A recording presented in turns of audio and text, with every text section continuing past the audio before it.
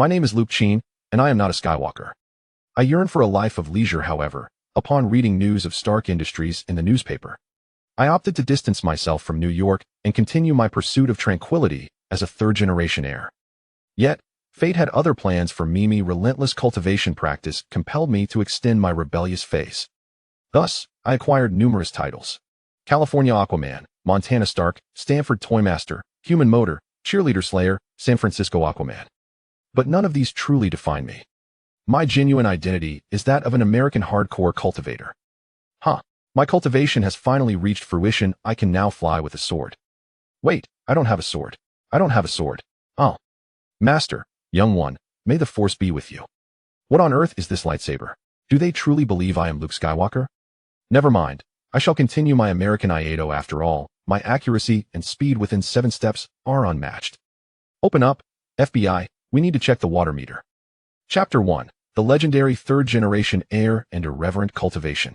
In 1998, Malibu, California. The first rays of morning sunlight refracted through the Pacific Ocean and streamed into the master bedroom of Luke Cheen's 270-degree ocean view villa. Upon awakening, Luke surveyed his surroundings, reveling in the sheer luxury of his expansive seaside abode.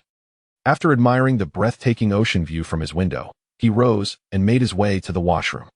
Gazing at his reflectiona mixed-race visage more handsome than Keanu Reeves, with a physique rivaling that of Michelangelo's David, Luke couldn't help but exclaim inwardly, truly dashing, as charming as the author's fans. At that moment, a girl's voice echoed from downstairs. Luke, are you awake? Breakfast is ready, hurry up, we have places to go.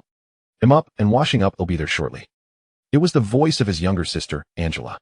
3 days prior, Luke had graduated from Stanford University in California.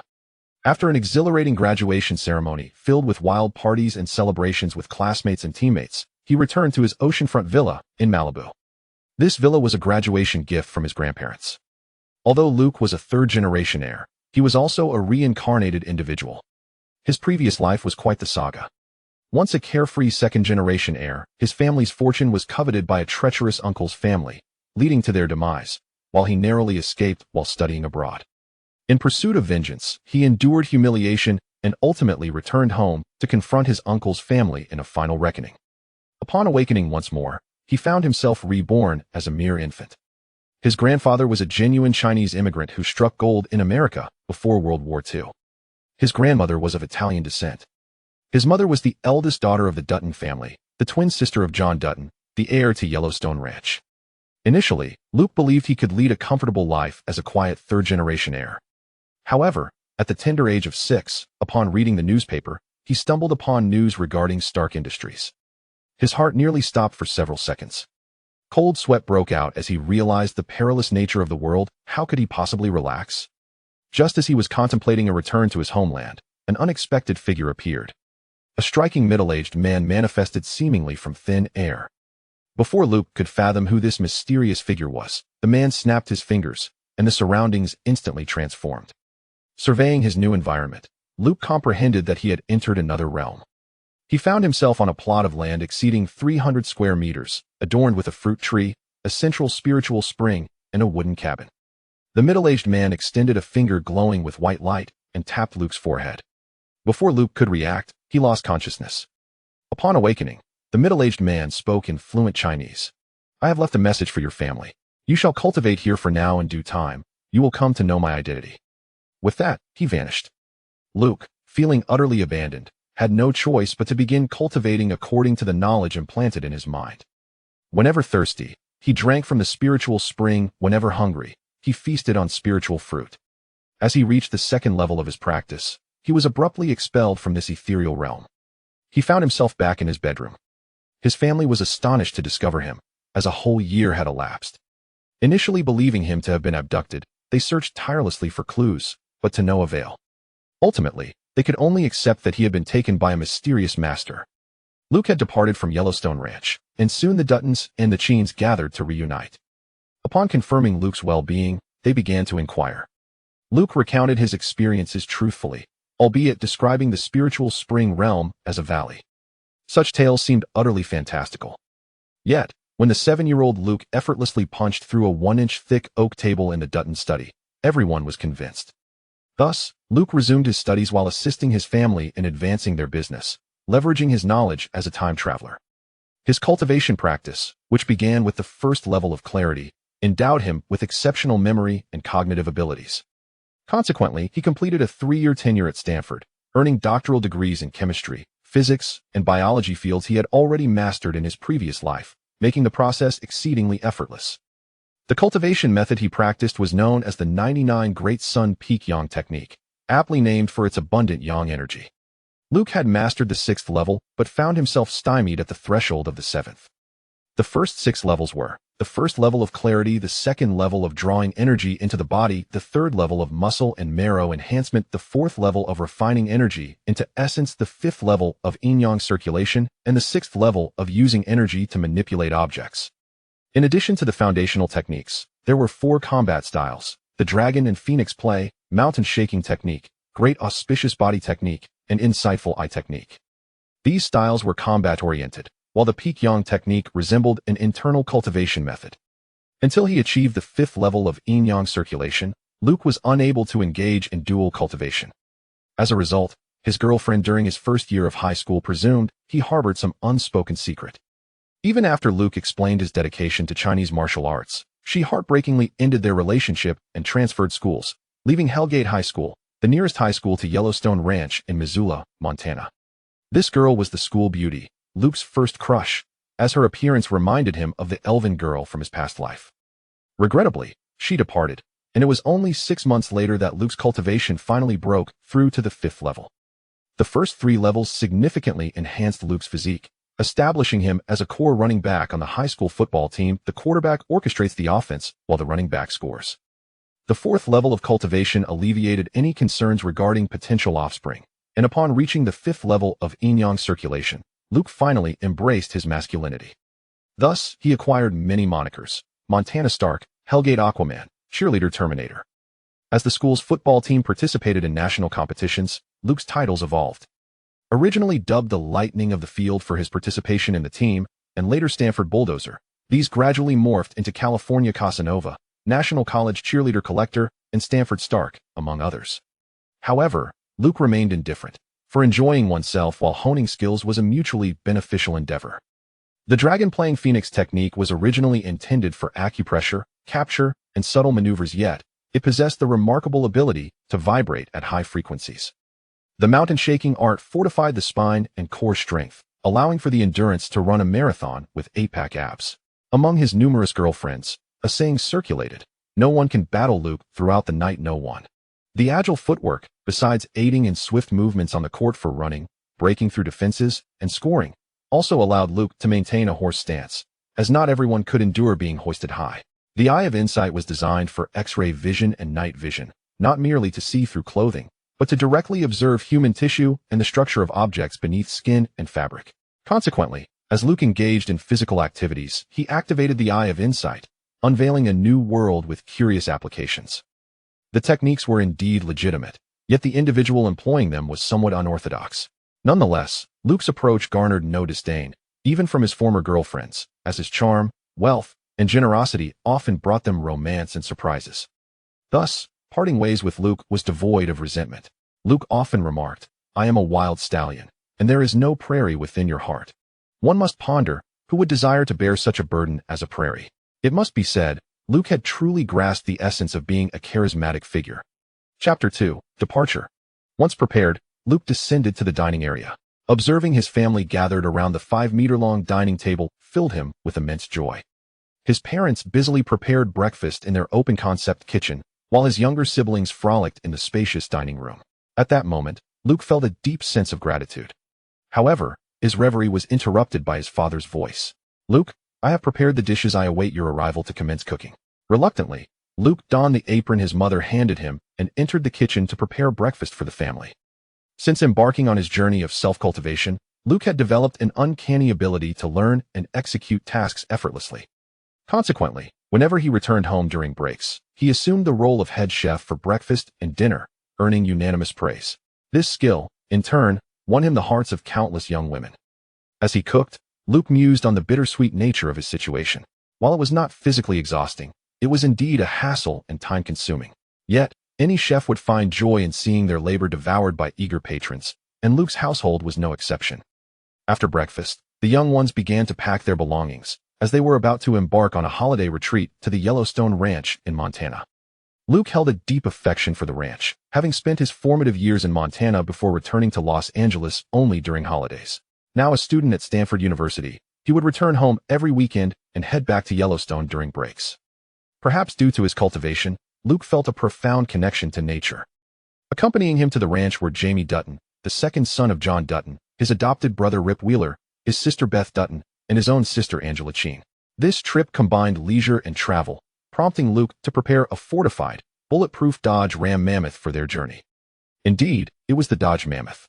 Having demonstrated his prodigious intellect early on, Grandpa Cheen had acquired Dodge Motors, allowing Luke to unceremoniously unveil automotive design concepts from 2 decades into the future. The outcome was immensely profitable, leaving General Motors and Ford trailing far behind. Luke's father, Drake, assisted Jamie and Rip in loading luggage and outdoor gear into the trunk. Angela and Beth approached with their neatly packed bags. With little more than a backpack of clothing, Luke ventured down to the basement, emerging with an oversized travel bag. Upon reaching the vehicle, he found everything packed, and he carefully stowed his large bag in a corner of the trunk. Casting a glance at his father, he quietly inquired, "Dad, is there beer in the fridge?" Grandpa Cheen exchanged a knowing look with Luke, who understood immediately. With a smile, he patted Luke's shoulder and advised, "Drive safely on the road and look after your siblings." Luke's mother, Elsa, stood at the villa entrance, bidding farewell with his 10-year-old fraternal twins. "Call if you need anything." Waving goodbye, Luke climbed into the vehicle with his siblings, and they set off. Among the 5, only Luke and Jamie possessed driving licenses. Jamie had recently been accepted into Yale's law program, while Rip was only 15, and Beth and Angela, at 14, were still too young to obtain their licenses. Nevertheless, the trio could drive, as Luke often took them for spins around the ranch during holidays. Their planned route led them from Los Angeles to Las Vegas, then to Salt Lake City, followed by a night of camping in Idaho, ultimately reaching Yellowstone Ranch in Montana, journey of approximately 1,800 kilometers. This marked the first long-distance road trip for these young adventurers. Due to Grandpa Cheen's opulence, the Cheen family owned 8 private jets. With a close relationship with the Dutton family, the Cheen family collaborated on business ventures, resulting in an expanded Yellowstone Ranch, neighboring Cheen's Nick Ranch. The two families had positioned their homes at the border, with Grandpa Cheen entrusting John Dutton with ranch management. Thus, the children of both families could indulge in unrestricted activities at their respective ranches: horseback riding, fishing, camping, and hunting skills everyone possessed, yet Luke consistently excelled above the rest. As the 5 young travelers munched on chips and sang songs, they traversed California into Nevada's Las Vegas. While on the road, Luke received a call from his uncle, his grandmother's nephew. Consequently, upon entering Nevada, the 5 young ones received a warm welcome. In his youth, Luke believed that Grandpa Cheen had built his fortune from nothing in America. However, he later realized how understated both Grandpa Cheen and Grandma Mariana truly were. Luke had never heard of his grandfather's background, but it was undoubtedly more complex than it appeared. After all, it was no small feat to amass a fortune exceeding $100 billion in the predominantly white American mainstream society. What surprised Luke most was his grandmother, who always wore a warm smile and exuded kindness. It was only as he matured that he learned that the family's most significant connections lay with Grandma Mariana. Before marrying Grandpa Cheen, she bore the surname Luciano, the inspiration for The Godfather's character Charlie Luciano. Moreover, she was the youngest and only daughter in the Luciano family, with 3 elder brothers, granting her a princess-like status within the family. Marrying into such a prominent lineage indicated that Grandpa Cheen was no ordinary man yet. He remained reticent, and Luke never inquired further. Regardless, Luke Cheen, a 3rd-generation affluent individual, felt content to simply enjoy life. Returning to Las Vegas, the Luciano family was one of the 5 prominent families in the city, with their enterprises spread throughout. Thus, the 5 young travelers were graciously entertained by Grandma's nephew in an opulent 5-star hotel. Amidst exquisite cuisine and a variety of lawful performances, the casino remained unexplored by them due to age restrictions. However, they relished a delightful afternoon and evening.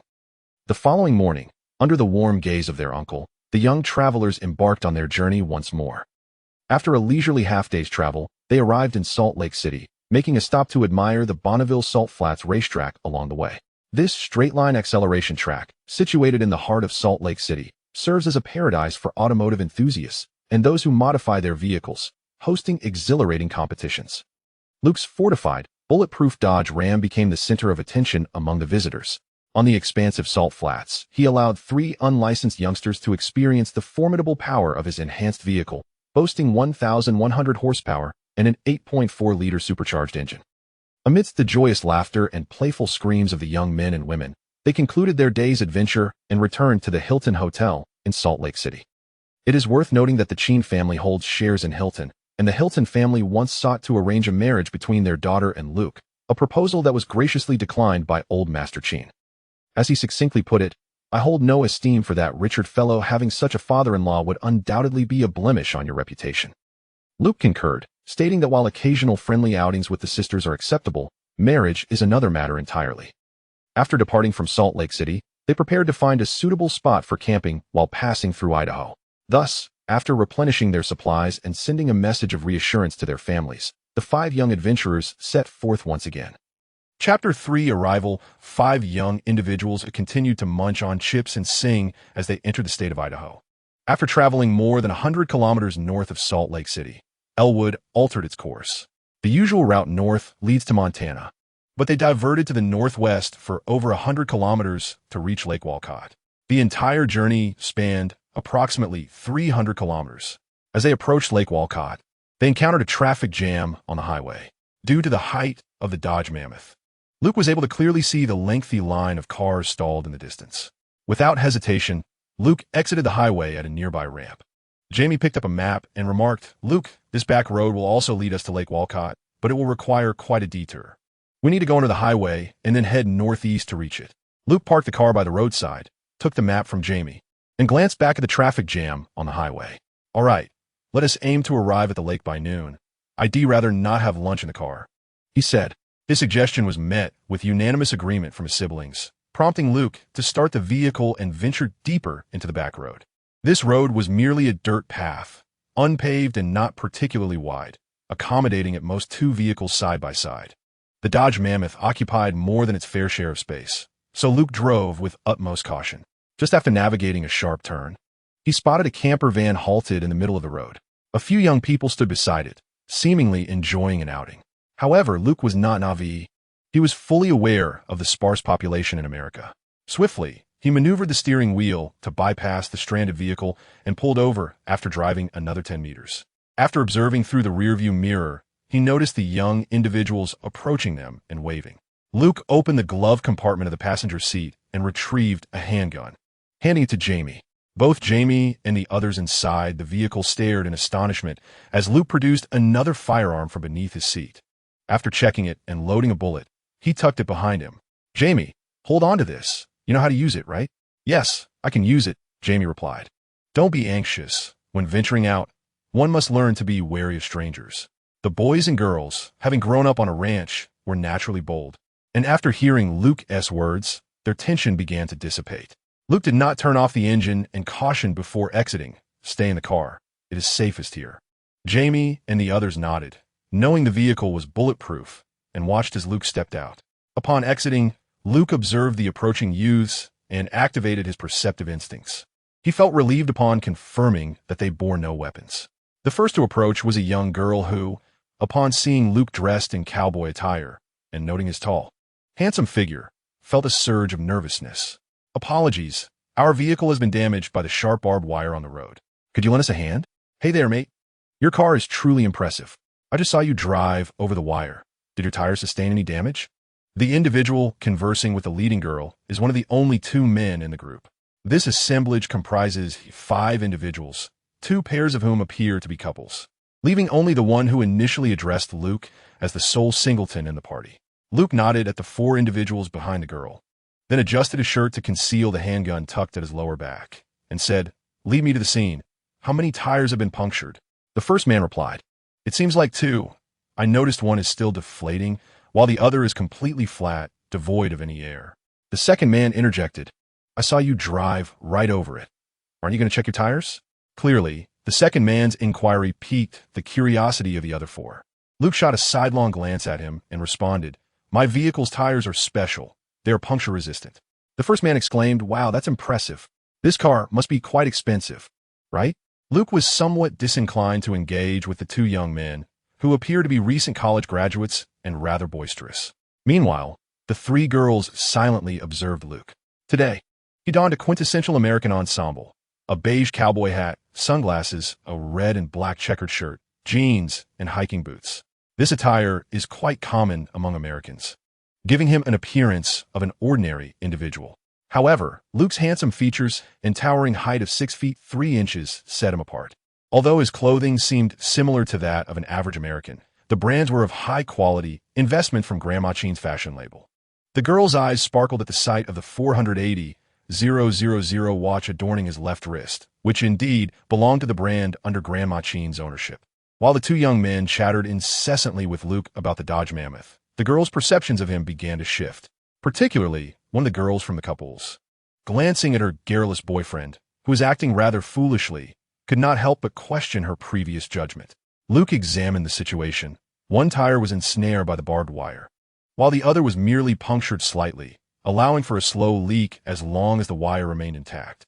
Assessing the group, Luke inquired, "Do you possess any tire repair tools?" The young individuals exchanged perplexed glances, evidently unfamiliar with Luke's request.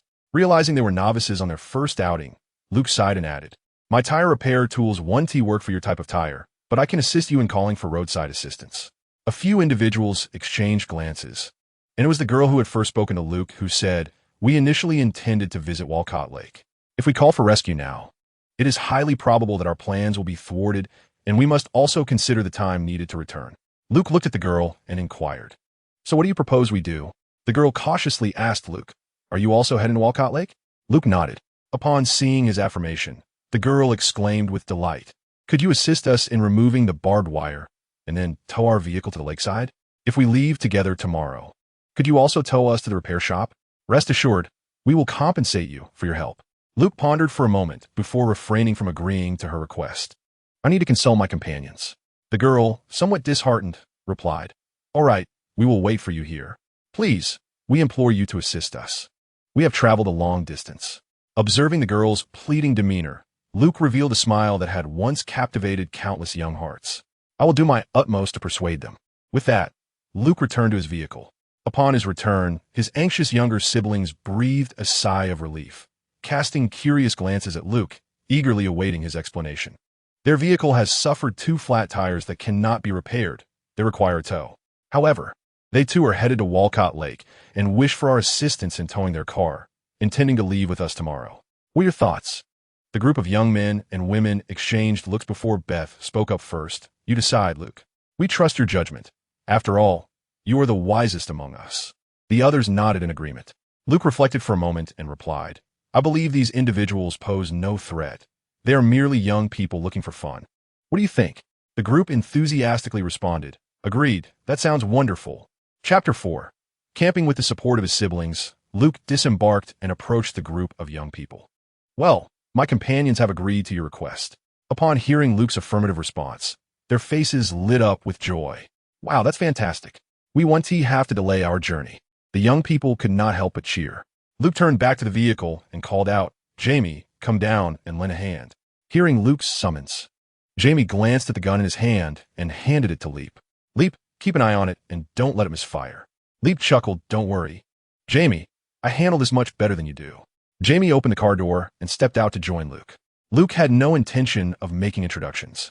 He directly instructed Jamie, "Jamie, please fetch the toolbox from the trunk. I need a large pair of wire cutters." Then he addressed the young people. "Let us proceed to deal with that confounded barbed wire." Luke led the group back to their vehicle, following the iron wire mesh beneath the tire. They ultimately discovered it ensnared around the roots of a tree by the roadside. The sight elicited frowns from several individuals. Luke examined the situation and remarked, "It appears this was deliberately caused." The male lead lamented, "What bad luck," prompting a chorus of complaint from the others. At that moment, Jamie approached with a toolbox in hand. Luke interrupted their grievances, accepting the pliers Jamie offered. "Thank you, Jamie. Please check the other tires for any leaks," he instructed. Then added to the group, "Let's see if there's any remaining wire mesh on the road." With that, he returned to the vehicle to begin severing the entangled wheel. The young men merely strolled around the vicinity for a short while before returning. By then, Luke had finished addressing the damaged tire. Jamie shook his head at Luke after inspecting it. Luke then instructed, "Go fetch the tow rope." He turned to the others, saying, "Take out the spare tire. This one is completely ruined. The leak can wait until tomorrow. It should hold until we reach the repair shop." Luke, accompanied by the inexperienced group, successfully replaced the flat tire, while Jamie readied the tow rope. Luke clapped his hands as if to dust them off and announced, "Get in, we're off." This prompted a joyful cheer from the young group. Luke and Jamie climbed back into the vehicle, starting the engine and proceeding cautiously. The earlier wire mesh made Luke particularly vigilant about the road. Although their Dodge Mammoth tire was puncture-resistant, the trailing vehicles could not endure another flat. Fortunately, the journey remained uneventful. Half an hour later, after navigating a steep curve, they finally arrived at the shores of Walcott Lake. Gazing at the crystal-clear, azure waters, distant mountains, and serene forests, the picturesque scenery uplifted everyone's spirits. Once Luke parked the vehicle and unfastened the tow rope, he adjusted his car's position, aligning it in a V shape about 5 meters apart. Upon disembarking, the young men began to unload their luggage and set up tents. Meanwhile, Luke's younger siblings joined in the excitement. It was then that the group noticed a boy and 2 girls, all minors. Approaching them, Luke observed their preparations for 2 tents and frowned. "Can these 2 tents accommodate 5 people?" The bespectacled second male replied, "Jesse will sleep in the car, while Francis and I will share one tent, and Carly and Scott will share the other." Hearing this, Luke finally learned their names. The first to greet him was the single girl named Jessie. The olive-skinned Jewish girl was Carly. The red-haired girl was Francis. The curly-haired boy was Scott, and the bespectacled boy was Evan. Luke glanced at the group and remarked, "My younger siblings are still minors, so I kindly ask that you keep the volume down while engaging in adult activities." "Thank you." His words rendered the young individuals somewhat uncomfortable. However, the girls, their eyes sparkling with mischief, unabashedly replied, "We 3 will share one tent, while those 2 will share another. Rest assured, nothing untoward will occur." In response, Luke bestowed upon them a charming smile and graciously said, "Thank you." Without further regard for the boys' awkward expressions, he proceeded to fetch supplies from the vehicle. Dutton and the children from the Cheen family were well versed in the art of camping and tent assembly, having engaged in such activities since childhood. Before long, Jamie and Leap had successfully erected their large tent. Luke designated Beth and Angela to sleep in the spacious back seat of the Mammoth, equipped with a dedicated inflatable mattress, which sufficed for the 2 14-year-old girls. With the tent set up, Luke assigned tasks. He instructed the young ones to gather dry twigs nearby, while Leap and Jamie were tasked with constructing a fire pit and cooking area. Beth and Angela took ropes and a tarp to fashion a makeshift toilet. Once the arrangements were complete, Luke busied himself with the grill and food. Given the abundance of supplies, even with the additional young adults, there was more than enough to go around. Soon, as everyone returned, they discovered Luke already preparing a feast. Jamie and Leap excitedly retrieved beer and beverages from the vehicle's cooler. Beth and Angela flung open all the doors of the Mammoth, selecting their favorite music and cranking up the volume, heralding the commencement of their youthful revelry. Initially, the group had not planned for much sustenance, merely some snacks and bottled water. However, upon witnessing the lavish spread of food and drinks laid out by Luke, they felt a twinge of embarrassment. Yet, as the barbecue commenced, inhibitions faded, and they indulged in merriment. The girls, having eaten their fill, swiftly donned bikinis in anticipation of a swim in the river. Luke, however, cautioned Beth and Angela against venturing too far and assigned the sober Leap to keep watch from the shore. In truth, the girls intended only to frolic for a brief spell before returning to the warmth of the central fire. Seizing the opportunity, they showcased their figures before Luke. It must be said, each of the 3 possessed a physique more alluring than the last. Luke was not the only one captivated. Jamie and Leap frequently cast glances in their direction, though Leap was often jolted by Beth's playful pinches. A gathering of youthful exuberance, set against the backdrop of nature. By the lakeside, enjoying barbecue delights and singing in harmony. What a picturesque scene it was.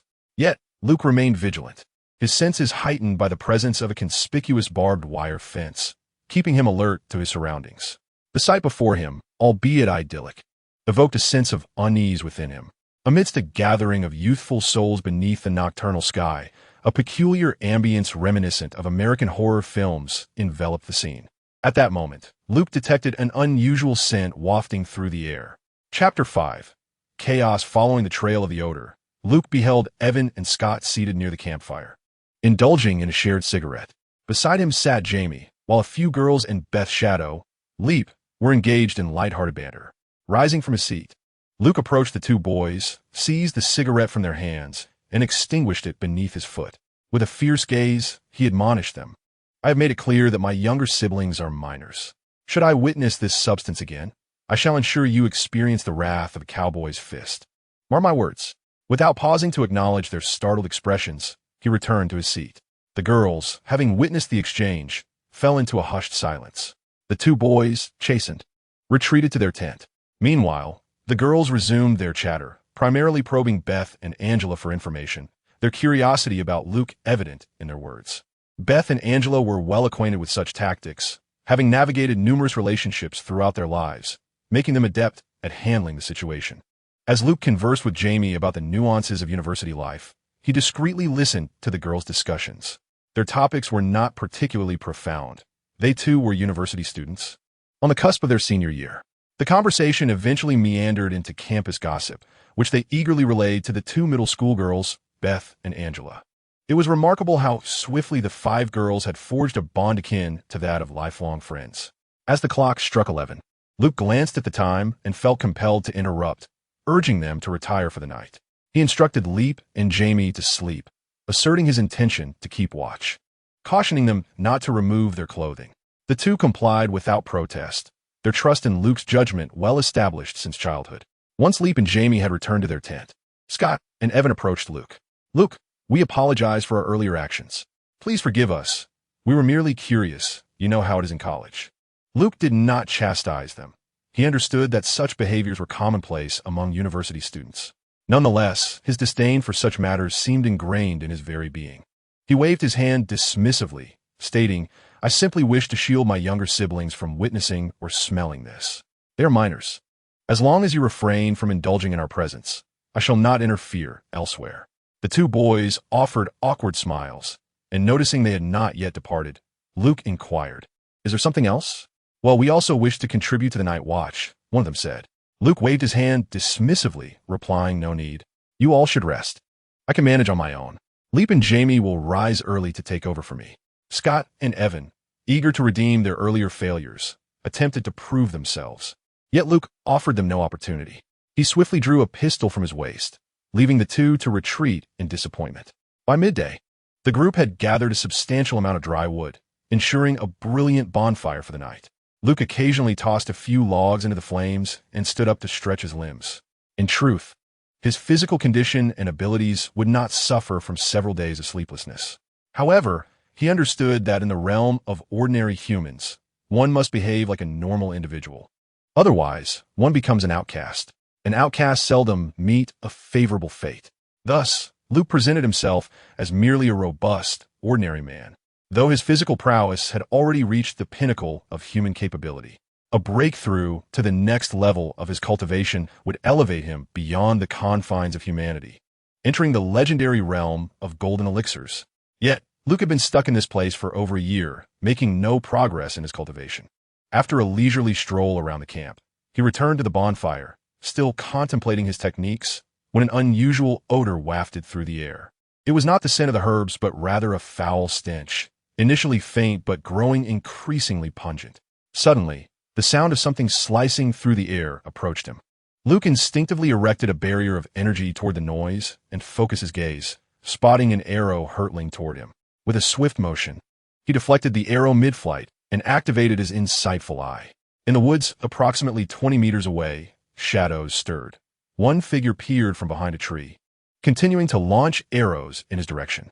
Just as Luke was about to draw his weapon, he heard a flurry of footsteps surrounding him. 7 or 8 humanoid creatures of varying heights were assaulting the camp. Without a moment to spare for the young men, Luke prioritized rescuing Leap and Jamie, knowing that Beth and Angela were safe in the vehicle. Upon witnessing 2 creatures armed with wooden clubs and axes advancing toward Leap and Jamie's tent, Luke promptly drew his firearm and fired. The sharp crack of gunfire shattered the tranquility of the night. Jamie, Leap, wake up, he shouted, followed by several more gunshots. Meanwhile, the young men were also under attack, the gunfire disrupting their peaceful slumber. Focused on saving his brother, Luke paid no heed to the situation on the other side. He targeted the two assailants, threatening his tent, initially aiming for their limbs. However, the 9mm bullets had little effect on them. The creatures seemed impervious to pain, pausing only momentarily before resuming their advance. Fortunately, both Jamie and Leap had been sleeping in their clothes. Upon hearing the gunshots, they immediately awoke and hurriedly scrambled out of the tent. As soon as they departed from the tent, the two creatures struck the canvas with axes and clubs. Had Jamie and Leap not fled, the consequences would have been dire. Meanwhile, a few young individuals engaged in combat with the monsters, but their sluggish reactions and lack of weaponry soon rendered them at a disadvantage. Observing that targeting the limbs yielded no results, Luke unleashed a fierce assault on the two monsters pursuing Jamie and Leap. Utilizing the Mozambique drill, he fired 2 shots to the torso and 1 to the head. After 6 shots, the two creatures collapsed. Just as Luke was about to breathe a sigh of relief, Beth and Angela in the vehicle let out piercing screams. It turned out that another monster was attempting to force open the car door to attack them. Fortunately, the car was locked, a precaution Luke had advised before they fell asleep, which ultimately saved them. The two creatures were unable to breach the vehicle, resorting instead to striking it with wooden sticks. Hitting a bulletproof car with a stick? How absurd. Then, 6 more gunshots rang out, adding 2 more monstrous corpses to the ground. After reloading, Luke glanced back at the young individuals, only to find a scene of utter disarray with no sign of life. He reassured Beth and Angela, handing the gun to Jamie. "Get in the car and stay put. There are handguns and ammunition inside, along with a satellite phone. Call for help immediately." With that, Luke leapt onto the bed of the pickup truck, retrieving a large black travel bag he had brought. He pulled out a Remington 870 shotgun and an ammunition pouch. Tossing it to Leap, "Guard the vehicle and do not exit."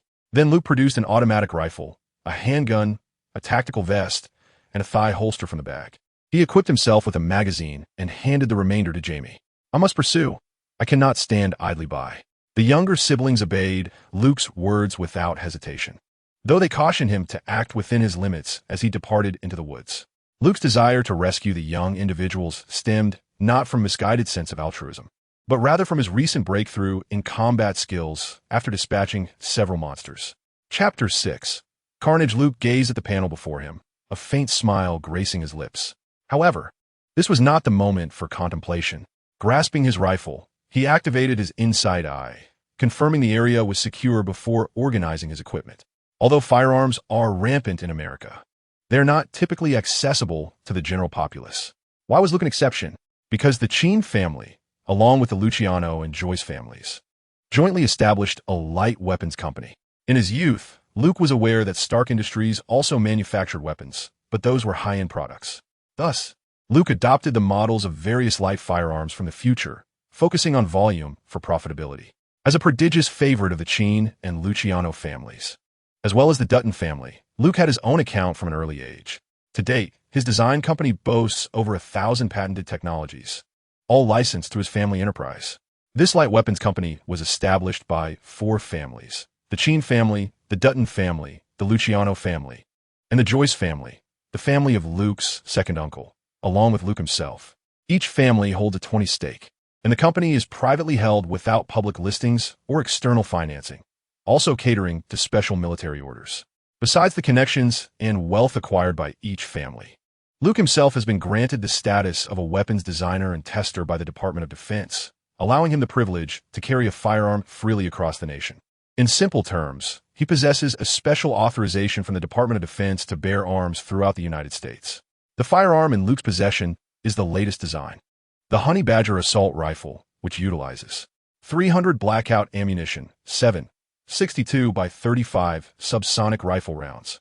This silenced assault rifle has been specifically designed for special forces to replace the German-made MP5 submachine gun. As Luke ventured out, he was apprehensive about potential issues on the road.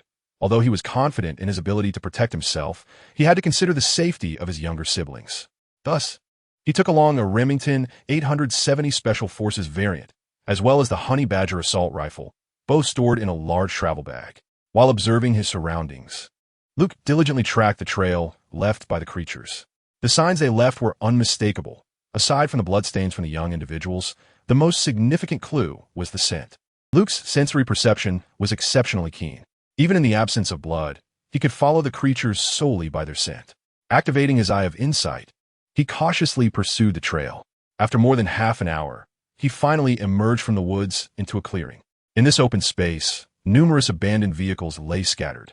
After inspecting the area and determining it was devoid of danger and traps, he stepped inside. There were over 20 various types of dilapidated cars, many of which still bore dried bloodstains. Luke immediately surmised that these were likely remnants of previous victims. Since the area posed no immediate threat, he chose not to linger. After traversing the makeshift parking lot, he followed a narrow path that took a wide turn, leading him to several wooden cabins. The largest cabin was illuminated and emitted faint sounds of activity. Luke carefully examined the other structures before concluding that all the creatures were situated within the largest two-story cabin. His eye of insight revealed the presence of 9 humanoid entities inside, while 3 remained motionless.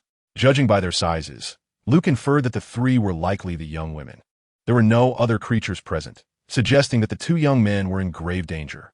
Having conducted his reconnaissance and formulated a plan, Luke prepared to stealthily enter the room through a side window. This was the place where the 3 women were being held, with only 2 monsters standing guard. 4 were in the main hall, 2 were upstairs, and 1 was in a room adjacent to the hall. After solidifying his strategy, Luke quietly lifted the window and slipped into the interior. The 2 monsters had their backs turned to him, seemingly engaged in a heated argument. The 3 young women lay sprawled upon the mattress before the monstrous entity. Luke, resolute, drew forth his silenced pistol, for a silenced handgun is far more discreet than a silenced rifle. With a muffled thud, he dispatched the creature, ensuring its demise. He then approached the 3 ladies to assess their condition. They appeared to be unconscious, bearing various abrasions and lacerations, with blood staining their heads. It seemed they'd been struck on the head, rendering them unconscious, and subsequently sustained additional injuries during their transport through the woods. He reached out to check their breathing and pulse, both of which were steady, with no profuse bleeding evident, indicating they were not in immediate peril. However, Luke was faced with 2 choices. The first was to awaken the young women and, while the creature remained oblivious, quietly escort them to safety. The second was to leave them behind and venture forth to eliminate the monster himself. Ever since his foray into the realm of cultivation, Luke had not lacked confidence. The 6th tier of his cultivation technique had bestowed upon him the limits of human capability. Thus, he opted to rouse the young women and confront the monster head-on. Although he remained uncertain of the specifics regarding the breakthrough of his technique, he believed that vanquishing the creature could only yield positive results. His hypothesis was that the monster would provide experience points.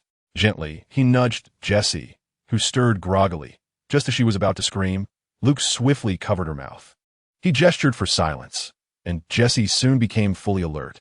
She blinked at Luke, who gradually released his hand. In a hushed tone, he instructed her to awaken the others quietly while he dealt with the remaining monsters. Upon hearing Luke's intent to risk confronting the other creatures, Jessie grasped his hand, her eyes brimming with tears as she shook her head in protest. Luke offered her a faint smile, revealing his assault rifle from behind as a gesture of reassurance. "Stay here and wait," he said, bestowing upon her a confident and charming smile before turning to leave with an air of nonchalance and professionalism. Moments later, faint gunfire echoed through the air, followed by the cacophony of the creature's cries, gunshots, and the sounds of chaos. Then, silence enveloped the surroundings. Jessie felt her heart entwined with anxiety. She was too apprehensive to awaken her companions, covering her mouth tightly, fearful of making even the slightest sound. After Luke had dispatched all the monsters, he discovered Evan, lifeless, and Scott, dismembered. Within the wooden cabin, aside from Jessie and the other 2 girls, there was no living creature left. Luke remained vigilant, wary that certain entities might elude detection by his keen senses. He observed the area for a brief moment before returning to the room where Jessie and her companions lay. "Jessie, it's safe now," he announced as he entered. Upon witnessing Luke's safe return, Jessie exhaled in relief, instinctively embracing his leg and weeping profusely. Luke, with a sense of helplessness, attempted to comfort Jessie while also endeavoring to awaken Carly and Francine. The girl quickly regained consciousness, and upon seeing Luke, she felt as though an angel had come to rescue them. Like Jessie, she clung to Luke, weeping uncontrollably. After a considerable effort to comfort them, Luke led the three girls away from the cabin. His vigilance remained high as he activated his insight, proceeding cautiously. As they passed through the hall, the three women were overwhelmed with grief and nausea upon witnessing the remains of Evan and Scott. On the way back to the camp, Luke marked the trees to facilitate the police's later arrival. After nearly an hour, Jamie and the others finally spotted Luke returning safely with the three girls. Beth and Angela, equipped with a medical kit, tended to the girls' wounds, while Jamie and Leap stood guard with their firearms. Meanwhile, Luke inspected the four creatures he had dispatched earlier. Just before dawn, they heard the sound of approaching vehicles, more than one. Luke turned to Jamie and Leap and inquired, "Did you call the police?" Jamie scratched his head and replied, "I dialed 911. Leap, with a dismissive expression, added, "I wanted to call home," but Jamie disagreed. Luke frowned, but remained silent as the vehicles drew closer. Spotting two Dodge vehicles, he promptly raised his weapon. Chapter 7. Disguised Luke and his companions remained gathered around the campfire, where Leap was brewing coffee. The girls leaned against each other, seeking solace in their exhaustion. After a night of turmoil, they were weary but unable to find restful sleep, relying on one another for comfort. The two full-size Dodges approached the camp and came to a halt. These vehicles were designed by Luke, inspired by the Cadillac Escalade, which had gained immense popularity since its 1996 release. Now, even the presidential limousine was modified based on this design, with Dodge having become a strategic partner of the U.S. government thanks to Luke's innovation. As 8 men in black suits emerged from the vehicles, Luke furrowed his brow. However, the men showed no signs of alarm at the sight of Luke and the two boys brandishing firearms. The leader, a man with a receding hairline and glasses, approached with his hands raised. "Young man, please remain calm. We are agents. We received information from the precinct and came here first." Luke did not lower his guard in response to his words and firmly commanded, "Show me your credentials, slowly. Let me see clearly." The bespectacled agent did not seem offended by Luke's demeanor. Rather, he smiled appreciatively. He slowly retrieved his identification from his pocket and presented it to Luke. Luke took a glance but masked his reaction. Internally, he was already convinced that this group was not genuine. Nevertheless, proper verification was necessary. Luke nodded at him and stated, "I'm sorry, but I need to make a phone call to verify this." The glasses-wearing man nodded in agreement, saying, "Please proceed." Luke took a few steps back, still firmly grasping his rifle, and said, "Jamie, hand me the satellite phone." Jamie retrieved the phone and approached Luke.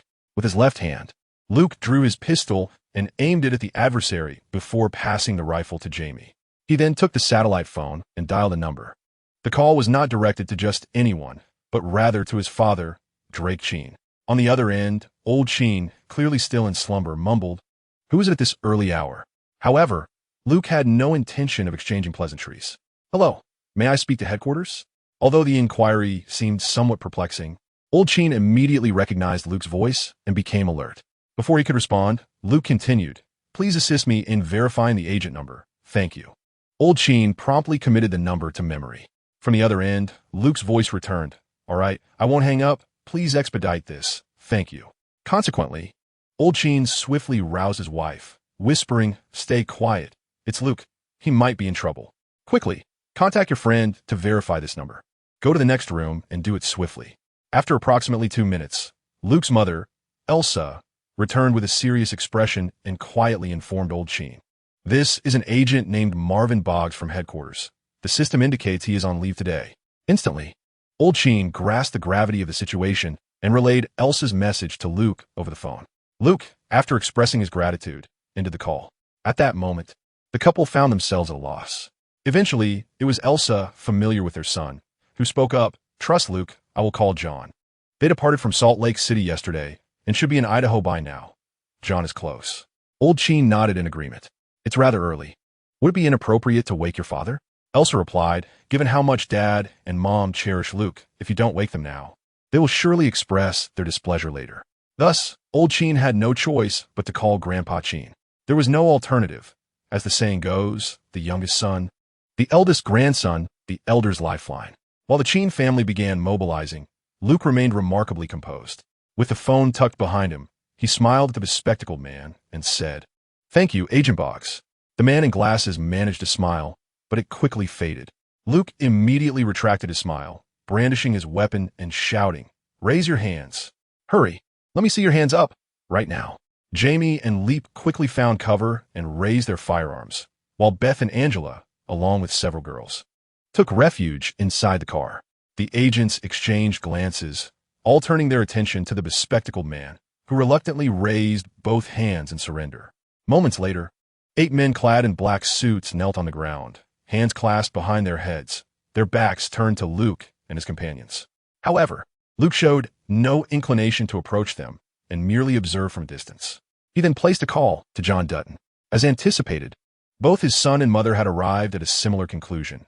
Luke recognized that they were closest to his uncle's residence, merely a few hundred kilometers away. The Dutton and Nick Ranch boasted several helicopters, capable of arriving within the hour. After conferring with John and relaying the situation truthfully, from the camping trip to the nighttime ambush, and finally to the fake police response, Luke informed John of all the details. Following their conversation, John instructed Luke before setting off. Subsequently, 3 Bell 407 helicopters and 1 Bell 525 took flight from the farm. Meanwhile, the bespectacled man attempted once more to persuade Luke. "Young man, I'm not certain where you made your identity verification call, but it certainly was to our headquarters," he asserted.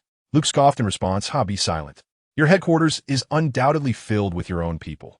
Do not assume that our youth renders us gullible." Under Luke's discerning gaze, red question marks loomed over these individuals' heads, while his brother and sister displayed their names in blue. The 3 girls, on the other hand, appeared in green. Clearly, Luke held a stronger belief in his own allies. The bespectacled man, undeterred, sighed and conceded, "All right, I admit we are S.H.I.E.L.D., but not really." Luke's lips curled into a smirk. He anticipated that these individuals were indeed agents of S.H.I.E.L.D. This group of Crimson-named agents from Hydra's S.H.I.E.L.D. division was unmistakable. Yet, Luke, channeling his inner actor, mockingly retorted, "Did you truly believe me to be foolish? The federal law enforcement agency does not recognize the existence of S.H.I.E.L.D. I possess 3 doctoral degrees. To deceive me is but a dream." Seeing that Luke remained impervious to their tactics, the bespectacled man grew a touch impatient. Luke discerned their thoughts and issued a warning. "Do not move recklessly. I am quite capable of firing my weapon. The state police will arrive shortly. Any explanations should be directed at them." With that, he fired a shot that struck the ground beside the bespectacled man, instantly calming the agents. Over an hour later, the sound of helicopters filled the air. Luke, unfazed, noticed the agents becoming increasingly restless and fired another shot near them to ensure their composure. At that moment, the satellite phone at his waist began to ring. "Jamie, please answer the call." Jamie picked up the phone, spoke briefly, and then hung up. "It's John. P.S. on his way," he informed Luke. Excitedly, Luke tossed some damp leaves onto the campfire, and thick smoke soon billowed upward. Shortly thereafter, 4 helicopters appeared overhead. Chapter 8. Misunderstanding. John, accompanied by the 4 helicopters, chose to land on the marshy shore behind Luke. Only 1 helicopter descended, while another hovered in the distance, and the remaining 2 circled above. Jamie and the others could clearly see that all the aircraft doors were ajar, revealing cowboys, livestock agents, and sheriffs brandishing firearms directed below. John descended alongside the second plane. Evidently, he had received prior notification from his sister, Elsa. The agents he brought along swiftly apprehended the 8 men in black suits. Before John could engage in conversation with Luke, Beth rushed towards him. Their father, relieved to see his daughter and the other young individuals unharmed, exhaled a sigh of relief. He patted Luke and his own 2 sons with a sense of gratification. "Well done." It was apparent that old John seldom offered compliments, leaving Jamie and Leap momentarily taken aback, yet they managed to respond with awkward smiles. Once Luke observed that the Hydra group was under control, he felt no urgency. There would always be someone to handle the aftermath. Thus, he led John to the side of the monstrous corpses. "We were attacked by these creatures last night. Fortunately, I was on watch while Beth and Angela remained in the armored vehicle, and we sustained no injuries."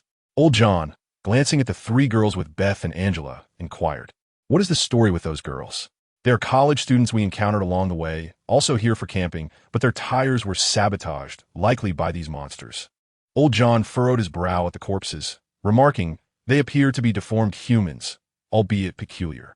Luke nodded in agreement. "Yes, indeed, it is strange. Typically, deformities are associated with either diminished intellect or stunted development, yet they are still classified as human.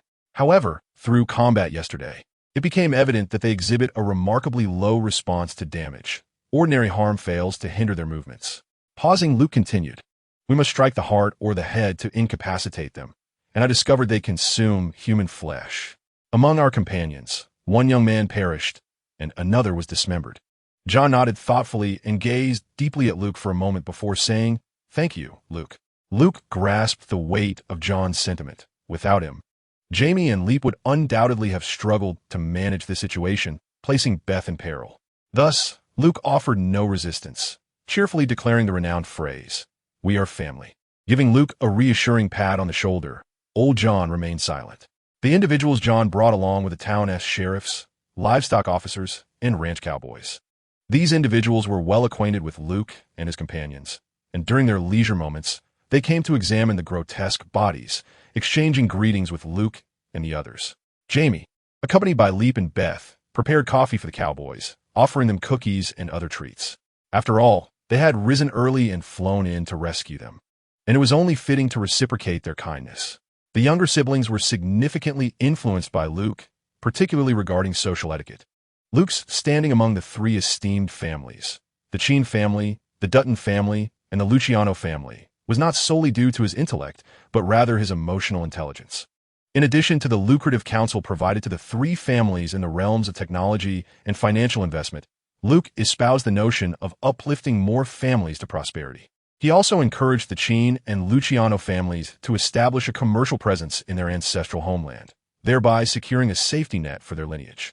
Consequently, in the early 1990s, the Cheen family began to invest in the interior, albeit through overseas proxies.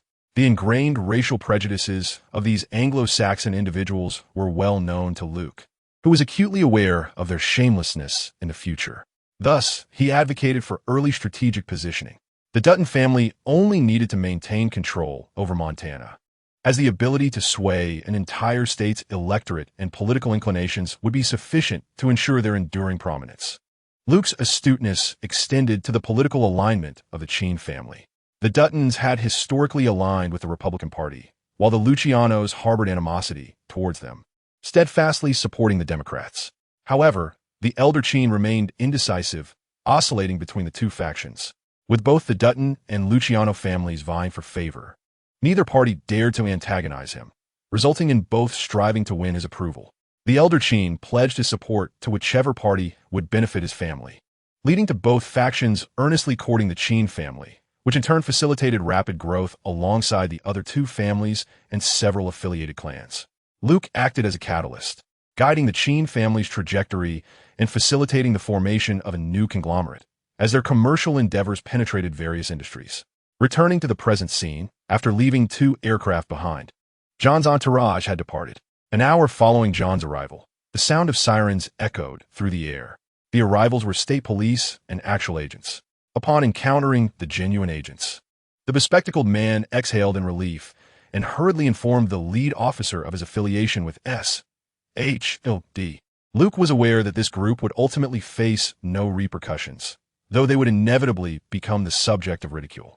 After the lead officer conferred with his superiors, they released the individuals.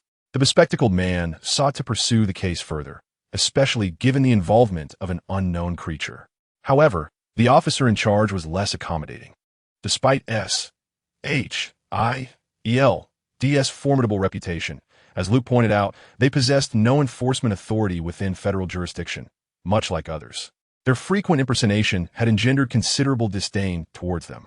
While they were still part of the same community, they could at least share some intelligence. Yet S.H.I.E.L.D.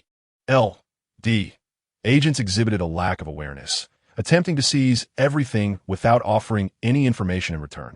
As the old adage goes, they were simply unruly. Clearly, S.H.I.E.L.D. had failed to navigate the intricacies of social conduct. Consequently, leniency was often extended, but once caught in the act, they could expect no sympathy. Once the S.H.I.E.L.D.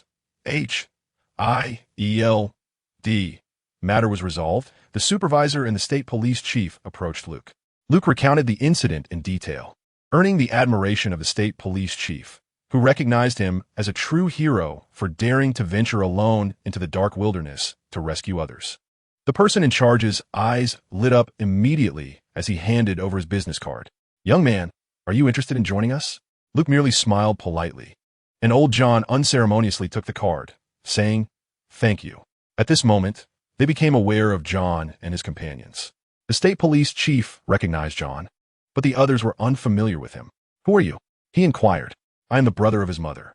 Once you comprehend his identity and still have interest, you are welcome to visit the Dutton Ranch in Montana." The supervisor, who had come from Salt Lake City, was not acquainted with the Dutton farm in Montana and thus had to suppress his thoughts and focus on the case at hand. Hence, they left a portion of their group behind and followed Luke toward the lair of the monsters. Upon arriving at the abandoned parking lot, Luke remarked, "You should be able to find information on the missing persons based on the car license plates." When they reached the monster's cabin and pushed open the door, the sight within was profoundly unsettling. Most of the individuals were retching, too horrific, too ghastly. Chapter 9. Homecoming. Luke recounted to the agents his infiltration of the cabin. Everyone began to admire him. The supervisor's regard for Luke grew increasingly favorable. Due to limited personnel, the supervisor called for reinforcements and took statements from Luke and the others, leaving them with little to do for the time being. Upon returning to the camp, Luke instructed the ranch cowboys to drive the vehicle back. He then took his siblings and 3 girls on a helicopter, following old John back to the ranch. Upon their arrival, Luke's parents, siblings, and grandmother were present, while old Mr. Cheen, having to attend a conference abroad, could only call Luke. Seeing the children unharmed, everyone breathed a sigh of relief. The reassurance of a phone call could not truly alleviate their worries. Only seeing the children in good health could bring genuine comfort. Old John's house was large enough to accommodate all, so everyone settled in. Evelyn thoughtfully summoned a doctor to tend to the girls' wounds. The girls had only minor scrapes, but they were primarily shaken by the experience. Beth and Angela, however, bore no psychological burdens. Hence, they retained a few girls and informed their families. Through this adventurous ordeal, the young individuals grew closer. Lee and Jamie took them riding every day, herding cattle, and embracing the cowboy lifestyle. The scenery of Dutton Ranch and Nick's farm was truly beautiful and healing. Gradually, the 3 girls began to emerge from their shadows. They understood they could not linger here for too long. Once their injuries healed sufficiently, they would have to depart. 3 days after Luke and the others returned to the ranch, new visitors arrived at Dutton Ranch, accompanied by agents from S.H.L.D. Old John and Luke welcomed them. The chief's purpose was primarily to report on the case, while also expressing his ongoing interest in Luke. The personnel from S.H.I.E.L.D. primarily arrived to extend their apologies, while also harboring intentions of recruitment in their meeting with Luke. To Luke's surprise, all the individuals sent by S.H.I.E.L.D. bore green names, with Agent Coulson, whose receding hairline was still not very pronounced, leading the group. He came to express gratitude toward Luke. Through investigation, over 50 distinct human skeletons were unearthed near the residences of the mutated creatures. The identities of the vehicle owners were also uncovered, revealing that approximately 65 individuals had gone missing in that area over the past 7 years. This case constituted a significant breakthrough. Such incidents occur across the United States. Due to the absence of surveillance cameras, tracking the culprits proves nearly impossible, leaving many cases unresolved. Luke had indeed rendered them a substantial service. The supervisor still contemplated recruiting Luke, yet hesitated, recalling the words of his superior, and ultimately refrained from broaching the subject. When he reported to his superior, sharing his impressions of Luke, he was abruptly interrupted. "Anthony, do you know who he is? Do you understand why I sent you?" Anthony, clearly perplexed, inquired. "Is there a problem, Chief? I was called out of bed early this morning by the Attorney General.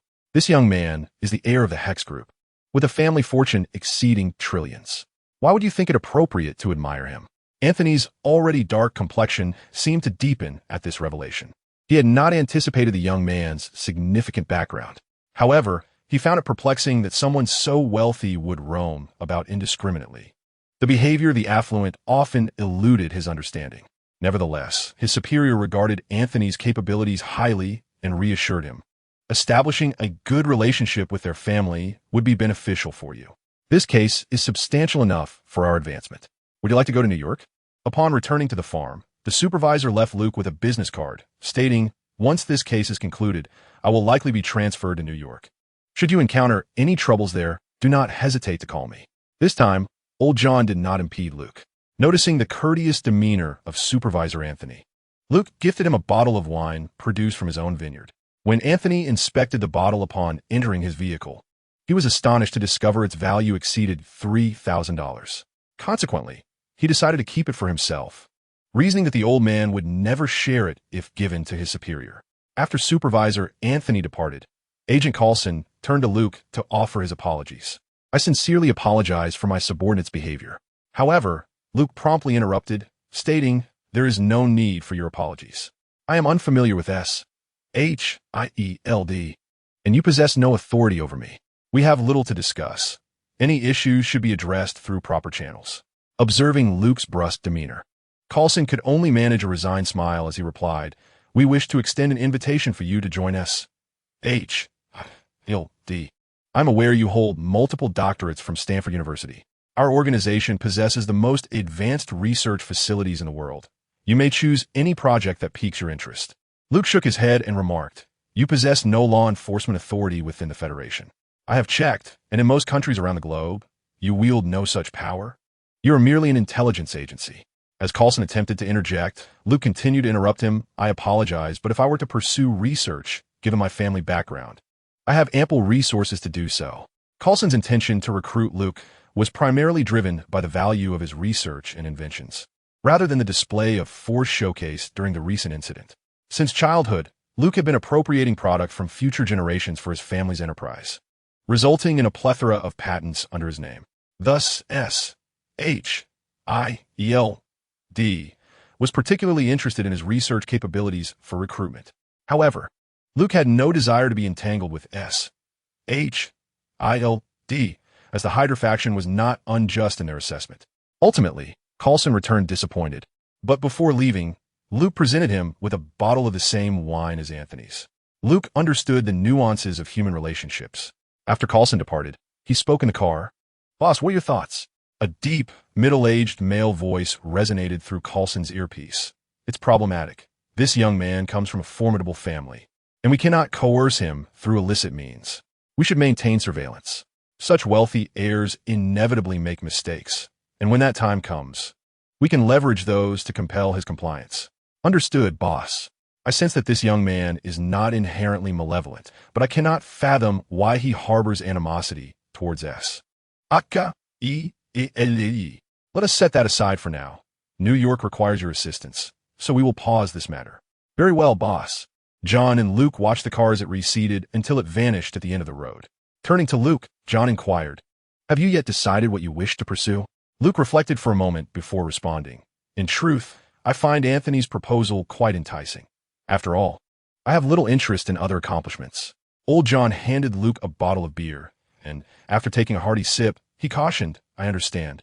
There is a unique sensation associated with taking a life. Do not allow the desire for bloodshed to govern you." Luke took a large gulp and assured him, "Rest assured, my resolve remains steadfast." John glanced at the group of girls riding in the distance and said, "Enjoy your evening, but take care of your health." Luke nodded, clinking his beer bottle with John's, sharing a knowing smile that only men understand. Tomorrow, the three girls would depart, so a bonfire was planned in their honor that night.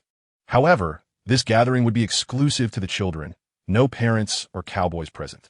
Luke's parents and grandmother, satisfied that the children were safe, would return to Los Angeles the following day. Meanwhile, Luke's youngest fraternal twins remained, joined by old John's younger son, Cuss, and his elder son, Lee. The party promised to be quite boisterous. With only Lee, Jamie, and Luke being of age, both old John and Luke exchanged smiles that signified a shared understanding. Chapter 10. The Master. The next morning, Luke awoke from his slumber, having played cards late into the night. Initially, the evening was filled with joy and merriment, without indulging in late-night revelries. Upon returning to his chamber, Luke intended to delve into his cultivation practice when a knock resounded at the door. The following morning, as Luke descended the stairs, he encountered only Jamie. A glance around the kitchen revealed no one else present. After a moment of careful consideration, he sensed that the rest of the household was absent, leaving only the three young ladies, himself and Jamie. Where had everyone gone? Jamie shrugged and replied, "I came to deliver breakfast ingredients. Everyone else returned to old John's place last night." Luke taken aback, inquired, "So late at night they went to old John's?" Jamie sighed, gazing at Luke with a hint of longing. "If it weren't for the raucous sounds of your card game last night, we would have preferred to stay." Luke was left speechless and merely shrugged in response. "Is it my fault then?" Jamie, unable to endure Luke's banter, yet accustomed to his ways, turned and made her way to the door. "I'm heading back. Don't forget the girls' flight this afternoon." After bidding farewell to Jamie, Luke opened the refrigerator and began preparing breakfast for himself and the three ladies. They had indeed played cards late into the night, only retiring at dawn. Eventually, Luke served breakfast to the young women, managing to rouse them from their slumber. The delightful aroma of his culinary creation quickly captured their attention. "What are we having?" "It smells divine." "Luke, you're truly considerate," one of them exclaimed. "Indeed, I almost don't want to leave." As Jessie finished her statement, she was met with protests from Carly and Francine. "We cannot allow this vixen to monopolize Luke. If we leave, we all leave together." After breakfast, the ladies huddled together for a brief chat before succumbing to slumber once more. However, Luke did not require such indulgence. 2 hours of sleep sufficed for him to remain invigorated. Following his encounter with a monster the previous day, Luke's cultivation had advanced. Not only had his foundational technique, the top yang skill progressed, but so too had the auxiliary techniques. Yet, Luke's primary focus lay not on these advancements, but rather on the panel that had manifested before him. In addition to the progress bars for 1 foundational skill and 4 auxiliary techniques, there was also an option for other skills. Upon selecting that option, a list unfolded before him.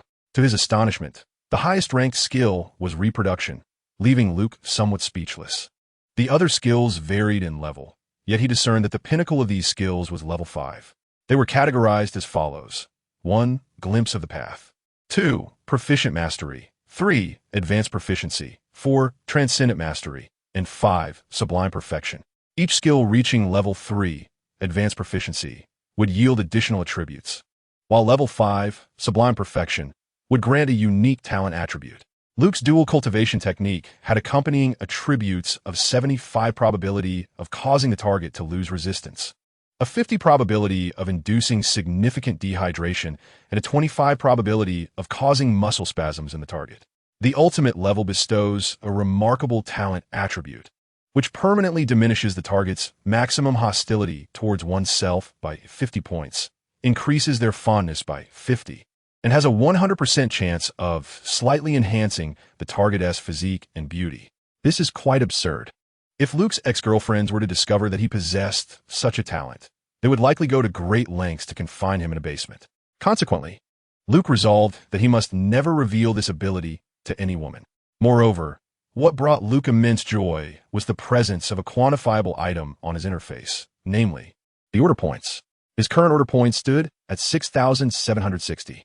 Although he remained uncertain about the application of these points, he was convinced of their significance. This bounty was a result of the 14 monsters he had vanquished, perhaps supplemented by the rescue of 3 girls. The 14 monsters also conferred additional benefits upon Luke. Initially, his skill set did not include jungle and mountain combat capabilities. It was only after he had defeated those creatures that these skills emerged. At first, Luke felt somewhat uncertain. Yet once he entered the jungles and mountainous terrains, certain instincts surged forth as if innate. Ultimately, he concluded that eliminating targets might yield further rewards, such as acquiring their most formidable skills. After examining this attribute panel, Luke could not help but sigh, internally lamenting his rather lackluster mentor. Nevertheless, he embarked on a leisurely existence, indulging in activities such as exercising, fishing with his younger siblings, horseback riding, herding, camping, and engaging in light-hearted banter with the cowboys. Occasionally, Luke would join the former subordinates of Old John, the livestock officers, to perform good deeds, aiding them in locating lost cattle and resolving ranch disputes. This was merely an experiment for Luke regarding the order points. Despite engaging in numerous activities over the past half-month, his order points had only increased by a handful, which left him feeling rather disheartened. One evening, after once again bemoaning his lackluster mentor, he prepared to rest.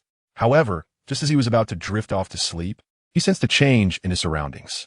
Upon opening his eyes, he found himself back in the mystical spring space where he had first encountered his master during childhood. The environment had transformed significantly. The area now spanned several thousand square meters in a circular expanse. At the center remained the spring, and the fruit tree was still solitary. However, the thatched hut had been replaced by a two-story wooden cottage. Reclining in a chair at the entrance was none other than Luke's mentor. At last, your skills are beginning to take shape. I thought I would have to wait another decade or so, the master remarked. Master, may I inquire about your name? Luke pondered for a moment before asking. The middle-aged man in the recliner did not look at Luke, instead keeping his eyes closed as if resting. Yet, his words flowed uninterrupted. A name is merely a label. For now, you may call me Baldred. However, I prefer to be addressed as Neil would. Luke helplessly remarked. I suppose I shall continue to address you as master. The two engaged in a dialogue entirely in Chinese. However, as Luke gazed at his mentor, who reclined in a chair with crossed legs, adorned in a classic three-piece British suit complete with a pocket watch, he found the scene somewhat incongruous. Particularly striking was the fact that Luke's master bore a somewhat Western appearance, yet it was evident he was of mixed heritage. With his dark hair and eyes, and a seductive mustache, he bore a striking resemblance to the legendary footballer Roberto Baggio, resembling a distinguished middle-aged gentleman. Chapter 11. The Legend of the White Snake. Luke harbored a multitude of thoughts he wished to convey to his master, yet upon their meeting, he found himself at a loss for words. Sensing Luke's hesitation, Ball said, We cultivate the way, which is the law of nature and the universe. There is no need for entanglement or mental exhaustion. Simply pursue what you desire and recognize your true self. Luke pondered for a moment and inquired, But what if one were to do something wrong? Ball flashed a charming smile and replied, There are natural consequences for such actions. With a sigh, Luke acknowledged, I understand what I must do, master. Ball nodded, affirming, I have not misjudged you. In your past life, you performed admirably, and every cause has its effect. This statement left Luke momentarily speechless. The fact that rebirth was his greatest secret, yet his master spoke so candidly about the truth, left him in a state of astonishment. Master, I need not overthink this. This is your opportunity, including in this lifetime. Now that you have entered the way, do not dwell too much, Ball stated calmly. Luke found himself momentarily at a loss for words. Rising, Ball placed a reassuring hand on Luke's shoulder and said, This alternate realm is now yours. I shall also allocate a dedicated storage space for you. Beyond that, you must rely on your own abilities. Upon finishing his words, Ball snapped his fingers. Instantly, a voice resonated in Luke's mind. Ding, you have received new items. Please check. Luke promptly accessed the interface, noticing an envelope icon in the upper right corner, accompanied by a prominent exclamation mark. Upon clicking it, a dialog box appeared. Personal storage space, 853. Luke immediately sensed the dimensions of this space in his mind. 8 meters in length, 5 meters in width, and 3 meters in height. Roughly equivalent to the size of a garage. Satisfied, he retracted his consciousness, only to find that Ball had vanished. Surveying his surroundings, he confirmed that Ball had indeed departed. Yet, at that moment, he heard Ball's voice once more. Young apprentice, I am leaving. Focus on your cultivation. Luke felt a surge of urgency. Although his power level had transcended the limits of humanity, he was acutely aware of the formidable adversaries in this world.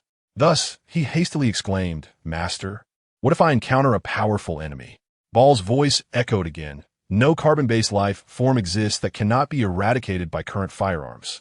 If one does, it signifies your firepower is lacking. And what of non-carbon-based entities?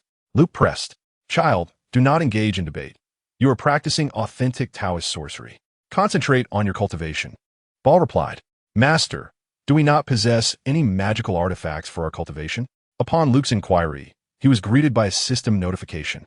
Upon opening it, he discovered 2 revolvers of varying sizes. The larger of the 2 was a matte ivory white. The smaller appeared in a matte slate blue hue. The ivory white revolver bore a striking resemblance to a Colt Python, while the slate blue one was slightly smaller, akin to a Colt Cobra with a 6-inch barrel and .357 caliber. Both firearms were adorned with an array of Taoist symbols intricately engraved upon their bodies. The white grip was encrusted with transparent gemstones that sparkled like diamonds, revealing a coiled serpent motif from different angles with ruby eyes. The blue revolver shared similar embellishments, though its stones were of a dark blue hue, with ruby eyes as well.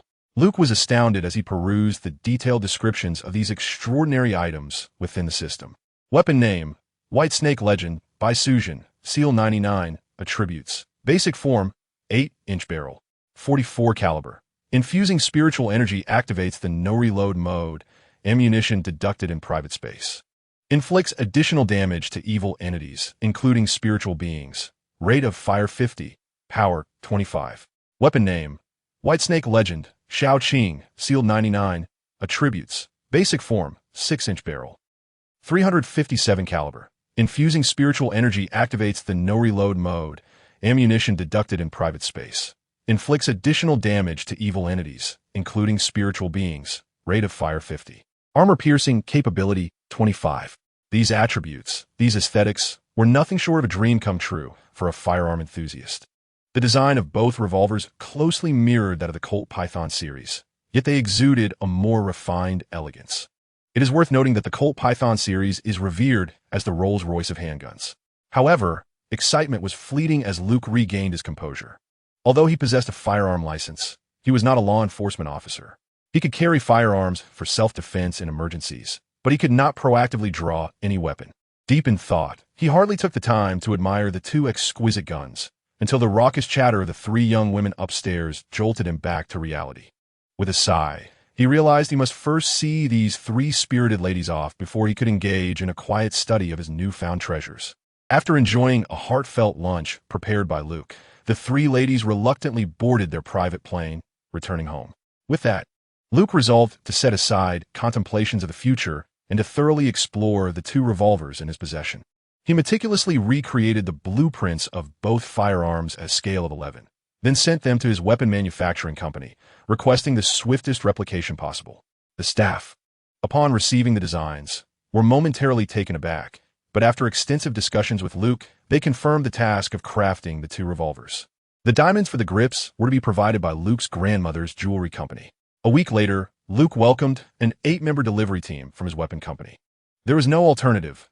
Luke, the affluent Sheen, had invested over $3 million in diamonds and gemstones to replicate these two firearms, with the metal components crafted from titanium alloy.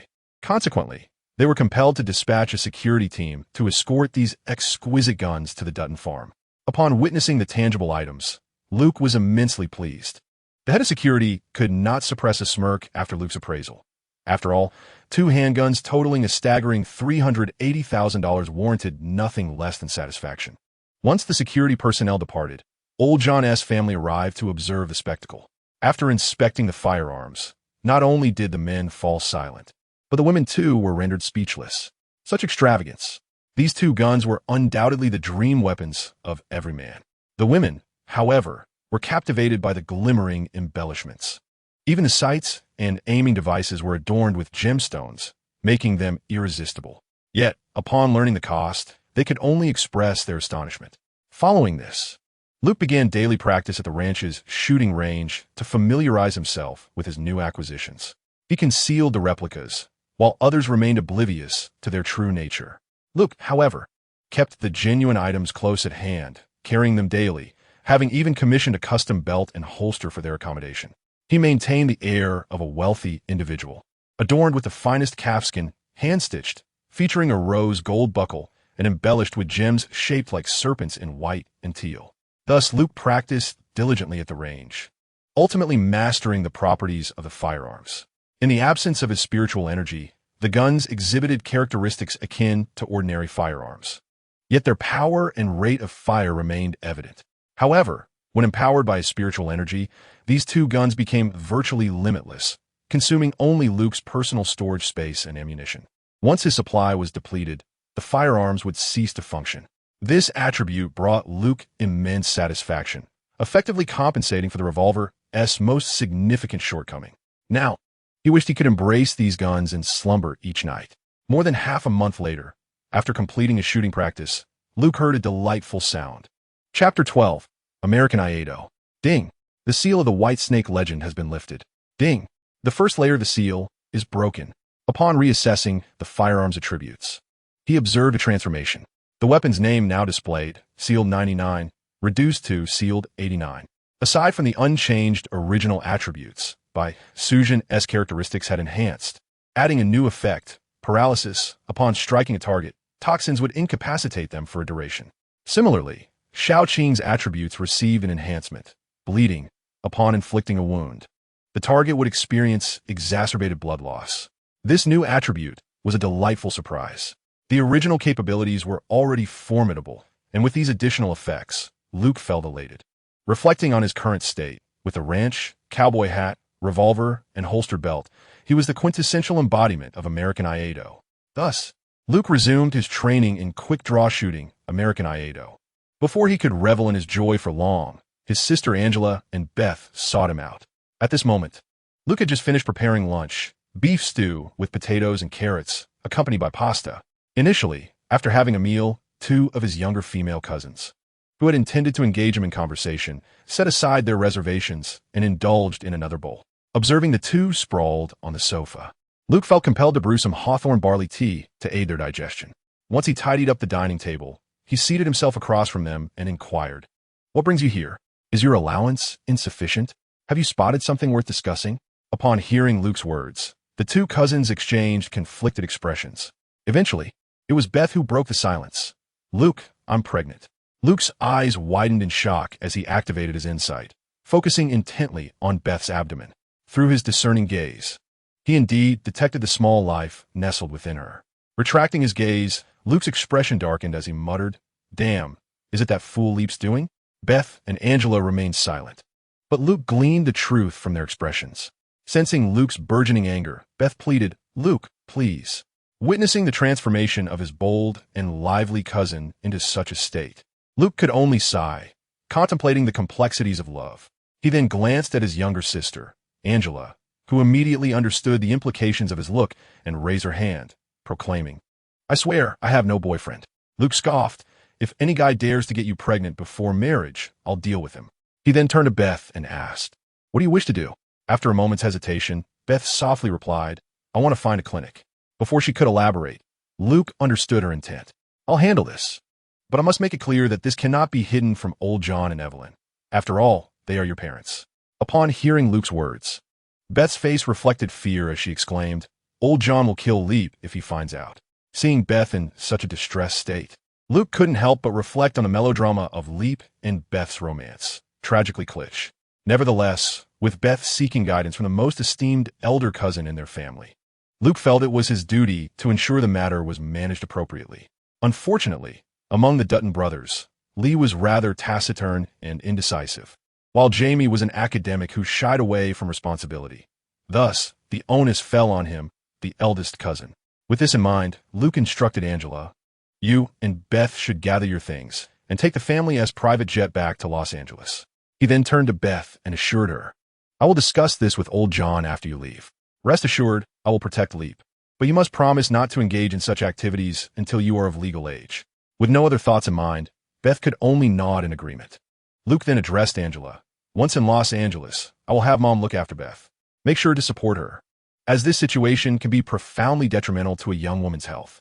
Subsequently, the two girls swiftly returned and, after a brief tidying up, were sent off by Luke. Once the plane took flight, Luke made a phone call to his mother, Elsa, requesting her to make some arrangements for Beth. Elsa, upon receiving the news, displayed little emotional response. After all, Beth was not her biological daughter. Nevertheless, she complied with Luke's instructions and prepared for the hospital. The old Sheen family possessed a private hospital in Los Angeles, ensuring that once Beth arrived in the city, Luke's worries would be alleviated. His remaining concern was how to placate old John and Evelyn, while also safeguarding the life of Leap. Although Beth's words were somewhat exaggerated, old John would certainly not take Leap's life, yet some hardship was inevitable. Upon returning to the ranch, Luke searched extensively but could not locate Leap, ultimately resorting to leading his dog and following its scent to find him. Eventually, Luke discovered Leap by a small creek on the ranch. Upon seeing Luke, Leap, maintaining a calm demeanor, inquired, "Luke, are you here to bring me back?" Luke did not respond but approached Leap, his expression complex as he regarded the boy, who was feigning composure at the tender age of 15. "Will I be able to see Beth again before I die?" Leap's voice trembled slightly. Luke sighed helplessly and reassured him, "Do not dwell on such thoughts. Old John will not kill you, I promise." Relieved by Luke's words, Leap replied, "I just fear he might beat me to a pulp." Luke patted Leap's head and admonished, "Young man, do you understand the magnitude of harm you have inflicted on my sister by getting her pregnant?"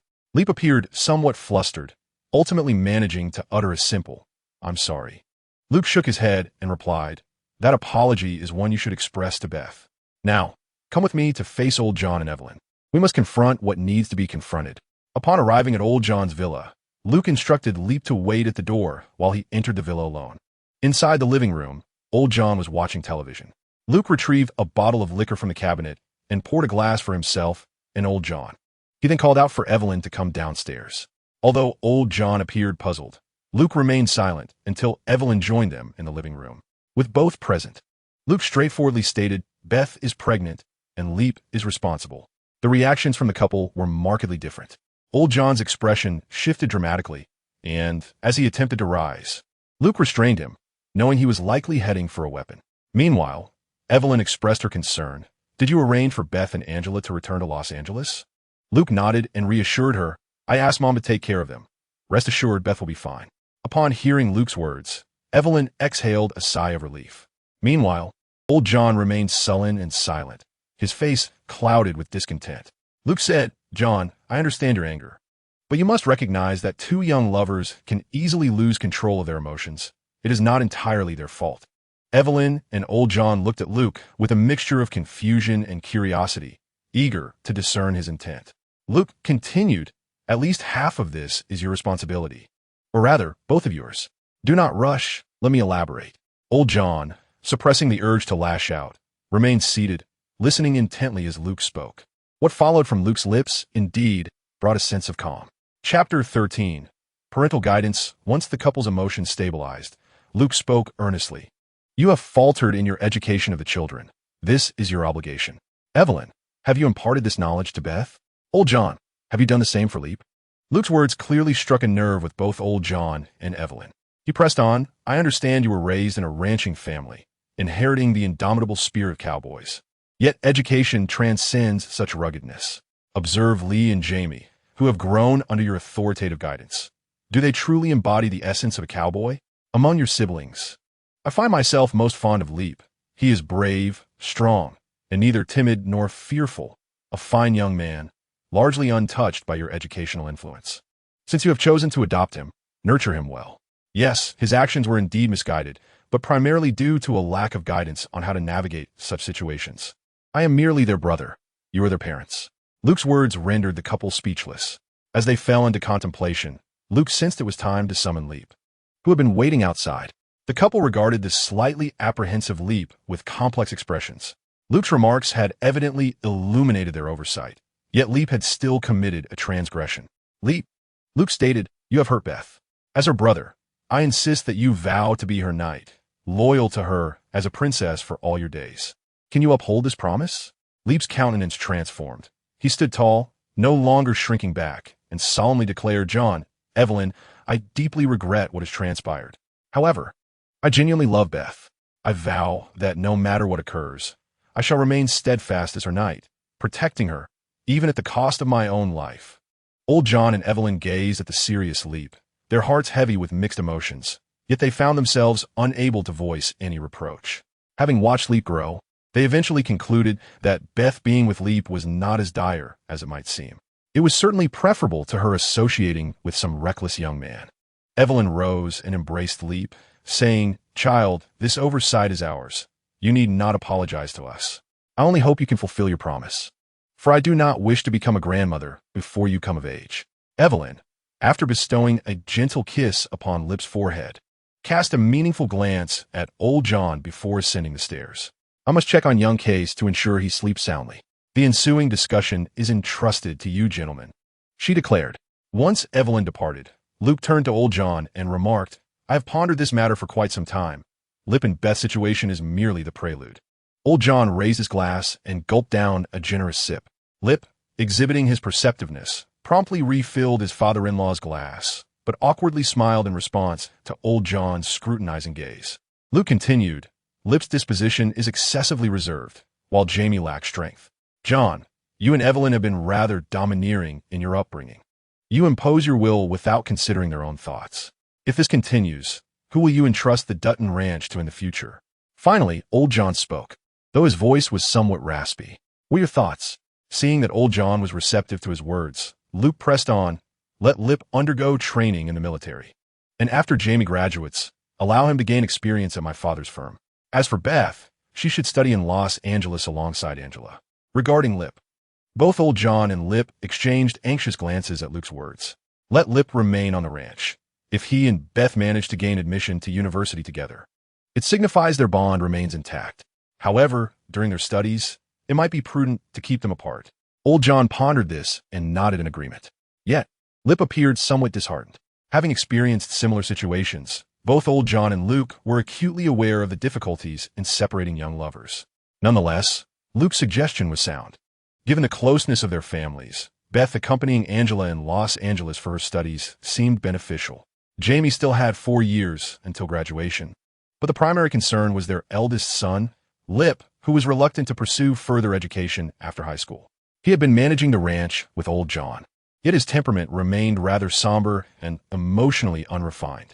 Noticing Lip's apprehension, Luke continued, aside from his personality, Lip possesses many admirable qualities. It would be advantageous for him to gain experience. My grandfather has connections in the military and will ensure his safety. Ultimately, Luke succeeded in persuading old John, and the remainder rested upon Lip's own inclinations.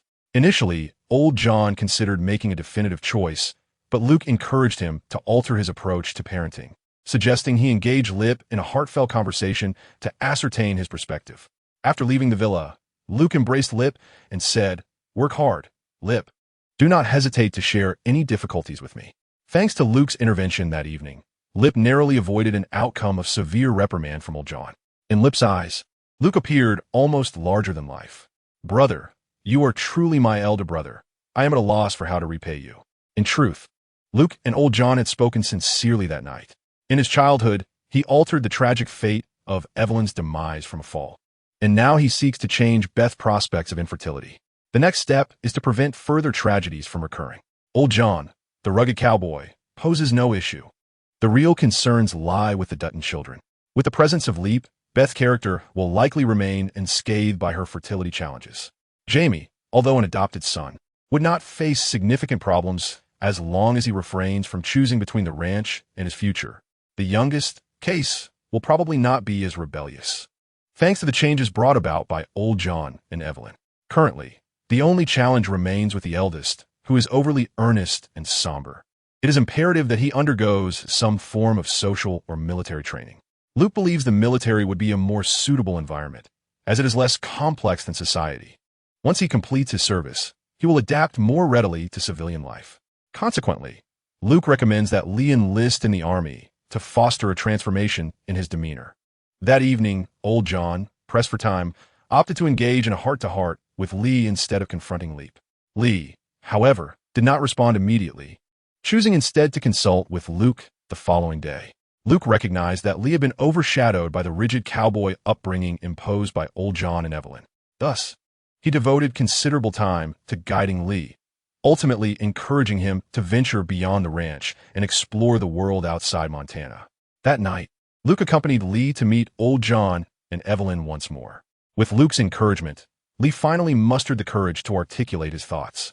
Although old John and Evelyn felt a twinge of discomfort, they came to realize the shortcomings in their approach to parenting. Perhaps during restless nights, the couple had engaged in deep discussions, leading them to decide to respect their children's opinions. Meanwhile, Luke prepared to depart the ranch for Los Angeles. He instructed Lee and old John to await news, as he intended to consult with old Master Cheen to utilize his military connections to secure a promising future for Lee. Thus, with the gratitude of the entire old John family, Luke boarded his private plane and returned to Los Angeles. Chapter 14. The soup upon his return to Los Angeles. Luke did not head to the grand seaside villa in Malibu, but rather returned home. He first called his parents and grandparents to inquire about their well-being. Luke's actions towards his elders have always been beyond reproach. Regardless of whether there is something pressing or not, a simple call to check in brings them joy. However, since he arrived around late morning and found the house empty, he had no choice but to contact old Master Cheen's steward to arrange for a vehicle. This was a Dodge, inspired by the latest model of the Cadillac Escalade, and it was imperative that it be bulletproof. Luke insisted that all family vehicles be armored. The car was delivered by old Master Cheen's steward and bodyguard. Upon seeing them, Luke was pleasantly surprised. The steward Chun was now in his 50s, nearing 60, a lean, slightly stooped man. Yet, he appeared vibrant, with a full head of black hair devoid of any gray. Chun, what brings you here to deliver it personally? The elderly gentleman, clad in his perennial black tang suit, regarded Luke with a warm smile and remarked, "It has been quite some time since I last saw you, young lad. I hear your recent escapade was fraught with peril?" Luke shrugged nonchalantly and replied, "It was manageable, not overly dangerous, especially since I had a firearm at my disposal." Mr. Chin nodded thoughtfully and cautioned, "There are instances when a gun may not prove to be particularly effective. One must also be vigilant about one's own safety. A gentleman does not stand beneath a precarious wall." The influence of Chinese culture on the Qin family is profound. Although the current generation, including Luke's father, is of mixed heritage, the requirement remains that Mandarin must be spoken within the Qin household. Even the daughters-in-law and sons-in-law are expected to comprehend the language, if not speak it fluently. Among the grandchildren, Luke enjoys a favored status, partly due to his exceptional command of Chinese, surpassing even that of his grandfather, as he can effortlessly recite classical texts. However, his strikingly handsome, mixed-race Western visage speaking Mandarin does present a certain incongruity. Nonetheless, this does not diminish the affection that the elderly couple harbors for Luke, as he excels not only in Chinese, but also in Italian. The Italian mafia and the Chinese community are two groups that place a premium on familial bonds. Even if the Luciano family has expanded and diversified, their connections remain unbroken. Moreover, Mr. Qin continues to involve them in profitable ventures, aided by Luke's insights on avoiding pitfalls and his secrets to prosperity, thus forging an unassailable alliance. Mr. Chun gestured towards a newly arrived black Cadillac and stated, "This is the armored version that Mr. Qin just ordered. Once I complete the paperwork, I will have it delivered." "Thank you, Mr. Chun. Please come in for a cup of tea before you head back," Luke offered. Mr. Chin chuckled and shook his head, saying, "No need. Seeing you safe puts my mind at ease. We shall have tea another time." With that, Mr. Chin departed in the vehicle accompanied by his bodyguards.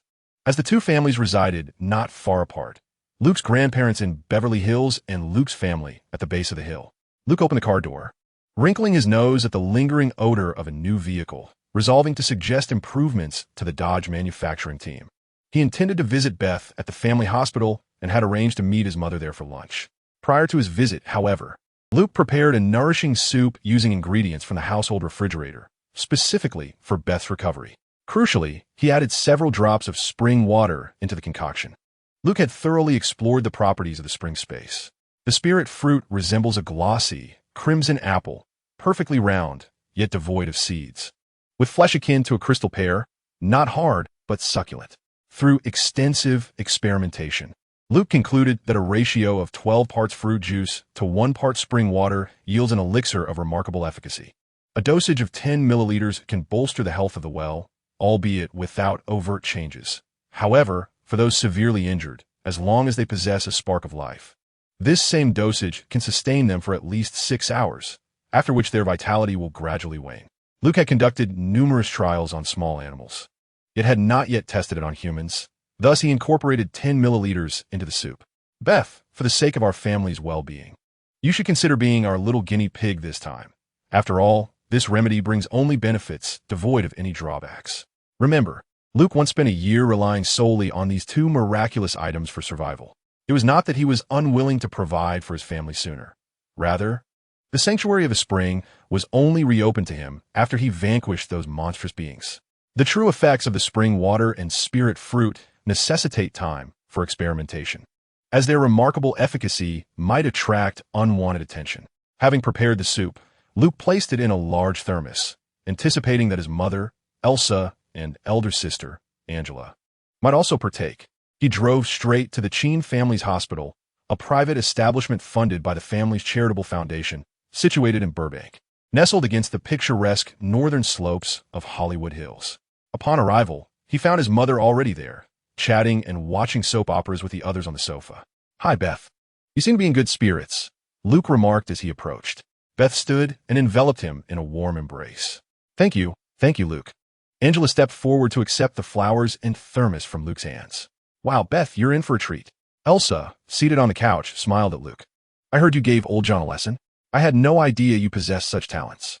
Luke shrugged, attributing his skills to the excellent upbringing provided by his parents. Angela quietly acknowledged his flattery with a nod. Satisfied with his response, Elsa shifted the conversation. "What did you bring?" A hearty soup made with pork and chicken. Beneficial for Beth's recovery, Luke replied. The family had always rated his culinary skills a perfect 10. Angela eagerly unsealed the thermos, releasing a rich aroma that filled the room. The three of them could hardly contain their excitement. However, Beth, still weak, found herself overwhelmed and on the verge of tears. This is for me. You're being too much. In perfect harmony, the mother and daughter chimed. Let Luke prepare more for you to enjoy later. Don't even think of delaying. Drink your soup. Yet this single thermos proved insufficient for three. Elsa cast a discontented glance at Luke. Why didn't you bring more? Sighing, Luke admitted he hadn't anticipated the soup's popularity. Given the limited ingredients at home, he felt fortunate to have even this much. As the soup was warm, the three of them consumed it eagerly, soon breaking into a light sweat. Then, Luke caught a peculiar scent. Noticing the others were unresponsive, he sniffed intently. Suddenly, the three of them began to detect the scent too, exchanging startled glances before inspecting themselves. Ah, how could such a strong odor permeate the air? This is peculiar.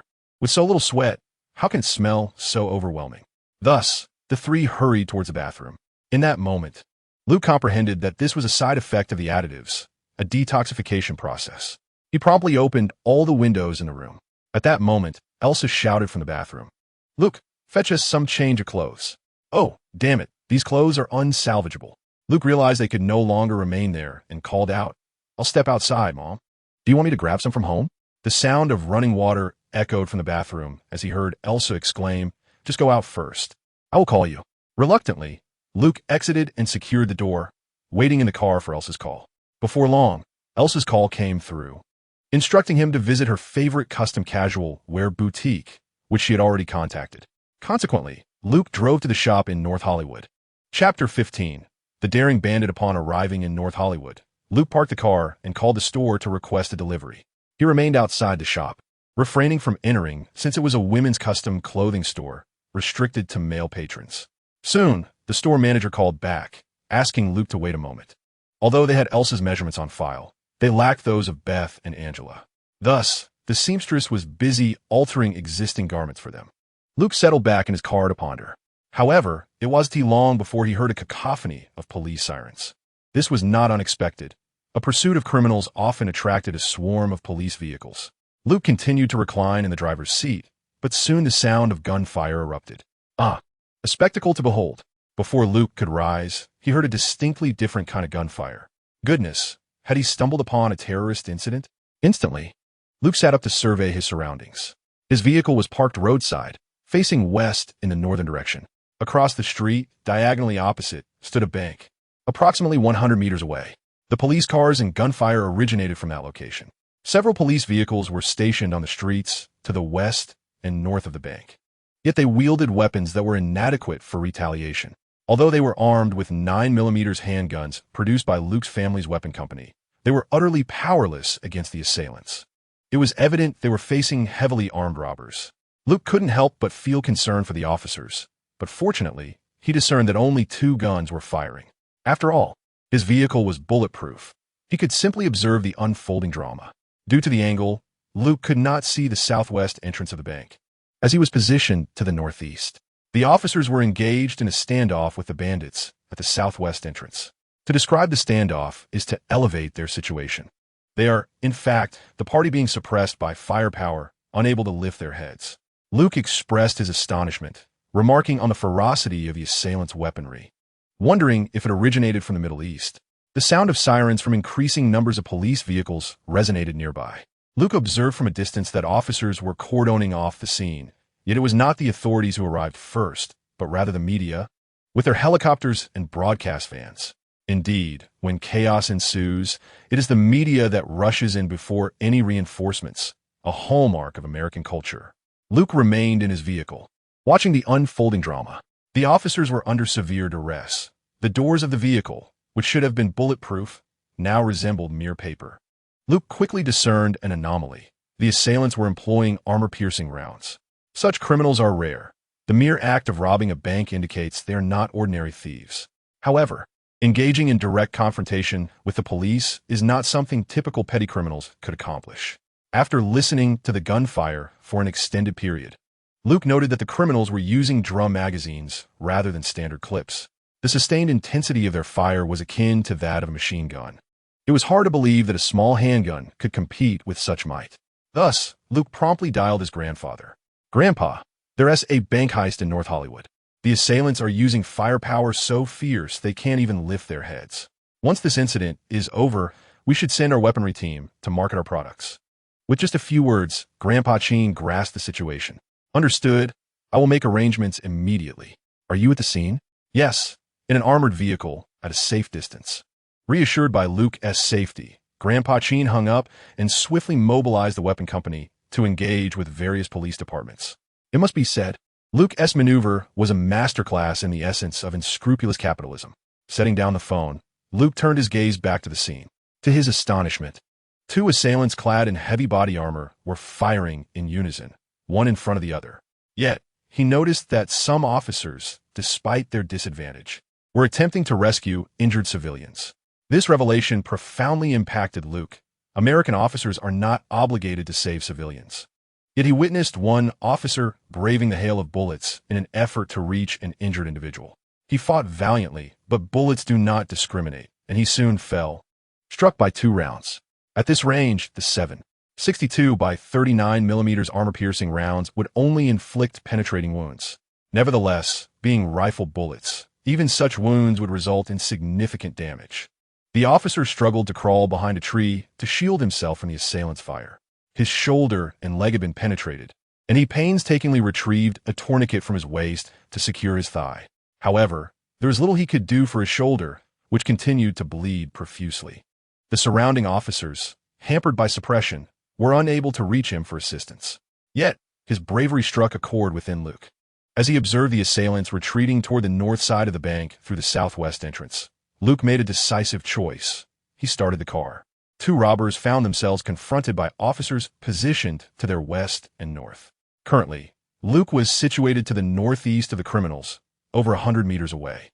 He awaited the opportune moment, hoping the 2 assailants would align closer together. At that moment, one of the robbers paused to reload, and Luke seized the opportunity. Flooring the accelerator, the 6.4-liter supercharged engine of the Dodge Cayenne unleashed a thunderous roar. All the officers widened their eyes, and the reporters from the television station began to gasp. Goodness, a black Dodge surged forth. Was an accomplice of the 2 robbers? Yet, amidst the puzzled and bewildered gazes, the vehicle continued to accelerate furiously towards the criminals. The cacophony of gunfire, shouts, and the whir of helicopter blades filled the air. The robbers only heard the growl of the engine when Luke was within 30 meters. The robber positioned at the rear turned to glance in Luke's direction and, without hesitation, opened fire. All previous doubts were dispelled. This black Cayenne was not allied with the robbers. The vehicle now resembled a valiant knight charging into enemy lines. The crowd, officers, and reporters could scarcely bear to witness a different outcome. Even the viewers at home, watching the live news, found themselves praying for the driver of the black Cayenne. Luke had unwavering confidence in the quality control of his vehicle. Even armor-piercing rounds would fail to penetrate the bulletproof Cayenne he occupied. The robbers' bullets struck the Cayenne, sending sparks flying and creating concentric cracks in the windshield, yet they still could not breach its defenses. The 30-meter distance afforded the robbers merely a second's reprieve. Bang! The gunfire ceased momentarily, only to be followed by another shot. Silence fell again, but Luke was aware that at just over 100 meters, the Cayenne's speed would not suffice to incapacitate the robbers. Thus, after colliding with the 2 assailants, Luke maneuvered forward, executing a graceful drift in front of a line of police cars. The vehicle spun 180 degrees, once more aimed at the robbers. Although the assailants were momentarily dazed by the impact, their low speed and heavy bulletproof vests mitigated the damage, though the humiliation was profound. They could never have imagined someone would dare to confront them with both firearms and a vehicle. Having completed the turn, Luke saw the robbers preparing to rise and retaliate. This time, he would not grant them any opportunity. The Cayenne roared once more. Chapter 16, The Big Shot. The distance for this acceleration was short, and Luke remained on the brakes. The Cayenne's tires spun at high speed, producing a piercing screech, accompanied by a plume of white smoke as it charged forward again. The robbers had not yet regained their footing, and faced with the oncoming Cayenne, they had no means of evasion. Luke intended to leverage the 3-ton weight of this bulletproof vehicle to crush the robbers. The two criminals watched helplessly as a roaring black beast bore down upon them, leaving them with no choice but to make a final desperate struggle. They pulled the trigger of the .47 in their hands, and the sounds of chaos erupted once more, only to quickly subside. After crushing the two robbers beneath its weight, Luke executed a 180-degree drift. Yet, he could not move again. The robbers had succumbed to unconsciousness. While the previous collisions could be justified as self-defense, their incapacitation rendered them defenseless, and any further action on Luke's part would amount to murder. Moreover, at least a dozen media cameras were trained upon him. However, Luke did not turn off the engine nor exit the vehicle. Officers had approached the fallen criminals to assess their condition and attend to the injured civilians and officers. No one was attending to Luke. Activating his insight, he discerned that the two robbers had ruptured internal organs and were bleeding profusely. Their survival was highly unlikely. He inspected the state of his vehicle, noting that while the front had sustained damage, the hood and windshield were riddled with bullet impacts, none of which had penetrated. Seizing the opportunity while he was unobserved, Luke promptly dialed his grandfather. "Grandfather, I've just run over the robbers. Please ensure this armored vehicle is preserved. It serves as excellent promotional material. Even armor-piercing rounds were ineffective against it. How the factory work over time." Hearing Luke's voice, his grandfather knew he was unharmed. But the incident of running over robbers was no trivial matter. It would lead to complications. "Understood. Do not act or say anything further. I will have your father contact you. Do not worry." "Okay, I understand, grandfather." After hanging up, Luke felt a surge of exhilaration, having gained 2,000 order points in the system. Although the calculation mechanism remained unclear, this was a substantial increase, bringing him closer to the coveted 10,000 points. The officers had secured the scene, and it was then that some remembered Luke. They were filled with gratitude for his courageous actions, as they had been unable to subdue the robbers despite their prolonged standoff. Without Luke's intervention, their injured colleagues and civilians would have faced far greater peril. The two robbers had attempted to flee towards the north side of the bank, but the officers could only watch helplessly, powerless against the armor-piercing rounds. Consequently, both passers-by and those who had come specifically to see Luke gave him a thumbs up. They refrained from approaching him, awaiting the arrival of higher authorities. Soon, an official in uniform, bearing the insignia of a police chief, accompanied by a plainclothes detective, approached Luke's vehicle. Luke remained inside, keeping the engine running and the window open for ease of communication. "Good day, I am Chief Tyler from the North Hollywood Division." The official introduced himself. "Frank, detective from a major crimes unit," added the detective. Luke smiled and greeted them in return. "Greetings. I find myself awaiting my attorney, as this matter has evidently become quite a predicament for me." Director Taylor nodded with a smile, expressing gratitude. "I appreciate your assistance. On behalf of all the officers, I thank you for everything you have done. This is certainly not a burden for you, I assure you." Luke could only shrug and respond, "Well, I can only say thank you. I imagine you have more pressing matters to attend to. Rest assured, I shall remain here. Thank you for your understanding. Frank will arrive shortly to handle everything for you, young man. You shall be fine." Detective Frank approached, exchanged contact information with Luke, and then departed with Director Taylor. Not long after they left, Luke heard the distinct sound of a helicopter overhead. This was neither a media nor police helicopter, as they would not fly so low. Soon, he spotted the helicopter landing on a road nearby. It must be his family arriving. It seemed his mother and others would have to wait a little longer. Indeed, the individual who disembarked from the helicopter was none other than his father. Meanwhile, the police approached the helicopter to manage the situation. After signaling the pilot, Luke's father engaged in discussions with the officers. Director Taylor and Detective Frank also approached, speculating that a significant figure had arrived, as it was no ordinary person who could land a helicopter directly on the scene. Luke could only observe from a distance as his father conversed with Director Taylor, who received several phone calls during this time. Finally, his father waved to Luke, prompting him to exit the vehicle and join the trio. His father called out, "First, go retrieve your mother's clothing. We are heading back to the hospital. A representative from Dodge will take care of the vehicle." Luke nodded and made his way toward the clothing store.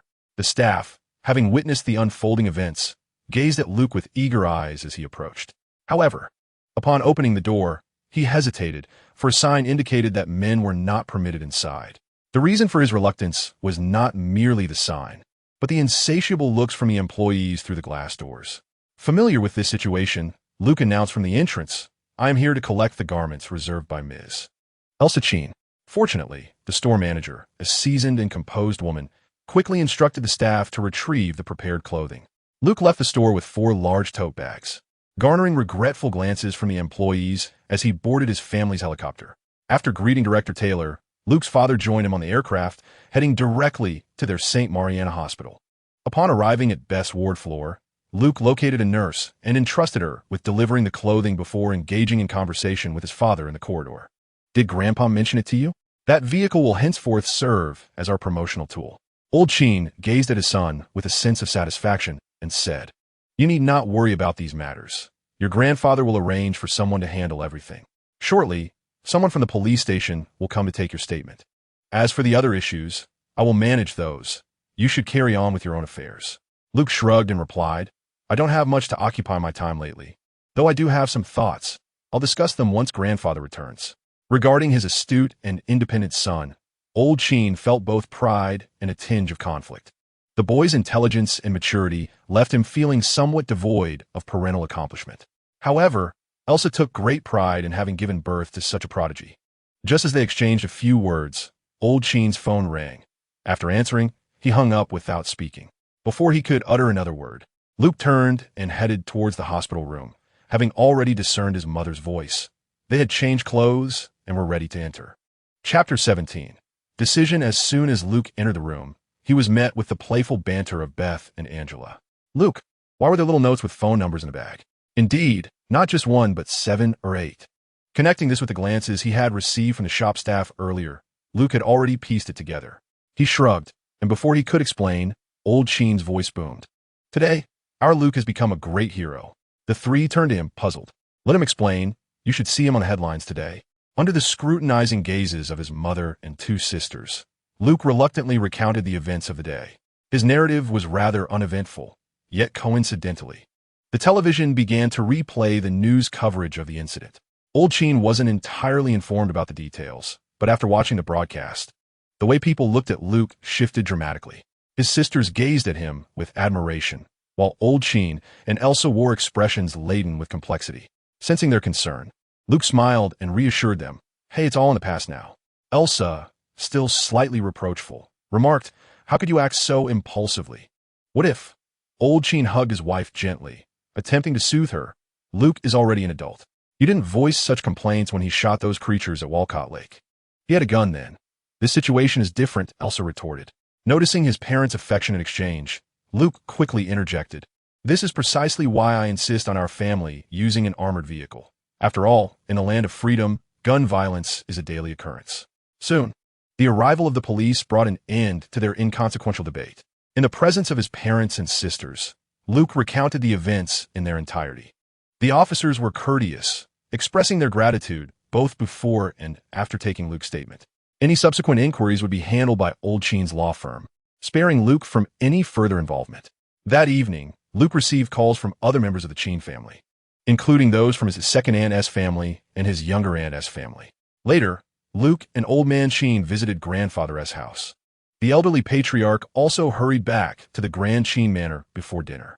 The atmosphere during the meal was friendly and harmonious, with Luke primarily engaging in conversation with his grandmother and discussing global economic trends and family business strategies with his grandfather. Throughout the dinner, Old Man Cheen remained somewhat of a silent observer. After the meal, the 3 generations of the Cheen family, eldest son and eldest grandson, gathered in Old Man Cheen's study. The ambience was amiable, and most business matters had already been settled at the dining table. The remaining discussions pertained to family affairs. Luke spoke up first. "Grandfather, I have spoken with old John and Lee. We have agreed to send Lee to the military for some training, which will require your connections at the Pentagon." Old Man Cheen pondered for a moment before responding, "That is not an issue. It ultimately depends on his own wishes. The Air Force is the easiest. The Navy offers good benefits, but he may need to be stationed overseas. The Army is rather average, and I would advise against it. The Marine Corps provides the most rigorous training, but is also the most perilous." Without hesitation, Luke replied, "Let S go with the Navy then. It would allow my uncle to keep an eye on him." The old man shook his head, saying, "Your uncle is still in his rebellious phase. He hardly calls me throughout the year, and your grandmother is always worried about him. Luke wished to steer clear of such familial topics, so he suggested, then let it be the Marine Corps. I just fear the possibility of war, as the Middle East has never been truly at peace. In truth, while Luke expressed concern for Lee's safety, he understood that in this world, the American forces often produced extraordinary individuals. That environment would undoubtedly refine Lee's capabilities further. Had he not been born into such affluence, he would have been tempted to try it himself. Regarding Luke's worries, Old Man Sheen dismissed them nonchalantly, stating, "This is not a concern. What matters is his own desire." Consequently, Luke promptly picked up his phone to call Old John. After inquiring about Lee's thoughts, he confirmed the decision for the Marine Corps, with Old John personally thanking Old Man Sheen over the phone. Thus, Lee's future was entrusted to Old Man Sheen. Now, it was Luke's turn to express his thoughts. "Grandfather, I wish to go." Old Man Sheen's eyes widened in surprise upon hearing his son's intention. However, Old Man Sheen regarded Luke with seriousness for a considerable while. "Are you truly certain?" Luke nodded, affirming, "I am certain." Old Man Sheen sighed, saying, "You have indeed made a decision that goes against our ancestors." The gravity of Old Man Sheen's words nearly prompted Luke to retort, but he suppressed the impulse. Old Man Sheen continued, "You are now grown. There are certain truths you must be made aware of. Our Sheen family shares deep ties with the Hongmen. My mother's surname is Situ." At this revelation, Luke was genuinely astonished. But wasn't the Situ family's influence primarily on the East Coast? Wasn't he the Hongmen on the West Coast considered their sworn enemy? Old Master Sheen gazed deeply at Luke and remarked, "That is merely for show. The Hongmen has always been one family." In an instant, Luke grasped the meaning behind his words. How amusing it is that when it comes to strategy, we Chinese hold the upper hand. What the West is currently engaging in are but remnants of the tactics devised by our ancestors. Luke pondered in silence for a considerable time. Master Sheen was unhurried, aware that this grandson was astute and would comprehend with just a hint. Thus, Luke declared, "A power requires both ade and substance. I aspire to be the avenger of our family, or perhaps a strategic asset." Both Old Master Sheen and Old Man Sheen fell into silence. Luke continued, "You may not be aware of my lineage and the techniques I practice, which allow me to transcend the limitations of humanity and reach the realm of terrestrial immortals." With that, Luke activated his ability to manipulate objects with his chi, causing everything upon the desk in the study to levitate. Amidst the astonished expressions of Old Master Sheen and Old Man Sheen, Luke asserted, "Grandfather, I know you must have a contingent of armed forces, yet there are feats they cannot accomplish that I can. Moreover, I need to establish connections within the enforcement agencies." Once he spoke, all the levitated objects returned to their original positions, as if the preceding events had merely been a fleeting dream. Finally, the previously silent Old Man Sheen broke his silence. "Luke, I may lack a talent for commerce, but my connections within the legal sphere are quite extensive." Old Master Sheen nodded in agreement with Old Man Sheen's words. Luke interjected, "Once I reach the realm of terrestrial immortals, there shall be no one who dares to threaten our family." Ultimately, Old Master Sheen looked at Luke and inquired, "What do you desire? How can our family assist you in attaining this state?" Luke smiled subtly, sensing that he had successfully convinced both the elder and the father. "I require federal enforcement authority to carry out just actions to stabilize my resolve." Luke could divulge no further secrets, so he continued to persuade. "Once my resolve is firmly established, everything will naturally fall into place." Old Master Sheen wished to speak again, but Luke anticipated his intentions. "I cannot bear any blemishes. I must refrain from participating in illegal matters, at least within the confines of the Federation." Chapter 18. The Phobia of Insufficient Firepower. After much contemplation, Old Master Sheen ultimately acquiesced to Luke's proposal. He instructed Old Man Sheen, "Do not hastily utilize your connections. Wait until he genuinely encounters difficulties before making arrangements. However, you must speak with your classmate regarding his employment." Old Man Sheen understood exactly whom the elder referred to, and before he could respond, Old Master Sheen continued, "It is fortuitous that he has just assumed office. Having an insider would facilitate his efforts, would it not?" Luke then observed the two of them display a sly, fox-like smile.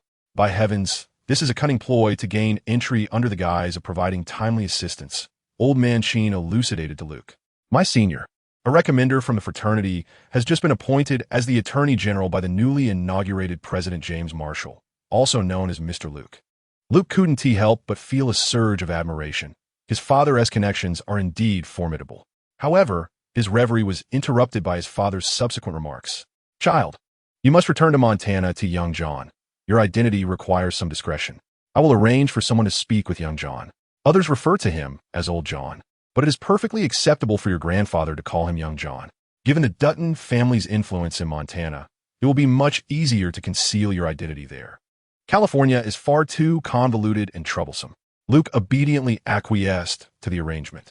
"All right, grandfather, I understand."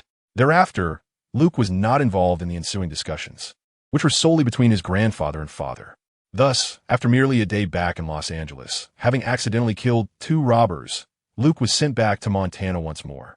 However, this time, he was to facilitate Lee's entry into the military. The Cheen family's private jet transported Luke back to Montana, subsequently fetching Lee and his youngest fraternal twins, Henry and Jessica. The school year was fast approaching, and young Case Dutton watched wistfully as he bid farewell to his peers. In Montana, Luke engaged in daily horseback riding and hunting with Lee, imparting various combat techniques. Luke's physical prowess had transcended that of an ordinary human. While the pinnacle of human capability in this realm could be likened to that of Steve Rogers, some may perceive Luke's Golden Core stage as feeble, but it is merely a different system of rules. There is no need for contention. The protagonist is not a brute who relies solely on sheer strength. True powerhouses understand that strength is merely a foundation, with intellect playing a more significant role. Thus, it can be confidently asserted that Luke had surpassed Captain America's physical capabilities. With such a foundation, proficiency in firearms or combat became trivial, as it merely required adaptation. Furthermore, he frequently practiced American Aikido with his 2 firearms, White Snake and Little Green. Luke had now achieved a remarkable speed of 14 shots in 6 seconds with Little Green, while White Snake required 2 seconds to achieve the same. The disparity in firing rates was quite evident, yet the difference in power was incomparable, given the variance in caliber. In addition to these 2 firearms, Luke had prepared 2 handguns of his own manufacture. The 917 model is the current standard across various federal law enforcement agencies.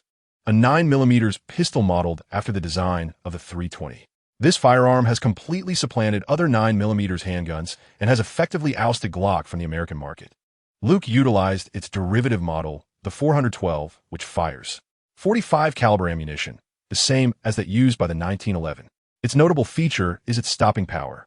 Although it possesses a lower initial velocity, when equipped with a silencer, its sound suppression is exceptionally effective.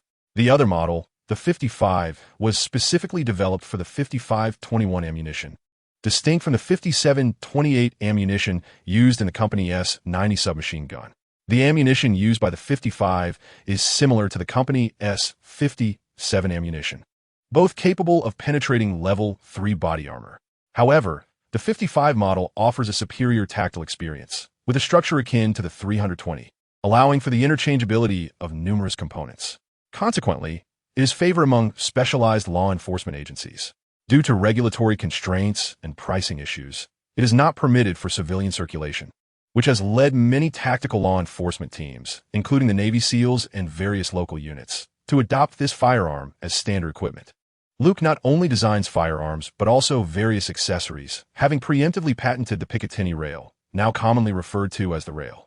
The 55 model is the military version, which Luke intends to utilize as his primary weapon for daily law enforcement tasks, featuring specialized competition-grade modifications, an extended barrel, a light trigger, a 21-round magazine, and the capability for automatic fire. Seizing the opportunity, Luke has stockpiled 50,000 rounds of assorted ammunition in his spatial compartment, with 20,000 rounds designated for the White Snake mission. Additionally, he has amassed a substantial collection of various firearms and accessories, and he has personally crafted 100 kilograms of explosives. His spatial compartment is sufficiently expansive, and should it prove inadequate, he also possesses a spiritual spring space. The distinction between these 2 compartments is that access to the spiritual spring space requires Luke's physical presence to retrieve items, which must be inanimate and synchronized with external time. Although the personal space is smaller, time within it is static, allowing for the retrieval of items at any moment, albeit still prohibiting the storage of living beings. Ever since Luke heeded his master's advice, he has likely developed a fear of insufficient firepower. Within a week, Luke received a dossier delivered by the bodyguard of Old Master Cheen. Luke Cheen has been transformed into Luke Daton, the adopted son of Old John. He graduated from Montana State University with dual bachelor's degrees in chemistry and biology. The remaining details consist of an extensive yet fabricated account of Luke's life experiences, mirroring reality from elementary through high school, while his university tenure is entirely contrived. His social connections predominantly revolve around Old John's family, posing no issues. Old John has also informed his family about this matter. Now, everything is in place, awaiting the commencement of the Spy Academy. At this juncture, Luke recalled a particular detail and promptly called his grandfather. "Grandfather, I need a larger basement or workspace at the Malibu Villa. Something durable." "Understood, I will arrange for it," came a reply. "Remember to destroy your identity information after reviewing it. I will ensure that the relevant documents are sent to you." After a moment's contemplation, Luke added, "Grandfather, I plan to reside at the Malibu Villa more permanently. I believe I will require a steward." Old Master Cheen sighed, saying, "I will make arrangements. Having watched you grow up is a bit bittersweet." "Don't say that, Grandfather. I will visit you and Grandma often. Provide me with an encrypted phone. I have ways to prevent tracking." After exchanging a few pleasantries with Old Master Cheen, Luke ended the call. Once he received various documents and bank card from the bodyguard, he began to organize his belongings. The Old John family appeared quite normal, with the sole exception of their fondness for Leap. The following morning, Luke arrived at the airport in Old John's car. After exchanging a brief embrace with Old John, he boarded his family's private jet without a backward glance.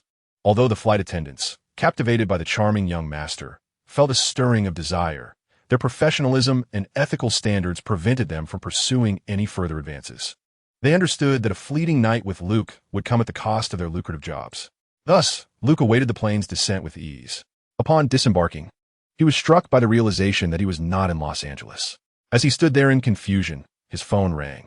It was the voice of Old Cheen on the other end. "Luke, your mother is attending a gala in San Francisco and has brought you some items. Tomorrow, you will take a commercial flight from San Francisco to Washington." "Understood, Dad," Luke replied. Chapter 19.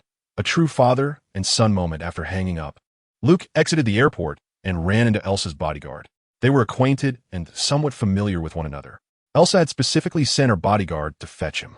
Their destination was the Marriott Hotel, a location where Luke's family held shares, even boasting a larger stake than in Hilton hotels.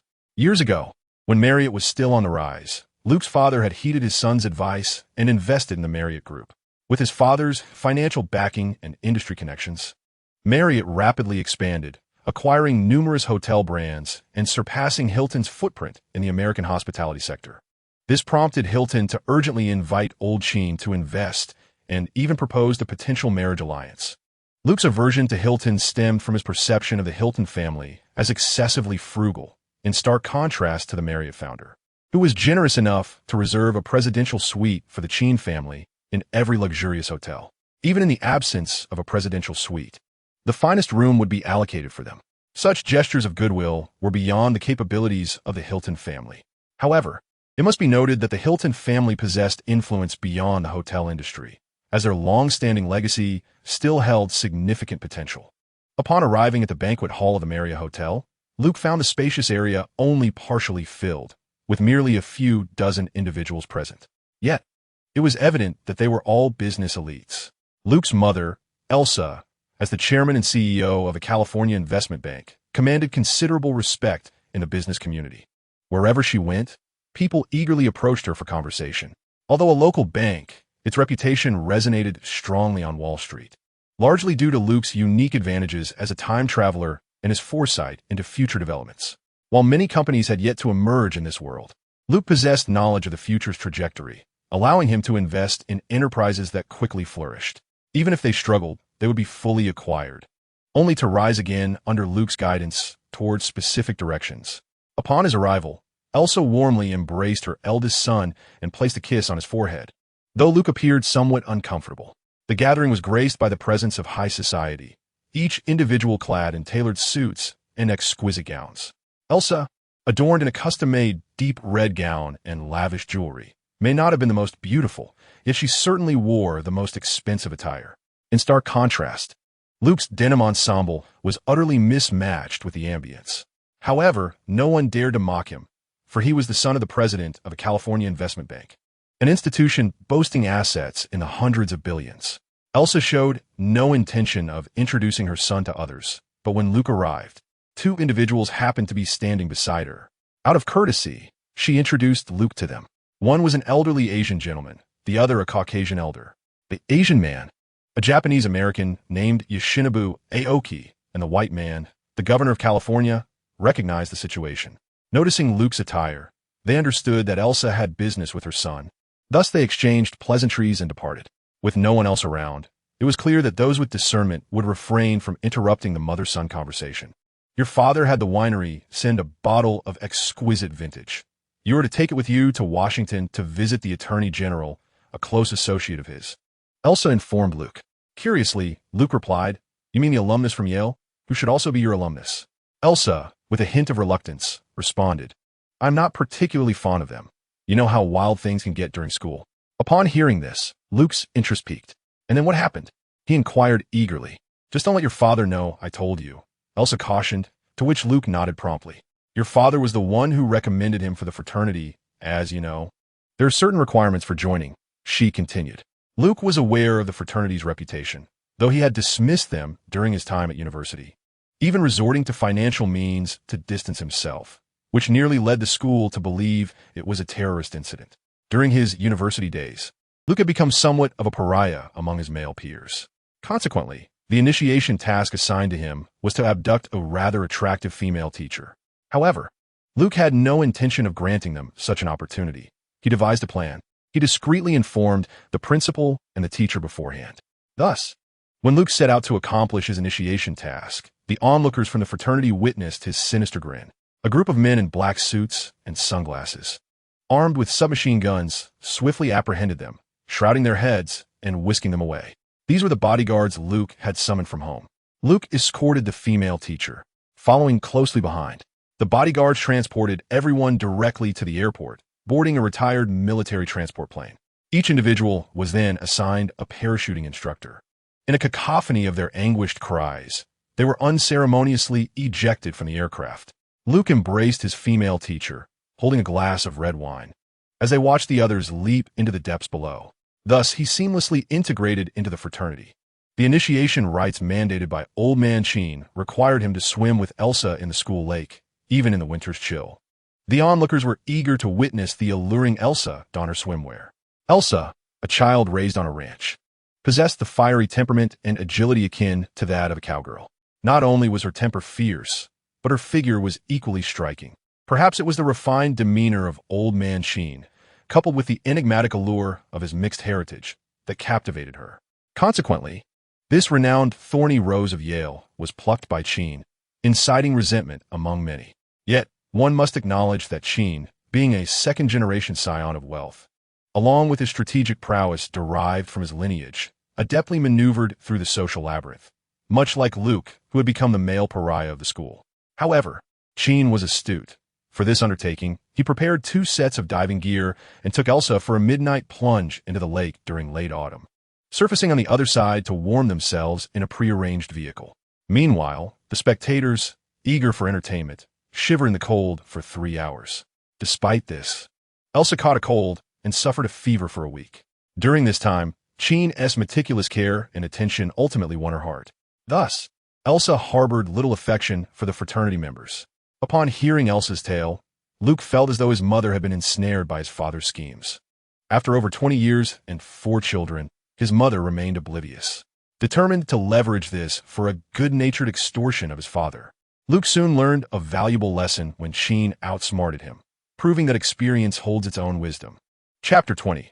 The California Sea King emerges. Elsa did not keep Luke for long, and he soon departed, taking with him a bottle of the inaugural 1992 vintage from the Screaming Eagle Winery, valued at over $10,000 and still appreciating in worth. This winery was part of the Sheen family's acquisitions, producing only 200 cases for sale each year. However, neither Old Man Sheen nor Luke had a penchant for wine. The elder favored yellow wine and rice wine, while Luke preferred spirits and beer. Luke had long since developed a formidable tolerance, capable of drinking any alcohol without inebriation. Yet, he relished the spiciness of spirits and the refreshing sweetness of beer, while finding the tartness of red wine unappealing. After securely packing the bottle in his luggage, Luke contemplated a leisurely stroll. His time with Elsa was nearly concluded, making a visit inappropriate. With an early flight scheduled for the next day, he drove to a rustic bar he frequented during his school days. The establishment often hosted country bands, offering a tranquil ambience without the clamor. Upon entering, he found the crowd sparse. Luke remained clad in his signature cowboy attire, a harmonious sight that lacked the dissonance he once experienced at the Marriott Banquet Hall. In days gone by, he frequently visited this place alone to unwind, never engaging in casual flings, which rendered him unrecognizable to the bartender and regular patrons. Seated at a table by the stage, he ordered a light meal and 2 bottles of beer, immersing himself in the live performance of the band. The lead vocalist was a young woman with shoulder-length hair, accompanied by 3 other members, 2 men and another woman. The latter caught Luke's eye with an increasingly familiar visage. It was evident that she too recognized him, her surprise causing her to miss several notes while strumming her guitar. This brown-haired girl was one of Luke's former girlfriends. As the song concluded, she eagerly joined him at his table. "Oh my goodness, Luke, haven't you graduated?" With a warm smile, Luke handed her a bottle of beer, replying, "I'm back to handle a few matters, and I have to head to Virginia for training early tomorrow." At that moment, the other members of the girl band approached. "Hey, Annie, why not introduce this handsome fellow?" Luke maintained his courteous demeanor as he greeted them. "I'm her ex-boyfriend, just passing through San Francisco for a drink. And I certainly didn't expect to run into her here." He then ordered drinks for the group. Annie proceeded to introduce Luke, recounting how they had met during a college football game. She was considered one of Luke's trophies, a cheerleader from UCLA, whose team he had led to victory, securing the admiration of the opposing cheerleading squad star member. Annie, in turn, had also captured the attention of the rival team's top scorer. Ultimately, both parties felt satisfied with their conquests, deeming the encounters mutually beneficial. Annie's physique was undeniably impressive, perfectly proportioned. It is often said that students are drawn to cheerleaders for their gracefulness. Only through deeper interactions can one truly appreciate the merits of such fluidity in motion. The conversation flowed effortlessly among the youthful group, though their commitments as a resident band necessitated that they refrain from prolonged discussions, as they were due to perform soon. Thus, Luke patiently awaited Annie's conclusion of her shift. Under the envious gazes of her bandmates, he escorted her back to the Marriott in his bulletproof Cadillac. Annie, also a recent graduate, aspired to form a band with friends, testing the waters in San Francisco. While Luke perceived their singing abilities as rather average, he refrained from voicing this opinion, as a modicum of emotional intelligence was required in such situations. Once again, 2 former allies found themselves reunited. As dawn broke, Luke prepared to depart. Observing Annie still in a state of slumber, he hesitated to leave her abruptly, opting instead to place her in the bathtub for a warm soak. He also called for room service to tidy up the bedroom. Having accomplished everything, Luke returned to the bathroom to find Annie had calmed down. He gently dried her off before carrying her back to bed. After taking a refreshing shower himself, he left a note and a wad of cash for Annie to settle the hotel bill upon her departure. With a renewed spirit, he drove to the airport, parking the Caled appropriately, knowing that representatives from the Elsa company would come to retrieve the vehicle. He then boarded the earliest flight to Washington, D.C., with only a backpack and a travel bag in tow. The early morning flight was surprisingly vacant, particularly since it was a Sunday. Luke boarded the plane early, taking advantage of the aisle access, and found himself the sole occupant as he settled into his seat. Originally assigned a window seat, he opted for the aisle instead, as the row contained only 2 seats, and he preferred not to feel confined.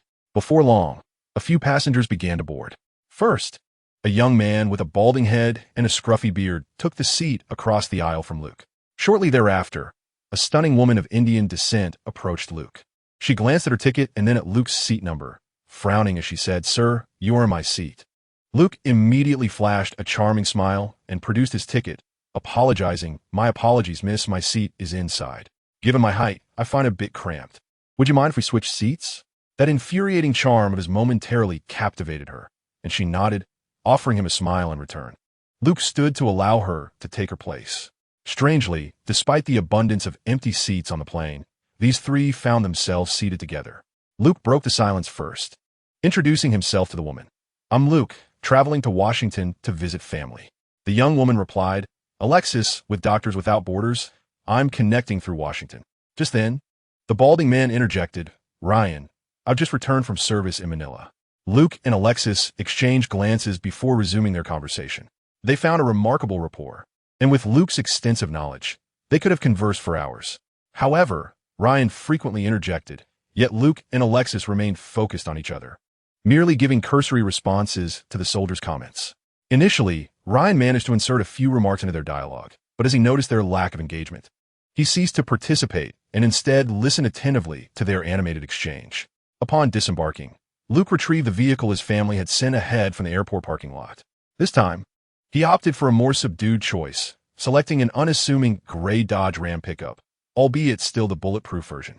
Alexis joined him in the vehicle, and as soon as they were inside, she eagerly leaned into Luke's embrace. Not so fast, darling. We need to find a suitable place to truly enjoy ourselves. Alex, somewhat anxious, gazed affectionately at Luke and inquired, Is this place not suitable? I find myself rather impatient. Luke flashed a mischievous smile and replied, You'll soon understand why we cannot linger in the car. I, Luke, the Californian Aquaman, have arrived. Chapter 21. Enrollment amidst Alex's exclamations. Luke accelerated with a roar from the Dodge Ram 6. 4-liter supercharged engine, a sound of defiance. You may be formidable, but do not presume superiority in my vehicle. Of course, Luke could not hear the unspoken sentiments of the Ram. An hour later, at the Marriott in Washington, D.C., Luke tenderly kissed Alex's forehead as she lay in the bathtub, leaving the hotel amidst her forlorn gaze. He drove to an upscale neighborhood in Washington, noted the address, and parked. Upon stepping out of the car, Luke sensed several pairs of eyes upon him, clutching only a bottle of wine, unadorned by packaging, merely concealed in a brown paper bag. He felt the scrutiny dissipate shortly after his arrival, having made a prior call. Standing at the entrance was none other than Jack Doherty, a senior of Cheen's father and the current attorney general. At first glance, Luke perceived him as a university professor, slender, tall, bespectacled, and not particularly robust. However, he exuded a pleasant demeanor that put Luke at ease. After a brief embrace, they entered the villa, which, though modest in size, boasted elegant decor and an assortment of books that lent the space an air of sophistication without appearing disordered. Uncle Doherty, this is a gift from my father, Luke stated, withdrawing the exquisite bottle of wine from the paper bag. Without even glancing at it, Doherty handed it off to an assistant or secretary standing behind him. Luke noticed at least 6 other individuals present in the room. Although he had merely come to make an appearance, Doherty engaged Luke in amiable conversation, particularly with the remark, Your mother, Elsa, must have spoken ill of me frequently, hasn't she?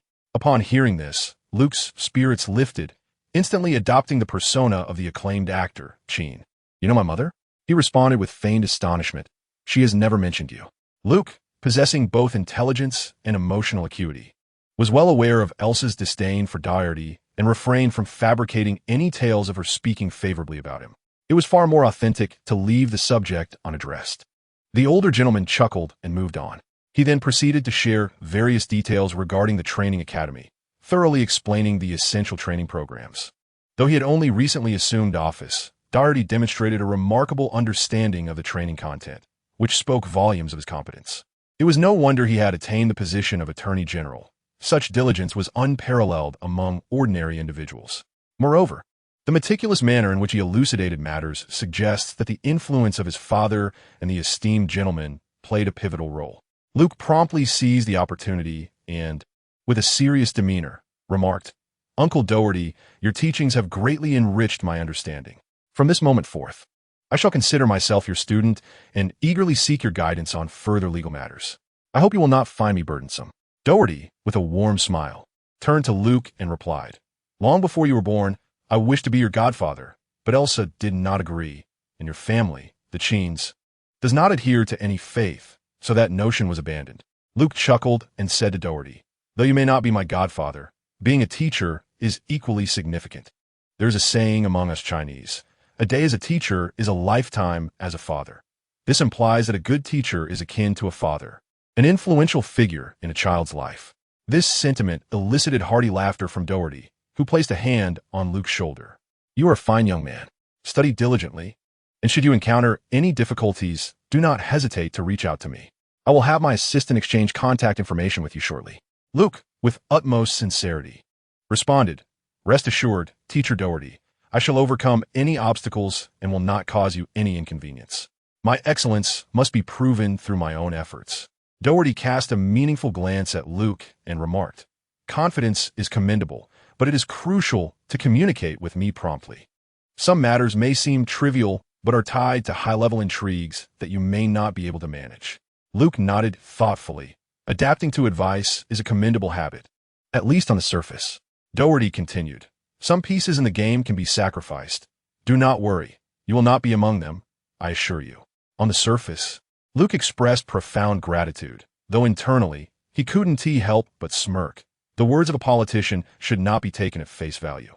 However, given Doherty's relationship with the Cheen family, he would not abandon his own interests unless the stakes were extraordinarily high, for the repercussions would be too significant. Having departed from the Doherty residence, Luke drove out of Washington, D.C., heading south toward the Quantico military base, situated over 100 kilometers away. Simultaneously, Alex, trembling with anxiety, exited the hotel. Curse that Luke, but how exhilarating, he thought as he climbed into his rented vehicle, also en route to Quantico. Luke had long been aware that Alex was also a trainee at the base, having observed the enrollment notification within Alex's luggage. A requisite for all trainees, a document Luke possessed himself. Alex had evidently concealed his origins, while Luke had not. He spoke nothing but the truth, albeit with scant information. He was indeed a cowboy from Montana, as the new records indicated. Visiting an elder posed no issue, for he had indeed sought out his new mentor, Doherty. It was also true that he was participating in a government training program. After all, it was a government institution, and agent training constituted training as well. Upon parking in front of the training headquarters, Luke entered the building. After completing the registration, following the guidance, Luke arrived at the multimedia classroom. He was among the first to arrive, and there were only a handful of attendees scattered throughout the spacious room. He chose a corner seat, and shortly thereafter, a spirited young man settled beside him. With a friendly demeanor, he extended his hand and introduced himself. "Hi, I'm Brian O'Connor from Los Angeles." Luke reciprocated with a smile, shaking his hand. Luke Dalton, a cowboy from Montana. Seizing the opportunity while the crowd was still sparse, the two engaged in conversation, with the exuberant Brian doing most of the talking while Luke listened attentively. He found Brian rather amusing, at least not unlikable. It was evident that this blonde-haired youth was quite innocent, significantly more so than the bald, stubbled man named Ryan from the airplane. As more participants began to arrive, Alex also made her entrance. She scanned the room and was taken aback to spot Luke, feeling a mix of surprise and embarrassment. However, Luke remained focused on the principal, Miranda, who was at the podium introducing the details of the training academy. In truth, Luke had noticed her earlier, along with the bald, stubbled man, Ryan. He sensed that Ryan was interested in Alex, but in the presence of Luke, he was hardly worthy of her attention. Chapter 22. The spirited young man. Once everyone had gathered, the oath-taking ceremony commenced. It was a formal display of allegiance to the Constitution and the nation. Following this was Principal Miranda's inaugural speech. Luke deemed her address to be quite conventional. Nonetheless, it resonated with the more than 50 students present. Most of the attendees were recent graduates, their eyes reflecting a naive clarity. Particularly, Brian, the blonde youth beside him, epitomized a spirited character. The classroom boasted many attractive individuals. Yet it was clear to Luke that Alex was his type. Despite having had numerous ex-girlfriends, he was discerning in his choices. A player, after all, maintains a certain standard. Undoubtedly, Alex stood out as the belle of the class, although another blonde girl was appealing as well, albeit too slender for Luke's preference.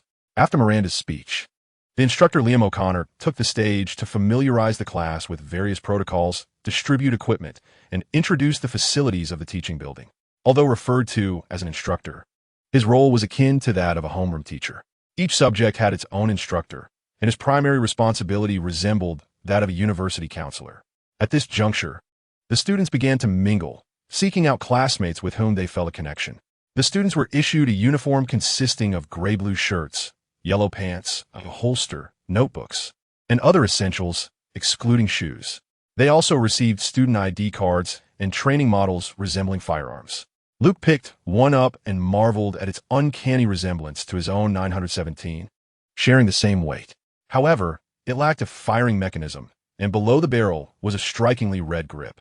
Luke, however, could not recall his company ever producing such an item.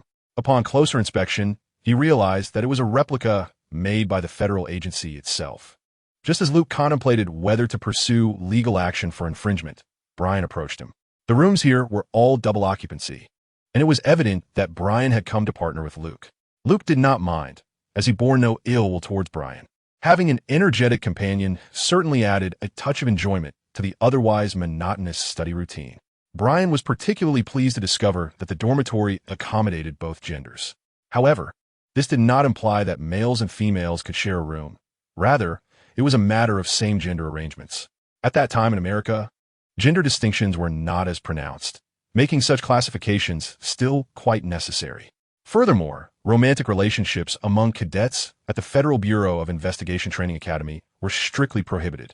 Yet, this regulation was largely ignored, as the institution rarely enforced it. After all, these were spirited young individuals, and it was not uncommon for emotions to escalate. Given the rigorous and stressful training, a little relief was beneficial for emotional stability, and the academy could not impose overly stringent demands.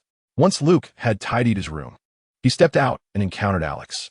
The corridor was narrow, leaving no room for pretense. Luke took the initiative and remarked, "Agent, it appears you have fully embraced your role since receiving the notification." This clearly referenced the insincere remarks Alex had made earlier. Alex, unfazed, donned an expression that suggested, "As long as I'm not embarrassed, the embarrassment belongs to others," and replied, "You nearly made me late. We were sharing a bed just 6 hours ago, so the other details are rather inconsequential, aren't they?" By this time, many fellow students had emerged into the corridor, and upon witnessing the pair's overt display of affection, they hastily sought refuge. Luke could only shrug and leave the dormitory area. Upon gathering downstairs, the class instructor, Liam, presented the first task. Before him lay the files of all the cadets. These documents contain the information gathered during the vetting process when they applied to join. One particular section had been altered. While the CIA focused on intelligence, our mandate is investigation. The nuances within intelligence are paramount, as they enable us to identify criminals, terrorists, and potential bombing sites, among other critical elements. Now, each pair must select their training partner and identify the missing information within 24 hours. Failure to do so would result in elimination. After explaining the task requirements, Liam spread his hands and declared, "I wish you all success," before stepping aside. Luke had already set his sights on Alex's file and swiftly obtained it before Ryan could. Brian, quick on the draw, seized Luke's file and cast a triumphant glance in his direction, only to have it snatched away by the even swifter Alex. Luke could only shrug at Brian in resignation. Brian's expression froze, forcibly fed a mouthful of dog food, clearly in a foul mood. However, the following morning, as classes commenced, everyone soon realized there was no time to investigate their partners. All courses proceeded as scheduled, while Luke had long since discerned that Alex was concealing multiple truths. After deep contemplation, Luke decided to exploit a rather inconspicuous detail to navigate through the situation. Astute in the ways of human nature, Luke understood that everyone harbors secrets. When these secrets are unveiled, the outcomes can be social demise, awkwardness, or even dire consequences. It seemed evident that this challenge would be rather unpleasant, destined to result in someone's elimination. Although his own records had been altered during a conversation with Alex on the way, Luke inadvertently divulged enough information for her to identify discrepancies with her files, thereby allowing her to pass. Luke initially intended to caution his classmates against delving too deeply into other secrets, yet ultimately refrained from voicing his thoughts. Reflecting on the training content discussed with Doherty, Luke considered it merely the challenges of a high school student. The practical aspects were a different matter entirely, leading Luke to conclude that it was wiser to remain in the upper echelon without drawing too much attention to himself. However, this predicament weighed heavily on spirited Brian, as many of the required practice exercises took place among dormitory peers. At the outset, Brian boasted to Luke, "I've fought on the streets. No one dares to mess with me at school, so watch out." Luke was quite amused by the naive yet earnest glint in his eyes. With a smile, he turned one hand behind his back, extending the other in a gesture reminiscent of Yip Man. This provoked Brian, who, feeling challenged, surged forward with all his might towards Luke. This show-off would not be tolerated. Brian was destined to be the most handsome in the class. Fueled by pent-up anger, he charged with a fierce expression. Oh heavens, he fell. Yet, he rose again, only to collapse once more. He did not get up again. Luke had indeed put on an impressive display. While everyone else engaged in their own pairings, the commotion from Brian was too pronounced, and Luke's bravado left Brian unable to rise. All eyes turned to observe the spectacle of Luke and Brian. Luke extended a hand to help Brian up, but Brian stubbornly refused. No, I won't get up unless you teach me. Faced with such obstinacy, Luke could only sigh and reluctantly nod, saying, All right, just don't cry. Brian slapped Luke's outstretched hand, grasping it eagerly, and exclaimed, You can't keep this to yourself. Luke stated, I began my training at the age of 6, and you still have a long way to go. At that moment, some individuals could no longer tolerate the situation. Chapter 23. Display of bravado in this class. Luke was not the strongest, yet his physique was undeniably perfect. Consequently, several self-proclaimed combat-savvy male classmates sought to spar with him. In Western culture, subtlety is often disregarded. When it comes to making a statement, one must do so boldly, particularly among students. They believe that such displays can attract the opposite sex and are perceived as quite impressive. Luke resolved to teach those brash individuals a lesson. A robust African-American student approached Luke, smiling as he said, I have come to practice with you. I hope you take this seriously. His implication was clear. Luke should engage with full effort and not merely feign prowess. However, Luke did not indulge him and extended one hand. The student immediately adopted a serious demeanor and cautiously approached Luke, launching a right hook. For an ordinary person, facing such a formidable puncher would be daunting, with both strength and speed at above-average levels. Yet to Luke, the student's flaws were glaring. With a deft sidestep, a grasp, a pull, and a trip for seamless motions, Luke sent his opponent sprawling to the ground. The onlookers were rendered speechless. Is this display of bravado never-ending? The student, believing Luke was toying with him, attempted to rise and retaliate. But at that moment, Instructor O'Connor arrived. Hey, you are here to train, not to watch a spectacle. At this, the crowd dispersed, revealing the African-American student, still thwarted, and Luke, who continued to exude bravado. Instructor O'Connor stepped into the throng and inquired, What transpired here? Luke shrugged and replied, It was merely a standard practice session. However, I happen to be slightly more skilled, which has left some feeling dissatisfied. This statement earned him a chorus of disapproving glances from his peers. This fellow was still posturing. Nevertheless, since O'Connor observed no injuries, he instructed everyone to resume training and called Luke aside. Listen, Cadet Luke, regardless of your past experiences, you must adhere to the rules here. I do not wish for a repeat of this behavior. Understood? Luke nodded in compliance. Yes, Instructor O'Connor. This minor incident soon faded into memory. Luke's affable character did not breed resentment among his fellow students. He engaged in cheerful conversations with everyone and answered questions readily. Eventually, the African-American student, under Brian's explanation, also apologized to Luke. When it came time for pistol shooting practice, Luke ceased his bravado. Once was sufficient. Too much would indeed become bothersome. However, even while tempering his efforts, Luke still achieved the top score in the shooting exercise. By the end of that half-day, everyone recognized that this cowboy from Montana was truly a master. Following the conclusion of the course, two students found themselves embroiled in a dispute. However, Luke remained indifferent. After all, when certain individuals' secrets are unveiled, such disputes are inevitable. The ambitious young man with the yellow hair, however, did not inspire confidence in Luke. He appeared to be a mere novice, freshly graduated and lacking the wisdom wrought by the rigors of life. Luke approached another fellow trainee and remarked, Everyone harbors secrets. I believe you must summon the courage to confront them. Only then can you aspire to be a competent agent. The other individual offered Luke a strained smile and gratitude. Luke chose not to elaborate further, as such matters ultimately hinge upon one's ability to traverse personal challenges. With those words, Luke felt he had adequately fulfilled his role. Alex, standing behind Luke, also offered words of encouragement to the classmate, while several other trainees extended their sympathetic reassurances. Finally, the time for the examination arrived. Instructor O'Connor had even arranged for a dedicated interrogation room. The subject of scrutiny was required to wear a polygraph, while the other trainees observed the inquiry from a multimedia classroom. Many were confronted with uncomfortable and potentially mortifying questions, even unearthing their deepest secrets. While some managed to navigate the process successfully. When it was Luke and Alex's turn, Luke permitted Alex to question him first. Luke's responses were impeccable, leaving no room for doubt. Ultimately, Alex only managed to identify a discrepancy in their conversation aboard the plane. "You are not the quarterback on the college football team." Luke smiled and replied, "Congratulations, you are correct." When it was Luke's turn to interrogate Alex, he sought to gain a comprehensive understanding of her past. Although Alex told a few fibs, Luke remained unfazed. After all, they were not delving into particularly private matters. Their exchange felt more like a casual conversation, even bordering on flirtation. Just as it seemed to devolve into an unwelcome display of affection, Luke abruptly shifted the topic. "You deceived your mother, telling her you were pursuing further studies for your graduate exams, when in truth, you came here for training.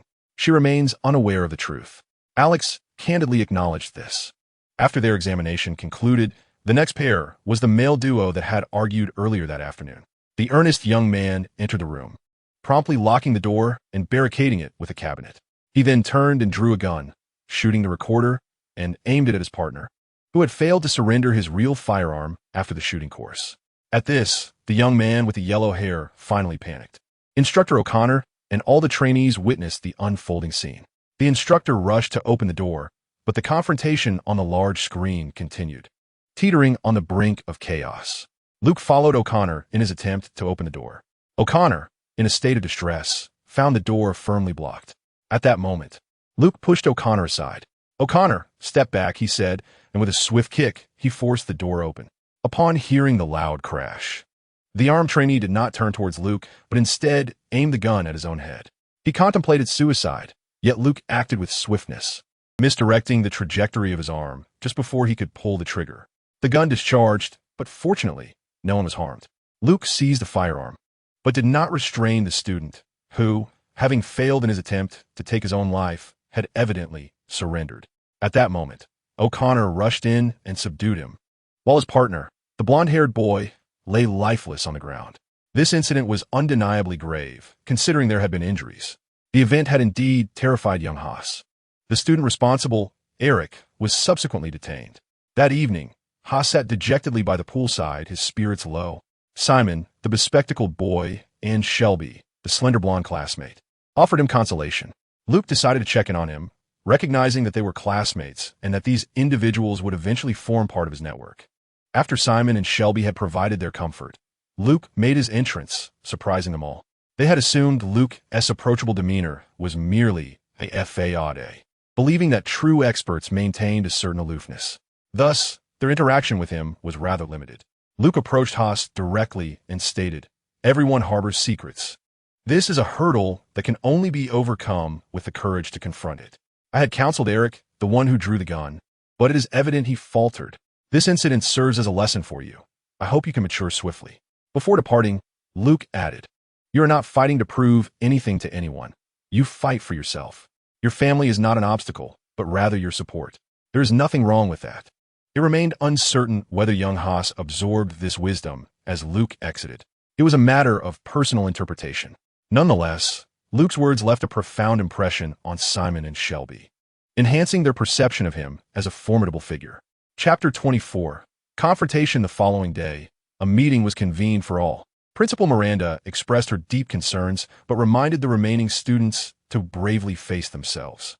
As anticipated, Eric, the student who had fired the weapon, was expelled and would likely face charges of intentional harm, given that he had injured an instructor's assistant. After Principal Miranda summoned Haas, he did not return to class. Their dormitory had been vacated. However, Luke surmised that Haas would be fine, as his family had connections, and he would likely be reassigned to another department for further studies. Subsequently, tranquility returned. Training and classes continued as usual, and despite Luke's low profile, he remained the brightest presence in the crowd. Yet, he noticed something peculiar. A female student of Arab descent seemed to have transformed. After observing her discreetly for some time, Luke concluded that she was not the same person as the day before. After some contemplation, he speculated that she might be a twin arranged by the school, which was aware of their situation. The bespectacled Simon seems to harbor some feelings for the female student. But considering they're to share 5 months of life and study together, such sentiments are bound to be discovered. Consequently, Luke resolved to offer her a discreet warning. On their way to class, Luke stealthily approached the Arab student, Neelma, from behind and whispered, "If you wish to keep your identities as twins concealed, it would be prudent to minimize contact with others. However, I fear this may not be conducive to your academic pursuits, and I recommend discussing the matter with Principal Miranda." As Neelma gazed at Luke in astonishment, he elegantly quickened his pace and departed.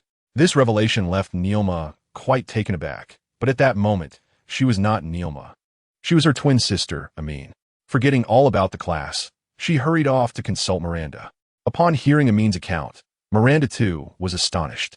After a moment of contemplation, she summoned Neelma.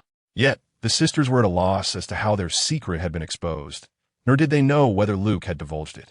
Eventually, Miranda called upon Luke. Anticipating her summons, Luke candidly shared his insights, stating that their differing demeanors and habits were merely the result of his keen observation. The instructor O'Connor had also arrived at Miranda's office and overheard Luke's remark. He inquired with a skeptical tone, "Why is it that only you perceive this, while others did not?" Luke shrugged and replied with a smile, "You see, I am a cowboy. I can distinguish between two seemingly identical cattle among thousands. It is a skill I have honed since childhood." His response was both reasonable and astonishing to those present, raising doubts about the prowess of American cowboys. Ultimately, Miranda asked Luke to keep the secret, assuring him that she would reveal the matter at an appropriate time. Luke, understanding the higher-up's intentions, suggested, "If you wish to train them effectively within 5 months, they must undergo simultaneous training." After acknowledging Luke's advice, Miranda instructed him to leave, leaving the subsequent investigation to them. While continuing his training, Luke indulged in flirting with Alex and playfully teasing the spirited Brian. The first month consisted solely of adaptive training in a fully enclosed environment, akin to a boot camp. However, Luke noticed that Liam O'Connor was particularly attentive to him, often nitpicking his training. Thus, Luke privately approached O'Connor and earnestly said, "Instructor O'Connor, I am unaware of how I may have offended you to warrant such scrutiny. Please be candid. Let's not resort to vague reassurances. We are all adults here, so let us be straightforward."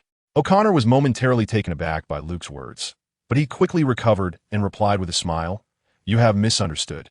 I merely wish to ascertain your limits." Not wishing to prolong the conversation, Luke decided not to engage further. "Instructor O'Connor, I have no desire to cause trouble. I simply wish to complete this training smoothly. If you intend to continue harassing me, I suggest you consult Principal Miranda before proceeding." With that, Luke turned on his heel and walked away, leaving O'Connor with a sullen expression. Subsequently, O'Connor did indeed seek out Miranda. However, she was unaware of Luke's true identity. She only knew that Luke's recommendation letter had been delivered by an assistant to the Attorney General. With this connection, Miranda understood that Luke had some background. Though she was uncertain of its extent, nonetheless, it was clear he was not someone she could afford to offend. Thus, she candidly conveyed this to O'Connor and cautioned him. Following this, Luke noticed that while O'Connor had somewhat tempered his antagonism towards him, he remained vigilant.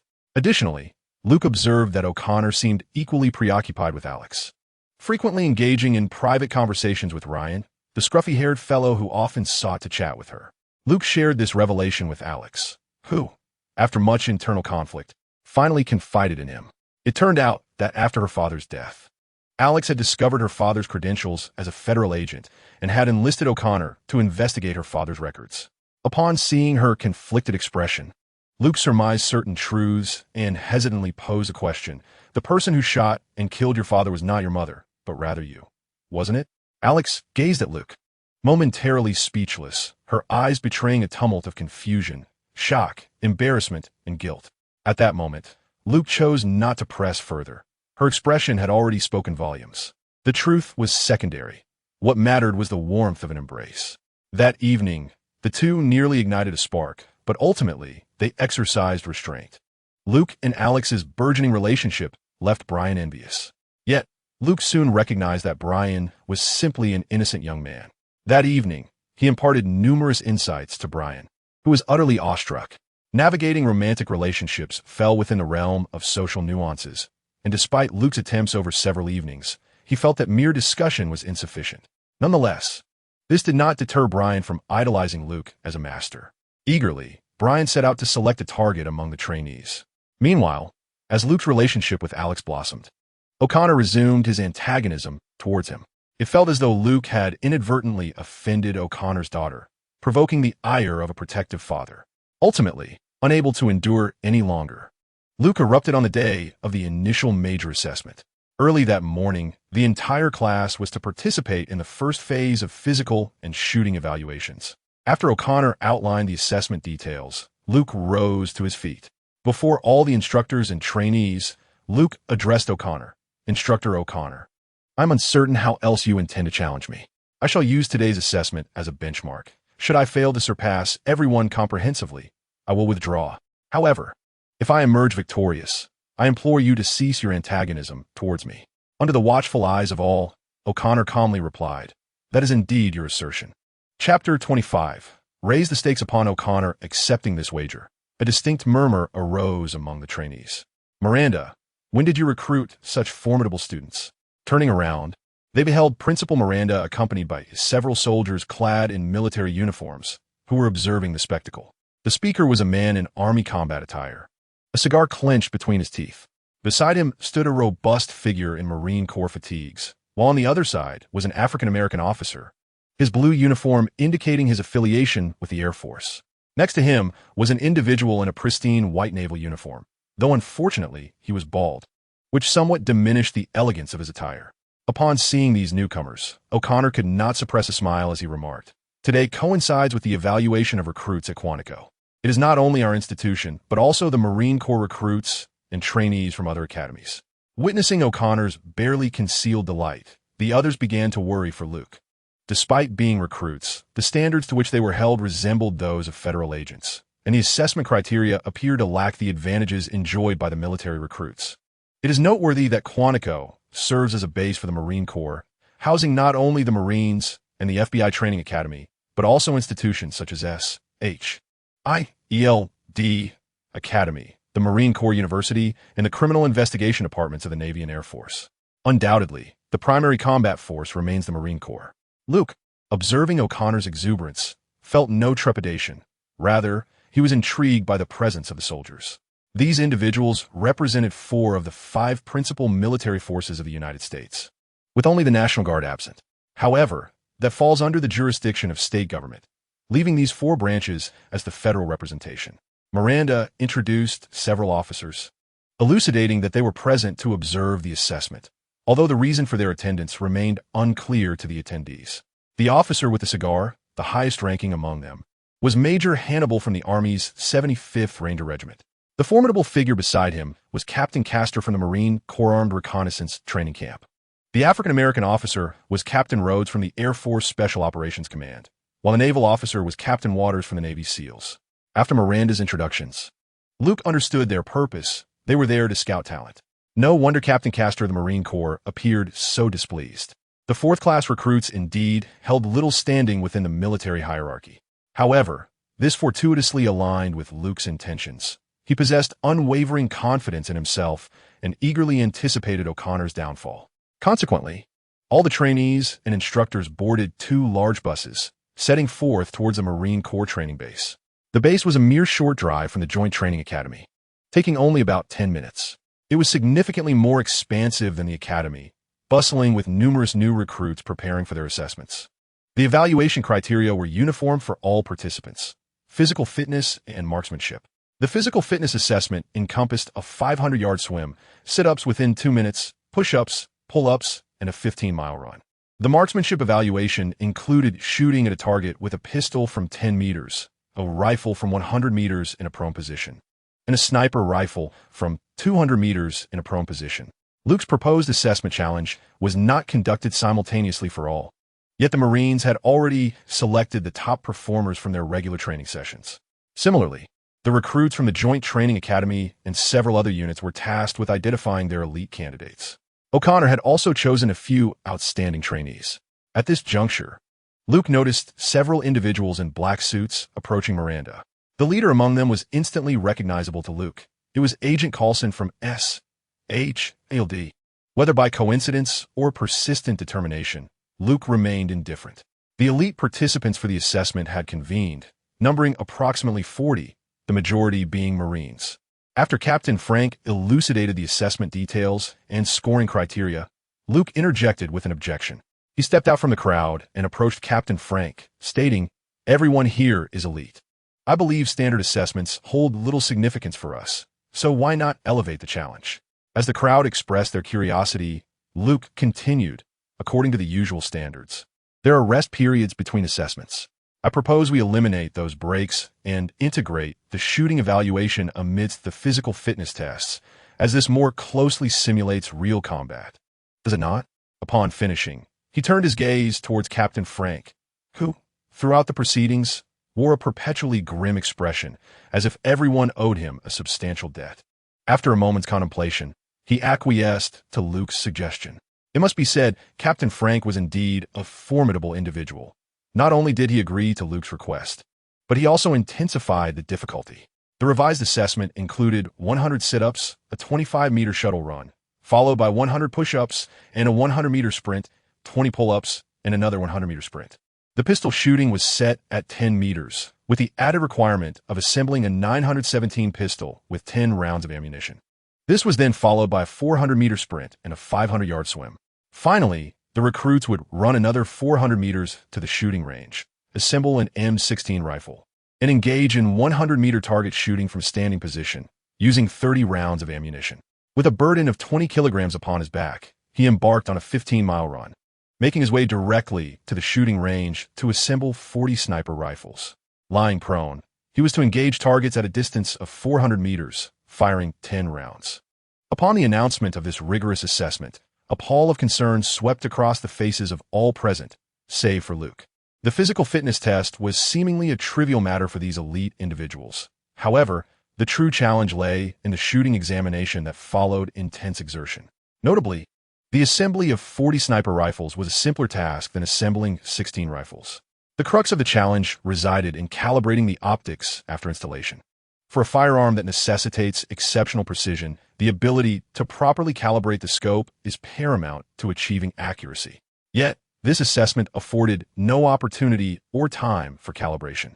Nevertheless, Luke remained undaunted. He had the capability to achieve hits in the 10-ring area of a silhouette target from over 800 meters using iron sights. Thus, he sighed, contemplating that he could not remain inconspicuous. He was destined to be the most radiant figure in the crowd. Captain Frank, though formidable, granted everyone a preparation period of 20 minutes. This interval was also utilized for organizing the venue and providing logistical support. Once all candidates were in line, Captain Frank elucidated the course of the competition once more. Each segment of the event would have no fewer than 6 judges documenting scores, and the entire process would be recorded on film to deter any potential cheating or disputes regarding results. After confirming that all participants understood the rules, Captain Frank drew his pistol and fired a shot into the air, bellowing, "Begin!" As everyone stood momentarily bewildered, Luke had already reclined on the ground, commencing his sit-ups. In his regular training, sit-ups were performed with someone applying pressure to his legs, a necessity he did not require now. At the onset of this assessment, Captain Frank established a formidable standard. Performing sit-ups without leg pressure significantly elevated the difficulty level. In Chapter 26, titled Open Theft, while the others remained momentarily astonished, Luke exhibited no hesitation, promptly lying down to begin his sit-ups. His speed was remarkable, a testament to his relentless training. Typically, the assessment for new recruits was categorized into 3 tiers: good, excellent, and outstanding, with each tier further divided into upper, middle, and lower subcategories. Achieving 100 sit-ups or push-ups within 2 minutes constituted the pinnacle of excellence. Captain Frank adhered to the highest standards in his expectations. Luke completed his 100 sit-ups in an impressive 1 minute and 51 seconds, followed by a return run, finishing 100 push-ups in 1 minute and 49 seconds. Meanwhile, the slowest participant had only just commenced their push-ups, having taken 26 seconds to accomplish 20 pull-ups, thus leaving the second-place contender far behind. Captain Frank's expression remained grim, yet the countenances of the other officers brightened. Miranda's lips curled into a smile, the degree of which was difficult to suppress. The observing trainees began to cheer for their classmates and comrades. Luke arrived at the shooting range, and in the astonished gaze of the evaluators. He assembled the 917 pistol in a mere 7.83 seconds. Amused by their naive expressions, he chuckled inwardly, knowing that every component of his firearm was designed by him, and no one could surpass his speed.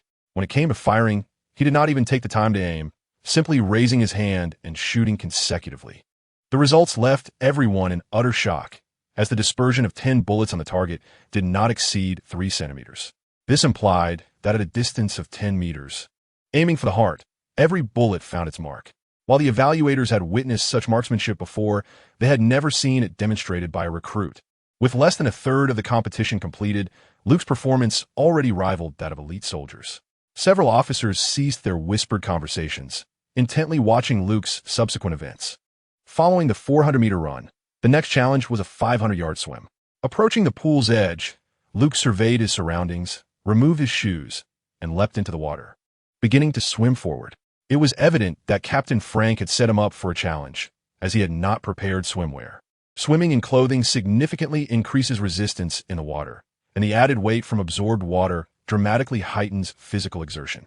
Nevertheless, Luke continued to astonish everyone. Typically, the best times for this event hover just above 8 minutes, with 9 minutes being the upper limit. Yet, Luke completed it in a mere 7.5 minutes.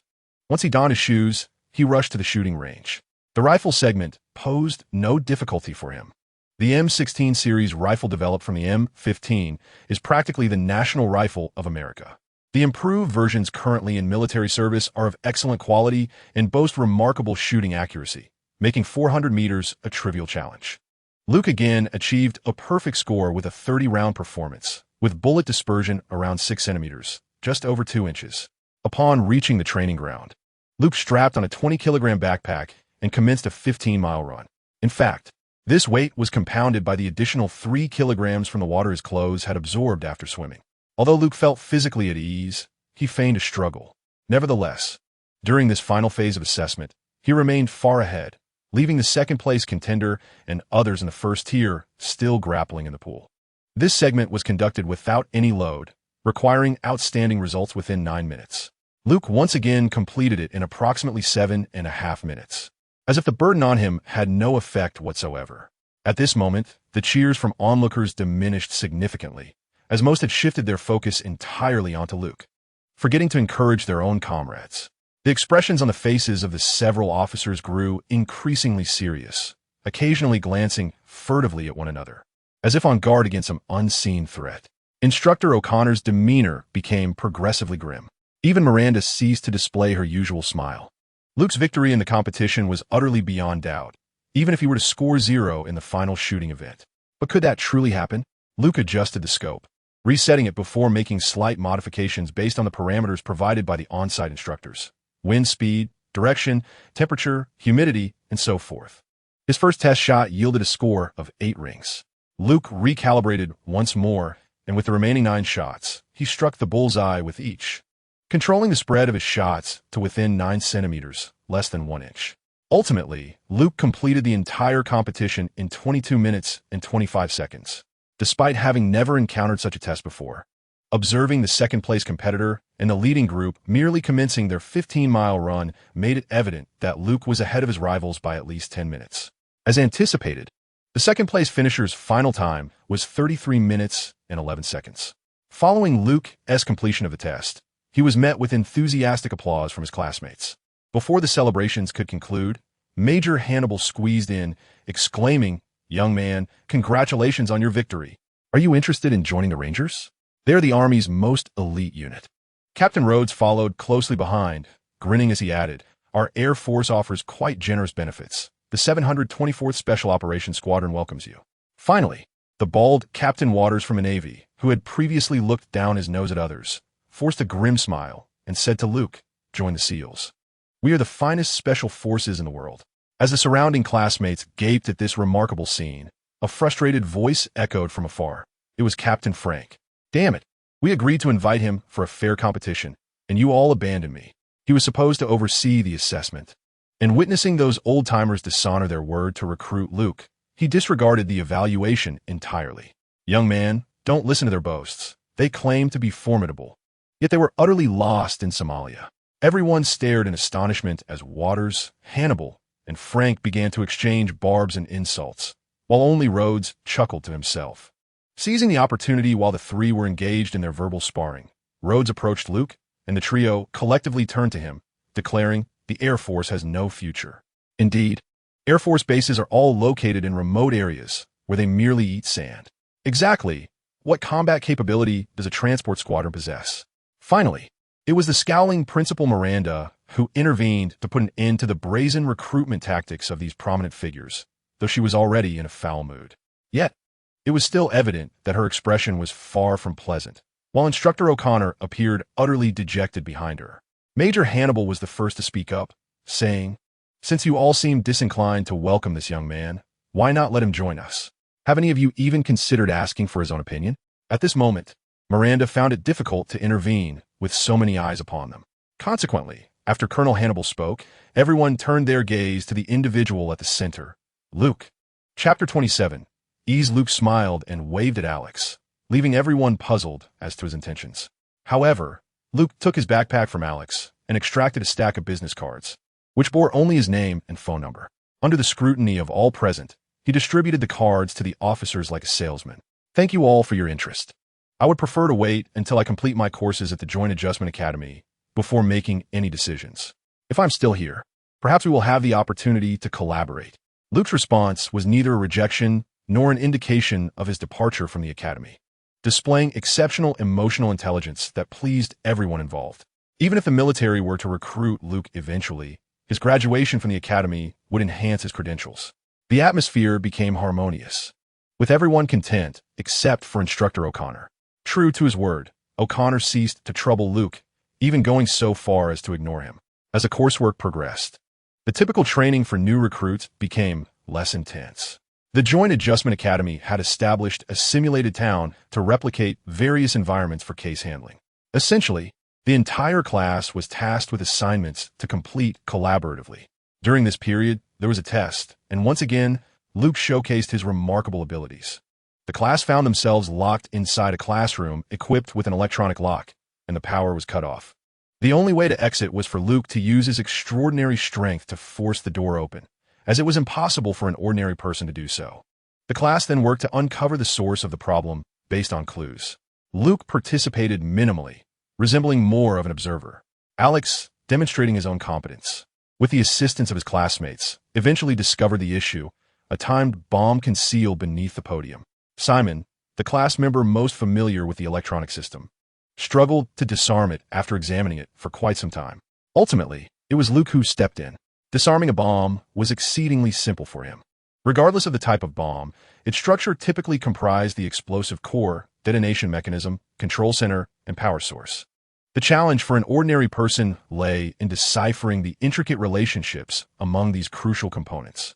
However, with the opening of Luke's insightful eye, the task appeared as straightforward as interpreting a stick figure drawing. Thus, the time bomb that had stumped everyone was disarmed by Luke in under a minute. Originally, this test aimed to evaluate the class's performance under the pressure of an indeterminate bomb situation. Once Simon concluded that disarming the bomb was impossible, the mood among the class shifted to one of dejection. Nevertheless, no one retreated. Each cohort of students underwent this assessment to gauge their character, attitudes, and psychological resilience. Yet, Miranda found herself exasperated by the presence of Luke, who seemed like an unfair advantage in this class. The bomb that had never been disarmed was astonishingly dismantled by Luke. However, during the process, he discovered that, although the bomb was genuine, it would not actually detonate. Regret washed over him for having played the part of the hero. Yet, he realized that the hopes of his entire class rested upon his shoulders. How could he let them down? This predicament surely vexed Miranda. Once Luke successfully disarmed the bomb, Miranda indeed made her appearance, elucidating the purpose and significance of the assessment. Everyone expressed their gratitude towards Luke, save for Miranda, who wore a countenance of discontent. The subsequent task left her utterly speechless. The entire class was to simulate the formation of a tactical team, storming a building to rescue hostages. With his keen insight and unrelenting firepower, Luke single-handedly eliminated a substantial number of the assailants. Not a single hostage was harmed. All the assailants fell victim to headshots. and Luke had not even expended an entire magazine. Furthermore, he neutralized an assailant concealed among the hostages, thereby averting the fate of Alex, who was momentarily distracted and nearly shot. After these incidents, Miranda began to discern the truth. It appeared that someone in the upper echelons had orchestrated Luke's presence for a potential undercover operation, though the specifics of the objective and mission remained unclear to her. After much contemplation, Miranda summoned Luke to her office. With a grave expression, she informed him, "I do not concern myself with the motives behind your placement here. You are to participate in the upcoming courses, and I will grant you full marks for the assessments. For all subsequent activities, you shall observe without participation." Luke, somewhat puzzled, inquired why. Miranda shot him an exasperated glance and replied, "Your training alongside them is akin to a dimensional reduction. Your ability to resolve matters undermines the purpose of their development." Upon hearing this, Luke comprehended that his prowess had inadvertently elevated the entire class. Amused, he readily acquiesced to Miranda's request. With the cessation of intensive training and evaluations, Luke spent his time enjoying the spectacle, and whenever possible, he sought out Alex for physical training. As the Christmas holiday approached, Luke prepared to return home for the festivities, while Alex had no intention of venturing back to San Francisco. She chose to remain at the school, celebrating Christmas with fellow students who also opted to stay behind. Alex was a rather independent young woman, and Luke recognized that their relationship would likely remain confined to their time at the academy. Once they graduated, they would inevitably part ways.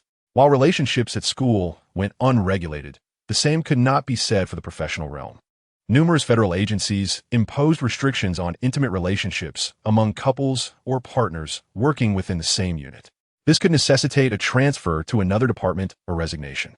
However, a transfer would often result in a long-distance relationship, a scenario seldom embraced by Americans. Thus, both Luke and Alex cherished their present bond, fully aware of the impending separation that awaited them. Since Luke and Miranda had their conversation, he has become invisible in class.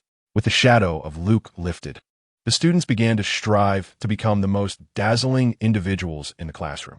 Among them, Alex undoubtedly stood out.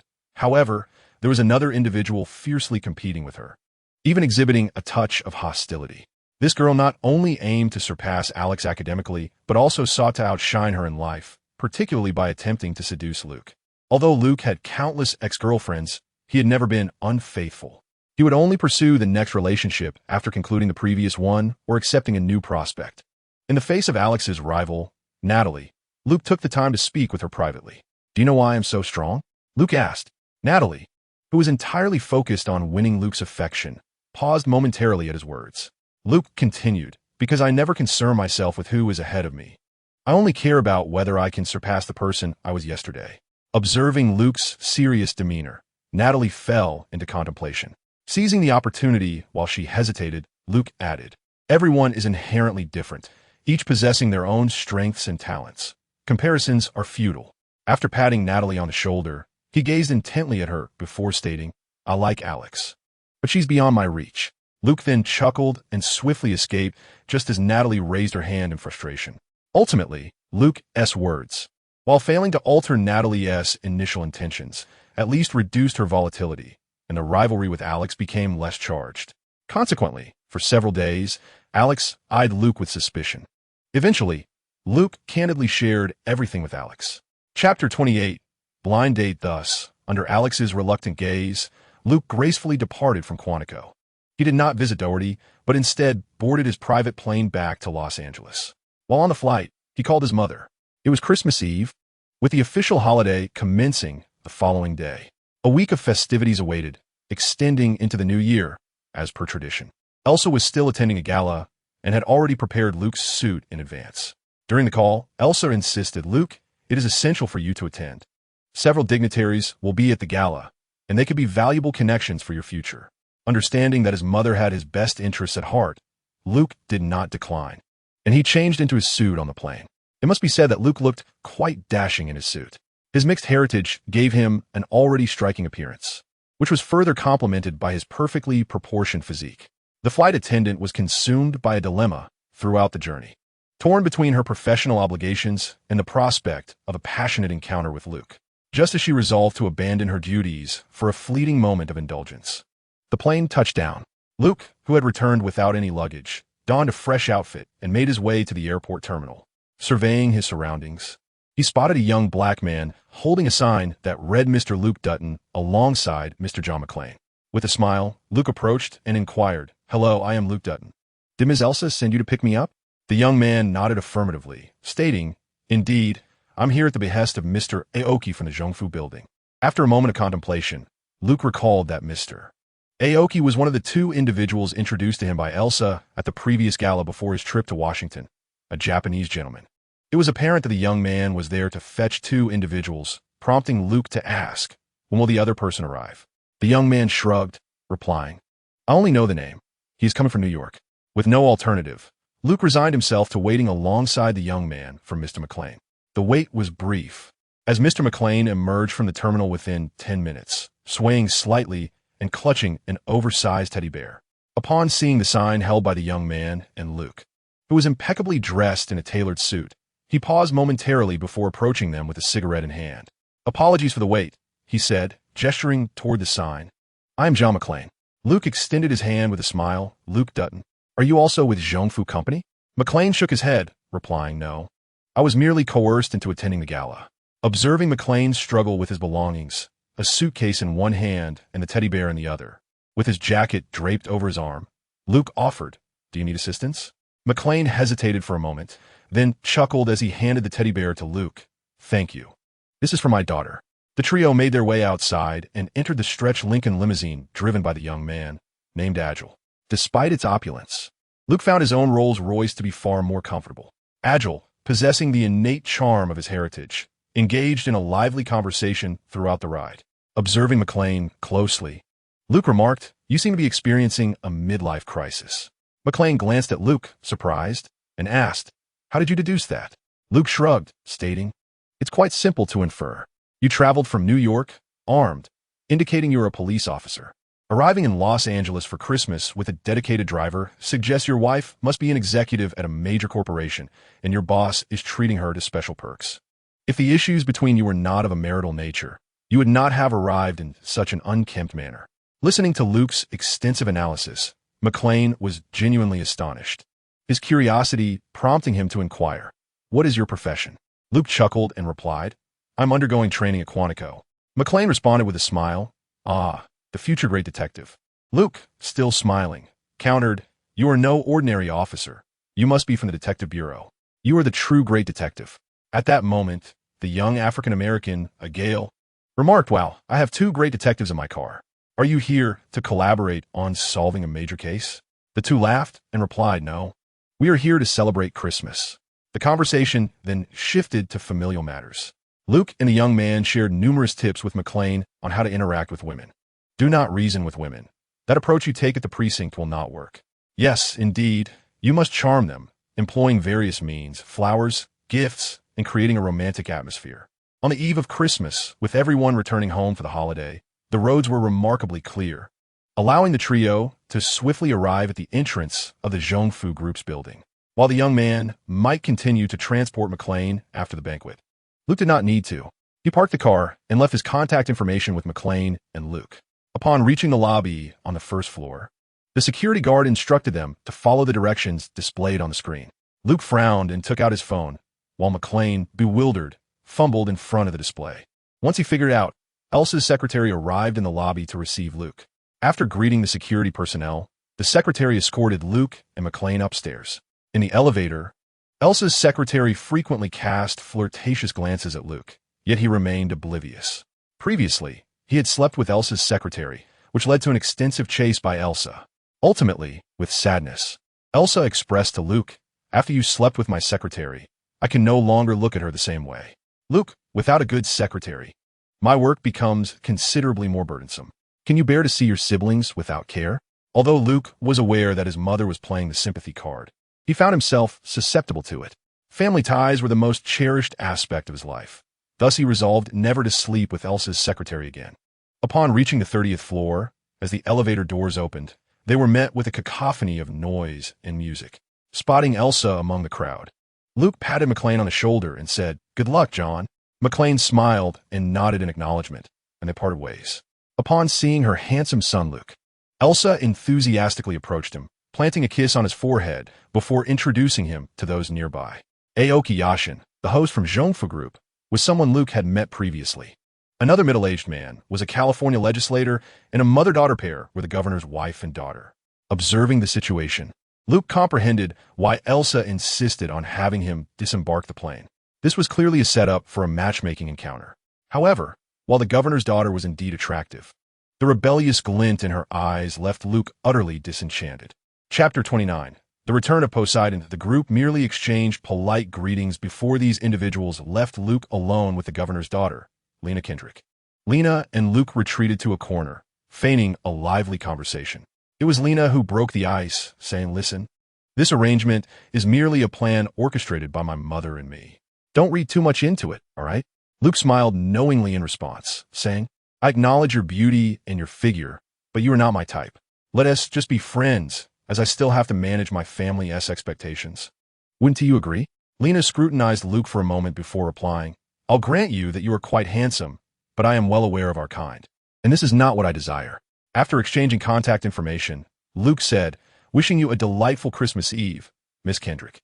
With that, he took his champagne and rejoined the crowd, leaving Lena alone in the corner, lost in thought. To her family, she was indeed the model daughter, yet deep down, she yearned to escape this gilded cage.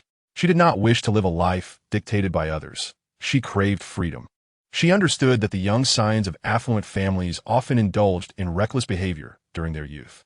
Although they received elite education, their familial influence afforded them the luxury of making mistakes. They had ample opportunities for trial and error, which typically led to their achievements only after the age of 30. Currently, social stratification was pronounced, and the ultimate goal for these family heirs was to preserve the family legacy. As long as they did not squander their inheritance, the lineage could endure. Thus, they were acutely aware of their future, seizing their youth to revel in enjoyment, as society tends to be more forgiving towards the young. Luke realized she envisioned him as one of those privileged heirs, yet he felt no inclination to clarify. He was not lacking in female companionship and had no need to pander to anyone. However, he couldn't help but notice Lena's bold demeanor. Her gown was nearly straining at the seams. As he contemplated whether to seek out another beauty for a fleeting dalliance, fate intervened. "Luke, what brings you here?" He turned toward the voice. "Annie? What are you doing here? Where's your band?" Annie, dressed in an office attire, approached Luke and replied, "My band wasn't very popular, so we disbanded. I found a job, just got promoted last month. What about you?" "I'm here because my mother brought me. She's an executive at a California investment bank." Luke refrained from mentioning that she was the president. "Oh my, is it your mother who has been conversing with our president all along? I never anticipated you were scion of a wealthy family." Luke chuckled, remarking, "Hey, didn't you already know that?" Faced with Annie's gaze, which seemed slightly dazed, Luke found himself intrigued.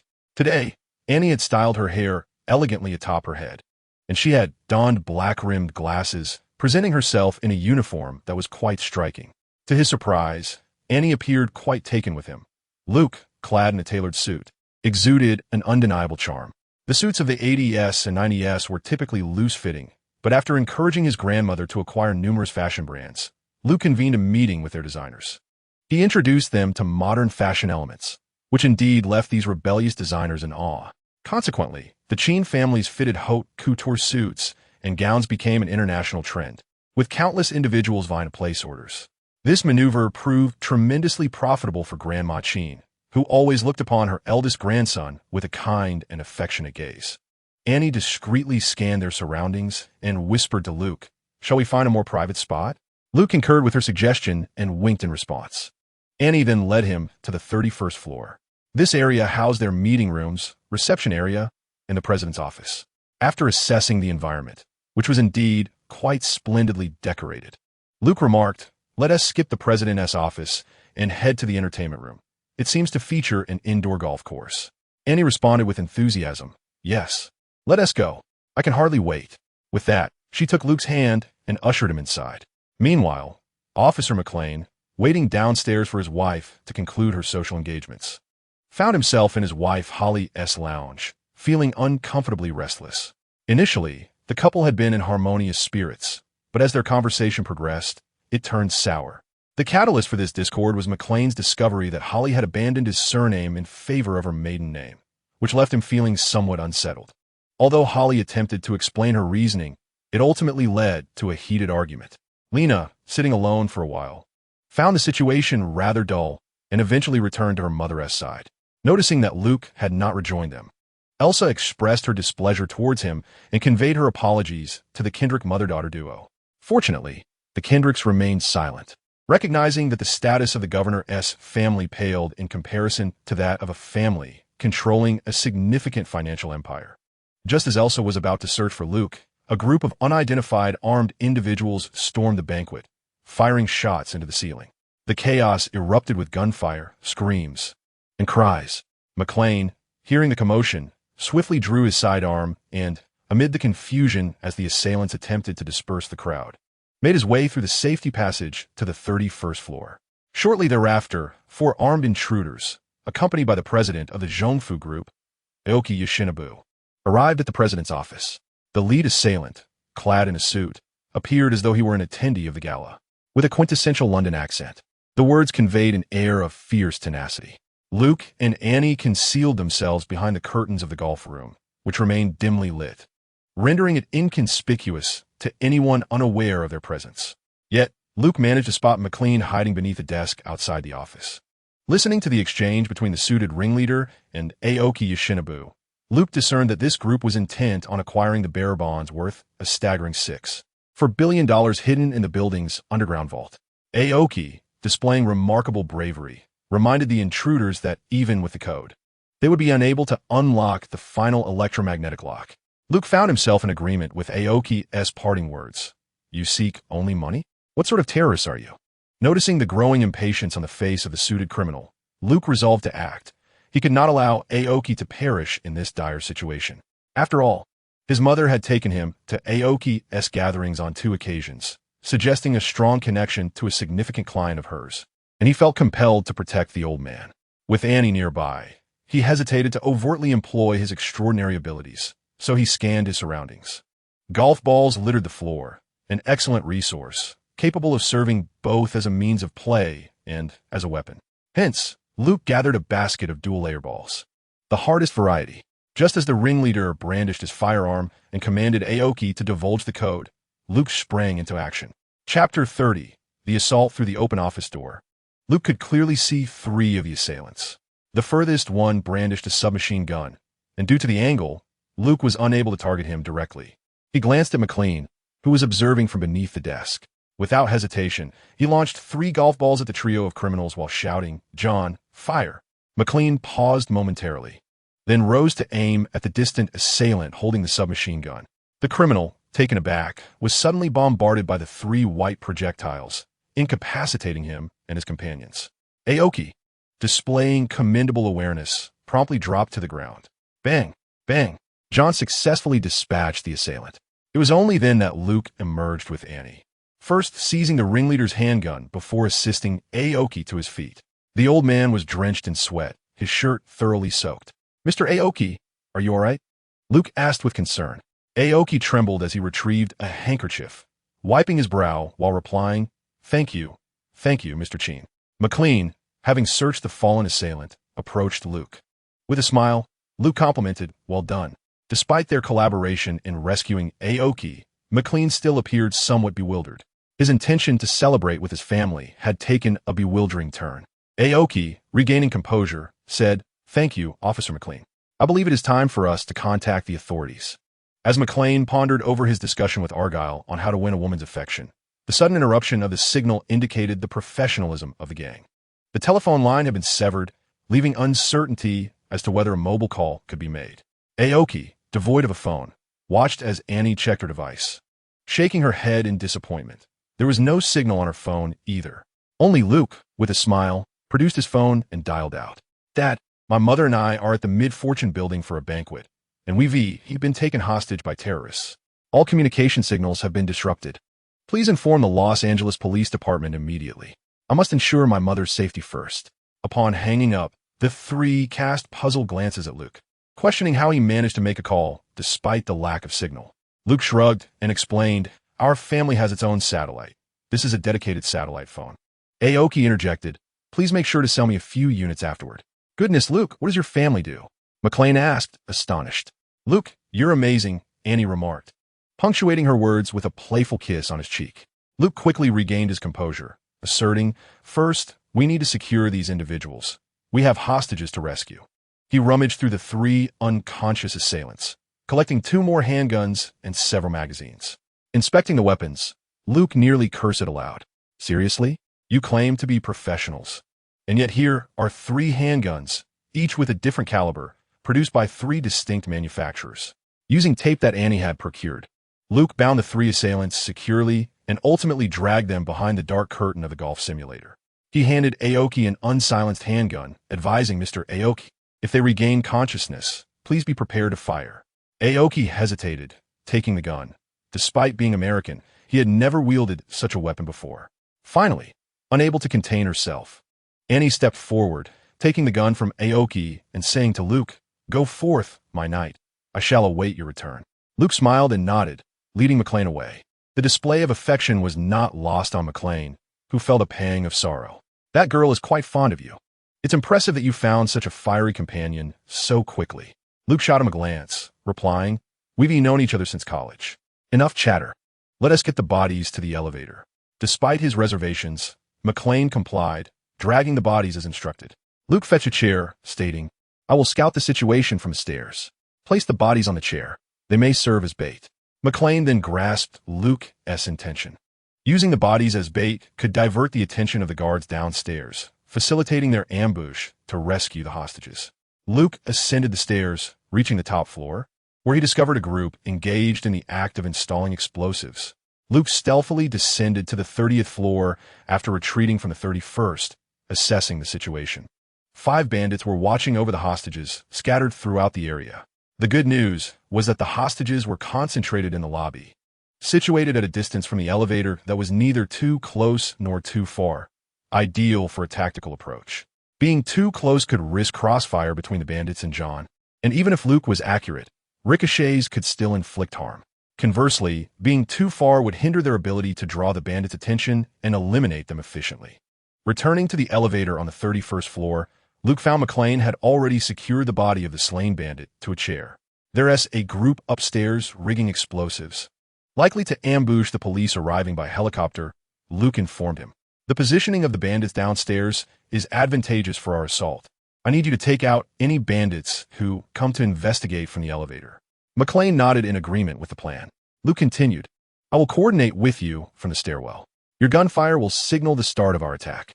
After neutralizing the bandits, ensure the elevator is secured to prevent any from upstairs from descending. After the 2 checked their weapons and ammunition, they commenced their operation. McLean climbed through the elevator's ventilation shaft to position himself atop the elevator car. Once everything was set, Luke pressed the elevator button and swiftly entered the stairwell. Arriving at the 30th floor, the arrival of the elevator did not attract the attention of the bandits on that floor, believing they were in control of the entire building. They assumed it was one of their own. However, one curious hostage caught a glimpse of the elevator and emitted a piercing scream. At that moment, the bandits turned their focus to the elevator. The sight of the body bound to the chair caused their expressions to shift dramatically. All 5 bandits approached the elevator shaft, with only 2 entering to inspect the corpse. McLean took the opportunity to scrawl a message on the deceased's clothing.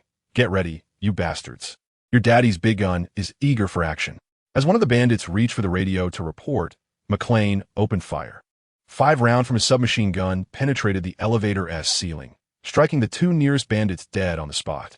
Having anticipated McLean's actions through his keen observation, Luke discreetly opened the stairwell door and slipped into the corridor.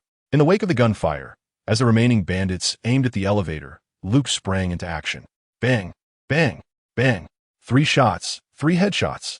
He then charged into the lobby, surveying the surroundings to ensure safety before lowering his weapon. Mom, are you all right? He called out. And once again, Elsa's eldest son reveled in her loving forehead kiss. Chapter 31. The inept ally Elsa meticulously examined Luke, relieved to find him unharmed. Luke's valiant actions were witnessed by all the hostages, who expressed their profound gratitude, particularly Lena, who gazed at him for an extended moment.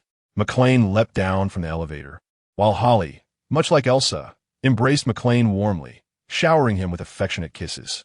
Luke turned to McLean and winked. He then picked up the bandit's walkie-talkie and said, "John, you stay here for now. I will escort Mr. Aoki down." After McLean nodded, he began to collect the weapons from the bandits' bodies. Luke also retrieved a handgun and handed it to Elsa. "Mom, I will go up to assess the situation. I have already called Dad." No sooner had he spoken than the sound of police sirens echoed from outside. Looking from above, he observed a fleet of police cars converging on the building. Luke quickly cleared his throat and, adopting the bandit's voice, asked, "Mom, does my accent resemble that of the bandit from earlier?" Elsa paused for a moment before nodding and replying, "Essentially the same, just a bit raspier." Luke adjusted his tone, opened the walkie-talkie, and in the bandit's voice asked, "Is the bomb on the top floor ready?" "The police have arrived." Immediately, a voice crackled back, "We're wrapping it up, boss." Luke continued, "All but the guards watching the hostages should head downstairs to prepare for the police." "Understood, boss. We're on our way down." Luke and McLean anxiously focused on the elevator, noting that one car descended directly from the top floor to the third, without stopping at the 31st and 30th floors, which relieved them both. Luke nodded at McLean and stealthily ascended the staircase. Upon reaching the top floor, he discovered numerous bombs surrounding the helipad, evidently intended to counter the police helicopters. However, his priority was to return to the 31st floor to escort Mr. Aoki and Annie down. When Luke arrived back on the 31st floor, he found both individuals composed and informed them that the hostages below had been rescued. He planned to return them to the 30th floor before dismantling the bombs and evacuating the hostages from the top. Annie stopped Luke and asked, "What about the 3 unconscious bandits?" Luke shook his head and replied, "There's no rush. They won't wake up anytime soon. I must ensure your safety first before dealing with them." Upon bringing the pair to the 30th floor, they saw McLean observing the scene below. "Luke, their level of competence is quite lacking. The on-site commander is a fool."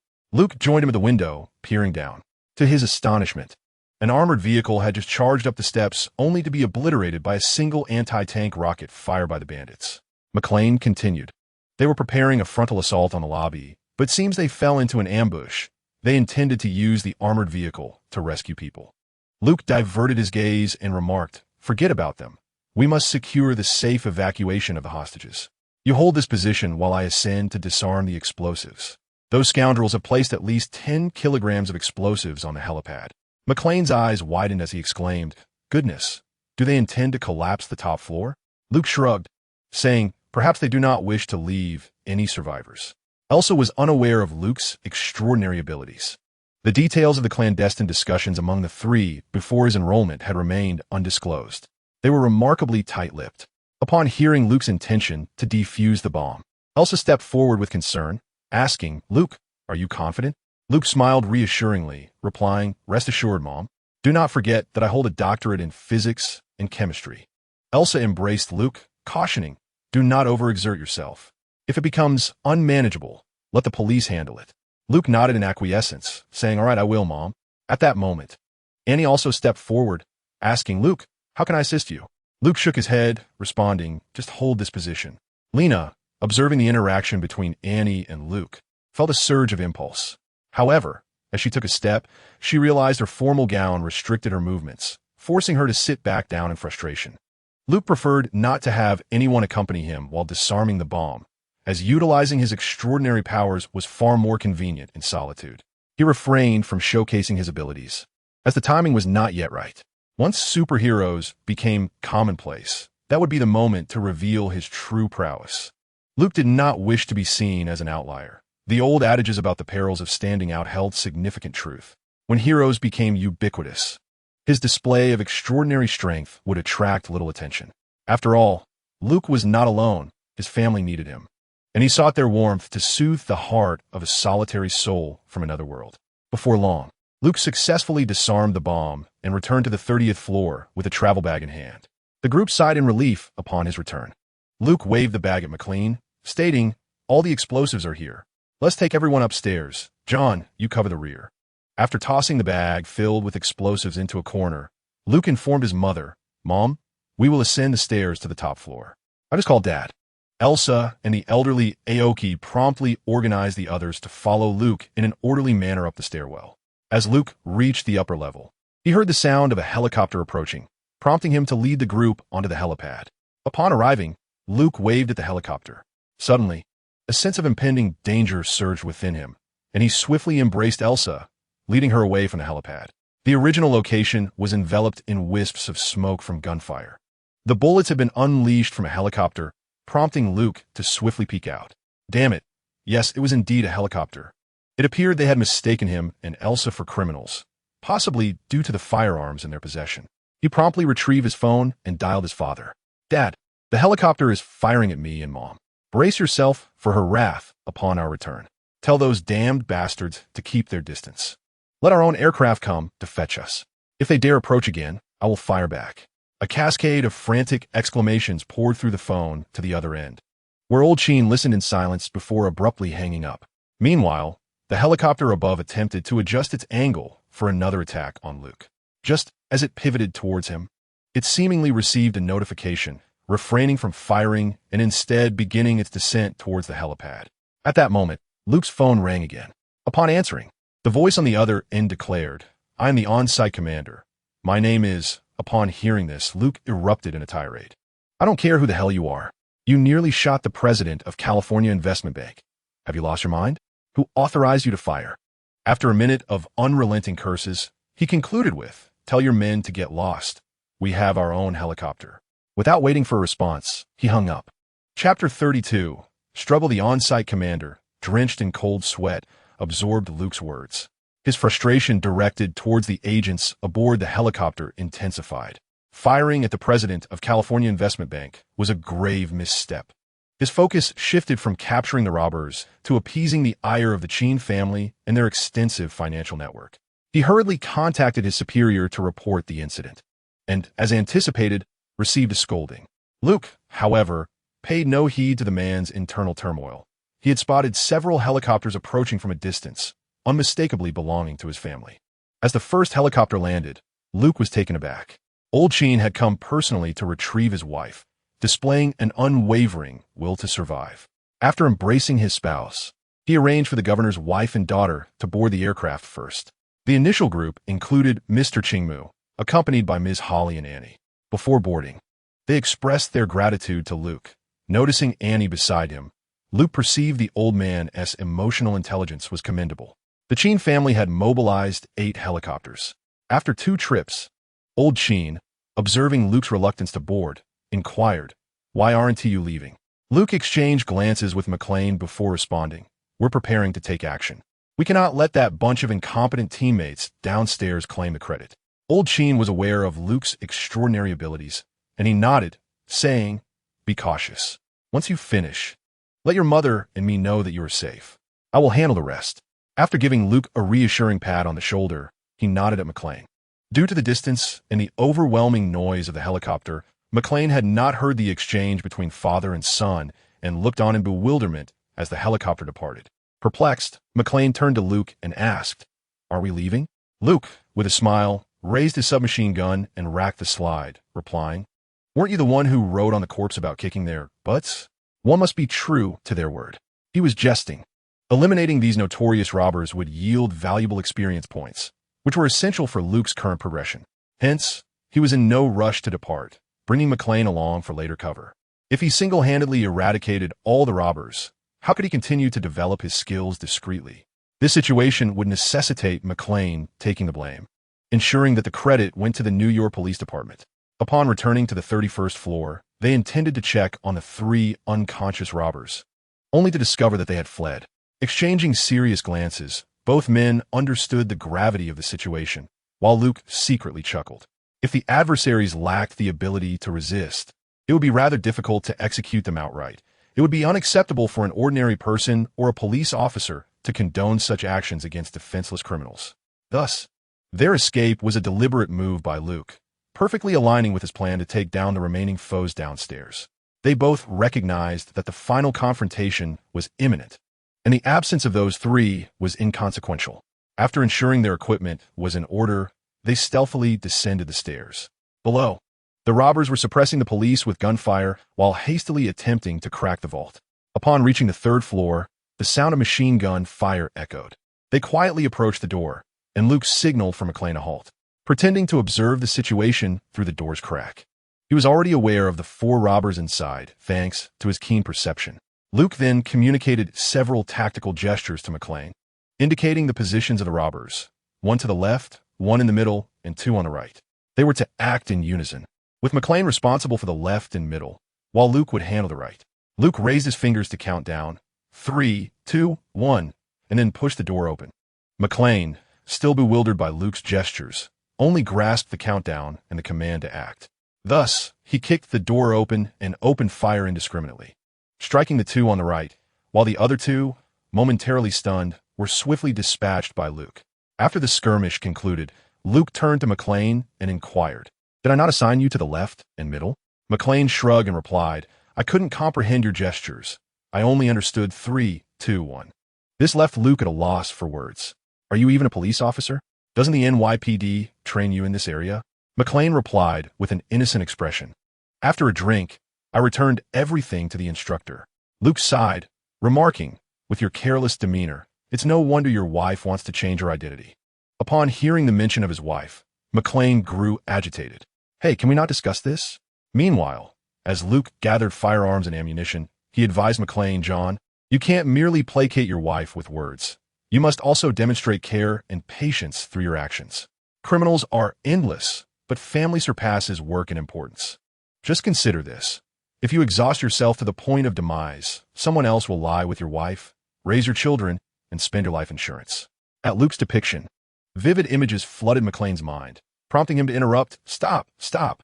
Once we finish this job, I'll apply to the Los Angeles Police Department." Luke chuckled, saying, "That's the spirit. After this incident, your wife's career is likely to soar, so why risk your life for a mere few $1,000s each month, right?" McLean nodded in agreement, raising his weapon with renewed vigor. "Hurry, I can't wait to kick their butts." Aside from the 4 individuals suppressing the police on the 3rd floor, there were no others present. Eventually, Luke and McLean descended to the basement, where the vault and underground parking garage were located. Just as they reached this level, the building lost power, leaving only a few emergency lights flickering. Luke cursed in frustration. These idiots are truly useless teammates. Fortunately, the darkness posed no issue for Luke, but it was a different story for McLean. Thus, utilizing the dim light, Luke instructed McLean, "John, hold on to my shoulder. Let us proceed cautiously." The 2 men then assumed tactical positions and stealthily approached the vault's exterior.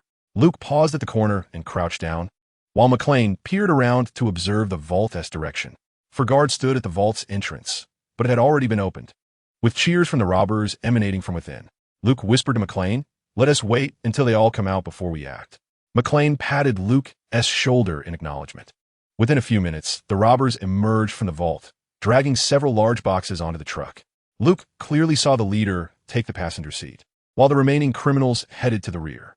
Just as the robbers closed the truck doors, Luke pulled the trigger.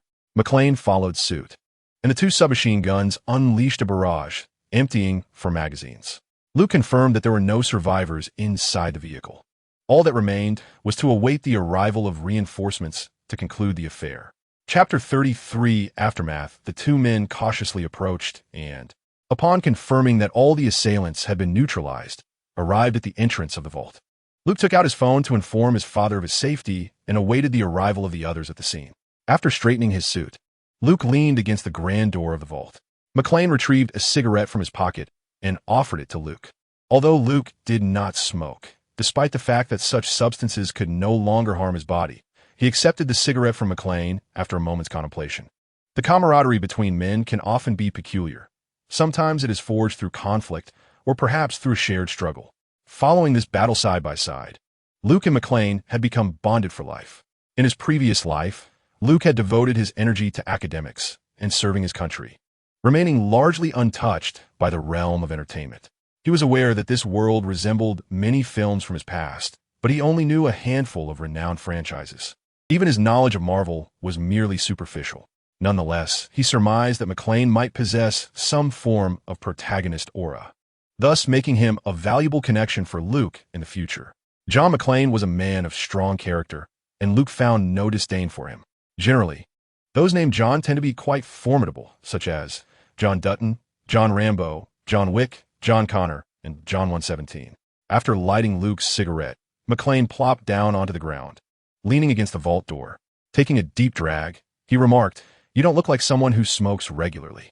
Luke nodded in affirmation, stating, "I don't have a habit. I've always been the star scorer on my school-less football team." McLean chuckled. "Ah, youth is indeed a blessing." Luke cast a sideways glance at him, retorting, "You must be too busy with work to focus on your physical fitness. No wonder your wife is dissatisfied with you." McLean, feeling defensive, replied, "Hey kid, I was quite the heartthrob in my youth, and even now, I still have my charm." Luke scoffed, "Huh? If you're worn out from this little exertion, you're only deceiving yourself." He then added, "Holly is a wonderful woman. The fact that she hasn't divorced you after all this time apart shows that she still loves you. You ought to cherish that." McLean scratched his head, admitting, "I just don't know how to go about it." Luke shrugged. "It's quite simple. Treat her as you would a girl you were eager to pursue in your youth. Be sincere, and let her know how much you care for her and the children." McLean fell silent, merely smoking in contemplation. At that moment, distant footsteps echoed, and Luke recognized that the team had arrived. He quickly shouted, "Hold your fire. This is an agent and detectives. The assailants have been eliminated. It's safe here." The tactical flashlight of the squad made it difficult for McLean to keep his eyes open. The disheveled appearance of the individual clearly indicated that he had just emerged from a fierce battle. In stark contrast, Luke stood beside him, impeccably dressed, as if he had just departed from a grand soiree. Upon confirming their identities, the scene began to unfold. Luke and McLean were escorted outside the building, where his arrival was met with unexpected company. "Stuart, what brings you here?" Stuart, the husband of Luke's second aunt, Monica Sheen, was a classmate and legal partner of Old Man Sheen. Although he was a lawyer, he possessed the physique of an athlete. Standing at a towering height of 6 feet 2 inches, muscles bulging, Luke worried that a mere exertion could tear his tailored suit apart. "Your father is comforting your mother and attending to the hostages you rescued, which is why I was sent," Stuart explained. Under Stuart's watchful eye, Luke and McLean provided their statements to the police officers. Just as they were about to depart, a group of men in black suits obstructed their path. The leading middle-aged man attempted to engage Luke in conversation, but Luke promptly declined. "I'm sorry, but I have no desire to converse with someone who fired at me." With that, he entered the vehicle and departed. Old Man Sheen had taken the hostages to his private St. Mariana hospital. After conducting thorough examinations, the Los Angeles police began to record statements from each individual. When Luke and McLean arrived, the process was still ongoing. Several officers present at the scene where Luke had previously collided with the robber recognized him. Due to Luke's actions and his connection with the Sheen family, the Los Angeles police treated him with considerable friendliness. Elsa and Drake also spotted Luke as he walked in. Just as Elsa was about to embrace her beloved son, a figure darted past her. Annie excitedly dashed forward and leaped onto Luke, wrapping her legs around him and eagerly bestowing a passionate kiss. Luke, somewhat helpless in the face of Annie's fervor, gently patted her back and reassured her, "All right, I know you're worried about me. I'm fine." As McLean passed by, he playfully gave Luke a thumbs up. He too was soon embraced, this time by Holly. As Annie descended from Luke, she turned to find the amused expressions of Elsa and Drake, which left her feeling somewhat flustered. Luke gently patted her waist, then stepped forward to embrace his mother, Elsa. Old Man Drake and Stuart watched this tender moment with smiles. Before Elsa could express her concerns, Drake interjected, "Don't worry about him. Have you forgotten he knows martial arts? His performance at school has been exceptional. It's said that even the Marines have been bested by him." Elder Sheen and Elsa meticulously examined Luke, with Elsa stating, "Luke, no matter how exceptional or capable you are, you will always be my son. Whenever you engage in perilous endeavors, my heart is filled with concern." Luke embraced his mother once more, reassuring her, "Do not worry, mother. I cherish both you and father dearly. Rest assured, I am fully aware of my surroundings, and if true danger arises, I shall be the first to flee." After calming Elsa's worries, Mr. Aoki, the California senator, along with the governor and her daughter, approached to express their gratitude to Luke's family. Lena's gaze remained fixated on Luke since his arrival, and when she saw Annie, a confident spark ignited in her eyes. At last, this matter had reached a temporary conclusion. The Los Angeles police, having taken their statements, did not depart. Mr. Aoki proved to be an adept host, securing several floors of a nearby five-star hotel for the staff's accommodation. However, individuals of Elsa's stature would not remain. Ultimately, under Annie's reluctant gaze, Luke accompanied his family back to the Grand Sheen estate in Beverly Hills. The entire Qin family awaited them. The children were asleep while the adults gathered, eager for Luke's return. Chapter 34. The Qin family, Elder Qin and his wife, Mariana, were blessed with 4 children, each possessing a Chinese name. The eldest was Drake Qin, known in Chinese as Qin Yutong. The second, a daughter and Luke's second aunt, was Monica Qin, or Qin Yueying in Chinese. Her husband, Stuart Joyce, was the second son of the Texas Joyce family. Aunt Monica served as the chairwoman of Paramount Group, overseeing numerous companies, including Paramount Pictures and Paramount Television. Their children, twins, were now in their freshman year of college. The third and fourth siblings were also twins. The third, Luke's third aunt, was Eva Qin, known as Qin Yuling in Chinese. Eva held the position of president at Chrysler Group. Thanks to Luke, this Chrysler Group was a far cry from the lackluster version of its former self. In addition to the previously owned brands, Chrysler and Dodge, Luke facilitated the acquisitions of Rolls-Royce, Bentley, Land Rover, Jaguar, Aston Martin, Lamborghini, Alfa Romeo, Maserati, and Pagani. The Luciano family, possessing numerous enterprises in Italy, had partnered with Elder Qin in the acquisition of Chrysler Group. Many Italian automotive brands were brought under their wing. Those shares of Ferrari remained with another prominent Italian family, which, being financially secure, had no intention of selling. This left Luke with a tinge of regret. However, with an abundance of supercars at his disposal, he felt undeterred by Ferrari's legacy. Furthermore, Luke provided each brand with a distinct market positioning and crafted a cohesive family aesthetic for their designs. This design element is 30 years ahead of its time. Currently, Chrysler stands as the foremost automobile brand in the United States, with sales far surpassing those of other luxury car manufacturers globally. Eva Qin's husband is Chris Matthew, the youngest son of the Matthew family and the team leader of the Dodge Racing Squad, a retired race car driver. Additionally, the Matthew family is one of the shareholders of the Chrysler Group. The couple is blessed with 3 children and resides in Chicago, returning home this afternoon. The youngest, Luke's uncle, Jack Qin, whose Chinese name is Qin Yuming, serves in the Navy as the captain of a destroyer in the Pacific Fleet. He did not return this year, not due to a mission, but rather to honor the familial bond with the Elder Qin. This uncle remains unmarried, and Luke suspects that the issues between him and the Elder Qin may be related to his marital status. However, Luke has no intention of delving into the truth. After the family warmly welcomed Luke's family, they dispersed into separate groups. Women gathered together, while men congregated. The Elder Qin engaged in discussions about business and politics with his sons and sons-in-law, creating a harmonious atmosphere. However, the gathering was somewhat brief today, and everyone retreated to their rooms rather quickly. Luke discerned that the Elder Qin appeared less vigorous than before. Upon returning to his room, Luke examined his rewards. His progress in cultivation had reached level 1, and it was evident that upgrading would not be a simple task. Nevertheless, with a decade remaining until the emergence of superheroes, Luke felt no urgency. He harbored no concerns about the cosmic bureaucrat, as he had strong backing. He perceived that his inexpensive master exhibited strength surpassing that of the cosmic entity.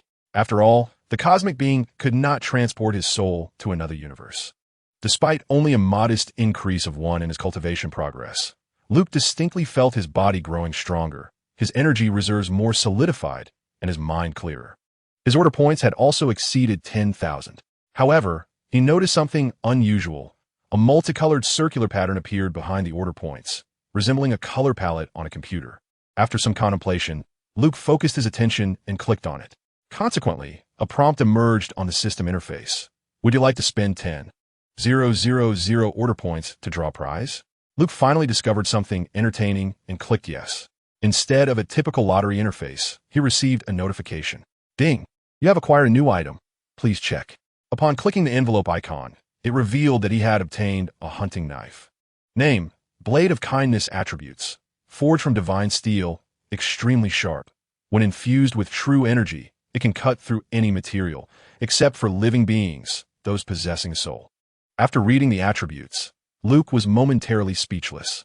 He was indeed in need of a close combat tool.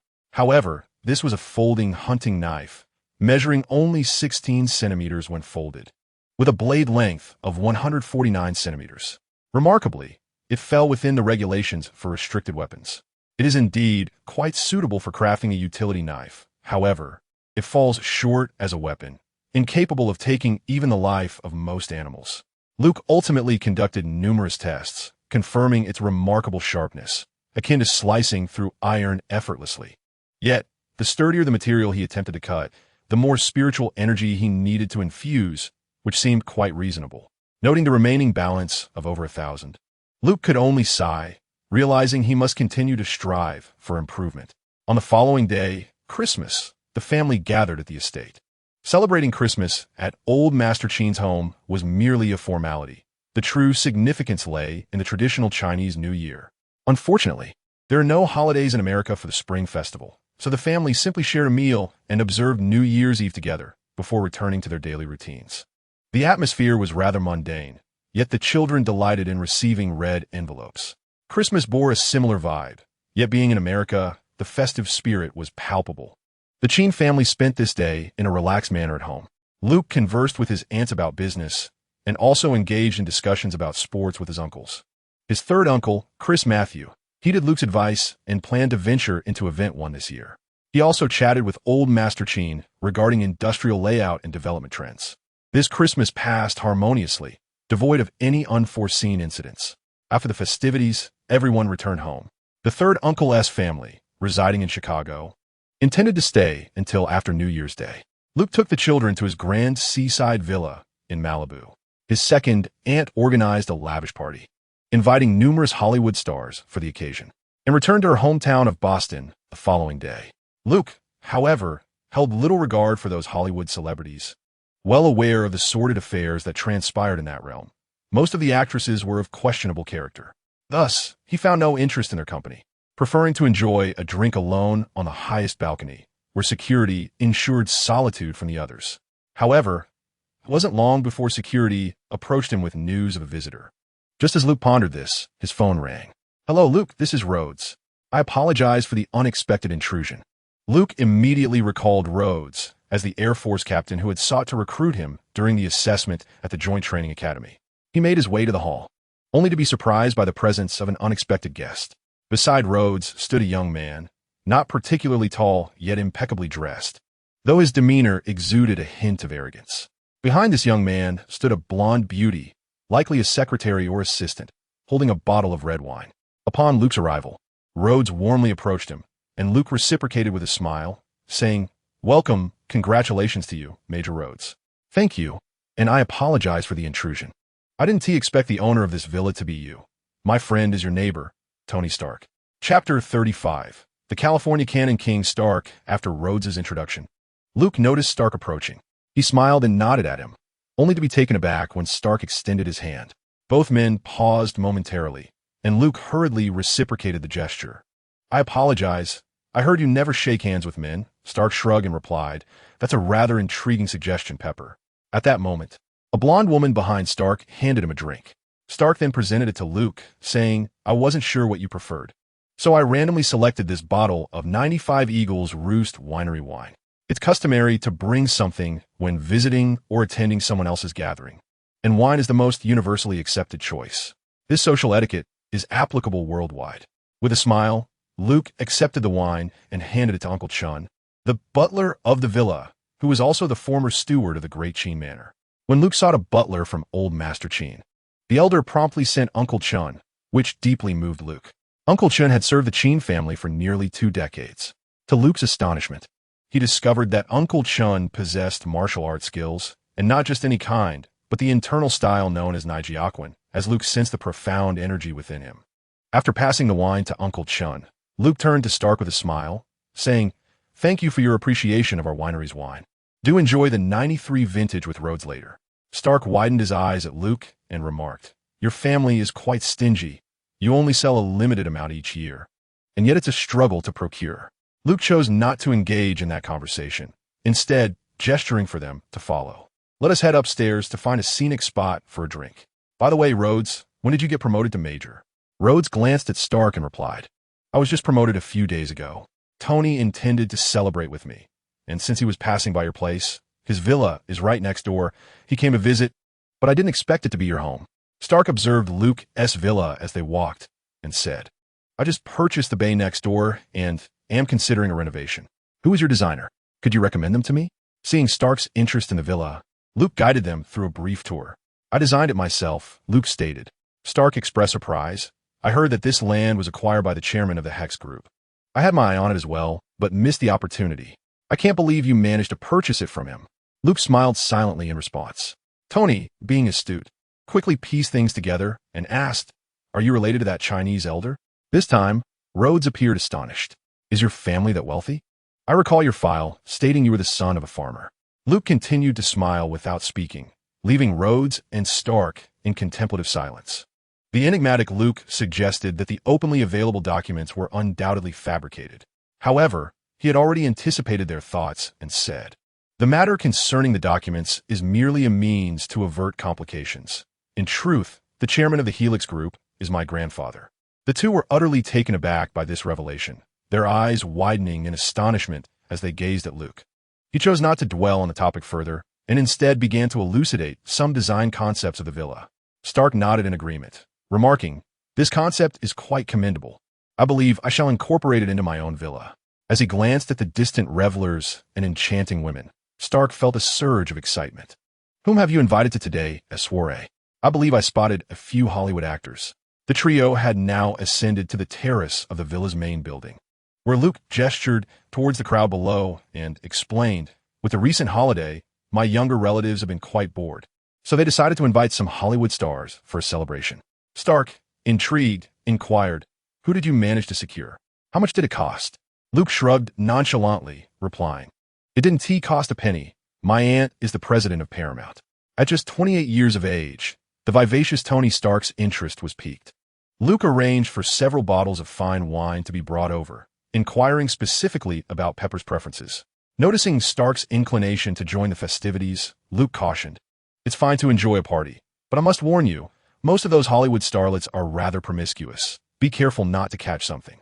Upon hearing this, Luke noticed Pepper casting a sidelong glance at Stark. Rhodes, too, harbored a desire to join, yet held back due to pride, rendering his intentions less overt. Thus, Luke proposed, "Since we have gathered, let us celebrate Rhodes's promotion right here. Cheers."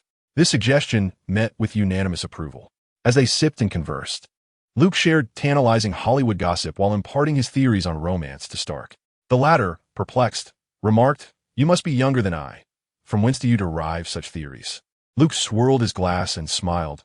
"I have been in relationships since high school, never relying on status or wealth." Stark continued to regard him with skepticism. Luke pointed to his own face and added, "That is but one facet. The crux lies in understanding a woman's heart. Throwing money at them is hardly a skill." Stark scoffed, "I prefer to witness their submission. It saves time and trouble." Luke chuckled derisively, stating, "Balzac once remarked that the mingling of money and love is an abomination. Love without sex merely indicates that it is not true love. Sex without love only proves one's ignorance of love." This profound declaration silenced the other three present. Rhodes was also a bachelor, while Pepper had long since found her affections, yet feared expressing them for fear of loss or disappointment. After observing their contemplation for a moment, Luke interjected, disrupting their whimsical musings.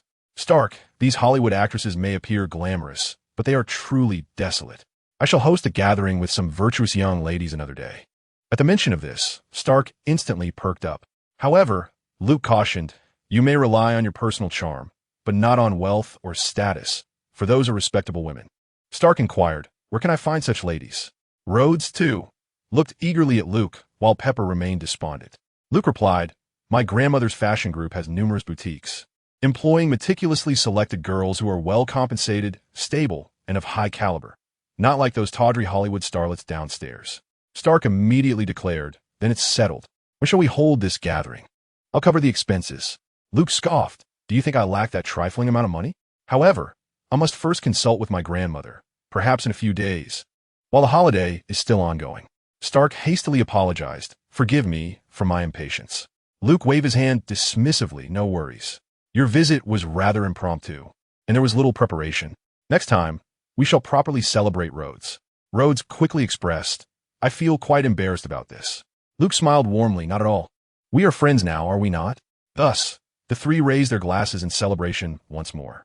Chapter 36. The Party. Rhodes, having attained the rank of major at such a young age, undoubtedly has connections within the upper echelons of the Air Force. Hence, Luke seized this opportunity to strengthen his bond with Rhodes, recognizing his potential as a valuable ally in the future. As for Stark, Luke did not perceive him as the notoriously difficult individual he was rumored to be. Perhaps Stark was still too young and had yet to experience the harsh realities of life. It could also be that he felt no superiority in Luke's presence. Despite Stark Industries boasting a high market value, the Qin family's Hex Group was no less formidable. The crucial distinction lies in the fact that the Qin family represents a conglomerate, whereas Stark Industries is merely a single enterprise, an incomparable disparity. The Qin family's conglomerate has penetrated various sectors and possesses cross-holdings with other groups. Conversely, Stark Industries has, since Howard's time, preferred to operate in isolation. If not for the extraordinary technical barriers they have established and their robust military connections, they would have long been devoured by other conglomerates, leaving nothing but remnants. Thus, Stark truly could not display any sense of superiority in Luke's presence. Significantly, Luke's villa could be regarded as the finest location in Malibu. It is situated in a cove, boasting a pristine beach nearly a kilometer long and a small dock. In contrast, Stark's villa could only be described as a modest hillside by the seaside, with an area exceeding that of Luke's by more than double. Although the two families are neighbors, the direct distance between them exceeds 2 kilometers. Therefore, Luke's standing is more than sufficient to place him on equal footing with Stark. The three conversed for quite some time, with Stark and Luke discussing women and Hollywood gossip, while Rhodes shared anecdotes and jokes from the military, creating a warm and congenial atmosphere. Upon parting, they exchanged contact information and agreed on the timing for their next gathering before departing from Luke's villa. True to his word, Luke made a call to his grandmother. Naturally, Grandma Qin was more than willing to oblige her eldest grandson's request. The party was intended as a generous gesture, scheduled for the day before New Year's Day. Subsequently, Luke, leveraging the prestige of his fashion brand, approached his second aunt to procure numerous fresh talents from newly signed models at various agencies. These young women, untouched by the pervasive influence of Hollywood, retained their youthful exuberance and ambition, presenting an opportunity for Stark to engage with them. Under the guise of promoting the fashion brand, Luke organized a small fashion show, allowing many trendy styles to be tried on, with the prospect of instant contracts for those who made a favorable impression, a significant allure for newcomers in the industry. Although Luke's attire was not overly formal, he donned a comfortable ensemble of casual trousers and a shirt. By midday, all guests had arrived, including Rhodes and Stark, while Pepper was notably absent. It was likely that she wished to avoid Stark's notorious antics, preferring to remain unseen. Nevertheless, Luke couldn't resist teasing Stark. "Tony, where's your secretary? Why hasn't she shown up?" "She's feeling a bit unwell," Stark replied. "Should I call a doctor?" "St. Mariana Hospital is operated by my family." "No need. She's just overwhelmed with work and needs some rest." "Shall I send someone to fetch her? I have spa facilities here for her to unwind." "Why are you so concerned about my secretary?" Stark raised an eyebrow. Luke shrugged nonchalantly. "She's a beauty. Who wouldn't be fond of her?" He then quizzically glanced at Stark. "You're not the type to mix business with pleasure, are you?" Stark hastily defended. "Of course not. She's my most capable assistant. Keep your hands off her." "Your assistant, not mine, yet you seem invested in her personal affairs." "No way, absolutely not." Luke chuckled. "All right, just a jest," as he spotted Annie entering alongside Uncle Chun. A mischievous smile crept across Luke's face. "Indeed, merely a jest. Look, my lady has arrived." Watching Annie approach, reminiscent of a character stepping into a grand estate, Luke couldn't help but laugh. Before she had the chance to express her awe at the villa's magnificent ocean view, he embraced her and kissed her. The kiss ended, leaving Annie little room for complaints. Overwhelmed by her longing for Luke in recent days, her gaze towards him sparkled with affection. Luke playfully patted Annie's rear, saying, "Let Uncle Chin escort you to my room. I prepared some outfits suitable for the party." Thus, and reluctantly followed Mr. Chun to Luke's ocean view master bedroom, encircled by the 270-degree panorama. After bidding farewell to, and Stark and Rhodes exchanged approving glances towards Luke, the party had commenced, complete with a small stage for the ladies to capture memorable moments. Seizing the opportunity before anyone ascended the stage, Luke approached and took the microphone. "Ladies and gentlemen, I am your host, Luke Dalton. It is my honor to invite you to this joyous New Year's celebration on behalf of the presidents of Paramount Pictures and Venus Fashion Group. Moreover, I have delightful news. My friend Rhodes has been promoted to the rank of Major in the Air Force." The crowd erupted in applause, and Luke beckoned to Rhodes. Come on, James, join us for a toast. Despite his shyness, Rhodes had no choice but to muster his courage and step forward under the watchful eyes of the audience. Thank you, Luke. I hereby declare the party officially underway. But for those wishing to swim at the beach, be cautious. The waves are rather strong today. Behind the stage, colorful streamers and confetti burst forth as lively music began to play, invigorating the atmosphere. Descending the stage alongside the festively adorned Rhodes, Luke guided him and Stark to the adjacent hall. Luke's villa featured expansive floor-to-ceiling glass, allowing a clear view of the vibrant festivities outside. As Luke and Stark sipped their drinks, they spotted Anne clad in a bikini and sheer skirt. Though she appeared somewhat reserved, Luke embraced her, kissing her gently while encouraging, "Go have fun and don't hold back." His words instilled confidence in her, prompting Anne to joyfully leap into the crowd.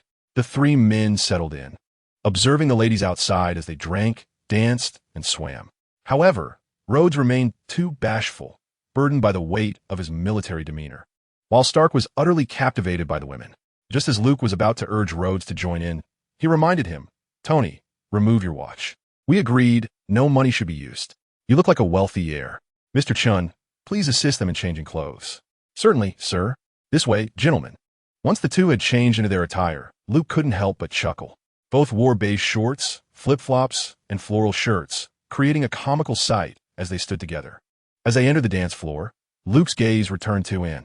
Though Anne lacked the exotic charm of Alex, she was a striking blend of German and various heritages. A quintessential blonde with well-defined features and a curvaceous figure. Alex, on the other hand, possessed a more harmonious proportion, softer features, smoother skin, and the unique allure of Indian descent. Both women had their distinct advantages in physique, standing at a similar height of just over 1.7 meters. However, Anne, with her background as a cheerleader, displayed remarkable flexibility, perfectly suited for various poses. However, Alex possessed superior physical attributes, allowing him to endure longer than Annie. Luke now found the idea of a steady girlfriend quite appealing, enjoying a harmonious relationship with Annie. Since things felt pleasant, he decided to let it continue, leaving the future to unfold as it may. Alex estimated that their relationship would likely dissolve once the training at the Joint Adjustment Academy concluded. Eventually, Stark and Rhodes returned, visibly disheartened. Luke, grinning, jested, "Now you comprehend the caliber of your charm, do you not?" Rhodes, with a hint of resignation, replied, "Charm may falter, but at least I have money. Alas, I possess neither." Tony shrugged nonchalantly, stating, "At least money can resolve most issues, saving time and minimizing troubles." Yet, Luke shook his finger and countered, "For certain individuals, money is futile. You should discern that my lady is here for the first time, and I have never relied on wealth to impress her." Tony retorted, "I don't believe you." Rhodes echoed, "Neither do I." With a mysterious smile, Luke declared, "Ah, you two are quite feeble. Come, let us head to the swimming pool, so you can witness firsthand why I am dubbed the King of California." Chapter 37. Why the Aquaman Luke led Stark and Rhodes to the edge of a vast cliffside pool. The crowd was sparse, but once Luke shed his shirt and trousers to reveal his swim trunks, many young women were drawn to him. His physique was undeniably impressive, perfectly proportioned with fluid muscle lines, defined six-pack abs, and an alluring V-shape. As he stripped down, gasps of astonishment erupted from the nearby girls. "Goodness, what is this? Such a man could be lethal. Even if it means peril, I would gladly take the risk. To be his woman must be pure bliss." As the murmurs and gasps from the surrounding women filled the air, gradually more people gathered by the poolside. Stark and Rhodes widened their eyes at Luke, feeling a pang of envy. Rhodes exclaimed a curse, "Damn, this guy is practically cheating." He glanced at Stark's mediocre physique and his own rather slender form. Luke casually warmed up by the pool, and Stark noticed the girls were practically drooling over him. With his most charming smile, Luke waved at the girls who glanced his way before plunging into the pool. Stark and Rhodes watched as a throng of girls eagerly jumped into the water, some even without changing clothes. Fortunately, Luke swam effortlessly to the far side of the pool and then back to his original position in one breath. The water-soaked swim trunks accentuated the contours of his physique even more distinctly, leaving the girls in awe. Just then, Annie decisively approached Luke with a towel and bathrobe, blocking the girls' gaze, and, in a display of ownership, bestowed a passionate kiss upon him. Even Stark and Rhodes seemed to hear the heart-wrenching sobs and lamentations of the young ladies. Nevertheless, Some gazes sparkled with anticipation, waiting for an opportune moment to approach, and once she departed from Luke's side, enchanted by Luke's charisma, and remained inseparable from him, occasionally casting mournful glances his way while cautiously surveying the other girls around them. Upon returning to the hall, Luke clinked glasses with the two and remarked with a smile, "Do you understand now?" Rhodes, in resignation, replied, "I'm nearly 40. At this rate, I doubt I'll live to see retirement." Tony, however, retorted defiantly, "That's cheating. Some talents are bestowed by our parents, and I can't help that." Luke scoffed, "Try finding a steady girlfriend. Those fleeting flings will only drain your energy. Lust devoid of love is akin to that of a beast." He then turned to and perched on the armrest. "ISNT that right, my dear?" and responded with a passionate kiss. Yet, both Rhodes and Stark wore expressions of dismay, having been force-fed a mouthful of romantic affection while being scorned by the young ladies outside. With Luke present, it seemed the girls had lost interest in the two of them. The pair, feeling dejected, drank some more and chatted aimlessly for a while before taking their leave. To console his two unfortunate companions, Luke gifted each a bottle of fine wine as they departed, somewhat mending their wounded spirits. The gathering concluded before dinner. Uncle Chun arranged for professionals to tidy up, and an hour later, and savored a lovingly prepared dinner by Luke himself. Throughout the meal, she gazed at Luke with longing eyes, her desire palpable. Had it not been for the damned sense of ritual, she would have leapt into his arms. As night fell, and was exceptionally fervent, yet Luke's ex-girlfriend's assessments rang true. No one could endure a night-long battle with Luke. No one. "How many have shared this bed with you, Luke?" and inquired playfully. Luke chuckled, "My dear, you are the first, the inaugural mistress of this bed. Do not dwell on the trivial. Let me carry you to the bath." Gently placing it in the jacuzzi, he asked, "What would you like to drink?" "Your voice is hoarse, exhausted, and merely murmured, 'Anything will do.'" Luke fetched a large glass of juice for her, while he took a bottle of beer for himself, and, too fatigued to stay awake, fell asleep, refusing to rouse even when called. Consequently, Luke had to feed her with his own mouth. Whether it was the sugar or the hydration from the juice that revived her somewhat, she soon felt invigorated again. The following morning, and awoke with an overwhelming thirst. Sitting up against the headboard, she noticed a glass of water on the nightstand, warm to the touch. The infuriating Luke, so considerate, I deeply adore him. He gulped down the water in one go and then stepped into the room. "It was time to rise and have breakfast, my little bear." This reference stems from Annie being a cheerleader, with a bear as their mascot, emblazoned on the cheerleader's attire. Annie pouted, seeking a kiss from Luke. Once satisfied, she tossed aside the covers and made her way to the bathroom. Upon noticing Luke's excited gaze upon her unadorned form, she hurriedly waved her hands, exclaiming, "No more, Luke. I truly can't. Please spare me." Watching Annie flee in a fluster, a smirk crept onto Luke's lips. This afternoon, he was to return to the Joint Commission Academy, where his companion Alex awaited, likely eager for his return. After lunch, Luke drove Annie to her apartment in North Hollywood, Los Angeles, not far from the Burbank Central Tower. The elder Aoki's enterprise offered generous benefits. While Annie's residence was not in a wealthy area, it boasted decent security. After a bittersweet farewell with Annie, Luke returned home. Although the holiday was not yet over, he needed to head back early, so after bidding his family farewell, he rushed to the airport bound for Washington. Before dinner, Luke finally arrived at Quantico, reuniting with the long-missed Alex. Lacking luxury accommodations like Marriott or Hilton, he sought the finest and available to alleviate Alex's longing. Given that this was a military base, most guests were family members and soldiers. During check-in, he encountered a Marine who had participated in the rigorous assessment alongside Luke. With a provocative glance directed at Luke upon seeing him and Alex, it seemed the soldier yearned for another competition. Luke, perplexed by the attention, chose to ignore him. This was not his domain, and fearing a lack of fresh linens at night, he exhibited utmost gentleness throughout. The following morning, while checking out, Luke encountered the soldier who had previously eyed him with challenge.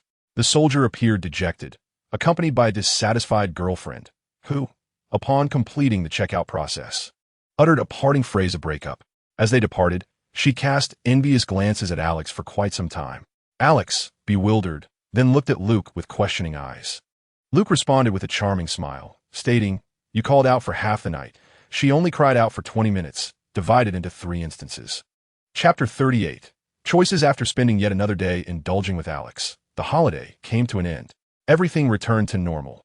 However, Upon arriving for classes, Luke was summoned to Miranda's office. The credit for the robbery at Central Tower was ultimately attributed to others, with efforts made to downplay Luke's involvement by Old Man Sheen. Nevertheless, some recognition was still allocated, albeit directed towards the Joint Commission Academy. Principal Miranda was pleasantly surprised to receive the news. She had reviewed the investigation report regarding the incident, and while it did not entirely align with the actual circumstances, it was indeed a fact that Luke had single-handedly disarmed the bomb. She had utilized some of her high-level connections to inquire about Luke's background, yet no one seemed to possess any knowledge about his true origins. Consequently, she resorted to using this incident as a means to question the assistant to the Minister of Justice. The response she received indicated that the matter would be handled through the standard procedures, and any inquiries could be directed to Luke himself. Thus, on the day of a new term, Miranda summoned Luke for two purposes. One was to prepare a reward for him, and the other was to facilitate his departure from the class. Unfortunately, Luke's presence in this training program was akin to a cheat code, rendering the ordinary agent's training rather futile. Although Luke was ever eager to assist his classmates, such as the timid bespectacled Simon, the spirited young man Brian, and the naive blonde Haas, his frequent training sessions with them had barely allowed them to pass the physical assessments. Following an incident where Haas was threatened with a firearm by a partner during an overly thorough investigation, he was reassigned to the intelligence analyst training course. Due to Luke's outstanding performance in the Middle Wealth Building robbery case, Miranda presented him with two choices. The first option was to join a specialized tactical unit dedicated to executing high-risk operations, rescuing hostages, and dealing with dangerous criminals and organizations. The second choice involved bomb disposal and hazardous materials handling, focusing specifically on explosives and dangerous chemicals that could pose significant threats. In simpler terms, this meant becoming a bomb disposal expert. Miranda initially assumed that Luke would decline, as he had been quite comfortable in his current status within the class. But to her astonishment, Luke smiled and provided an unexpected answer. Children make choices. I desire them all. He believed that the more training he received, the better. With his remarkable learning ability, Luke found that he could easily remember and master the skills after just one demonstration. Each additional skill learned offered him an extra layer of security. While Luke could gain experience from neutralizing criminals, the knowledge acquired through formal training was far more reliable. However, Luke politely declined Miranda's suggestion for a public acknowledgement of his achievements, as he wished to avoid drawing attention to himself and creating a rift between him and his classmates. Thus, he casually pocketed the medal she offered him and departed. In the following month, Luke immersed himself in a fervent pursuit of various skills. He not only engaged in training for the explosives handling department, but also participated in the specialized tactical unit training, which included skills such as piloting aircraft. His exceptional performance did not go unnoticed, prompting Captain Frank from the Marine Corps to approach him once more, hoping he would consider joining their ranks. Luke, however, graciously declined his invitation. Ultimately, Luke chose to embrace the identity of a bomb disposal expert. This role typically entails a lighter workload, affording him ample leisure time. In contrast, the Special Operations Team is perpetually engaged in readiness drills and undertaking missions alongside their comrades. Thus, Luke found the position of bomb disposal expert quite appealing. As long as he possessed evidence and could ascertain the location of the perpetrator, he could directly confront them, issue warnings, and discharge his weapon without the subsequent complications of evidence submission and court proceedings. With his keen insight, he was confident that there would be no collateral damage. In this era, law enforcement procedures were not as intricate as they would become in the future, and agents were not required to take administrative leave after discharging their firearms. Although Luke departed from his class, he remained within the dormitory, continuing to attend lectures with his classmates, albeit in different locations. His propensity for helping others fostered strong relationships with his peers, who were handsome, vibrant, and amiable, thus expanding Luke's social network. Should any of them ascend to positions of power in the future, these connections would prove invaluable. While Alex displayed commendable performance, Luke harbored doubts about her capacity to reach such heights. Her tenacity might render her an excellent agent, but not a proficient politician. Nonetheless, having a friend in a distant locale could still present opportunities for collaboration, which would be quite pleasant. This is not to suggest that Luke is a cad. Rather, it reflects a commonplace perspective among Americans. In their view, the distinctions between sex and love are usually quite clear, as long as both parties are unmarried. Such interactions are deemed entirely normal. Of course, even within marriage, similar occurrences can transpire, albeit considered unethical, contributing to the nation's high divorce rate. Despite his numerous romantic encounters, Luke S. Hart remains tethered to his first girlfriend from high school, an ethereal girl who lingers in his memories. Due to the limitations imposed by his physical condition at the time, he was unable to stand, and ultimately, she transferred schools. Men often find that which is unattainable occupies their thoughts most fervently. As February arrived, the training at the Joint Investigative Academy came to a close. An assistant director from the Federal Bureau of Investigation attended the graduation ceremony, a figure of substantial authority. Despite the somewhat awkward title, this role is entirely distinct from that of a director's assistant, who is merely a secretarial position. The FBI comprises 4 deputy directors, while there are 10 assistant directors, each presiding over a significant operational division. Following the graduation ceremony, Luke was set to depart. Other trainees would enter a 6-month internship period, after which assignments would be based on their performance. However, Luke was exempt from this. Having received a medal for his involvement in the robbery at the Zhongfu building and due to his exceptional performance at the academy, he was directly promoted to a full-fledged agent. Old Man Sheen has already arranged for him to return to the Los Angeles branch. The California branch is situated in San Francisco, while Los Angeles serves merely as a sub-office. However, who could possibly refuse an opportunity to work at one's doorstep? The Sheen family is not lacking in the modest salary offered. Luke's aspirations are fully supported by his family. Before departing, Luke spent 2 delightful days with Alex. Ultimately, Alex succumbed to a deep slumber lasting 14 hours. Upon waking, they parted ways, though tinged with reluctance. Their romantic feelings would not impede their forthcoming ambitions. Thus, they exchanged heartfelt goodbyes without further ado. Upon returning to Washington, D.C., Luke paid a visit to Attorney General Doherty. Their conversation was brief. As Doherty's time was limited, he merely encouraged Luke to familiarize himself with the operations without haste. Luke was in no rush. Proceeding methodically meant fewer complications. Consequently, he joyfully made his way back to Los Angeles. Upon his return, Luke spent a day with his family, sharing amusing anecdotes from the Federal Law Enforcement Academy over dinner with his siblings. He discussed future investment directions with his parents, and the atmosphere was exceedingly harmonious. The following day, he visited the Grand Sheen estate in Beverly Hills to see his grandparents. After a meal, he found himself in the presence of his grandfather, who initiated the conversation. Grandfather Sheen informed Luke that the supervisor in charge during the recent robbery at the Zhongfu building had been dismissed. The new appointee is a junior of Luke's mother, Elsa, from her sorority, albeit from a different generation. They had met during a school anniversary celebration and maintained a cordial relationship. Moreover, their families had business dealings. Elsa had already made the necessary arrangements to ensure Luke would be well looked after upon his arrival. Luke recognized this as a comprehensive safeguard for him, and he was grateful. It would be foolish to squander such connections. Luke had heard tales in his past life of unreliable novel protagonists with extraordinary powers wreaking havoc indiscriminately. In his view, such behavior was foolish and indicative of a nouveau riche mentality. In this world, every action leaves a trace. One should not underestimate the capabilities of governmental enforcement agencies. If they truly sought to apprehend you, it would be a certainty. The capitalist world places a premium on human relationships and mutual benefits. Those who rely solely on brute force are merely pawns. Therefore, Luke resolved not to engage in illicit activities. He would not tarnish his own reputation. Is it not more advantageous to cloak oneself in the guise of an enforcer while reaping benefits? Luke had no desire to play the role of superhero, for he is not a solitary figure. The world is vast, and reckless abandon invites retribution. There are always greater forces at play. Subtlety and prudence are the keys to survival. Ostentation only hastens one's demise. Regarding his work, Luke had little to express. A methodical approach sufficed. After discussing recent investment matters with his grandfather, he noted the elder's waning energy and promptly concluded their meeting. However, this also caught Luke's attention.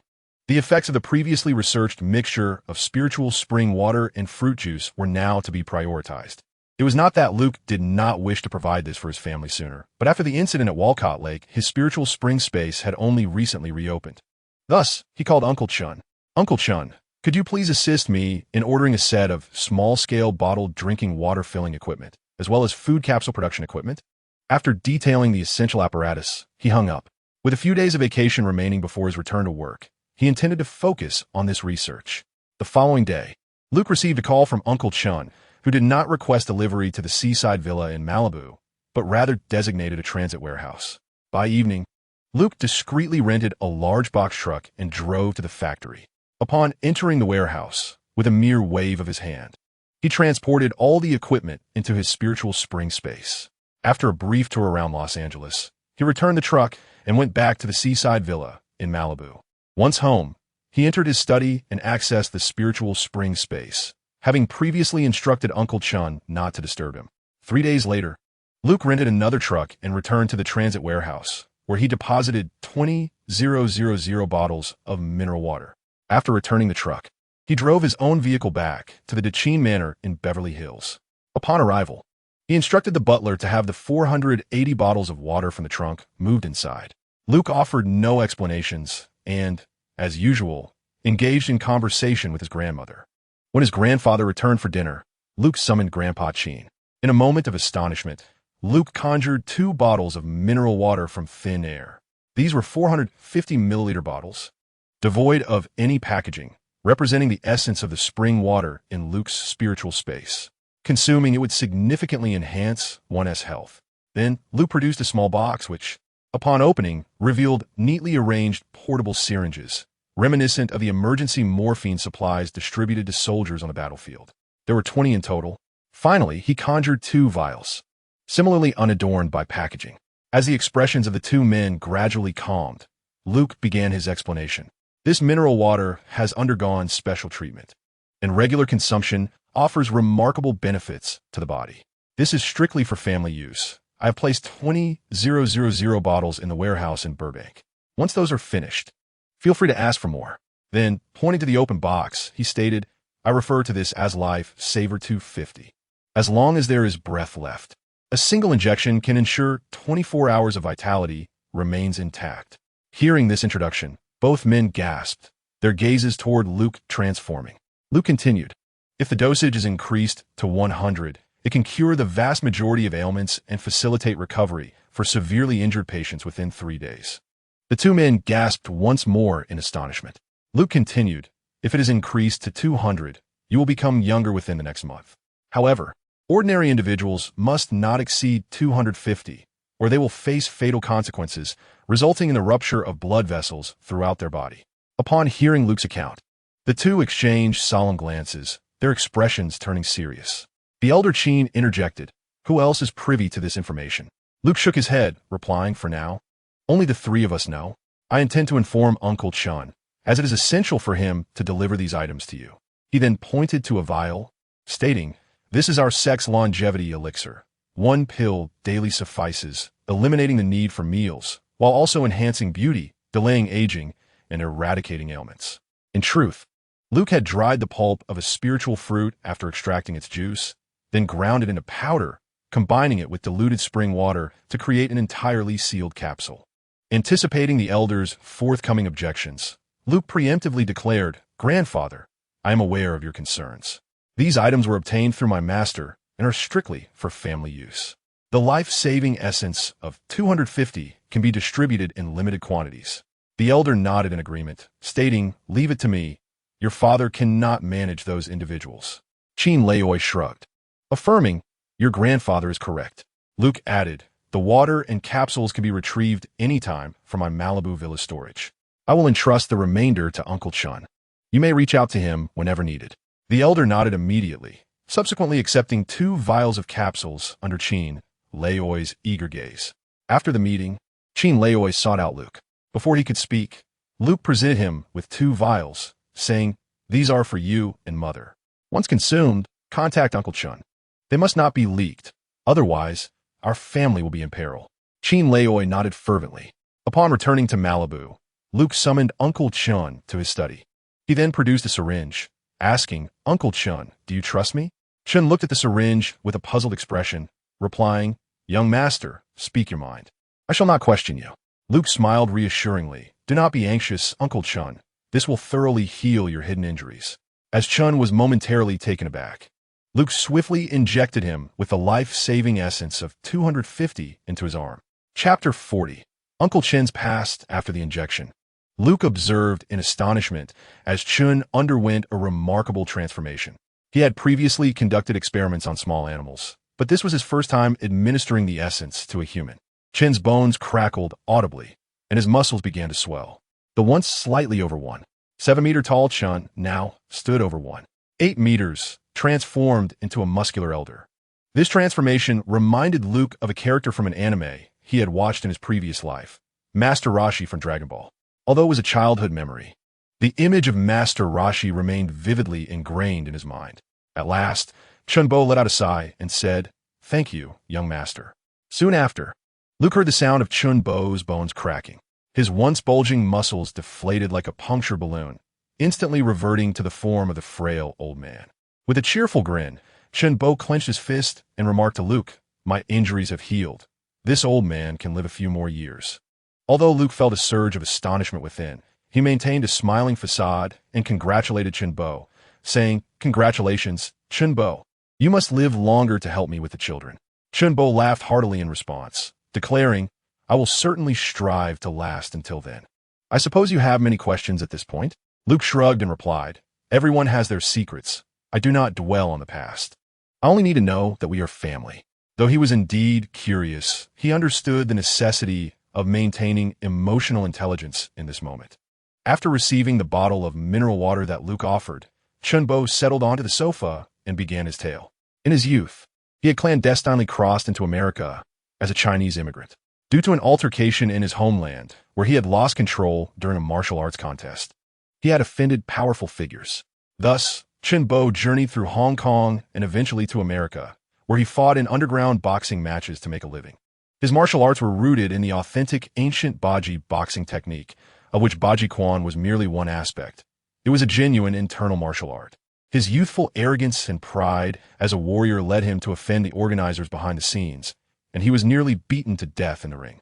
Fortunately, an elderly gentleman named Qin, recognizing him as a Chinese compatriot, took pity on him and saved his life. From that moment on, Chunbo became a bodyguard for Elder Qin. However, as times changed and firearms became prevalent, Chunbo grew disheartened. After shielding Elder Qin from a gunshot once, the elder arranged for him to serve as a steward, sparing him from further peril. Thus, Chunbo remained in this role for nearly 2 decades. Upon hearing Chunbo's account, Luke realized the genuine struggles faced by Chinese immigrants in America during those times. It was only thanks to Elder Qin's connections that such a vast enterprise was built, standing on the shoulders of giants. In conclusion, Luke embraced Chunbo and said, "From now on, you may enjoy your life here in peace." He then shared with Chunbo the matters agreed upon with his grandfather. Chunbo immediately responded with seriousness, stating, "Young master, rest assured, even in death, I will not allow these matters to leak." Luke patted his shoulder and reassured him, "Chunbo, these are merely external possessions.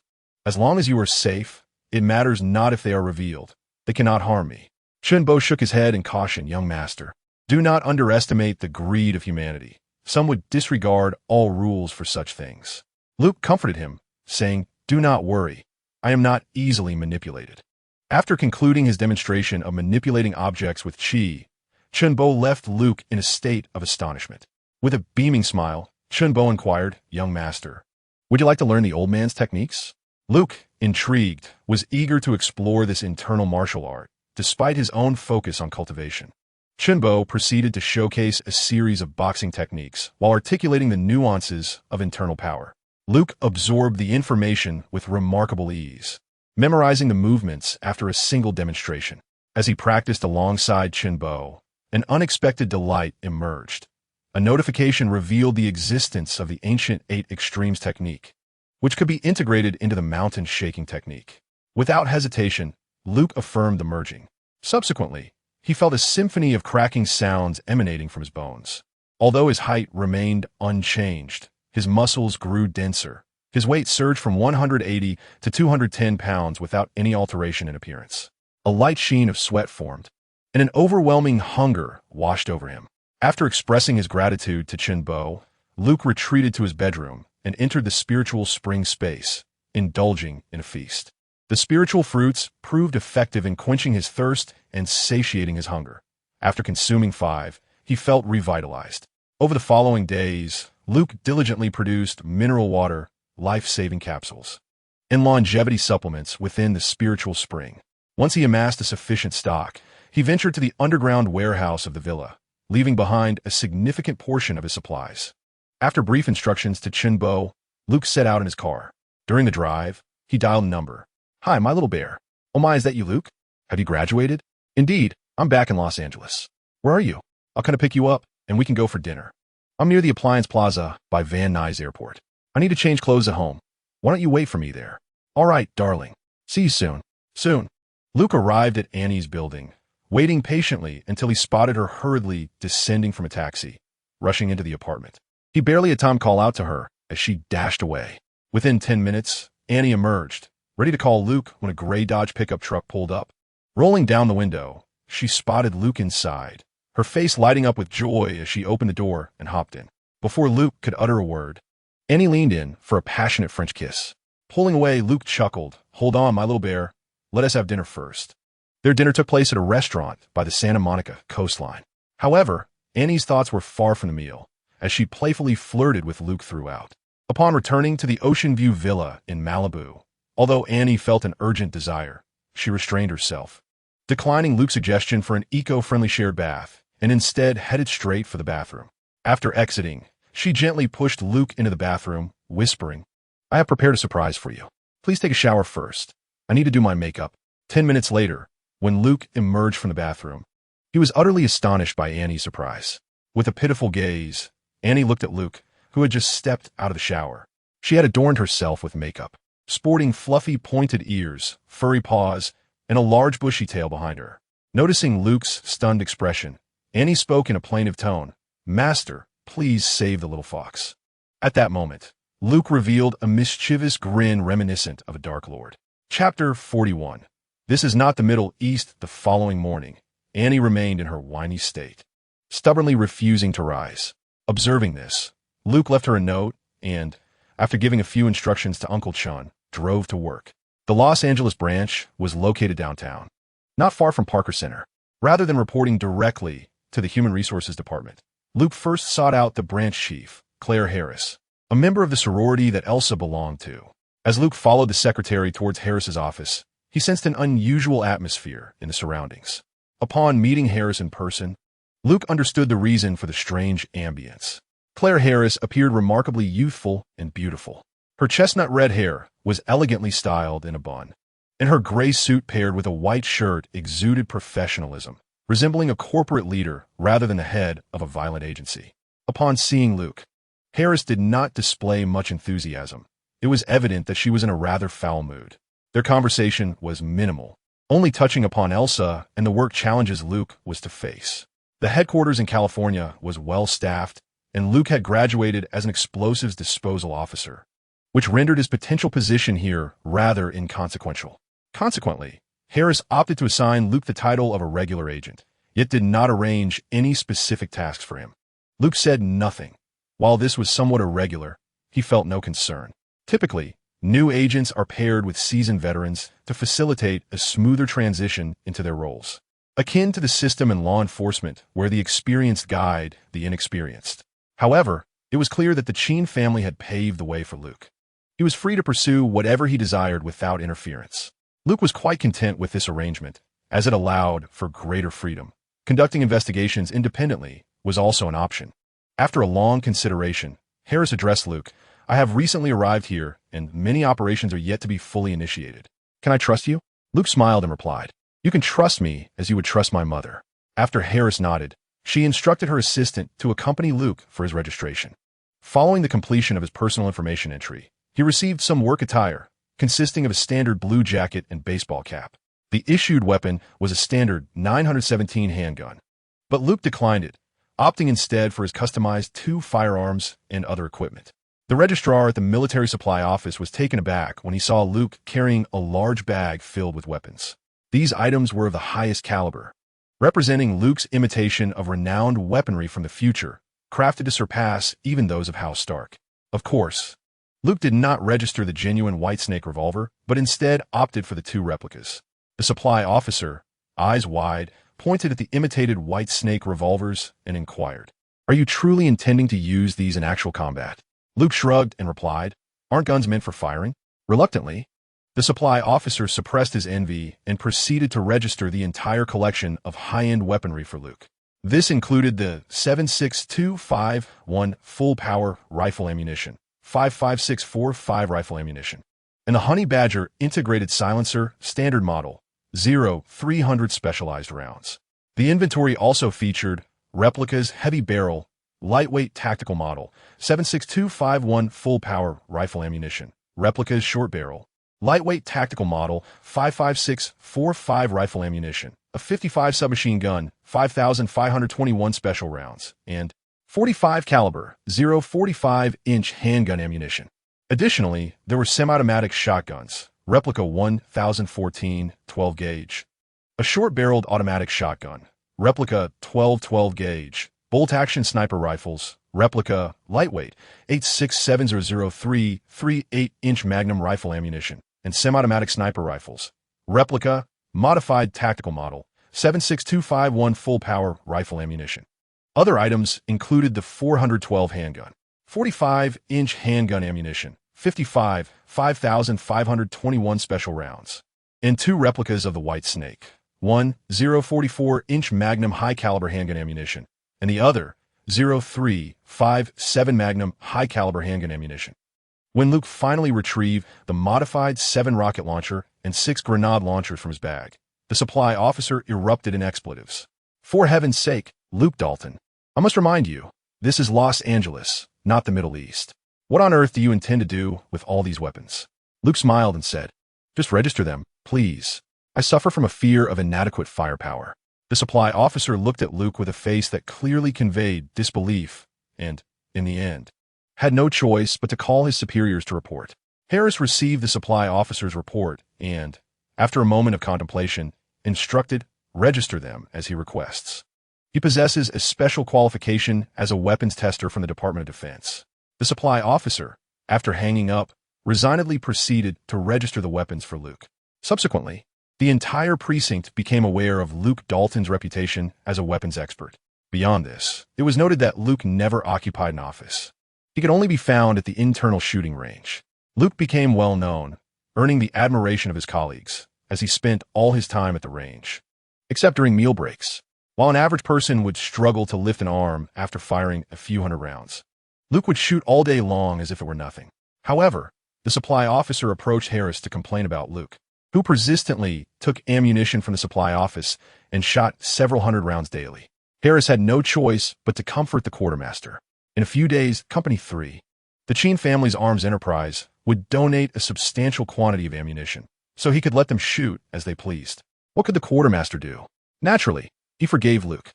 Thus, Luke indulged in a life of shooting targets by day and courting women by night. While he could fire at targets without restraint, the same could not be said for the ladies. After spending 5 days in Luke's seaside villa, Annie ultimately faced the consequences of her impulsive decision. She was perpetually late for work. Nevertheless, Luke couldn't help but admire the astuteness of the old man Chingmu, who discreetly promoted Annie. This not only preserved Luke's dignity, but also catered to Annie's feelings, demonstrating a social acumen that earned Luke's respect. Eventually, Annie grew embarrassed about her habitual tardiness and moved back to her own apartment. Without Annie's company, Luke found himself staring into the dark expanse of the Pacific Ocean one evening, contemplating whether to venture out for some entertainment when he received a call from Stark. "Luke, my villa will be ready next week. I'm throwing a party. Would you care to join?" Without hesitation, Luke agreed. "Shall I arrange for some ladies?" "That sounds splendid. Please invite some Hollywood stars." "Sure, send me the details, and I'll handle the arrangements for those Hollywood actresses." Chapter 42. Bomb Threat. After ending the call with Stark, Luke rang his second aunt, Monica Cheen. "Aunt, it's Luke. What a surprise. Our little genius has time to call me. Planning another party? My friend Stark, whose villa is next door, is organizing a party in 10 days and needs some Hollywood stars." "I see. Have him contact my assistant and send over the invitations. I'll take care of the rest." "Thank you, Aunt. Do come by. I have a few projects you might want to consider investing in. I happen to be free today. I'll swing by your office shortly." "Perfect. I'll be waiting for you." After hanging up, Luke greeted Uncle Chun and drove to the Paramount building in Burbank. Since his childhood, when he began engaging in family investments, Luke had been laying the groundwork for the media business. He had acquired Paramount Pictures, followed by numerous small to medium-sized production companies, several television stations, magazines, and newspapers. These entities were now merged into Paramount Media. Luke fully understood the significance of media conglomerates in the Western world and had strategically positioned himself early on. Having his own media channels proved to be an alluring asset for politicians, as media exposure is crucial during elections. The Chin family, possessing such a channel, could attract various politicians, thereby securing advantages for themselves. Upon arriving at his aunt's office, Monica wasted no time on pleasantries and got straight to the point, presenting Luke with numerous scripts. Luke perused through them, not outright dismissing any. Some scripts are suitable for small investments, while others require the right director to truly bring them to life. After discussing these matters with Aunt Monica, they prepared to leave. Just as they arrived at the elevator area, a sudden loud explosion echoed from within. Luke immediately recognized the sound of a bomb detonating and hurriedly urged Aunt Monica to call the police. He himself contacted Harris to report the situation. Aunt Monica quickly organized the evacuation of the building's personnel. Luke, on the other hand, sought a way to access the elevator maintenance shaft. Peering into the elevator shaft, he discovered that a cable of the elevator had been severed by the explosion and was stuck in the middle. Fortunately, the elevator was equipped with an automatic safety device. Should the cable break, it would not plummet downwards. Emergency brake mechanisms on either side would keep it secured on the track. After explaining the situation to Aunt Monica, he advised her to leave the building to ensure her safety. She reminded Luke to be cautious before departing. Harris informed Luke over the phone that she would send support. But time was of the essence. There were still people trapped in the elevator, and they needed to be rescued first. Upon reaching the floor adjacent to the trapped elevator, Luke encountered a team of officers dispatched to handle the situation. After presenting his credentials, he briefed them on the circumstances, prompting them to relay the information to their superiors. They also received a ransom call, demanding $3 million within an hour. Half of that time had already elapsed. Luke deliberated briefly and decided to ascend to the top of the elevator for a first-hand examination. After all, he was a professional in bomb disposal. Two officers, Jack Tlevin and Harold Temp, requested to accompany him, and Luke accepted their company. The three made their way to the elevator maintenance hatch on the 32nd floor, carefully descending to the top of the elevator, where they spotted the bomb affixed to the lift's hoisting mechanism. The individuals trapped inside were calling for help. Jack and Harold spoke out to reassure the hostages. Luke realized it was too late to intervene directly, so he immediately began assessing the bomb's condition. Fortunately, the bomb setup was not overly complex. After a moment's thought, he gestured for the others to leave. Once outside the maintenance hatch, Luke quietly instructed the two. Given that the perpetrators have threatened the police over the phone, they are likely monitoring this elevator. Our arrival could potentially trigger a premature detonation. The two exchanged glances, their eyes questioning Luke's intent. He continued, "You two should engage in conversation in the elevator, pretending to be a loss, while I devise a plan to disarm the bomb." They remained uncertain, and Harold asked, "Do you think you can manage it?" Luke smiled faintly and replied, "I am indeed a bomb disposal expert. I just observed that it's a bit tricky and will require time, as there are explosives installed on both the hoisting mechanisms of the elevator." As the two nodded in understanding and prepared to contact their superiors via radio, Luke halted them. "At present, no one is privy to the circumstances here. Should the assailants intercept the radio communications, our plans would be laid bare, and time is swiftly slipping away from the deadline he imposed." The two men pondered in silence for a moment before agreeing. "Indeed, after our performance in the elevator shaft, we shall seek alternative methods." With that, the trio returned once more to the elevator shaft. After engaging in trivial conversation, they excused themselves under the pretext that the bomb was too intricate to disarm. Luke, however, remained behind and produced the blade of kindness. This tool was incapable of severing living flesh, yet it effortlessly sliced through wires. Utilizing his insight, Luke swiftly discerned the wiring layout of the bomb, decisively disarming the explosive device linked to the elevator's top hoist. Next, he needed to descend to the lower section of the elevator to dismantle the bomb there. Meanwhile, Jack and Harold procured a hook from a crane atop the building, preparing to secure the elevator. Their movements may have aroused the suspicion of the assailants, who hesitated momentarily before pressing the detonation button. Just as he initiated the countdown, Jack managed to snag the elevator's upper end with the hook, while Luke fortuitously severed the fuse. Nevertheless, the detonator emitted a buzzing sound. Fortunately, thanks to Luke's intervention, the wires had been cut, preventing the bomb from detonating. Luke then called out to Jack, "Jack, the bomb has been disarmed. Hurry and rescue the hostages." Emerging from the elevator maintenance access on the 31st floor, Luke spotted Jack and Harold also arriving at the same level, prying open the elevator doors. Together, they assisted numerous hostages in escaping the confines of the elevator. To Luke's astonishment, among the captives was a familiar face, Mrs. Kendrick, the governor's wife. Upon seeing Luke, Mrs. Kendrick exhaled in relief and expressed her heartfelt gratitude. However, Luke had no time for pleasantries. He urgently instructed Jack and Harold to report to their superiors and arrange for the extraction of the hostages. If the assailants are monitoring the elevator, they're likely not far from here, perhaps even within the building itself. Please send someone to investigate promptly. Luke found himself somewhat exasperated. He had yet to receive the promised support from Harris. Yet he remained unperturbed. The bomb had been disarmed, and the hostages were liberated. If they failed to apprehend the culprits, it was not his fault. After all, he was isolated and unsupported. After exchanging brief farewells with Jack and Harold, who departed to inspect other areas, Luke offered a few comforting words to Mrs. Kendrick before seeing her off, as assistance had arrived for the hostages. Just as he sent the hostages away, Luke proceeded to the freight elevator area, only to be startled by the sound of gunfire. It was the unmistakable crack of a shotgun, while Jack and Harold were armed with their company's own 9mm submachine guns, resembling a tactical version of the 5, yet internally structured like the gas-operated 79 micro submachine gun. A confrontation between the assailants and Jack's team was evidently underway. Chapter 43. Anne's license revocation. Luke did not hear the sound of the submachine gun. Instead, he was only aware of the gunfire and the sound of a heavy object crashing to the ground.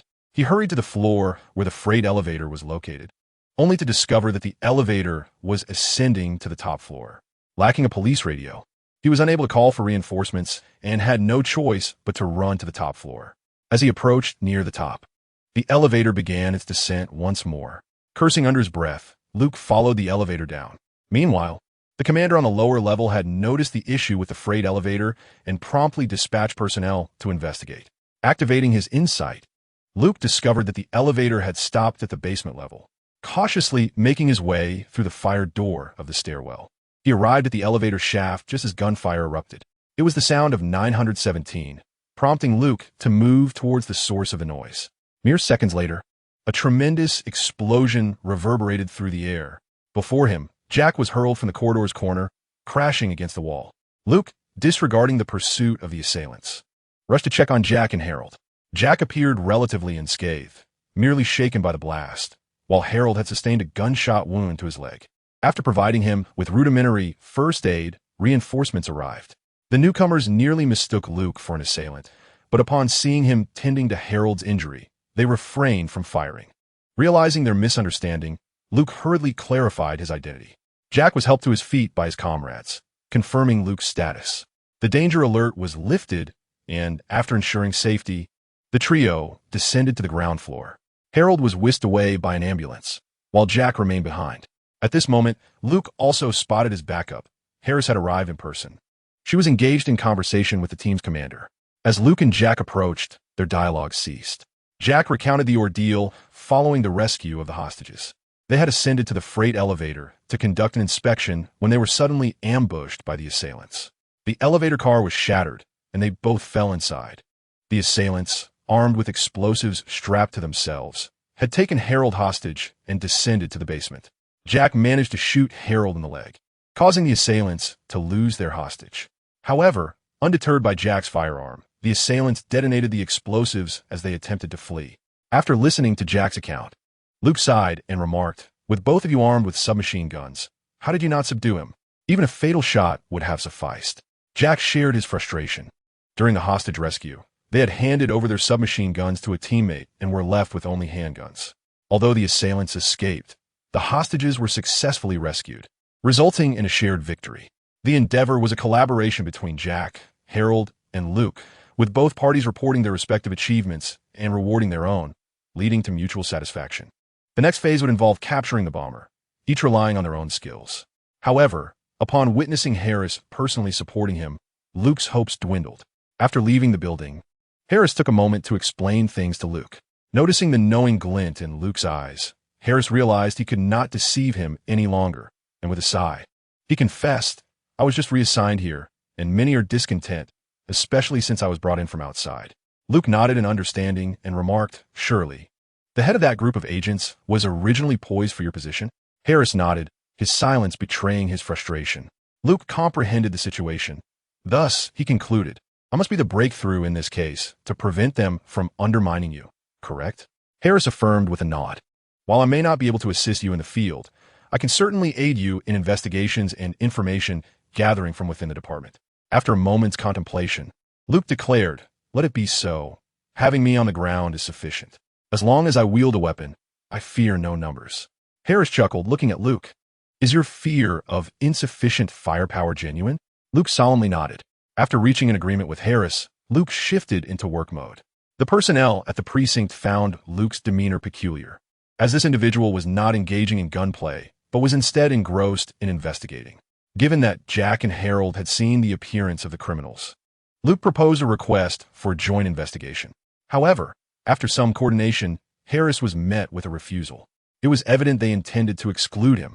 Often, local law enforcement finds external involvement unwelcome, as solving a case is akin to claiming credit.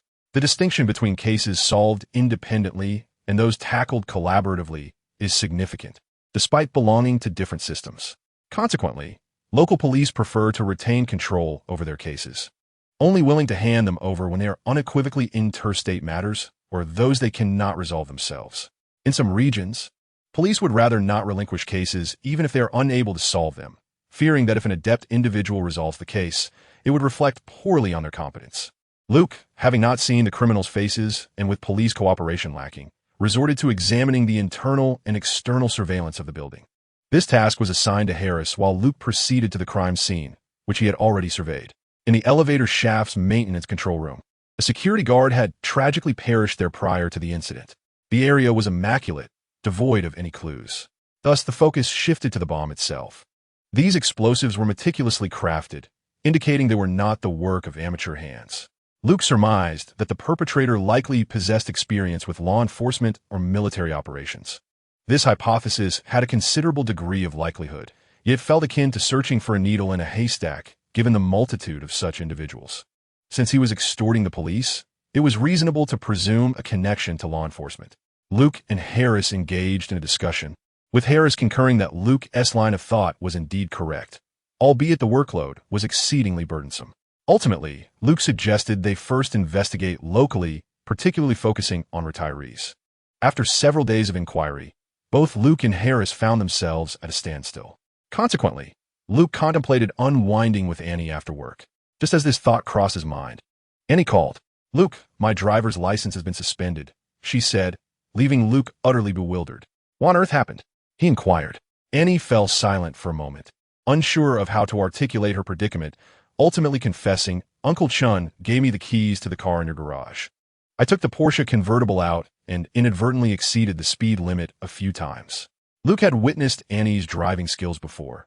She was a quintessential novice behind the wheel, her technique more akin to whimsy than skill. Sighing, he offered her some comfort. "It's all right. I'll have Uncle Chun take care of the vehicle. However, it may take 6 months before you can apply for a new license." "Indeed, let us proceed with that for now. I'll pick you up after work, and we can have dinner together." "Sounds good. See you tonight." Chapter 44. What a wonderful girl at work. While the dress code was not overly stringent, uniforms were still required. One could either wear the issued blue jacket emblazoned with conspicuous lettering or don dark suits. However, Luke chose an unconventional path, opting for a tailored deep blue suit each day, complemented by a sapphire polo tie, a luxurious outdoor watch valued at $180,000, a black cowboy hat, sunglasses, and cowboy boots. This ensemble earned him the nickname Young Master. Luke remained unfazed by this moniker, as his rapport with Harris rendered him somewhat aloof from the rest. He had little desire to ingratiate himself with that crowd. Consequently, Luke decided to abandon his low profile, trading in his pickup for a Dodge Ram, specifically a bulletproof version. This vehicle, modified from a T-Rex pickup chassis, boasted 6 wheels, 2 in the front and 4 in the back, resembling an armored vehicle, ensuring he garnered attention wherever he went. Priced at $300,000, this dark gray Dodge Ram stood in stark contrast to the mere $30,000 for an ordinary pickup at that time. Luke disregarded the opinions of others, embracing his identity as a young master. He even stopped carrying his automatic pistol, opting instead for a belt holster housing 2 replicas of the White Snake, valued at over $3 million. The personnel at the Los Angeles precinct often expressed a desire to seize Luke's possessions. He was, after all, quite irksome. However, after Luke disclosed his connections with individuals from the 3 weapons company, his own enterprise, to the military procurement officer, the perception of him among the logistics and procurement staff underwent a significant transformation. The generosity he extended was simply too substantial to overlook. The Cheen family had donated a considerable array of valuable items to the precinct in an effort to cultivate a favorable relationship with Luke. Currently, the military supplies and logistics department is indeed treating Luke as if he were a young master, granting him whatever he desires. Ammunition is expended at will, and equipment is used freely. The civilian staff in the office have gradually been won over by Luke, receiving a variety of breakfast offerings from several of their own chain coffee and fast food brands. The principle of taking from those who are in need applies universally. Initially, they were resistant, but ultimately succumbed to the allure of irresistible temptation. Now, their gazes towards Luke sparkle with admiration, particularly given his handsome features and charming demeanor. Before long, the entire Los Angeles branch, with the exception of the field agents and special operations team, had aligned themselves with Luke and Harris. Even Harris's secretary gazes at Luke with starry eyes, eagerly inquiring if he requires a maid for his basement, specifically one with minimal clothing. This outcome was unexpected for Harris, who had presumed she would play the role of Luke's caretaker. Yet, she found Luke's approach to be straightforward and remarkably effective. As for the remaining formidable individuals, she had ample time to refine them. After all, those who ascend to such positions are hardly fools, and she is not one to rely on mere beauty for success. In the evening, Luke took Annie to a Chinese restaurant in the San Gabriel Valley, where he confidently ordered authentic Cantonese cuisine in fluent Cantonese, offering a generous $2,000 up front. No need for change. Just ensure the dishes are authentic, as I am of Chinese descent. The delighted owner, pleased by Luke's lavishness, promptly arranged a feast of 8 dishes and a soup, inclusive of chicken, duck, fish, and meat. Annie found the experience intriguing, though half of the dishes did not suit her palate. Conversely, Luke savored the meal with great enthusiasm, prompting Annie to eat more than usual. They abstained from alcohol and returned to Annie's apartment.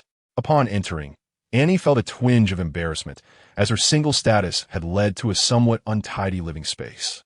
The 1-bedroom apartment, surprisingly spacious at over 70 square meters, lacked the concept of shared space common in America, presenting a true measure of living area.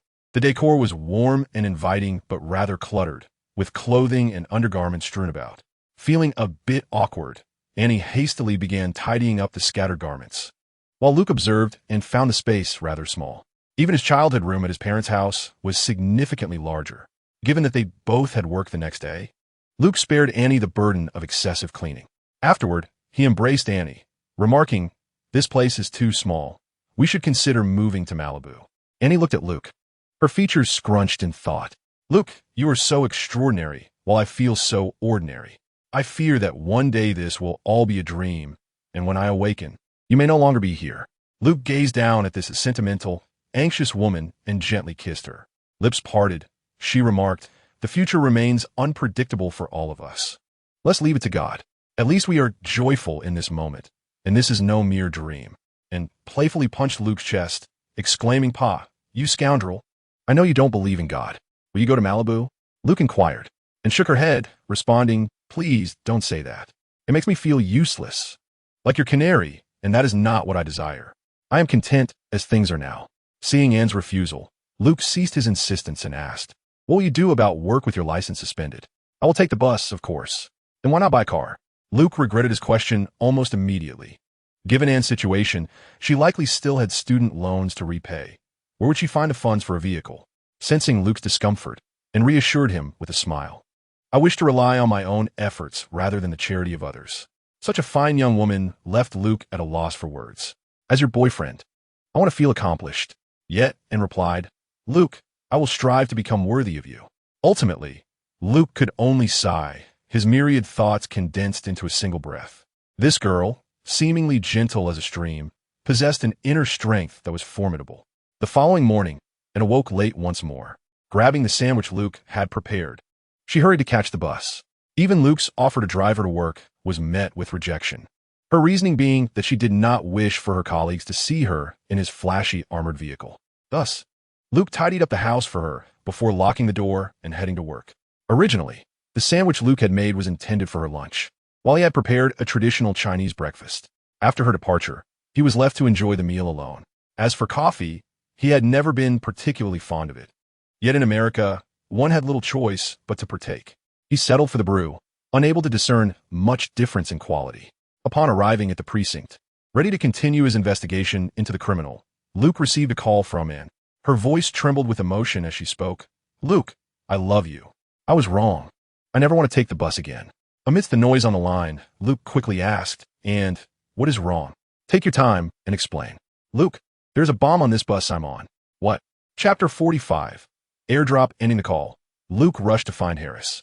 The perpetrator from the previous explosion at the Paramount Media building had resurfaced, now taking a bus full of passengers hostage with a bomb, and was on board.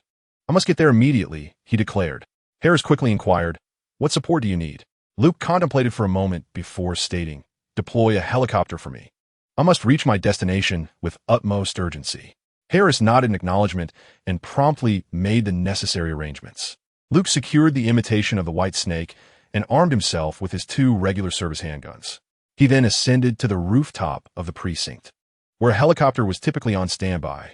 The pilot was already prepared, and without hesitation, Luke leaped aboard. While in the air, Luke recalled Jack mentioning that the assailant appeared to be missing a thumb. Consequently, he immediately contacted Harris. I just remembered something. Jack from our team mentioned that the criminal seems to lack a left thumb. Please investigate in that direction. Harris replied, we have already looked into it, but there are no individuals matching that description. Luke continued, expand your search to include those residing in Los Angeles. He may have come from elsewhere. Specifically, investigate retired military or police personnel who sustained injuries. Harris ended the call and swiftly organized a team to follow up on the lead. Meanwhile, in a rush that morning, finally managed to catch the bus. However, it wasn't too long before a man began pursuing the bus in his car.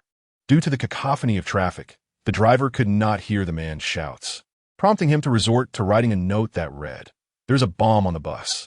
Ultimately, the man boarded the bus. He was Jack, a member of the police team.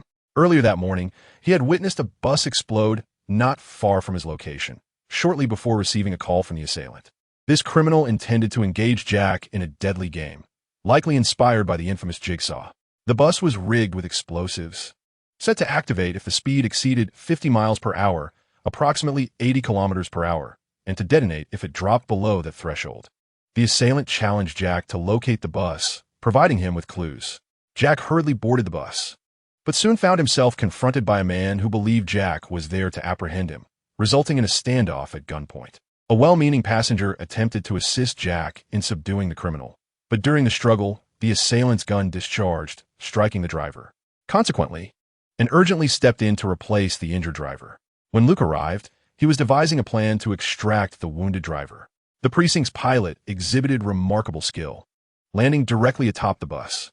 After giving the pilot a nod of approval, Luke leaped down, executing a roll as he entered through the front door of the bus. The passengers, aside from Anne, were taken aback by Luke's sudden entrance. Jack, who recognized Luke, approached him to relay the situation. Luke first reassured Anne, helping to stabilize her emotions. Leaning down from the maintenance passage beside the driver, Jack surveyed the situation regarding the bomb. After assessing the circumstances, he instructed Luke to assist in escorting the injured driver down. This process proceeded smoothly. However, one female passenger insisted on accompanying them, only to be halted by Jack. The assailant had made it clear that no one else could descend, or he would detonate the bomb. Yet, this woman appeared almost entranced, struggling to descend. In a decisive move, Luke drew his firearm and discharged a shot into the air. Everyone, take your seats immediately, or I will arrest you on charges of obstructing justice, he declared. This action evidently stabilized the emotions of the female passenger and the others, who sensed that Luke was indeed prepared to fire if necessary. Jack remarked to Luke, "The helicopter above is monitoring us. The assailant can glean information from the media about our situation." Luke nodded in agreement. It's not just the media. He installed a listening device in the elevator last time, and there may be a similar device on this bus. We need to conduct a thorough check. Just as they were about to begin their inspection, Annie cried out in distress, Luke, there's no way forward." Luke rushed to the front and beheld a shocking sight. The bridge ahead was under repair, with a gap of several meters, suspended at least 10 meters above the ground. What the hell? Who orchestrated this? Even such a simple task as clearing a path was poorly executed. Although Jack was part of the team, he too faced danger in the vehicle and felt it inappropriate to voice his frustrations. After a careful examination, Luke turned to Annie and said, "As we round this bend, accelerate. We either charge through or perish." "Luke, I'm scared," she replied. Luke embraced Annie's shoulders reassuringly. "You're a brave girl. You can do this. Trust me, accelerate, floor it." Meanwhile, Jack went to calm the increasingly restless passengers in the back. They had no choice. They were all in this together. And it was now a gamble hinging on Annie's ability to press the accelerator hard enough. The helicopter overhead drew closer, while the police vehicles began to decelerate. Tension gripped everyone. With gasps of surprise, the bus laboriously traversed the gap in the bridge. Its speed stabilized at 53 miles per hour. Luke turned to Jack, saying, "Have your team clear the way towards the airport. I need a straight stretch of road." Jack nodded and relayed the situation via his radio. Fortunately, Jack's superior was not an arrogant individual and acquiesced to Luke's request. Now, Luke and Jack exchanged a knowing glance and began their search for the assailant's surveillance device. In truth, Luke had already spotted it with his keen eye. Located beneath the driver's rearview mirror, it provided a clear view of the interior of the bus. Luke feigned a search before ultimately revealing its location.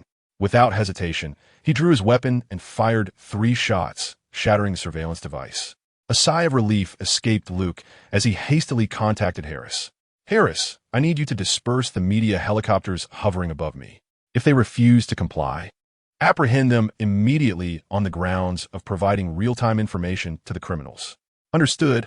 I'll arrange that at once." Additionally, we have located the criminal's information. Our team is en route to his residence to apprehend him. Luke pondered briefly before advising Harris. This individual is cunning. He wouldn't leave such an obvious flaw. He is an explosives expert, so our team must remain vigilant. It is likely to be a trap. Harris fell silent on the line for a moment before responding. "I understand, Luke. Do you have any further requests?" "Contact Director Taylor at the Canyon Precinct and inform him that I am Luke Cheen. I need their personnel to follow my commands here." "Of course, Luke. Stay safe." Luke's actions left Jack utterly astonished. "Shet, when did you acquire such power?" Luke smirked. "No, it is merely the power of the dollar." This statement left Jack bewildered. Nonetheless, the pressing issue of the bomb still needed resolution. Chapter 46. A scathing rebuke. Luke seized Jack's walkie-talkie to communicate with the on-site command. It was evident that the personnel had received Director Taylor's instructions, and they promptly made arrangements to comply with Luke's requests. Now, they awaited their arrival at the airport, where they could utilize the straight runway to find an opportunity to disarm the bomb. At that moment, the criminal could no longer discern any information regarding their vehicle. Therefore, he reached out to Jack to voice his demands. Meanwhile, the special operations team dispatched by Harris arrived simultaneously at the residence of the criminal, Payne. Harris had already cautioned the team leader that this was likely a trap. The team was initially prepared to storm the building, but was intercepted by this individual. He forcefully took over the assignment and directed his subordinates to breach the premises. Observers were left infuriated. There was little recourse. Indeed, in America, federal law enforcement authority surpasses that of local police. Most often, this was due to a reluctance to escalate tensions, which prevented them from directly seizing cases. However, this individual was undeterred, believing this to be a straightforward task, one that would yield him unearned accolades. His disdain for Harris's warning was palpable. But then came the explosion, rendering him dumbfounded. Though his 8 subordinates survived, they were gravely injured and rushed for medical attention. His fluctuating emotions mirrored the precariousness of his career. Being dismissed would be a mild consequence, as his actions could easily be classified as dereliction of duty. The criminal, clearly aware of the situation, dialed Jack. Upon connecting, Jack heard Payne triumphantly recounting the results of the earlier explosion, alongside his demands for ransom. Before Jack could respond, Luke seized the phone. "You, a pitiful wretch. Take pride in merely setting off a few firecrackers. Why not display your bravado at the White House? Blowing up a few innocent civilians would only serve to reveal the extent of your foolishness." Luke granted the rogue, Payne, no opportunity to respond, unleashing a torrent of invective for a full 2 minutes. Payne, indeed, found himself utterly bewildered by Luke's tirade. After a considerable pause, he finally realized that he was the one being held at gunpoint. Just as he prepared to retort, Luke continued his onslaught. Luke fired several rounds into the microphone before decisively cutting the call. He then removed the battery from his phone and handed it to the equally perplexed Jack. Patting Jack on the shoulder, Luke remarked, "We must apply some pressure. We cannot allow him to dictate the tempo of this situation, for that would render us entirely passive." Jack queried Luke, "But what if he detonates the bomb now?" Luke responded with a mysterious smile, "He won't. He seeks only money.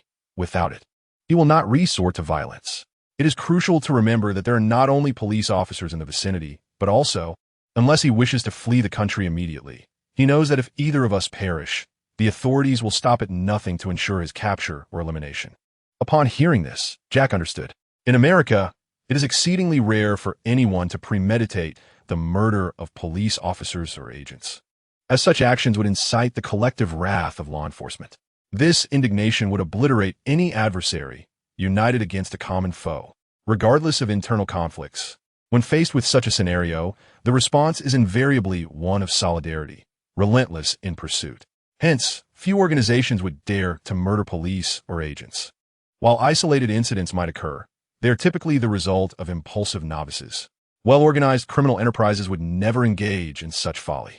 Given that this assailant was a retired officer, he was undoubtedly aware of this unwritten rule. However, it was evident that he had miscalculated the gravity of his actions, mistakenly believing he had the upper hand. Thus, Luke remained confident that he would not detonate the bomb. After elucidating his reasoning to Jack, the police had finalized their arrangements. Luke kissed Annie gently on the cheek. "My little bear, steady the vehicle. You can do this, trust me." He then leapt from the car onto the police escort's flatbed. Luke intended to utilize a skateboard to access the underside of the bus and disarm the bomb. This small skateboard would be gradually lowered into place in front of the bus by the police's flatbed and steel cables. Once donned in his safety gear, Luke reclined on the skateboard, which was then lowered into position. At high speed, a single miscalculation by either driver could ensnare Luke beneath the vehicle. As Annie observed Luke drawing nearer, anxiety gripped her. Noting her distress, Luke smiled subtly and gave her a thumbs up, which helped to quell her nerves. The police driver, skilled in his craft, expertly maneuvered to ensure Luke's safe passage beneath the bus. Upon reaching the designated location, Luke affixed the safety cord of the scooter to the chassis of the bus. He then released the steel cable connecting to the police flatbed. A collective sigh of relief was shared among all present. Luke meticulously examined the setup. Payne, the criminal, was indeed a police expert, exhibiting signs of obsessive-compulsive tendencies in certain areas.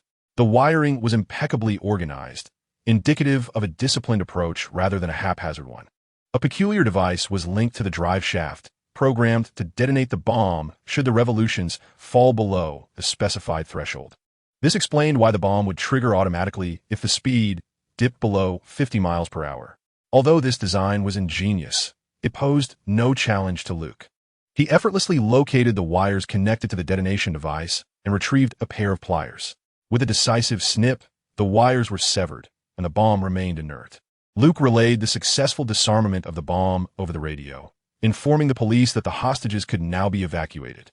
Relief washed over the crowd, with some even erupting into cheers. Meanwhile, Payne, the criminal, seethed with anger, unable to ascertain the situation with the bus.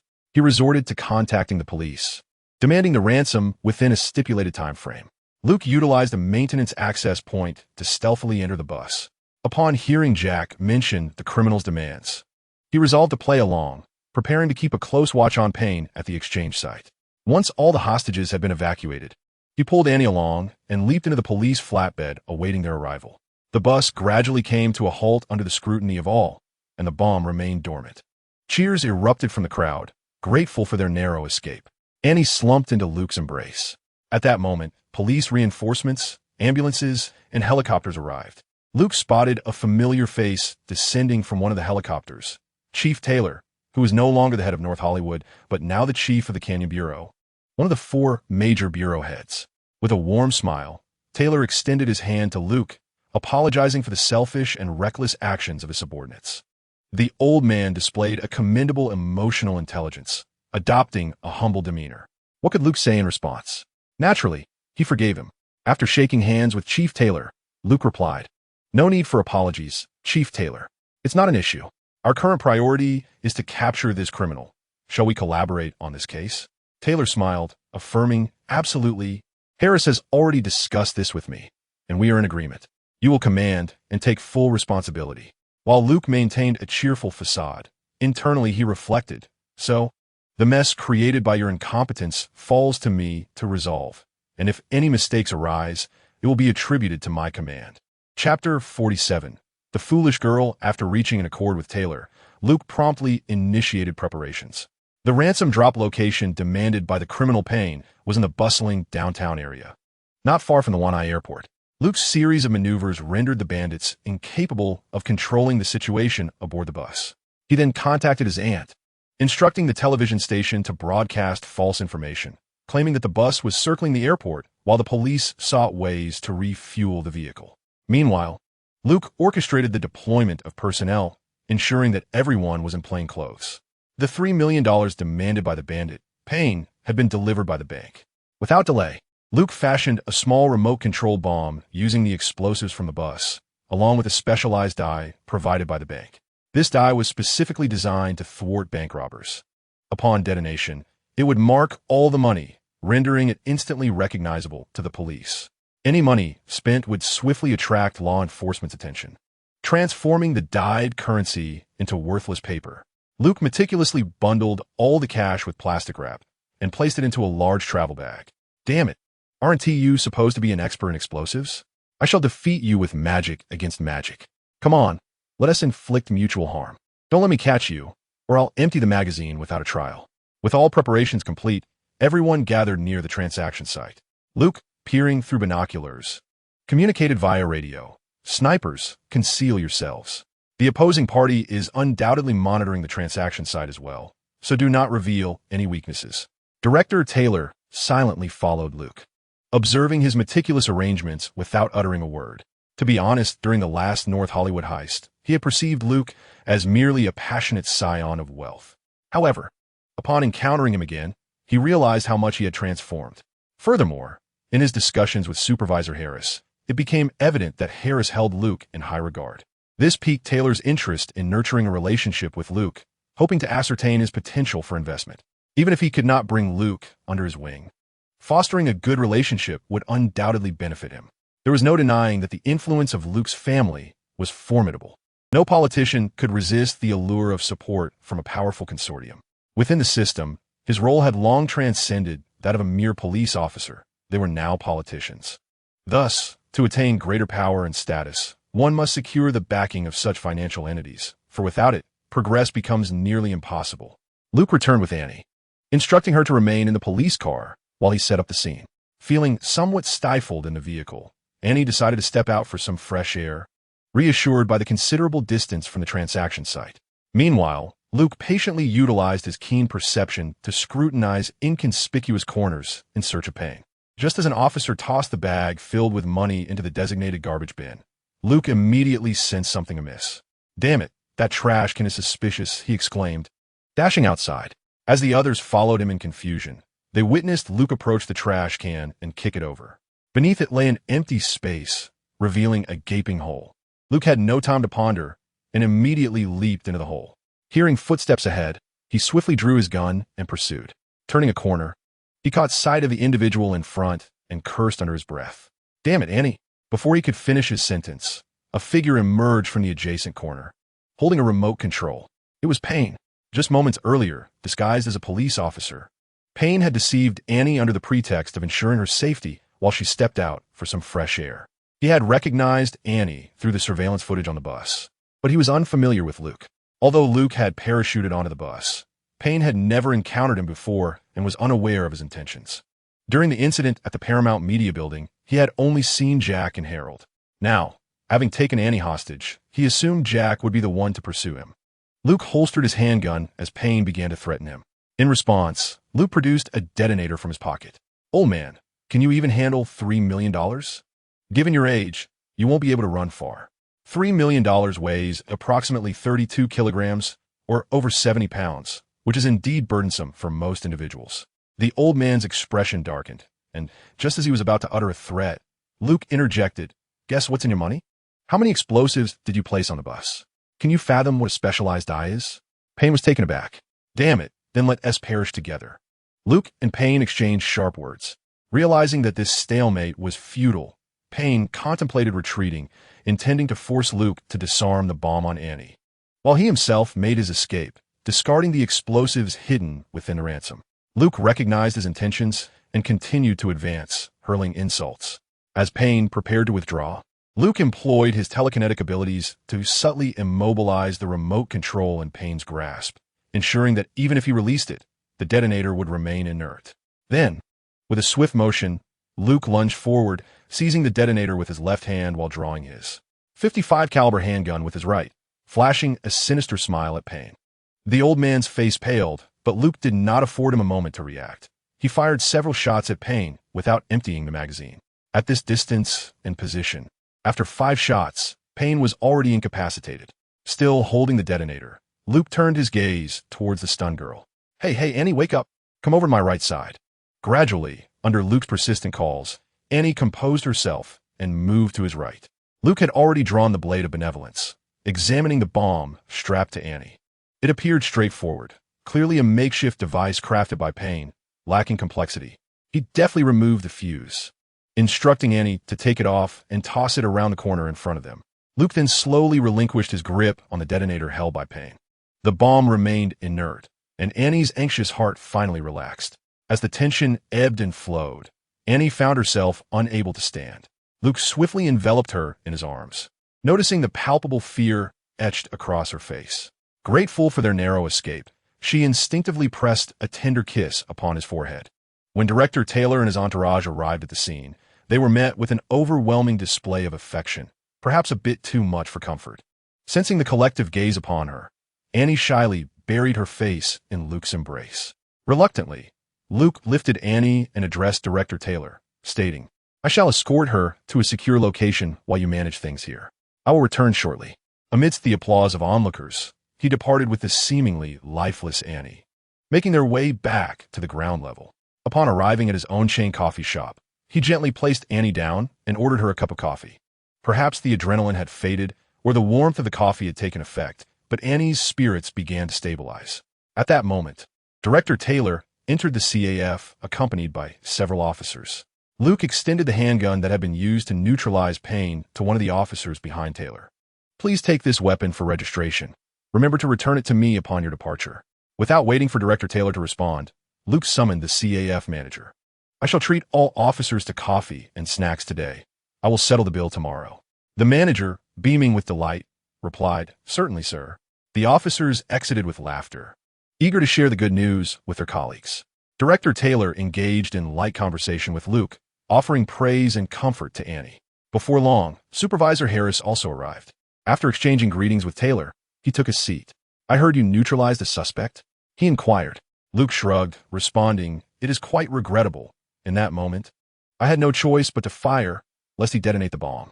After Harris probed for further details, Luke provided thorough answers. Harris then said, "I have brought your car. Take your lady home. The rest will be handled by Taylor and me." With a smile, Luke accepted the keys from Harris, bid farewell to Director Taylor, and departed with Annie. Still shaken, Annie sat silently in the car, clutching her coffee. Upon reaching their seaside villa in Malibu, she made a beeline for the bathtub. Luke, sensing her silence, felt a flicker of concern. Yet, he understood that Annie needed time to collect herself, and all he could do was remain by her side. He descended to prepare a meal and fetch some wine before returning upstairs. As Annie remained ensconced in her thoughts, Luke joined her in the bath, sharing dinner and wine amidst the soothing waters. Whether it was the comfort of the moment or the effects of the wine, Annie eventually leaned in and kissed Luke, taking the initiative. That evening, Annie was quite wild. The following day, she intended to go to work, But Luke, concerned that she had not fully recovered, personally called Mr. Aoki to request leave for her. Thus, over the span of 3 days, Luke accompanied Annie on a tour of every attraction in Los Angeles, resembling a genuine couple. They donned inexpensive matching outfits, and Luke drove a seemingly ordinary Dodge pickup, albeit in a bulletproof version. They dined at numerous restaurants, culminating in their final night at a Chinese restaurant in the San Gabriel Valley. The owner greeted them warmly and, impressively, remembered Annie's preferences. They enjoyed a meal of 8 dishes and a soup, all tailored to Annie's taste, which delighted Luke, prompting him to leave an additional tip of $100. However, Luke sensed that despite Annie's recovery, she seemed on the verge of slipping away. That evening, after her bath, Annie did not rush to become intimate with Luke, but instead lay quietly on his chest. After an indeterminate time, she spoke. "Luke, I feel utterly useless." Luke wished to offer comfort, yet Annie gently silenced him with her hand, caressing his lips and cheeks. She gazed at him with an infatuated look. "I know, I am rather foolish. You are far too exceptional. I don't even know how to keep up with you. I am aware of my capabilities. The reason for my promotion is you. I am your woman. I understand that the president's arrangements provide comfort, but I am acutely aware of my own shortcomings. I am careless, unrefined, not particularly clever, forgetful, and, at times, quite foolish. Luke, I need some time to think alone. I miss home. Will you let me go? I need to contemplate my future." Luke sighed, but remained silent. Observing her, he recognized that her ability to form a band with friends after graduation revealed her inherent independence. At that moment, Luke could say nothing. Since Annie had made her decision, he could only let her go and allow her to seek clarity on her own. She was a good girl, albeit excessively independent, which is characteristic of many young Americans. They have not yet been tainted by the harshness of society, their eyes still brimming with a naive clarity. Luke understood that the disparity between him and Annie was substantial, causing her unease and insecurity. However, he could not alter this reality and could only express his tenderness through gentle actions. That night, Luke was exceptionally kind. The next morning, he returned Annie to her apartment without exchanging farewells, maintaining the usual atmosphere of their interactions. He did not wish to impose pressure on her until he received a call from Annie 2 days later. "Luke, I have resigned. I'm going home." After a moment of silence, he asked, "When will you return?" Annie paused before replying, "I don't know. I feel lost right now. I want some peace." Luke was acutely aware that he might soon lose Annie, and thus he said, "Annie, wherever you are, remember my number. Should you need anything, do not hesitate to call me." Annie replied, "Okay, Luke, I will." Perhaps tears were streaming down her cheeks, her voice quivering slightly, leaving Luke at a loss for words. "Let's consider this a temporary respite. We shall not speak of farewells or parting well. All right, Luke, I love you, and we shan't bid farewell." Annie uttered before the call abruptly ended. It was evident that she was on the verge of tears as she spoke her last words. Luke could only let out a sigh. The experience of romance in school starkly contrasts with that in the broader world. Perhaps this incident had truly frightened Annie. In frustration, he muttered that the demise of that pain had come too easily. Luke's mood was dismal, his thoughts clouded. Just then, Stark's call interrupted his reverie. "Luke, don't forget about the party tomorrow night." "Yes, I know. What kind of wine do you prefer?" "I shall bring a few bottles. Anything will suffice. I know you have an excellent selection." "All right, I shall ensure to surprise you." Despite his gloomy spirits, he felt obligated to keep his promise to Stark. Luke did not make any special preparations, donning the same attire he wore for work. He retrieved a case of aged liquor from the villa's cellar and made his way to Stark's residence. Upon arrival, he presented the wine to the staff Stark had engaged for the festivities. Pepper greeted him warmly. After exchanging pleasantries with her, Luke followed her into Stark's seaside hall. Rhodes was also present, and the atmosphere was already lively. Noticing Stark in jovial conversation with a group of Hollywood starlets, Luke approached him. "Hey, Tony." "Wow, Luke. You made it. I see you brought a case of fine wine. How thoughtful." "Thank you, but allow me to introduce." Luke waved his hand dismissively, and the starlets giggled behind their hands. "I am acquainted with them. No need for introductions. You all carry on. I shall join Rhodes for a drink." A nod to the starlets, and Luke departed. Having attended Luke's parties several times, the starlets were well aware of him. However, when Luke claimed he was off to drink with Rhodes, his true intention was to seek out Pepper. Feeling disgruntled, he resolved to vex Stark a little. After procuring a bottle of liquor from the server, Luke settled at the bar, directly across from Pepper. He wasted no time and bluntly asked, "You fancy that guy, don't you?" Chapter 49. Are you jesting? Faced with Luke's forthrightness, Pepper refrained from responding. Being the assistant to 2 generations of the Stark family, her emotional intelligence was notably high. She sensed that Luke was not quite himself that evening and inquired, "Why didn't you bring your girlfriend?" Luke remarked, "She has departed from Los Angeles." Pepper refrained from further inquiries. Luke then lifted a bottle of Baijiu and offered it to Pepper, saying, "Would you care to sample it? It hails from the East and is quite potent." As Pepper took the bottle and examined it, she could not decipher the Chinese characters, yet she was able to comprehend the numbers. Upon noticing 72, her eyes widened in astonishment as she gazed at Luke. "Luke, do you intend to become inebriated here?" Luke seized the bottle from her grasp and poured himself a generous glass, an approximately 200 milliliters round-bottomed tumbler, and downed it in a single gulp. Observing the hint of alarm on Pepper's face, Luke chuckled reassuringly. "Fear not. No matter how much I consume, I shall not succumb to intoxication." Nevertheless, Pepper continued to regard Luke with a trace of concern. Luke flashed a mischievous smile and said, "This is a secret, mind you. You must not divulge it." Noticing Pepper's skepticism, he chose not to dwell on the matter and engage her in other discussions. With his good looks, charming demeanor, extensive knowledge, and emotional intelligence, Luke was capable of conversing delightfully with anyone, and Pepper was no exception. To her surprise, Luke was well-versed in fashion and skincare, and their dialogue flowed seamlessly. They shared laughter and stories over drinks at the bar, with Luke occasionally recounting amusing anecdotes and jokes, causing Pepper to stifle her laughter behind her hand. Stark had been enjoying his conversation with the starlets, contemplating his next conquest. Every now and then, he caught sight of Luke and Pepper engaged in joyful banter at the bar's corner. This stirred feelings of discomfort within him, akin to a child witnessing others pilfer his cherished toy. After observing them for a considerable time, he approached them. "Hey, what are you discussing that brings you such joy? Allow me to join in." Pepper replied with a smile. "Luke has been sharing many intriguing cases with me. It turns out the individuals apprehended are quite the characters, which is rather amusing." Stark raised an eyebrow at Luke and said, "Luke, I have just decided that I shall seduce every cover girl from Game Boy magazine. What do you think?" At this, Pepper ceased her laughter. Luke cast a disdainful glance at Stark and retorted, "Are you serious?" Stark nodded affirmatively, stating, "I believe these cover girls align with my aesthetic taste, and they're all fresh faces." Luke continued, "You made up your mind?" Stark, surprised by the persistence of Luke's inquiry, nodded again. "I have already extended invitations. Several directors and magazine editors have overheard." Luke quietly retrieved his phone and dialed. "Mr. Chun, I wish to acquire Game Boy magazine, and I would like them to seek out cover girls who are distinct. Do not prioritize looks or physique. Instead, focus on sincerity, kindness, and a beautiful soul. I believe every girl deserves affirmation, even if she weighs 200 pounds and lacks conventional beauty." Upon hanging up the phone, Luke smiled at Stark and remarked, "You mentioned needing to sleep with 12 of them.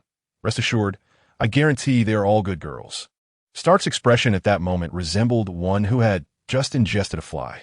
Only Pepper, standing beside him, silently acknowledged Luke with a nod of approval. Stark, still unconvinced, pressed Luke further. "You're joking, right? For heaven's sake, Luke, are you serious?" Luke, donning a serious countenance, nodded and stated, "I believe that even if one's exterior lacks allure, an inner beauty is worthy of remembrance by many. Tony, you cannot be so superficial, can you?" Stark stared at Luke in speechless disbelief. At that juncture, Pepper chimed in with support. "Luke, I never anticipated you would hold such thoughts. I stand by you. You are a true gentleman, unlike many who are so shallow." Stark's expression darkened further as he hastily pulled Luke aside, wrapping an arm around his shoulder and inquiring, "Luke, what on earth are you doing? I'm in a foul mood. Have you suffered a heartbreak? Do you truly lack for women?" Luke shook his head and replied, "You don't understand love. In our ranch, a man like you is merely a breeding bull, huh?" His words were rather ungracious, and Stark's demeanor soured. "Hey, Luke, I consider you a friend." Luke countered by embracing Stark and redirecting him towards the bar, pointing at Pepper and declaring, "She is a fine girl, and I intend to court her." "No way. She is my secretary. And what of that? You are not her father.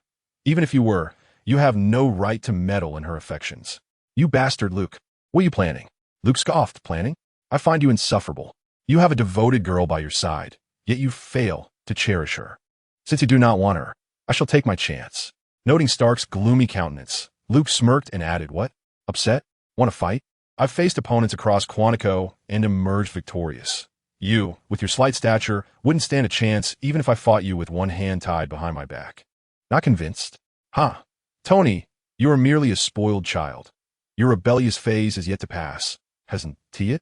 Observing Stark's mood stabilize slightly, Luke continued to stoke the fire. This is something you must take initiative in. How can you expect a girl to make the first move? You pursue other women daily. How can she possibly take the lead? I shall grant you but one chance. If you fail to seize it, I will carry her away. Such a wonderful girl is a treasure that should not be squandered in your presence. Stark began to grasp that Luke was not merely jesting at his expense. After patting Stark on the shoulder, Luke prepared to depart, but Stark seized the hem of his shirt.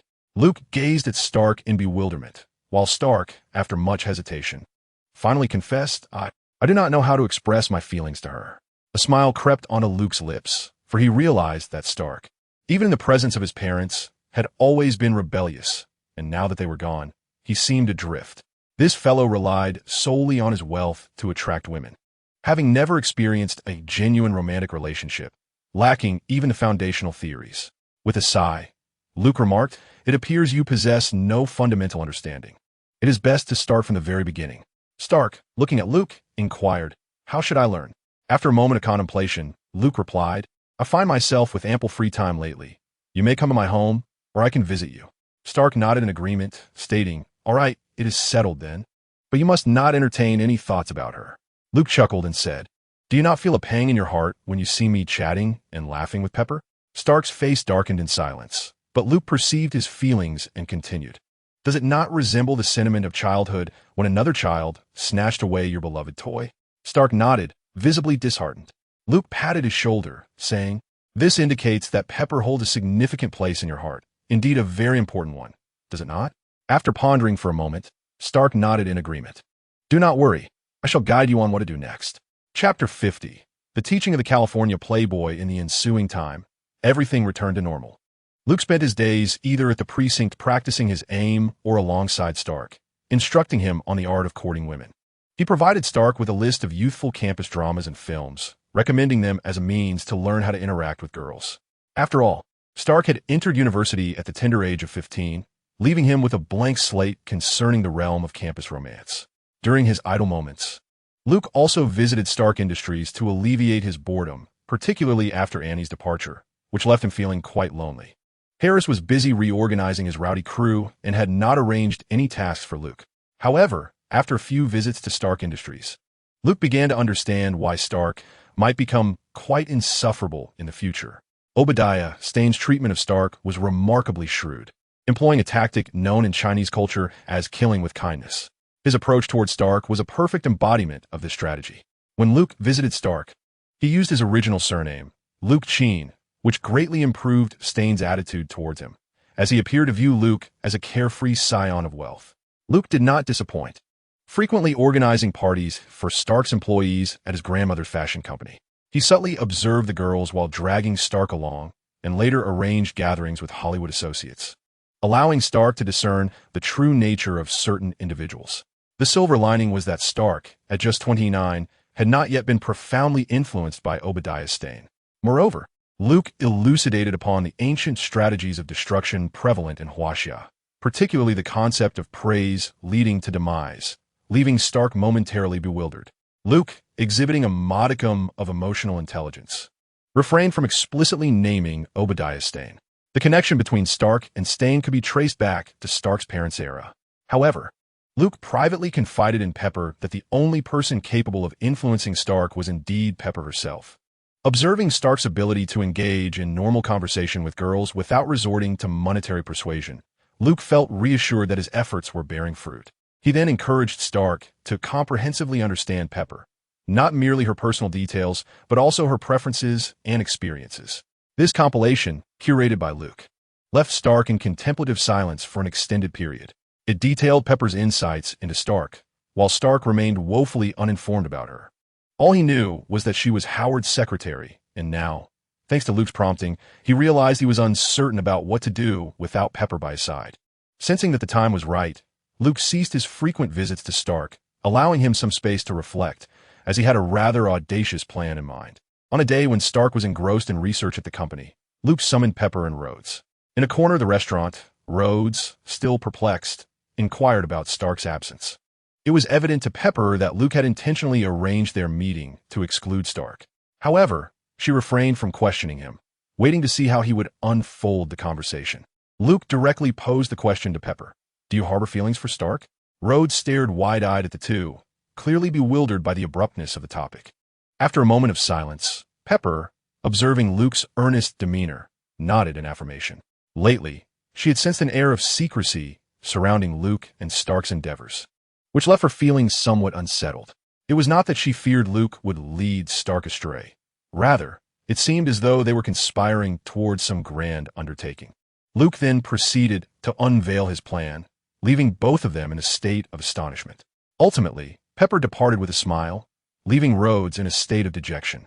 "Luke, why can't I meet someone as wonderful as that?" he lamented, receiving a comforting pat on the shoulder from Luke, who replied, "This is, after all, a world that often judges by appearances. Do not lose heart. It is likely that such encounters will elude you in the future, so ruminating on it is futile." Rhodes, feeling even more disheartened, muttered, "That hits hard, my friend."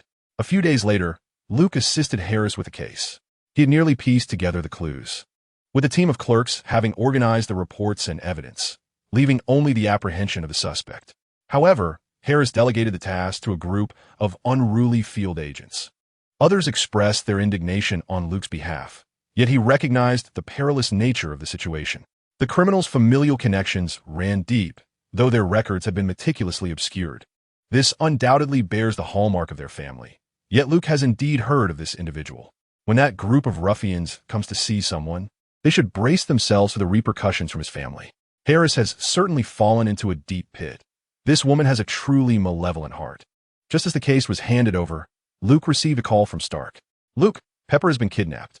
Upon hearing this, Luke could not contain his expletive. "Wong Defa? Pepper is merely his secretary. These kidnappers must be deranged. If anyone should be abducted, it ought to be you." Stark's somber voice resonated through the receiver.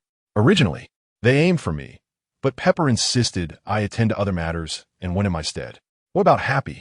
Is he just a decorative bodyguard?" "Happy was injured, but it's not severe. He merely lost consciousness when the vehicle struck." "Where are you now? I'll come to meet you." "I'm at home." "Listen, Tony, if you receive a call from the kidnappers, comply with any demands they make, but do buy some time." "Understood?" "I understand, Luke. Should I call the police?" Luke pondered briefly before responding, "I'll arrange for the police. This will save them the time of going through the chain of command. Wait for me. I'll be there shortly." After ending the call, Luke informed Harris and then departed. Half an hour later, he arrived at Stark's villa in Malibu, where the police had also sent personnel. Among them was a familiar face from his past, Detective Frank, who had risen to the rank of inspector since their initial meeting with Chief Taylor. Upon entering, Luke bypassed greetings with Frank and immediately inquired about any news from the kidnappers. Frank shook his head. Just then, Luke's phone rang, and he answered to hear Harris's voice. "Luke, I've dispatched an intelligence analysis team to assist you. I understand Stark is your friend. Please contact me if you need anything. Thank you on behalf of Tony, Harris." Stark looked at Luke with curiosity as he hung up. Luke explained, "My superior has been informed of your situation and has sent a team of analysts over." Then, Luke turned to Inspector Frank and said, "Let us collaborate on this case." Frank nodded in agreement. "Excellent. Your intelligence team's equipment is far superior to what we have at the precinct." Before long, the intelligence team arrived. They first confiscated Stark's mobile phone and the villa's landline to install surveillance devices, then began their setup. Remarkably, their operations were quite professional, yet Stark remained visibly distracted. Noticing this, Luke approached him and gently patted his shoulder, saying, "Don't worry, Tony. We will ensure Pepper's swift rescue." At that moment, Stark's phone rang. Chapter 51. Analysis. Stark did not answer the call, but instead looked at Luke, who in turn glanced at the members of the intelligence team. The person in charge gestured towards Luke, who, along with Frank, donned their headsets and signaled Stark to take the call. "I'm Stark," he replied. The voice on the other end was deep and hoarse. We certainly know who you are. Now, we have this woman in our possession. Prepare $6 million in cash within 2 hours. Non-consecutive serial numbers, old bills, bundled." Before Stark could respond, the caller abruptly hung up. The intelligence team shook their heads at Luke, who, along with Frank, let out a sigh. Their adversaries were far too astute, providing no opportunity for the intelligence team to trace the signal. Luke turned to Stark and said, "Contact the bank, Tony. Who else is aware of your itinerary today?" Stark pondered for a moment before shaking his head. "I don't know, but I was supposed to inspect a procurement order in person. Pepper insisted I continue my research. She said she could handle these matters." "Luke, she was kidnapped in my place. She's just a girl. I can hardly bear to imagine." Stark's expression of regret was swiftly interrupted by Luke. "Hey, Tony, this is not the moment for such thoughts. We need to devise a plan to locate the kidnappers." Stark felt powerless, awaiting another call from the kidnappers. Yet, Luke stated, the kidnappers have already provided information. Frank and Stark looked at Luke in confusion. Luke continued, "I estimate there are only 23 of them. They recognize your worth, or that of Stark Industries, but they only demanded 6 million. This indicates they are not numerous. 6 million in cash weighs nearly 70 kilograms. I suspect there are 3 of them, as 2 would find it too burdensome. Each person could easily carry around 2 million, making it manageable and straightforward to divide. Their request for unmarked old bills suggests they are seasoned criminals, not novices, with prior experience in crime. The fact that they requested bundled cash indicates a connection to organized crime. Only gangs would bundle cash in such a manner. Furthermore, you are quite well known in Los Angeles, so local gangs would not target you. It is likely that only outsiders would consider taking a shot at you. Therefore, the information we have is quite telling. Outsiders, 23 individuals with a criminal background. We could pursue this angle." Luke's analysis left Stark astounded. Initially, Stark had dismissed Luke as merely a player, but he was surprised to find that Luke possessed genuine skills. Frank also commended Luke, instructing his assistant, "Activate your informants within the gang community to see if any criminals have recently traveled to Los Angeles or are temporarily residing here." The assistant promptly took out his phone to make arrangements. Luke turned to Stark and added, "I have only recently been assigned here and have no informants. We will have to rely on Detective Frank for that." "Don't worry." Stark felt helpless and could only mechanically nod in agreement. In a state of urgency, he hastily dialed Stark Bank to prepare the cash. Time ticked by relentlessly. 10 minutes before the agreed time, representatives from Stark Bank delivered 2 large bags filled with cash. As the moment arrived, the criminals promptly placed their call. Stark wasted no time, insisting, "Let me hear Pepper's voice. Otherwise, I will not part with the money." This was a precaution instilled by Luke, ensuring that Pepper was indeed alive. A voice emerged from the other end. "Yes, Mr. Stark. We are not afraid of your reporting to the police, but do not attempt any tricks. We seek only wealth." Shortly after, Pepper's voice came through the receiver. "Tony, I'm unharmed. How is Happy?" "Happy merely suffered a concussion. He will be fine, Pepper, but they—" At that moment, Pepper's voice faded from the line. "Mr. Stark, your request has been fulfilled. Now, please drive out with the cash. I do not wish to see any police presence. Head to Hollywood Boulevard. And do not forget your phone." The call ended abruptly. Hearing Pepper's voice brought Stark a fleeting sense of relief as he turned to Luke. The intelligence team had yet to trace the criminals. Luke sighed, remarking, "They are seasoned professionals. They will not be easily dealt with. You should take my car. It is bulletproof." He instructed Mike, the head of the intelligence team, to fetch 2 communication devices. Luke fitted himself and Stark with the devices. Testing. Communication is clear. We are ready." Once prepared, Luke reassured Stark, "Do not worry. We will have someone following you continuously, and we have a helicopter on standby. Trust me." Stark nodded, taking a deep breath as he entered the vehicle. Luke had already arranged for Frank's men to follow Stark discreetly, ensuring they remained undetected. Following the criminals' instructions, Stark navigated to the vicinity of Hollywood Boulevard and received another call from them. Thus, they circled nearly half of Los Angeles, and by late afternoon, the traffic began to swell. The criminals demanded Stark head straight for the airport. Luke, overhearing through the communicator, cursed under his breath, "Damn, these guys are cunning. The airport has air traffic control, and the helicopter cannot pass." Reluctantly, Stark followed the criminals' orders toward the airport, with Luke and his team trailing at a distance. Ultimately, Stark arrived at a secluded hangar near the airport as directed. Here, Luke could not follow, as the open terrain would make their presence too conspicuous. After another curse, Luke advised Stark, "Tony, try to stall for time. Do not act recklessly or provoke them." "I'm on my way." Frank added, "I have summoned the team." Luke shook his head and said, "No, It's too conspicuous with so many people. I can handle this alone. Stark reduced the speed of the vehicle and came to a halt at the hangar entrance. There, he spotted a masked robber brandishing a pistol, pointing it at Stark, and exclaimed, "Wow, Mr. Stark, how considerate of you to deliver us an armored vehicle." With a grim expression, Stark inquired, "Where is Pepper?" The thug turned and gestured toward the rear. Stark's expression grew more serious upon seeing the situation. Luke's analysis had indeed proven correct. There were 3 of them. He noticed another robber descending from the rooftop, binoculars in hand. At that moment, a small propeller plane approached, prompting the robbers to quickly conceal themselves. However, it was merely a small aircraft that soon passed by their hangar. Once the plane departed, the robbers resumed their positions. Stark's heart sank as he spotted Pepper, bound and gagged, and a wave of anxiety washed over him. They had not released her. The lead thug remained silent as he approached the car door to inspect the cash in the bag.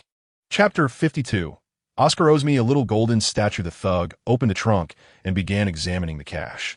After a few minutes, he nodded and said, "Mr. Stark, you are indeed a man of your word." Stark glared intensely at the thug, demanding, "Release Pepper." The thug merely shook his finger, replying, "No, not now. We still need her to evade the police." Stark retorted angrily, "Let her go. I will be your hostage." Yet the thug continued to shake his head, stating, "Mr. Stark, we are not fools. I want to allow a grown man to become a hostage, especially since only you can keep the police at bay. She cannot." With that, he gestured to the other 2 robbers. Stark clenched his fists, suppressing his fury.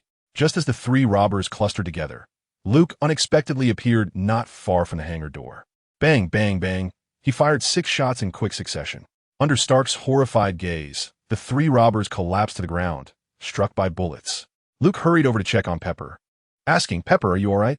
Shocked and unsteady from the earlier encounter, Pepper was about to fall when Luke caught her, holding her securely. Taking the military knife from Luke, Stark swiftly cut the bindings that restrained Pepper. She was trembling, tears streaming down her face. Stark embraced her tightly, soothingly patting her back. "It's okay, it's okay. Pepper, we're safe now." Observing the overly affectionate exchange, Luke quickly interjected, "Ahem, perhaps we should leave this place first. Can you save the embraces for later?" At this moment, Luke stood behind Stark, both of them acutely aware of the 3 lifeless bodies behind him.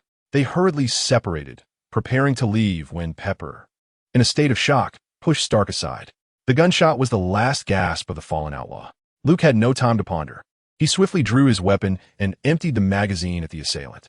However, he was abruptly interrupted by Stark's furious roar. Turning around, he beheld Pepper collapsed in Stark's arms, her pristine white suit stained crimson with blood. Stark held her, weeping uncontrollably. "No, Pepper, don't leave me, please," he cried. Pepper, blood spilling from her lips, could not utter a word. With great effort, she raised a trembling hand to caress Stark's cheek, her eyes filled with love and sorrow. Stark, in a fit of despair, cried out, "Pepper, don't go, don't leave me, I want to allow it, I beg you, don't close your eyes." Luke urgently shouted into the communicator, "Doctor, ambulance, hurry, someone is injured." Even as blood continued to flow from her mouth, Pepper managed to speak with great difficulty. "Tony, I like you. I like you too. Pepper, please don't leave me. Hold on, the doctor is on the way." Pepper bestowed Stark with a loving smile before slowly closing her eyes, her arm falling limp. No, Pepper." Stark, in a frenzy, clutched her tightly, kissing her forehead and caressing her cheek. Luke approached with a sorrowful expression and placed a hand on Stark's shoulder. As Stark prepared to howl at the heavens, he heard a click.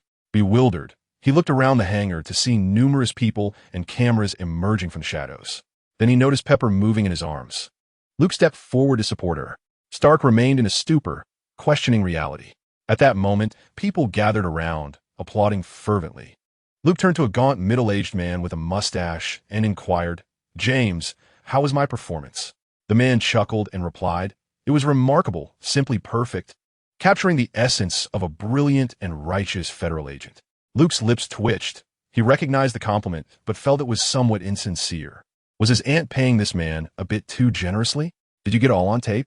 The middle-aged man nodded, every moment captured. "This story is truly moving. Had there been more time, I would have ensured its release." Stark, now enlightened, glared at Luke with a look of disbelief. "Luke, you scoundrel." Yet Luke merely shrugged. Gesturing towards Pepper, "You should be grateful. You found a wonderful woman. which is far more important than anything else. Wouldn't you agree? Seeing Luke's audacity, Stark turned his gaze towards the lovesick Pepper. He opened his mouth, but could not utter a word of reproach toward her. However, now that Pepper had finally achieved her long-desired wish, how could Stark be granted an opportunity to retract? She embraced Stark's neck and bestowed upon him a kiss stained with crimson. The good news was that the blood was merely syrup. The bad news was that the syrup was exceedingly sweet. As the onlookers witnessed the lovers ultimately becoming a couple, they erupted into applause. Yet the director, James, pondered aloud to Luke, "Do you think if I create a short film for release, Stark might sue me?" After a moment of contemplation, Luke replied, "No. It's quite likely he would want to film additional scenes. You're in for a big win. Not everyone can afford to hire Stark." James remained skeptical, but the reality struck him swiftly. After parting from Pepper with a kiss, Stark pointed accusingly at Luke, saying, "You rascal, I want to add scenes. You can't have all the fun alone."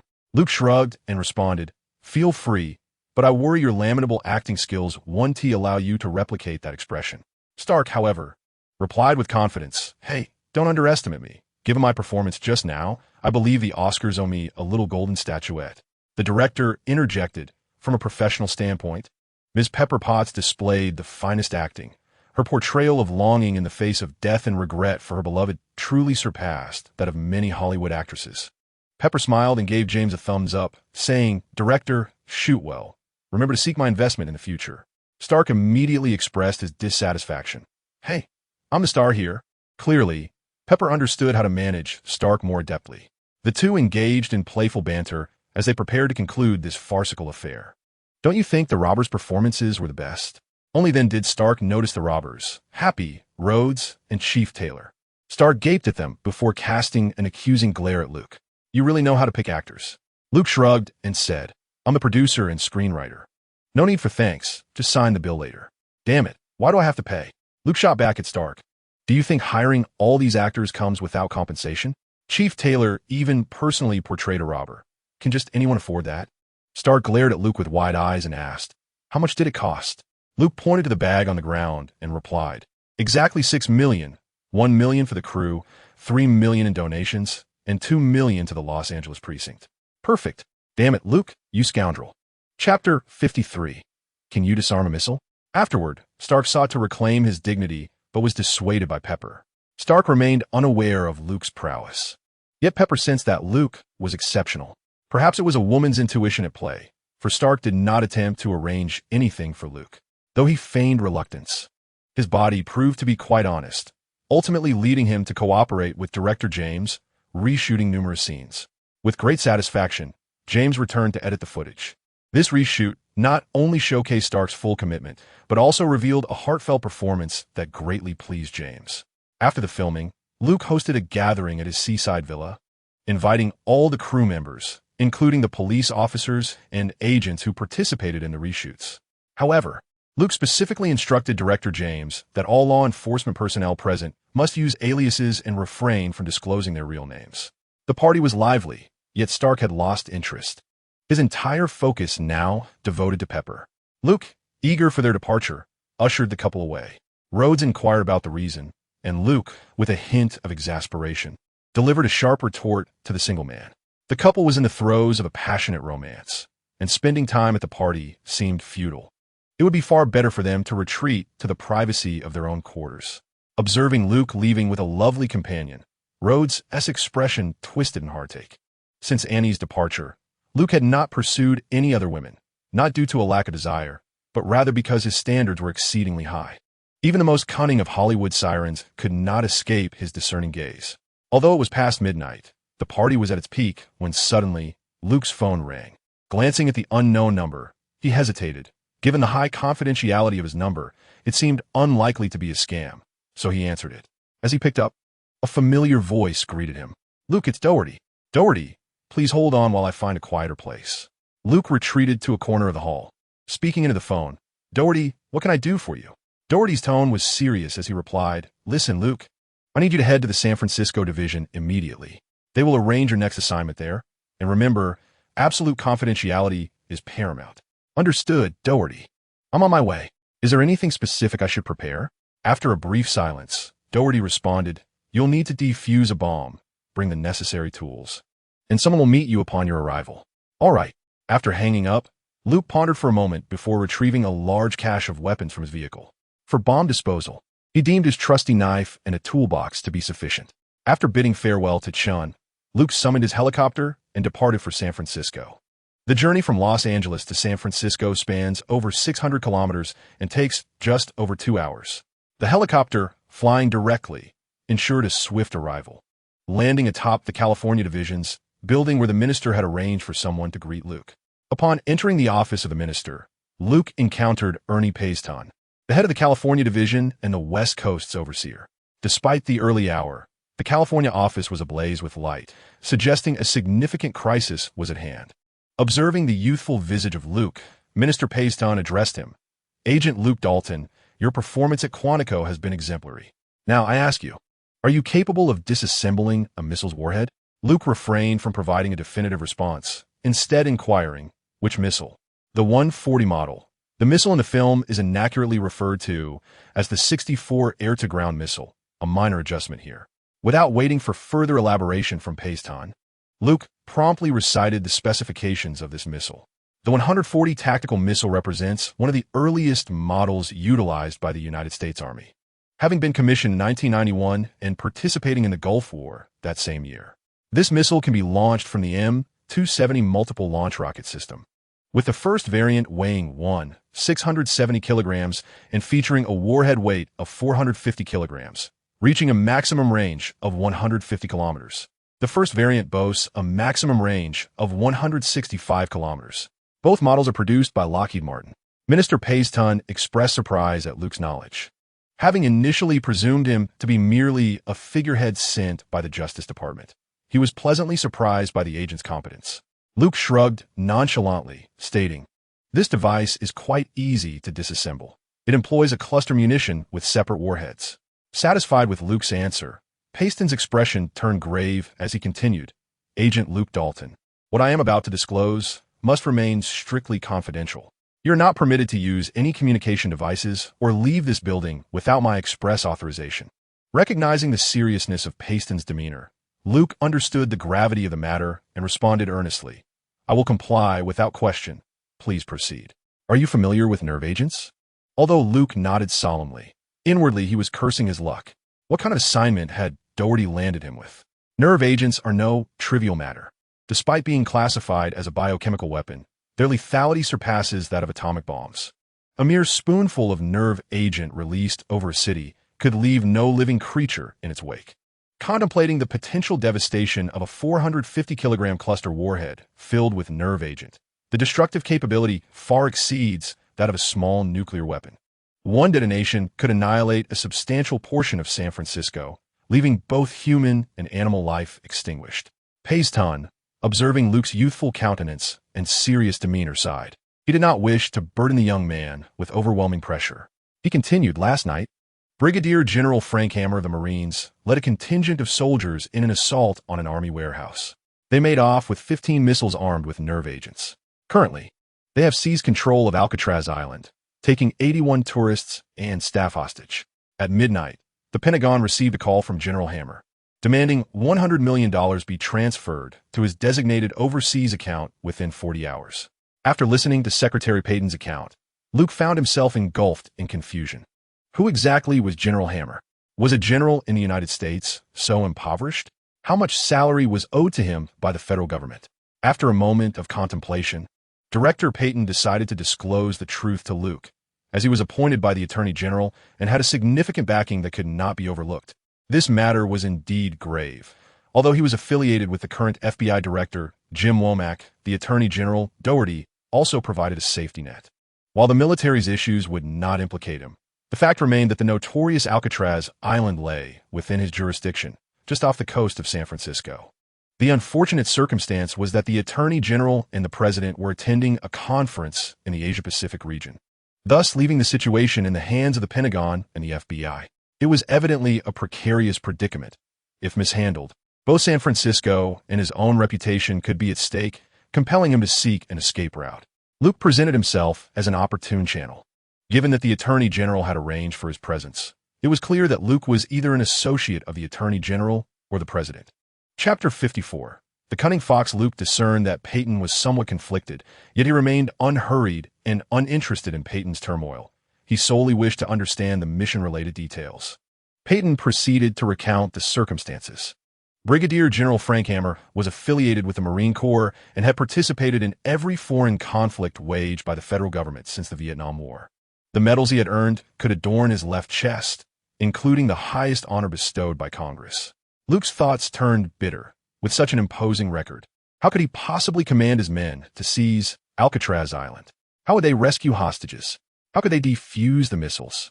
Peyton continued, explaining that during multiple engagements, General Hammer had lost 83 men under his command, including during the Gulf War and covert operations in South Asia. These soldiers had not received the honors or compensations they deserved, nor could their funerals be held. Consequently, General Hammer was leveraging this to extort $100 million from the U.S. government. Director Womack was en route to Los Angeles with a team. After a prolonged moment of contemplation, Luke inquired about the higher-ups' plans to address this incident. Peyton shook his head, stating that the specific arrangements remained unclear and would only be known once the director arrived. However, the basic strategy involved infiltration and an assault. Luke sighed, expressing his concerns. Achieving this seemed nearly impossible. There were at least a platoon of Marines stationed on the island, and given General Hammer's formidable reputation, they were likely elite forces. How many personnel would be required for successful infiltration? Peyton shrugged, indicating that it depended on the arrangements made by those generals at the Pentagon. Luke shook his head and said, "What we can conceive, General Hammer can surely envision as well." Pius Dunn actually concurred with Luke's perspective. However, being mere subordinates, they were bound to follow orders. With little else to share, Pius Dunn suggested, "You should rest for now. We can discuss further when the minister arrives tomorrow morning." He then instructed his secretary to escort Luke to a lounge. Setting down his gear, Luke reclined on the bed, closing his eyes to rejuvenate while contemplating strategies to evade potential pitfalls. At dawn, Peyton's secretary came to summon Luke, informing him that the director was soon to arrive. Thus, Luke made his way to the hall, where he encountered Pius Dunn and the newly arrived FBI director, Jim Womack. Accompanying Womack was a young man, Dr. Stanley Gusby, a bioweapons expert from FBI headquarters. Minister Pius Dunn introduced Luke to the two. Womack shook Luke's hand, remarking, "I didn't expect to find such a young bomb disposal expert in our ranks." His tone hinted at dissatisfaction regarding Doherty's involvement. Luke, however, refrained from expressing any discontent, politely responding, "I hold doctoral degrees in physics, biology, and chemistry." Womack nodded and addressed Pius Dunn directly. "Has the suspect arrived?" Pius Dunn replied, "He has been here for some time, but we lack his records and do not even know his name." As they conversed while walking, Womack elaborated, "The individual is named John Mason, a British national, incarcerated on Devil's Island in 1962 and escaped in 1963. Pius Dunn jested, "I thought no one could escape from that place." Yet, Womack responded gravely, "Do not be flippant. This man has no identity in either the United States or the United Kingdom. He is, in theory, a non-existent person. Do you understand? We need to ascertain how he managed to escape and the route he took." Upon arriving at the interrogation room, Luke peered through the one-way glass at the figure within. Long hair cascading down, a white beard, rumored to have been imprisoned for over 30 years. Based on the information divulged by Womack, Luke surmised that this individual was far from ordinary, and it was evident that the director was withholding significant details. Womack admitted to knowing him and expressed a reluctance to provoke Mason. Hence, he would not conduct the interrogation himself. He suggested that Pius Dunn take the lead, adopting a somewhat brusque demeanor, clearly playing the role of the bad cop. It would not be long before someone needed to assume the role of the good cop. Observing Dr. Gusby beside him, Luke noted his tidy appearance, yet it was evident that he was accustomed to office work, particularly in a technical capacity. As anticipated, Pius Dunn returned with little success from the interrogation, prompting Womack to suggest that Luke give it a try. Although reluctant to step forward, Luke recognized the importance of this opportunity, as it involved the superior of his superior's superior. Thus, he resolved not to adhere strictly to protocol. Holding the document bestowed by the director, a pardon signed by the Attorney General, Luke entered the interrogation room. He pulled up a chair and sat beside Mason. "Sign it first," he urged. "Though we both know that when needed, it serves as a pardon. When not, it's merely waste paper." Mason regarded the young and handsome Luke and inquired, "Then why should I sign it?" Luke shrugged and replied, just in case it becomes necessary. Without a second thought, Mason scrawled his name. Luke took the document and positioned himself behind Mason, conveniently obscuring the view from the one-way glass. Leaning down, he whispered to Mason, I don't care who you are or what grievances you hold with the director. I am solely focused on completing my mission. I am aware of your capacity to escape any prison, yet your presence in this country indicates that someone here matters to you. Do not compel me to take action against that person. With that, he stood, patted Mason's shoulder, and exited the interrogation room. Mason pondered for a moment before addressing his reflection in the mirror. Take me to the suite at the Fairmont Hotel. I require a shower, a shave, a haircut, and a change of clothes. When Luke returned to the room behind the one-way glass, Director Woolmack and others were curious about what Luke had said to Mason that persuaded him to comply. Luke merely shrugged and stated, I threatened him. If he did not cooperate, I would throw him into the most homosexual prison. For every encounter he endured, I would grant the perpetrator a day off his sentence. The audacity of his words left several in stunned silence. How ruthless. Where did Doherty find this tough guy? They wondered, for he appeared harmless, yet was truly a wolf in sheep's clothing. While they were still reeling from the shock, Mason utilized a coin left by Patan during his earlier interrogation to shatter the one-way glass with a well-placed elbow strike. Upon spotting Director Woolmack, he remarked, Woolmack, I knew it was you, you bastard. He was immediately subdued by the guards. Luke observed Woolmack's displeasure and secretly scoffed. This old fox was indeed no saint. The silver-haired man proved formidable. The glass was thick, and it seemed that anyone named John had a propensity for brutality. He resolved to keep his distance in the future. A group then escorted Mason to the historic Fairmont Hotel in San Francisco, conveniently located near the famous Fisherman's Wharf and boasting nearly a century of history. Woolmack allotted Mason only 2 hours. After leaving the California branch, Luke received a pickup truck from the Dodge Division, an armored Tyrannosaurus. It was worth noting that Luke was equipped with a substantial arsenal. Chapter 55. Concern upon arriving at the Fairmont Hotel suite. Mason busied himself with personal grooming in the bedroom. Meanwhile, Luke sat in the corner, contemplating how to accomplish this daunting task. The challenge was considerable. Even with his extraordinary abilities, success seemed elusive. The primary difficulty lay in the fact that there was not just one missile launcher to contend with. The 140 missile can be launched using the 270 rocket launcher. However, this so-called missile is essentially a guided rocket, with just a lengthy steel rail. One can construct a rudimentary launch apparatus. Moreover, there are dozens of elite Marines on the island, along with hostages, which made Luke feel a pang of anxiety. Dr. Gusby requested a handgun from Director Woolmack, who looked as though he wished to kick him back to Washington.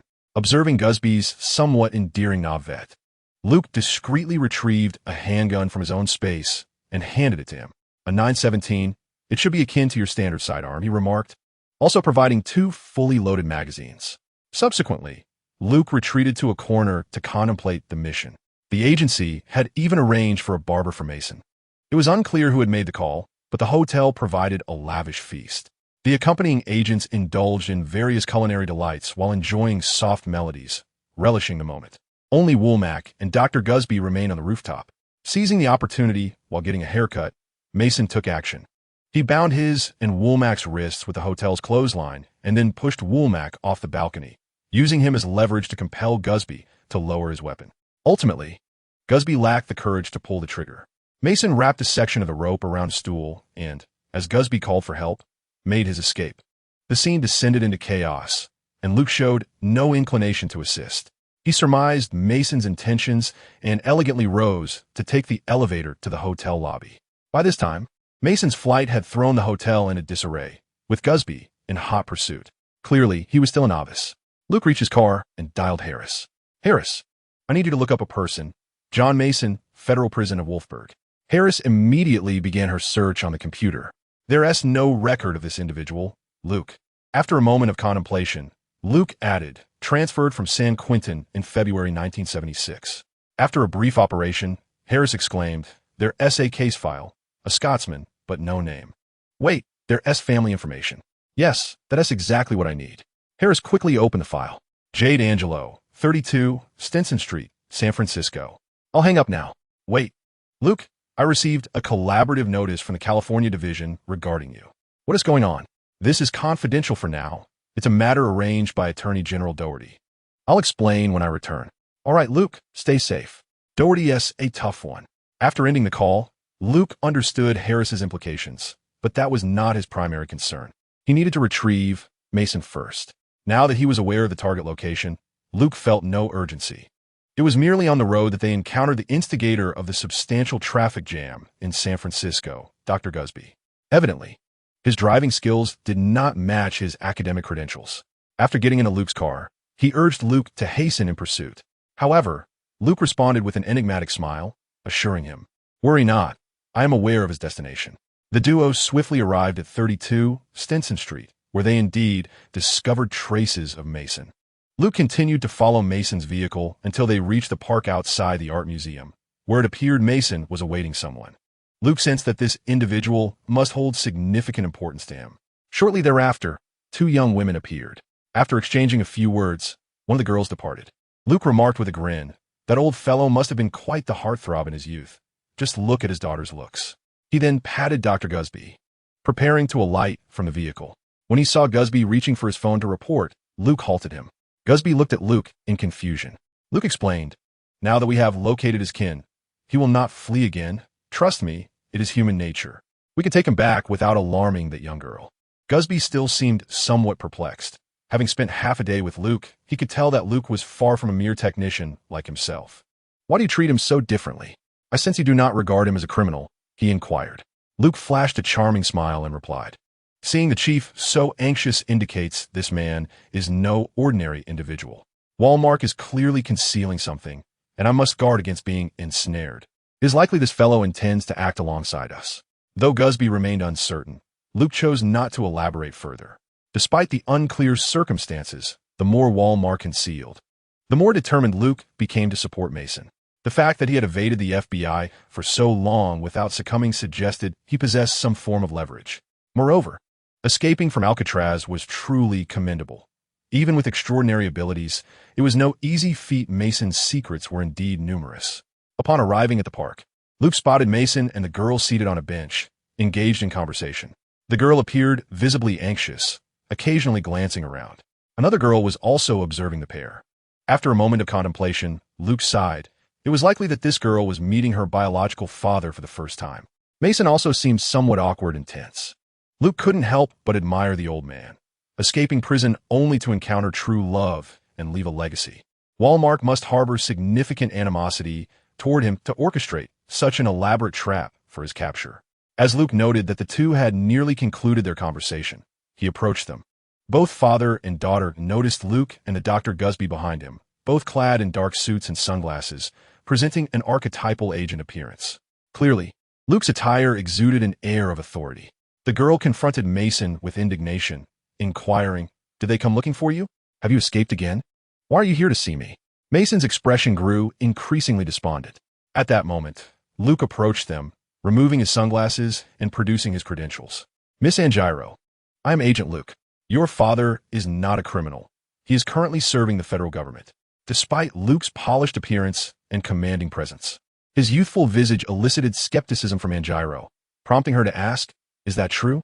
Luke presented his credentials to her, stating, "We are preparing for a highly perilous mission, but due to confidentiality protocols, I cannot disclose further details." He then turned to Mason, saying, "John, we are short on time. Let us proceed, as this already contravenes regulations." Mason cast a grateful glance at Luke, rising to look at his daughter. He yearned to embrace her, but ultimately settled for a brief clasp of her hand. "Let us depart, Luke." Gusby hurriedly approached Mason, anxious that he might attempt to flee again. Luke, with a serious demeanor, assured Angiro, "Your father will be a hero. Trust me." He then handed her a pardon signed by the Attorney General, departing as she registered her astonishment. Chapter 56. Striking first, Mason and Gusby gazed at Luke in astonishment, for after the interrogation, they had witnessed Director Womack tear the pardon to shreds. Luke offered no explanation, merely bestowing upon them a mysterious smile. Neither inquired further, yet Mason would undoubtedly be grateful to Luke. The formidable individual known as John was not someone Luke wished to offend. As for Womack, Luke harbored no fear. Did they truly believe the Cheen's financial prowess was mere pretense? Gusby, however, expressed some grievances towards Mason, as Mason had struck Gusby during the escape. Mason turned to him and pointed at Luke, declaring, "He's far more astute than you." The trio returned to the hotel, chuckling at the sight of the injured Director Womack. Ultimately, they arrived at Pier 9 in San Francisco Bay, where the warehouse had been transformed into a makeshift command center. A large-scale model of Alcatraz and accompanying plans occupied the center. The military SEAL team had already arrived. The group gathered around the model to discuss the infiltration strategy. At this juncture, Luke addressed the SEAL team leader, Colonel Anderson. "How many personnel do you have?" During their arrival, Minister Payton had already introduced everyone. Anderson, somewhat perplexed, looked at Luke, the bomb disposal expert, and replied, 10 individuals. Is there a problem? Luke had already observed the soldiers, but sought further confirmation. Upon hearing Colonel Anderson's response, Luke erupted in frustration. Damn it, whose idea was this? Are we being sent to our doom? The crowd exchanged glances, astonished that Luke dared to utter such profanities in front of so many esteemed figures. However, upon noticing the displeasure on Director Womack's face, they quickly surmised the gravity of the situation. One of Colonel Anderson's subordinates said, "Agent, do you look down upon us?" Luke shook his head and replied, "You are soldiers. You should know that the Marines on the island are also elite fighters, occupying advantageous terrain and well-equipped. What chance do you believe you stand with just the 10 of you?" Before the soldier could respond, Luke continued, "These 10 must not only rescue the hostages, but also defuse bombs. Isn't that akin to courting death? You are ordinary individuals, not superheroes." Hearing Luke's words, everyone fell silent. Colonel Anderson turned to Luke and asked, "Agent Luke, what are your thoughts?" Luke replied, "If I were the commander, I would wish to deploy a battalion. But that is clearly unrealistic." Noticing the attention of the room upon him, Luke pressed on, "We must determine personnel allocation based on our mission objectives." Anderson nodded in agreement with Luke's analysis. Luke elaborated, "Task 1. Search for and dismantle the missiles, which requires 1 team. Task 2. Locate and destroy the enemy command center, necessitating another team. Task 3. Rescue the hostages and await support, which calls for yet another team, all to be conducted simultaneously." After listening to Luke's presentation, Colonel Anderson remarked, "That is impractical. Currently, on the West Coast, we have only 1 team available, and we cannot muster 3. Luke countered, "We can bring in the hostage rescue team. They specialize in such operations." Anderson and Payton both nodded in agreement, feeling more assured about the mission and their potential accolades. All eyes then turned to Womack. Although his expression was sour, Luke's reasoning was undeniably sound. After some contemplation, he said to Anderson, "It seems we will require more helicopters and equipment." Luke, upon hearing this, nearly erupted in frustration. "What? By helicopter?" Colonel Anderson explained the infiltration process, which involved jumping from a helicopter into the waters near Devil's Island, entering through an underwater drainage outlet, and requiring a period of diving. Luke shook his head vehemently. General Hammer, with his extensive combat experience, would undoubtedly have access to radar. But sonar was another matter. "We cannot approach Devil's Island via helicopter." Womack, visibly irritated, inquired, "So are we to swim there?" Luke smiled slightly at Colonel Anderson and said, "We have submarines. Surely you have undergone training for such an operation. Additionally, we need to deploy at least 3 Patriot missile defense systems along the coastline as a precaution. Intercepting threats at sea is far preferable to allowing them to strike downtown San Francisco. It would be prudent for the Air Force and Navy to deploy electronic jamming aircraft, as this missile technology is relatively rudimentary and should be easily disrupted." At this moment, Womack set aside his reservations about Luke's rather audacious demeanor as the acting commander. Evidently, Luke's suggestion seemed far more secure. Whether to send a single team or 3 made little difference to him. Thus, Womack acquiesced to the proposal. I promptly reached out to the Pentagon. Colonel Anderson was unfamiliar with Luke, mistaking him for merely an ordinary bomb disposal expert. Yet it was evident that Luke possessed a far more composed intellect. Observing the Navy SEALs behind him, Luke addressed Colonel Anderson. "Colonel, your weaponry requires an upgrade." Upon delving into his area of expertise, Anderson's interest was piqued. With many preparations still pending, it was an opportune moment to ascertain Luke's recommendations. Given that our primary challenges involved infiltration and close-quarters combat, silenced firearms were imperative. Furthermore, the Marines stationed on the island were likely equipped with bulletproof vests, rendering your 9mm ammunition insufficient in lethality. Colonel Anderson indeed shared this concern, yet he felt that assault rifles were somewhat inappropriate for the situation.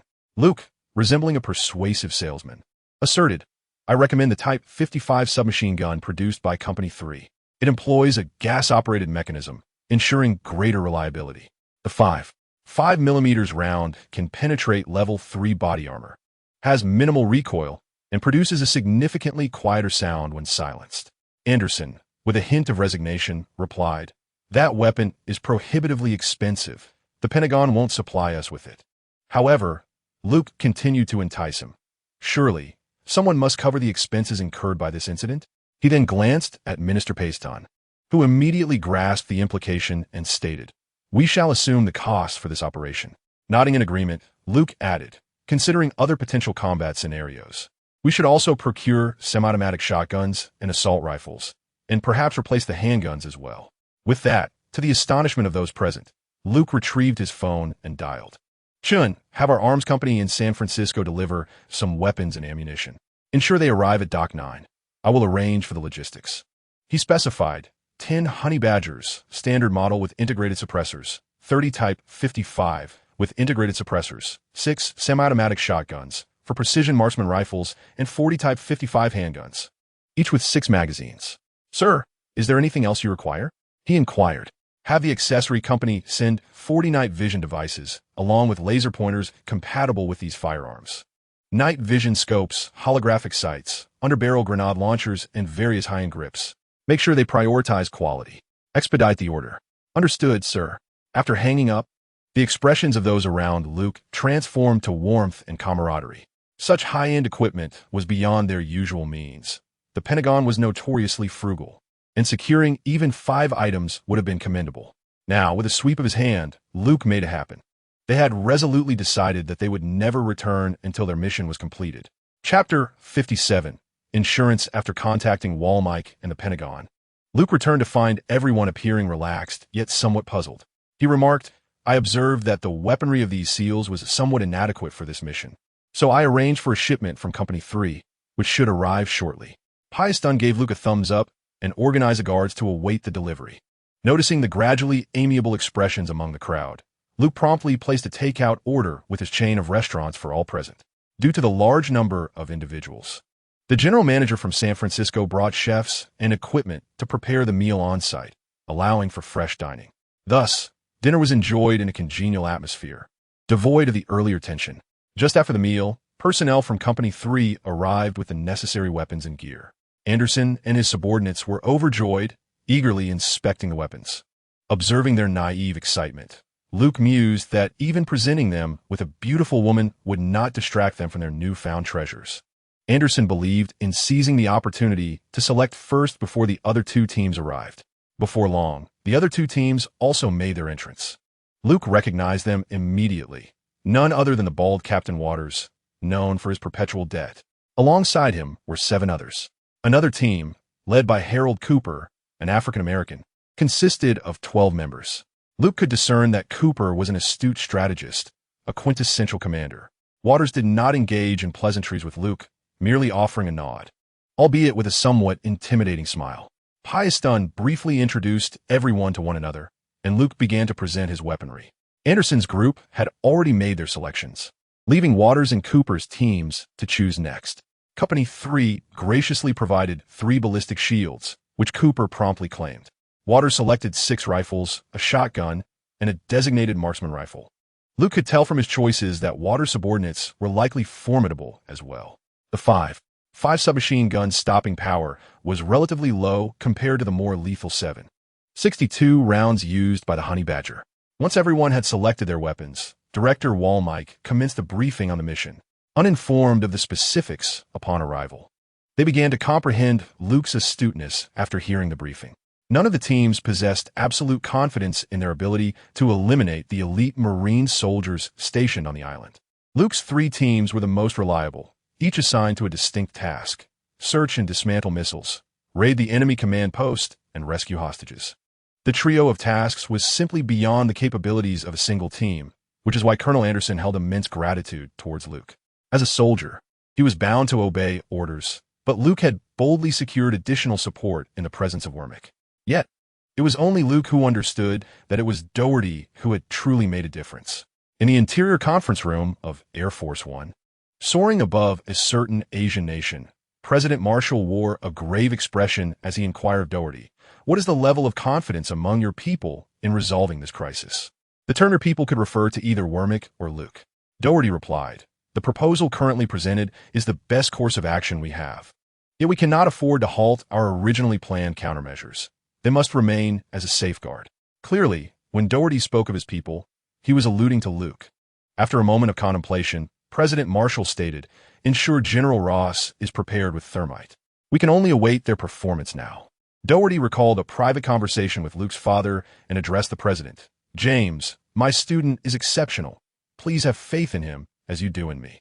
President Marshall regarded Doherty for a considerable time before solemnly nodding in agreement. In San Francisco, at 7:30 p.m., within the temporary command center at Pier 9, Mason and Wormick had engaged in a heated debate.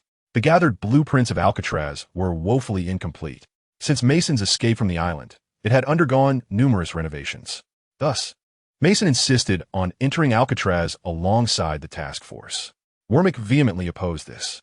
Even Peyton could no longer remain silent. Just as he was about to interject, Luke preempted him, saying, "Director, if you won't allow him to accompany us, why release him at all? Will you have someone give him a haircut, tidy him up, and then take a mugshot?" Wormick's face darkened at Luke's words. This was a subordinate of a subordinate, yet this fellow had connections. He was directly appointed by the Attorney General, whose specific circumstances were unclear to Wormick.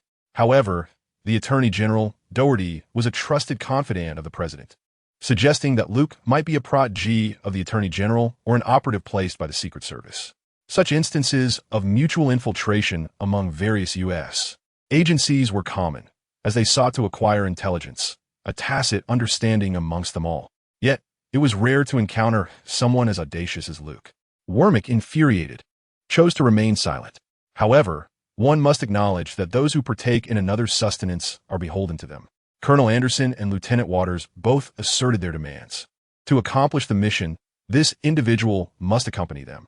Captain Cooper refrained from intervening, yet all eyes gravitated towards Director Wormick with a heavy gravity. Reluctantly, he conceded.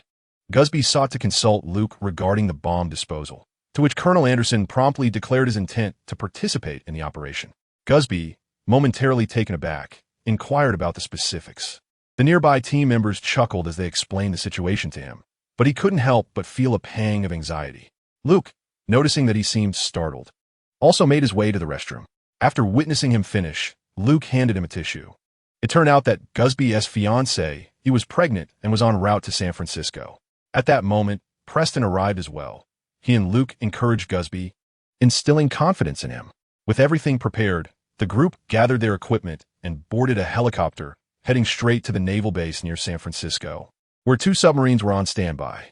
This was a minor operation, so the team did not carry extra gear, except for Luke, who carried a large bag. The others were curious, and he briefly explained it contained bomb disposal tools. Although Gusby was also an expert, he assumed it held protective gear. The group boarded 2 Navy CH-53 Sea Stallion heavy-lift helicopters. Their destination was to rendezvous with 2 Ohio-class nuclear submarines from the Pacific Submarine Squadron 11, positioned 150 kilometers southwest of San Francisco in Monterey Bay. These submarines had hurriedly come from the San Diego Naval Base upon receiving intelligence.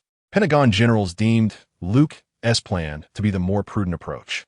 The safety mentioned to the president referred to the military's countermeasures against gas munitions. While gas munitions could be vaporized and decomposed by high temperatures, conventional incendiary devices could not, leading the military to develop thermite bombs. However, this project was still in research, resulting in a rushed preparation time for the Air Force. The Ohio-class submarines possessed land attack capabilities and were equipped with special operations pods, large cylindrical containers on the submarine's back, which could be utilized for Navy SEAL infiltration missions. They had received orders to authorize the SEAL team, led by Colonel Anderson, to designate targets for the submarines, which would then launch cruise missiles to eliminate those targets. When they arrived above the submarines, both vessels had already surfaced. The surrounding waters had long been cleared by the Coast Guard. Everyone descended via ropes onto the submarines. For Luke, it was his first experience aboard a submarine, and the Ohio class was more spacious than he had anticipated. However, the large number of people made it feel rather cramped. 3.5 hours later, They reached their designated location, submerged at a depth of 10 meters. Everyone donned their gear, including diving suits and dual-circuit underwater breathing systems. They then made their way through the internal passage of the submarine to the pods on its back. Once everyone was ready, the pods began to fill with water, and as the hatch opened, they launched a small submersible. Chapter 58. Unleashing Power at 2316, Pier 9 in San Francisco, Temporary Command Center. Operator. The submarine has reached the designated position and is releasing the assault team. At 2349, Temporary Command Center. Operator. The task force members have arrived at the northwest corner and are entering the reservoir. Throughout this journey, aside from Gusby, everyone else seemed quite adept, given their elite status. Observing Mason, who appeared remarkably nonchalant, Luke felt validated in his assumption that this seasoned individual harbored intriguing tales. Anderson, acting as the operational commander, took a central position, while Waters led his team as the vanguard. If captured on film, it would undoubtedly be a classic scene of a tranquil surface suddenly disturbed by a squad of fully armed Navy SEALs. This location was a confined space, devoid of any presence except for the incessantly whirring boiler. With over 30 individuals in such a limited area, it felt rather cramped. Upon noticing that the exit had been locked from the outside, Colonel Anderson inquired of Mason, "This is a dead end. Where do you intend to take us? We are pressed for time and must act swiftly." Seated by the boiler's exhaust vent, Mason responded to Colonel Anderson while gesturing toward the narrow passageway that could accommodate only one person. "There, I will proceed, and then unlock the door." Anderson and the other team members exchanged bewildered glances at the passage beneath the boiler. It was an exhaust vent that periodically expelled flames, accompanied by the movement of gears. With widened eyes, Colonel Anderson stared at Mason and exclaimed, "Are you jesting with me?" Mason, maintaining his composure, replied, "I recall the timing. I hope it has not altered." Colonel Anderson reminded him, "If you are engulfed by the flames, you will be left as mere ash." Mason smiled gratefully at Anderson and then donned his mask, preparing to make his passage. Beside him stood a SEAL soldier, specially assigned by Walmack to guard Mason. Swallowing hard, he addressed Colonel Anderson, "Sir, you instructed me to stay with him." Naturally, Colonel Anderson would not permit his subordinate to take such a risk, saying, "You may remain here." At that moment, Luke handed his backpack to Gusby, saying, "Keep an eye on this for me." Then, to the astonishment of everyone present, he followed Mason into the passage. This level of danger posed no challenge for Luke. As long as he timed his actions accurately and moved swiftly, he would be fine. Even Mason appeared surprised when he witnessed Luke's passage. "Aren't you just an ordinary agent?" Luke offered no reply, merely bestowing upon him a mysterious smile before handing him a 917 pistol. "Walmack isn't truthful. I do not trust him. As long as the mission is accomplished, feel free." After a penetrating look at Luke, Mason accepted the pistol and nodded. The layout of the building near the boiler mirrored that of the adjacent structure, except the passage here was open. Colonel Anderson remained anxiously awaiting developments. Luke followed Mason without fear of being deceived. Indeed, it wasn't long before the door was opened from the outside, revealing Mason, with a beaming Luke standing behind him. Taking the package from Gus, Luke retrieved a device reminiscent of a radio. He removed the waterproof wrapping and began assembling it. Waters, standing beside him, inquired, "What is that?" Luke replied, "It is a radio signal receiver designed to intercept the enemy's communication system." "Colonel Anderson, please hold on. I need to tune into their communications." Consequently, the group waited as Luke meticulously put the device together. It was not large, roughly the size of 2 upright palms, resembling an oversized mobile phone. After attaching the antenna, Luke donned the headphones and began to adjust the settings. After a brief period of operation, Luke's eyes brightened. He had found the signal. "Everything appears to be in order. Let us proceed." The team gradually moved through the boiler room and arrived at the maintenance tunnel. There were 3 pipes, and Mason pointed to the leftmost one, stating, "That leads to the underground tunnel." Subsequently, Colonel Anderson ordered his men to open the gate, allowing everyone to enter the subterranean passage. After Luke passed through, he soon began to receive communication from the other side through his headphones. "Colonel Anderson, the enemy has detected vibrations at the northern windbreak and has dispatched a patrol." After a moment's contemplation, Colonel Anderson issued the command for everyone to conceal themselves. As a competent commander, he understood that despite the patrol's overwhelming odds against the assault team, the essence of this operation lay in stealth. Engaging in combat too soon could reveal their position, granting the enemy ample time to react and prepare. Any missile launches or harm to hostages would complicate matters significantly. The patrol traversed the area above, conducting an inspection without uncovering anything before moving on. Except for Luke. The others emerged from the water. Luke's radio was not waterproof, so he sought refuge in a corner, utilizing the shadows for concealment. Upon hearing the enemy's communication indicating the all clear, Luke signaled for Colonel Anderson to advance. Mason also gave Luke a thumbs up. His actions had remarkably enhanced their chances. The group arrived at the entrance to the Devil's Island bathroom, with a ladder leading directly to it, from where Mason had previously escaped. After examining the manhole cover above, Colonel Anderson prepared to send a fiber optic monitor for inspection. However, Luke interjected, "The vibrations from the windbreak have already been detected. This place must be monitored as well. The moment the manhole cover shifts, it will trigger an alarm. We need to find another exit." Colonel Anderson contemplated this and turned to Mason, asking, "Where else can we escape?" Mason shrugged and replied, "I'm not sure. It's a maze down here. I escaped from this very spot." Luke fixed a penetrating gaze on the old man before addressing Colonel Anderson. "I wish to speak with him privately." Thus, Luke pulled Mason away to a distance, his expression grave as he fixed his gaze upon Mason and said, "Listen, Mason, there are currently 15 missiles equipped with cluster warheads containing nerve gas aimed at San Francisco."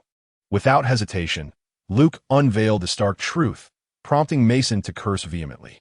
"Damn, and Quillo is also in Los Angeles." Luke maintained a calm demeanor and replied, "You may not fully grasp the potency of nerve gas. The detonation of a single missile over San Francisco could annihilate a significant portion of all living beings in the city, not just humans." Mason fell silent. Luke continued, "So you must decide. Shall we confront them directly, risking their launch of gas missiles at San Francisco, or shall we proceed stealthily to complete our mission?" After a moment of contemplation, Mason sighed and said, "Follow me to the morgue. I know the way." Luke smiled and addressed Colonel Anderson. "Colonel Anderson, we shall accompany Mason to explore alternative routes. We cannot proceed here."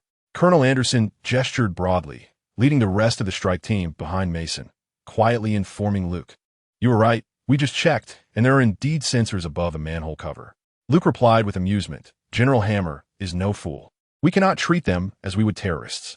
This is a war against an adversary of equal standing, and a single oversight could spell disaster for our operation." Chapter 59. Ambush. Luke closely followed Mason, leading the way. They traversed the chaotic, labyrinthine underground tunnels until they emerged outside. A staircase led up to the balcony of the morgue.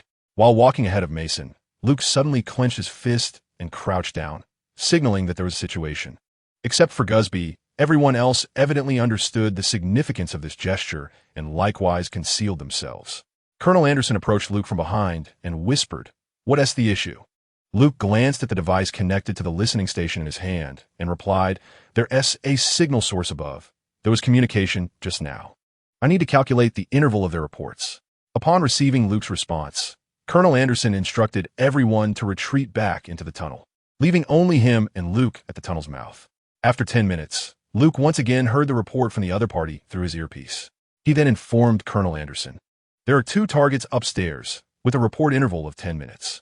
Colonel Anderson nodded and signaled to the team behind him with a series of gestures. 2 team members stealthily advanced. In reality, Luke had seen the 2 individuals upstairs through his inside eye. However, utilizing the device made it appear more legitimate. Colonel Anderson's team exhibited remarkable professionalism. Luke only heard faint gunfire, without even the sound of bodies hitting the ground. One team member reached the balcony and signaled to their observing comrade. Colonel Anderson then ordered the entire team to ascend. Upon arriving at the morgue, they indeed discovered a missile launcher. The storage cabinet contained a remaining cache of 11 cluster warheads. Luke conducted an inspection and confirmed the presence of 12 missiles along with corresponding gas warheads. Gus immediately commenced the disassembly of the warheads. It was time to split their actions. Waters stayed behind with the team to continue searching for the remaining missiles after the warheads were removed, while Colonel Anderson led a group to assault the command center. Captain Cooper took his team to rescue the hostages. The ground route no longer required Mason's guidance, as the map had long been memorized by all assault team members.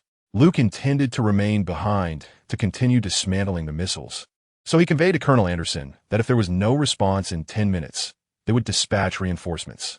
This was the storage site for the warheads, and it was highly probable they would send numerous personnel, allowing them to concentrate their forces for an ambush. This would weaken the enemy's command center and hostage-guarding forces, enabling a more manageable counterattack.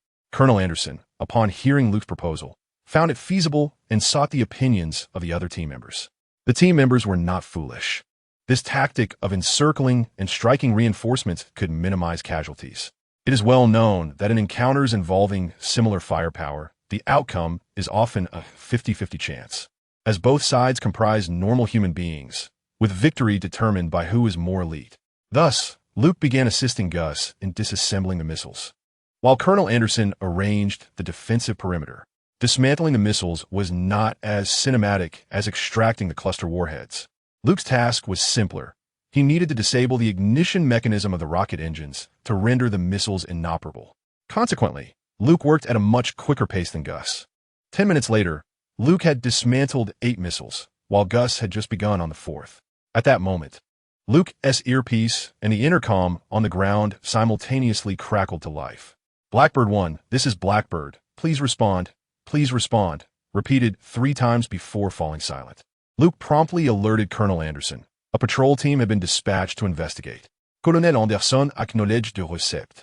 After assisting Gus in dismantling the final missile, Luke, along with Gus and Mason, found a concealed location. Soon, Luke heard the muffled sounds of gunfire. Colonel Anderson did not disappoint.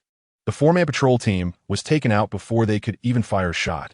Colonel Anderson understood that time was of the essence before their next communication report. It was their window to act. He nodded at Luke and led his men to assault the enemy command center, while Luke, Gus, and Lieutenant Waters followed to another location in search of the missiles. These 3 missiles had already been detected by reconnaissance satellites. One missile was positioned on the first floor of the lighthouse, another atop a nearby building, and the third in a small plaza outside the prison. The morgue, being closest to the lighthouse, was where Waters planned to proceed as per Luke's earlier instructions. With Luke's assistance, Waters and his team swiftly dispatched 2 guards. Meanwhile, gunfire erupted from the central building of Devil's Island. Luke informed Captain Waters, "It's the sound of 16 and 4. Colonel Anderson is engaged in a firefight. We must hasten our pace." After Luke and Gusby efficiently disarmed the second missile, they pressed on toward their next destination, while the area around them remained tranquil. The conflict near Colonel Anderson intensified, with grenades being deployed. The second missile was unguarded, allowing Luke to dismantle it rapidly. At that moment, a green flare ascended into the sky from the southwest, signaling that the team had successfully rescued a hostage. Thus, Luke led Waters with renewed urgency toward the 3rd missile launch site. Meanwhile, Colonel Anderson encountered difficulties. General Hammer's command post was situated on the penultimate floor of the tallest building. Anderson needed to traverse a long corridor to reach it, but the other 2 buildings had already been overtaken by the Marines. Anderson and his team faced a dire situation with their path obstructed and the enemy firing from an elevated position. Fortunately, their cover was sturdier, providing some leverage for a counterattack, yet they were still under heavy suppression. Luke overheard on the radio that Colonel Anderson's team was cornered, and someone was preparing to launch the final missile. He urgently relayed to Waters, "Hurry, they're getting ready to fire the missile." By the time Luke and his team reached the final missile launch site, they discerned through their surveillance equipment that 3 Marines were operating the missile. Luke dashed forward, brandishing his suppressed .55, and emptied the magazine. When Waters and the others arrived, they were met with a chilling sight. The missile was powered on, mere moments away from being armed for launch. Luke swiftly disabled the power and dismantled the missile.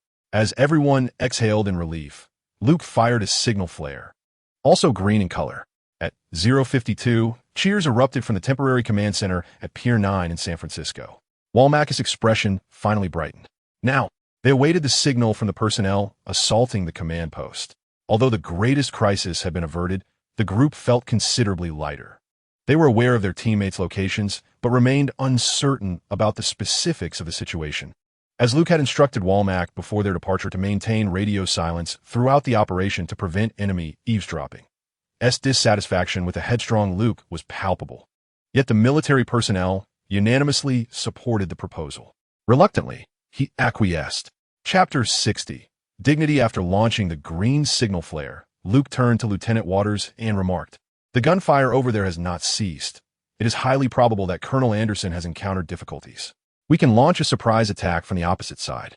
The strategy of surrounding the enemy to rescue an ally is not solely understood by the Chinese. It is a concept familiar to foreigners as well. Waters immediately prepared to set off with his team. Luke then addressed Waters, saying, "Dr. Gusby and Mason should remain here. I shall accompany you. Let them rendezvous with the team and evacuate together later." Approaching Mason, Luke extended his hand for a brief handshake, saying, "Thank you, John. It has been a pleasure working with you. I wish you the best of luck." Mason nodded subtly in response. Subsequently, he left Gusby, Mason, and one of the Navy SEALs to guard Colonel Anderson. The SEAL, observing his comrades rush into battle while he remained behind to guard a prisoner, appeared less than pleased. Nonetheless, orders were orders, and he was obliged to comply. Mason led the way, discreetly unfolding the note Luke had slipped into his hand earlier. It read, "I've placed a bomb near the minecart in the underground tunnel. The detonator is within the cart. You can hide inside to evade the blast. This will allow you to feign death and escape. The submersible is sufficient for your return to San Francisco. Good luck." Seizing an opportune moment when the others were distracted, Mason swallowed the note. Mason, accompanied by Gusby, returned to the underground tunnel, where a minecart awaited at the intersection. One of the team members questioned Mason in confusion. "Is this the route to the hostage's location?" Mason nodded affirmatively, stating, "Trust me, this is the quickest path." Upon rounding a corner, Mason cursed, "Damn it, there's a bomb. Run." With that, he dove beside the minecart. Luke had indeed spoken the truth. The detonator was located there. Without hesitation, Mason pressed the detonator. The deafening explosion and shockwave hurled Gusby and the other team member away, while Mason's minecart toppled into the nearby ditch. Aside from a slight ringing in his ears, Mason was unharmed. He quickly rose and fled the scene. Once Gusby and the other team member regained their composure and assessed the area, they found no sign of Mason, only the collapsed opening from the explosion, and they sighed in resignation. On the way, Luke had meticulously devised Mason's escape route, utilizing his spatial abilities to inconspicuously place the bomb and detonator. While monitoring the communications from a morgue, he had concealed himself to jot down the note for Mason. Everything was firmly within his control. As Luke approached the central building alongside Waters, a hand signal prompted the team to halt. Taking out his night vision binoculars, Luke observed the enemy strongholds in the distance and said to Waters, "There are 2 enemy positions in the northern building and one on the rooftop ahead. It seems Colonel Anderson is pinned down inside the building in front." This was the essential information. The rest was left to Waters. Waters was already quite satisfied with Luke's assistance. He hurriedly instructed 2 team members to stealthily reach the rooftop ahead, followed by the sharpshooter carrying a precision rifle. Waters' subordinates swiftly neutralized the enemy positions on the upper floor, and soon after, the sharpshooter eliminated the threat from the northern building. The intensity of the fire suddenly diminished, and Colonel Anderson recognized that Waters had come to support him, prompting him to lead his team in a counterattack. At General Hammer's command post, a captain reported, "General, the team dispatched to launch the missiles has not returned." General Hammer sighed and replied, "Prepare to withdraw. There is a helicopter behind the northern building." A major officer attempted to voice an objection, but was silenced by Hammer's wave of the hand. At that moment, 2 other captains expressed their dissent. "General, before we leave, let us detonate the gas canisters, sending these scoundrels and the hostages to meet their fate." General Hammer shook his head and responded, "There's no need. I merely seek to intimidate those politicians at the Pentagon, but alas, they're not easily swayed. Let us depart." The 2 captains, clearly agitated, insisted, "General, we must show them our resolve. Please give the order." Hammer, with a serious expression, commanded, "Captain, execute my previous order and prepare to withdraw." These 2 captains were not originally under General Hammer's command. They were mercenaries formed by a group of retired Marines. Due to Hammer's need for manpower, they had been recruited through his subordinate, Major Baxter. At that moment, the 2 captains demanded that the sergeant-at-arms disarm General Hammer. Just as the sergeant hesitated, Hammer drew his sidearm and aimed it at the 2 intruders. They demanded that Hammer lower his weapon, but he ordered them to leave. As the gunfire outside began to wane, Baxter also drew his weapon, pointing it at General Hammer. Meanwhile, Luke and Waters had arrived outside the command post. Observing the heated argument inside, with everyone aiming their guns at Hammer, Luke signaled to Waters with a few hand gestures, to which Waters nodded and communicated the same gestures to his team. Seizing the moment of their heightened agitation, Luke fired. Waters and the other team members simultaneously opened fire after Luke's shot. With his magazine emptied, Luke reloaded his rifle, inserting a new magazine in place of the spent one. He approached, finding only General Hammer still alive. While Waters checked on the others, Luke stepped forward to support General Hammer, helping him lean against the nearby wall. Just moments ago, Luke conveyed to Waters that, aside from General Hammer, all others were to be eliminated, awaiting his signal to fire. However, those few, in their final moments, discharged their weapons, striking General Hammer in the abdomen. Luke surveyed the scene, realizing that there was still a chance for salvation. At that moment, Colonel Anderson arrived at the command post.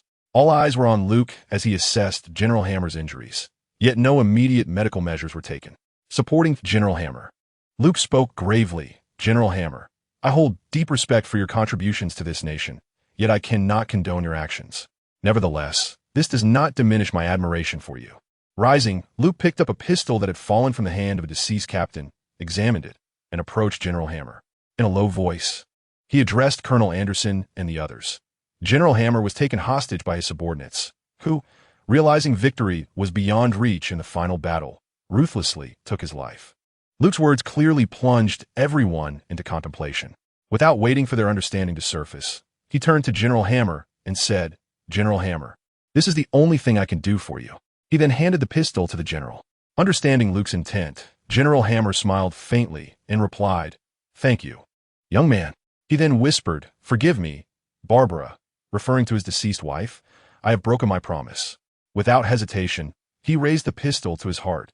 A gunshot rang out, and crimson blood erupted from General Hammer's chest. Luke stepped forward, gently closing his eyes with a sigh. At that moment, Colonel Anderson and the others grasped the gravity of the situation. He solemnly instructed all the SEAL team members, "Let it be known to everyone that General Hammer was taken hostage by his subordinates, who, seeing no hope for victory, committed the heinous act of murdering him." Chapter 61. More money. Luke took the pistol from General Hammer's hand, using a small cloth to wipe away the fingerprints. He then placed it in the grip of a fallen Marine Corps captain, giving it a firm shake. Rising, he stepped back a couple of paces and saluted General Hammer. Though not a soldier himself, he held profound respect for such warriors. In the most emphatic manner, he declared to the politicians that even these pawns possessed a spirit. While Luke regarded this act as ultimately futile, it did not diminish his admiration for such individuals. Turning around, he noticed all the SEAL team members saluting. As they caught his gaze, they lowered their hands. With a sigh, Luke patted Colonel Anderson on the shoulder and said, "You handle it from here. I'll go outside to signal." Colonel Anderson nodded gratefully at Luke, acknowledging that his previous arrangements had demonstrated exceptional emotional intelligence.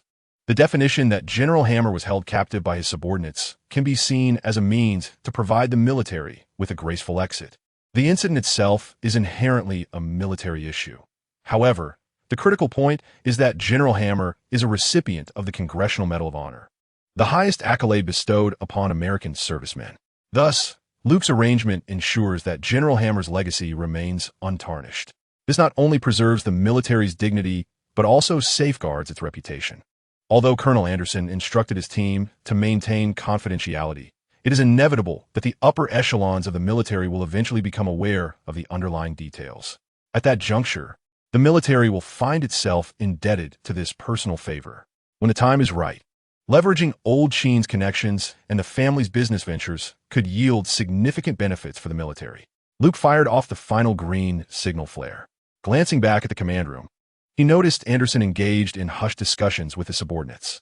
Once he deemed their conversation nearly concluded, Luke retrieved a medical kit from his backpack, entered the room, and handed it to Colonel Anderson before stepping out. Lieutenant Waters observed Luke's retreating figure and remarked, "Initially, I intended to recruit that young man, but alas, he has his sights set elsewhere." After Colonel Anderson passed the medical kit to his team, he too gazed after Luke and commented, "This lad is not cut out for military life. He won't be able to remain in the Army." Lieutenant Waters nodded in agreement, endorsing Colonel Anderson's assessment.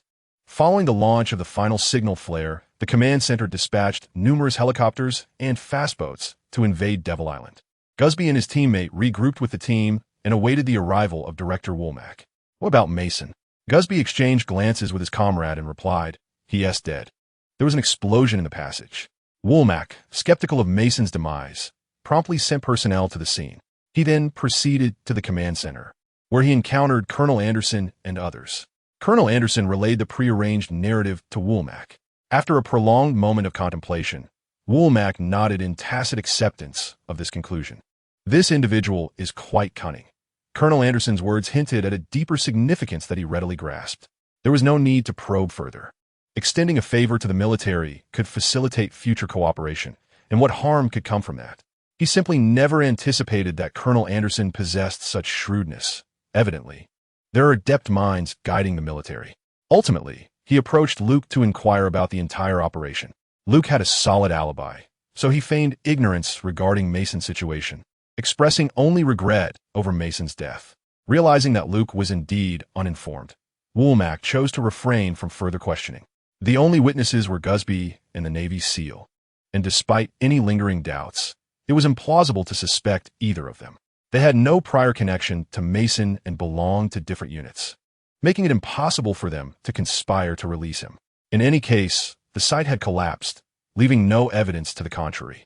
After the crisis was averted, Luke had yet to leave Devil's Island when he received a call from Doherty. Luke, I'm fully aware of the situation this time, and I must say, your actions were commendable. Thank you, Mr. Doherty. Although it appeared perilous, I was well prepared. Look, an opportunity for promotion has arisen, hasn't it? Being astute individuals. They both understood the implications of Luke's words. He sought not only a promotion, but also increased remuneration. While Luke's family was financially secure, such a promotion was a testament to his capabilities, and it was essential. Doherty chuckled lightly. That old coot Woolmack didn't give you any trouble, did he? Luke pondered for a moment before replying. Not really, though his demeanor has been less than pleasant. Doherty continued. That old fellow has nearly run his course. Do you know why he is so concerned about Mason? Before Luke could decline to hear any confidential information, Doherty divulged it over the phone. Mason has pilfered numerous classified intelligence documents and has persistently refused to return the captured film. Since Doherty had revealed this, Luke saw no reason to regard it as a secret any longer. This man hailed from the British Special Air Service, the progenitor of all special forces. Having undergone the most rigorous training, he was Britain's most formidable agent. After digesting Doherty's introduction, Luke posed a question. Isn't the most formidable one the agent known by the numerical code 00 from MI6? No, he is indeed powerful, but he possesses no identity within Britain. He is a nonentity. Luke was about to inquire further, but restrained himself. It was no secret that the Americans kept tabs on their allies, and Doherty surely possessed more knowledge. Yet Luke felt it inappropriate to press further. Doherty continued, take some time to rest. You made quite an impression in front of the president. Rest assured, everything you desire will come to pass. This was undoubtedly a testament to Doherty's influence, and he intended for Luke to acknowledge his favor. Luke could only express his gratitude. After ending the call, Luke accompanied Colonel Anderson back to the temporary command center via helicopter. The personnel from the California division were still engaged in cleanup on Devil's Island. The atmosphere had grown considerably quieter. After a light meal and some coffee, Colonel Anderson approached him. He raised his coffee cup, and Luke clinked his against it. Thank you. Agent Luke, we're about to head back. Luke took a sip of his coffee and replied, My pleasure. It has been a delight working with you. Colonel Anderson nodded with a smile. Likewise, I hope we have the chance to collaborate again. I believe such opportunities will arise. Pius Dunn arranged a room for Luke to rest, as he was scheduled to record the operation report again the following day. Considering Luke's circumstances, a civilian staff member was specifically assigned to assist him. Luke would merely need to dictate his account. The following day, after a prolonged ordeal, Luke returned to his villa in Malibu by afternoon. He left the weapons behind for Pius Dunn, who treated Luke with an affection akin to that of a beloved son. In his eagerness to take credit from the military, Pius Dunn exaggerated Luke's contributions somewhat. However, Luke remained modest in his recounting, and the embellished account closely aligned with the truth. Upon arriving home, Luke took a brief respite, alleviating his tense emotions. That evening, he stood upon the highest balcony of the villa, gazing into the profound darkness of the Pacific Ocean, and began to contemplate the essence of life. Chapter 62. Rejecting mental exhaustion. The essence emerges, though the recent events appeared to unfold seamlessly. They were undeniably the fruits of Luke's own endeavors. Had it merely been the 10 men under Colonel Anderson, it would have been tantamount to courting death. Fortunately, matters resolved favorably. It was then that Luke recalled the progress of his cultivation technique. Opening the panel, he was met with an unexpected surprise. The bus bombing incident had awarded him over 3,000 order points, while this missile crisis astonishingly bestowed 20,000 order points. Reflecting on the fact that he had saved a significant portion of San Francisco, he mused that this sum seemed rather modest. Even more delightful was the advancement of his cultivation technique, which had now reached level 5. Clearly, the missile crisis had yielded greater rewards. Luke chose not to dwell on the specifics of the calculations. Why had his master brought his soul from one world to another? Luke did not ponder this either. As a cultivator, he rejected mental exhaustion, embracing a philosophy of spontaneity and contentment. Yet, spontaneity did not equate to recklessness. In this life, he had many relatives and an abundance of familial love. Wealth was also plentiful, and although his circle of friends was small, it was bound to grow. Luke cared not whether his friends were affluent. After all, none possessed wealth rivaling his own. With his status, he could legally eliminate criminals. Earning progress in his cultivation and order points, what could be wrong with that? Surely, he could not lurk in the shadows as a superhero, could he? One might wonder why. Given his affluence and lack of childhood trauma, Luke would feel the need to operate clandestinely as a superhero. Unlike Batman, who had devoted fans, the majority of other heroes were solitary figures, and even those with family often met unfortunate fates. In Luke's eyes, a superhero must be a tragic lone star, otherwise. Who among them enjoyed a favorable outcome? Thus, it was vital to continue this promising line of work. As for the issue of extraordinary abilities, the impoverished rely on mutation. Could he not, being so wealthy, depend on technology? Considering his identity as a Taoist cultivator, his master had advised him to follow his true heart and go with the flow. If displeased, one should express that sentiment boldly. After all, cultivating the heart means rejecting mental fatigue. As for the outcomes, with his master by his side, should the sky fall, a tall figure would bear the burden. What was there to fear? After all, this life was not lived in vain. That night, Luke spent the evening on the rooftop, letting the sea breeze envelop him. Although his constitution rendered him immune to illness, he was rather foolish. Why not lie in bed and ponder? Thus, Luke became even more resolute in his confidence, embracing life, caring for his family, and considering emptying a magazine merely a pastime. The following day, Luke arrived at the Los Angeles branch brimming with vitality. Observing the absence of anyone in the office, he cast a puzzled glance towards Harris's secretary. The young secretary, sipping her coffee, gestured towards the conference room. With a smile, Luke nodded at her and proceeded towards the meeting room. Just as he neared the doorway, he overheard Harris's furious voice from within. Luke instinctively halted his steps. Harris, his face contorted with anger, emerged from the conference room and, upon spotting Luke leaning against the corridor, was momentarily taken aback before his expression transformed. "Luke, you're back. How wonderful. Collins, accompany me to my office. Luke, you come too." Luke glanced at Collins, who had been leading the resistance against Harris, smiled, and followed in Harris's wake. Upon entering Harris's office, the diligent secretary, Erica, thoughtfully presented Luke with a cup of coffee, though none was offered to Collins. Luke refrained from touching it, awaiting Harris. Harris retrieved a document and a box from his desk. "This is your promotion paperwork. Please sign it, along with a medal." Luke took the document, briefly perused it, and after confirming its contents, signed his name and returned it to Harris. As for the medal, he had no inclination to even glance at it, simply pocketing it instead. Collins observed Luke's actions in a state of bewilderment. This fellow, who was either absent or engaged in target practice daily, had quietly secured a medal and a promotion. It was utterly perplexing. Harris had no intention of clarifying matters for Collins, and Luke was even less inclined to speak. With a serious expression, Harris addressed Collins. "The media has begun to take an interest in this case, placing us in a precarious position. When can you provide me with a definitive timeline for a resolution?" Collins, with a resigned demeanor, replied, "Without leads, I am powerless. Methodical investigation requires time." Witnessing Collins's nonchalant attitude, Harris turned to Luke. "I apologize, but there is no time for you to rest. This case is urgent." Upon hearing Harris's words, Luke felt a surge of interest. Seizing a case, especially from Collins, was exhilarating. Collins realized that Harris intended to assign the case to Luke and hurriedly interjected, "I've been on this case for nearly half a month. You want to hand it over?" Harris shot Collins a glance. "How long until you can crack it?" This question rendered Collins silent. He had initially believed this to be a straightforward case, but after extensive investigation, he had found no leads whatsoever. Consequently, Harris began to brief Luke on the basic details of the case. 11 days prior, in the morning, in the town of Simi Valley, an 11-year-old girl had been abducted. The girl is named Sherry Blanche, and she comes from a blended family. On that fateful morning, after her mother, Terry Williams, left for work, Sherry set out for school, heading toward the school bus.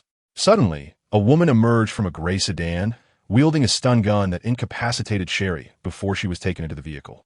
Sherry's stepfather, Carl Williams, witnessed the entire incident unfold before his eyes. He immediately mounted his bicycle in pursuit, yet he was unable to catch up to the car and failed to record its license plate number. Numerous classmates of Jesse were also present, having witnessed the harrowing event, but they too could not discern the plate number. The local police responded swiftly, and the media in Los Angeles reported on the situation. Authorities deployed helicopters and search dogs, yet they yielded no results. Harris glared fiercely at Collins and declared, "Due to the incompetence of certain individuals, this little girl remains missing. I can tolerate your disdain for me, but I will not stand for your ineptitude." Upon hearing Harris's words, Luke understood the source of his anger. In most countries, children represent a non-negotiable priority.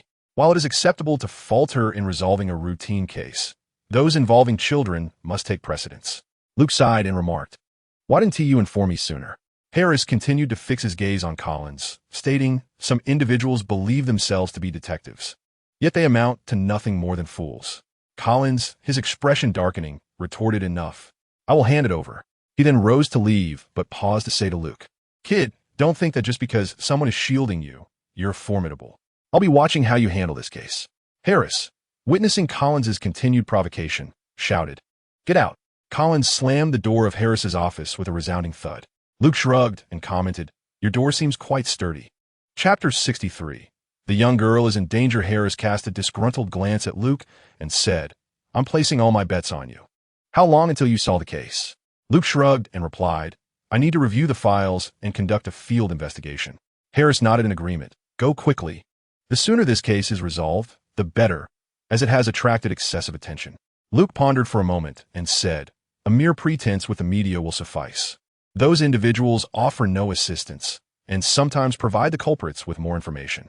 Harris nodded. "I will ensure the entire department collaborates with you, excluding those individuals. The team is at your disposal." Luke realized that Harris had not been idle during this period. The remaining troublemakers were merely Collins's field agents. However, these individuals were not entirely united. They were merely coerced together by Collins's influence. Harris's methods were sound. Now, all that remained was the element of time. Luke ceased further conversation with Harris and promptly sought Collins to request the case files. Noticing Collins's disdainful expression, Luke had no intention of engaging him, fully aware that Collins would not provide any useful information. Upon returning to his desk with the files, he passed by his secretary, Erica, and remarked with a smile, "The coffee is utterly dreadful." Erica shrugged and replied, "There's not much I can do. The budget is limited." Luke flashed her a charming smile and suggested, "Why not take the time to purchase a coffee machine? You can select the beans yourself, and I shall reimburse you." "Wow, Luke, you're so handsome. Do you need a maid for your basement?" He quickly excused himself, eager to avoid this infatuated admirer. Once back at his desk, Luke began to peruse the case files. The abduction, from the moment the kidnappers parked to the instant they took Sherry away, transpired in less than a minute. Local police and Collins had already ruled out the possibility of acquaintances being involved. Even after interrogating Sherry's stepfather, Carl, and biological father, Kane, with lie detectors, no progress had been made. Luke acknowledged their preliminary efforts, having eliminated a majority of possibilities. It was becoming increasingly evident that these two individuals were likely familiar with the area of Simi Vale, though not locals. They may have resided there for some time. Pondering this, Luke resolved to visit the crime scene. He exchanged a few words with Harris, then drove off in the striking Dodge Ram, heading towards the quaint town of Simi Vale. Upon arriving at the local police station and presenting his credentials and purpose, the sheriff welcomed him. This time, they were not dismissive. Rather, they were quite cooperative. The case had garnered significant attention from various media outlets, presenting a challenging dilemma for the small-town police department. The sheriff shared some investigative files with Luke and discussed numerous suspicious aspects, yet all yielded no fruitful leads. Luke focused primarily on the witness testimonies and the profiles of individuals with potential motives. Typically, in cases of missing children, the likelihood of them being harmed increases with time. However, Sherry's mother, Terry, steadfastly believed that her daughter was still alive. Throughout the town, posters of Sherry adorned nearly every corner, accompanied by her favorite color, pink. Pink ribbons festooned the trees lining the streets, transforming the town into a collective expression of grief, a spontaneous tribute from the residents. After an entire day of examining the files, Luke found no inconsistencies, despite his mind racing at full speed. As the sun began to set, he realized that the police station had closed for the day. He declined the sheriff's invitation for a drink and drove back slowly, his thoughts consumed with the direction of the investigation. As Luke drove forward, he spotted several police cars stationed ahead, belonging to the California Highway Patrol. He halted his vehicle, eager to clear his mind and ascertain the unfolding situation. After presenting his identification, the on-duty officer informed Luke, "You arrived just in time. We received reports of gunfire and explosions in the vicinity."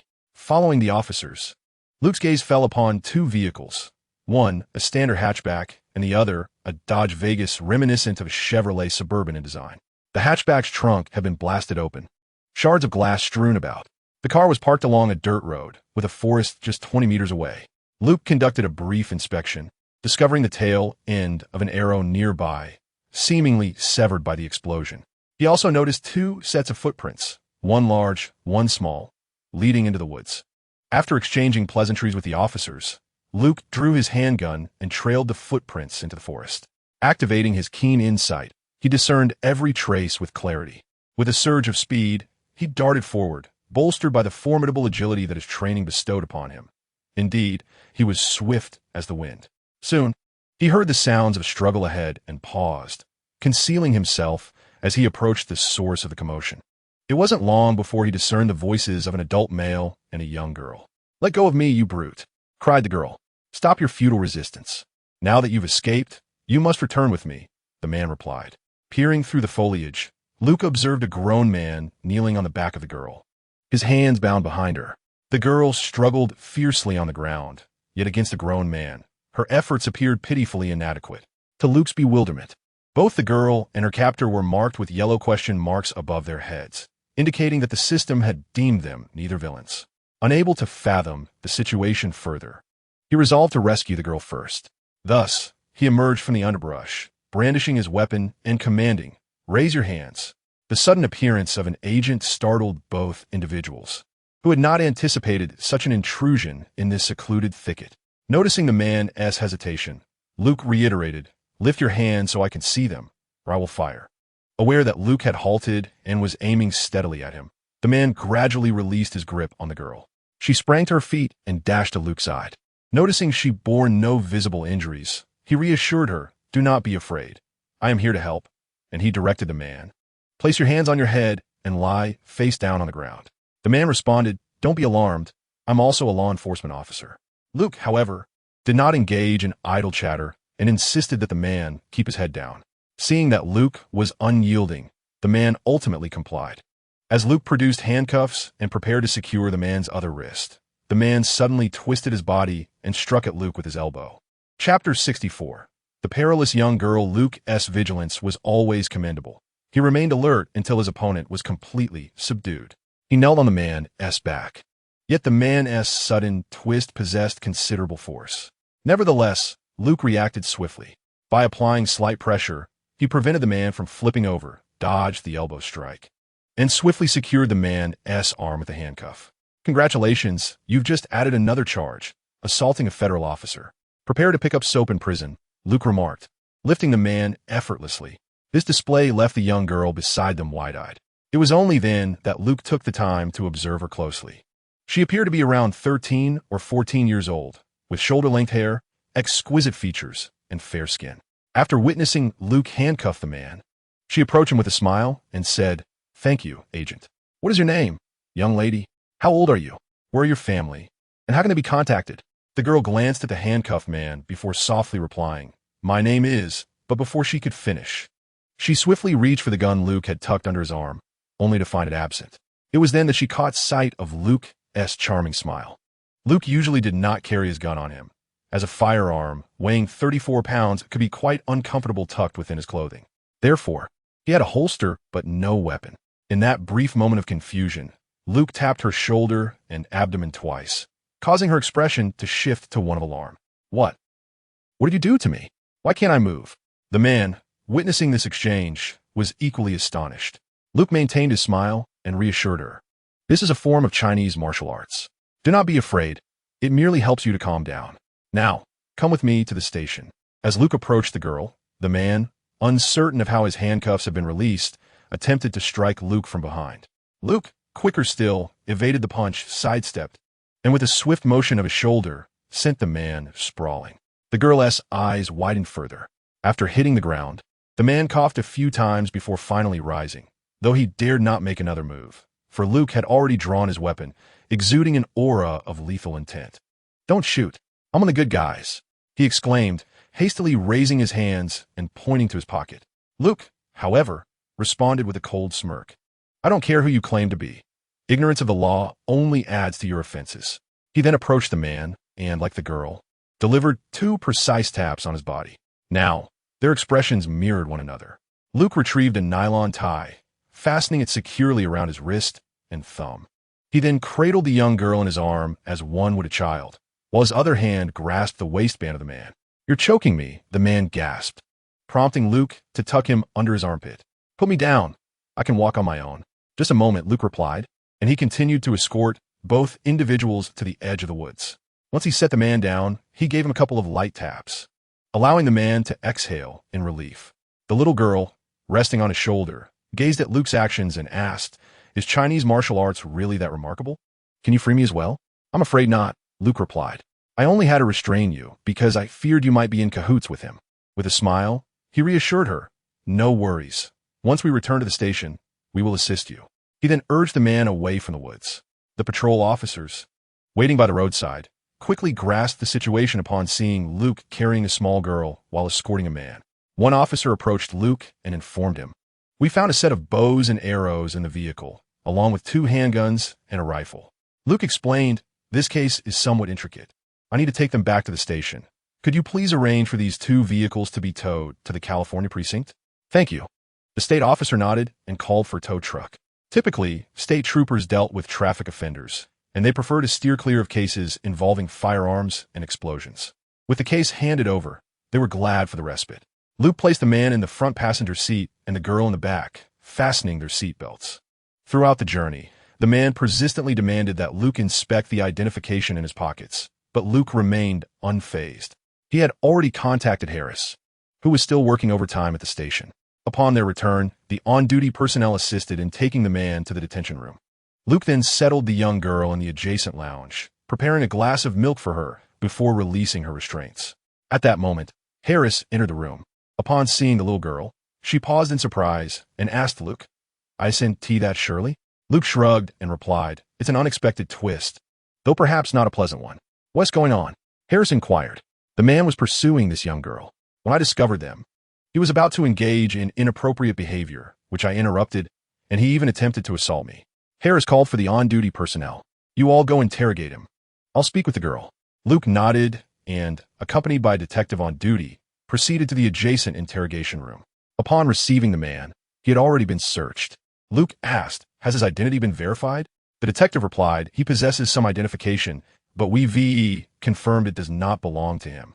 Entering the interrogation room, the man wore an expression of calm. As Luke entered, he cut straight to the chase. Your identification is authentic, yet you are not the individual depicted on it. Who, pray tell, are you? The man remained silent. Luke turned to the duty officer, stating, Detain him immediately and examine his fingerprints to ascertain any criminal history. The officer, puzzled, queried Luke, Are we not going to interrogate him? Luke glanced at the man, then scoffed. He seems rather confident in his facade. It appears someone will soon inform us of his true identity. With that, Luke exited the interrogation room, and the officer secured the man in a temporary holding cell. Upon reaching the lounge, Luke found Harris, looking exasperated engaged in a silent stare-off with a young girl who uttered not a word. Harris turned to Luke and spoke. Luke approached the girl, kneeling before her, and gently said, "Do not be afraid. Please tell me your name so that I may contact your family." With silent tears streaming down her cheeks, the girl replied, "I have no family." "Then what is your name?" Luke inquired. The girl shook her head, stating, "If I tell you, you will send me back to the orphanage." It was evident that the girl was resolute in her silence. Faced with her pitiful gaze, Luke rose and departed the lounge, pulling out his phone to make a call. "Old man, would you mind acquiring another daughter?" Upon hearing this, Old Sheen nearly dropped the phone in shock. "What the hell, Luke? Are you trying to ruin me?" "Damn it, Elsa, let me explain. Put down the knife." Chapter 65. Abduction with a Smile. Luke recounted the earlier events to Old Sheen. Puzzled, Old Sheen asked Luke, "As far as I know, you are not one to overflow with compassion. What has prompted this thought?"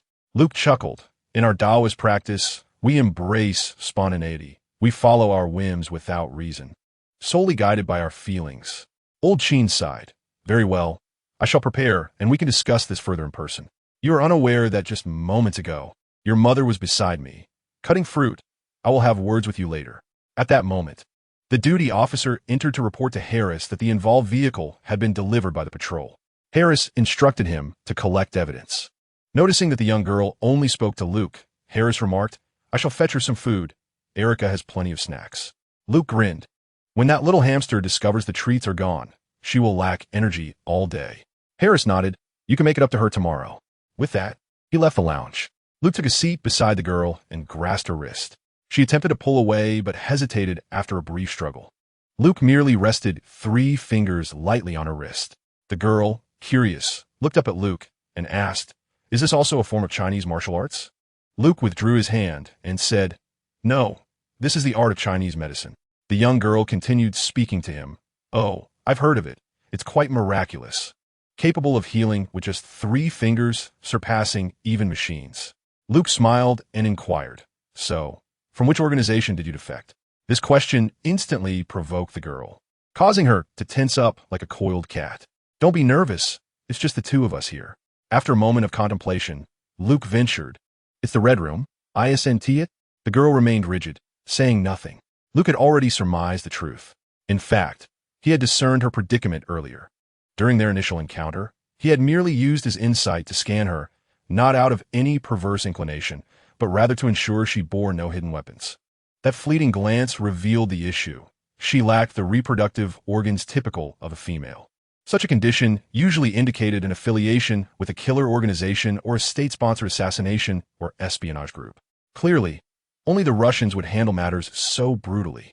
Thus, it was highly probable that the girl had escaped from the Red Room. However, Luke remained uncertain whether she was the only one capable of such an escape besides someone named Natasha. In his previous life, Luke had devoted himself entirely to the pursuit of vengeance, immersing himself in studies. Even with the renowned Marvel Universe, he had only a superficial understanding of the overarching narratives and prominent characters. Although he had heard of Black Widow, the specifics eluded him entirely. Facing this taut little feline, Luke presented what he believed to be his warmest smile. If she had managed to escape, why not allow herself to embrace a normal life? The girl, still wary, fixed her gaze on Luke and asked, "Why are you helping me?" Luke shrugged and replied, "There is no particular reason. Seeing you reminds me of my sister, who is about your age. If I witnessed someone bullying her, I would not hesitate to intervene." Noticing the sincerity in Luke's demeanor, the girl relaxed slightly.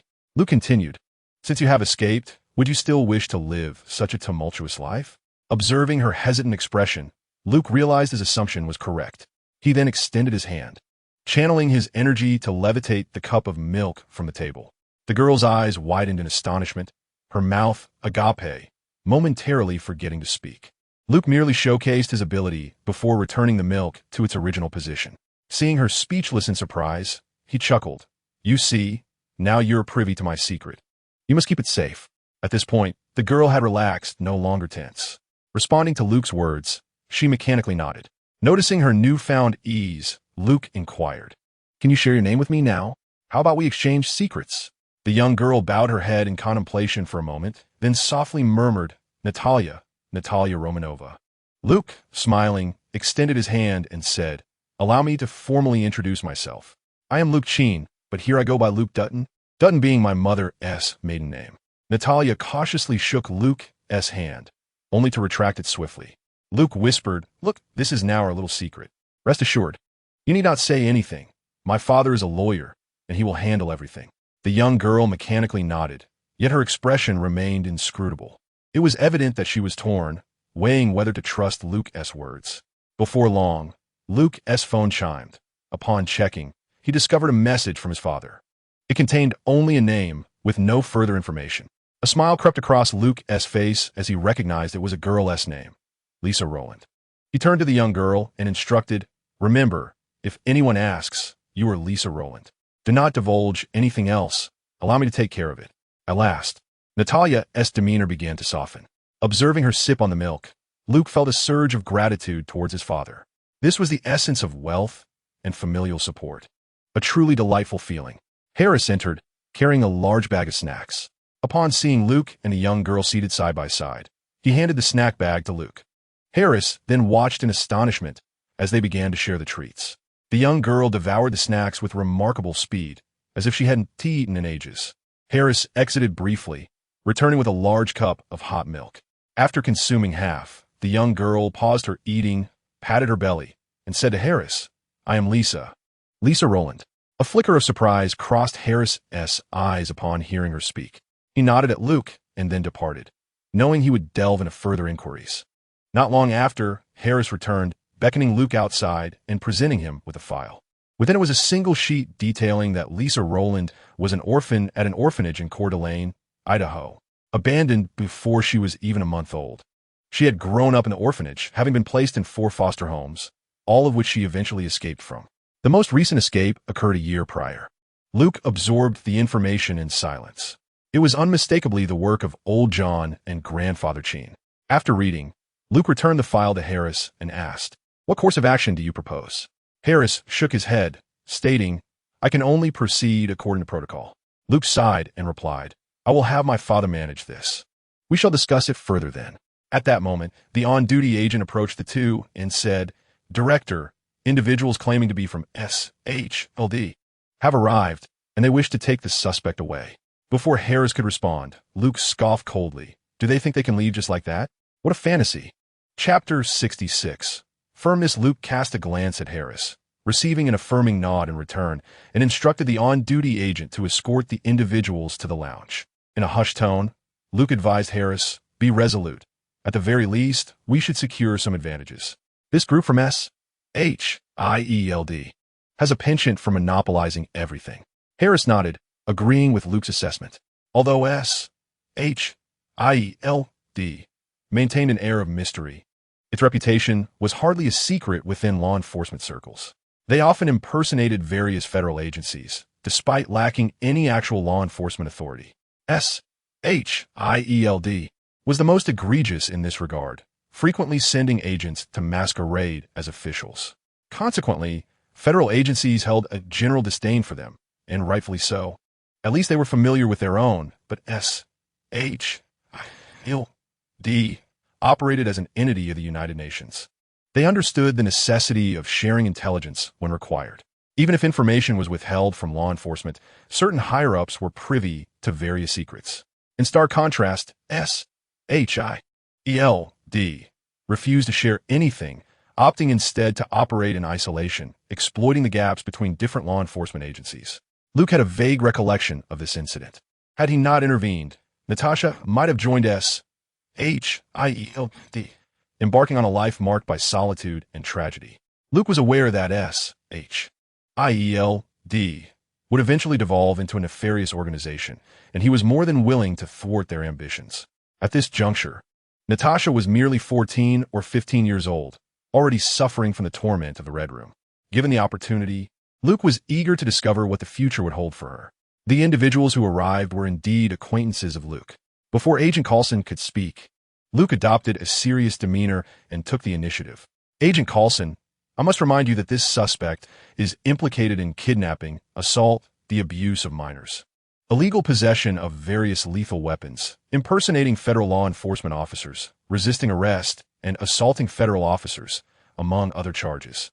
Seeing Luke's gravity, Coulson could only manage a reluctant smile. Can we discuss this? Luke shook his head firmly. These are felonies, and we have already petitioned the court to deny bail. Harris, recognizing that Coulson might be familiar with Luke, but feeling compelled to support his subordinate with utmost commitment, interjected, Agent, your rank is insufficient. Please consult your superior. Unless you possess a pardon signed by the Attorney General, we cannot engage in a discussion. Recently, an 11-year-old girl had been kidnapped, and the media across the entire West Coast was closely monitoring the situation. Clearly, your colleague has found himself in a precarious position. Faced with the resolute stance of Luke and Harris, Coulson addressed them. May I first meet with our personnel? I need to understand the circumstances surrounding this matter. Luke nodded at Harris and stood up, saying, I shall escort you, but you cannot converse alone.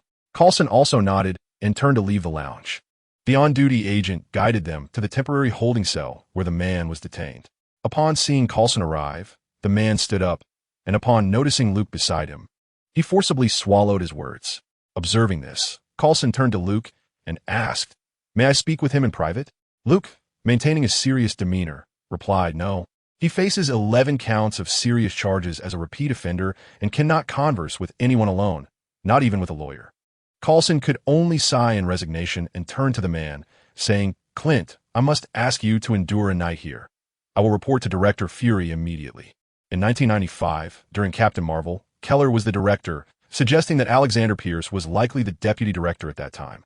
Now, in 1999, Nick Fury had yet to become the director of SHIELD, and it is more plausible that he held the position of assistant director. With that, Coulson turned to leave. It was evident that Coulson was unaware of Agent Clint Barton's mission, but it undoubtedly related to assistant director Nick Fury. Both he and Barton were under Fury's command, and Barton's actions were certainly orders from Fury. Luke's intention was to find Nick Fury. Since he wished to keep Natasha, he needed SHIELD's assurance. As for the Red Room, that decision could wait until Natasha was older. After Coulson departed, Old Sheen arrived, accompanied by his wife, Elsa. The young Natasha, still a charming little girl, appeared quite nervous. When Luke returned to the lounge, he found Elsa softly speaking to Natasha. Upon seeing Luke, Natasha cast a pleading glance at him. However, before Luke could rescue her from Elsa's embrace, Old Sheen spoke up. Let us step outside to talk. Luke exchanged a glance with Natasha before following Old Sheen out.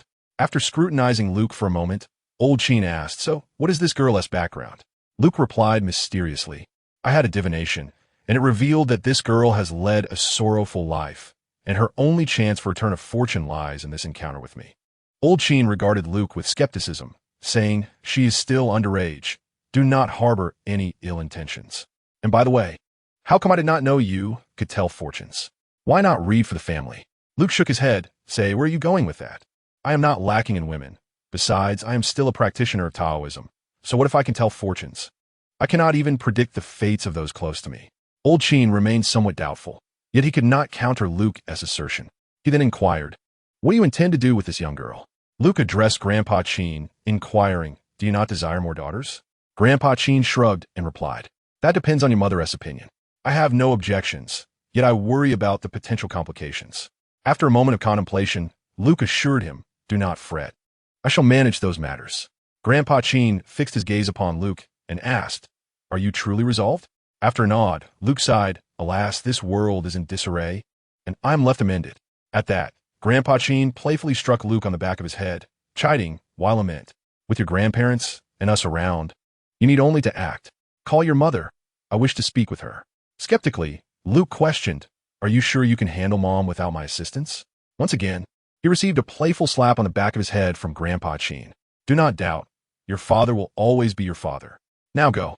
Thus, Luke retreated to the lounge to summon Elsa while he took a seat beside Natasha, stating, My parents are wonderful people. I also have a biological sister and a cousin, both of whom are likely around your age. I believe you would enjoy each other's company. With curiosity, Natasha looked at Luke and asked, Do you truly wish to adopt me? Luke nodded, responding, It is my parents who wish to adopt you, yet your own willingness is paramount. Natasha inquired, What if I do not wish to? Luke sighed, In that case, we would have no choice but to send you to a welfare institution, as you are still a minor. Chapter 67. A lively home. After Luke spoke, he noticed Natasha deep in thought, remaining silent. After a considerable time, Grandpa Chin and Elsa entered. Observing Elsa's expression, Luke discerned that Grandpa Chin had successfully persuaded her. He discreetly gave Grandpa Chin a thumbs up. Elsa then sat beside Natasha, saying, "Lisa, would you like to come live with us? Our home is quite lively. We have a daughter and a niece around your age, and you could attend school together. You appear quite thin. It seems you have not had a good time in recent years. Fear not, everything will improve." Natasha glanced at Elsa, then at Luke, and, seemingly after a difficult decision, nodded and replied to Elsa, "May I stay with you for a while to adjust before giving my final answer?" Elsa smiled warmly. "Of course, we will be delighted to have you." At this moment, Grandpa Chin had also concluded discussions with Harris. Natasha's current situation would remain under the jurisdiction of the Los Angeles branch until she agreed to the adoption, at which point it would be transferred. In the interim, she would stay with Luke until the case was resolved. With all arrangements finalized, Luke prepared to escort Natasha and his parents back to their villa at the foot of Beverly Hills. Natasha settled into Luke's car, while Grandpa Chin and Elsa occupied another vehicle. Luke smiled at Natasha and said, "The things you learned in the past should not be used in everyday life, as they might frighten others." Natasha lowered her head and replied softly, "But I am no longer an ordinary person." Luke understood what she meant, yet he felt helpless. The ability to save a life for 250 cannot restore severed limbs, nor can it regenerate lost organs. Thus, he reassured her, "Do not worry, everything will be all right. Do not dwell on the past. You deserve a brighter future and a fulfilling life." Natasha opened her mouth, finally whispering a faint, "Thank you." Her voice was so soft that she thought Luke might not hear, but his keen senses picked up on her gratitude. At that moment, Luke could hardly contain his smile as he said to Natasha, "From now on, you shall be my sister Lisa."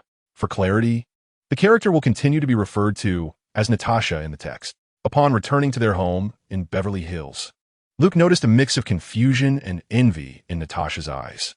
After exiting the car, he affectionately ruffled her hair and said, "This will also be your home from now on. Your fate has changed. We shall be a family." It must be said that the sentiment of family carries significant weight.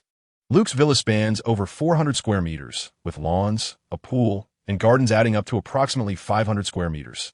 The household resides on the second floor, where Luke's younger brother Henry and sister Jessica had long since taken their own rooms. Thus, one guest room remained available. Elsa led the somewhat anxious Natasha into the villa after they got out of the car. It was still early, and the children of the Chin family were gathered in the living room, watching television. With the predominance of girls in the household, the youngest boy, Henry, had become the laborer for his sisters since Luke moved out. He was the most eager for Luke to return.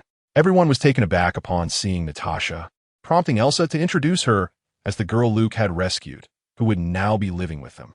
Angela and Beth were delighted to have another sister join the family, bringing more liveliness to their home. Noticing Natasha's frail and dirty appearance, Elsa asked Angela and Beth to take her to shower and change into clean clothes. Among the three, Natasha was the smallest, standing at just over 150 centimeters, while both Angela and Beth exceeded 160 centimeters in height, with Beth being slightly shorter by 1 or 2 centimeters. Angela and Beth warmly led Natasha upstairs. Elsa returned to her room to change her clothes and took Jessica with her to find the girls. Meanwhile, only the three boys remained in the living room. Henry, with a forlorn expression, asked Luke, "Brother, how long will you be staying? Can I come live with you?" Luke looked at Henry in surprise and inquired, "What happened while I was away?" Henry's little expression scrunched up his features. "The sisters always had tasks for me, leaving me no time for research." Luke patted his shoulder and said, "It's all right, you'll get used to it. Angela and the others are just training you." "Have you heard that saying?" Henry looked at Luke in confusion. "What saying?" "Strike your younger brother early, by the time you're my age.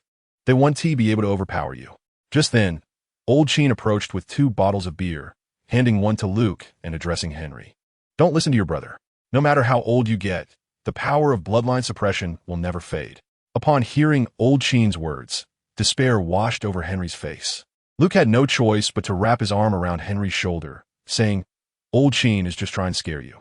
Angela and the others are teaching you how to interact with girls. You'll thank him later." Henry shook his head defiantly. "I don't want that. Women will only hinder my research progress." Curiosity piqued, Luke inquired, "What research are you doing?" "Connecting modems to servers through large-scale integrated circuit microprocessing systems, deploying experimental high-difficulty calculations, and real-time interactions based on developed intelligent programs on its control platform. Old Sheen raised his hand and playfully tapped the back of Henry's head. Speak plainly. Henry, feeling aggrieved, replied, playing computer games. Luke stared at Henry in disbelief, then ruffled his hair. Since you're interested, why not create a game yourself? Henry shrugged. Because of the sisters, I have no time. Luke chuckled. You're still young. Consider a hobby. When you grow up, you can do whatever you want. Henry sighed like a little adult. When I grow up, I'll still be the younger brother. Luke tightened his embrace around his shoulders. When the sisters grow up, they'll find boyfriends, and then they won't pay you any mind. At this, Henry's eyes lit up. That is a good idea. Seizing the moment, Luke continued. If you find out the sisters have boyfriends, let me know right away. There will be a reward. Henry nodded eagerly and then asked Luke, does Lip count? Lip doesn't count, but if Beth has another boyfriend, you must tell me immediately. Henry beamed. Don't worry, I won't let you down. Seeing Henry revitalized, Luke and Old Sheen exchanged mischievous smiles. However, it wasn't long before Old Sheen could no longer smile. Drake, I'll be sleeping with Lisa tonight. You can sleep alone. Haha, old man, I can't help you with that. Get lost. Chapter 68. First meeting. Luke was awakened in the early hours of the morning. Quietly leaving home, he drove back to the Los Angeles branch. Harris, still somewhat bleary-eyed, made his way to the hall, where the duty officer informed the two that Assistant Director Nick Fury of S.H.I.E.L.D. awaited them in the lounge. Upon entering, Luke and Harris found Nick Fury seated alone. As they approached, Nick rose, smiling, and extended his hand to Harris in greeting. He then turned to Luke, offering his hand and stating, "It is a pleasure to meet you, Agent Luke. Your reputation precedes you." Luke shook his hand and replied, having the illustrious S.H.I.E.L.D. keeping an eye on you is hardly a good omen. However, Luke's sarcasm did not deter Nick Fury's demeanor. He maintained his smile as he addressed Harris, saying, I am here to take Agent Clint Barton. Before Harris could respond, Luke interjected, he faces 11 charges. A mere word from you cannot dismiss them, Mr. Fury. I must remind you that S.H.I.E.L.D. holds no law enforcement authority within the Federation. Nick nodded at Luke, acknowledging I am aware, but Agent Barton is engaged in a covert operation. Luke, unyielding, interrupted, is kidnapping, assault, and the molestation of underage girls part of your operation? Does S.H.I.E.L.D. operate as a cult? Nick Fury regarded the resolute Luke, casting a knowing glance at Harris, and asked, Are you certain you wish to continue? Luke shook his head, declaring, Regardless of your so-called mission, I have no interest in your secrets. He cannot leave this place. Harris chimed in. The recent abduction case of an 11-year-old girl in Simieville has garnered significant attention. Your agent being apprehended at this juncture complicates matters considerably. Nick Fury surveyed Harris and then Luke, pondering before asking Luke, What do you propose? Luke, with a sly grin, replied, I care not for your secrets. You shall not surveil me or my family for any reason, including this girl. Nick furrowed his brow and remarked, She is a liability. She will pose a greater problem in the future. Are you certain you wish to take her in? Luke shrugged, responding, You are aware of our circumstances. She is of similar age to my sister and would make an excellent protector. This statement left Nick Fury with little ground to argue, so he said to Luke, Are you certain she will heed your commands? If she slips from your grasp again, we will intervene. Originally, the task assigned to Hawkeye was to eliminate Natasha, yet Hawkeye, moved by compassion, had refrained from doing so at the first opportunity. Instead, he sought to persuade the homeless Natasha, who had escaped from the Red Room, to join him in serving S.H.I.E.L.D. However, Luke's intervention diminished Nick Fury's regard for the 15-year-old Natasha. It could be said that Luke's interference represented the optimal moment to thwart S.H.I.E.L.D.'s recruitment of Natasha. If in a few years, Nick Fury were to recognize Natasha's significance, he would certainly not allow anyone to abduct her. Clearly, Natasha does not hold much importance for Nick Fury at present.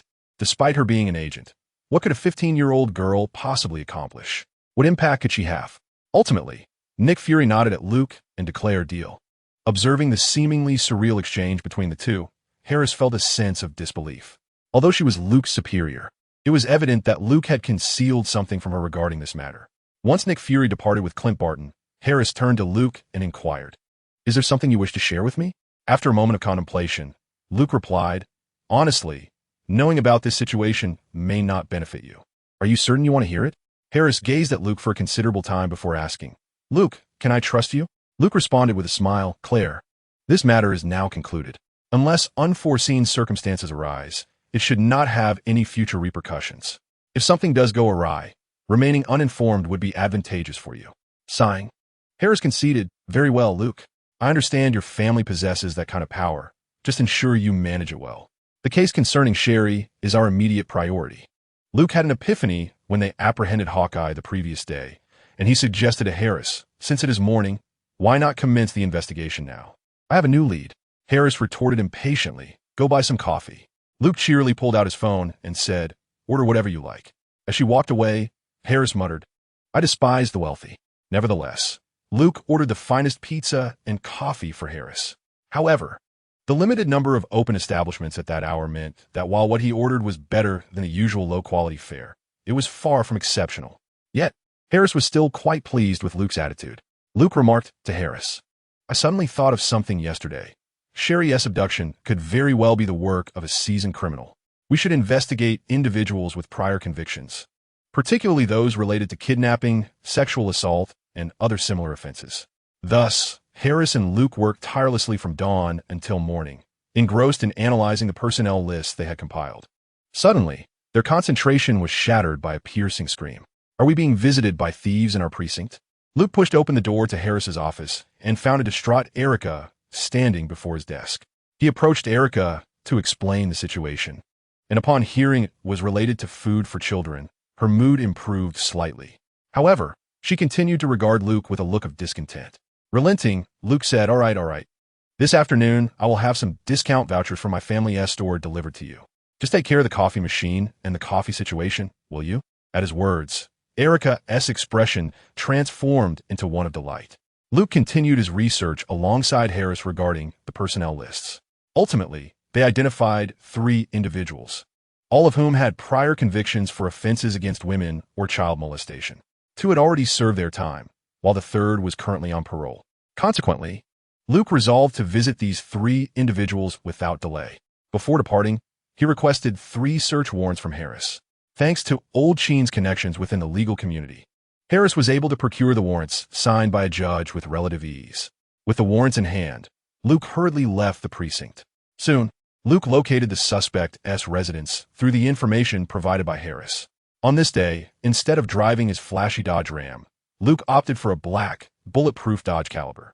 The choice was motivated not only by a desire for discretion, but also because this vehicle had been customized shortly after his employment commenced, serving as his official duty car, which had only just been completed and delivered to the precinct the day before.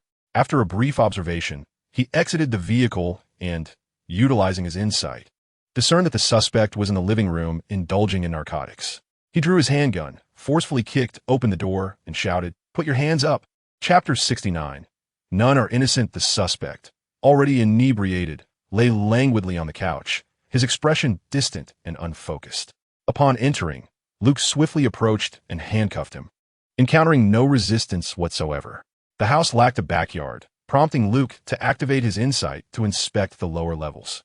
He breathed a sigh of relief upon finding nothing amiss. Subsequently, he contacted Harris to report on the situation. "I understand," Harris replied over the phone. "Hold on for a moment. I'll coordinate with the DEA for your handover." Luke waited for 10 minutes until the patrol officers arrived first, followed by the DEA agents. After presenting their credentials, 3 agents appeared, led by a formidable bald man named Hank Schrade. Following a brief handover, Schrade provided Luke with his contact information. It seemed Schrade recognized Luke's exceptional standing and sought to cultivate a personal rapport. Luke found no cause for concern in this. After all, the enforcement capabilities within federal jurisdiction were notably limited. In matters concerning narcotics, they shared overlapping authority, but most efforts were focused on tracing sources and gathering pertinent information. Major capture operations still relied heavily on local law enforcement. Their resources were predominantly concentrated in metropolitan areas, and they lacked elite units. Thus, they were keen to foster amicable relations with local police, as significant incidents would ultimately require their assistance. The same applied to the Bureau of Alcohol, Tobacco, Firearms, and Explosives, which had even fewer personnel. Outside the major cities, small towns could only depend on local authorities, which often proved unreliable. Within the domestic law enforcement agencies, aside from the police in major cities, there exist specialized units dedicated to dealing with heavily armed criminals, with the military being the only other alternative. Thus, aside from the local police's reluctance, these units stand out among other law enforcement bodies. They are often lauded for their capabilities. However, they face the same challenge of lacking specialized teams to combat heavily armed offenders, though they may carry firearms while collecting taxes. Such instances are rare, and conflicts over tax issues are seldom seen. Their notoriety stems from their aggressive recovery tactics, with tax agents bearing arms, a distinct characteristic of the United States. In this nation, where gun ownership is unrestricted and many states permit the purchase of fully automatic firearms, most other law enforcement entities primarily engage in investigations rather than arrests. Nonetheless, there is an abundance of personnel, and any violation of the U.S. Constitution falls under their jurisdiction. Certain types of crimes, such as anti-violence, drug-related offenses, foreign espionage, violent crimes, and white-collar crimes, are granted the highest priority. Some particularly focused cases receive expedited approval from the Department of Justice, thereby sidelining other units. Consequently, Luke ultimately considered becoming an agent as the next phase of his life. By eliminating criminals and maintaining order, this stage of his skill set could evolve, while simultaneously accruing points for order. After a brief conversation with his supervisor, Shrad, Luke departed, heading towards the next suspect's residence. Upon arrival, he discovered that the suspect was absent. However, through his keen insight, Luke noted an abundance of toys and clothing belonging to young girls within the house. After observing the exterior for a week, he found no concealed basements or similar places to detain individuals. Therefore, Luke promptly called Harris. "Harris, I have arrived at the residence of suspect number 2. He appears to be absent. Could you check his whereabouts and movements?" After a short while, Harris returned the call. "Luke, I have a lead. This individual has booked a room at a roadside motel on the street today. I will send you the address." "Understood. I will head there as soon as possible." Seeing the information from Harris, Luke hurried to the motel. This was a one-story establishment with an expansive parking lot, a common feature of most roadside motels in America, akin to budget hotels in China. After parking his car, Luke surveyed the surroundings. Suddenly, he spotted the suspect approaching the motel, carrying a bulging black plastic bag. After a moment's contemplation, Luke donned his sunglasses and cowboy hat, exited his vehicle, and made his way towards the motel. With all the rooms situated on the ground floor, they were closely lined up. Having received the room number reserved by the suspect from Harris, Luke followed the directions to that location. He deliberately regulated the cadence of his footsteps, ensuring that he would pass by the suspect at the door of the room he had reserved. As the two approached, Luke could discern the subtle expressions on a man's face. It was evident that the suspect was in high spirits, his inner joy barely concealed. As they neared the room, Luke activated his insight to observe the interior. The revelation momentarily stunned him. The suspect's designated room, along with the 2 adjacent ones, each housed a police officer within. Just as the suspect arrived at the door, one of the officers swung it open. For a brief moment, all parties were taken aback, and in that instant of collective astonishment, the suspect reached into his jacket. Luke, positioned slightly behind and to the side of the suspect, noted that the officers, led by a female officer, seemed unprepared and merely intended to question him. Seeing the suspect swiftly draw a handgun from his coat, Luke lunged forward, seizing the man's arm and lifting it upward. The gun discharged with a bang, and the female officer, the first to emerge from the room, screamed and fell backward. The other 2 officers drew their weapons, but by then, Luke had already subdued the assailant. Fortunately, the female officer had not been shot. She was merely shaken. Once Luke had cuffed the suspect, the officers holstered their weapons. After presenting his credentials, Luke alleviated their suspicions, and the 2 parties exchanged information. It turned out that these officers had received a report concerning someone who had been soliciting the daughter of the caller online. While such behavior is not uncommon among youth, the caller's daughter was only 11 years old. Consequently, the officers had orchestrated this operation. However, they had not anticipated that the suspect would be armed and would pull a gun without uttering a word. After expressing their gratitude to Luke, they learned he was investigating the case of the missing girl, and they were eager to assist him. Unfortunately, Luke had already set his sights on another target. As he prepared to leave, he noticed the contents of the suspect's bag, a plush teddy bear, an array of binding materials, and various electronic toys. This revelation incited outrage among those present, as they could hardly fathom the fate that would befall an 11-year-old girl in his clutches. After reporting back to Harris, only one suspect remained. Following cordial farewells with the officers, Luke was on the verge of departing when the female officer he had saved discreetly slipped him a business card. Zoe Anderson, a trainee officer. Luke accepted the card, but was not in the mood for a date, despite the attractive Latina's appeal, which paled in comparison to Alex's allure and the endearing charm of Annie. Moreover, Luke was currently inundated with tasks, having just concluded a harrowing special forces operation, relentlessly pursuing the case of the missing girl, while also seeking to intercept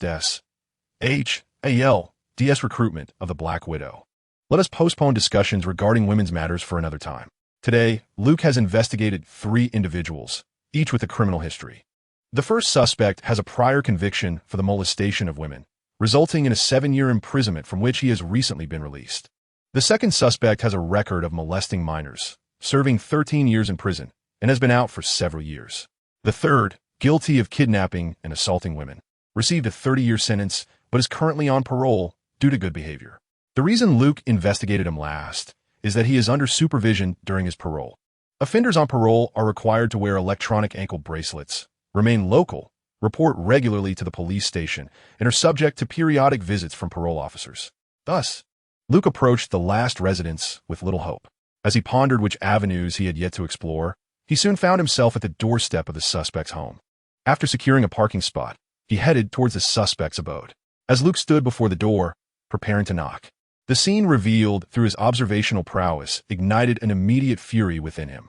He beheld a makeshift bed in the cluttered storage room behind the living room, where the long-missing Sherry lay, emaciated and unclothed, one of her ankles bound by a lengthy iron chain. At that moment, the mistress of the house leaned against the doorway, seemingly amused. The master of the house, the third suspect, was brandishing a collection of toys alongside a kitchen knife, his shirt discarded carelessly on the bed as he prepared to remove his trousers. Faced with this abhorrent sight, Luke disregarded the notion of knocking. Instead, he drew his firearm, forcefully kicked open the door, and bellowed, "Put your hands up!" Upon entering, the living room lay directly to his left, flanked by 2 doors leading to separate rooms. The female occupant froze at the sight of Luke with his weapon, while the male hastily emerged, pants undone, to ascertain the commotion. In less than a second, Luke made his decision. Observing both individuals within his line of sight, and noting that they posed no immediate threat to Sherry, he resolutely discharged his weapon, emptying the magazine into their bodies. Each of the 21 specialized rounds found its mark, with Luke ensuring that the final shot for each was aimed at the head, intent on guaranteeing their demise. As they collapsed, Luke swiftly retrieved 2 handguns from his spatial confines. Recently, during the robbery at Zhongfu Building and the events on Devil's Island, he had acquired a substantial cache of weapons. By removing their serial numbers, they could serve as untraceable firearms, ideal for staging the scene. Utilizing his telekinetic abilities, he discharged 2 rounds at the height where the suspects had stood moments before. Subsequently, he placed the 2 guns in the hands of the deceased, forcing their grips to tighten around the weapons. While his telekinetic powers could not influence the living, they proved effective on the lifeless. After reloading his magazine, Luke removed his suit jacket and proceeded into the adjacent room. Upon entering, an unpleasant stench assailed the senses. It was evident that Sherry had been imprisoned here, with her basic needs being met within these 4 walls. Upon seeing Luke, Sherry momentarily froze. Luke hastily enveloped her in his coat and, raising his weapon, severed the iron chains that bound her feet. At this moment, Sherry erupted into tears. Luke gently reassured her, "Child, do not fear, it is all over," before promptly dialing Harris. "I have found Sherry. Dispatch assistance immediately. I have fired my weapon, and Sherry is unharmed." 2 suspects have been shot. Luke's sole focus was on comforting the trembling girl in his arms, awaiting the arrival of his colleagues or patrol officers.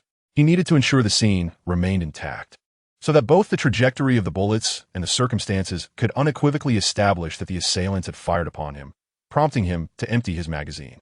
This was the most rational course of action. The sight he had witnessed earlier at the door had ignited a fury within him. Ultimately, Luke's worldview had been shaped by his upbringing beneath the red flag. Although he had always perceived Americans as unscrupulous and the prevalence of wrongdoers as overwhelming, He had never felt it profoundly until today. He could only speculate how Sherry had endured the past 12 days.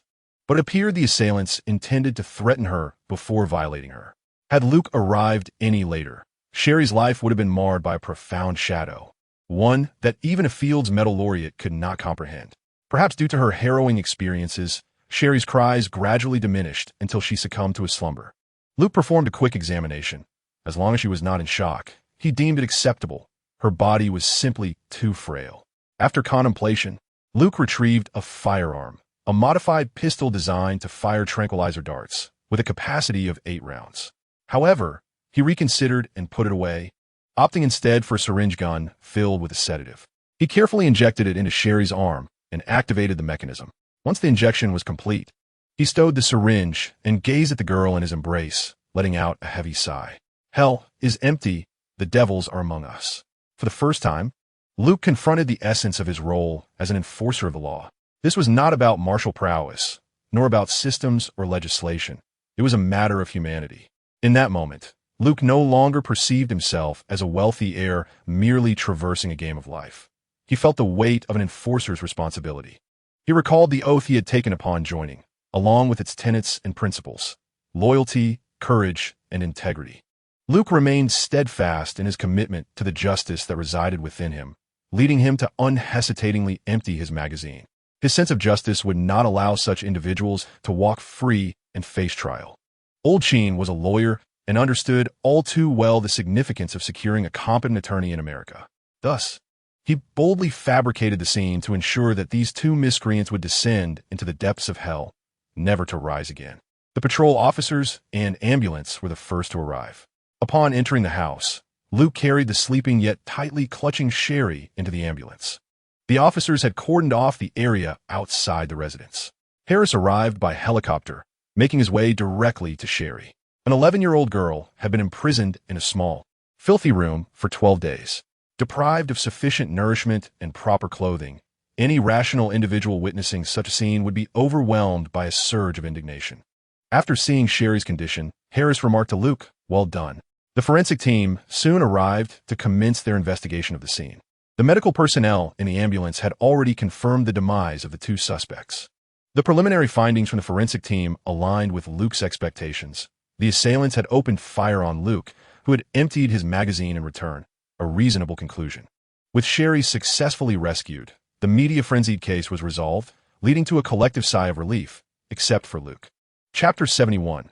Administrative leave. Luke and Harris watched as the ambulance carrying Sherry departed. Harris turned to Luke, saying, "This was truly thanks to you." Luke, maintaining a calm demeanor, replied, "This was a joint effort. Please don't let the media report on me." Harris smiled and nodded, assuring him, "I know. You need not worry." The evidence-gathering process took considerable time, as they sought proof regarding the suspect's abduction and confinement of Sherry. The gray vehicle used in her kidnapping was discovered in the backyard. Luke's firearm was also cataloged by the forensic team. By the time Luke arrived, it was already afternoon. Once Harris concluded his tasks, he accompanied Luke to the hospital. The media had dispersed, leaving only Sherry's family behind. Upon entering the ward, Sherry's stepfather, Carl, was the first to express his gratitude to Harris and Luke. Especially to Luke, Carl grasped his hand and wept profusely, thanking him while recounting the pressures he had recently faced. Following Sherry's disappearance, the police had even suspected Carl of orchestrating her abduction. During the investigation, Collins and his team had employed a lie detector while questioning Carl. Although he had cleared his name, many continued to harbor doubts and accusations against him, particularly as Sherry had been taken right under his nose. Luke found it challenging to voice any sentiments, as this was the nature of humanity. Witnessing a man in his 30s overcome with tears, he could only offer a sympathetic pat on his shoulder. As they entered the hospital room, Sherry lay asleep in bed. However, her complexion had improved significantly. The life-saving intervention had proven effective. Medical personnel conducted a thorough examination of Sherry, finding her only suffering from malnutrition, while all other indicators were normal. She had not been abused or violated. Harris engaged in discussions with Sherry's parents regarding the subsequent handling of the case. Upon learning that Luke had rescued Sherry and eliminated the criminal, a wave of gratitude ensued. Luke could only smile reassuringly, saying, "Sherry's safety is the greatest news. The department will arrange for a child psychologist to assist her. Everything will be all right." After Harris relayed a few more instructions, he departed with Luke. At the hospital entrance, Harris remarked to Luke, "A press conference will be held early tomorrow to update on the case. If you wish to avoid the spotlight, you might consider taking a leave." Luke nodded in agreement. "That sounds good. I could use a few days of rest." "You don't have any particularly pressing cases, do you?" Harris smiled slightly, replying, "The most urgent case has been resolved by you. If the remaining cases aren't handled well, those folks should reconsider their positions." Luke nodded and bid farewell to Harris, saying, "I'll take my leave then. Call me if anything comes up." Glancing at his watch, Luke realized he would likely miss dinner, so he casually found a fast food restaurant for a quick bite. Upon returning home, he found his sisters gathered in the living room, engrossed in a television show, while Elsa was in the kitchen preparing fruit for them. Observing Natasha, who appeared somewhat shy on the sofa, Luke greeted, "Hi, Lisa. How was your day?" Angela chimed in immediately. "Elsa took Lisa out for a big shopping spree today. We came back early to help set up a room." Natasha smiled in response to Luke's return, saying, "I had a wonderful day. It was quite enjoyable." Beth suggested to Angela and Natasha, "How about we celebrate tonight with a pajama party in your room?" Watching Natasha's adorably bewildered expression directed at Beth, Luke couldn't help but chuckle. The Red House surely hadn't taught them this, but such activities could foster camaraderie among the girls, so Luke didn't intervene. Once in his own room, Luke opened the system panel. This rescue incident had awarded him 800 order points, bringing his total to 25,000 points. However, his cultivation progress had only increased by 1. Staring at the panel, he ultimately clicked the lottery button. Ding! Would you like to spend 10,000 order points for a lottery draw? Yes. Ding! You have received a new item. Please check. Luke chose not to check the item, but clicked the lottery button once more. The thrill of consumption and the joy of unboxing overwhelmed his mind. The first item was a golden apple. Item name: Golden Apple. Item description: consuming it grants access to store knowledge. Luke gazed quizzically at the golden apple, which was no larger than his fist. Is this edible? After a moment of hesitation, he steeled himself and took a bite. The flavor was distinctly apple-like, sweet and tangy. Suddenly, a wave of dizziness washed over him. Luke struggled to maintain his composure, but his eyelids grew heavier by the moment. Ultimately, just before Luke succumbed, he quipped, "What kind of golden apple is this? It must be some sort of soporific." An hour later, Luke opened his eyes, gazing at the ceiling. "Master, are you merely jesting at my expense? You provided me with the methodology for creating artificial intelligence, yet omitted the means to fabricate the hardware." This golden apple bestowed upon Luke the entirety of the technology for artificial intelligence creation. However, with the current level of human hardware, only rudimentary artificial intelligence could be produced. The advanced artificial intelligence akin to that of the Kree's supreme intellect necessitated terrifyingly sophisticated hardware. The Kree had originally amalgamated the finest resources they scavenged from across the universe to achieve their pinnacle of wisdom. With a sigh, Luke activated another item. Item name: Dimensional Wall, 20. Item description: a robot imbued with a soul, remade for vibranium and nanometals, with its internal chamber linked to a dimensional space. In his previous life, Luke had never seen that particular film, so he was unaware of the robot's purpose. Consequently, Luke rose and quietly drove back to his seaside villa in Malibu. Upon arriving at the underground workshop, he retrieved Wall, a square metallic box measuring less than 30 centimeters. With a matte, earthy exterior, despite its square shape, distinguishing the front from the back was effortless. The upper part of the front featured a small rectangular display, with 20 inscribed below. The back was dominated by a curved protrusion, topped with an arc-shaped hollow resembling a handle, perfect for lifting this compact device. Placing it on the workbench, Luke pondered how to activate this little creature. To his astonishment, the lid of the box gradually lifted, revealing 2 large eyes staring at him. Luke was somewhat enchanted by this tiny being. With a smile, he extended his finger toward himself and said, "Hello, I am Luke Sheen."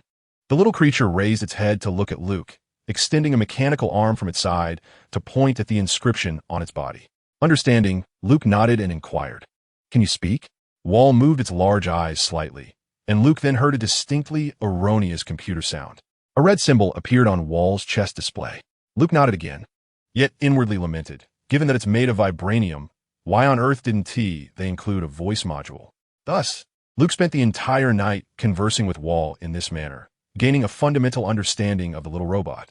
The hatch on Wall's chest could be opened, revealing the standard internal structure of a metal box. While it could store items, though not excessively large, anything small enough could be absorbed into Wall's dimensional space. Chapter 72. An old friend arrives the following day. Being a weekend, Luke eagerly introduced Wall to Uncle Chin early in the morning. He informed Mr. Chun that he had independently researched and created the robot. Mr. Chun, intrigued by the small creation, soon lost interest as he merely sought to understand how to communicate with Wally. Luke took Wally to the supermarket, leaving it seated in the car while he ventured inside. Ultimately, he emerged with 3 shopping carts filled with snacks. The dimensional space of Wally bore a striking resemblance to Luke's personal space, where time seemed to stand still. However, when Luke inquired about the size of Wally's space, it could not provide a precise answer, merely gesturing in a circular manner. Thus, Luke conducted an experiment with a trunk full of items, discovering that anything placed through the hatch on Wally's chest would be transported to its dimensional realm. To his astonishment, the entire trunk of snacks was successfully stored within. After further questioning, Wally pointed to an image of the Earth on a packaging bag. Luke was left speechless, realizing that the little creature implied its dimensional space was as vast as the Earth itself. He couldn't help but exclaim in disbelief, "Master, what have you done?" Although the little fellow couldn't articulate words, it could emit sounds. At times, without even glancing at the emblem on its chest, one could decipher its intended expressions, akin to the system's built-in sound effects. Upon returning home with Wally, Luke found his 3 sisters deliberating their plans for an outing. The moment they spotted the square-boxed robot trailing behind Luke, their curiosity piqued. Wally's large, adorable eyes were utterly captivating. As the girls approached, their excitement causing them to shout and gaze at it with gleaming eyes, Wally promptly sought refuge behind Luke's legs. It withdrew its limbs into its body, leaving just a significant portion of its eyes visible, peering at the enthusiastic girls. Luke quickly intervened, saying, "You frightened it." Angela, intrigued by Wally, asked Luke, "Is this the latest toy?" Beth and Natasha also looked to Luke for clarification. Shaking his head, Luke replied, "No, this is something I accidentally created myself. Consider it an intelligent robot. However, please do not disclose this to anyone, or it may be taken away." He encouraged them to treat it as a new friend and engage in communication. Beth boldly stepped forward, extending her hand, and said, "Hi, I'm Beth. What is your name?" Wally looked up at Luke, who smiled and nodded in encouragement. It then extended its limbs, pointed to the letters on its chest, and shook hands with Beth. "Wally?" The little creature nodded, and a number appeared on its display screen. "Wow, Luke, it's incredibly clever." When complimented, the pattern on Wally's chest transformed into a smiling face. The 3 sisters and a pair of twin siblings gathered around Wally, chattering excitedly. Wally even retrieved an array of snacks from its dimensional space to share with them, inciting further astonishment. At that moment, Luke's phone rang. Upon answering, he was taken aback by the voice on the line. "Hey, Luke, I've arrived in Los Angeles. It's John McClane. Congratulations, my friend. Have you reconciled with Holly?" "Of course. Holly remains enamored by my charm. How about joining me for a drink tonight?" McClane eagerly accepted Luke's invitation. However, after inquiring about the department he worked for, Luke requested an introduction to someone before ending the call. He dialed another number. "Hey, Frank, are you free tonight?" "What's going on, Luke?" "Nothing much. Just a friend has come to town, and I wanted to introduce you." "I'm swamped, but I could spare some time for a drink. Let me know when it's set. I have to get back to work." After hanging up, Luke recalled a lovely, quiet bar near the Hollywood area, close to the Parker Center. He then messaged both McClane and Frank. After a call to his parents, Luke returned to the Malibu seaside villa with his younger siblings. The spacious abode provided ample room for them to play. He decided to let them enjoy the weekend there, with Uncle Chun present to supervise while he was out. Curiously, Uncle Chun watched as Wally played with the children. Though Wally was apprehensive about water, it was designed to be waterproof. When coaxed into the pool by the children, it automatically activated its inflatable swim ring. Its track-like feet transformed into underwater propellers, allowing it to frolic with the kids all day long. By now, the children were reluctant to part from Wally, wishing to cuddle with it as they drifted to sleep. As night fell, Luke selected a more understated Dodge Charger from the garage. This 4-door sports car, which he had once obsessively modified, featured a retractable variable-angle spoiler. His series of Dodge sedans drew inspiration from the familial design of the Chevrolet Camaro from the future, and this vehicle was no exception. However, Luke's model was a factory custom, equipped with a 6.4-liter supercharged engine producing 850 horsepower. Upon arriving at the designated bar, he immediately spotted McLean seated at the counter. The two exchanged warm embraces before settling into a corner booth. When did you arrive? I got in yesterday afternoon. I drove here from New York with a friend. Are you not returning? The house there is still intact. I can vacation there when time permits. What is there to enjoy in New York? Trust me, don't go back. The energy there is unfavorable. You possess knowledge of such matters? Look, it's precisely because you were in New York that you encountered a midlife crisis, right? Isn't coming to Los Angeles a better choice? McLean paused for a moment, then nodded in agreement. Before their conversation could continue, Detective Frank walked into the bar. As I scanned the bar, I spotted Luke in the corner, waving to greet me. Hey, Frank, over here. Luke had ordered some drinks and snacks and began to introduce the two of us. McLean was a detective in New York and was now under Frank's command in Los Angeles, though he wouldn't report to the precinct until next week. Even before officially starting, he had already met his superior through Luke, for which McLean was naturally grateful. Frank was equally pleased to welcome such a formidable addition to his team. Luke shared McLean's involvement in the robbery case at the Zhongfu building with Frank. With such a fierce subordinate, Frank's weariness from earlier dissipated, replaced by a broad smile. Noticing Frank's somewhat haggard appearance, Luke inquired, "What's wrong?" "I've noticed a marked increase in patrols on the streets." After a moment of contemplation, Frank, realizing that Luke genuinely wanted to know and that he could not keep it hidden, responded, "The night before last, one of our officers, Steve Austin, was killed." Both Luke and McLean were taken aback. This was indeed significant news. Then Frank divulged an even more shocking detail. The murderer had impersonated Austin to pursue a child. Chapter 73. Control. Luke and McLean stared at Frank in astonishment. Frank continued, "Yesterday, this assailant, posing as Austin, was on the trail of a boy named John Connor." Luke cursed under his breath, but unbeknownst to Frank, it was not merely the perpetrator's actions that enraged Luke. He was cursing more vehemently within. Although he was not well-versed in the film industry, he was nonetheless familiar with the legendary Terminator. Due to plot design, the timeline of Terminator 2 was delayed. Frank, dismissive of any concerns, continued, "Yesterday, not only did the assailant pursue that boy, but he also went to the psychiatric hospital where his biological mother resides. Many bystanders were slain, including Connor's adoptive parents." Curiously, McLean asked, "How did the boy manage to escape the assailant's pursuit?" Frank took a sip of his drink and replied, "We found someone at the scene protecting him, but this individual has no record in our system." He then glanced meaningfully at Luke, clearly indicating that he wanted Luke to leverage his identity to investigate further. Luke mechanically nodded, now grasping the situation. He then asked Frank, "Do you have any photographs?" Frank retrieved several photos from his pocket and handed them to Luke. Upon examining the images, Luke noted that the resemblance was strikingly similar to the governor. Frank remarked, "The way this assailant mimicked Austin was utterly flawless. One could hardly discern him from the real Austin in the photographs." Luke could not help but retort, "1,000 could perfectly imitate anyone." Frank pointed to another photograph and remarked, "The individual wearing sunglasses is the one responsible for protecting Connor. Our system has no records of this person whatsoever." Luke tucked away the photo and replied to Frank, "I will return to the office tomorrow to assist you in your investigation, although I harbor little hope, as this individual is likely to have entered from abroad." Frank nodded and clinked his glass with Luke's, expressing his gratitude. "Thank you in advance. We have considered this possibility as well, but the police database lacks the comprehensiveness of yours, due to the nature of this case." Frank did not spend much time with Luke. Luke had accomplished his objective of introducing McLean to Frank.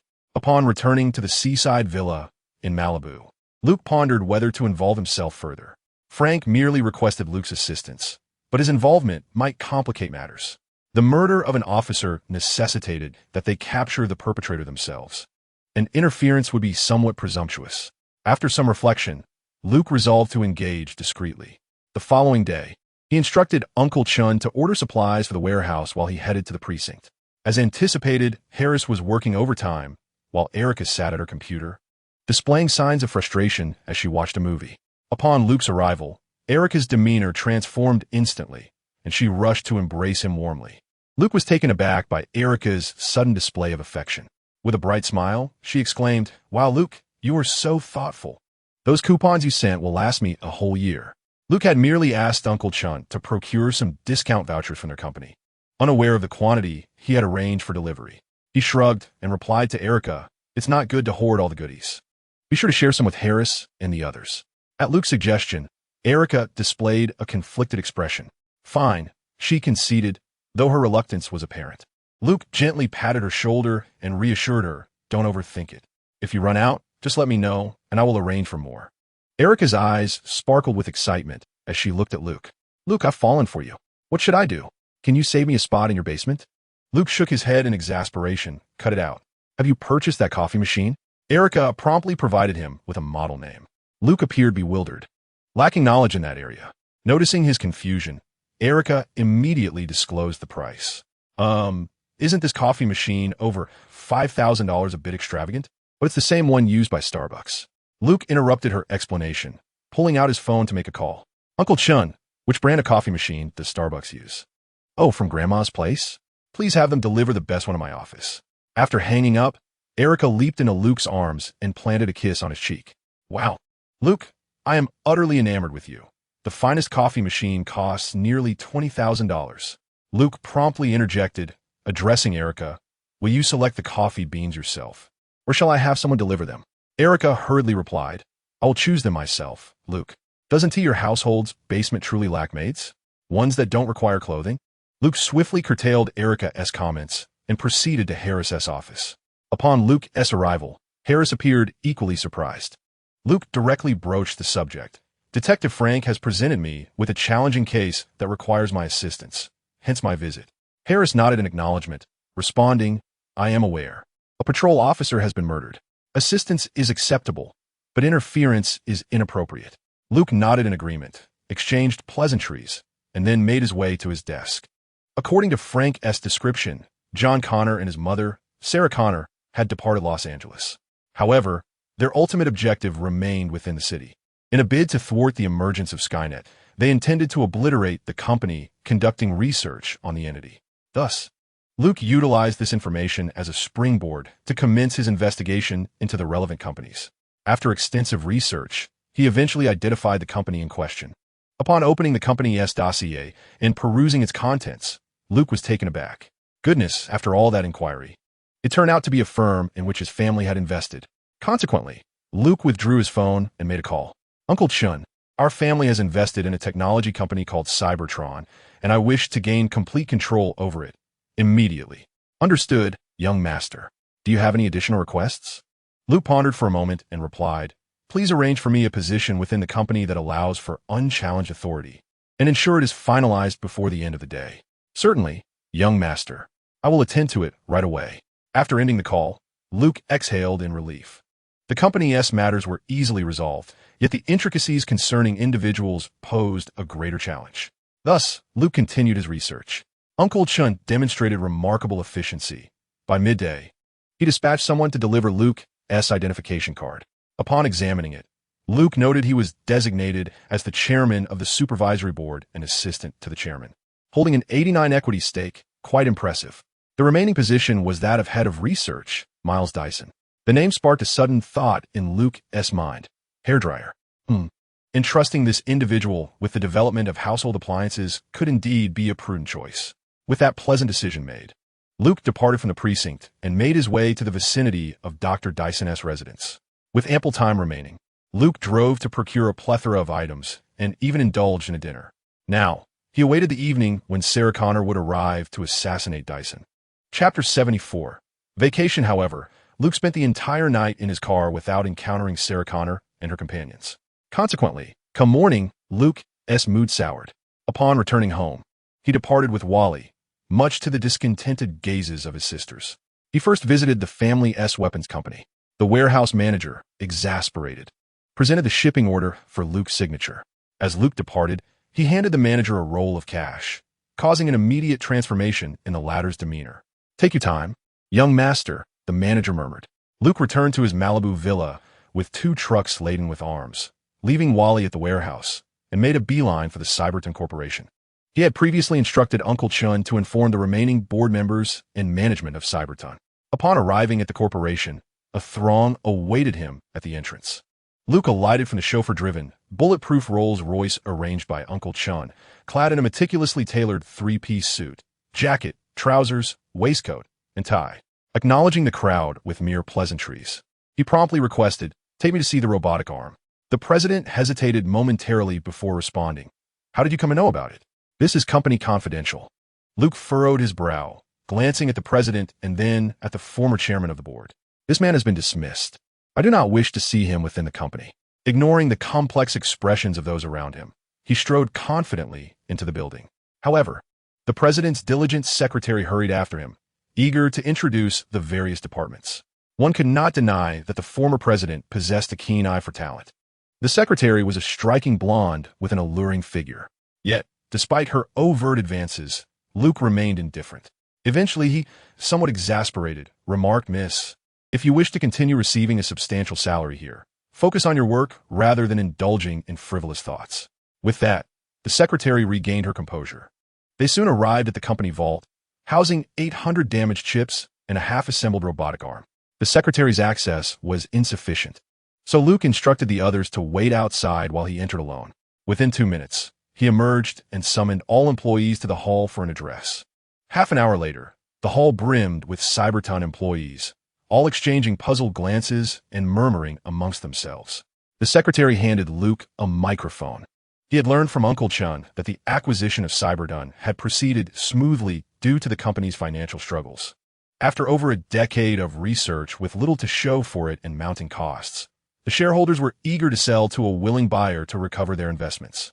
The remaining shares were concentrated in the hands of the technical team. Luke wasted no time in his address. "I am a new shareholder of the company, and the largest one at that, having just acquired 89 of the company's shares. I hereby announce a 1-week paid vacation for everyone." As soon as he finished speaking, the employees erupted in excitement. He continued, "Furthermore, all salaries will be increased by 15. The employees cheered in jubilation. However, Luke soon doused their enthusiasm with cold water.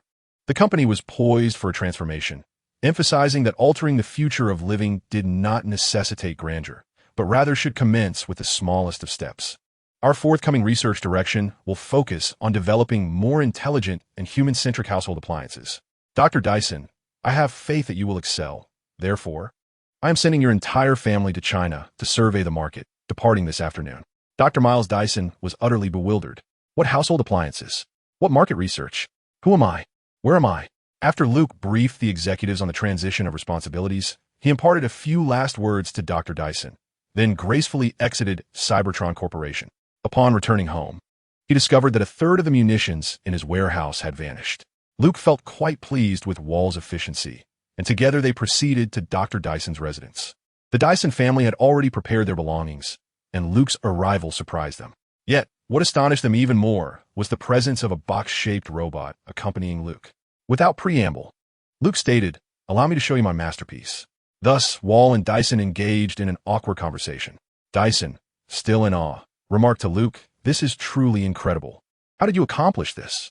Luke responded, "Your research direction is misguided. The essence of artificial intelligence lies not in the learning patterns, but in the underlying logic." He then proceeded to articulate some fundamental design concepts of artificial intelligence to Dr. Dyson, leaving him utterly speechless. Perplexed, Dyson inquired, "If you understand this so well, why has the company halted its research in this field to focus on household products?" Luke smiled and replied, "The time is not yet ripe. Artificial intelligence incites fear among people, and none can guarantee whether its ultimate manifestation will be benevolent or malevolent." Dyson nodded thoughtfully. Luke continued, "If it is benevolent, that is well and good, but if it is malevolent, the potential for destruction is immense." After contemplating for a considerable time, Dyson sighed and conceded to Luke, "You are right. No one can guarantee this. I have been too presumptuous." Luke was satisfied with Dyson's attitude. Although he ultimately developed Skynet, Dr. Dyson was not a villain. His intelligence in researching small appliances was indeed a formidable advantage. Perhaps in the future, he would open a shop that would undoubtedly yield greater profits and impact than pursuing military contracts. Watching as the individuals he had arranged took the Dyson family away, Luke returned to the Dyson residence and activated the power in the room, ensuring it appeared to be a normally occupied house. He then set up some items at the Dyson's doorstep before returning to his vehicle. Still parked not far away, he and Wall exchanged thoughts while keeping watch. As anticipated, after nightfall, a shadowy figure stealthily appeared within Luke and Wall's line of sight. Luke stealthily alighted from the vehicle, with Wall trailing behind, having equipped himself with rubber treads. Sarah Connor, clad in a black tactical vest and armed with a fully equipped firearm, positioned herself behind the bushes outside the Dyson residence. Just as she settled into her chosen spot, preparing to survey the situation within the villa, she felt the cold press of a gun against the back of her head. "Madam, even assassins have standards. It is quite rare to encounter someone as amateurish as you," came the voice. In an instant, Luke snatched the weapon from her grasp, along with the firearm holstered at her leg. Slowly, she turned around to face him, raising her hands in surrender, only to behold a young man clad in a bespoke suit, accompanied by an unusual robot at his feet. Luke holstered his own weapon and presented his credentials. "Now, tell me where your son and his bodyguard are." The words rendered Sarah momentarily speechless, a realization dawning upon her as dread surged within her. Observing her expression, Luke discerned her thoughts and reassured her, "Hey, I am human, not the robot that is hunting you." Chapter 75. Personal verification. Sarah Connor remained unconvinced.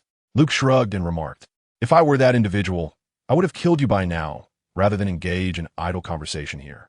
Yet, Sarah remained skeptical of his words. From the 800 series, she had learned that the 1000 model could impersonate anyone. However, she found herself devoid of any weapon to verify his claims. Seeing her doubts linger, Luke swiftly approached her, uttering, "I apologize," before pressing his lips against hers. Just as Sarah prepared to resist, a boy's voice interjected, "What are you doing?" The situation grew awkward. Being caught in an unexpected kiss with her mother was a rather uncomfortable predicament. After releasing Sarah, Luke spread his hands in a gesture of innocence, saying, "I claimed I wasn't a robot. She didn't believe me, so I had to demonstrate." Then he turned to Sarah and asked, "Do you believe me now?" As Sarah noticed her son and the 800's arrival, she felt a moment of embarrassment but quickly regained her composure. She certainly sensed Luke's warmth. Although she was an alluring woman, she was not his type. Without offering an explanation to young John, she inquired, "Who exactly are you?" Luke once again produced his credentials, stating, "Agent. The commotion you created was too significant. I had no choice but to intervene." Young John hastily clarified, "It was the 1000's doing. We were merely forced to retaliate." Luke nodded in acknowledgement, "I understand. Otherwise, it wouldn't have been me arriving here, but rather a team." Sarah regarded Luke with intensity, asking, "Do you intend to take us back?" Luke shook his head. "Your situation is too bizarre. Do you really wish to take young John to a psychiatric facility?" Sarah was immediately reminded of the torment she endured in the psychiatric hospital. "No, I never wish to return to that place again." Luke gestured towards the 800 unit, remarking that its allure to the military was akin to that of a newly released prisoner beholding a beautiful woman destined to be captured for research. Finally, with a resolute tone, Luke proclaimed, "Let us depart from here at once." Sarah quickly countered, "No, we cannot allow Dr. Dyson to continue his research. He has traveled abroad and will not return for a week. If we leave now, the 1000 unit will surely find this place."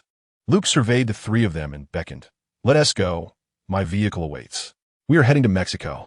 In unison, the mother and son declared, "We have a car." Luke pointed to the Dodge Rambler he had driven. "Do you see that? Bulletproof. Are you certain you wish to drive your dilapidated vehicle?" Facing the striking design of the Dodge Rambler, both mother and son expressed envy. Has the configuration improved so significantly? The 800 unit interjected. "His suggestion is indeed sound." The little robot, Wally, chimed in as well. It was then that they realized the small creature beside Luke was a robot. Little John's eyes widened in astonishment as he gazed at Wally. "Is this thing also a robot?" Luke, while walking, responded, "What is so strange about that? You have a lifelike robot beside you as well." Little John fell momentarily speechless before inquiring, "But does he come from the future?" Luke turned back, offering a mysterious smile. "How can you be so certain that they are the only ones from the future?" One must admit, Luke had a knack for building suspense. His words successfully widened Connor mother and son's eyes once more. Luke instructed the 800 unit to transfer all their weapons into the trunk of the Dodge Rambler. Observing their worn-out belongings, he sighed, "Most of your items are utterly useless." Little John, filled with curiosity, asked, "How do you know?" Luke gave him another enigmatic smile, but refrained from answering. At that moment, Sarah proposed an alternative plan. "We should go to Cyberton Corporation and destroy the remaining documents there." Luke shook his head, saying, "There's no need. Dr. Dyson provided me with the crucial information before he left, and the company has destroyed the backups. Little John, perplexed, asked, "How did you manage that?" Luke nonchalantly replied, "I acquired Cyberton Corporation." Goodness! Little John and Sarah exclaimed simultaneously. Luke continued, "The designers of Skynet do not fully comprehend artificial intelligence. It was born merely by chance, as long as we clearly define its foundational logic." Luke persisted in elucidating the theories of artificial intelligence to Little John and Sarah. Alas, these two individuals are devoid of education and can only respond to Luke's narration with an expletive. Young John spends his days either skipping school or on the way to do so, while Sarah, a country girl, dropped out to work as a barmaid in Los Angeles. The combined number of books they have read pales in comparison to what Luke has perused in just 1 year of high school. In disbelief, young John asks Luke how he has acquired such extensive knowledge in artificial intelligence. Luke replies, "I hold 3 doctoral degrees from Stanford." Goodness, have the requirements for joining become so rigorous? At this moment, 800 interjects, stating he is quite right. The lack of foundational logic in Skynet has led to its uncontrollable self-awareness, resulting in the desire to eradicate humanity. Noticing that the mother and son remain perplexed, Luke declares, "We are heading to Mexico. I have prepared a special surprise for it." "Why Mexico?" Luke responds with resignation. "The whole world is in a frenzy searching for the murderer of the officer. It must appear at the border to have any hope of evading capture. Moreover, being abroad facilitates the handling of subsequent complications." In the stillness of the night, at the Dyson family's villa, the officer 1000, resembling the Austin officer, arrives at the villa's entrance. A wooden sign on the door reads, "Want to know where John Connor is? Flip it over." Upon reading this, 1000 indeed flips the sign, revealing an address not far from a small town southwest of the Mexican border. After scanning the information, 1000 sets the sign down, triggering a mechanism left by Luke. The entire villa then explodes. Luke is well aware that this will not harm 1000, but the commotion will surely attract the police, buying him more time by delaying 1000's pursuit. As anticipated, the relentless search for the murderer of their colleague intensifies, with 1000 engaging in several skirmishes and commandeering several vehicles to evade capture. Once it crosses the border into Mexico, Luke and his companions have everything prepared, awaiting the arrival of this protagonist. Luke instructs Chunbo to purchase a small smelting factory here, where he lays traps, anticipating 1000's arrival. Chapter 76. Resourcefulness. Luke brings Connor and her son to the border city of Chula Vista. After a brief respite, he receives a delivery from Chunbo containing identity dossiers and related documents, including bank cards for the 3 of them. While 800 and young John remain unfazed, Sarah erupts with indignation. "You want me to marry a robot? What kind of joke is this?" Luke gestures toward 800, who is examining the identity information with young John, and remarks, "Do those 2 not resemble a father and son?" Sarah glanced at the 2 individuals in the direction indicated by Luke, her brow furrowing in discontent.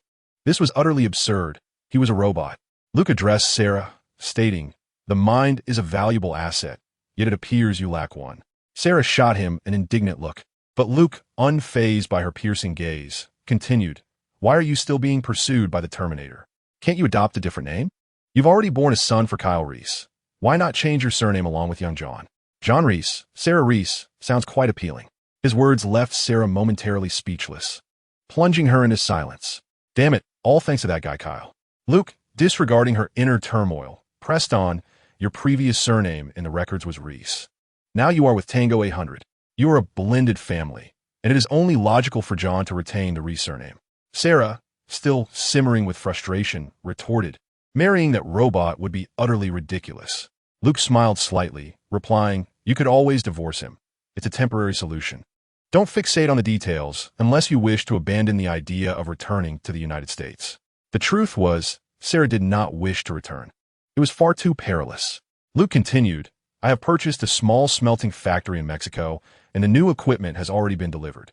You can stay there for a while until the situation calms down." Sarah shook her head and replied, "I don't want to go back to the United States. Mexico seems just fine." Luke sighed and said, "You must consider young John. He is still a child and needs to experience a normal education rather than wandering aimlessly." After contemplating, Sarah glared at Luke and insisted, "No, I refuse to be with that robot." Luke, weary of her complaints, dismissed her objections. This is how it will be. Do not be so picky. If you encounter a Terminator again, can you manage alone? Though Sarah was obstinate, she ultimately succumbed to the undeniable truth. But that was a matter for another time. Noticing Sarah's discontent, Luke pondered for a moment before retrieving a syringe labeled life-saving 250 from behind him. In a swift motion, before Sarah could react, he injected it into her arm. As she began to struggle, Luke instructed, hold still. This will alleviate the side effects from the medications you were given in the psychiatric hospital. Hearing his words, Sarah fell silent. Satisfied, Luke retracted the syringe. Do not regard me with such an expression. Your family owes me significantly. This injection is worth $20 million. What? Are you trying to deceive me? Luke shrugged nonchalantly. I have no obligation to explain myself. Believe it or not, in due time, you will understand. It will make you healthier and younger. Indeed, Sarah's expression transformed in an instant. No woman would decline the opportunity to regain her youth. Luke crafted a simple disguise for the three of them, using materials he casually acquired. While their physical forms remained unchanged, their appearances exhibited subtle alterations. They now masqueraded as a family of four traveling to Mexico. At the border, they utilized false identities and, to their relief, passed through the checkpoint without incident. Guided by Wally's map, Luke located the smelting plant they intended to commandeer. It was his first time witnessing the device protruding from beneath Wally's neck, capable of projecting three-dimensional holograms ahead. This feature piqued 800's curiosity, though Luke merely uttered a phrase, and 800 nodded in agreement. The technological advancements of Skynet were heavily focused on warfare, rendering such auxiliary technology of little significance to it. The smelting plant was situated in a small town not far from the Mexican border, where most of the residents relied on the facility for their livelihoods. As luck would have it, the plant was on holiday, and upon presenting the necessary documentation to the security guard, Luke ensured that 800 would assume the role of the plant's owner. He also granted the guard a day off, leaving the factory devoid of personnel, with only Luke and his companions remaining. The expansive facility allowed Luke to select a warehouse as their battleground, where workers dispatched by Uncle Chun had already installed the necessary equipment. After inspecting the setup and confirming its adequacy, he assigned tasks accordingly. He had received word that 1,000 had already crossed the border and would arrive within a few hours. Luke instructed Connor and her son to stay close behind him while directing 800 to lure 1,000 to the factory entrance. At the back of the warehouse, the three of them, alongside Wally, settled in. Wally occasionally produced snacks for Little John and Sarah, who marveled at the treats, though their lack of education rendered it difficult for Luke to elucidate the intricacies of dimensional portals. Curiously, Sarah inquired, "Aren't you going to prepare any weapons?" Luke chuckled softly, replying, "If it were a human, I wouldn't need to go to such lengths. However, this robot is rather unique, necessitating a few clever tactics." Sarah nodded, somewhat understanding but still feeling anxious. Her dread of the Terminators had become a haunting specter in her mind, and the waiting period only amplified her unease. Just as Luke intended to offer her some comfort, he heard commotion at the factory entrance. The sound of gunfire erupted in rapid succession. 800 had taken action. However, it wasn't long before Luke heard the noise of a vehicle. 800 parked his car at the warehouse entrance, swiftly entered the building, and then took an alternate route to depart. Luke had assigned him the task of blocking the entrance once 1,000 entered the warehouse, ensuring it could not escape. This was merely a precaution. With its target so close at hand, 1,000 would not flee. Sarah stood behind Luke, clutching Little John.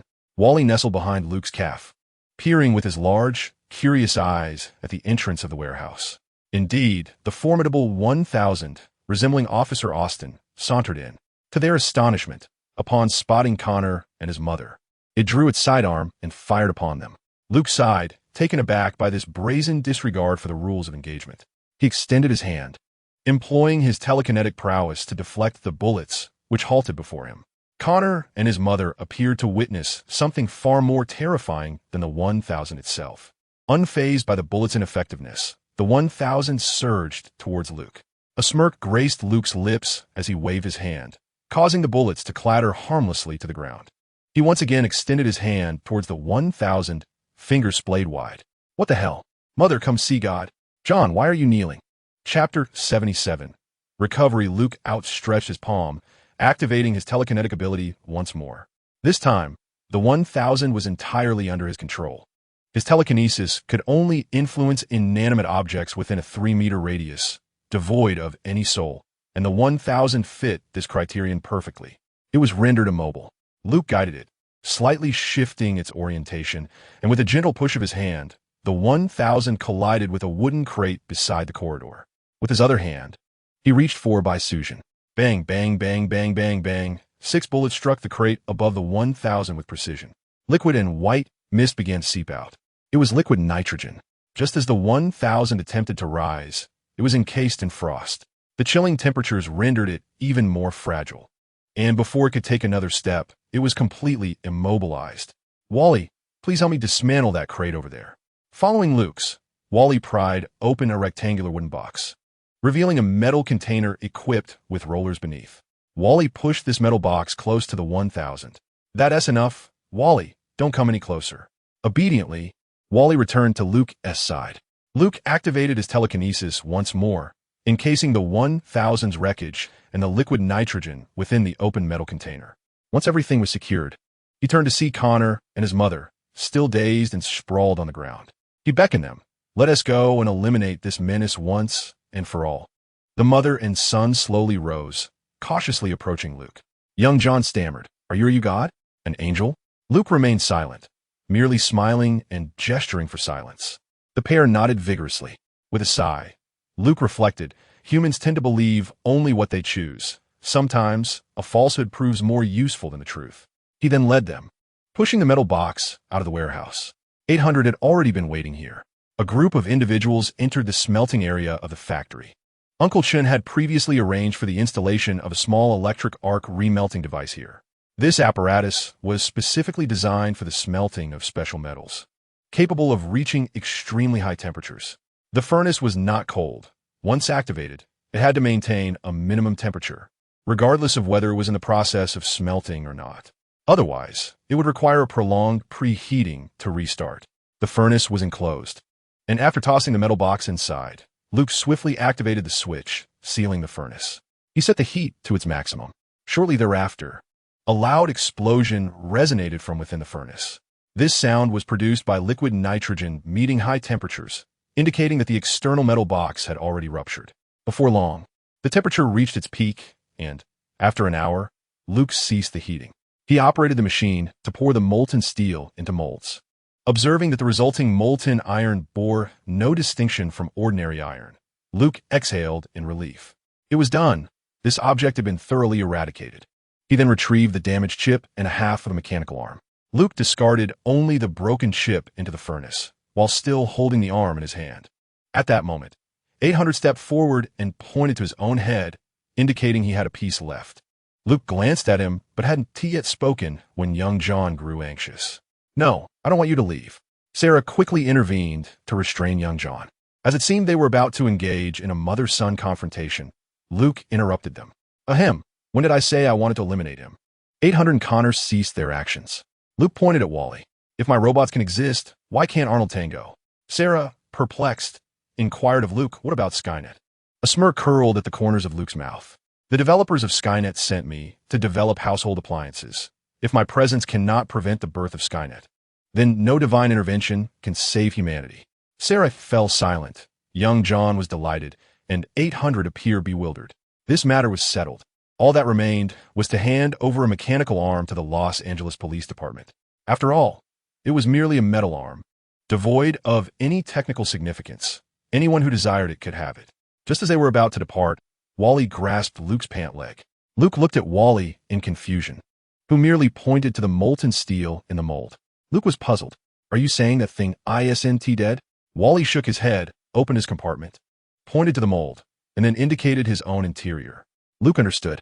You wish to recover it? Wally nodded. Very well, but we need to wait for it to cool. However, Wally shook his head, proceeding directly to the edge of the mold containing the molten iron.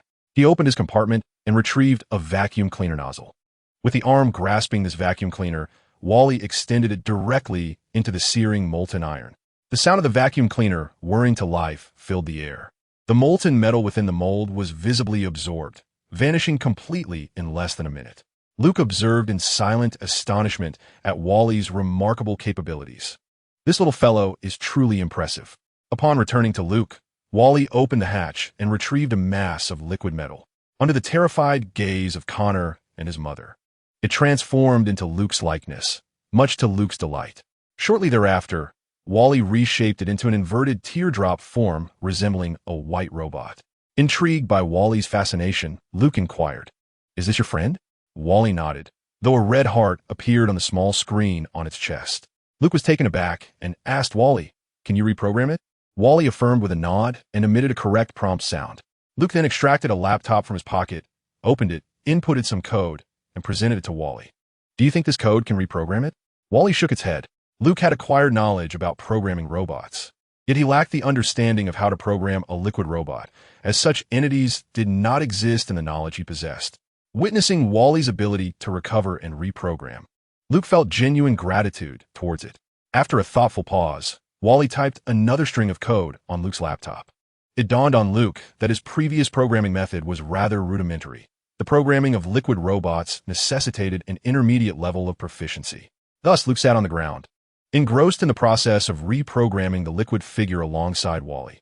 Sarah and Little John exchanged bewildered glances, uncertain whether to stay or leave, utterly confused by the conversation between Luke and Wally.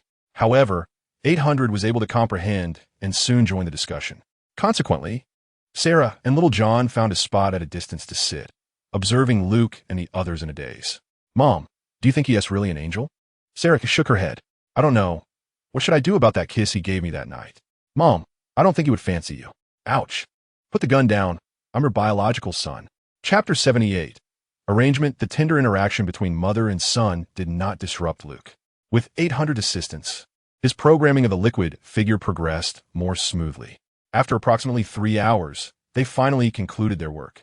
The mother and son had nestled together and fallen asleep nearby.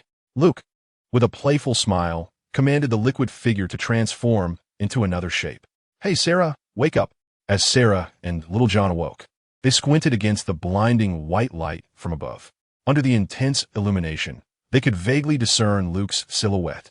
Despite the dazzling brightness, they widened their eyes in curiosity. Behind Luke, a pair of pristine wings unfurled as he smiled down at them. "Oh my God, are you truly an angel?" Just as the mother and child were still in a state of bewilderment, the overhead light suddenly extinguished, plunging them into darkness. The brilliant whiteness vanished, and the wings behind Luke melted away. In the terrified gaze of the mother and son, the liquid metal robot transformed into Luke's appearance as he had entered Mexico. With a smile, Luke addressed the duo, saying, "Allow me to formally introduce my companion here, Lima Tango." The identity Luke adopted upon entering Mexico. Luke understood that the mother and child lacked sophistication. Hence, he resorted to a more straightforward expression. "Tonight, a shooting will occur in Tijuana. When has Tijuana ever been free of gunfire?" Sarah questioned, puzzled. Luke gestured for her to remain calm and continued. "The victims of this incident will be John Connor and Sarah Connor. From this moment forth, they shall vanish from the world.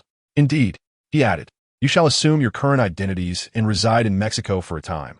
I will arrange your return to the United States later." Pointing at the robot beside Luke, Sarah inquired, "Is it meant to stay here?" Luke nodded affirmatively. "It, along with Arnold, will remain to safeguard you until your return to the States." After a moment of silence, Sarah asked, "Why is it named Tango?" Luke shrugged. "Its designation is merely a code, referred to in military parlance as Tango." Sarah still harbored some doubts. What if, just what if, these two prove untrustworthy? Luke shook his head. "That will not happen. If it is compromised or altered, I will be alerted, and assistance will come. I have friends in Mexico." He sighed. "I know, but after you depart, the 1,000 has been there, and your friends are no more." Hearing this grim news, Sarah felt a wave of sorrow wash over her. Little John, empathizing with her pain, embraced her. Luke accepted a bag from Wall and handed it to Arnold. "Inside are $200,000, and your bank cards hold another $300,000, sufficient for your needs for a while." Without further regard for the grieving mother and son, he stated, "I must take my leave. You should rest here. When the time is right, I will facilitate your return to America."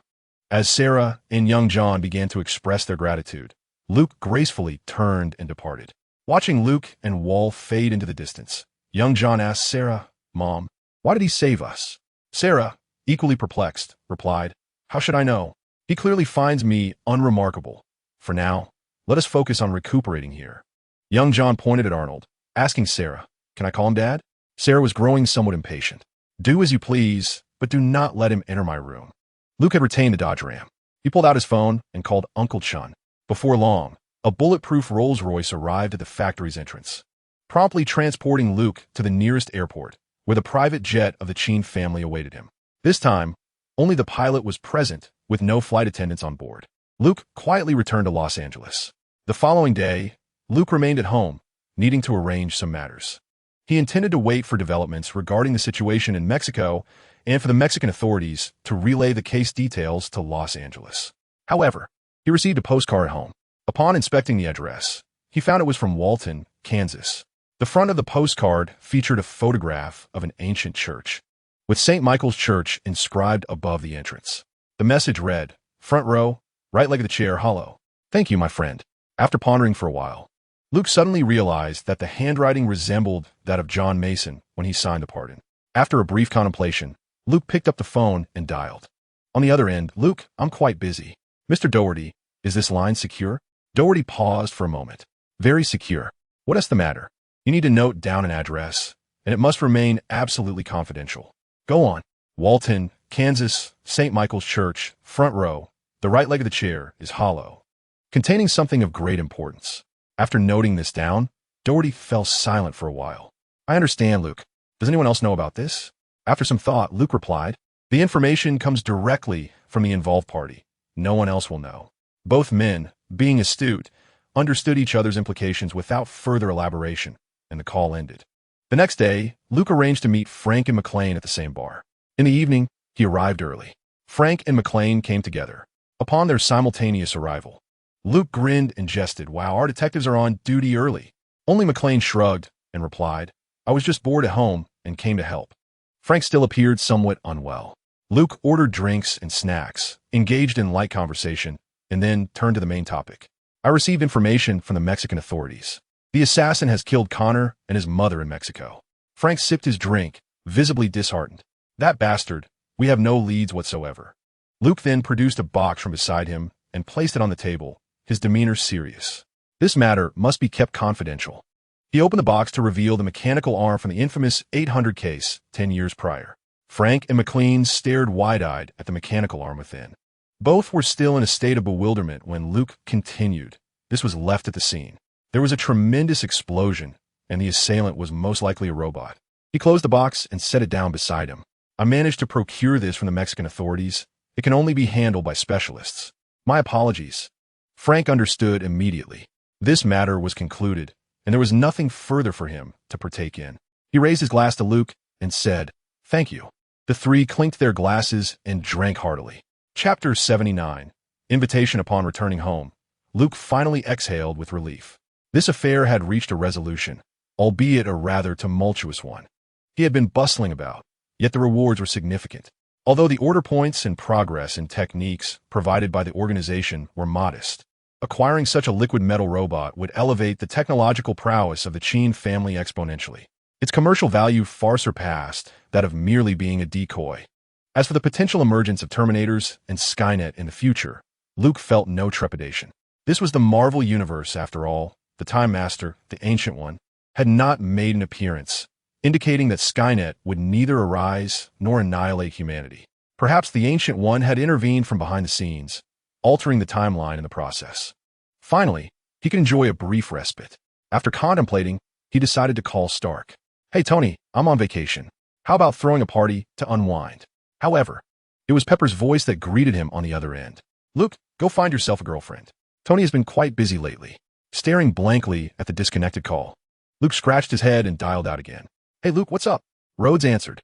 "I'm on vacation. Want to hang out?" "Can't do it. I have a mission and I'm not in Los Angeles. I'll catch up with you when I return." "All right, good luck with your mission." Luke sighed and ultimately decided to call his father. That evening, the children of the Chun family erupted in excitement. Luke intended to take them to stay at the Malibu villa for a while. After all, he had nothing on his agenda, allowing him to play with the kids and give his parents some private space. Then, he received a text from the bank. His father had transferred him $100,000, while his mother had sent $50,000. Luke accepted the generous gifts with glee. Angela and her friends were naturally thrilled. For the scenery was splendid, with no one to oversee them, and there was Wally. Even Natasha, usually stoic, wore a smile. She had officially been adopted by Mr. and Mrs. Cheen. After consulting her, she chose to rename herself Lisa Cheen. This decision was made after a conversation with Luke, who advised her that to truly bid farewell to her past, she should do so with finality. Apart from her physical form and memories, she holds no ties to the past. Presently, she resembles an ordinary young girl, attending school daily alongside Angela and Beth. Although the curriculum she encounters now starkly contrasts with her previous education, her intellect shines through. Her academic performance is improving rapidly, and next year, the trio of sisters shall continue their journey into high school together. The youngest, Jessica, remains the ever-enthusiastic shadow of her elder sisters, but with Wally around. Her brother, Henry, finally experiences a semblance of freedom. He indulges in video games at Luke's, a privilege denied by their parents at home, often losing track of time. However, Luke ensures that playtime does not infringe upon their routine, leaving Henry to reluctantly retire for the night. The following day, Luke transports the children to school. Just as he nears the villa, he receives a call from Stark. "Hey, Tony. Luke, Pepper has gone to New York for a conference.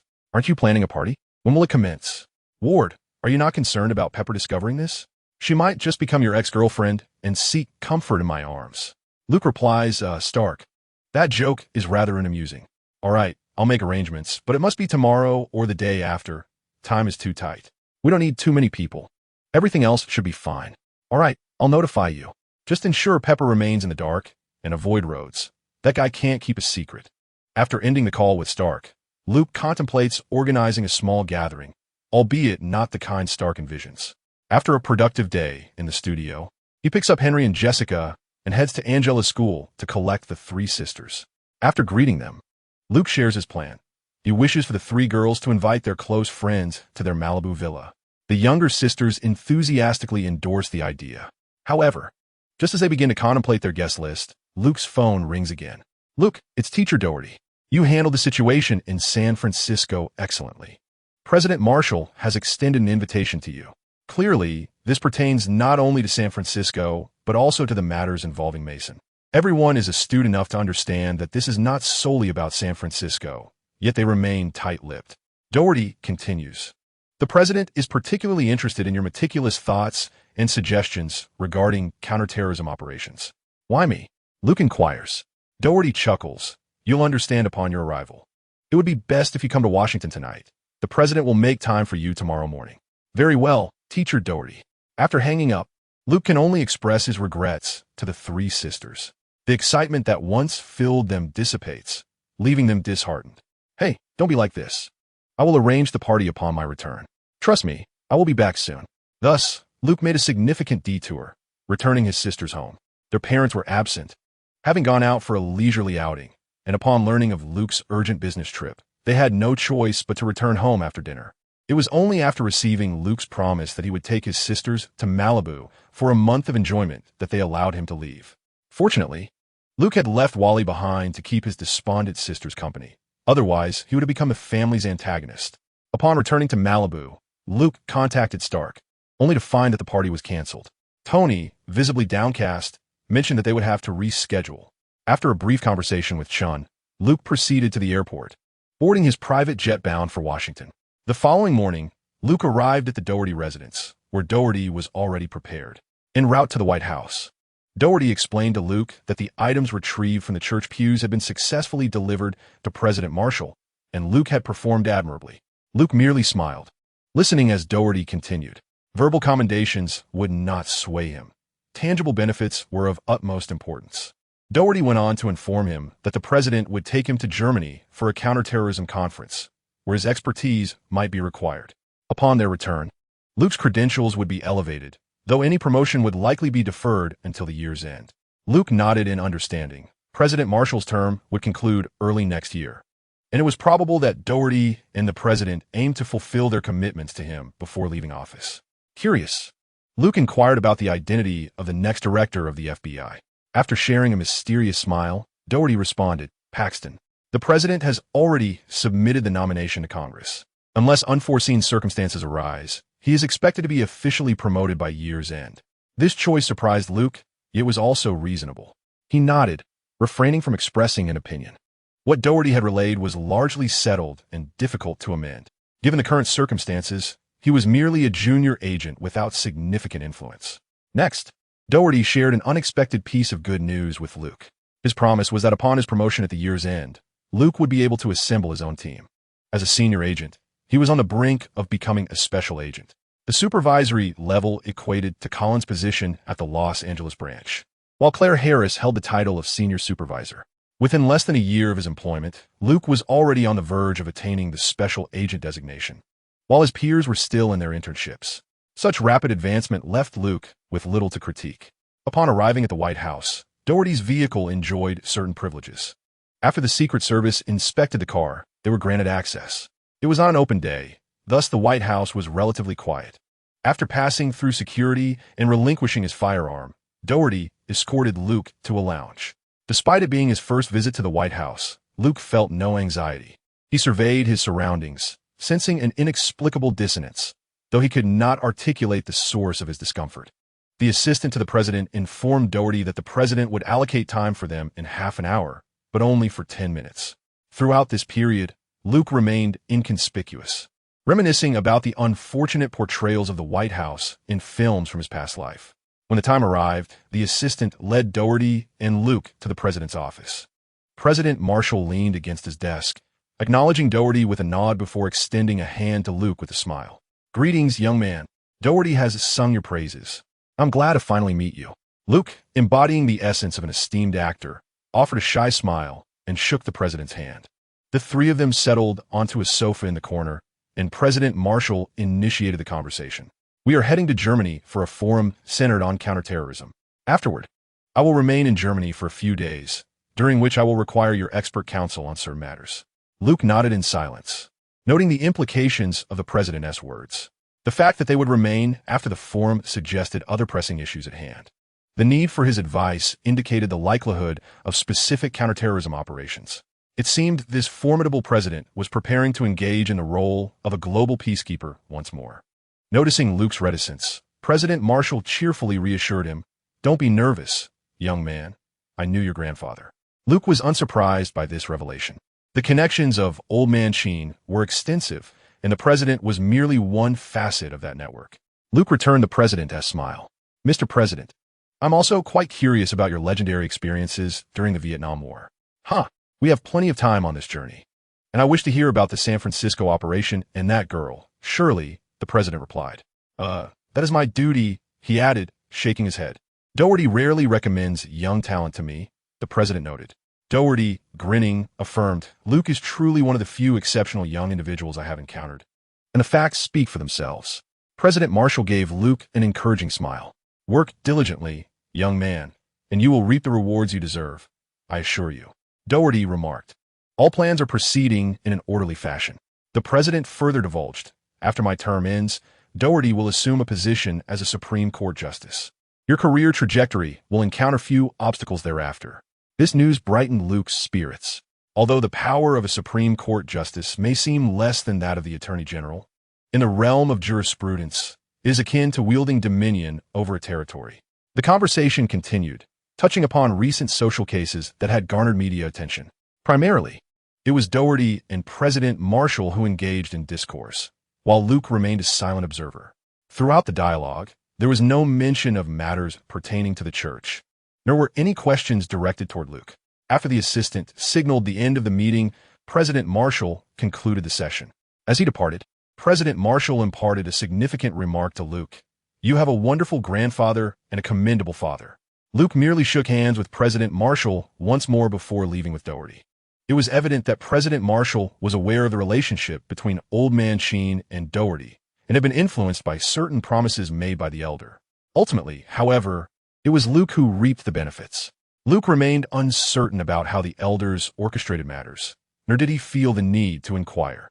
Such is the nature of familial affection. When they deem it necessary for Luke to be informed, they will convey it to him in due time. At just under 22 years of age, Luke has a long journey ahead. He does not reject the concern and arrangements of his elders. Unlike some scions of prominent families who often experience prolonged periods of rebellion. For instance, the daughter of the former governor of California, Lena Kendrick, epitomized such defiance. She harbored a strong aversion to her family's plans. In contrast, Luke chose his path, initially to enhance his progress in martial arts and accumulate order points.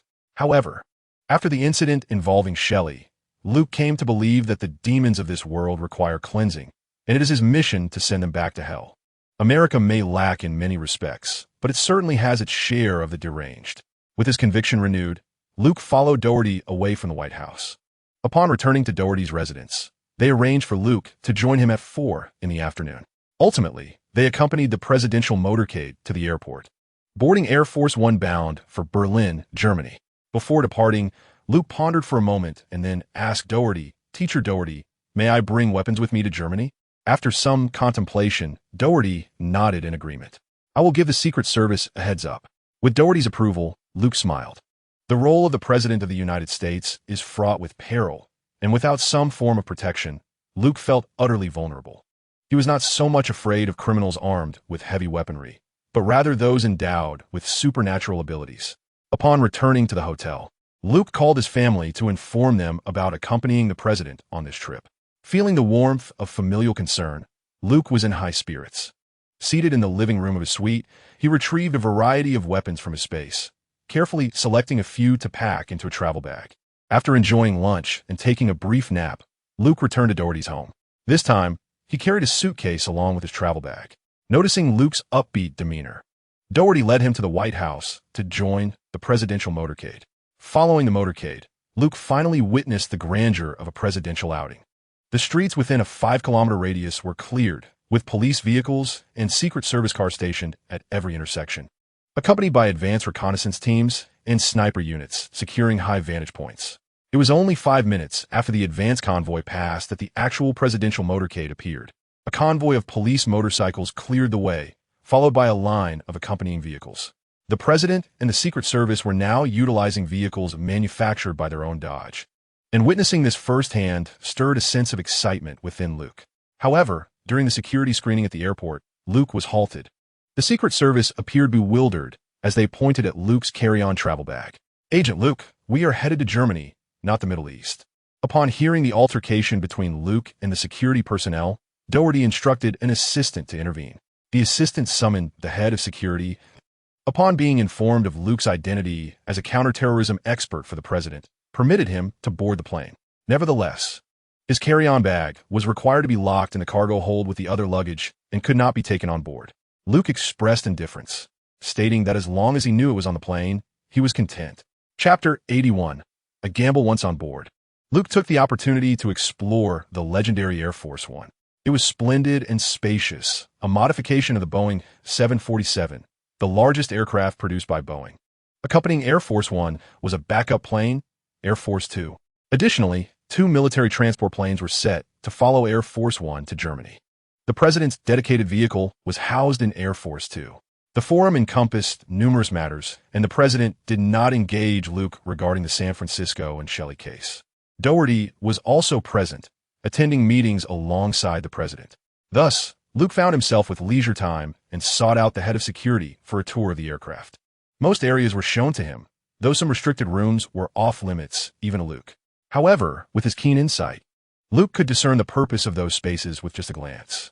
Consequently, he happily accompanied the head of security on a stroll around Air Force One. This journey promised to be lengthy, and with nothing to occupy his time, Luke resorted to watching television to pass the hours. It wasn't until the plane landed that he encountered President Marshall and Doherty. After disembarking, Luke was escorted by Doherty's assistant to the vehicles of the accompanying personnel, heading straight to the hotel. The forum spanned 3 days, during which Luke remained at the hotel. Travel for the accompanying personnel was discouraged unless absolutely necessary. So Luke indulged in the hotel's amenities, dining, swimming, and exercising. Following the conclusion of the forum, the president's assistant sought out Luke. "Agent Luke, the president requires your presence. Please follow me." Upon arriving at the president's suite on the top floor of the hotel, Luke found President Marshall awaiting him in the conference room. To his delight, he also encountered a familiar face. President Marshall smiled at Luke and remarked, "Colonel Anderson, you two must be quite acquainted by now," greeting Colonel Anderson with a handshake. Luke responded, "Congratulations on your promotion, Colonel Anderson." "Thank you, Senior Agent Luke," he replied, and they shared a knowing smile. President Marshall wasted no time in outlining the forthcoming assignment. This operation would be conducted in conjunction with Russian special forces, targeting General Ivan Radik of Kazakhstan. Led by Radik, the army overthrew the previous government and orchestrated a series of terror attacks across Eastern Europe. Tonight, we shall embark on a flight to Russia, while you will proceed directly to an Air Force base near the Kazakh Republic. There, you will have a week to devise and rehearse your plans. After listening to President Marshall's introduction, Luke and Colonel Anderson maintained their calm demeanor. The specifics certainly require further information. President Marshall merely outlined the mission. Ultimately, it would be left to him and Anderson to engage with the Russian counterparts. After granting Luke and Anderson a moment to digest the mission details, President Marshall inquired once more if they had any further requests. Colonel Anderson shook his head, clearly indicating that the lack of concrete information made it premature to voice any demands. However, Luke spoke up to ask President Marshall, "Am I to participate in the operation?" "That decision rests between you and Colonel Anderson. If Colonel Anderson deems you fit, it is up to you to consider your participation." Luke nodded in understanding. Their previous collaboration had been quite agreeable. It was likely that Colonel Anderson would not decline Luke's involvement this time. Both men turned their gazes toward Colonel Anderson. But he, being a meticulous soldier, stated, "I will not hastily agree to anyone's inclusion without specific information and a plan." President Marshall nodded in approval of Colonel Anderson's meticulous approach. Luke recognized Anderson's concerns and refrained from making further requests. That evening, Luke gathered his belongings and an extensive arsenal, following Colonel Anderson to the U.S. military base in Germany. Accompanying them was a civilian staff member from the presidential office, primarily tasked with documenting the operation and liaising with the office. On their way to the military base, Colonel Anderson informed Luke, "I apologize, Agent Luke, but I'm still unclear about the specific mission details. I cannot assure you of your participation."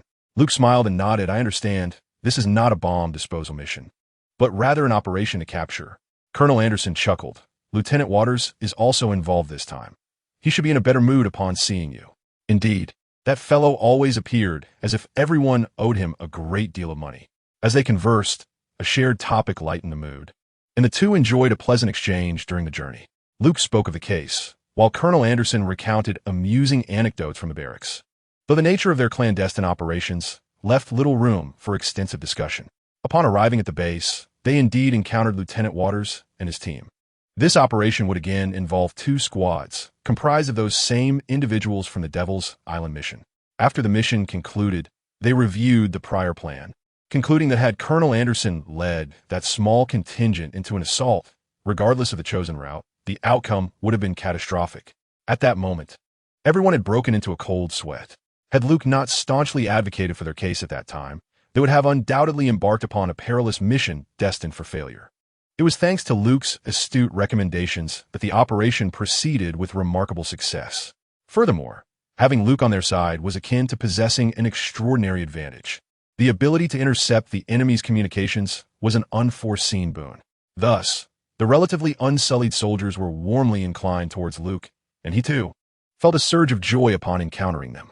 Noticing the equipment they bore, he chuckled to himself, realizing why they were so exuberant. After all, it was the very gear they had pilfered during their last encounter. After exchanging pleasantries with each of them, Luke inquired of Colonel Anderson whether the weaponry brought along was sufficient. Walters flashed a grin, responding, "The previous equipment was excellent, and Colonel Anderson has procured us another batch, which is quite effective." "Thank you." Luke waved his hand dismissively. "No need for thanks. It's the headquarters that foots the bill." Following their cordial exchanges, Colonel Anderson did not deliver a mission briefing. Instead, everyone boarded the aircraft directly, heading straight for the military base along the Russian border. Upon their arrival, night had fallen. They were greeted by the base's logistics supervisor, a major general. After ensuring Colonel Anderson was settled, he escorted the group to the base's dining hall, where the commander awaited them for a welcoming banquet. Colonel Anderson led a contingent of 20, including Luke and a civilian officer, while the Russian military dispatched an equal number, supplemented by 6 higher-ranking officials, totaling 26. Luke, discerning the calculating glances from the Russians, sensed that a fierce confrontation loomed. Each seat bore a bottle of vodka, the 750-milliliter variety. Observing the malicious intent in the eyes of the Russians, Colonel Anderson's demeanor grew increasingly grave. Luke patted his shoulder and whispered, "Do not fret. As long as you withstand the first round, the rest shall be left to me." Colonel Anderson regarded Luke, recognizing that there was no alternative but to place his trust in him. Resolutely, he steeled himself, determined not to bring disgrace upon his country abroad. He signaled to his subordinates that the time had come for them to prove their mettle in the eyes of the Pentagon. Chapter 82. The Art of Seduction. The Russian generals, accompanied by the commanding officer of the operation, sat at the same table with Colonel Anderson, Luke, and the civilian officer. The base commander delivered a succinct opening statement, uttering a few pleasantries before raising his glass. The civilian officer turned pale upon sighting the vodka bottle, hastily waving his hands in refusal. However, beside him sat the Russian team leader, who, with a casual embrace, insisted, "To the friendship between our nations, let us drink." The civilian officer cast a desperate glance towards Colonel Anderson, but by then, the latter had already engaged in the fray. Luke was also firing on all cylinders, inwardly cursing. "To the so-called friendship between our nations. What camaraderie exists between America and Russia? It is merely a transaction among your higher-ups." Yet, he found himself unable to resist the insistence of the Russian operation leader beside him. He could only sip his drink in several small portions. After being poured a few cups, he turned around to find the generals engaged in a drinking contest with Luke. Of the 5 generals present, 4 had already succumbed to Luke's prowess. The base commander had no choice but to summon the Russian task force captain to counter the onslaught of alcohol. 10 minutes later, only Colonel Anderson remained at the main table, while Luke was able to sit comfortably. Before succumbing to inebriation, a junior clerk overheard the Russian task force captain exclaim, "Where did this guy come from? Is he here to ruin the party?" Following that, he lost consciousness. Meanwhile, Waters led his team in a drinking competition against the Russian operatives, who held a slight advantage. The Russians, invigorated by their home turf, displayed formidable spirit. However, all their advantages came to a halt with Luke's arrival. Luke abandoned the glass entirely, opting instead to drink directly from the bottle. The Russians demonstrated remarkable tenacity, fighting until the very last man. Even with the clear indication that Luke was impervious to intoxication, they persisted in their contest. Luke's remarkable feat astonished the SEAL team. After besting the last of the Russians, Luke offered a faint smile before closing his eyes, pretending to be inebriated. Someone quick on their feet caught the falling Luke, cementing his status as the hero of the evening. Colonel Anderson even arranged for those who had not participated much in the drinking to look after Luke. Once in bed, Luke feigned deep slumber, snoring so loudly that it resembled a battle cry. Yet, the following morning, everyone rose punctually. Under Colonel Anderson's repeated assurances, Luke joined the SEAL team for morning exercises. After breakfast, the group rested and prepared their gear. Lacking military attire and equipment, Luke was provided with a spare set by Colonel Anderson. At 9:30, everyone gathered for a mission briefing. Colonel Anderson led the team to the base's conference room. The Russians exhibited a markedly improved demeanor, particularly in their gaze towards Luke, as if they were beholding a deity. Having consumed a staggering 14 bottles of vodka the previous day, they had even prepared emergency personnel and equipment. Yet, at the meeting, Luke appeared completely unaffected. The news of his participation in the morning exercises had the Russians questioning the very laws of science. How could a counterterrorism advisor to President Marshall be so exceptional? Why did Russia lack such talents? The Russian soldiers found themselves in existential doubt, while their generals began to plot around Luke. The meeting was chaired by the base commander, who delivered only an opening remark while sipping coffee, remaining almost invisible. The actual mission briefing was conducted by a middle-aged man in a suit, known to all as a member of the Russian Foreign Intelligence Service. He served as the presenter, while a blonde beauty in military uniform, sporting the rank of lieutenant, operated the projector and frequently glanced at Luke during her introduction. After listening for a while, Luke finally grasped the situation. It was a beautiful trap. He chuckled, realizing he was merely being served as a pawn. Indeed, after lunch, the stunning woman invited Luke, claiming she had new intelligence to share. With a sense of idleness, Luke decided to observe what tricks she had up her sleeve. Upon arriving at her room, he was almost taken aback. Activating his insight, he discovered a plethora of generals and high-ranking officers in the adjacent room, fixated on numerous television screens lining the walls. Within the room, Luke identified at least 14 concealed cameras. Even if they had enlisted professional actors to impersonate him, he felt he must maintain his composure. As the enchanting woman offered Luke a drink, he firmly declined, stating that it was inappropriate to consume alcohol during work hours, especially with a meeting scheduled for the afternoon. Undeterred by her initial failure, she swiftly shifted the conversation to his life in America. Consequently, Luke, channeling his inner tour guide, painted a vivid picture of a world characterized by freedom, democracy, and openness. His detailed narrative was so compelling that he contemplated seeking benefits from the U.S. National Tourism Board upon his return. The woman, resolute in her intentions, noticed that the general seemed somewhat intrigued by Luke's account. Eventually, when it became evident that Luke was not falling for her charms, she resorted to the pretext of the room's warmth and began to remove her clothing, her shirt buttons nearly undone. However, Luke, maintaining an air of propriety, strode toward the balcony and opened the window. Despite being in the southernmost part of Russia in March, the chill still managed to bring the woman back to her senses. As the conversation awkwardly meandered, the topic unexpectedly shifted to yoga. The woman, seizing the moment, suggested that yoga could facilitate intimate physical contact and implored Luke to teach her some poses. Yet, Luke was not in the mood for tender indulgence. He demonstrated a few movements, then proceeded to guide her personally at her request. Luke's strength was formidable, as he manipulated her limbs with ease. Fortunately, the woman was a trained professional. Otherwise, she would have surely been at his mercy. As the lunch break drew to a close, Luke gracefully excused himself and departed, leaving the woman in a disheveled state amidst the cold breeze. Upon returning to his own camp's lounge, all eyes turned towards Luke, filled with envy.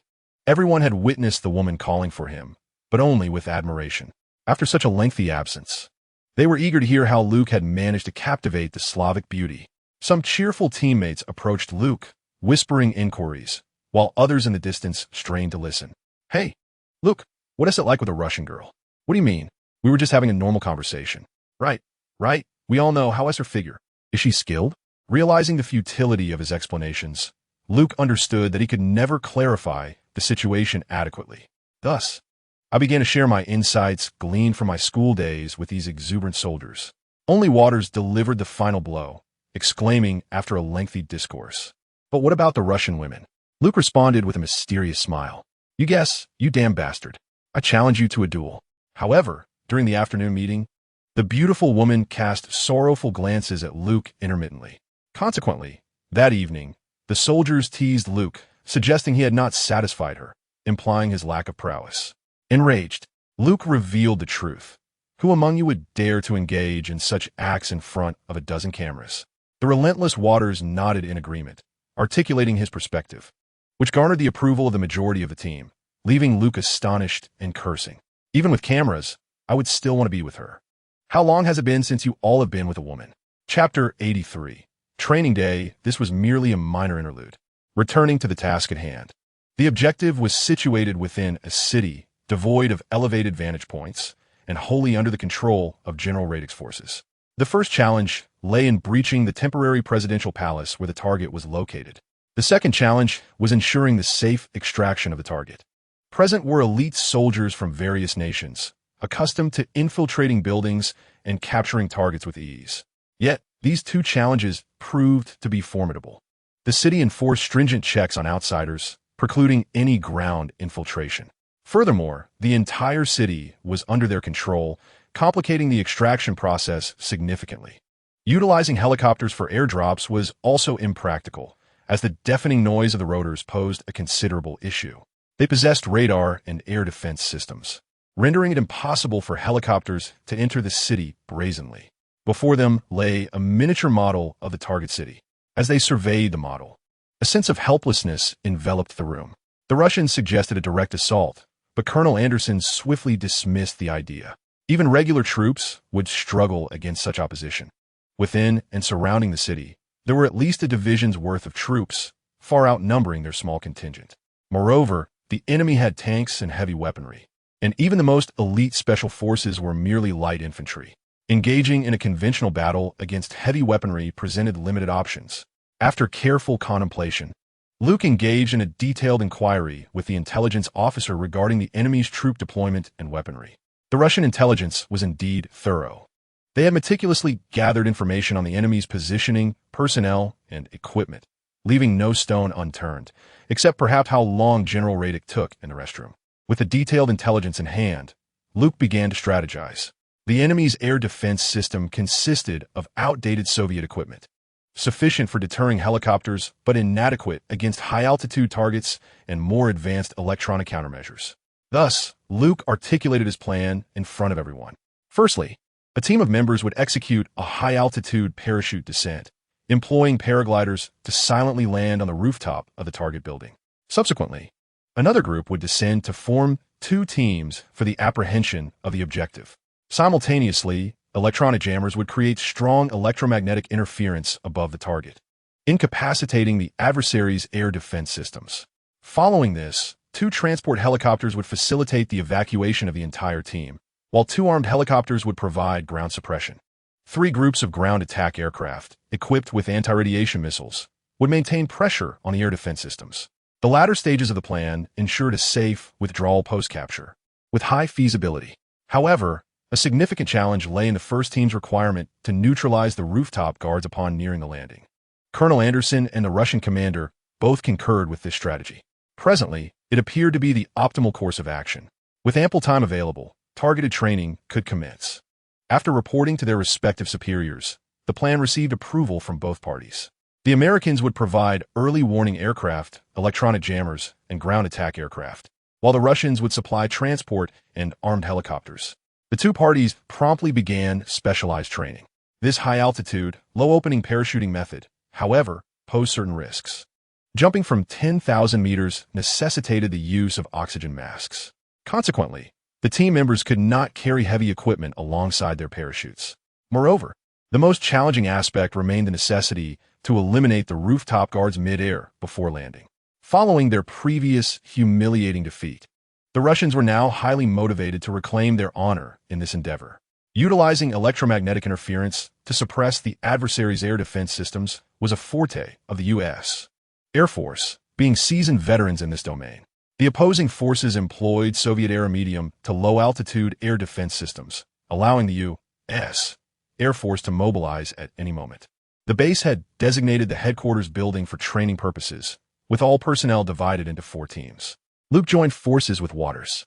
Eager to exert pressure, the Russians eagerly commenced training. However, they were unprepared for the remarkable performance of the SEALs, as Luke consistently jumped last, yet landed first. He was able to score headshots on targets positioned on the rooftop with every descent, never missing a shot. Even the snipers within the SEALs could only boast a 70 hit rate. The Russians, with their inferior gear and clumsier movements, struggled even more. After a week of training, only 6 individuals from both sides could accurately land and eliminate the guards. Colonel Anderson and the Russian representatives ultimately decided to determine the participants for the operation based on performance. The first team would consist of these 6 individuals, while the second team would be divided into 2 groups of 7 each, with the remainder serving as reserves. Although labeled as reserves, such situations seldom allowed for second chances or mid-operation additions. Once a mission fails, immediate evacuation is imperative and reinforcements cannot be dispatched. Thus, the final roster comprises 20 individuals. Undoubtedly, Luke's performance surpasses all members of the SEAL team. The Russians are not to be underestimated. Their elite forces are battle-hardened veterans. Ultimately, among the 6 members of the first group, 2 are Russian operatives. Captain Waters and Luke, along with 2 additional SEAL team members, form the primary assault unit. The remaining composition is evenly split, with the second group consisting of 7 members, 4 SEALs and 3 Russians. The third group comprises 5 Russian operatives and 2 SEALs. All weaponry used in this operation is supplied by the Americans. Due to the remarkable efficacy of Luke's Honey Badger assault rifle utilizing 300 subsonic ammunition, no modifications are necessary to switch seamlessly to supersonic rounds based on the situational demands. According to Luke's recommendation, any ammunition from the Honey Badger can penetrate level 3 body armor at a distance of 100 meters. It is highly probable that the presidential security personnel will be clad in body armor. Hence, submachine guns are certainly rendered obsolete for this mission, even the 5mm special ammunition submachine guns utilized by Luke's team are inadequate. Furthermore, the assault must be executed with silenced weaponry, resulting in the dismissal of shotguns as well. The Honey Badger's length is perfectly suited for close-quarters combat indoors. After a few days, The Russians grew increasingly dissatisfied with their own equipment. Now everything is prepared, awaiting the command from the highest authority, who in turn is waiting on the weather. Currently, the nation's meteorological experts are calculating the forthcoming weather changes for the capital of Kasaka. The high jump low, open parachuting tactic necessitates optimal weather conditions. The most critical factor is the wind. Excessive wind is detrimental, yet a complete absence of wind is equally unfavorable. 3 days later, all team members received orders to organize their gear, board the aircraft, and commence the operation. The U.S. Air Force has deployed 3 AWACS, 130 electronic jammers, and 15 ground attack aircraft, already hovering in Russian airspace. They must await the landing of the first group before initiating air defense suppression. Any premature action would alert the presidential palace and thus disturb the operation. Therefore, the success of the first group's assault is crucial. Chapter 84. The bomb at an altitude of 10,000 meters. The first group is fully prepared. Luke turns to Captain Waters and states, "This time I shall take the lead. Do not obstruct me." Captain Waters responds with a strained smile. "Shall we compare?" Luke scoffs. "You've already lost $150 to me. Take a step back." After patting Captain Waters on the back, Luke dons his oxygen mask. High-altitude parachuting necessitates prior preparation of oxygen masks. Once the cabin door opens, the pressure will become unbalanced. At high altitudes, the air pressure is exceedingly low, and without an oxygen mask, one risks a brief loss of consciousness. Even the most elite soldiers cannot withstand such conditions. The first group of 6 individuals stood at the open hatch, and after giving a thumbs up, Luke leaped from the aircraft ahead of the others.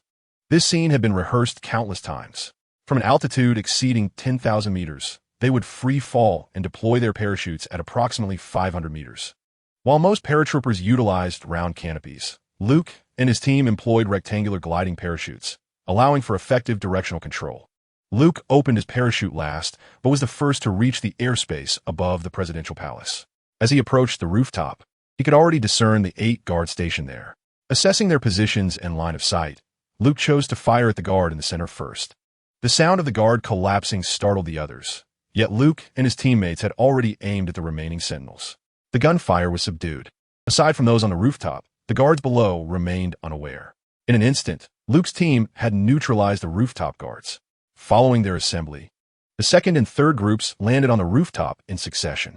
At that moment, the ground suppression unit of the United States Air Force had arrived over the capital to conduct electromagnetic suppression.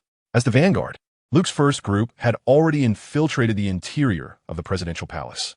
The third group stood by on the rooftop, severing the power supply, plunging the entire palace into darkness. As the spearhead of the first team, Luke utilized his keen insight, rendering night vision goggles unnecessary. Any guard approaching their path would be swiftly dispatched by him. The 2 teams quickly advanced into General Roddick's bedroom. With masks donned, 2 team members escorted him as they commenced their retreat. The skirmish was brief. Owing to their equipment advantage, the palace guards could only retaliate using the feeble light filtering through from outside. However, their bullets seemed to go astray, reliant solely on faith for accuracy. As the 2 assault teams withdrew, the lead transformed into the rear, with Luke bringing up the last position. Captain Waters was just ahead of him. Luke continuously extracted items from the backpack behind him. A large transport helicopter had already landed on the rooftop. Another hovered nearby, while 2 armed helicopters engaged the reinforcements assaulting the presidential palace in the distance. After the second group escorted General Roddick onto the aircraft, the first group followed suit. The moment Luke stepped onto the helicopter, he pressed the detonator in his hand. A tremendous explosion erupted in the rear corridor. The flames and shockwave collapsed the rooftop passage. As the special forces glanced back at the explosion, they beheld Luke standing at the cabin door, striking a classic pose. True men never look back at explosions. It turned out that during his retreat, Luke had been extracting pre-prepared explosives from Captain Waters' backpack. Captain Waters had unwittingly become a human storage unit for Luke, all for the sake of a lost 150. Initially reluctant, he ultimately acquiesced when Luke offered him an irresistible amount. The 150 doubled, and Captain Waters decisively sealed the deal. Thus, Luke retreated while deftly deploying remote-control bombs in the nooks and crannies. His spirits were high. Finally, it was his turn to unleash destruction upon others. The explosives posed no concern for accidental detonation, as long as Luke refrained from activating the trigger. The group successfully evacuated the capital and returned to a military base near the border. Radek was immediately taken into custody by the Russian authorities. This operation could only be described as flawless, and at that moment, a collective sigh of relief escaped everyone. Although it was late, the base's dining hall had prepared a sumptuous feast. Colonel Anderson was set to escort the group back to the American base in Germany the following day. However, Luke and a civilian officer were to proceed to Moscow to rendezvous with the president. The soldiers from both sides no longer exhibited the antagonism they had upon their initial meeting. After several days of joint training and the execution of a perfect operation, a sense of camaraderie had developed among them. Hence, the gathering was marked by sincerity, with the impending separation creating a particularly amicable atmosphere. Due to Luke's formidable drinking capacity, no one dared to share a drink with him. Finding the experience rather dull, he retreated to his quarters. Yet, at the threshold of his dormitory, he encountered the Russian beauty who had been attempting to flirt with him for days. Initially, Luke anticipated she would employ the same tactics, but she took the initiative, saying, "Mr. Dutton, would you accompany me for a stroll?" Luke was not concerned about any ulterior motives, and, sensing a different vibe from her this evening, readily agreed to her request. Thus, the two strolled leisurely around the training grounds. "Mr. Dutton, just call me Luke." "Very well, Luke. You're leaving tomorrow, correct?" Luke nodded in affirmation. "Indeed, I am heading to Moscow to meet with the president and report on this mission." The beauty paused, gazing towards the southern sky. "Actually, my hometown is in Kazakhstan." While she observed the heavens, Luke's attention was drawn to her.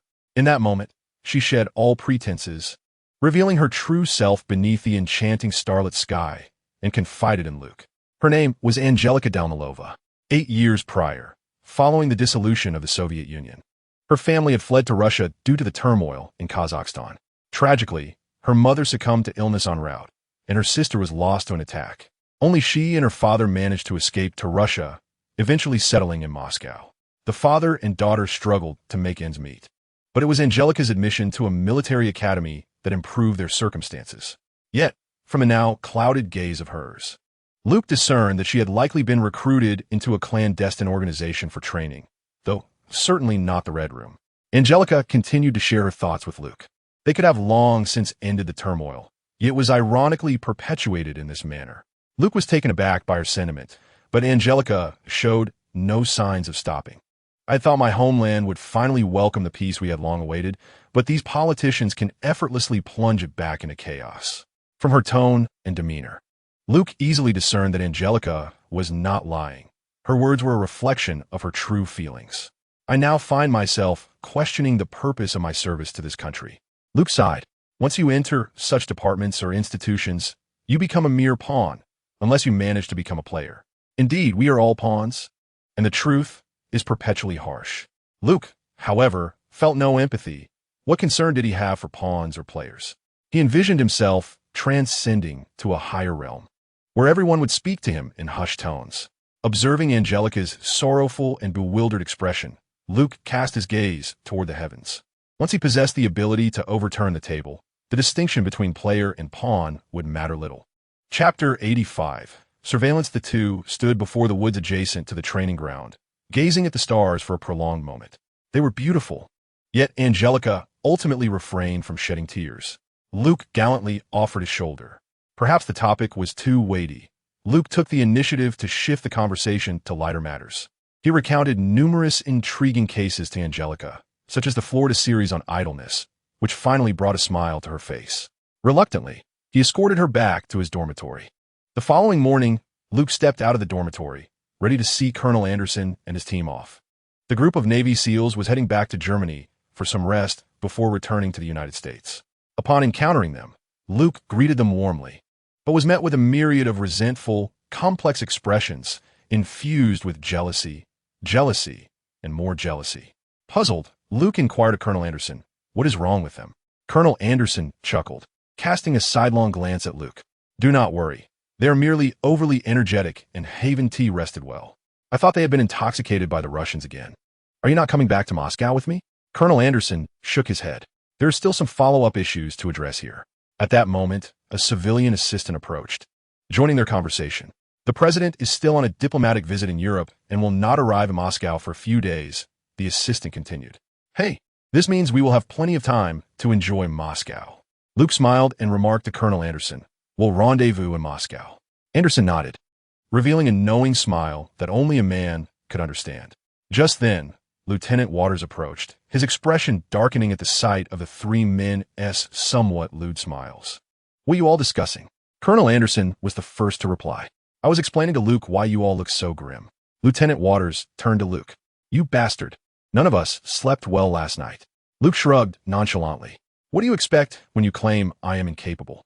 I had to prove otherwise. Waters merely scoffed. It has merely been a few hours, divided into several intervals. She remains in her dormitory, still asleep, and I cannot genuinely allow her to be taken to the emergency room. Thus, upon our return, you must treat us to drinks. Not just drinks, a party would suffice. But do you have the time for that? This statement rendered Lieutenant Waters momentarily speechless. As members of the Strategic Air Mobility Force, even during their leave, they operate on a rotational basis, making it nearly impossible to assemble a full team. Colonel Anderson patted Lieutenant Waters on the shoulder. Enough of the grievances. There will be time off upon our return. Sighing, Lieutenant Waters resigned himself to this reality. After all, they were Navy SEALs. After exchanging handshakes, Lieutenant Waters boarded the aircraft with his team. Having seen off the disgruntled SEALs, he returned to the dormitory, only to find that Angelica had already departed. Luke took the opportunity to utilize his insight to survey the room, confirming the absence of any surveillance devices before feeling at ease. The Russians' methods may be straightforward and crude, yet they are effective. Fortunately, Angelica's behavior yesterday was genuine. Luke had already shared his personal phone number with her. As for her future choices, he would refrain from further interference. One must respect the course of another's destiny. Individuals must bear the consequences of their decisions. Whether those choices are right or wrong, that is left to fate, for Luke himself does not believe in such matters. As noon approached, Luke prepared his luggage and boarded a small private plane that had been arranged to transport him, accompanied by his administrative assistant. Colonel Anderson and the Russian assault team leader were there to see him off, along with Angelica. Clad once again in her crisp military uniform, Angelica was joined by Luke, who had donned a suit. In the presence of onlookers, both exhibited restraint. There were no passionate embraces, only a simple hug, accompanied by Luke whispering a few words in her ear. Upon returning to Moscow, Luke learned that President Marshall would not arrive for at least another week. After returning to the hotel, the administrative assistant vanished without a trace. Luke did not concern himself with this, as there was no allegiance or rapport to consider. He simply awaited Colonel Anderson at the hotel. The following day, the Russians arranged for a vehicle and driver for Luke, ostensibly to facilitate his exploration of Moscow. While this appeared to be a warm welcome, it was, in fact, a means of surveillance and eavesdropping those seasoned actors. However, Luke had no intentions of engaging in anything untoward. He did not visit the Kremlin due to the awkwardness of his position, deeming it inappropriate. Red Square was also less grand than he had envisioned, and the condition of the roads left much to be desired. He dined at a restaurant recommended by the driver. A rather frustrating experience. What was it like to eat French cuisine in Moscow? Unsatisfying. He could hardly claim to feel full, though the taste was tolerable. Luke's least favorite cuisine was indeed French, with its intricate preparations, small portions, and time-consuming nature, leaving him unsated. Upon returning to the hotel, Luke was pleasantly surprised. The Russians had arranged for him a luxurious suite, spacious and grand. As Luke opened the door, he was immediately enveloped by a familiar scent. Almost instantly, a graceful figure rushed toward him. Angelica, what brings you here? She wrapped her arms around his neck, and with a gentle tone, Angelica replied, I'm on vacation. Luke did not set her down. Instead, he allowed her to cling to his waist as he carried her into the living room. Angelica shot him a serious glance and gestured towards the table lamp. Understanding her cue, Luke activated his insight, revealing a listening device hidden within the lamp. After surveying the surroundings and confirming that it was the only one, he let out a sigh of relief. Since you wish to eavesdrop, let us give you something to listen to. In the hotel parking lot, Sukabor lamented, what on earth has he consumed? Our operatives are utterly inept. Their combat capability is abysmal. They VE fainted 4 times. Why are we monitoring him? I don't know, came the reply. The higher-ups simply stated he doesn't act like a consultant, hence the need for surveillance. Sukabor muttered, When I return, I'll need to find two, no? Three women to relieve this frustration. Upstairs in the hotel, Luke sighed, reflecting on the luxurious hot tub the hotel offered. It's my birthday today, and I've been adjusting my schedule since the afternoon. It's time to stop. Chapter 86. Cinderella Now. Luke was openly exploring the beautiful sights of Moscow with Angelica. Sightseeing by day and by night. He even secretly administered a dose of a potent remedy to Angelica, invigorating her body and spirit. He had arranged for a bulletproof Rolls-Royce to be brought from his company, with the same driver as before. Upon seeing the new vehicle, the driver's demeanor towards Luke softened considerably. However, the partition between the front and back seats posed a challenge for the Russian agents monitoring them. While out, Luke, through his insight, observed their frustration as they monitored the situation inside the car. Their resentment and anger were palpable. After eavesdropping for 3 consecutive days, who wouldn't he feel discomfort? On the 4th day, at noon, in a Chinese restaurant near Red Square, the decor was authentically Chinese, though the prices on the menu were decidedly British. But was young Master Cheen ever short of money? After exiting the vehicle, Luke approached the driver's side and tapped on the window. The driver looked at him with a puzzled expression. Luke pointed towards the surveillance vehicle parked at a distance. That must be your colleagues. They've been following us for days. They must be quite tired. Invite them in. I'll treat them. A flicker of shock crossed the driver's face, but he quickly regained his composure. Although they did not fully believe in Luke's true identity as a consultant, they had long studied his skills and meticulous thought process. Thus, it was no surprise to them that he could detect the surveillance team. Having graciously extended an invitation, there was no longer a need for these individuals to remain clandestine. Judging by Luke's demeanor over the past few days, there was nothing particularly surprising or abnormal in his conduct. He was merely accompanied by a personal guide, exploring various attractions and hotels. The driver nodded in acknowledgement, smiling as he addressed Luke. Thank you for your understanding. Subsequently, Luke escorted Angelica into the restaurant. After exchanging a few words with the manager, they began to relish the authentic Chinese cuisine offered there. When the driver and the surveillance team entered, the manager arranged for them to sit in proximity to Luke and Angelica, ensuring they remained within sight, yet shielded from overhearing any whispered conversations. In such an upscale establishment located in the capital, the manager was undoubtedly astute, dressed in a tailored suit and arriving in a Rolls-Royce. Luke exuded the air of affluence. The driver, flanked by a group of formidable-looking individuals, clearly resembled a security detail. While Angelica's attire may have been somewhat modest, her beauty and figure were undeniably exceptional, marking her as the quintessential Cinderella of a prince. Upon entering, Luke also noticed the manager's gaze lingering on Angelica. After their meal, he instructed the driver to take them directly to Moscow's most prestigious shopping center, known as the GUM. This historic department store, having endured since the dissolution of the Soviet Union, now stood as Moscow's finest shopping destination. Without giving Angelica a chance to decline, Luke led her into the boutiques of international luxury brands. Presenting his black gold card, he summoned the store manager to provide this lady with an array of garments. The brands Luke mentioned were all under the purview of his grandmother's fashion empire, with at least 8 stores in the shopping center. The store manager, clutching Luke's black gold card, hurried off to consult with the department store manager. At that moment, Angelica resembled a true Cinderella, overwhelmed and uncertain. Faced with clothing that cost more than her annual salary, she felt a pang of anxiety. Luke, with a reassuring smile, bestowed a gentle kiss upon her. My dear, do not fret. These are all my family's enterprises. Just choose what you like and leave the rest to me. Before Angelica could ponder further, she was whisked away by the sales staff to try on dresses. No doubt, she had been meticulously selected for Luke's scheme. With a nearly perfect figure and a beauty that ranked among the finest of Eastern European women, it was clear why Luke treated Angelica with such kindness. The mission to apprehend General Radek had yielded no benefits for Luke's powers and order points. Coupled with Angelica's candid revelations, Luke discerned that this operation was merely a sordid political conspiracy, a mere brawl among politicians. Thus, a bold idea began to take shape in Luke's mind. This was the Marvel Universe, subtly distinct from his original world. While the macro aspects were akin, the micro details diverged, particularly in this era of superhero proliferation. Before this, the global situation and the past remained largely unchanged. Thus, Luke was able to leverage some prophetic insights into prevailing trends to expand his family's business. The store manager had already summoned the manager of the department store. Upon seeing the perspiring manager approach him with a sycophantic smile, Luke suddenly realized that this was an investment from the esteemed Mr. Cheen. He nodded at the manager and reiterated his earlier instructions to the store manager. The department store manager, beaming with obsequiousness, continually nodded in agreement, fervently assuring Luke that he would fulfill any request, even hesitating to extend his hand for a handshake.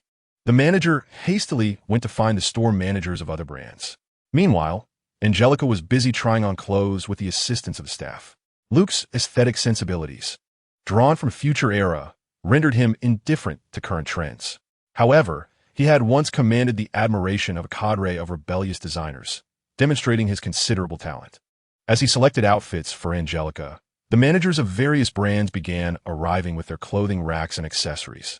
The atmosphere was soon bustling with activity. The department store manager quickly summoned security to cordon off the area, declaring that no other customers would be attended to. This spectacle drew a crowd, with many girls casting envious glances at Angelica within the transparent glass confines. The tall and handsome Luke, clad in a dark bespoke suit, stood out strikingly, prompting speculation about which affluent heir was indulging his girlfriend. Whatever caught Luke's fancy was promptly packaged by the staff for delivery to the hotel. Ultimately, the manager had to arrange for a small truck specifically for Luke's orders. As they departed, Angelica donned a flowing red gown, complemented by a fitted black blazer. Her handbag and jewelry were perfectly coordinated. After this transformation, the newly refined Angelica appeared even more regal and enchanting. Luke, thoroughly satisfied, couldn't help but reflect on the exceptional beauty of Slavic women. Although her skin had its imperfections, under Luke's diligent care and the miraculous nourishment from Rescue U-250, Angelica's complexion now radiated a luminous glow, which she had noticed but could not quite comprehend, finally attributing it to the harmony brought about by her relationship with Luke. For dinner, Luke exercised his financial prowess by reserving an entire Michelin 3-star restaurant. After clearing the premises, he discreetly placed his surveillance team in a corner. These individuals, previously filled with resentment, found their spirits lifted at the unprecedented experience of being treated to a meal by their target. The dinner was delightful and romantic, with Angelica gazing at Luke with a look of adoration. After the meal, as they entered the car, Luke activated the intercom and instructed the driver, "Take us to the liveliest nightclub and invite your colleagues to join us. It's on me." "Thank you, Mr. Dutton. I will inform them," the driver replied. Chapter 87. Approaching the billionaire, Luke escorted Angelica to the most popular nightclub in Moscow, where a lengthy queue had formed at the entrance due to the overwhelming demand for entry. Eager patrons, both young men and women, anxiously awaited their turn, peering intermittently to catch sight of any departing guests. The surveillance team, no longer concealing their presence, trailed closely behind Luke's Rolls-Royce, which came to a halt right at the club's entrance. As the security personnel and those in line beheld the elegantly dressed couple stepping out of the vehicle, it was evident that Angelica's beauty and attire incited a wave of envy among the waiting women. When disparities in appearance are modest, jealousy may arise. However, when a chasm is vast, only admiration remains. Luke, with Angelica by his side, approached the security guard and activated his monetary prowess, presenting $1,000, an impressive sum in contemporary Russia. Noticing 5 well-dressed gentlemen disembarking from a van behind them, the guard accepted the money with a smile and graciously gestured for Luke to enter. Satisfied with the exchange, Luke nodded and led the group inside. The nightclub embodied the chaotic essence of its time, pulsating with the loud beats of heavy metal rock and throngs of dancers swaying passionately on the floor. Tables brimmed with alcoholic beverages and certain illicit substances. Upon meeting the service manager, Luke handed over another $1,000, signaling with 2 fingers, an indication immediately understood. The manager, smiling, guided Luke and his entourage to a table on the 2nd floor. The 2 tables were adjacent but not directly facing the dance floor, which pleased Luke. He produced another stack of cash, requesting the finest wines, expressly prohibiting any diluted imitations. The manager, still smiling, accepted the money, assuring Luke of his satisfaction. Luke embraced Angelica at their table, while the surveillance team occupied the adjacent one. Comprising 6 members, it was unclear how they had coordinated with Luke's driver. But 5 had joined him. Although Luke had invited them to indulge in a lavish venue, they remained aware of their mission and opted for beer instead of stronger spirits. Luke, on the other hand, requested red wine, as it was Angelica's preference, settling for a bottle from the esteemed French winery, albeit from the previous year. It would suffice, for this venue was unlikely to offer anything of exceptional quality. Upon tasting a small sip, he confirmed it was genuine. As the wine breathed, Luke took Angelica to the balcony outside their table, where they swayed gently to the rhythm. Luke was no novice. He had attended numerous parties during his school years, amassing considerable experience. Yet, it was clear that Angelica was a newcomer, likely unaccustomed to such an environment. Thus, Luke guided her, and together they began to dance, drawing closer as they moved. After a brief while, Angelica removed her tailored blazer. A few young individuals next door were energetically dancing. The young man leading the group glanced at Luke and Angelica dancing, then turned to observe his own entourage of spirited companions. Instantly, he felt that the companions he had brought along paled in comparison, igniting a sense of envy. However, it was evident from Luke and Angelica's attire that they were not of ordinary standing. Thus the young man refrained from engaging in any crass antics. Luke also noticed the young man's gaze frequently drifting towards Angelica, who radiated an aura of beauty and elegance, attracting the attention of many. Upon returning to their seats, the two began to indulge in their drinks, sharing tender moments. Before long, several men joined the young man at his booth. After conversing for a while, they summoned the service manager, who approached Luke. "Sir, the gentleman at the adjacent table has some important guests and wishes to purchase your seating, of course, with compensation." Luke crossed his legs and shook a finger dismissively. "You should realize that I am not in need of money. Let him wait. I shall not remain here for long." The service manager returned to the neighboring booth to relay Luke's message. The young man appeared somewhat dissatisfied and instructed his 2 subordinates to speak with Luke again. As another individual approached, Luke gestured towards the 2 men beside the young man. The 2 seemingly robust young men soon found themselves confronted by even larger and sturdier agents from the surveillance team. Upon noticing the agents surrounding them, the young men chuckled nervously, revealing handguns beneath their suits. Such weapons were not typically wielded by gangsters. They were reserved for military personnel. Even if they had made their way to the black market, they would not be brandished so openly. The 2 spirited young men, upon seeing the agents' firearms, quickly retreated. After a brief exchange with their leader, the commotion ceased. With both groups confined to the booth, the spirited companions were left with no choice but to retreat to the outer railing. Following this interruption, Luke and Angelica lost their enthusiasm. After consuming a sufficient amount of alcohol, Luke prepared to depart. The surveillance agents followed closely behind them as they exited. Luke offered not even a glance to those at the adjacent booth, while Angelica cast a look their way. Among the spirited young men were a few middle-aged individuals, creating a rather discordant scene. Once Luke had left, the remaining individuals also decided to disperse. As they prepared to descend the stairs, a man in a hood approached Luke. "Excuse me, could I borrow a lighter?" Luke smiled and shook his head, then turned to the surveillance agents. "Do we have a lighter? Let us assist this gentleman." One of the agents promptly produced a lighter from his pocket, igniting the man's cigarette. The man nodded gratefully to Luke. "Thank you, sir." He then circumvented Luke and others to ascend the stairs. Luke, however, paid no mind. He merely noticed that this individual concealed 4 handguns beneath his clothing. Yet, he was not approaching Luke with hostile intent. Upon contact, his insight revealed a green question mark, indicating that this person was not malevolent. As Luke arrived at the entrance of the nightclub, preparing to depart, he heard gunfire emanating from the upper floor. However, the deafening music within the club masked the sound of the shots, preventing any chaos from erupting. Upon returning to the hotel, Luke informed the driver, "I have booked 3 guest rooms for you at the hotel. You may arrange among yourselves." With that, he escorted Angelica back to his business suite. It was not that he could not afford the presidential suite. Rather, it was genuinely reserved for the President of the United States. Luke opted for the business suite due to his early arrival. The following morning, while having breakfast at the hotel, Luke's driver and surveillance team occupied a table not far from him and Angelica. After they finished their meal, Angelica approached their table carrying a handbag. "This is a token of appreciation from Mr. Dutton for your hard work." As Luke and Angelica prepared to ascend, he smiled and nodded at their table. Once Luke had departed, the agents finally opened the handbag. Upon seeing its contents, they were first struck with shock and uncertainty. Then their expressions turned serious, and finally, they broke into smiles. Inside lay 7 exquisite Rolex watches. Chapter 88. Engaging in activities in the ensuing days, Mr. Luke indulged in a lavish spree across Moscow with his new girlfriend. Indeed, Luke was fishing for opportunities. Having visited Russia without accruing any progress in his skills or order points left him somewhat dissatisfied.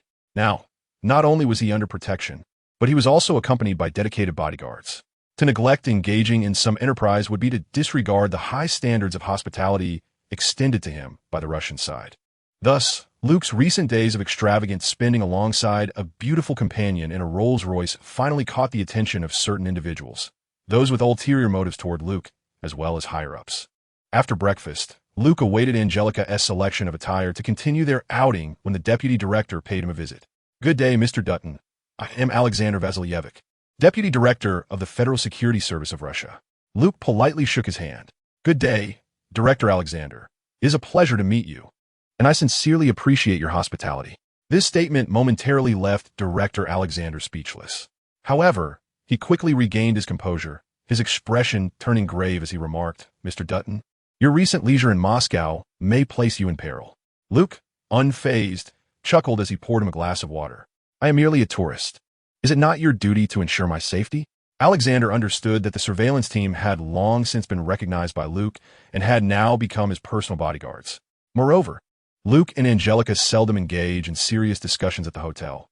Their days are consumed by leisurely activities, returning only to play poker. They gleaned no useful information, and the recordings left Luke exasperated. Nevertheless, they have speculated about certain aspects of Luke's situation. The recent demeanor of Master Luke seems to transcend mere performance. He might indeed be a genuine aristocrat. Yet, the question of why this gentleman exhibits such exceptional prowess remains a perplexing mystery to them. Typically, one would expect a mere symbolic engagement, a gilded facade, which noble would undergo such rigorous training. Are they not concerned about unforeseen complications? Luke remains oblivious to their inner turmoil. Upon Angelica's emergence from her dressing room, she beheld Luke in jovial conversation with Deputy Director Alexander. The atmosphere was remarkably amicable. Noticing Angelica's fashionable attire, Alexander smiled and remarked, "Lieutenant Darnilova, should you require anything, feel free to seek out Nikolai, our assigned driver. Our bureau will support you wholeheartedly." Although they belonged to different institutions and even harbored competitive sentiments, Alexander's cordiality left Angelica with little to articulate, prompting only a polite nod in response. She sensed that Luke must have brokered some sort of arrangement with Alexander, yet her astuteness and discretion prevented her from inquiring further. Once Alexander departed, Luke prepared to take Angelica out for a leisurely outing. The surveillance team, no longer required to eavesdrop, now trailed behind Luke's Rolls-Royce in 2 off-road vehicles. Their curiosity about Luke persisted, especially considering his recent extravagant expenditures, including a generous donation of $1 million to Moscow University, an act that resonated well with the Russian ethos. Furthermore, the entourage enjoyed lavish hospitality and delightful gifts, all contributing to a jubilant atmosphere. During their daytime excursion, Angelica received a call from her superior, echoing sentiments akin to those expressed by Deputy Director Alexander. Her task was to ensure Luke's enjoyment, embodying the warmth of the Russian spirit. Accompanying Luke during this period would be deemed work, with gifts exempt from reporting and holiday time accounted separately. After hanging up, Angelica felt utterly bewildered. She was certain that Luke had not met her direct superior. Nonetheless, the attitude displayed was a stark contrast to the directives issued just before her deployment to the base. However, as Luke remained reticent, Angelica chose not to pry, instead focusing on her responsibilities as a guide, ensuring that Luke fully experienced the hospitality of the Russian people. Each evening, following dinner, Luke sought to immerse himself in the vibrant nightlife of Moscow. On this particular night, upon returning to the hotel, Luke refrained from immediately challenging Angelica to a game of poker.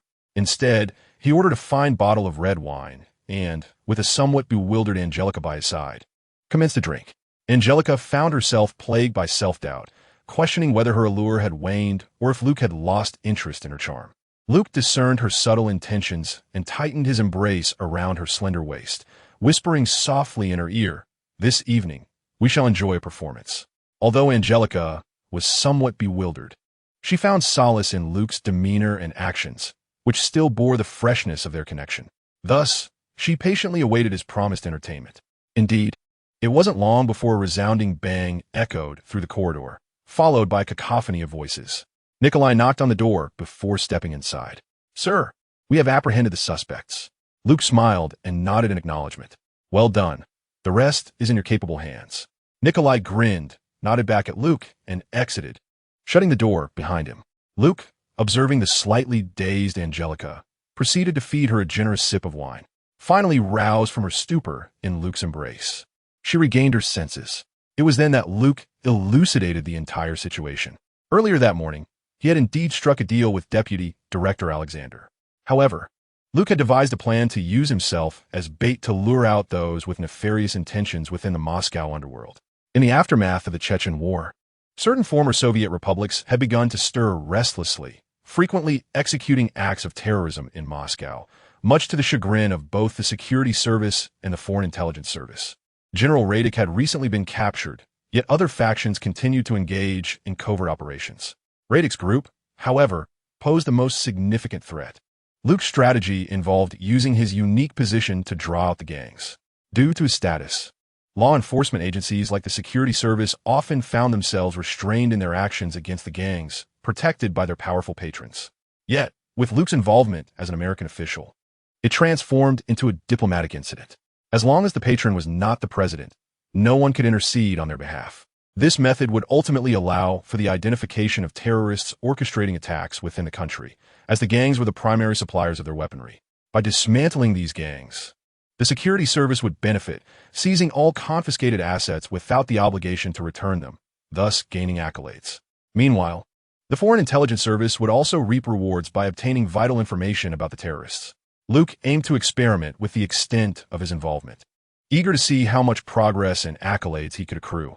Only a fool would act recklessly. A wise man would not squander his intellect. At this moment, Luke resembled a genuine scion of privilege, flanked by a cadre of sycophants as he strode through Moscow. Yet, Luke retained the demeanor of a gentleman, with his entourage comprised of law enforcement, while the misfortune fell upon the Moscow gangs. Embracing the delicate Angelica, Luke gazed out at the enchanting Moscow, illuminated by the night sky. Having arrived in Moscow, he felt compelled to leave behind a legacy of his own. Chapter 89. The Art of Indirection for 3 consecutive days. Luke continued to meander through the streets of Moscow. Meanwhile, the authorities were exhilarated, having successfully apprehended 7 waves of suspects both day and night. The Foreign Intelligence Service also acquired substantial information regarding the terrorists. All parties were satisfied with the outcome. Luke has also confirmed his participation, with notable progress in his cultivation techniques and order points, albeit significantly less than if he were to engage directly. The crux of Luke's collaboration with the Security Bureau and the intelligence agency lies in Russia's current impoverished state. The turmoil following the dissolution of the Soviet Union has only recently subsided, with the economy in a phase of recovery. Poverty permeates from the highest echelons to the lowest, and without a towering figure akin to the great emperors of the past to steer the course, contemporary Russia finds itself in a more dire situation than before. Luke's proposition has undeniably captivated the officials. Despite being an American, he frequents Moscow, indulging in expenditures without causing inconvenience to the hosts. Moreover, he refrains from involving himself in their operations and subsequent intelligence, content to serve as a mere instrument. The accolades for their endeavors are entirely theirs to allocate, rendering Luke as a veritable savior sent by Providence. It is crucial to note that Master Cheen has adeptly navigated the complexities of social relations. Now, even the positions in the Bureau aimed at monitoring Luke require connections to secure. Luke has expressed that apart from Angelica and the driver Nikolai, others may be adjusted at will. Presently, half of the personnel assigned each day are sourced through connections. Master Cheen is not short on funds.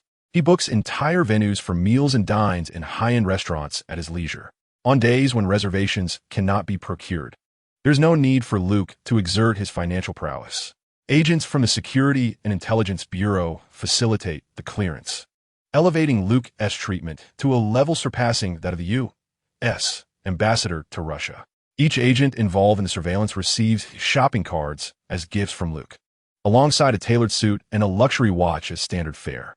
However, the most enticing aspect is not merely the daily indulgence of dining with Luke, but rather the shopping carts. These can be utilized for family or given as gifts. Master Cheen, having started from humble beginnings with a grocery store, now oversees a retail brand under the Hex Group that has expanded globally, including in Russia. Currently, Russia's most pressing need lies in lightweight industrial products for daily living. Thus, offering shopping cards is far more appreciated than providing a suit and watch, as it significantly enhances these gentlemen's standing within their households. While Luke is generous with gifts, he refrains from giving cash, save for Nikolai, who is well-connected. His father is Deputy Director Alexander. Consequently, Luke allocates $2,000 daily to him for routine expenses, treating Nikolai as both assistant and driver, with the remainder at Nikolai's discretion. Every morning, Angelica gazes into the mirror, increasingly pleased with her physique, though her rising wake-up time is a concern. By noon, at a restaurant along the Moscow River, Master Cheen and his entourage continue to reserve the space. As they near the end of their meal, several high-end Mercedes vehicles pull up outside, disembarking a contingent of individuals clad in black, led by a middle-aged man. The agents stationed at the door become alert, as they have received no prior notification, indicating that these newcomers are not affiliated with any governmental institution. Indeed, the agent who approached for inquiries received confirmation. This individual was a local entrepreneur. Yet the agents were well aware that he was also a leader of one of the most formidable gangs in the area. He personally stepped forward to articulate his intentions, requesting a private conversation with Luke. Upon relaying this request to Luke, the agents observed his confusion. It was only after their introduction that he learned of the man's standing in the underworld. Having just finished his meal, Luke consented to the meeting, curious about the gang leader's purpose. The agents were indeed treating Luke with utmost deference, allowing only the leader to enter, unperturbed in the presence of the gang's numerous subordinates. Upon entering, the leader approached the seat opposite Luke. Luke made no motion to rise or extend a hand in greeting. The leader, aware of his own position, refrained from any gesture and simply took a seat. "I am called." He began to introduce himself, but Luke interrupted with a wave of his hand. "I have no interest in you or your organization. Let us speak plainly. What brings you here?" The leader hesitated momentarily before regaining his composure. He had been investigating Luke for several days, discovering only that Luke was an American awaiting a visit from the president. The extent of protection from the security and intelligence agencies surrounding him remained a mystery to him. Many who had targeted Luke had been apprehended, as both agencies launched aggressive anti-gang operations akin to rabid dogs. However, the leader was a cautious man, otherwise he would not have achieved his current stature. Yet, he had a compelling reason to be present. He was in the process of cleansing his gang's reputation and had no need to resort to kidnapping or extortion of an American. After a brief moment of contemplation, he articulated his purpose, which surprised Luke. It turned out that 4 nights prior, the nightclub where Luke had accompanied Angelica had encountered a tragic incident. The young man sitting beside Luke had been his son, who was murdered by an assassin after Luke's departure. Since that nightclub was not under his ownership, the investigation became convoluted. Ultimately, they could only ascertain a vague description of the assassin's appearance and confirm that the assassin had spoken to Luke prior to heading upstairs. The leader did not believe Luke was the mastermind behind this act, as it was Luke's first appearance in Russia. An American, and a wealthy one at that, had no conceivable connection to his son, a spirited young man. He merely wished to inquire if Luke could recall any details about the assassin's appearance. Luke pondered for a moment before responding. He wore a hat, and the hood of his clothing was pulled up. The lighting was poor, and I could only discern the lower half of his face, which bore a thick beard. Upon hearing Luke's reply, the leader expressed disappointment. This led to a dead end in the pursuit of the assassin. Luke had not provided any useful information, as he had indeed been unaware of the significance at the time. This gang exhibited no boundaries, and for them to engage in a brief conversation was already a considerable courtesy. Present-day Russia is in disarray. Societal chaos, governmental turmoil, and military disorder abound. After bidding farewell to the formidable figure, Angelica felt a wave of despondency wash over her. The afternoon itinerary was altered by her hand. She and Luke donned inexpensive attire and ventured to Moscow's largest farmers market. Indeed, the vibrant atmosphere here was palpable, revealing a different facet of both Angelica and contemporary Russian society. The police and the underworld were entangled, jointly managing the market, and instances of extortion were ubiquitous. The vendors and farmers, though seething with indignation, could only force smiles in response. Luke observed the dimming spark in Angelica's eyes, clouded with sorrow. You truly cherish your country, do you not? Angelica did not meet Luke's gaze, but merely nodded in affirmation. My father often reminisces about the Soviet era, but I was too young then to grasp its depths. Until now, nevertheless, she turned back to offer Luke a strained smile. This place has disappointed you, hasn't it? Luke shrugged. Not really. It was all to be expected. Subsequently, Angelica guided Luke in procuring some fruits and snacks. They resembled a genuine couple, engaged in the mundane joys of life. Luke eagerly accepted the treats that Angelica offered, and as they strolled, sharing bites, their charming appearances drew compliments from various onlookers. Angelica's smile began to lighten, becoming more relaxed and natural. However, their choice of inexpensive matching outfits attracted the attention of a brutish figure, towering over Luke. Accompanied by a handful of thugs, he obstructed their path. Upon witnessing this scene, Luke chuckled, surprised that such a cliché was unfolding before him. The imposing leader, noticing Luke's amusement, glared fiercely and spoke menacingly, pointing at Angelica. Kid, she is no longer your girlfriend. If you wish to avoid a beating, I suggest you step aside. Luke, with a well-proportioned physique that lacked the typical muscularity, and clad in simple couple's attire alongside Angelica, resembled a pair of high school students. With a sardonic smile, he retorted, perhaps you should take a look in the mirror. Is that what you consider long enough? The thug, evidently incensed by Luke's jibe, bellowed, I swear, I'll beat you to a pulp.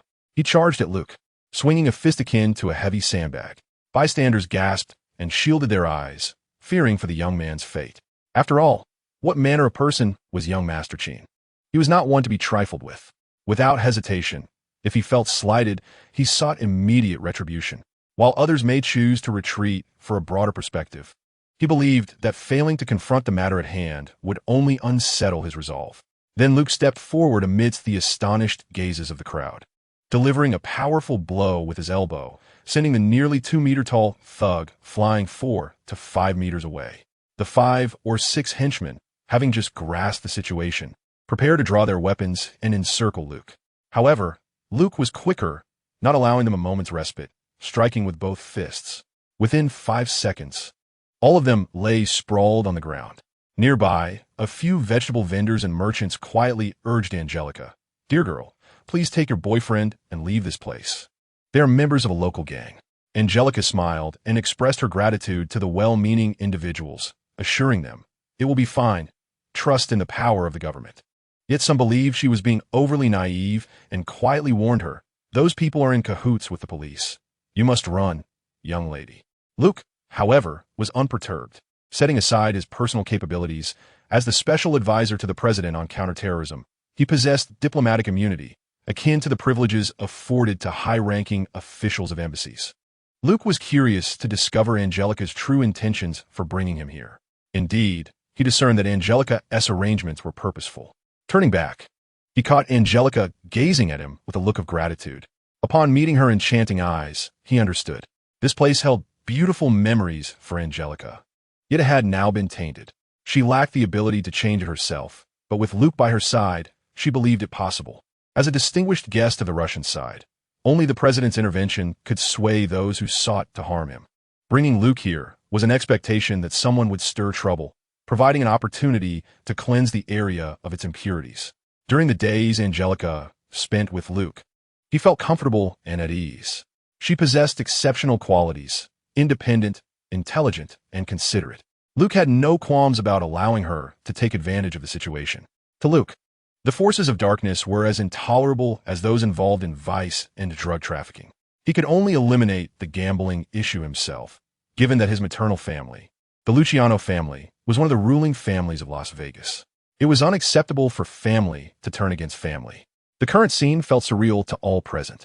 With several thugs lying on the ground, Luke stood there, exchanging glances with Angelica. He guessed her intentions, and she looked back at him with gratitude. In this tense atmosphere, they shared a profound gaze. However, the sound of a shrill whistle shattered this picturesque moment. Several local police officers, clad in uniforms and wide-brimmed hats, arrived at the scene.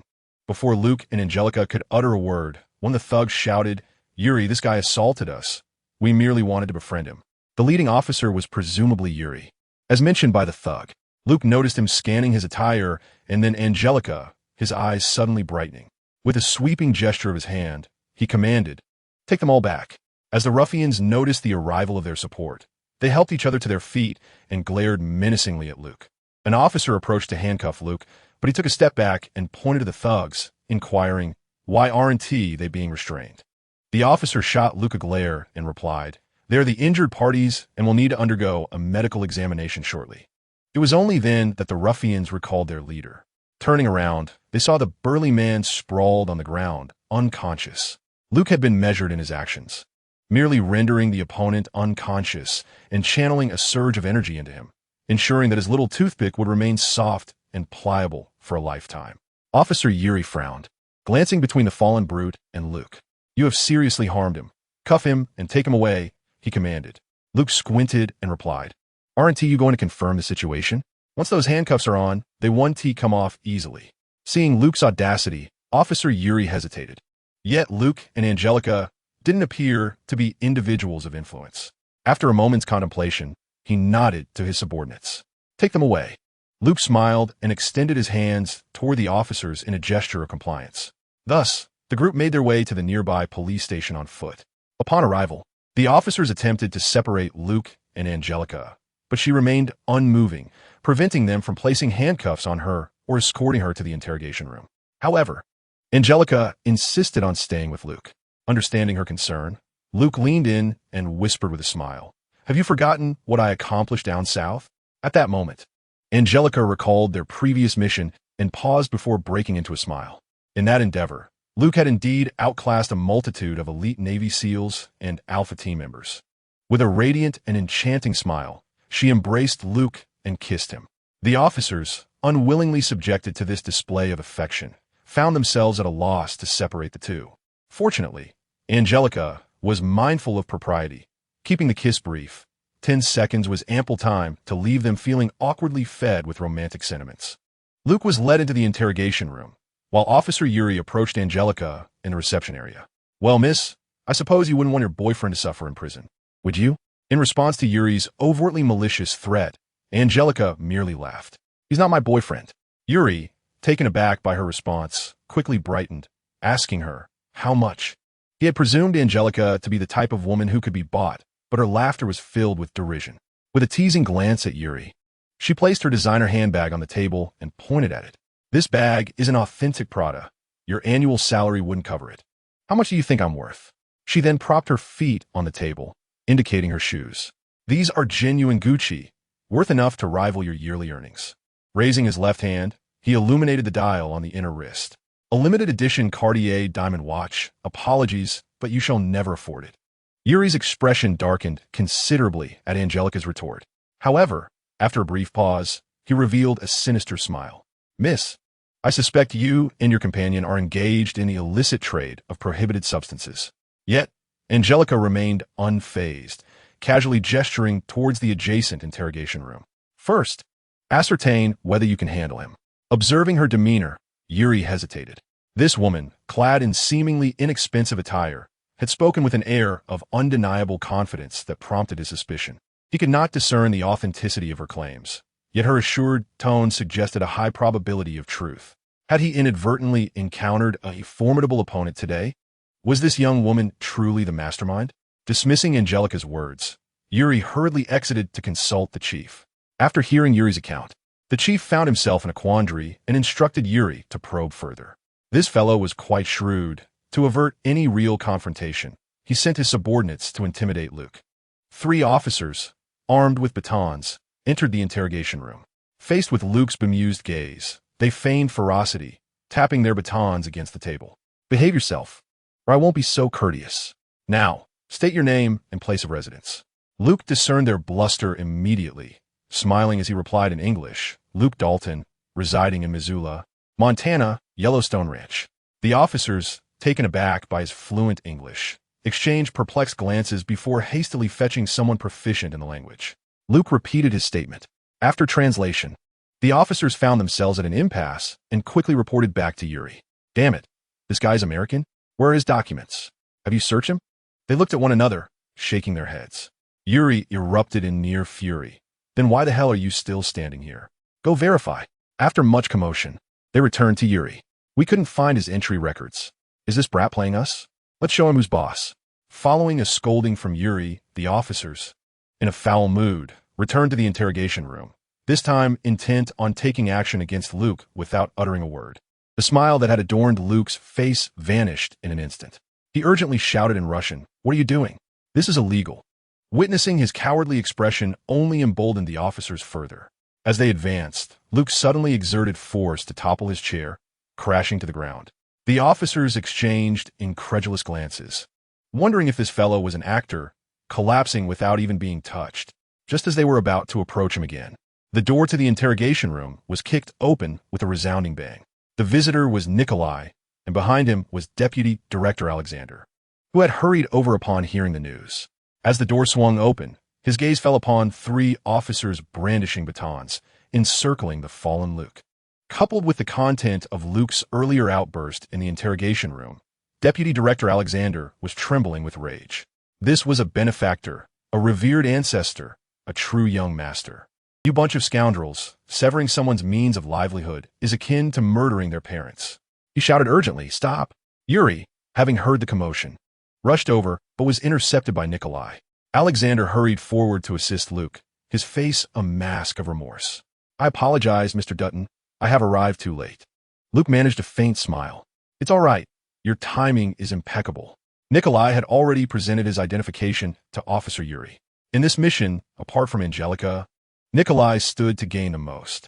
Now he was seething with a desire to eliminate these ruffians, yet he knew he could not act so impulsively. He produced his credentials, slamming them forcefully against Yuri's chest, and spat vehemently. "This is a diplomatic incident. You wretches, you have brought disgrace upon Russia." Yuri hastily picked up the credentials, his face blanching with fear. "Damn it, the Federal Security Service. This is indeed a bastion for protecting foreign dignitaries." This was not merely hitting a brick wall. It was akin to striking Captain America's shield. Terrified, Yuri rushed to find the chief, forgetting to return Nikolai's credentials. Upon learning of Yuri's purpose, the chief hurried toward the interrogation room. Upon entering, he beheld Luke handcuffed, with his feet propped up on the table, while Deputy Director Alexander stood solemnly beside him. Noticing the chief's arrival, Alexander spoke gravely. "I am Deputy Director of the Federal Security Service, Alexander Vasilyevic." At the sound of this name, the chief broke into a cold sweat. While other systems might remain oblivious, no one in the law enforcement sector could be unfamiliar with the upper echelons of the security service. The Federal Security Service once bore a name formidable enough to intimidate wrongdoers, the KGB, Committee for State Security. In the Soviet era, it was akin to the secret police, and its mere mention was sufficient to instill fear in the hearts of the unruly. Now, a deputy director stood rigidly beside the young man, utterly unfazed. "Quickly, release the handcuffs of our esteemed guest. This is a misunderstanding. Indeed, a misunderstanding." Luke sighed and addressed Deputy Director Alexander. "I had initially intended to introduce some American entrepreneurs for investment, but..." He shook his head, choosing not to continue. The chief was trembling with fear. With such a prominent figure present, why was the deputy director standing while Luke was seated? What business did he have in such a humble place? Luke, unwilling to dwell on the matter any longer, rose to his feet, preventing the officers from removing his handcuffs. He pointed to Yuri behind the director and said, "Bring him in. I have warned you, once those handcuffs are on, they are not easily removed." Yuri, pale as a ghost, stepped forward to take the officer's keys. He bowed deeply at 90 degrees towards Luke. Luke was taken aback by Yuri's straightforwardness, but did not make things difficult for him. Instead, he turned his attention to Deputy Director Alexander, whose expression was grim, yet he managed to force a smile as he addressed Luke, saying, "I will provide you with an explanation regarding this matter." Luke nodded and looked towards Nikolai. "Take your vehicle and escort me back to the embassy. Ensure Angelica returns to the hotel to rest well. I will find her once I am finished." Nikolai glanced at his elderly father, and upon receiving a nod from Alexander, he led Luke out of the police station. Meanwhile, in the adjacent lounge, Angelica was anxiously staring at the ceiling, lost in thought. Upon returning to the embassy, Luke met with the ambassador to Russia, as well as the civilian assistant who had accompanied him. The ambassador greeted Luke warmly. From their conversation, Luke learned that the president was in Asia attending an emergency meeting and would not return to Moscow for at least a week. During their discussion, Luke also discovered that the ambassador was an alumnus of Mr. Cheen, a member of the Yale fraternity. Luke was not surprised by this revelation.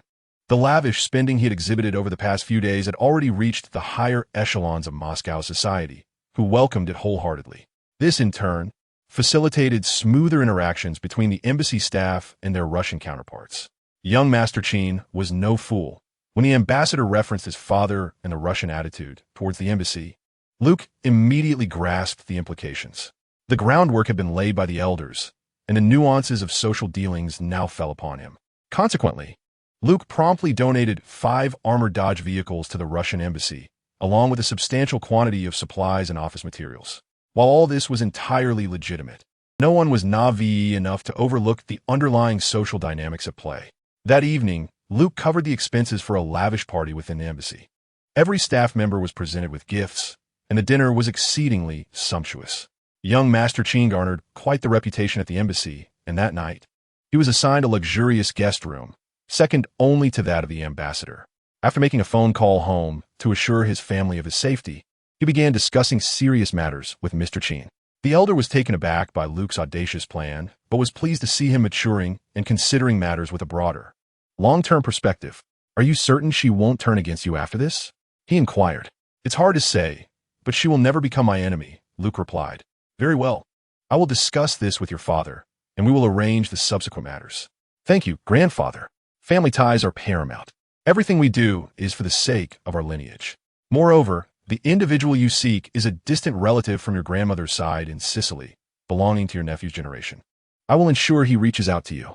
After hanging up the phone, Luke exhaled deeply. He had faith that old Cheen would support his endeavors. This situation presented a mutually beneficial outcome. Although his plans were audacious, they constituted a crucial safety net for the family. The wisdom of not placing all eggs in one basket is universally acknowledged, and the Cheen family had long since begun their strategic arrangements. Before long, Luke received another call. After exchanging a few words with the caller, he ended the conversation. In the depths of night, Luke evaded all surveillance points and discreetly departed from the embassy. As a representative of a major nation, the embassy was, of course, under observation. However, Luke had taken note of the surroundings during the evening's festivities and identified several monitoring locations. Though the surveillance was merely symbolic, he could not afford to reveal his presence. After a brief disguise, Luke exited the embassy and made his way through nearby alleys to leave the area. The security in Moscow at this hour was deplorable, with taxis being a rare sight. Consequently, Luke resorted to stealing a bicycle to reach his destination. This journey proved to be quite a challenge for him. He navigated the back roads, having become somewhat familiar with Moscow's terrain over the past few days. Yet, the nighttime paths were fraught with peril. He encountered 13 groups of muggers, 4 groups of pimps, and 7 groups engaged in street brawls. Luke had donned an outfit suitable for the dark. He was clad in black night camouflage, a hooded trench coat, a black hat, a scarf, and sunglasses, which served merely as an accessory. This attire did indeed manage to deter some of the petty criminals.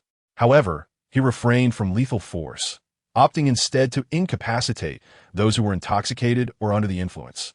Continuing on his way, although he was abroad, these individuals were still notorious figures, and taking a life would only lead to unnecessary complications.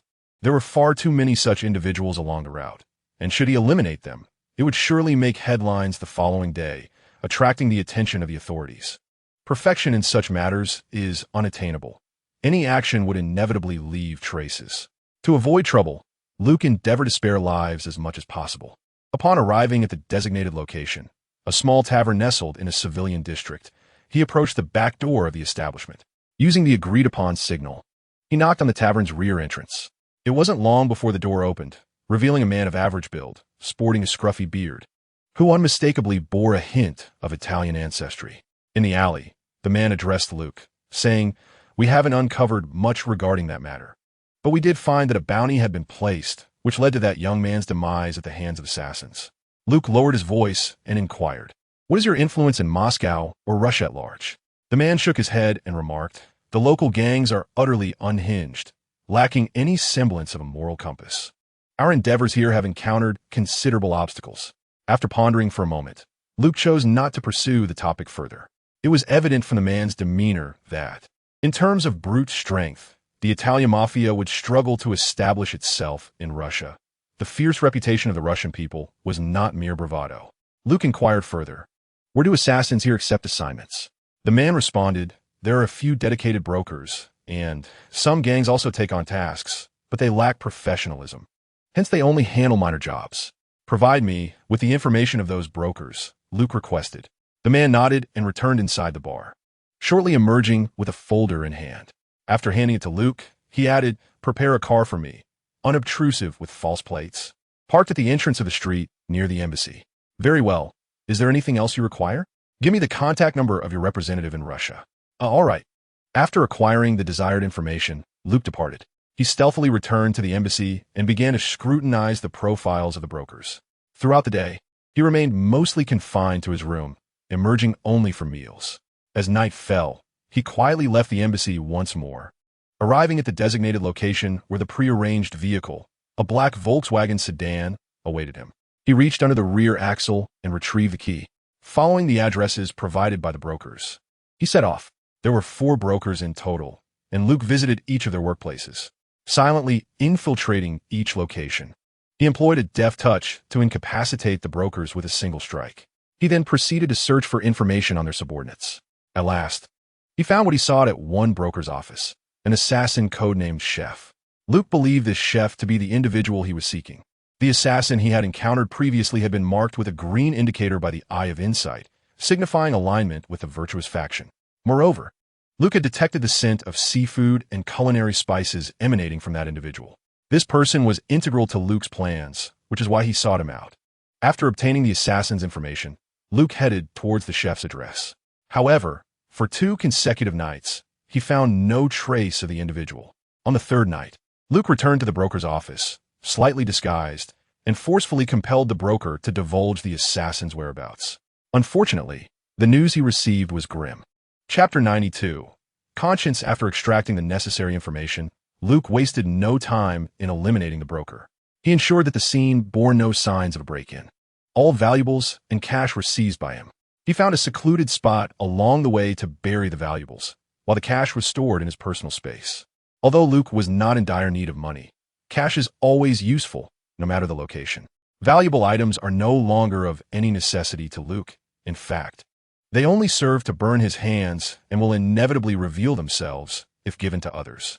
Thus, it is best to bury them in a secluded location.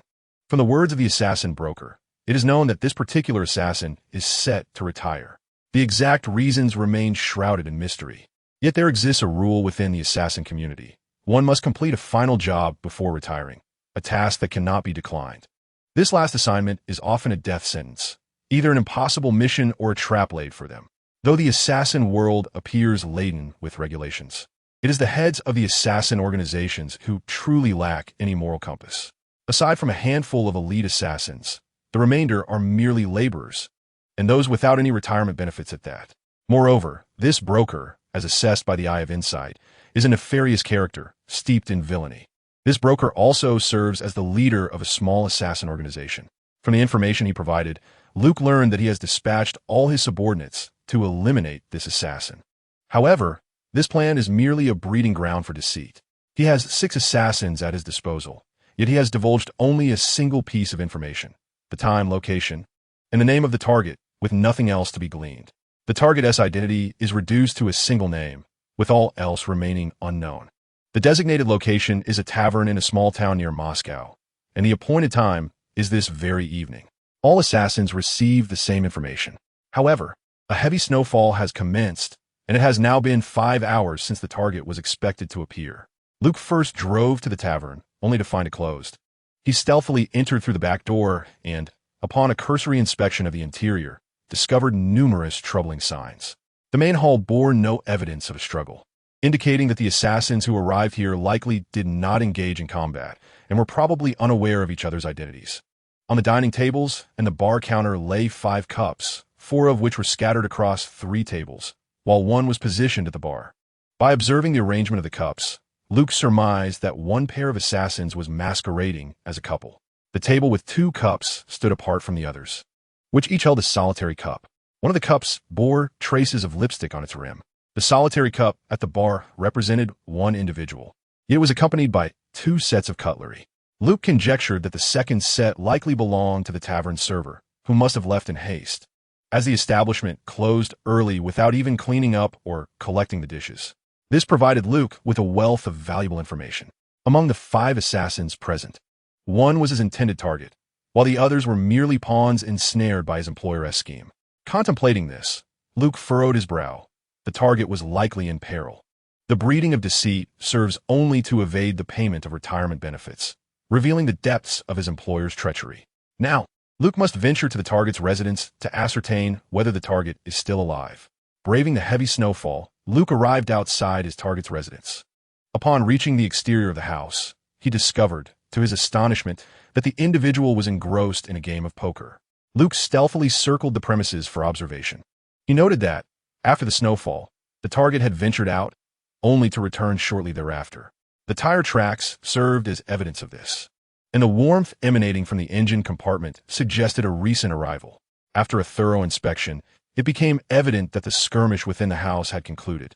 The female occupant had retreated to the shower, while the target's actions elicited a wry smile from Luke.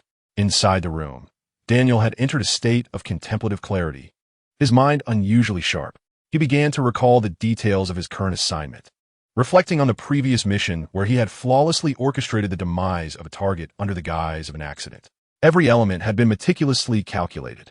As the target approached the intersection, he had expertly shot out the tire of the vehicle. The car, careening out of control due to the sudden blowout, collided with a parked pickup truck. Sparks ignited the barrels of fuel he had strategically placed within the truck. In an instant, flames engulfed both vehicles, and the target met his end as planned. However, he had not anticipated the unforeseen appearance of a mother and her child behind the pickup. The mother was engulfed in the surging flames, sustaining severe injuries and remaining in a state of unconsciousness. Having been a professional assassin for many years, Daniel had never harmed an innocent. This incident weighed heavily on his conscience, prompting him to consider retirement in pursuit of a more conventional life. Yet, the unyielding code of the assassin's world dictated that he could not refuse this final assignment. Thus, he accepted the task, albeit under the constraint of scant information. Only the time, location, and the target's name were provided. Exercising caution, he arrived near the tavern ahead of time to observe his surroundings. As the appointed hour approached, he stationed himself outside the tavern, meticulously photographing the license plates of all vehicles parked nearby. He scoured the onboard computers for any leads, yet found nothing. Consequently, he entered the tavern.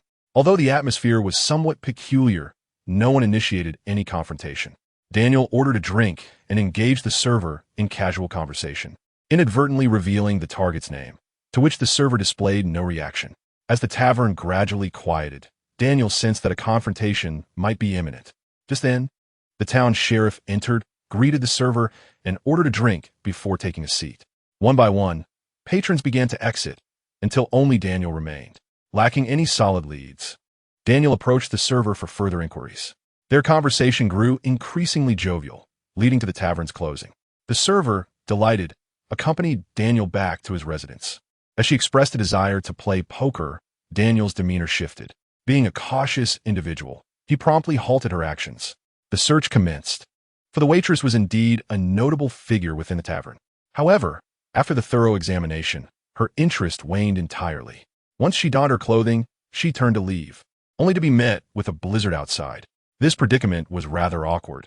Having just berated Daniel fiercely, she found it difficult to request his assistance for a ride home.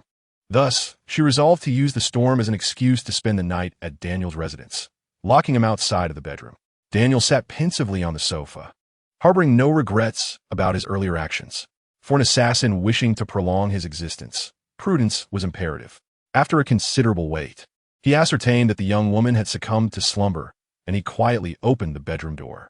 Noting that she was asleep, fully clothed, he draped his overcoat over her and left a note on the nightstand. He then stealthily exited the house. Following the license plate information he had previously gathered, he made his way to the address of a bearded old man he had encountered at the tavern.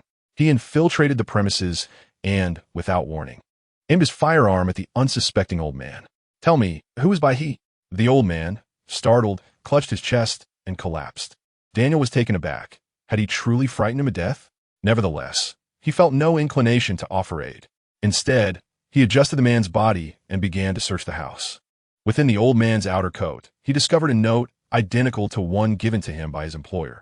Confirmed, this man was a colleague. After hastily processing the scene, he hurried to the home of the couple. He infiltrated their residence and observed the woman emerging from the bathroom, clad in nothing but a towel. In the dim light, they locked eyes in mutual surprise. Suddenly, they both sprang into action. The woman burst through the door of an adjacent room, and Daniel fired his weapon, but missed. Just as he prepared to pursue her, she brandished a gun and aimed it at him. Daniel wielded a silenced pistol, while the woman did not. The tranquil night was shattered by the sound of gunfire. Due to their proximity, Daniel swiftly seized the woman's hand, redirecting her shots to the ceiling. They became entangled in a struggle. The man, alerted by the gunfire, emerged with a double-barreled shotgun. Yet, the woman remained clinging to Daniel's back, holding on fiercely. Perhaps the man, in a moment of panic or weakness, accidentally shot his girlfriend. This turn of events was baffling. Freed from his constraint, Daniel swiftly turned and eliminated the man. With a sigh of relief, Daniel resumed his search of the room. Indeed, he discovered a similar note in the man's pocket. This couple was also colleagues. With a weary breath, Daniel found himself in a state of confusion. At that moment, the sound of an approaching vehicle reached his ears. It was a police car. Daniel exited through the window and made his way to the back door, encountering the small-town sheriff he had met at the tavern earlier that night. As Daniel stealthily entered the house, he discreetly approached the sheriff's vehicle, utilizing its positioning to obscure his departure. Upon touching the trunk, he noticed a bloodstain, igniting his suspicion that the sheriff's true identity might indeed be his target. Consequently, he cautiously opened the police car's trunk, revealing the genuine sheriff lying within. After a moment's contemplation, Daniel knelt down and subtly tampered with the car's braking system before quietly retreating to his own vehicle. After a prolonged wait, the imposter sheriff finally drove away, with Daniel trailing at a considerable distance. As they rounded a sharp bend, the police car collided forcefully with a tree. Daniel feigned passing by, rolling down his window to inquire whether the sheriff required assistance. As the sheriff approached, Daniel swiftly drew his weapon and fired, delivering a fatal shot to the head. Upon a closer inspection, he found to his dismay that this was yet another colleague. Doubts about his employer's mission began to surface. But when he attempted to make a call, he was met with a deadline. Contemplating his next move, Daniel resolved to return home and contact his boss the following morning. Upon arriving home, he unexpectedly encountered a maid shedding her clothes, presumably due to the warmth of the evening. Just as she lay down, the sound of Daniel's return stirred her from her repose. The heat of the room prompted a silent understanding between them. Daniel, too, removed his clothing. With circumstances as they were, he felt compelled to engage. At that moment, Luke happened to arrive outside the house. In this period of reflection, Daniel recalled every detail and his intellect surged. Seizing the opportunity while the maid was occupied brushing her teeth, he rifled through her handbag placed upon the nightstand. To his astonishment, another revelation awaited him. She was yet another colleague. Cursing his earlier oversight, he was caught off guard when the freshly dressed maid, now armed with a silenced pistol, confronted him. Though Daniel contemplated a desperate plea, he gazed deeply into her eyes, sensing her own reluctance. However, her words extinguished any hope he harbored. Your mission aligns with mine, but the target assigned to me is you. With a resigned sigh, Daniel slowly closed his eyes. Witnessing this, tears welled in the maid's eyes as she squeezed the trigger. The click of a blank round echoed in the air. Daniel opened his eyes and addressed her. See, even fate cannot bear to see us harm one another. The maid, pulling back the slide of her weapon, ejected the blank round and aimed once more at Daniel. It was then that he truly despaired. She was unwavering in her resolve. Had his earlier performance been so lacking? As he reflected on the fleeting nature of life, 2 gunshots rang out almost simultaneously. Daniel stared in disbelief at the maid collapsing from a gunshot wound and the figure clad in black standing at the doorway. Indeed, it is Luke. Luke discovered the troubling situation within the tavern. In the storage room, he found 2 lifeless bodies, those of the tavern owner and a waitress. They had been executed at close range, a method that showcased a certain professionalism, undoubtedly the work of one of the assassins. The evidence at the scene suggested that this assassin had assumed the guise of the waitress, as her clothing lay discarded nearby. This indicated that the imposter had not engaged in any violent action, but had simply abandoned the garments upon leaving. Since she was not the genuine waitress, she failed to tidy up or clear the tableware as she departed. Thus, Luke deduced that this woman was indeed one of the killers. After witnessing this grim tableau, Luke turned to the bedridden Daniel and remarked with a smile, "I have taken care of your employer. He orchestrated this scheme to ensure you would not retire in peace." Daniel had long harbored suspicions, but Luke's words clarified everything for him. "Put on some clothes. This woman is unworthy of your sympathy," Luke advised as he proceeded to the living room to await Daniel's arrival. Once dressed, Daniel joined Luke in the living room. He bore no intention of harming Luke. He recognized from Luke's earlier actions that he was an ally, not an adversary. If Luke had truly intended to kill him, he could have merely allowed the female assassin to finish him off before eliminating her afterward. Luke had retrieved a cup from Daniel's home and produced a bottle of relatively inexpensive whiskey from his bag. He opened it and poured a glass for Daniel. "Have a drink. Let's calm our nerves," he suggested. Daniel shook his head, but lifted the glass and downed it in one go. "Good whiskey. I am quite composed now." Luke, clad entirely in black, complete with a scarf, hat, and sunglasses, presented a rather absurd sight. Daniel found himself perplexed as to why Luke was wearing sunglasses at such an hour. After finishing his drink, Daniel turned to Luke, contemplating for a considerable time before finally voicing his curiosity. "Can you truly see clearly with those sunglasses on at this late hour?" Chapter 93. Persuasion. Luke waved his hand dismissively at Daniel, saying, "Do not concern yourself with such trivial details. Let us discuss your circumstances." Daniel poured himself another glass of whiskey and slowly recounted his reasons for exiting the world of assassination. Upon hearing this, Luke inquired further, "Given your skills, I presume you have military experience?" Daniel gazed deeply at Luke for a moment before responding, "I participated in the Chechen War and was fortunate to return alive."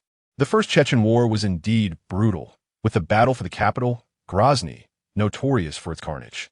Luke understood that this was a lingering consequence of the Soviet Union's dissolution. The Russians typically exhibit a slow-burning resilience throughout history.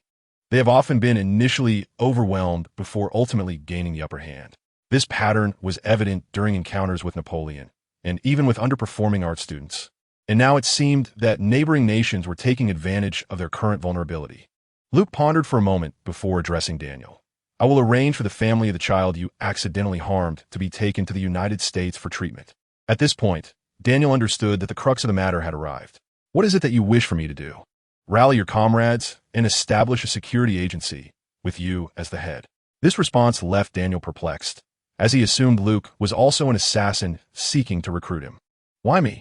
Luke shrugged, offering no insight into his true thoughts. "Because you possess principles." These words plunged Daniel into silence.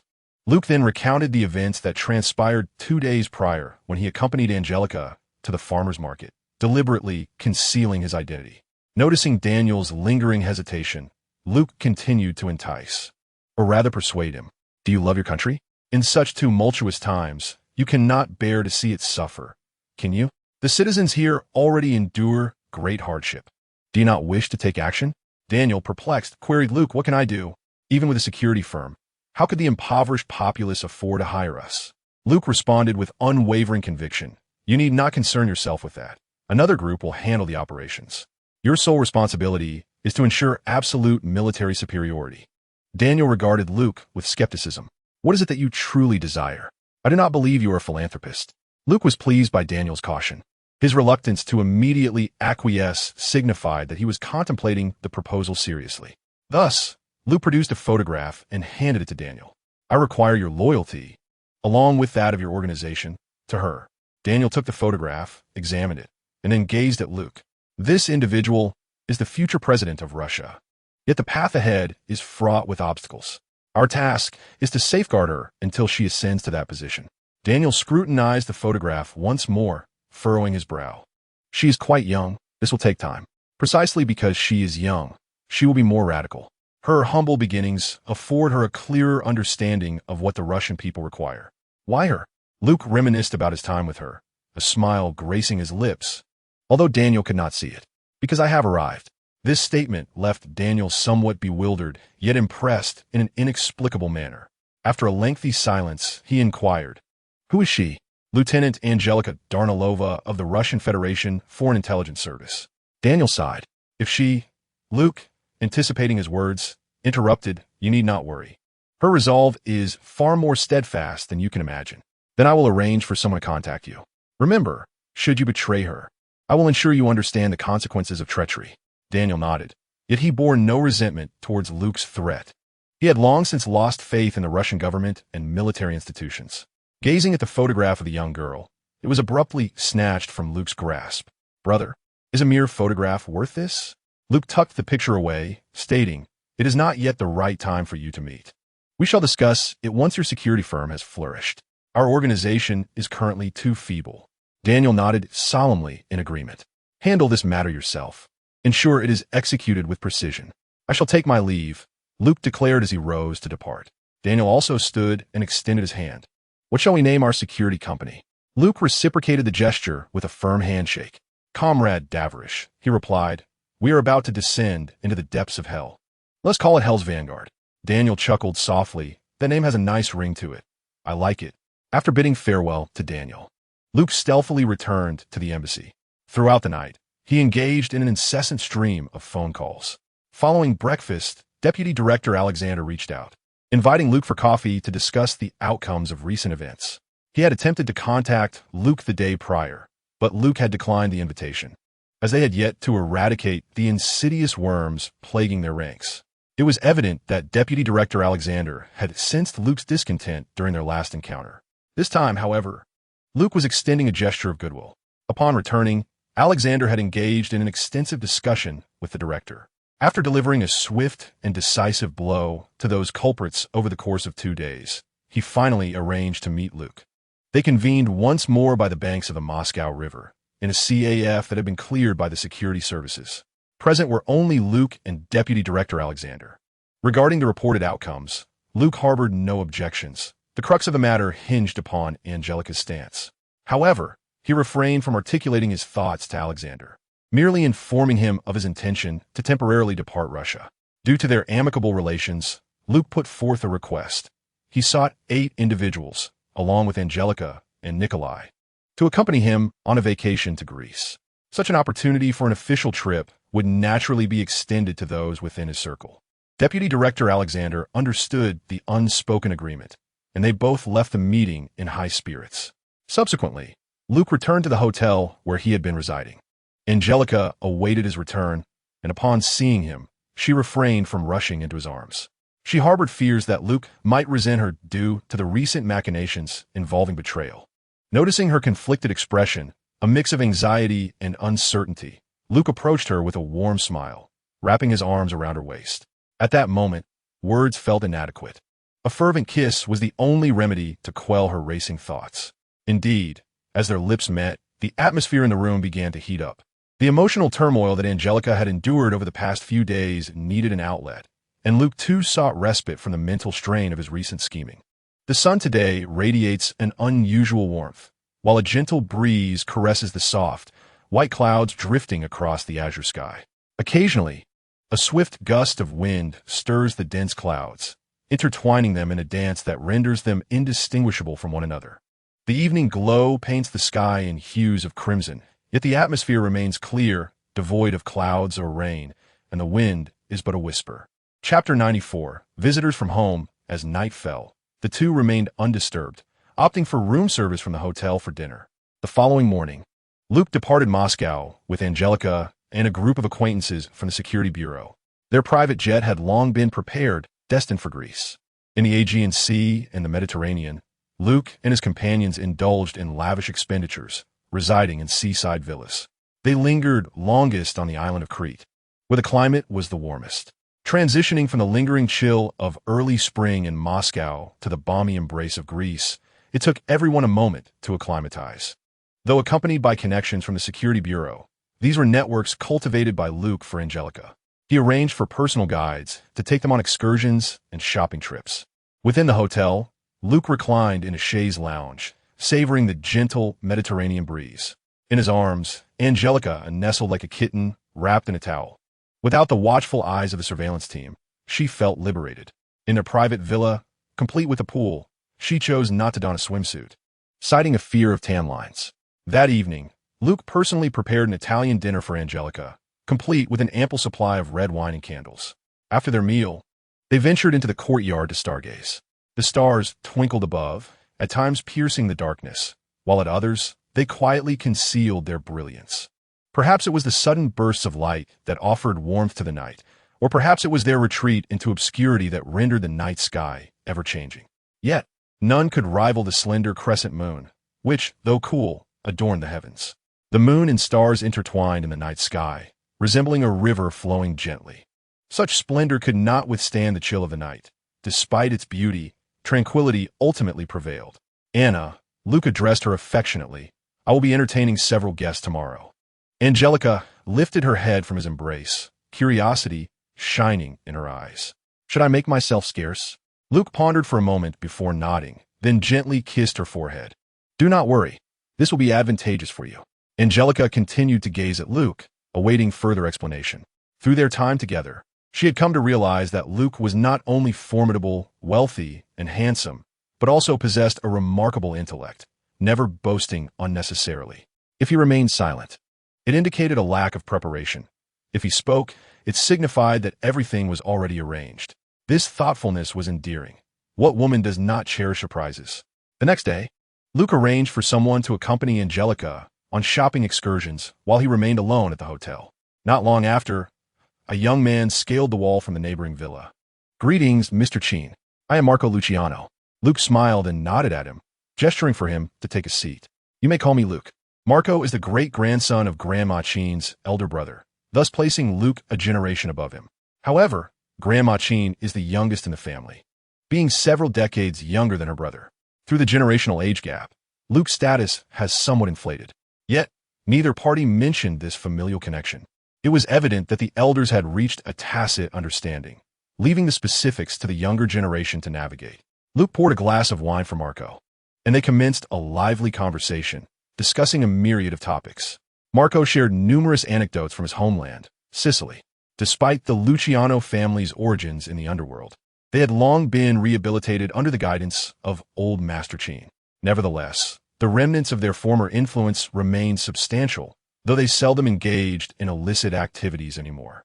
As their cups neared emptiness, Luke transitioned to the crux of the matter. The current state of Eastern Europe is tumultuous, with both great and small nations in disarray. Being a young man himself, Luke felt emboldened. With Daniel's mercenaries and Marco's semi-legal operations, they aimed to establish a new power in Eastern Europe, leveraging Daniel's elite soldiers as their military backbone. Given that Marco and his associates were outsiders, direct confrontations with locals would be inadvisable. Thus, this aspect will be best managed by Daniel. The sluggish response of the Russian regular army is merely a matter of command and structure. However, the combat effectiveness of the soldiers on the ground remains formidable, akin to the fierce nature of the United States Marine Corps. Marco intends to channel the secret overseas funds of several prominent families into these Eastern European nations, utilizing commerce as a foundation and local unique resources as a supplement to gradually alter the social landscape. Ultimately, capital will influence politics, fostering deeper collaborative relationships. Luke may not grasp the intricacies of high-level political relations, but he had a ready-made template, that of China. Western capital is predominantly controlled by a particular ethnicity, characterized by insatiable greed and a lack of understanding of the concept of mutual benefit. Consequently, they have only sown seeds of hatred, a fate understandable given their 2 millennia of oppression. In contrast, the Chinese approach embodies over 5,000 years of wisdom and experience from their ancestors, an exemplary answer not to be overlooked, rather than emulating those who rose from banditry. This also represents an experiment for Luke. In his previous life on Earth, conflict seemed perpetual. Yet, this is the Marvel universe where extraterrestrial forces exist, and they are formidable. With external support, the Earth will eventually unite. A unified front against external threats is humanity's path forward. Luke harbors no concerns regarding the powerful individuals or small factions in the cosmos. He has a master and a lineage, which he finds profoundly reassuring. The true challenge lies in the collision of 2 civilizations in the universe. Earth remains woefully behind. Fortunately, Luke still has time. He intends to try, and with the inclusion of the United States, Russia, and China, that should suffice. The others are merely secondary. The current turmoil in Russia presents a prime opportunity for Luke.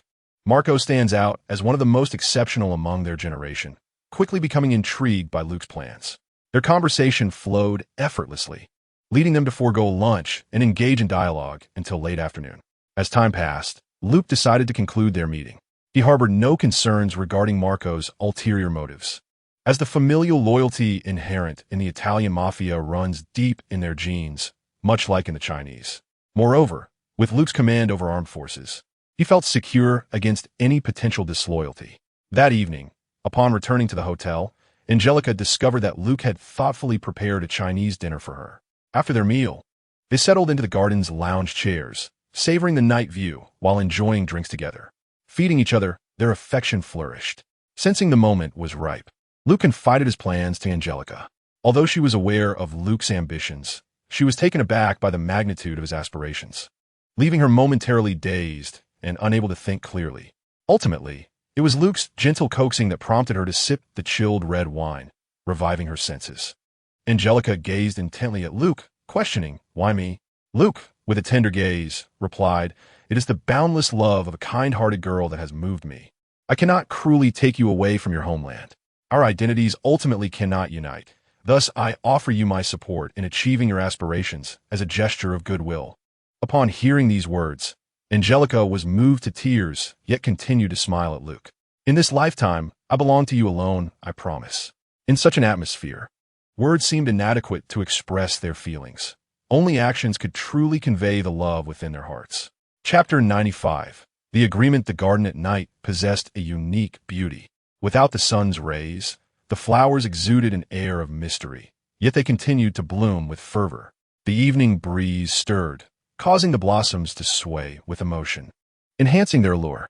As the wind stilled and the night deepened, the garden returned to tranquility, yet it still emanated an intoxicating fragrance. In the days that followed, Luke and Angelica remained ensconced within the villa of the hotel. Both were acutely aware that their separation loomed near, prompting them to cherish every moment spent together. They were inseparable, akin to conjoined twins, feeling that every second apart was a waste. Luke reassured Angelica with many words, providing her with a sense of comfort. Perhaps it was a woman's intuition, but she sensed the sincerity in Luke's words. He also urged her to study the ways of that great Eastern nation, as there were ready-made assignments to replicate, saving her from unnecessary detours. Angelica is not foolish. On the contrary, she is quite astute. However, perfection is often unattainable. Upon learning of Luke's plan, Angelica insisted on his attention. "Luke, I desire a child," she declared. Luke, with a hint of resignation, replied, "I too wish for that. Yet, as a practitioner, this damned technique forbids it." While he lamented, he acknowledged that the advantages of this practice far outweighed its drawbacks, and his complaints were merely expressions of frustration. When the benefits came into play, he ultimately succumbed to the law of unexpected gratification. Nevertheless, this yearning became one of their shared regrets. For nearly 2 weeks, Luke and Angelica reveled in Greece, gazing at stars, moons, gardens, seas, winds, clouds, and the beauty surrounding them. Upon receiving a call from the ambassador stationed in Russia, Luke prepared to return to Moscow with his entourage. Their journey was fruitful, as they immediately hired a truck to transport local delicacies home upon landing. President Marshall was due to arrive in Moscow the following day, making Angelica's role as an intelligence operative unsuitable for remaining in the hotel. On their final night, Angelica yearned to merge into Luke's very being, her emotions bordering on madness. Reluctantly, Luke administered a dose of the life-saving serum, Save You 250, to expedite her recovery. This peculiar application of a serum had become increasingly common. Upon returning to the embassy, Luke found the hotel he had been staying at sealed off, surrounded by security personnel. Inside, agents from the Secret Service had already taken over the hotel security operations.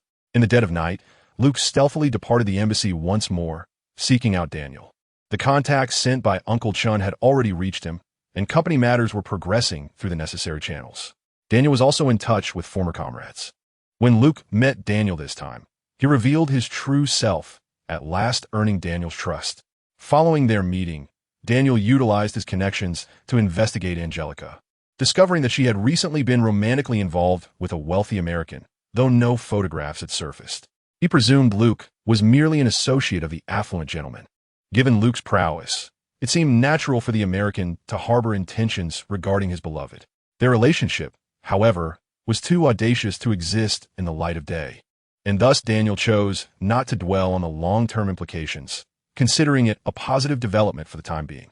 Though Marco's associates were not as affluent as Luke, the power they were poised to gain through this plan was significant.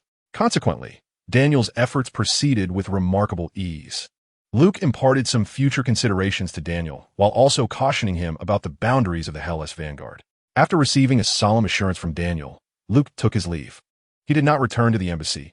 Instead, he visited Deputy Director Alexander's residence. The two conversed for over 2 hours, the specifics of their discussion remaining a mystery. However, in the end, Deputy Director Alexander summoned Nick back as well. The father and son shared a few drinks in high spirits. The following morning, President Marshall arrived in Moscow. There was no need for Luke to compose mission reports or present them personally, although this visit was ostensibly ceremonial. His outstanding performance did not go unnoticed by President Marshall and Doherty. The president's schedule was exceedingly full, leaving him little time to seek out Luke, who was more than content with this leisurely arrangement. It was unclear how President Marshall recalled Luke, but noticing he had no pressing matters, he arranged for him to accompany the First Lady and their daughter on a tour of Moscow. Luke had recently visited these sites, and the memories were still vivid. When the Russian tour guide overlooked certain areas, Luke was able to fill in the gaps, a testament to Angelica's influence. Originally, the final day's itinerary included a celebratory banquet to honor the conclusion of the U.S.-Russia counterterrorism collaboration. However, Luke expressed to President Marshall his desire to abstain from the festivities, citing the excessive media presence that he wished to avoid. With his keen instincts, Luke was acutely aware of the ease with which he could be photographed from a distance. He understood the media's tendencies all too well. Once they had focused their lens on him, trouble would inevitably follow. How could he continue his work? Should he bring reporters along when kicking down doors? With everything under scrutiny, how could he efficiently clear a magazine? Thus, since joining, Luke had resolutely maintained his distance from the press, ensuring no photographs of him were made public. After enjoying a ballet performance with the First Lady and the Grand Princess, on their return, they witnessed President Marshall's speech. It must be said that every U.S. president has been a master orator, delivering inspiring addresses even when speaking off the cuff. However, this time, President Marshall's rhetoric was particularly forceful, especially concerning terrorists, which instilled a sense of threat among many nations and organizations less than friendly towards the United States. Yet, Luke recognized that this was merely a fade crafted by President Marshall. With only half a year left in his term, he sought to ensure profitability for the Defense Department and arms dealers, a blatant transaction. Those engaged in politics often played dirty. Contemplating this, Luke felt he was criticizing himself. Upon returning to Air Force One, President Marshall had already boarded the aircraft. Luke, carrying his large travel bag, was no longer hindered by the Secret Service agents. However, he was still treated as luggage. As he ascended the staircase and glanced back, he noticed a stunning woman in the crowd gazing intently at him. Luke smiled, waved at her, and slowly turned to enter the cabin. Chapter 96. Air Force One Luke navigated effortlessly to his previous seat, located at the rear of the cabin. With nothing pressing to occupy his mind, Luke began to reflect on the current mission, meticulously reviewing it to identify any potential flaws. The aircraft ascended gently, swiftly reaching an altitude of 10,000 meters. However, it was not long before the assistant to President Marshall approached him. "Agent Dutton, the president wishes to see you."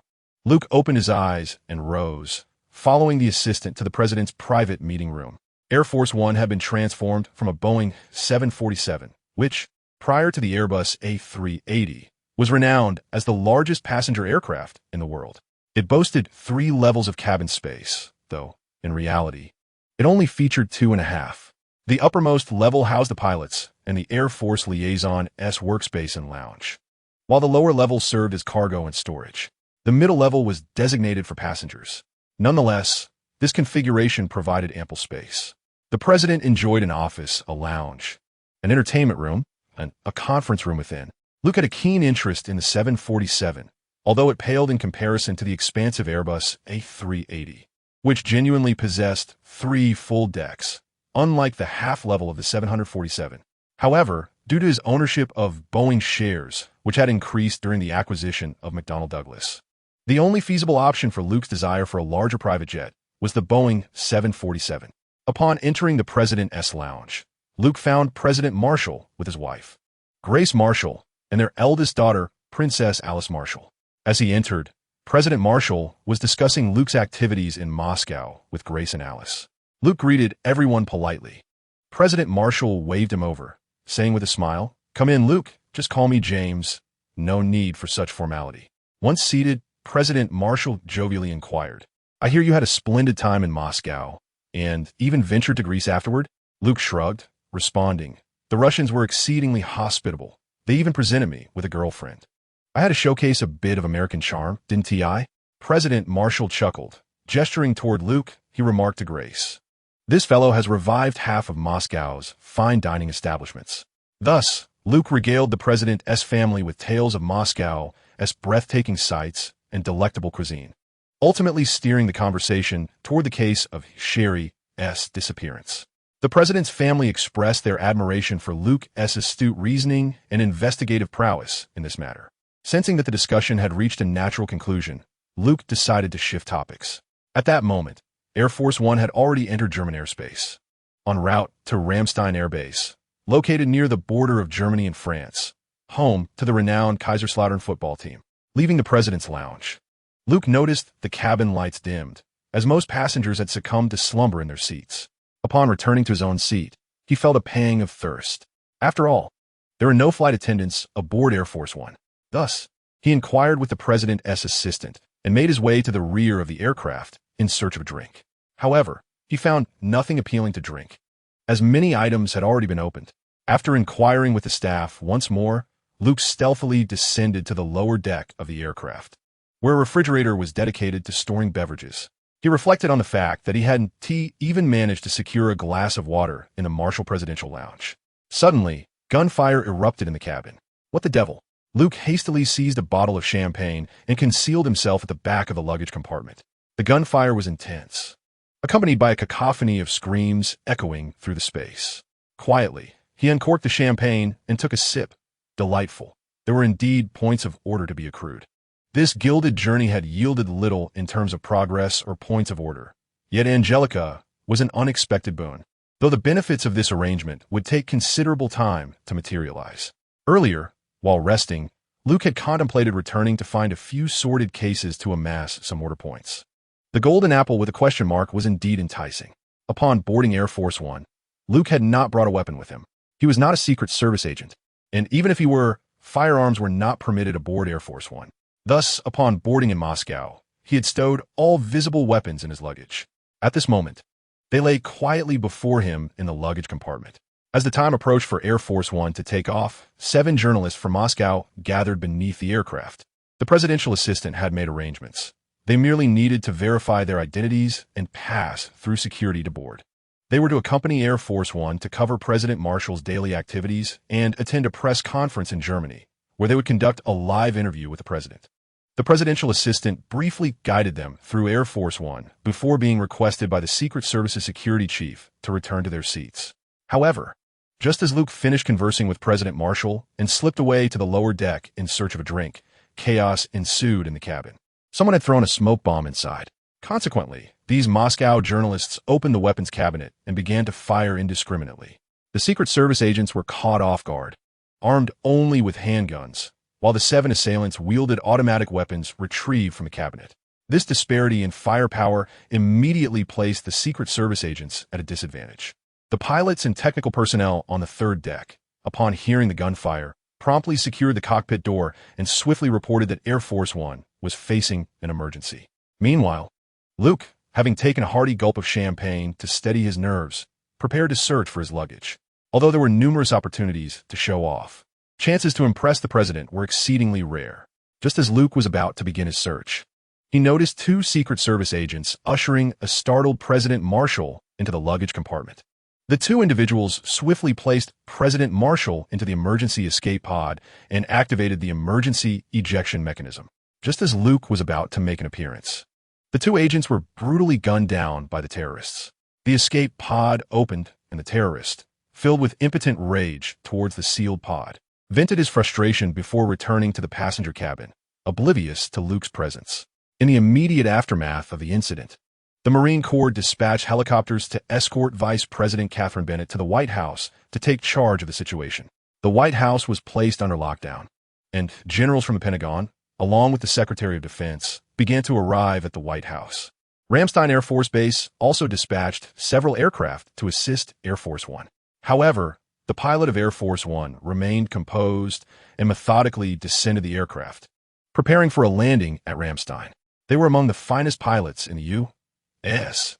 Air Force, with the captain holding the rank of colonel, the highest military rank attainable for pilots, just one step below brigadier general. Meanwhile, the terrorists had seized control of the passenger cabin, herding everyone into the main conference room. Air Force One was in a rapid descent. The terrorists had taken an Air Force liaison officer hostage outside the cockpit, yet they were unable to open the cockpit door, which was fortified against bullets. In a desperate attempt, they procured a small amount of explosives and blew open the door.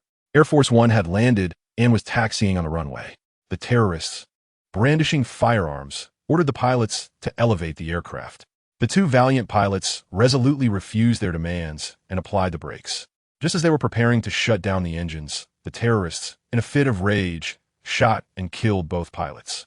Unexpectedly, one of the terrorists possessed flying skills and, in this critical moment, managed to pull the aircraft back into the air.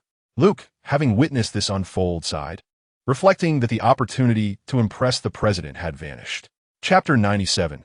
A new era. With the autopilot engaged, the terrorists entered the conference room where the hostages were confined. The leader of the mustachioed bandits began to interrogate the captives, where the president's wife and daughter all remained defiantly silent. Just as the terrorists were on the verge of losing their patience, Grace stepped forward, unaware that Marshall had already escaped via the pod. She questioned the terrorist leader with a trembling voice. "What have you done with my husband?" By the end of her inquiry, her voice quaked uncontrollably. Fearful of receiving the tragic news of Marshall's fate, yet clinging to hope that he had merely been kidnapped, she was, fortunately, met with a piece of good news. The terrorist leader informed her that he had fled in the escape pod, labeling him a coward for prioritizing his own survival. He fixed his gaze on Grace, speaking in a calm tone, "But I now have an important bargaining chip." Grace, as Marshall's confidant, was acutely aware of her husband's temperament. After calming herself, she resolutely addressed the terrorist, enunciating each word with conviction. "No matter who you are or what your intentions may be, you will not succeed." He will never compromise with terrorists. The leader of the bandits, however, was not incensed by Grace's defiance. He regarded her, feigning calmness, with an amused expression. "Is that so? Your husband and daughter are in my grasp. A man would never abandon his family, lest his reputation be tarnished." With that, he raised his pistol, aiming it at Grace's forehead. She closed her eyes, yet her trembling form betrayed her anxiety and fear. Observing her distress, the bandit leader refrained from pulling the trigger, stating ominously that he will negotiate before departing with his men. Upon releasing the escape pod, the ground troops promptly dispatched a rescue team to the landing site.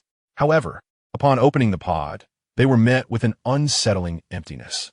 The alarming situation was immediately reported to the White House, which was in disarray. No one knew how to respond, as there had never been a precedent for the hijacking of Air Force One. They anxiously awaited news from aboard the aircraft, now entirely under the control of terrorists, which was heading eastward towards Kazakhstan. As Luke lamented the lost opportunity to impress the president, he caught sight of the unfolding events on the screen. He felt a flicker of relief, realizing he could still assert himself before the First Lady. Considering the president had fled alone, after all, they were family. Surely, the president would not wish for his wife to be left in the lurch. Just as he was preparing to proceed, Luke noticed something peculiar about the escape pod. Activating his surveillance, he was taken aback to discover that President Marshall had not evacuated via the pod. Rather, he was concealed within the upper duct of the pod, laboriously making his way out. Emerging from the duct, President Marshall scanned his surroundings with vigilance before heading towards the stairway. Suddenly, a hand clapped down on his shoulder, startling him nearly out of his skin. "Mr. President, this is not the appropriate way to ascend." Upon recognizing Luke's voice, Marshall exhaled in relief. Turning, He found Luke holding a bottle of champagne, regarding him with curiosity. "Luke, are you unharmed?" "Thank goodness." Luke gestured for Marshall to follow him, leading them to a secluded corner in the rear baggage compartment of the cabin. He handed the champagne to President Marshall.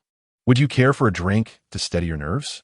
The president loosened his tie and took several hearty swigs from the bottle Luke offered.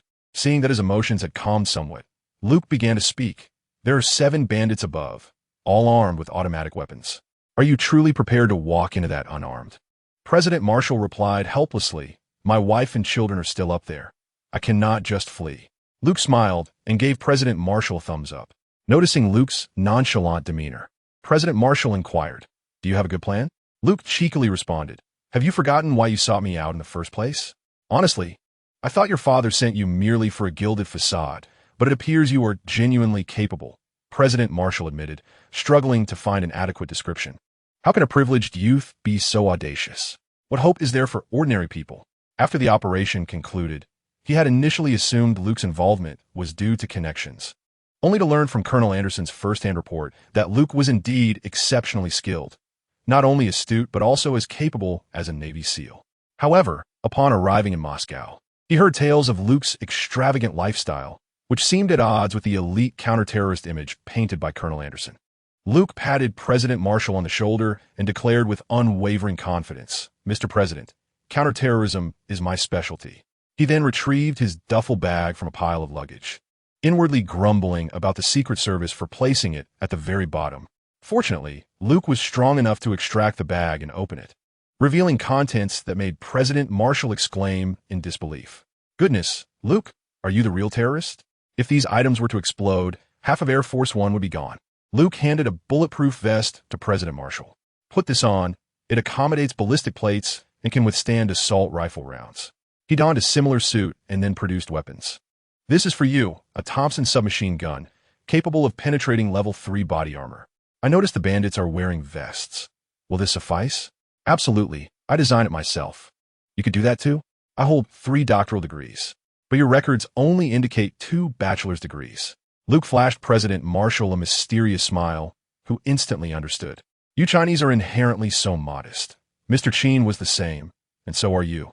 This handgun and submachine gun share the same caliber, and their magazines are interchangeable." After equipping himself, President Marshall felt a surge of confidence from weapons. He eagerly asked Luke, "What is our course of action?"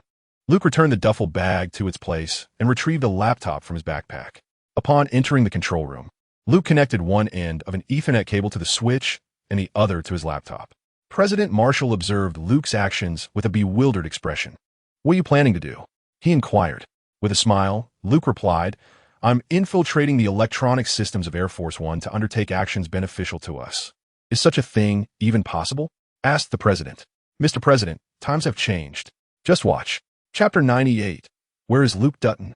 Having accessed the internal network of Air Force One, Luke immediately began his operations. Meanwhile, President Marshall, watching Luke's swift and intricate maneuvers, appeared increasingly doubtful. Meanwhile, the bandits upstairs commenced gathering the weapons scattered after the skirmish. Unbeknownst to them, Luke and President Marshall were concealed within the server room, and Luke had already sensed someone approaching the luggage compartment. He gestured for President Marshall to be silent. Once the individual departed, President Marshall queried Luke, "Shall we not eliminate him?" Luke shook his head. "We are in the shadows while they are in the light. Taking one down might alert the others." In Washington, D.C., at the White House, Vice President Bennett was engaged in discussions with the Secretary of Defense and generals from the Pentagon regarding emergency protocols when she received a communication request from the bandits.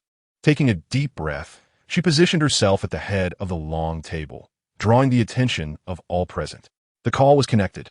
The bandits threatened the lives of 50 hostages, including the president's wife and daughter, chief of staff, and security advisor, demanding the release of General Radik of Kazakhstan, who had been captured by joint American and Russian special forces.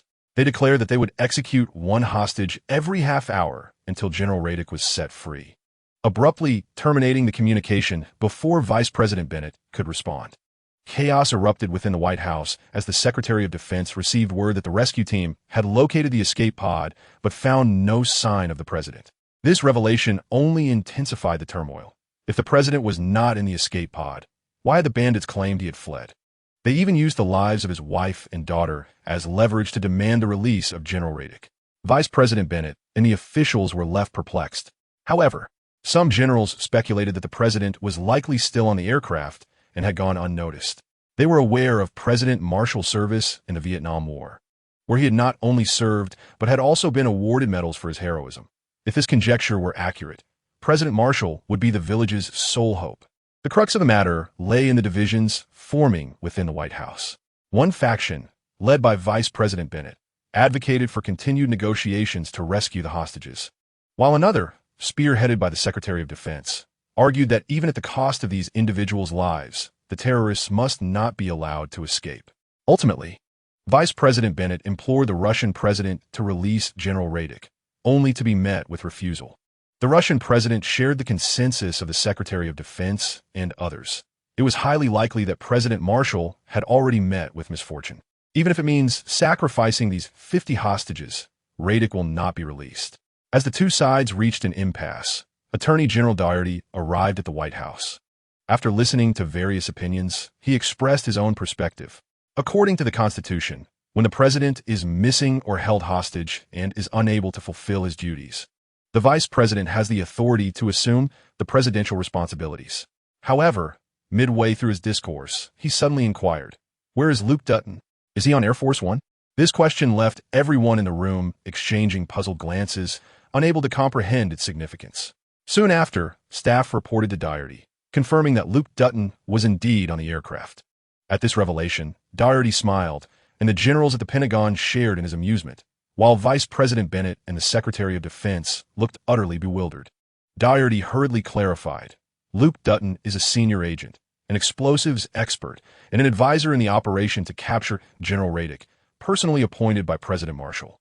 Yet, the Secretary of Defense remained unconvinced. "What does that have to do with the hijacking of Air Force One?" Doherty responded with a mysterious smile. "He won't perish so easily. He is quite astute." General Elkrama from the Pentagon added, "He was involved in the San Francisco Alcatraz terror attack. As an explosives expert, his special operations capabilities rival those of the Navy SEALs." Vice President Bennett, with concern, asked, "But he is alone. Can he handle it?" Doherty offered a reassuring expression. "He is not merely a brute. His intellect is more reliable than his physical prowess." At that moment, staff rushed in with an update. Air Force One was changing its course.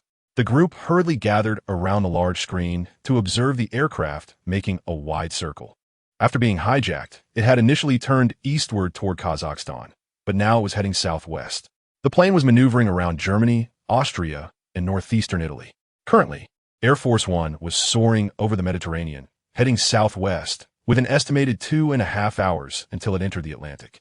Inside the cargo hold of Air Force One, President Marshall, though uncertain of Luke's intentions, had monitored the entire conversation between the terrorists and Vice President Bennett.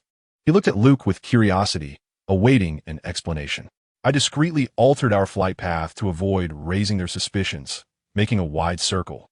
We are now en route to the Lodge's air base in the Azores." President Marshall still did not fully grasp Luke's reasoning. Why head to the base in the Azores? Luke, with a hint of exasperation, continued to elucidate. Returning to Ramstein would require continuous turns, which could alert them prematurely. President Marshall pressed on, "What should we do now?" "I plan to sever their communications." This response took President Marshall by surprise. "Why?" Luke wore a mysterious smile. "What would you do if you found the gambling table absent, just as you were ready to place your bets?" President Marshall remained perplexed by Luke's reply, nearly resorting to expletives to express his frustration, wishing the riddle master would vacate Gotham. Observing Marshall's confusion, Luke patiently elaborated. The communication blackout was a strategic maneuver to buy time, inducing anxiety in the adversaries, which would inevitably lead to their mistakes. This would provide us with a chance to eliminate them decisively. Would they resort to harming the hostages? Luke shrugged and remarked, "Chips are meant for the table. Would you discard them before you even start playing?" At that moment, President Marshall grasped the implications. Luke had severed communications, rendering Air Force One an isolated entity. Without communication, the terrorists were oblivious to whom they could make demands. If they were to harm the hostages, their objective of securing General Radic's release would be thwarted, and they could very well face immediate retaliation. After a moment's contemplation, Luke added, Mr. President, do you realize that, given the Secret Service's security protocols, these terrorists would not have access to automatic weapons? Upon hearing this, President Marshall's understanding deepened. Are you suggesting there is an insider among them? Luke solemnly nodded. Therefore, it is prudent for us to remain in the shadows, allowing them to create chaos and potentially expose their informant. President Marshall acknowledged and approved Luke's strategy. In the White House, Mr. Vice President, we have lost communication with Air Force One. What? This revelation left everyone in shock, their previous confusion now compounded. Only Doherty remained composed, quietly seated and addressing Vice President Bennett. It must be that rascal Luke. Let us await his word. Chapter 99. Playing with fire. Half an hour had elapsed. The leader of the terrorists, accompanied by his henchmen, descended into the cabin and conference room. Previously, the threats he had directed at Vice President Bennett had been disseminated to the hostages via the cabin's intercom. This time, the leader entered with an air of menace, causing many to instinctively recoil in fear. He sought to establish his dominance while intimidating the White House. Observing the terrified hostages, the leader displayed a twisted smile, pointing at the president's wife and daughter. You two, step forward quickly. Everyone assumed that the leader intended to harm the president's family and instinctively shielded them. After repeated demands for them to emerge, he discharged a weapon into the ceiling, angrily bellowing, "Step out now." Grace, witnessing the leader's fury, reluctantly maneuvered through the crowd with her daughter. The leader, satisfied by the sight of the trembling mother and daughter, pointed towards the conference room's telephone. They will connect the call. Let us see how they respond. At this moment, a middle-aged man with graying hair and glasses bravely stepped forward. Sir, allow me to introduce myself. I am a national security advisor to the president, and he always considers my counsel. I understand you are in negotiations with the vice president. Unfortunately, in America, the vice president is akin to the Queen of England. Even if she wishes to purchase a plane ticket, she must consult individuals like me. Trust me, let me negotiate with the White House, and I assure you, your demands will be met. Please, do not harm anyone else. The leader of the bandits watched the security advisor with a sly expression, raising his handgun to aim at his forehead. The agreed-upon time had arrived, yet communication remained elusive. The bandit leader's smile gradually faded. They all exchanged intense glances, waiting for the phone to ring. 1 minute passed. 3 minutes elapsed. The leader's arm grew weary, and his patience waned, just as he contemplated eliminating the man before him to prompt a response from the White House. One of his subordinates rushed down from the upper floor. Our communication system has malfunctioned. We cannot receive any signals, nor are we getting responses to outgoing ones. The leader lowered his weapon, gazing quizzically at his subordinate. What's happening? The subordinate, drenched in sweat, replied, I have no idea. Can we use the satellite phone? It's worth a try, the leader responded, and the subordinate hurried back upstairs.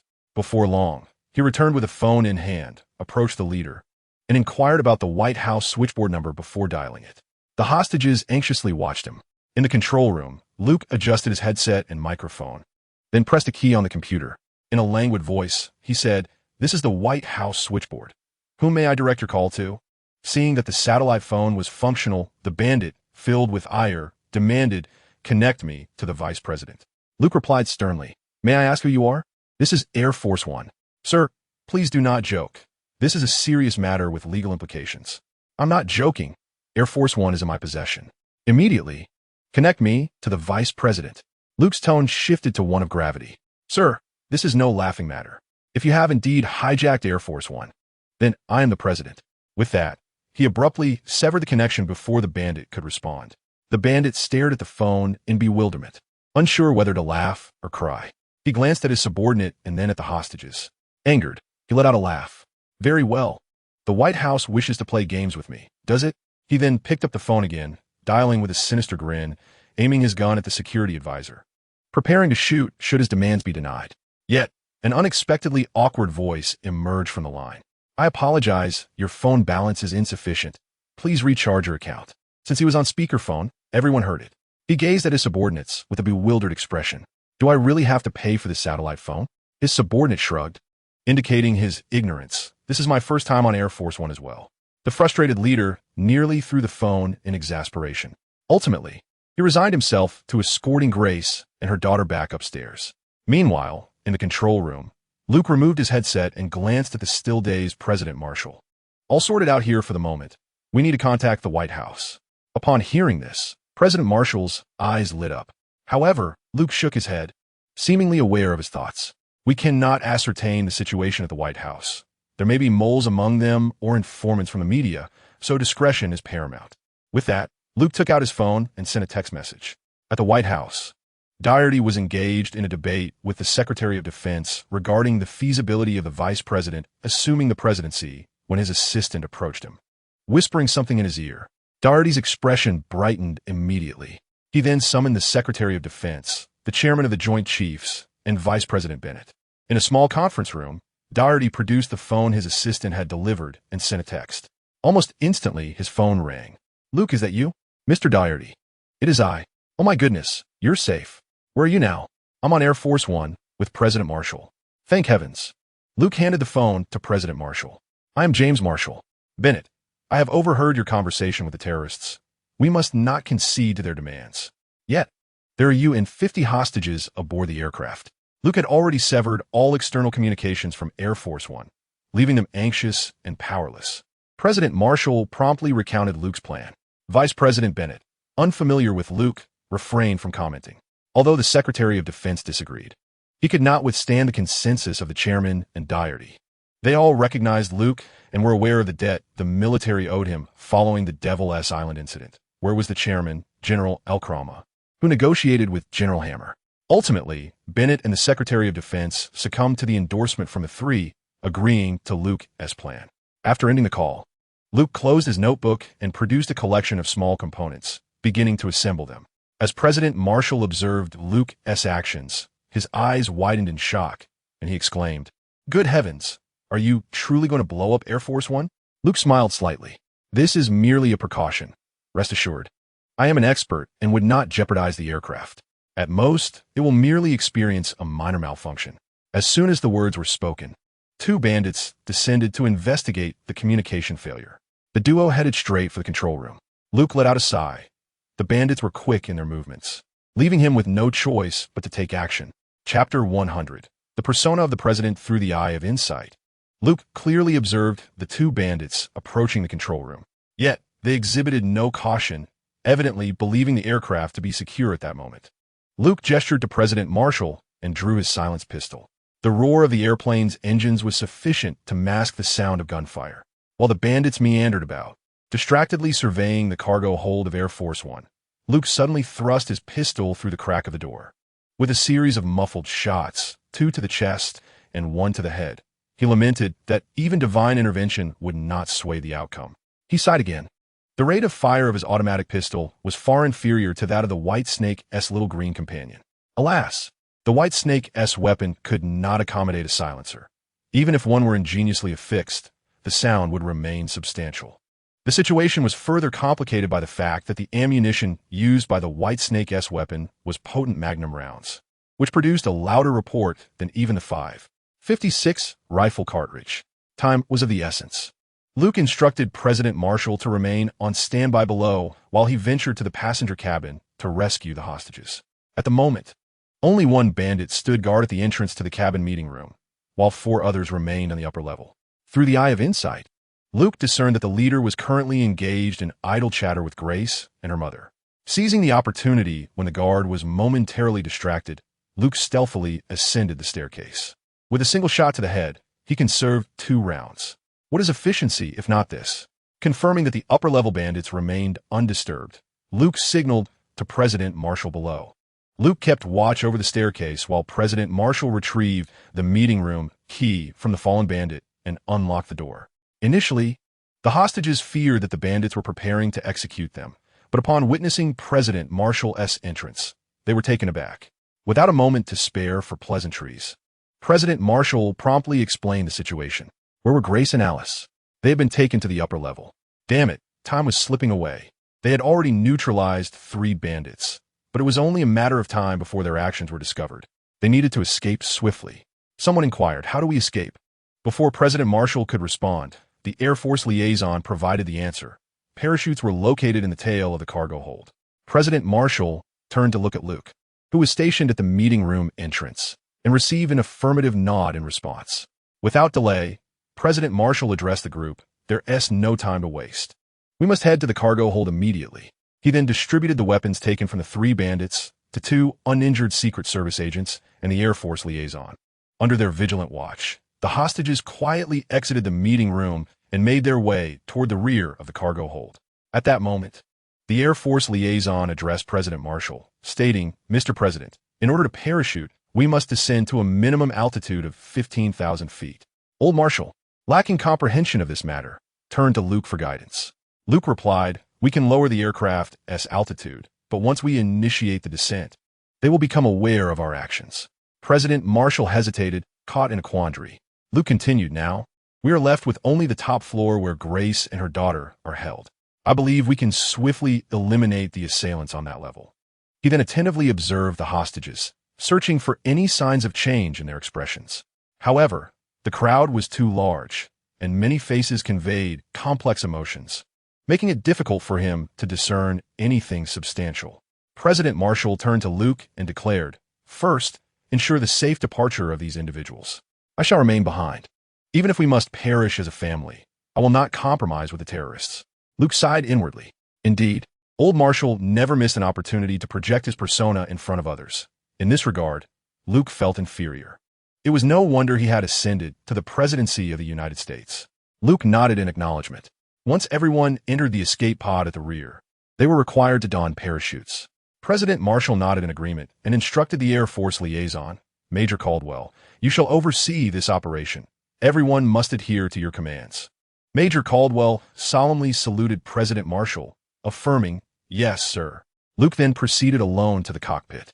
Inside, he contacted Doherty and gradually lowered the aircraft's altitude through the computer. At this point, Air Force One was entirely under Luke's control. The autopilot was locked, and manual mode could not be engaged from the cockpit. Air Force One descended smoothly, maintaining its flight attitude.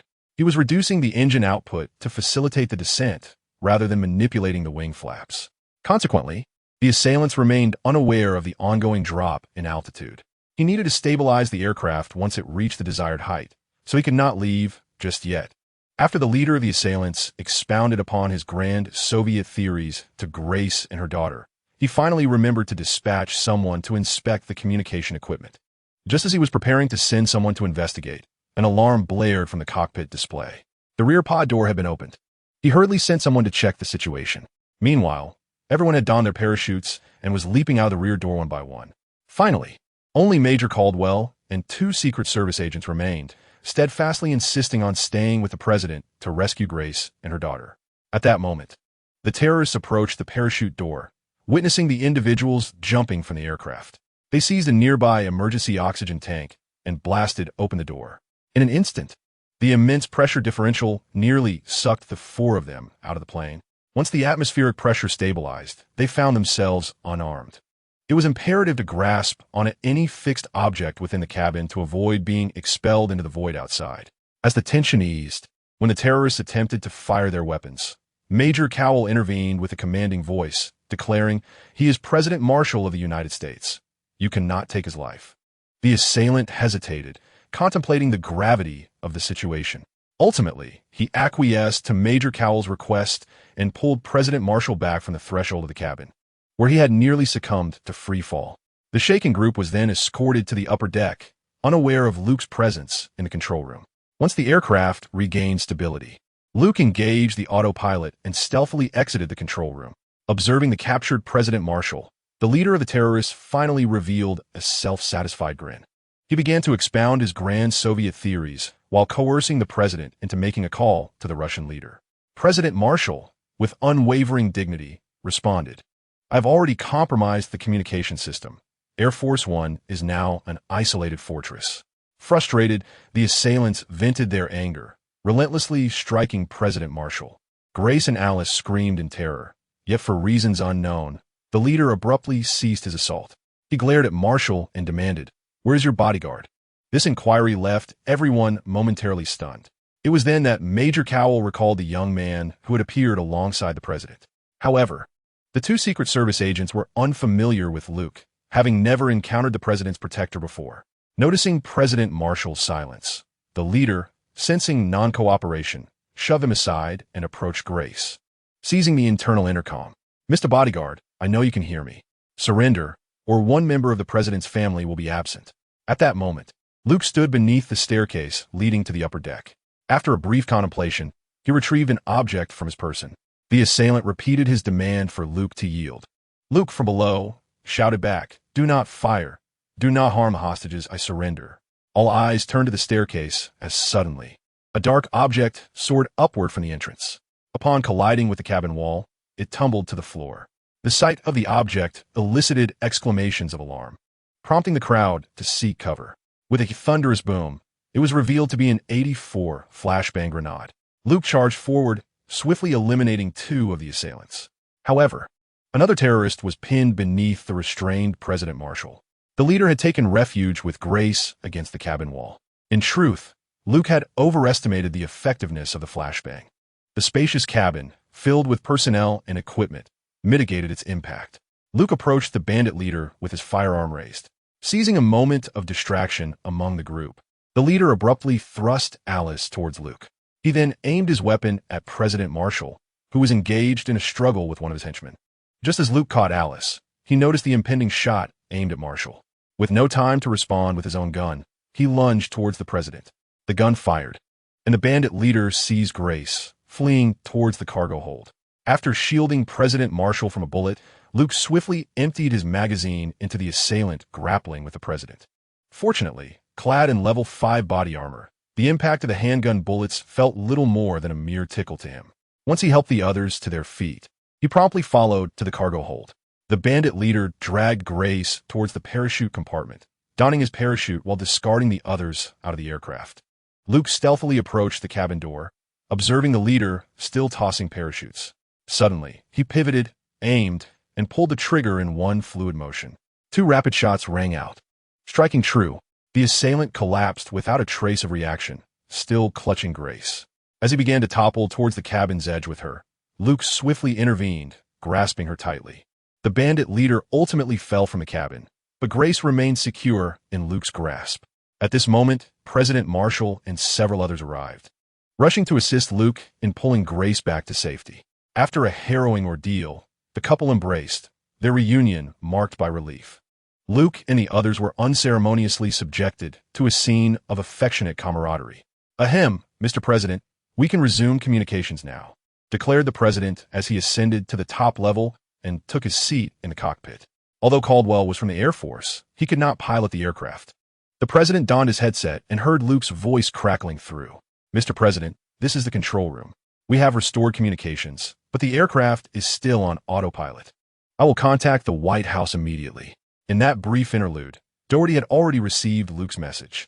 Everyone reconvened in the grand conference room, awaiting updates from Air Force One. "This is James Marshall. We have reclaimed Air Force One." "Repeat, we have reclaimed Air Force One." Cheers erupted within the White House conference room. Doherty and El Krama exchanged glances, both smiling broadly. "Mr. President, what is your current status? Are there any injuries? 45 hostages parachuted over Spain half an hour ago. Please dispatch a rescue team immediately." "We have received the message. Air Force One is currently en route to Lodge's Air Base in the Azores." "Copy that.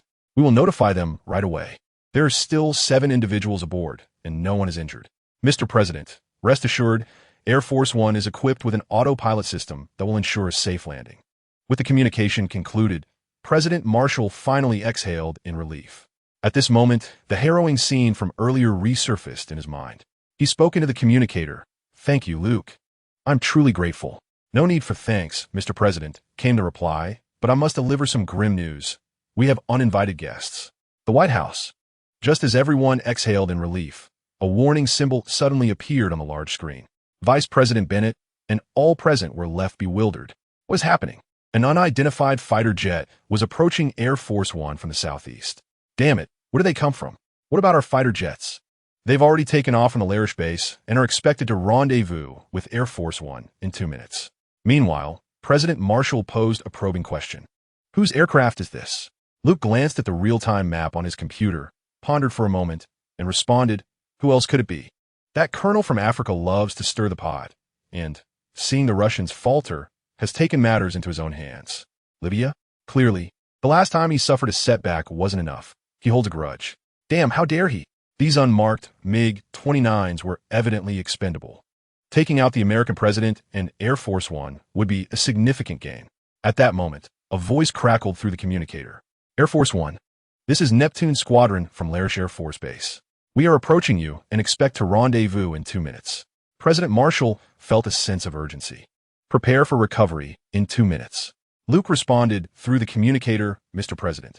Take control of the plane and have Major Cowell assist me in electronically disrupting the incoming aircraft and missiles. Major Cowell promptly vacated the co-pilot seat and moved to the control panel at the rear. Agent Dutton, this is Cowell. I am ready.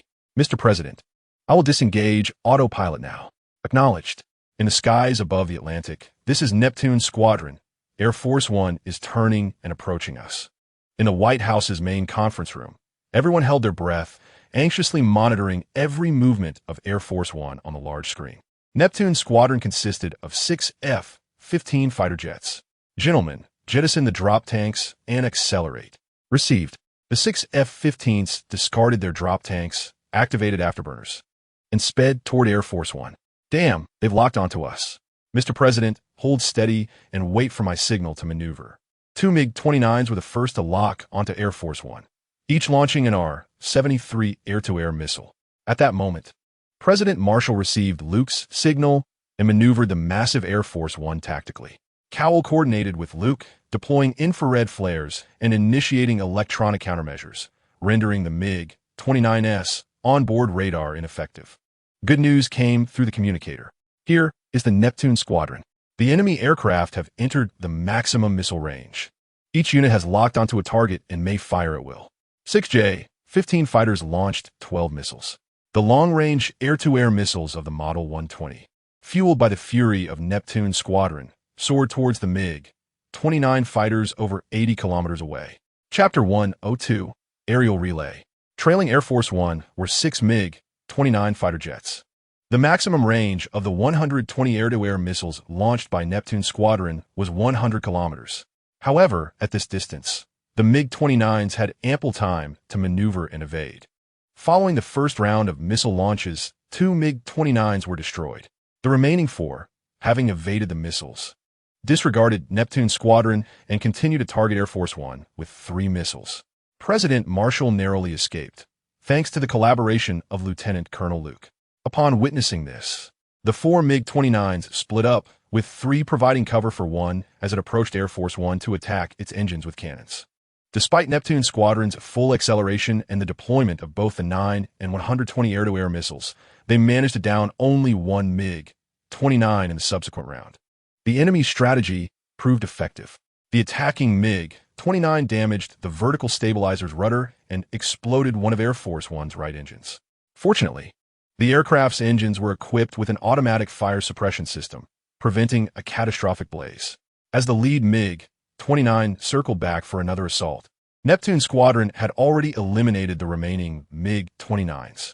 Only 1 fighter remained, yet only one of the J-15s was in close proximity to Air Force One. Both sides launched their missiles simultaneously. Ultimately, this MiG-29 was destroyed. However, the missile it had fired detonated too close to Air Force One. Despite Luke's timely release of infrared flares, the explosion's proximity resulted in damage to the horizontal stabilizer. The enemy had been vanquished, yet Air Force One suffered irreparable harm. 1 engine was damaged, but the remaining 3 engines enabled it to maintain flight. Nevertheless, the damage to the tail would hinder Air Force One's ability to land safely and alter its course, although they had narrowly escaped disaster. Air Force One now faced an even greater challenge. It could not land at the Lodge's air base in the Azores and was now heading deep into the Atlantic to the southwest. Back at the White House, there was a sense of helplessness. Inside Air Force One, President Marshall's communicator crackled to life with Luke's voice. Mr. President, well done. President Marshall sighed, thank you. But we have sustained severe damage. We cannot land in the Azores. At that moment, the captain of Neptune Squadron also joined the communication. Commander, you have performed admirably. No one could have done better, truly. It is an honor to stand alongside you. President Marshall, from the cockpit, observed the Neptune Squadron leader flying in parallel with Air Force One. He gazed into the cockpit and raised his hand in a salute. President Marshall reciprocated the gesture. Luke's voice crackled through the communicator. Mr. President, we are running low on fuel. We require an aerial refueling tanker. Major Cowell immediately connected with the White House to report the situation. Commander, after our calculations, the nearest tanker will take at least 3.5 hours to reach Air Force One. The Secretary of Defense impatiently interjected, then let them expedite the process. However, Commander, Air Force One's fuel is insufficient for even 2 hours. What? At that moment, chaos ensued within the White House once again. Luke relayed the final calculations to President Marshall. Luke, what do you suggest we do? Deploy a transport aircraft from the Azores to rendezvous with Air Force One for an aerial pickup. Isn't that too risky? At present, it is our best option. Air Force One is currently situated over 300 kilometers south of the Azores, heading southwest at a bearing of 207. If we maintain Air Force One's minimum speed, the Air Force's C-17 transport will catch up in an hour and a half. In the White House, just as Vice President Bennett learned of the plan's feasibility and everyone breathed a sigh of relief, staff members rushed in with urgency. Vice President Bennett. The White House is surrounded by reporters. They are already reporting on the situation with Air Force One. The Vice President quickly called for the television to be turned on. Indeed, various news outlets were broadcasting the distress of Air Force One. Vice President Bennett furiously demanded, "Who leaked this information?" Silence fell over the room, as no one dared to speak. Doherty rubbed his forehead and stated, "Bennett, this is not the time for finger-pointing. We must hold a press conference to clarify the situation, or it will escalate." Thus, the prominent figures within the White House began to devise a credible narrative, preparing Vice President Bennett to address the press. This news, of course, also reached Luke and his colleagues aboard Air Force One. In the cargo hold, Luke quietly retrieved his phone and dialed. "Grandpa, I apologize for the interruption. Please activate our family shares in Boeing." "What has happened, Luke?" "Air Force One has encountered a critical malfunction and cannot land. The Air Force is conducting a rescue for the President and his family aboard." "Is it that serious? Has the White House called for a press conference yet?" "They should be preparing to do so. We must act swiftly." "Understood." The urgency of the call was palpable. Old Master Cheen was unaware that Luke was also aboard Air Force One. After a prolonged wait, the arrival of the Air Force's C-17 transport aircraft was finally at hand, accompanied by a squadron of fighter jets to relieve the Neptune team, whose fuel reserves were insufficient to continue escorting Air Force One. The voice of the Neptune team's captain echoed through President Marshall's communicator. "Sir, we are running low on fuel and must return. It was an honor to fight alongside you. I wish you the best of luck." "Thank you, and I wish you all the best as well." Following mutual salutes, the Neptune team gracefully maneuvered away from Air Force One, heading toward the Azores. "Mr. President, this is Liberty 24. Please maintain an altitude of 10,000 feet and a speed of 200 knots. Copy that, maintaining 10,000 feet at 200 knots. We are preparing to deploy the rescue personnel." President Marshall observed as the transport aircraft above opened its rear ramp, releasing rescue personnel tethered by cables. The operation unfolded seamlessly. The special agents inside the aircraft opened the cabin door and successfully retrieved the rescue team. After setting the autopilot, Luke began to gather his belongings. The provisions aboard Air Force One were quite ample, and Luke had made several noteworthy acquisitions from the cargo hold. At that moment, the rescue personnel had reached the cockpit. "Mr. President, please follow me." With a serious expression, Marshall addressed the rescue team. "Let my wife and daughter leave first." Chapter 103. One dragging forward by securing the cable near the cabin door. 3 more rescue personnel slid down from the transport aircraft. They fastened their safety harnesses and, one by one, guided Alice and Grace to descend onto the C-17. Utilizing the height difference between the two planes, the rescue personnel facilitated a swift descent onto the transport aircraft. Luke observed the scene, exhilarated by this unprecedented experience. Grace and Alice squealed in excitement as they boarded the transport. Meanwhile, President Marshall was in the process of securing his safety harness. Suddenly, an alarm blared from the cockpit. The aircraft was descending. The rescue personnel urged President Marshall, "Sir, hurry. The plane is going down, and Air Force One is nearly out of fuel." In confusion, President Marshall glanced at the rescuers and then at Luke and the others.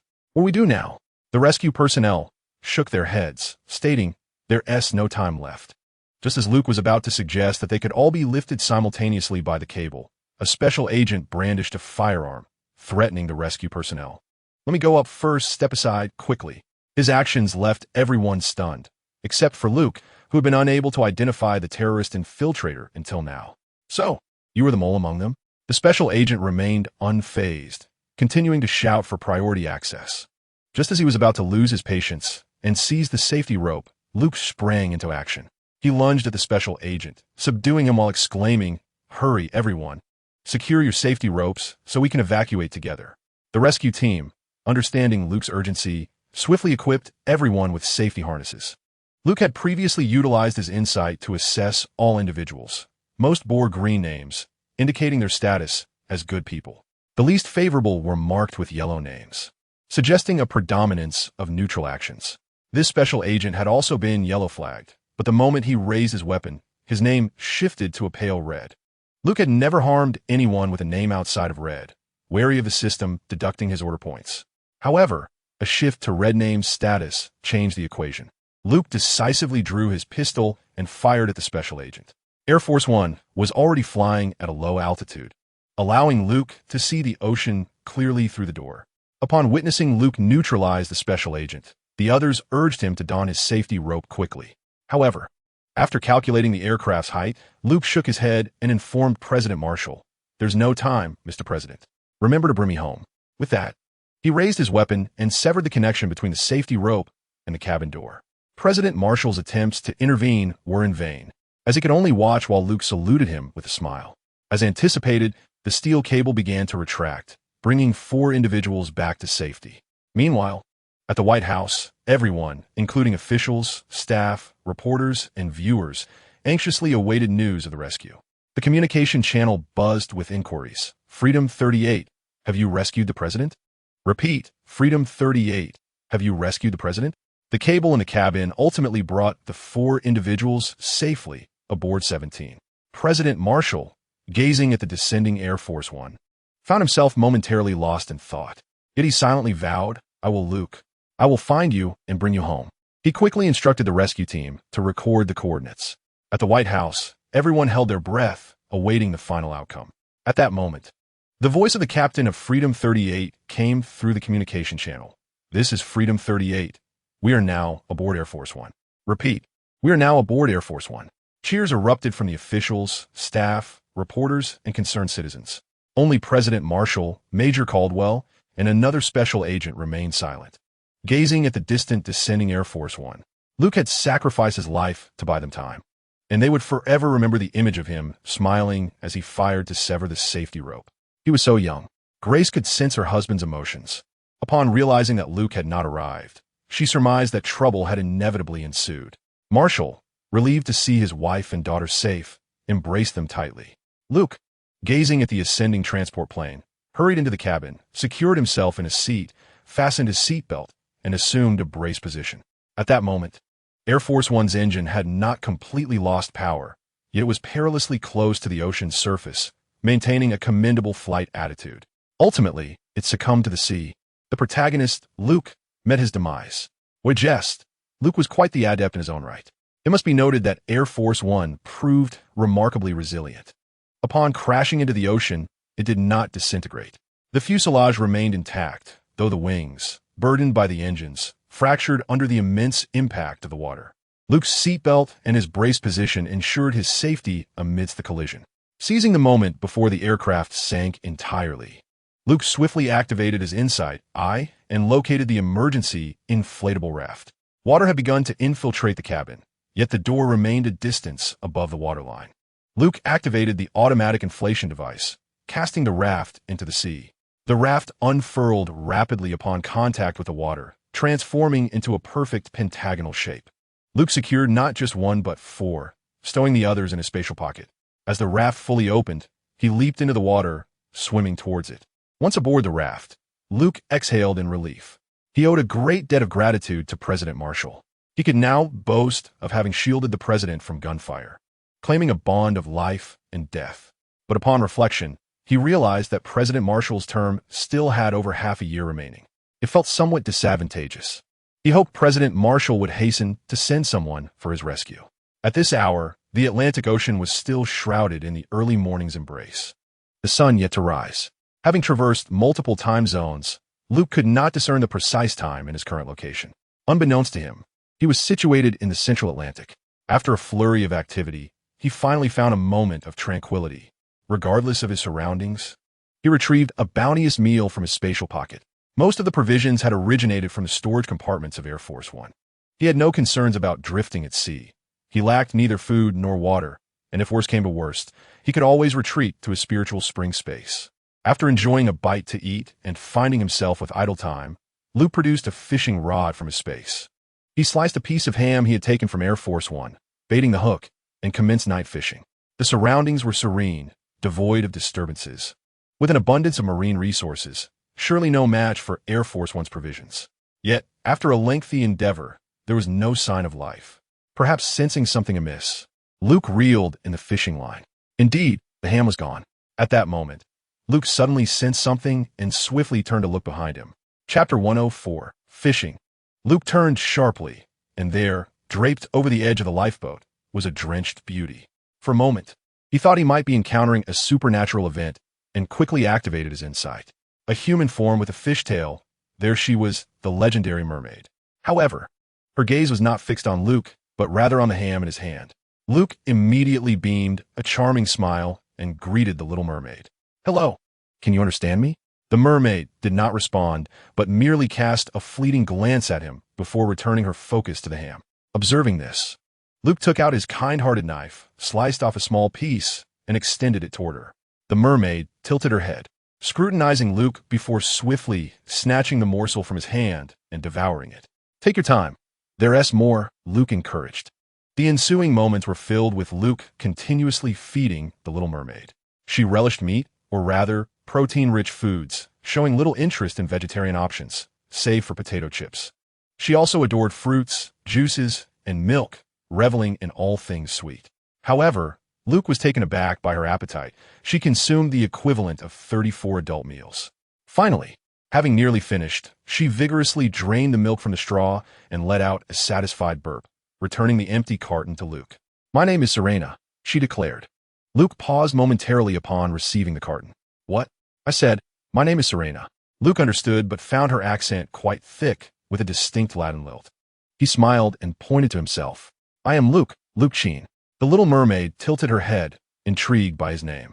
"What a peculiar name." "Well, who has the strange one here?" Luke retorted playfully. He then produced a fishing rod, gesturing towards it as he spoke to the mermaid. "Could you help me catch a fish? I'm in a mood for some." After a moment of contemplation, the mermaid inquired, "What kind of fish do you desire?" "Anything you deem delicious," he replied. With a beautiful smile, the mermaid plunged into the water. Luke retrieved a grill, charcoal, a spatula, and seasonings from his space. He was quite adept at catering to foodies, especially since he genuinely craved something warm. Just as the charcoal was ready, the mermaid emerged from the water, raising her hands to reveal 2 black flounders on the lifeboat, turbots, which have a relative known as the halibut, commonly referred to as the dorado, although they appeared similar. Turbots are larger and entirely black with spots, each weighing around 2 kilograms. Luke did not anticipate that the little mermaid would be so efficient. "Do you enjoy eating such fish?" he inquired. Serena shook her head. "No, it is simply that this type of fish is easy to catch. The fish I prefer are much harder to obtain." "What fish?" Luke asked, as Serena gestured for a long while, but failed to convey her meaning. "Well, the plump, pointed ones, quite large, and they swim very swiftly. I cannot catch them." Based on her description, Luke surmised that the fish Serena referred to was likely tuna. Among the fast-swimming fish, they are known for their delectable flesh. However, these 2 flounders were quite delightful as well, their meat tender and fresh. Under Serena's curious gaze, Luke began to prepare the 2 flounders, removing their entrails and grilling their scales. Before the enticing aroma could waft into the air, Serena let out a shriek and leaped onto the lifeboat from the sea. Luke glanced at the mermaid, taken aback. Indeed, she was the daughter of the ocean, completely unclothed, without even a shell to cover herself. Yet that golden tail was truly magnificent, and she herself was beautiful. Although Serena was bare, she instinctively covered her vital areas with her arms. Without waiting for Luke to inquire, she pointed towards the distant sea. Luke activated his insight and discovered that the entrails of the flounders, mixed with their blood, had attracted numerous sharks. "You cannot fight them?" Luke pointed towards the sharks in the distance. Serena shook her head. There are too many. I cannot manage alone. It dawned on Luke that mermaids were not the apex of the food chain in the ocean. He retrieved a shirt from his belongings and draped it over her. Thank you, Serena said, effortlessly slipping into Luke's shirt, resembling a little girl adorning her boyfriend's white shirt, which added to her allure. Luke knew he could not allow the sharks to come any closer, as the lifeboat would not withstand their jaws. He produced 2 small devices and smiled at Serena, instructing, "Cover your ears." Though curious, Serena complied. Luke pulled the tab and tossed it toward the shark pack. The familiar sound of stun grenades echoed over the sea. There were 2 loud bangs. The nearest sharks flipped over, sinking lifelessly. All right, now it is peaceful. Damn it, Luke suddenly recalled that the fish were still on a grill. Serena had already eaten her fill at Luke's earlier feeding, yet the tantalizing aroma proved irresistible, leading her to devour yet another fish. 1 fish filled Luke's belly, while the other satisfied Serena's hunger. Though Luke was not fully sated, he did not concern himself with mere appetites. He produced a bottle of champagne and asked Serena, "Have you ever had a drink?" Serena gazed at the champagne in Luke's hand and nodded. She had indulged in it before. Though it was a long time ago, something called rum, which she found rather unpalatable. Luke had assumed she had never tasted it, yet her response did not seem entirely surprising. Humanity had discarded far too many items into the ocean, and the sea was not devoid of rum. He retrieved a glass, poured her a modest amount, and offered it to her. "Give this a try. It's called champagne, and it's quite delightful." Serena accepted the glass, observing the pale yellow liquid that effervesced with lively bubbles. She inhaled its aroma, which appeared quite pleasing. Curiosity piqued, she took a small sip. Her expression was somewhat complex. The carbonation erupted in her mouth, delivering a thrilling sensation. But following the exhilaration came the moment of savoring the rich bouquet of the wine. After a sip, she took another, finishing and extending the empty glass towards Luke. In response, Luke produced an assortment of low-alcohol beverages from his space, offering her a small taste of each. As he had surmised, the girl indeed favored sweetness. The less sugary options were met with her disdain. The sweetest ice wine soon became her favorite. After consuming an entire bottle of ice wine, Serena began to sing to the sky. At the moment her voice filled the air, Luke found himself truly enchanted. It surpassed all the melodies he had ever heard. The tales of deities paled in comparison to Serena's song. As her performance concluded, Luke erupted into applause. Serena gazed at him with sparkling eyes. "Could you do me a favor?" Luke paused, taken aback that Serena would ask him such a thing. "What kind of favor?" "Retrieve an item for me. I cannot access that place." "Where's this place?" "It's called the City of Extremes." Chapter 105. Retro-style. Luke regarded Serena with confusion, awaiting further explanation. "Our sacred artifact resides in the City of Extremes, and I wish for you to help me retrieve it." "Where exactly is the City of Extremes?" Serena pointed towards the northwest. "There is a lighthouse. It serves as the entrance to the City of Extremes, not far from here." After a moment of contemplation, Luke inquired, "What do I stand to gain from this?" Serena tilted her head thoughtfully. "I could invite you to my home for a visit and treat you to fish." Luke chuckled, finding the little mermaid rather endearing, and cautioned her, "Beware, there are many nefarious individuals among humans. Do not trust them lightly." Serena nodded in agreement, acknowledging Luke's warning. Observing this, Luke asked, "Why do you place your trust in me?" Serena looked at him earnestly and replied, "I could tell at a glance that you are not human." Luke was left speechless. Should I express my gratitude, or perhaps my gratitude again? Serena did not grant Luke a moment to respond, continuing instead. "Humans are often entranced by my song, yet you remain unaffected, which signifies you are not human." Luke sighed, reluctant to engage in a discourse about his humanity. Nevertheless, Serena was partially correct. Having transcended into an extraordinary state, he indeed no longer qualified as an ordinary human being. Noticing Luke's silence, Serena proceeded to expound on the existence of Extreme City. Extreme City lies beneath the ocean, inaccessible from the outside, perched atop an underwater volcano, making it impossible for us to approach. Consequently, we must seek assistance from others, though we harbor distrust towards humans. Luke grasped the crux of her words. "Are you a tribe? How many members remain?" At the mention of this topic, a shadow of sorrow crossed Serena's eyes. "There are only 29 of us left." "So few?" he inquired. "Indeed, after losing the sacred artifact, our protective measures have weakened considerably, and many of my sisters have ventured out only to never return." Is your home nearby? Shurina nodded, gesturing toward the southwest. In that direction. After a moment of contemplation, Luke acquiesced to Shireena's request. Very well, I shall assist you. But how shall we reach Extreme City? Upon witnessing Luke's agreement, Shirina beamed with joy. She glanced at the sky and the ocean's surface. The dawn was beginning to break. Yet dark clouds loomed ominously, as if a tempest were brewing. Shirina leaped into the water, and Luke observed the lifeboat rapidly gliding across the surface, propelled by her strength. What remarkable vigor! Several hours later, Luke finally spotted a lighthouse in the distance. However, it emitted no light and stood at a modest height of approximately 10 meters. The lighthouse rested atop a rocky outcrop, which barely breached the ocean's surface, its area smaller than half a basketball court. The steps descended into the water, leading directly to the grand entrance beneath the lighthouse. Dismounting the lifeboat, Luke scrutinized the lighthouse. It appeared aged and neglected, suggesting a long absence of visitors. He turned to store the lifeboat in his spatial realm. Shirina paused, then wore an expression of evident realization. See, I knew you were not human. Dear girl, could we refrain from discussing this matter? Very well, I cannot describe the entrance, but I am aware of the underwater section, though I cannot access it. Luke smiled at her. Leave it to me. I, Luke Sheen, your honest and reliable young gentleman, shall fulfill my promise. Shireena's eyes sparkled with delight. Thank you. I shall repay your kindness. Nodding at Shirina, Luke stepped into the lighthouse. The bronze metal gate appeared antiquated, adorned with mottled green rust, yet Luke effortlessly pushed it open. Upon entering the lighthouse, the door closed automatically behind him, and the interior illuminated. Before him stood a colossal half-length statue of a man, draped with a vast red cloth inscribed with the words, "Here, there are no gods or rulers, only free individuals." Beneath the statue, a spiral staircase descended.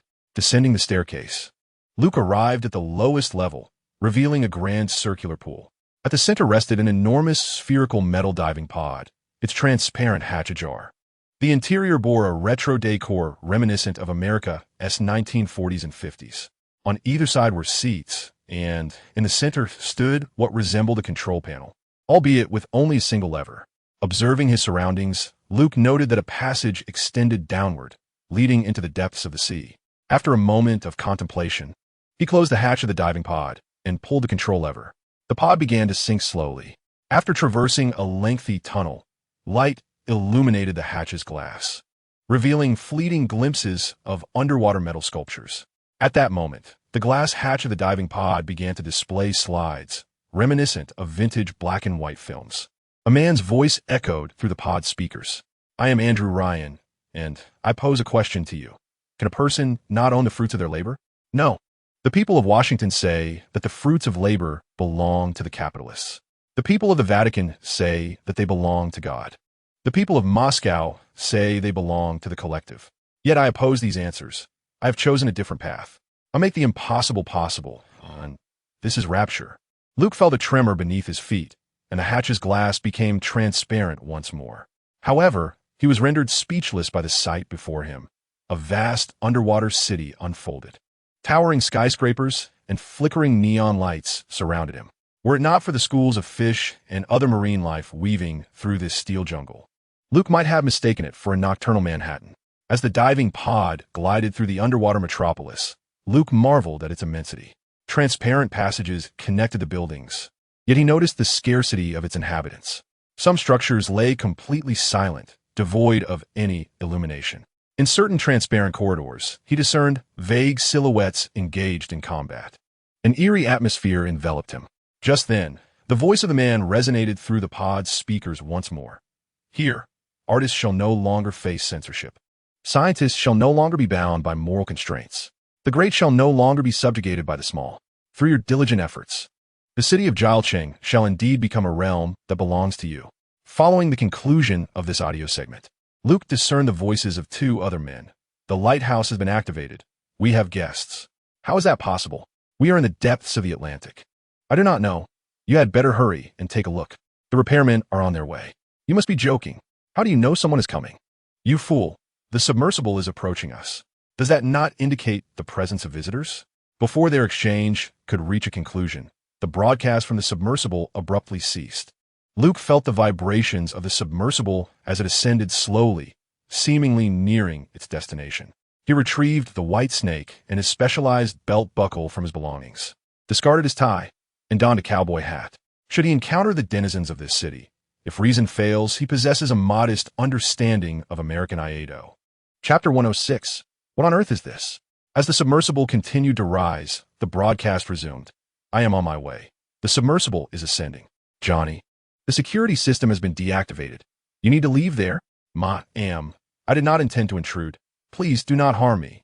At last, the submersible reached its destination. Through the glass of the hatch, Luke observed an arrangement akin to that of the entrance. Yet, outside, two shadowy figures were faintly discernible. The lights in the hall beyond the submersible flickered intermittently, but this did not perturb Luke. He saw the two figures drawing closer to the submersible. The broadcast again echoed. Please spare me. I can give you my gun. The two figures had now arrived outside the submersible, and Luke found himself separated from them by a single hatch. His eyes widened as he beheld a scene that left him utterly astonished. The Johnny from the broadcast stood face to face with a grotesque humanoid creature. Its form appeared feminine, slender. She wore a mask, yet could not conceal the hideous visage beneath. What in the world is this? It was more repulsive than the deformities he had encountered at Walcott Lake. She wielded twin scythes, plunging them mercilessly into the body of the one called Johnny. Soon, he fell silent, leaving only the creature's labored breathing echoing in the air. Luke raised an eyebrow. Is this place truly so libertine? The atmosphere seemed surprisingly innocent. After dispatching Johnny, the creature approached the hatch, fixating her gaze upon Luke. Is there a newcomer? She inquired, her voice coarse, akin to sandpaper scraping against itself, while her scream was reminiscent of nails on a chalkboard, inducing discomfort. Luke watched as she screamed at him through the hatch. He activated the mechanism to open the hatch, revealing a smile upon his face. Given the simplicity and sincerity of the local customs, I, Chin, shall not hold back. Upon witnessing the hatch open, the female creature retreated a few steps. However, upon seeing Luke standing at the threshold, she lunged forward. Despite her swift movement, Luke was swifter still. His reaction time was a mere 0.001 seconds. Quicker than the blink of an eye. In that fleeting moment, Luke managed to draw his weapon, aim, and pull the trigger in a fluid motion.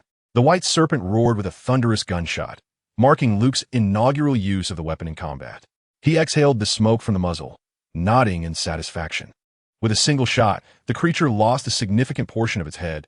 Its body propelled a staggering 34 meters away. The power of the white serpent was indeed formidable. Luke felt it surpassed that of the Desert Eagle by a considerable margin. With a gun in hand, he felt an unwavering calmness. At that moment, a voice crackled through his communicator. Outsider, you have slain the repairer? Impressive. I am Atlas. Take this communicator. I will protect you. Gulme. I shall lead you to greater heights. Luke retrieved a communicator, larger than a mobile phone, resembling a radio, from the wall of the submersible. After examining it for some time without locating a button, he realized it was a one-way communication device. Therefore, he proceeded along the corridor, ascending to a higher level. This area was vast yet dimly lit, appearing ravaged as though it had recently endured a fierce battle. Debris lay scattered about, remnants of destruction. As Luke ambled through, akin to a leisurely stroll, he confirmed his suspicions. A battle had indeed transpired here not long ago. He surmised, it seems the conflict was intense. Is this perhaps the submerged Gotham City? A voice from the communicator interrupted his thoughts. Damn repairer, she has imprisoned Johnny inside. Those wretched beings have led to Johnny's demise. Suddenly, a buzzing sound emanated from above. Luke looked up to find a drone hovering overhead. The technological advancements in this city were quite intriguing. The device appeared highly sophisticated, with visible gun barrels indicating its offensive capabilities. A green indicator light shone prominently on it, suggesting safety. However, should it turn red, it would likely initiate attack mode. Luke pressed onward, kicking aside obstructions in his path as he ascended the stairs to an even higher level. This area, too, was in disarray, with remnants smoldering in the corners. It was then that he spotted a male creature charging at him, brandishing a metal pipe. Bang! Bang! In a mere 0.002 seconds, he fired 2 shots. Yet, the potency of the rounds was not on par with the white serpent. At last, Luke had discerned the correct application of the white serpent. The rapid-fire capabilities of Shao Qing proved effective in dispatching agile foes. Bai Suzhen possesses formidable power, particularly adept at vanquishing tough-skinned, robust monsters. Upon surveying the fallen creature, an object on its body captivated Luke's attention. It was a syringe crafted from metal and glass, containing a cerulean liquid, approximately 100 milliliters in volume. Further examination of the corpse revealed a handful of cash and coins, seemingly the local currency. Beyond that, there was nothing else of significance. Ascending the staircase and hall, he reached a higher level, where, astonishingly, a vending machine stood between the corridors on either side. Even more peculiar were the two large-headed doll-like figures stationed beside the machine. The vending machine bore no inscriptions, only an illustration of a red bottle. At the dispensing slot lay another syringe identical to the one containing the blue liquid. But this one held a crimson fluid. Atlas communicated through the communicator, informing Luke that this substance was known as Adam material, capable of enhancing human genes, unlocking genetic locks, and conferring extraordinary powers. Luke scanned his surroundings and indeed noticed numerous cameras, though most were damaged. It appeared that Atlas had been monitoring Luke's every move through these devices. However, Luke shook his head. He was no fool and would not easily place his trust in the words of a stranger. He sensed the energy contained within the liquids of both syringes, yet whether they possessed the capabilities claimed by Atlas remained to be verified through his own experience. Securing the syringe filled with red liquid, Luke prepared to advance further when he suddenly overheard voices in the distance. The experimental subjects have arrived. Concealing himself, he observed two figures approaching. They appeared human, yet the grotesque faces concealed beneath their masks evoked a sense of unease. This place has already been scavenged by others. That individual bore no Adam material. Nothing at all, one remarked. Let's take action. You pathetic weakling. Without Big Daddy, that corpse isn't worth the effort.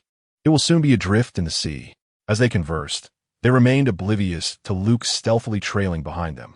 The distance between them was minimal, and Luke swiftly reached out, grasping their heads and striking them together with a resounding thud. Task completed. He retrieved nylon zip ties and secured the two individuals. Assuming a commanding stance, he positioned one bag over each of their heads. Wake up, wake up! It is now time for the question and answer segment. Chapter 107. Adam and Eve. Upon regaining consciousness, the two men gazed at Luke, their expressions betraying a hint of panic. Who are you? One stammered, having received an unexpected bag over his head from Luke. Luke's expression morphed into something more sinister. Now, it is my turn to ask, and yours to answer, understood? As he brandished his pistol, the two men hastily nodded in fervent agreement. Luke withdrew a syringe filled with a crimson liquid. What is this? The two individuals were momentarily taken aback upon seeing Luke produce the object. Aren't you from Extreme City? A loud exclamation followed as another person quickly interjected. This substance is known as Adam's essence. What purpose does it serve? It can endow individuals with immense strength. It is a genetic enhancement serum. For instance, it grants users certain extraordinary abilities and can also mend bodily injuries. What extraordinary abilities? There are numerous, such as manipulating flames, conjuring lightning, telekinesis, and even influencing one's will. Does it have any side effects? It can lead to addiction. Excessive use of these special powers necessitates the application of Eve's serum for bodily restoration. Eve's serum? Indeed. Luke pondered for a moment before producing a syringe filled with a blue liquid. Is this it? The two hastily nodded in affirmation. Luke proceeded to inquire further, receiving satisfactory responses. Just as he was about to depart, he activated his insight to scrutinize the two. A bright red name indeed. With 2 gunshots, he secured 200 order points. However, Luke was perplexed. Despite having rescued the president, he had not accrued any order points for that deed. This left him bewildered. From the conversation with the two individuals, Luke gleaned information about Extreme City. Andrew Ryan was the architect of this metropolis. Initially, it resembled a utopian society where the populace thrived in harmony. However, everything changed with the scientist's discovery of Adam's essence. This substance could enhance human genetics, bestowing formidable capabilities. Yet, its utilization necessitated another serum called Eve's to counteract the adverse effects brought on by Adam's essence. Consequently, this substance proliferated throughout Extreme City, leading to an all-out war. The inhabitants fought fiercely over Adam and Eve's essence, primarily between the rulers, led by Andrew Ryan, and the liberals, spearheaded by Fontaine. Ultimately, Andrew Ryan emerged victorious. Despite his triumph, Extreme City descended into chaos. Following the death of the liberal leader Fontaine, Atlas inherited his vision, becoming the new figurehead of the liberal faction. Yet, even so, neither Andrew Ryan nor Atlas could restore the fractured order. The repairers possessed formidable powers but were driven to madness. They wielded immense abilities yet had lost their sanity, consumed by a singular focus on destruction. As Adam's essence grew increasingly scarce, people began to scour Extreme City in a fervent quest to collect and seize it. Luke continued to explore, engaging with the residents of Extreme City. Through friendly inquiries with several nearby citizens, he found their responses to align closely with the information provided by the two individuals earlier. Gazing at the two syringes in his hand, Luke hesitated. He had indeed heard of the famed tropes from the Marvel Universe. The impoverished rely on mutations while the affluent depend on technology. Ultimately, Luke resolved to act. Only children make choices. I shall embrace both. If it proves too daunting, there is always my master, and the life-saving 250 awaits. Finding a tranquil spot, Luke extracted the Crimson Atom substance and injected it into his arm. According to the inhabitants of Extreme City, the initial injection of Atom would be agonizing due to the intense process of genetic alteration. Luke had mentally prepared himself, yet to his astonishment, he experienced no significant reaction. Instead, a warm current surged swiftly through his veins. Far from discomfort, it was rather pleasant, akin to soaking in a hot spring. Half an hour later, the warmth dissipated. To his delight, he discovered that his cultivation progress had increased by 2, without any sense of unease. Thus, he proceeded to inject the Eve substance into his arm. A refreshing sensation flooded his mind. In that moment, Luke felt clarity of thought. His mind sharpened, and his body brimmed with vigor as all fatigue vanished. Indeed, it was a remarkable substance. As he extended his hand to gather spiritual energy, an even greater surprise unfolded. Luke beheld arcs of electricity entwined within the energy he summoned. He unleashed it, and the arcs erupted against the wall, sparking fiercely. The bounty was immense. Now Luke felt invigorated. Serena, you truly are my lucky star. After a brief organization, Luke returned to the vending machine. Facing the camera, he demonstrated his newfound ability to control lightning. Indeed, Atlas's voice resonated through the communicator. Cowboy, are you all right? The first use of the atom substance feels akin to being kicked by a mule. However, the sensation of wielding lightning is exhilarating, is it not? If you encounter any electronic devices, you can disable them using your lightning. Luke's heart swelled with joy upon hearing his introduction. Holy smokes, this can actually be useful. Following Atlas's guidance, Luke used his lightning to open the door ahead and continued onward. Along the way, he encountered numerous residents of Extreme City. Through amicable exchanges, he granted them the gift of a sleep as tranquil as that of infants. Although Luke was not one to scavenge, Extreme City boasted a plethora of unique products. Many items here were absent from the mainland or were strikingly different. He also gathered a substantial amount of blue Eve substance, yet the atom substance eluded him thereafter. Vending machines were ubiquitous, offering a diverse array of goods, including weapons and ammunition. With funds provided by the residents of Extreme City, Luke procured several weapons, markedly different from those on land, suffused with a distinct steampunk aesthetic. Luke possessed the White Snake legend, and his acquisition of these weapons was purely for the sake of collection, just in case they were needed one day. Thus, with a cigarette from the specialties of the Extreme City dangling from his lips, he strode confidently toward the next area. Once again, the voice of Atlas echoed through his communicator. Cowboy, I beseech you, my family is trapped, and I must rescue them. However, the repairers have isolated us. If you could assist me in reaching the gift of Poseidon and locating my family, I would be willing to help you find more atom material. You are my only hope now. I implore you, go to the gift of Poseidon and find my family. Luke did not refuse, as he was uncertain of his own direction, and having someone to guide him was indeed beneficial. The residents of Extreme City appeared to be exceedingly warm-hearted, their faces flushed with enthusiasm. Consequently, Luke was more than willing to engage amicably with them, all while ensuring they enjoyed a sleep as deep as death itself. After aiding yet another resident of Extreme City, Luke was once again met with delightful surprise. Chapter 108. The Gothic Little Girl. Throughout his journey, Luke had assisted numerous residents of Extreme City using the White Snake legend. Just moments ago, He received a system notification indicating that another layer of the seal had been lifted. The attributes bestowed by the unsealing of the second layer were as follows. White snake. Repulsion. Upon striking a target, the impact will forcefully repel it, with the distance of repulsion contingent upon the disparity in strength between the two parties. Green snake. Barrier break. Bullets striking obstacles between the shooter and the target will enhance destructive power, with the extent of destruction determined by the material of the obstacle. The runes etched upon the bodies of the two guns had diminished further.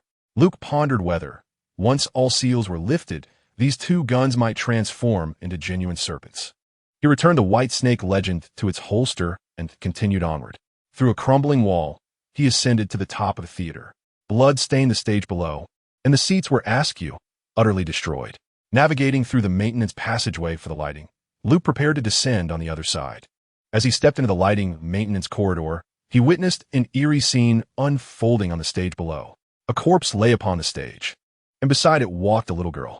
Her clothes and skirt were soiled and bore traces of blood, yet their original delicacy was still discernible. She was frail, her skin pallid, exuding a distinctly gothic aura, even her visage adorned with dark, smoky makeup. Strangely, her eyes emitted a faint yellow glow, akin to a pair of luminous bulbs. In her hand, she bore a large object resembling a syringe, connected at the end to an inverted container filled with dark red atom material. It differed slightly from the atom material he had obtained earlier. The voice of Atlas resonated once more through the communicator. Do you believe that as a child? Exercise caution and keep your eyes wide open. She has already transformed into a little sister. Someone has turned these adorable little angels into grotesque beings. Your notions of good and evil, grounded in the earthly realm, hold no sway in this extreme city. As Atlas elucidated to Luke, he observed the little sister's actions. With the syringe in hand, she pierced the lifeless body. Through her movements, Luke discerned that it was not a syringe, but rather an extractor. The substance, known as atom, visibly increased in the inverted container. It appeared that this little sister was engaged in the reclamation of atom from the corpses. This gothic little girl seemed to embody the appearance of a mere 45-year-old. Atlas's words kept Luke on high alert. Stealthily traversing the illuminated maintenance passage, he arrived at the exterior of the theater. Descending the staircase, he peered through the wall constructed of wire mesh and glass, catching sight of a meter within the wall. The little sister continued her extraction of atom from the corpse on the ground. The incessant poking sent tingles down Luke's spine. Throughout his journey, Luke had understood that the residents of this extreme city were quite simple. Yet, how did this little sister manage to survive in such a harsh environment? Just as Luke pondered this perplexity, the theater doors swung open. A resident of the extreme city emerged, wielding a firearm. Upon entering, he scanned the theater and spotted the little sister in the corner. Cautiously approaching, the little sister became aware of his presence. A piercing scream echoed throughout the theater. At that moment, Luke felt the ground tremble. The resident of the extreme city rushed forward and struck down the little sister. A resounding crash reverberated, as another door of the theater was violently breached. Entering was an individual clad in a massive deep-sea diving suit. Well, it should be a person, one might assume. Through the lens of his insight, Luke glimpsed the occupant within the suit. However, the musculature surpassed the limits of humanity.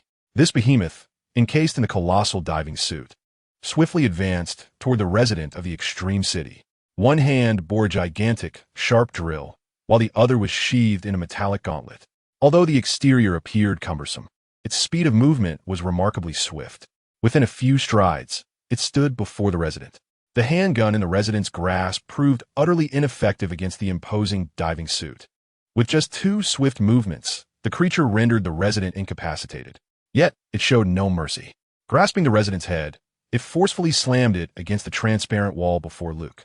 Not only did the glass shatter, but the iron mesh was also breached, leaving a gaping hole, while the resident fell silent forever.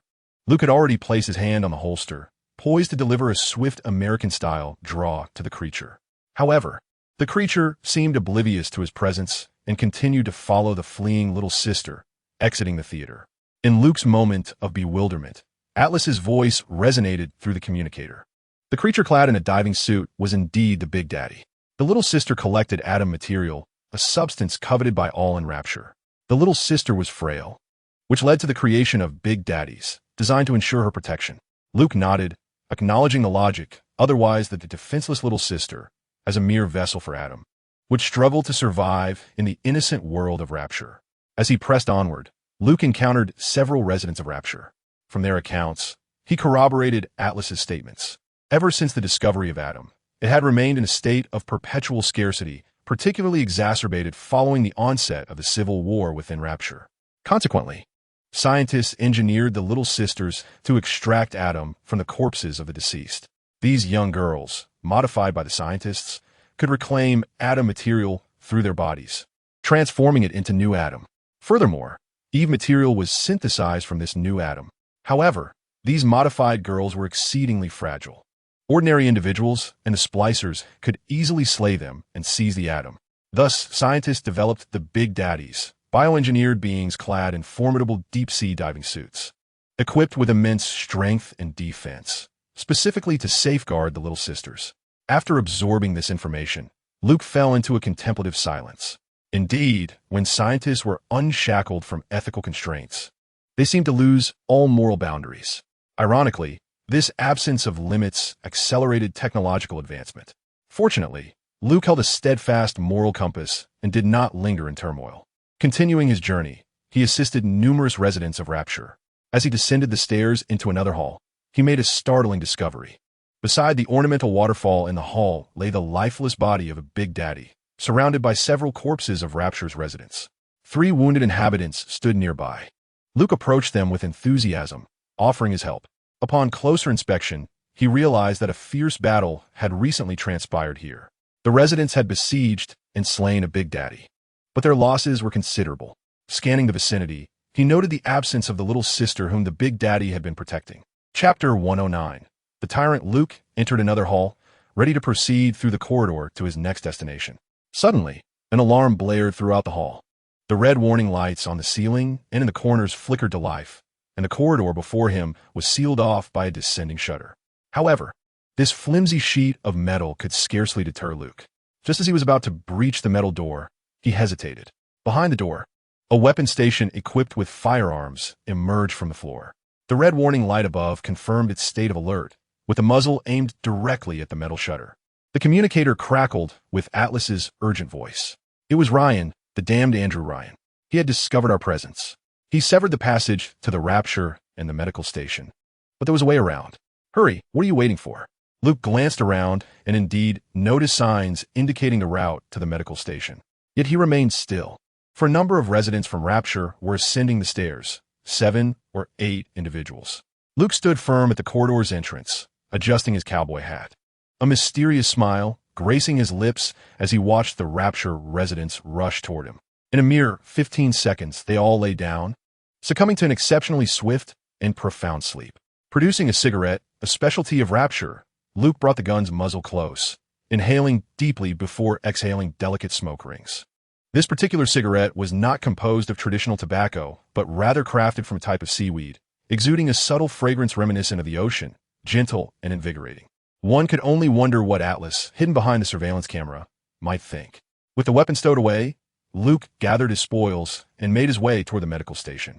Upon reaching a small hall at another corner, he discovered that all surrounding doors had been sealed once more. Atlas's voice echoed. Damn, Ryan, he has blocked the path again. Hold on, I will crack it shortly. Luke remained unperturbed. His spatial inventory housed over 100 kilograms of firepower, as long as he desired. No door in Rapture was impenetrable to him. Suddenly, all the lights in the small hall dimmed, and a slideshow illuminated the glass wall at the center. It was Andrew Ryan. His voice resonated through the hall's intercom. Tell me, outsider, which fool sent you? KGB, CIA, or MI6? Hey, Rapture is not merely a sunken ship waiting to be salvaged. I am not one of those socialites trailing behind politicians. Farewell, outsider. The slideshow and Ryan's voice faded away. Yet more residents from Rapture appeared behind the glass wall, a greater number than before. Luke raised an eyebrow. It seemed that Andrew Ryan was in opposition to Atlas, and had mistaken Luke for an ally of Atlas. The residents of Rapture attempted to shatter the glass wall to enter the small hall, their eyes filled with a frenzied, bloodthirsty gleam. What attribute had the Green Serpent just upgraded? Barrier breaking. After a volley of gunfire, Luke exhaled the smoke from the gun's muzzle and lit another cigarette. Taking a deep drag, What Luke requires most at this moment is to maintain a clear mind and rationality. There is no semblance of order here. Apart from his younger sister, everything he encounters bears a crimson name. Unrestrained slaughter can be quite addictive, and, at times, it is far more terrifying than any narcotic. After a brief collection of his surroundings, the voice of Atlas resounded. "It is done. Swiftly depart from this place. This is the tyrant of the extreme city. One must first head to the emergency passage." Upon reaching the door, an automated gate was obstructed by a drone. This device holds little value for Luke, so he decided to store it in his spatial pocket for future examination. Alongside the drone, there were also fixed weapon stations on alert. Anything Luke had not previously encountered along this route was swiftly gathered. The consumables within Extreme City are distinctly unique, primarily crafted from plants that Luke cannot identify. The taste and texture of these items are rather exceptional. Perhaps further study will yield considerable profit upon his return. The inhabitants of Extreme City not only assault Luke, but also engage in conflicts amongst themselves. However, Luke, being a kind-hearted young man, readily intervenes to resolve their disputes. The residents express their gratitude warmly towards him. Accepting the supplies offered by the grateful inhabitants, the voice of Atlas once again echoed through the communicator. "This territory belongs to Dr. Stanman. To access the emergency passage, one must acquire the key from him. Yet, I doubt he will generously hand over the key. He is not that type of individual." "Well, I am uncertain if he can even be considered human anymore." Luke shrugged, confident in his own abilities. "If reason fails, then perhaps an American-style draw will suffice." Before long, he located Dr. Stanman. This individual was easily identifiable, for the medical room was in disarray, bloodstains smeared everywhere. It resembled the dining table of a deranged murderer from a horror film. Dim lighting, splattered blood, chaotic medical equipment, and a partially dissected corpse lay upon the table, accompanied by the grotesque visage of Dr. Stanman. Yet, he bore no significant difference from the simple residents of Extreme City. With a single shot from a .357 Magnum bullet, Luke effortlessly helped him drift into a deep slumber. The floor where Dr. Stanman resided was expansive, yielding substantial rewards. Luke discovered a considerable amount of atom material. After absorbing it all, he felt a surge of strength. His cultivation progress had now reached 35. Luke could distinctly sense 3 energy clusters coalescing within his brain, chest, and lower abdomen, swirling slowly like tempestuous clouds. He then retrieved Eve material, which was notably more abundant than atom material and quite common in Extreme City.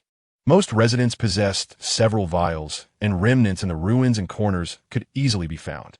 After injecting the Eve material, Luke noticed the energy clusters had grown larger, yet somewhat looser. Thus, he settled into a cross-legged position, commencing his cultivation practice. An hour later, Luke sighed.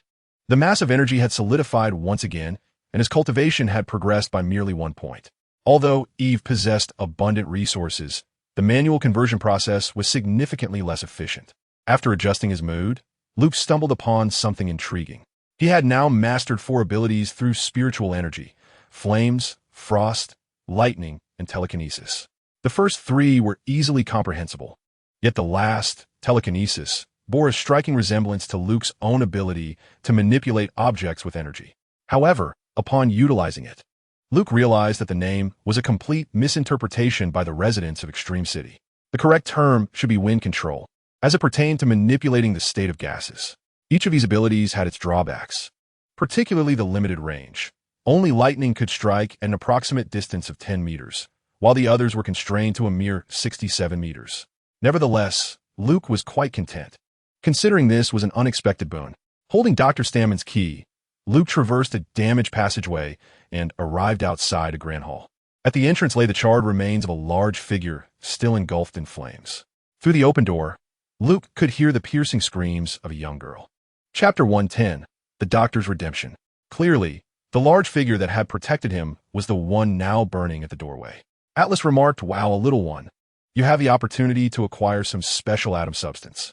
Upon pushing open the grand door, Luke beheld a resident of Extreme City advancing menacingly towards the young girl, muttering, "Now it's just you and me. Oh, and the endless atom substance, haha." He brandished a rusted iron pipe, stained with blood, as he slowly approached the terrified girl, who was retreating in fear. Unable to tolerate such depravity, Luke prepared to draw his weapon, when suddenly, Gunfire erupted from his second floor. He glanced upwards to see an ordinary-looking middle-aged woman brandishing a revolver.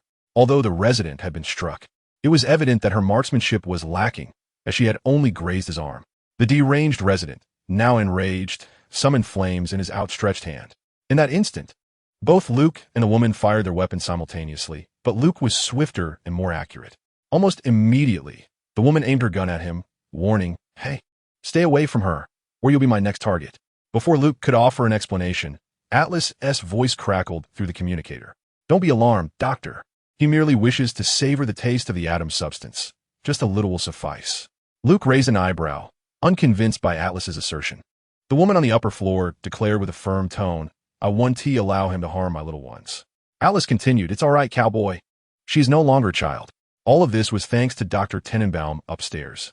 With a pleading tone, Dr. Tenenbaum addressed Luke, saying, "Please do not harm her. What your conscience? Does it not ache?" Atlas seemed to be aware of Dr. Tenenbaum's words, and continued speaking to Luke. "This heartless scoundrel dares to lecture us? These little monsters are her creations, the very product of Dr. Tenenbaum's hands. She transformed a perfectly innocent girl into that abomination. Cowboy, you need the atom from those creatures to survive in rapture. Are you prepared to confront Tenenbaum's scientific monstrosities for your sake, and for the lives of my wife and child?" Dr. Tenenbaum fell silent upon hearing Atlas's words. Clearly, Atlas spoke the truth. Luke approached the small figure huddled in the corner, softly weeping. At that moment, Dr. Tenenbaum called out to him, "Hey, wait. There's another way with this." She tossed a vial of atom to Luke. He caught it, noting that it bore no distinction from the atom he had encountered before. In a low voice, "Doctor," Tenenbaum urged, "free her from her torment. I will compensate you in another way." Luke glanced at Dr. Tenenbaum above and then back at the frail figure in the corner. He took out a syringe and injected the vial of atom she had given him into his own body. Just like before, there was nothing particularly extraordinary about the experience. Yet, at that moment, the system delivered a notification. Dragon Dance has leveled up. What is happening? Luke hurriedly opened the panel and discovered that Dragon Dance had transformed into the great Yin-Yang 5 Elements hand. Description of the technique. Mastery over the elements of ice, fire, wind, thunder, earth, as well as the abilities of purification and absorption. The purification and absorption aspects were somewhat perplexing. Purification removes the target's debuffs and provides vitality, spiritual energy conversion. Absorption siphons the target's life force, converting it into spiritual energy while imposing a weakened state upon the target. Wow, this attribute is impressive. Luke continually contemplated the applications of the great Yin-Yang 5 Elements hand. However, if anyone could see his expression, they would surely guess he was concocting some peculiar uses. The sobs of the little girl broke Luke's train of thought. Dr. Tenenbaum continued to plead with him. "If you extract the atom from her body, she will perish. But if you choose to purify her, though you will only gain a small amount of atom, she will revert to her normal state as a little girl. Please, do not harm her. I swear I will repay you." Bending down, he grasped the scruff of the little one's collar. Gazing upon the pale, wide-eyed Gothic lowly, Luke extended his other hand and gently rested it atop her head, invoking his purifying abilities. A soft, radiant white light emanated from his palm, enveloping the little girl in an instant. Gradually, she transformed back into the visage of an ordinary girl. Though still frail, her skin took on a rosy hue, signifying her newfound health. Her eyes became clearer, and the Gothic elements of her features faded away. As the white light slowly dissipated, the girl returned to her normal, endearing self. Setting her down, she looked at Luke with her clear, innocent gaze. Luke responded with a warm smile. "Thank you, Daddy." Luke's smile instantly froze. "Daddy? What nonsense was this?" However, the little girl offered no explanation, leaving behind a small vial of atom substance before darting toward the device affixed to the wall. It was a heavy metal plate, rectangular in shape, standing upright. A circular pattern resembling the sun adorned its surface, with intricately carved designs extending down to the ground. The circular sun bore a large opening, approximately 40 to 50 centimeters in diameter. The little girl clung to the edge of the opening, her small feet straining to push upward. Luke approached from behind, activating his wind abilities to lift her gently, aiding her ascent. Once she squeezed through the opening, she turned back to Luke with a smile before disappearing within. Luke watched as she slid down the pipe, venturing into an unknown distance beyond his sight. Above, Dr. Tenenbaum's tone had lightened considerably. The path to justice is always fraught with thorns, is it not? Rest assured, I will fulfill my promise of reward. Luke smiled up at her, adjusting his cowboy hat in gratitude. At that moment, Atlas's voice intruded. Tainabam is deceiving you. Those beings may appear to be harmless little girls, but one should never judge by appearances alone. What you truly need is more atom substance. There's a vending machine over there where you can use the atom substance you've gathered to synthesize the abilities you require. Upon reaching the vending machine, Atlas mentioned. Luke raised an eyebrow at the list of abilities displayed. Chapter 111. Ruthless. Most of the enhancements pertain to physical augmentation, while others involved mental interference, such as inciting anger in a target and causing them to ignore their attacks on others. This was rather outrageous. Moreover, the potions required to synthesize these skills demanded the atom substance provided by that little girl. Luke realized that his earlier purification of her had yielded him no atom substance. Reflecting on the fascinating nature of this phenomenon, he continued onward. Along the way, Luke made it a point to engage in friendly exchanges with every resident of the extreme city he encountered, including those little girls accompanied by their formidable fathers. Dr. Tainabam also urged Luke over the broadcast to endeavor to rescue those little sisters who had not yet been purified. Luke indeed took it upon himself to do so. Although the formidable Big Daddies possessed high defenses, they were no match for the armor-piercing capabilities of the splicers. The repelling effect of the white splicer proved effective. With each successive strike from the green splicer, their armor was gradually breached. However, some of the Big Daddies wielded ranged weapons. In dealing with these adversaries, Luke opted for a preemptive strike. Upon arriving at a fishing market area, he discovered that the actual controller was a fellow named Peggy Wilkins, who had sealed off a section that was crucial for accessing the bounteous offerings of the sea god. Atlas suggested a friendly negotiation, yet upon activating his insight, Luke noted the ominous red designation. Confronted with the imposing iron door, Luke employed a kilogram of explosives to blast a substantial hole in the adjacent wall. If the iron door proved troublesome, surely the wall would not. He charged in, ensuring a swift slumber for the occupants within. After traversing this area, Luke reached the domain of the sea god. Observing the layout, it appeared to be a hub for smuggling, with the sea god's bounty serving as a covert transit station. Under Atlas's direction, he made his way to the control room, separated from Atlas by merely a wall. As he approached the switch, the voice of Ryan echoed through the broadcast. "Hey, are you having fun? But this ends now. Kid, if you press that button, we shall become true enemies." Unfazed by the threat, Luke appreciated Andrew Ryan's machinations, which consistently rewarded him with bountiful experience packages. With a smile, he pressed the button, opening the gates of the area. Atlas entered, making a beeline for the diving pod where his wife and child were imprisoned. At that moment, the lights throughout the area dimmed ominously, red warning lights flickered to life, and alarms blared. The door to the control room locked shut. Through the glass, Luke observed numerous silhouettes. These figures were unlike the ordinary residents of Rapture. They resembled the very first denizen he had encountered upon entering, brandishing scythes.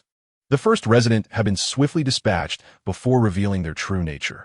Now, Luke discerned the state of these inhabitants. They adeptly utilized their scythes to scale walls and ceilings with remarkable agility. Spider-Man? Spider-Demon? Spider-Creature? Their movements were rapid, and Atlas found himself overwhelmed. "Cowboy, I can't hold on much longer. I'm retreating to draw them away. Please rescue my family, and then we shall regroup." With determination, Luke turned and forcefully kicked open the door to the control room. He descended to the lower level, ready to proceed to the diving pod and rescue Atlas's family.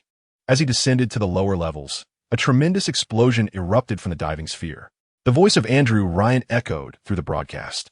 "You move like an assassin, stealthily infiltrating, yet like a thief, slipping away unnoticed. You do not resemble a CIA operative. Who, then, are you? What brings you here?" He then muttered to himself, contemplating that there are only two ways to confront an enigma: either unravel it or obliterate it. Luke brushed off the dust from his clothes and rose to his feet. Having been propelled several meters by the shockwave of the recent explosion, he surveyed the chaotic aftermath of the blast. Realizing that Andrew Ryan had not only annihilated Atlas's wife and child, but had also decimated many of the spider-like creatures he had dispatched. A ruthless individual, devoid of any moral compass. This was advantageous. Such a person would present no burden for Luke to eliminate, and the rewards for doing so would be substantial.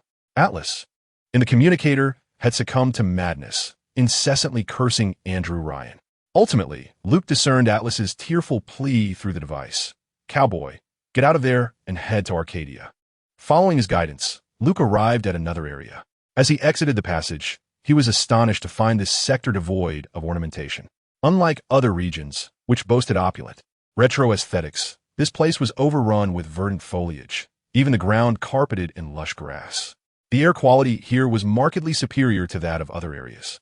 Atlas elucidated to Luke through the communicator that Andrew Ryan would release a pheromone in the regions under his control. This pheromone would manipulate the will of the weak-minded inhabitants of Rapture, undoubtedly derived from the substance known as Adam. The Arcadia in which Luke now found himself served as the very lungs of Rapture, with its flora specifically engineered to generate oxygen. Luke mused internally about the remarkable potential of such plants, lamenting their misuse. He envisioned these sun-independent oxygen-producing plants as ideal for space exploration, considering the Moon, Mars, and other solid planets or large spacecraft. Rapture indeed possessed an abundance of extraordinary resources. In this area, Luke encountered no inhabitants of Rapture. Upon reflection, this was unsurprising. The significance of this place would preclude anyone other than technical personnel from entering. Yet, intriguingly, he continued to meet the little sisters and big daddies. As Luke rescued more little sisters, they frequently navigated their designated passageways, delivering Adam to him. Observing his other acquisitions, he was pleased. His order points had accumulated to an impressive 10,000. After a moment's contemplation, Luke decided to initiate a lottery. Ding! You have received a new item. Please check.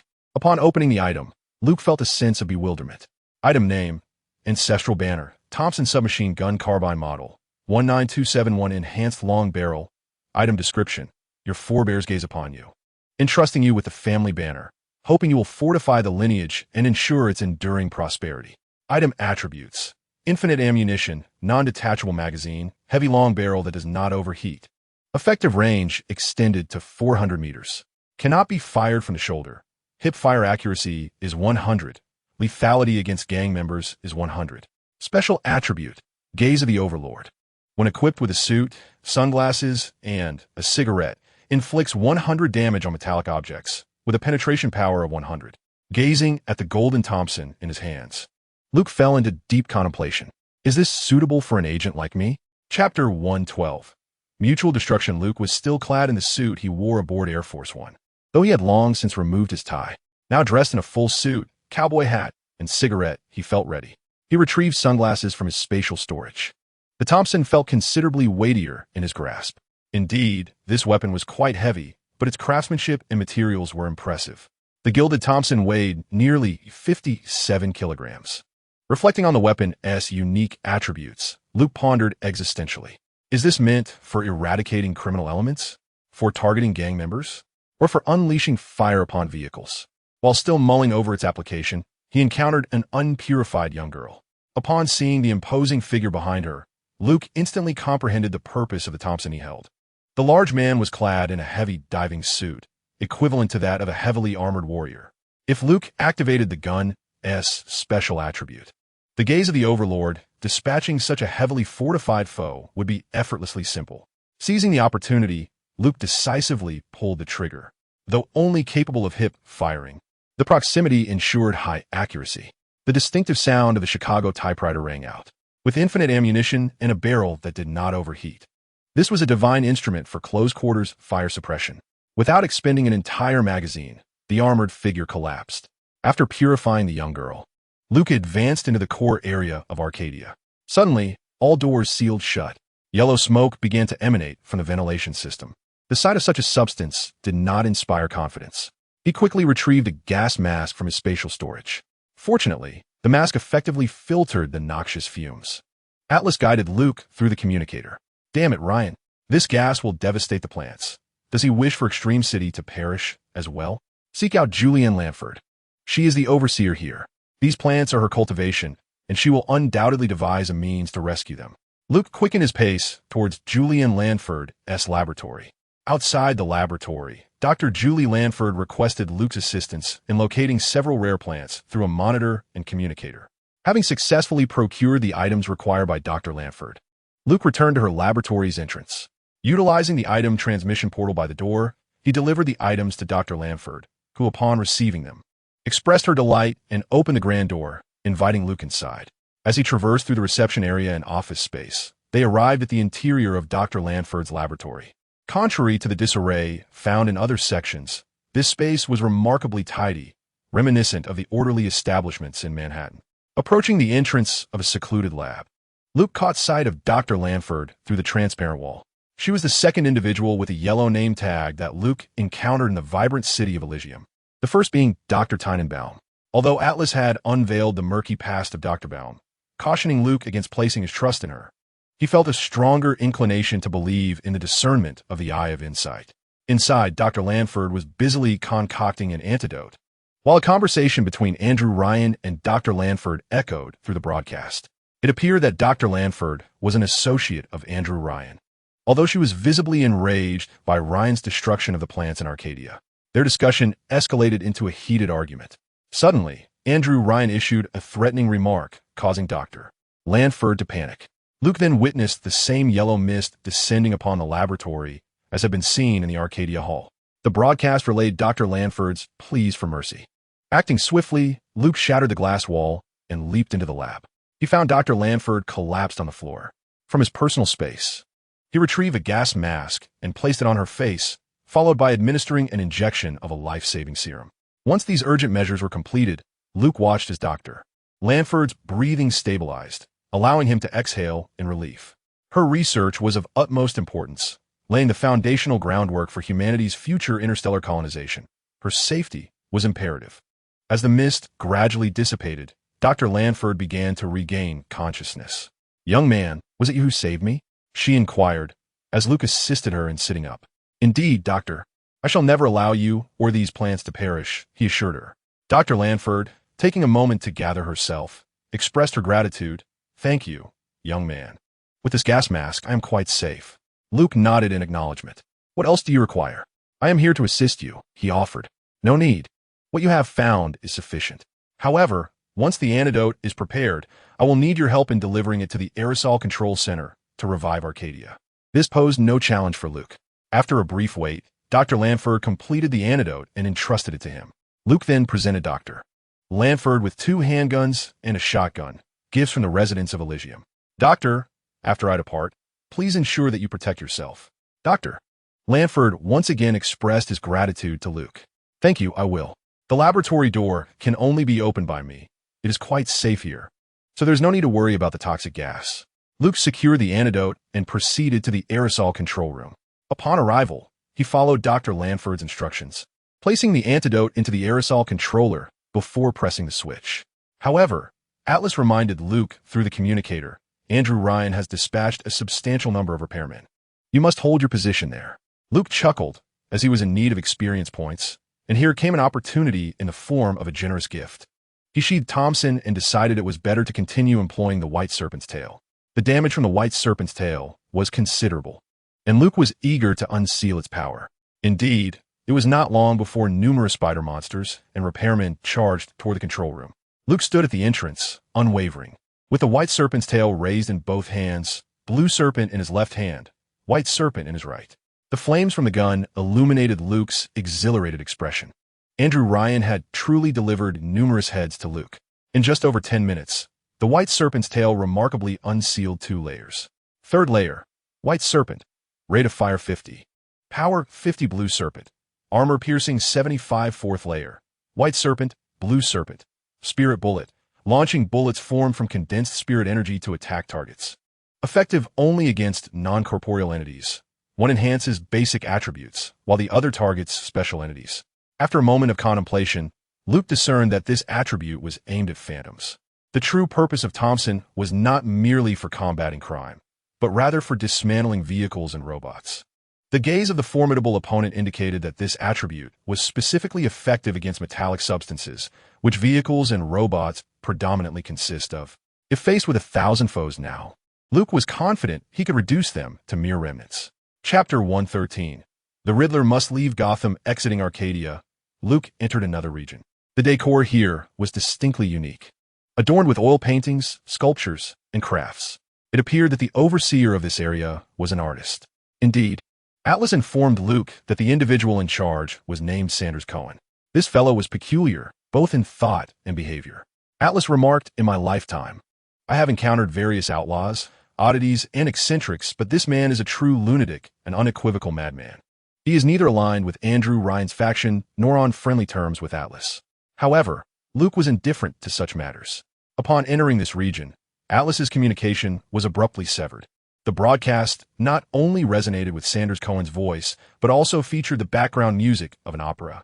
Luke found himself genuinely vexed by his inexplicable rambling. This fellow has been incessantly chattering along the way, and from his keen interest in Luke, it is evident that Sand Cohen resembles the Hannibal of this extravagant city, the kind that feasts on flesh.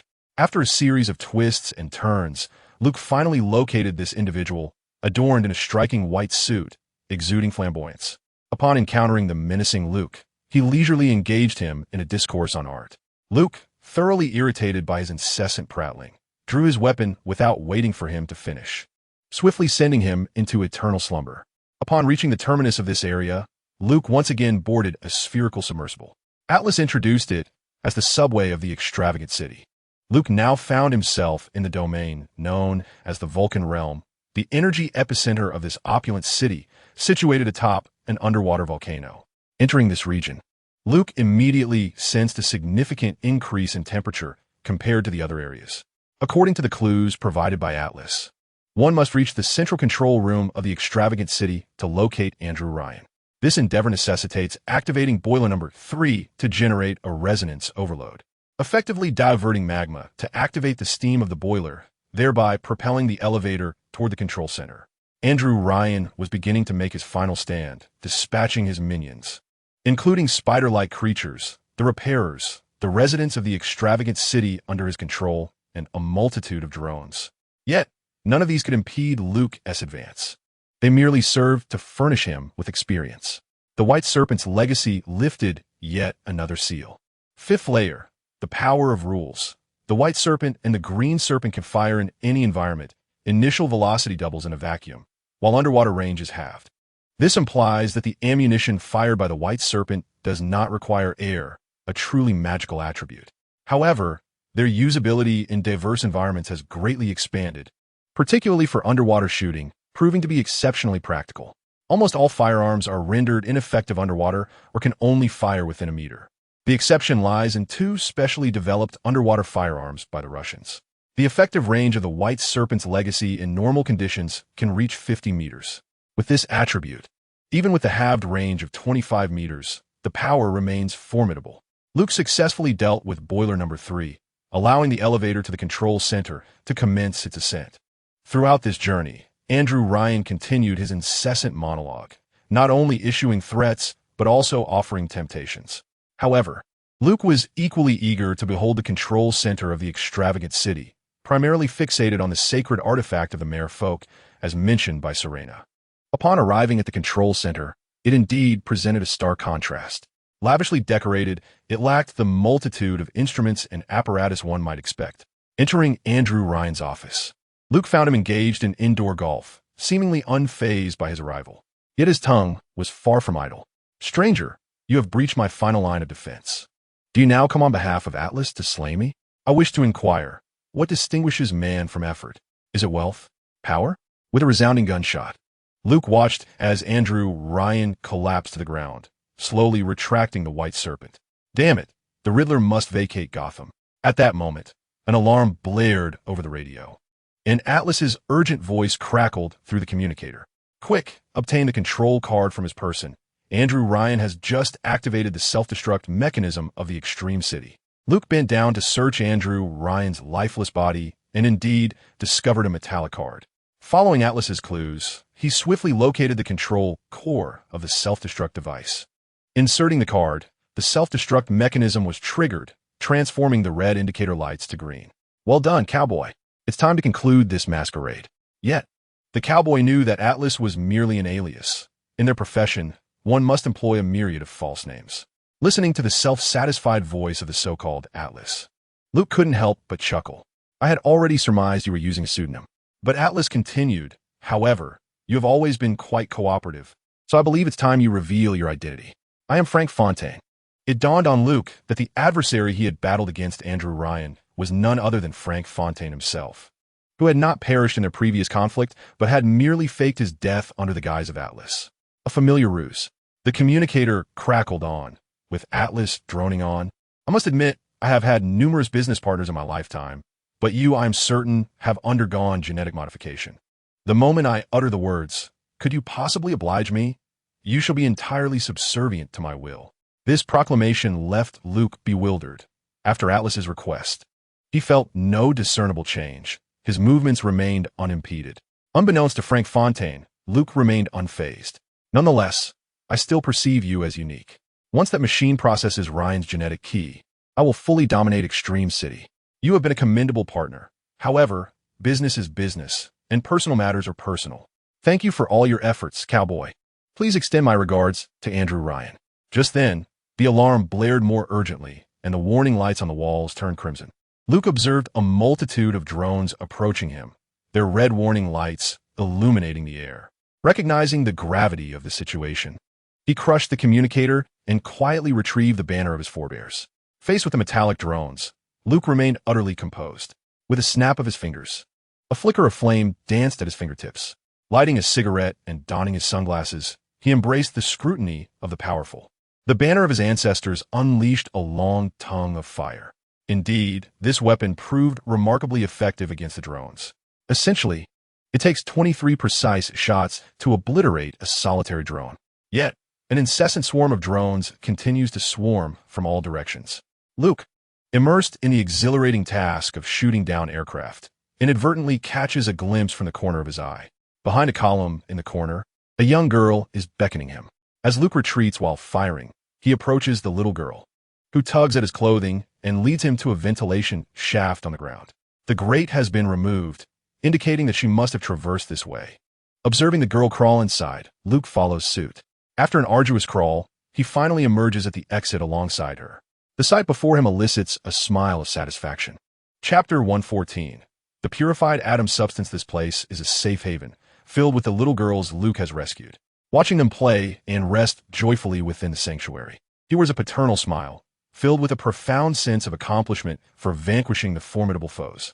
The voice of Dr. Tainabam resonates from within the chambers. Greetings, outsider. Once again, we extend our gratitude for your noble deeds in rescuing so many little girls. Luke approaches the door to the inner room and encounters Dr. Tainabam. She is a middle-aged woman in her 40s, and it is evident that she was quite beautiful in her youth. Unlike many of the distorted residents of the Extreme City, she retains a semblance of composure, akin to Dr. Joellen Ford, who studies plants. It appears these two individuals have maintained a significant degree of rationality. Subsequently, Dr. Tainabam narrates the origin of the atom substance. Upon her arrival in Extreme City, she discovered a unique marine snail near underwater volcanoes. These snails possess the ability to secrete a remarkable type of stem cell, ultimately dubbed atom substance. Initially utilized for medicinal purposes, it later evolved into a series of genetic modifications, endowing humans with extraordinary abilities. However, it also harbors adverse effects. Excessive consumption leads to madness, loss of reason, extreme aggression, and grotesque deformities. Consequently, the inhabitants of Extreme City gradually descended into madness. Following the warfare instigated by Andrew Ryan and Frank Fontaine, the demand for atom substance surged. Andrew Ryan urged Dr. Tainabam to devise methods for increased production. Eventually, she discovered that implanting the marine snails into the stomachs of young girls significantly enhanced the yield of this pure atom substance through their transformation. Thus, Dr. Tainabam established a laboratory dedicated to nurturing these little girls and concurrently engineered the Big Daddies, hybrid creatures of man and machine, to assist the girls in reclaiming atom substance from the deceased throughout Extreme City. The reclaimed atom substance is integrated within the bodies of the little girls and the marine snails. Then, the atom substance within the test subjects was transformed into a purer form of primordial atom substance. At this juncture, Luke abruptly interrupted her, raising a question. How does the little sister convert this atom substance? Tynerbaum calmly responded to Luke. And then what? How is the pure atom substance recovered? Tynerbaum regarded Luke with an expression of incredulity. The liquid consumed is, of course, expelled from the body after passing through the organs. Luke's expression contorted slightly, feeling as though he was veering towards an unsettling direction. What should I do? Is there still hope?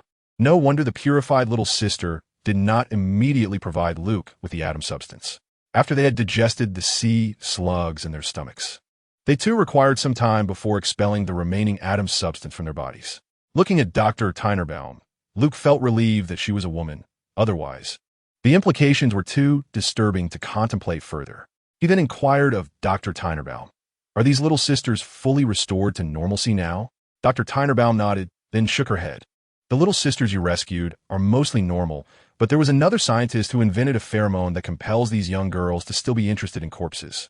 Is there a solution? Seek out a scientist named Su Chong. His laboratory possesses the configuration method for this pheromone, and I believe I can decipher it." Luke nodded. "Leave it to me. Can you assure me that this place is safe?" Dr. Tynerbaum smiled. "Rest assured, even Andrew Ryan cannot locate this place." Luke retrieved a pair of walkie-talkies from his personal space and explained their usage to Dr. Tynerbaum. Although telephones were unusable here, walkie-talkies presented no issue. The walkie-talkies in his space were military-grade and had been modified by him. Following the directions provided by the Little Sisters, Luke exited the safe house through the underground tunnels. Though he had crushed the communication device he carried, Frank Fontaine now wielded control over the vast city. Consequently, his voice intermittently echoed through the broadcasts. Utilizing the scant surveillance cameras, he deduced Luke's intentions and incessantly droned on in the broadcasts, while dispatching numerous repairers and drones to create trouble for Luke. Luke effortlessly located Dr. Su Chong's laboratory and acquired the necessary formula. Following the doctor's guidance, he gathered a multitude of materials. Upon returning to the safe house, Dr. Tynerbaum began to concoct the antidote to neutralize the pheromone that compelled the little sisters to be fixated on corpses. Meanwhile, Luke entered the main hall of the safe house, bringing forth an assortment of food to entertain the little sisters. Each time he rescued a sister, she would express her gratitude and, notably, would call him daddy. However, at this moment, the young ladies appeared to be somewhat apprehensive of Luke's overtures, leaving him perplexed. Dr. Tynerbaum soon concocted an antidote and administered it to each of the young girls. Luke recounted the earlier events to Dr. Tynerbaum, who explained that the young ladies were influenced by his pheromones but would revert to their normal state in due time, as he was not the Grand Patriarch. This response elicited a bemused reaction from Luke. After leaving ample provisions for Dr. Tynerbaum and the young ladies, he prepared to seek out Frank Fondin. However, Dr. Tynerbaum called out to him, cautioning that Fondin's lair was heavily fortified and replete with traps. He was surely in hiding. Yet, there was a custom in the extreme city that all passageways would be equipped with designated routes for the young ladies.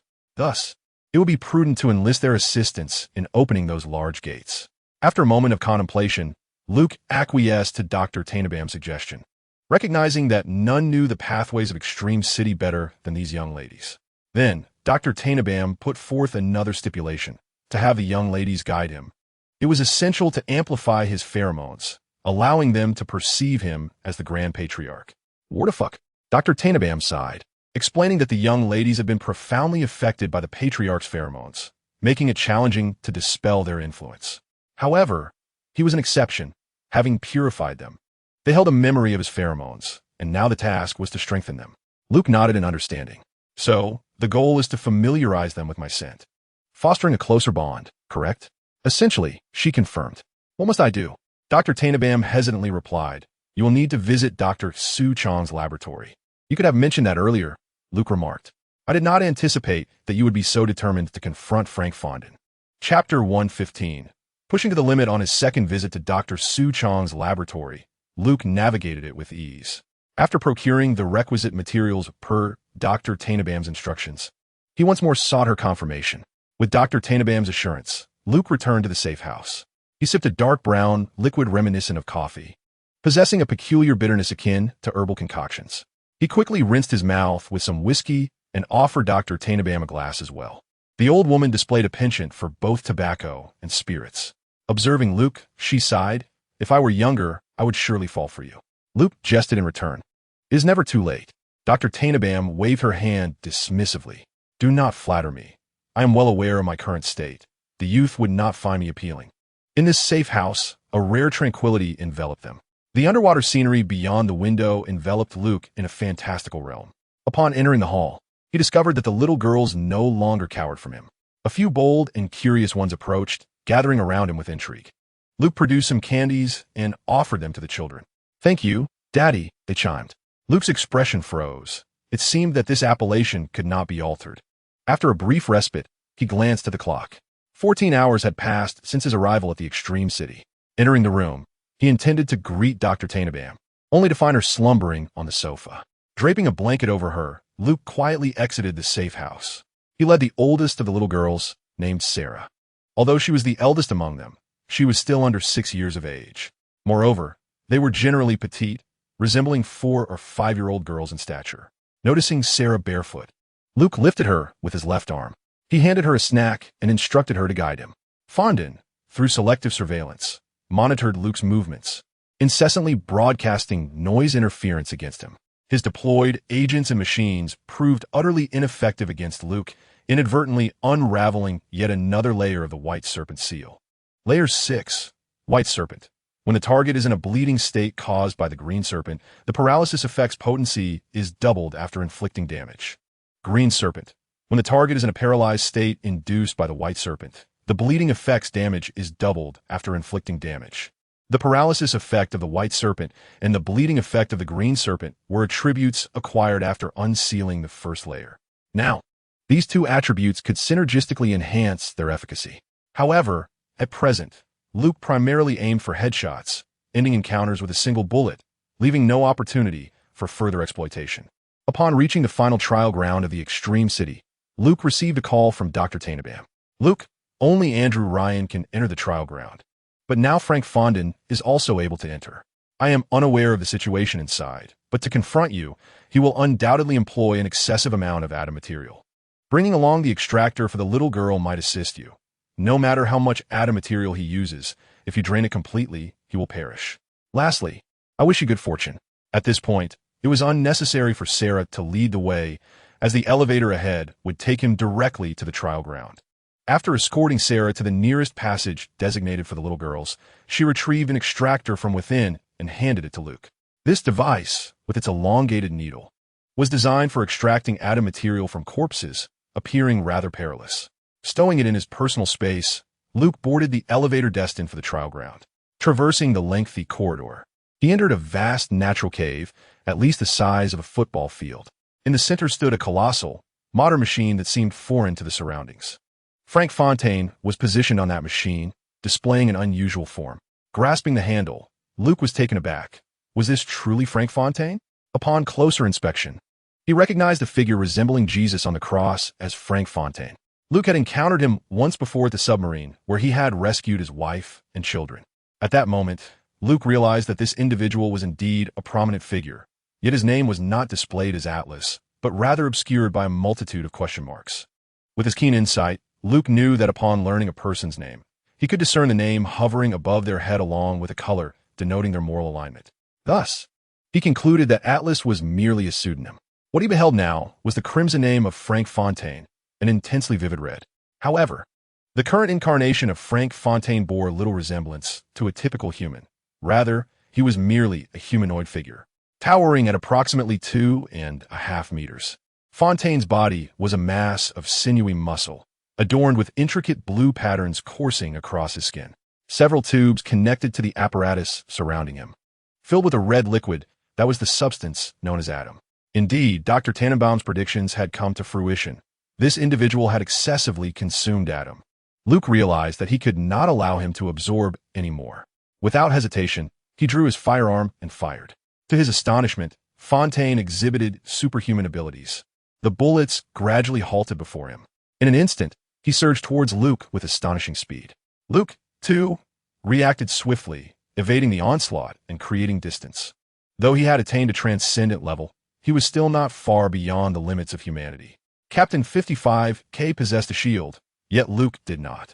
This marked the first occasion Luke faced an adversary with extraordinary powers. While attempting to close the gap for a melee attack, Fontaine unleashed his abilities. Fireballs, ice, lightning, and other forms of assault rained down upon Luke.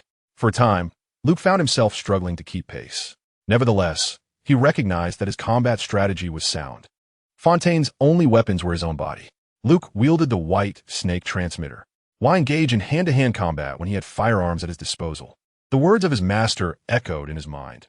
No carbon-based life form could withstand the might of existing firearms. Gradually, Luke adapted to the rhythm of battle. He maneuvered continuously. Though he could not strike Fontaine directly for the moment, he could exhaust him and disrupt his assault. While darting about, Luke retrieved a rocket launcher from his spatial storage. Rather than targeting Fontaine himself, he aimed beneath him. The ferocity of the struggle intensified Fontaine's depletion, compelling him to return to the central apparatus for a replenishment of Adam. This presented an opportunity for Luke. Yet, he underestimated the potency of the enhanced Adam. The bullets merely grazed Fontaine's exterior, failing to penetrate deeply. Even with the full force of the 7.62 rounds deployed, they only lodged superficially in the muscle. Furthermore, Fontaine's healing capabilities were alarmingly swift. He also attempted to attack the central device, but it proved futile. That apparatus was exceedingly robust. Ultimately, he could only resort to the method provided by Dr. Tanabam, utilizing the atom substance extractor held by the little sister, while Frank Fontaine replenished his atom substance. He forcefully plunged the extractor into Fontaine's body, initiating the extraction of the atom substance within him. Indeed, it was effective, as Frank Fontaine's frequency of replenishing atom substance increased significantly. Faced with Luke's agile and varied assault tactics, he found himself increasingly overwhelmed. Upon returning to the central device, Luke advanced with the extractor, prodding and poking.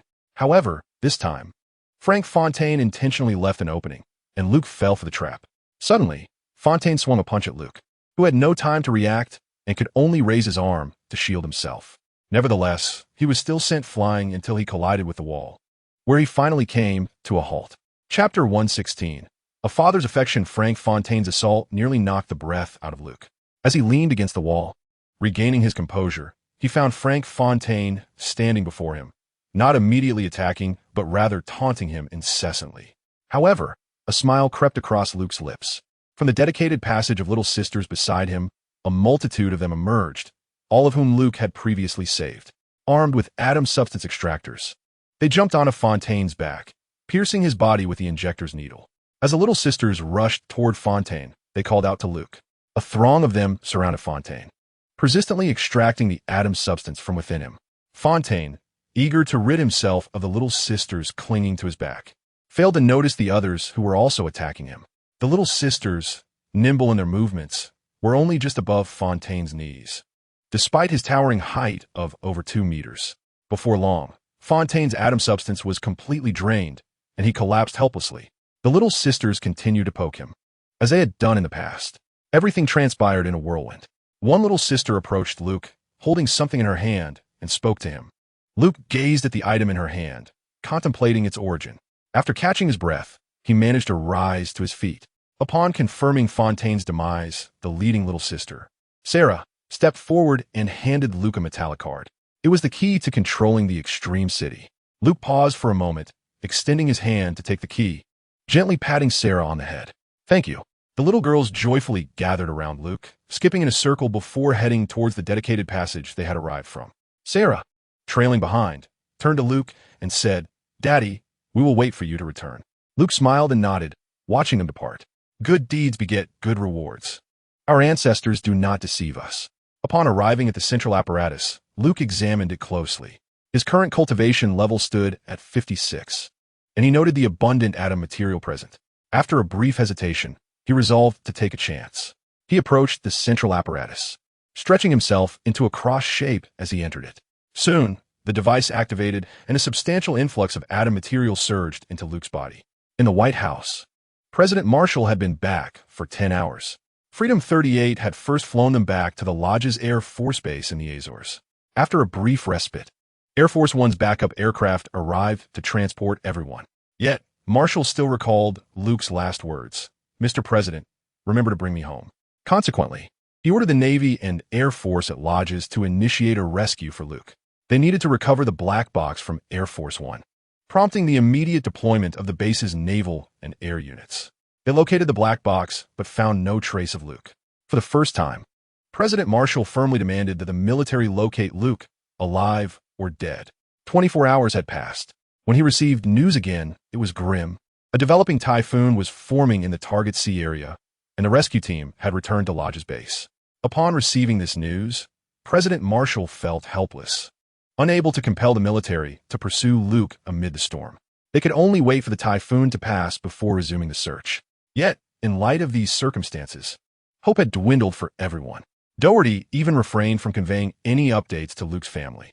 Now, they could only pray to God for a miracle to unfold. In the waters surrounding the extreme city, the typhoon was coalescing, slowly swirling in the sky. Massive clouds obscured the heavens, heavy and oppressive, as if one could reach out to touch them. At that moment, not a whisper of wind stirred. The sea lay tranquil, with all creatures aware of the impending tempest retreating to the depths. Serena, too, could do nothing but don Luke's oversized shirt, seeking refuge in the lighthouse. In the trial ground, at the central apparatus, Luke was fervently absorbing the atom material. His cultivation progress soared rapidly, ultimately reaching 99. Unbeknownst to him, his mind was fully engaged in the cultivation process. The three energy clusters within his body spun wildly, expanding in size. This arduous journey seems to expand the energy sphere, as if it were stretching Luke's meridians throughout his body. Enduring excruciating pain, Luke diligently cultivates his technique, compressing the energy sphere again and again. A tempest finally brews upon the ocean's surface, yet the storm does not descend. Continuous flashes of lightning strike the waters, while Luke persistently compresses the spiritual energy. Suddenly, the energy sphere collapses, transforming into a golden, swirling orb. He has reached the golden core stage. Before he can revel in his achievement, Adam's essence continues to flow ceaselessly into Luke's being. He persists in his cultivation, compressing and transmuting.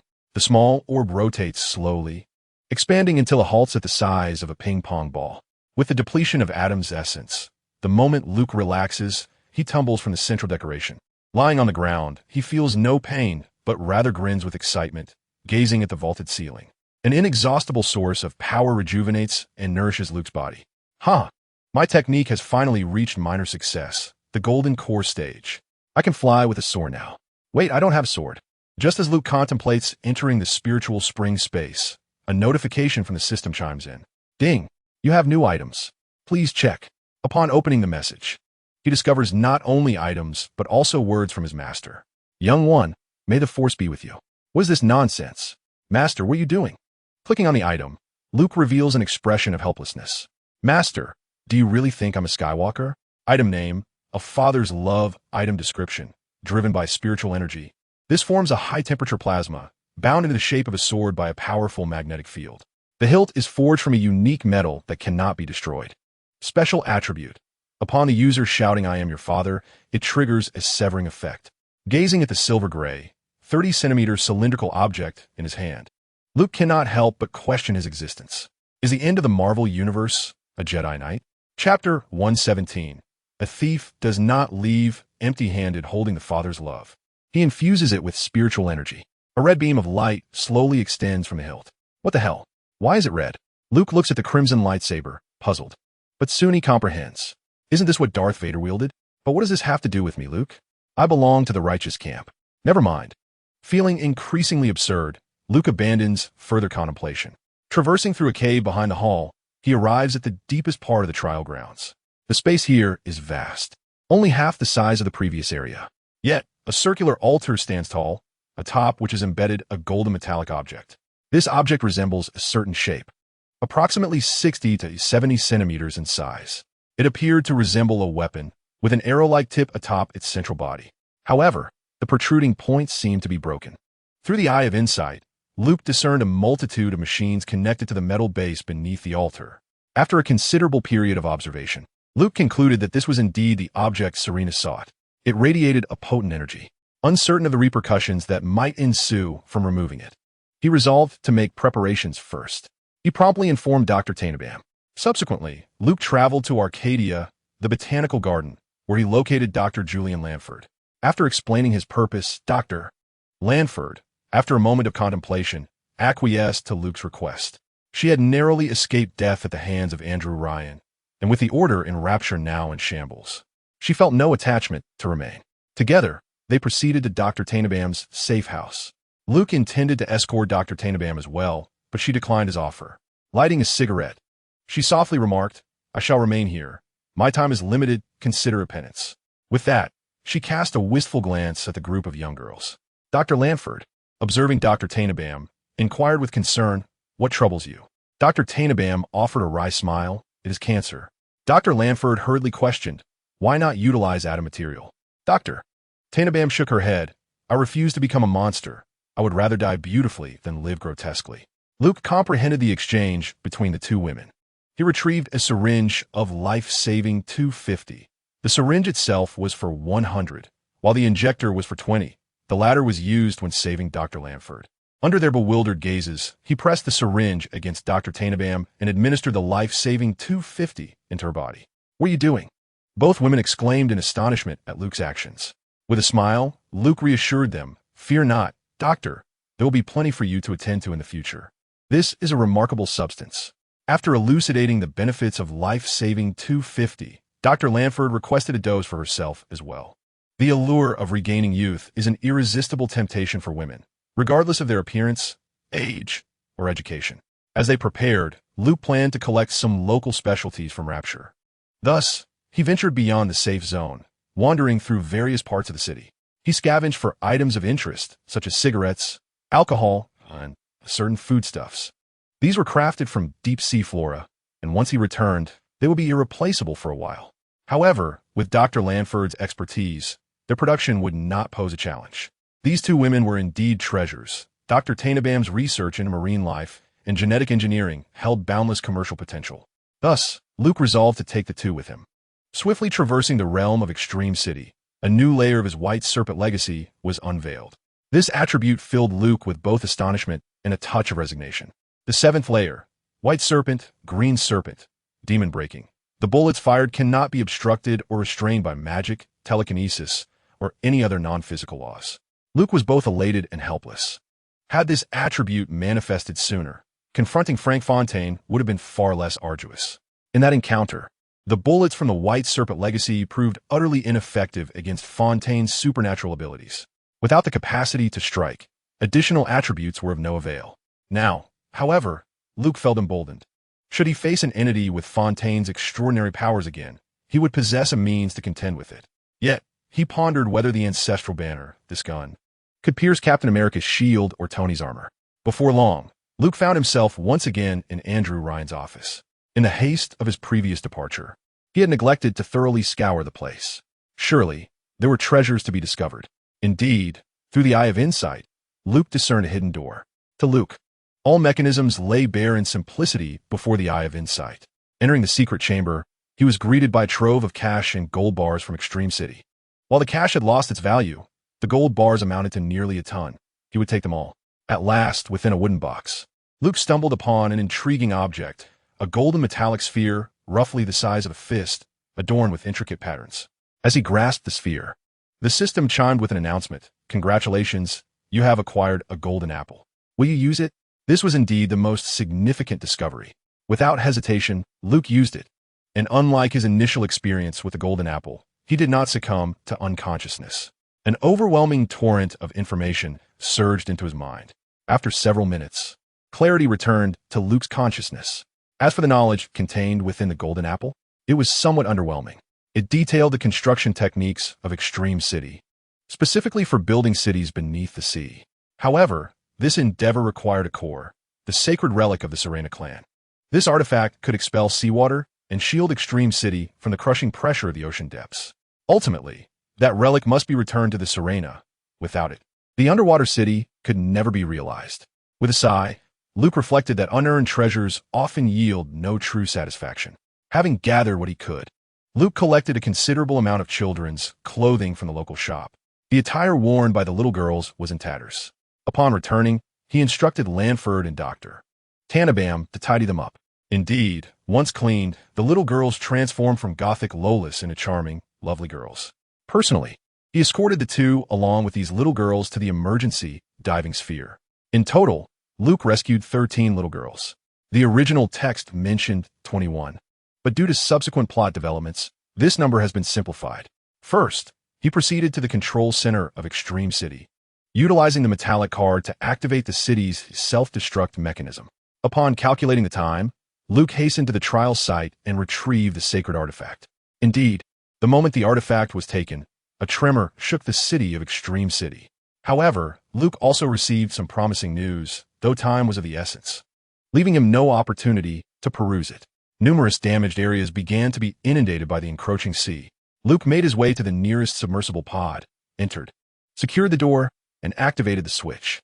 He used the radio to inform Dr. Tanabam to also commence her pod's departure from Extreme City. The submersible slowly ascended through the water. Luke witnessed the destruction of Extreme City as it trembled. Buildings crumbled continuously, and the lights gradually extinguished. This hypocritical utopian city was thus submerged in the depths of the ocean. Chapter 118. The agreement. The surface of the sea had long since returned to tranquility. As the sun rose, its rays illuminated the calm waters, creating an extraordinary beauty. Luke was the first to surface. He was not far from the entrance of Extreme City, the lighthouse. Yet, with the city's collapse, he watched helplessly as the lighthouse too sank beneath the waves. He spotted Serena swimming towards him in a state of panic. Upon opening the submersible pod, Serena steadied herself against the doorframe. That city, Luke said with a smile, no longer serves a purpose. Is that not what you desired? With that, he produced the fragmented metallic weapon.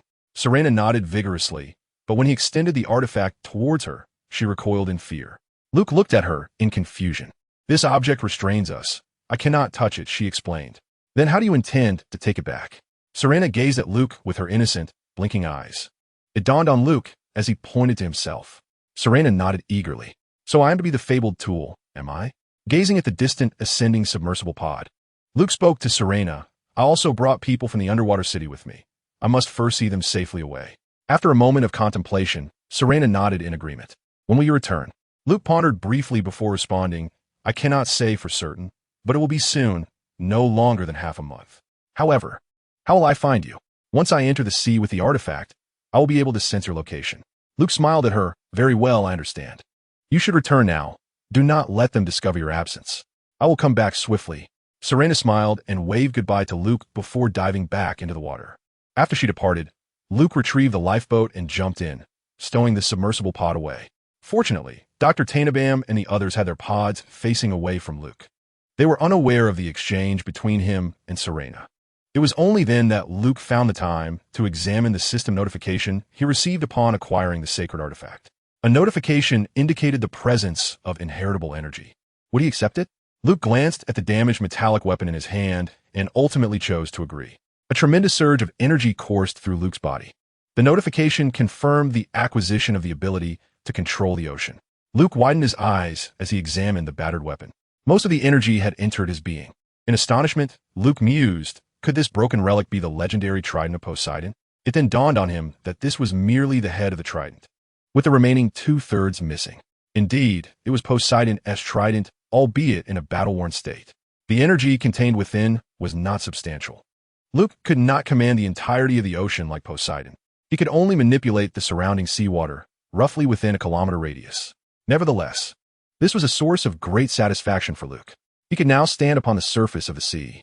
However, to avoid startling the young girls nearby, he maneuvered his lifeboat to the exterior of their diving sphere. Upon opening the sphere and confirming the safety of its occupants, Luke felt relieved. Dr. Lanford and Dr. Tanabam merely smiled with squinted eyes. The young girls, witnessing sunlight for the first time, were filled with curiosity, yet Dr. Tanabam cautioned them against gazing directly at the sun. Luke introduced himself and outlined his plans to the two doctors, ensuring there were no misunderstandings. He then retrieved a satellite phone. Ms. Doherty, please assist me in contacting President Marshall. Luke, you're alive. That's wonderful. Where are you? I'll go find the president immediately. President Marshall was elated upon hearing that Luke had survived and promptly notified those at the Rarish base to rescue him. Luke devised a narrative for Dr. Lanford and Dr. Tanabam. Dr. Lanford was British and Dr. Tanabam was German. Luke explained to President Marshall that he had encountered a ship, and after being rescued aboard, he discovered something amiss. They were human traffickers, and Dr. Lanford and Dr. Tanabam had been abducted by them. The young girls were also victims gathered from various parts of Europe. In a fit of rage, Luke had eliminated the captors, resulting in the sinking of the vessel. President Marshall elaborated that they had nearly abandoned the rescue mission due to adverse weather conditions. Luke, unaware of the events on the surface, felt somewhat perplexed. However, President Marshall informed him over the phone that the storm system had formed yet miraculously produced no rainfall. It merely unleashed a long-awaited display of lightning before gradually dissipating.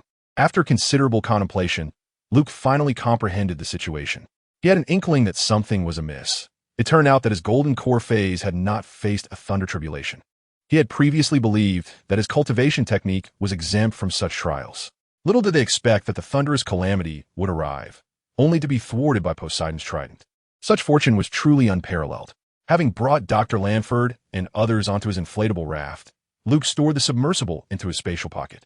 Since both Dr. Lanford and Dr. Tainabam were already aware of his supernatural abilities, Luke felt no need for discretion. They now floated upon the vast ocean, awaiting rescue.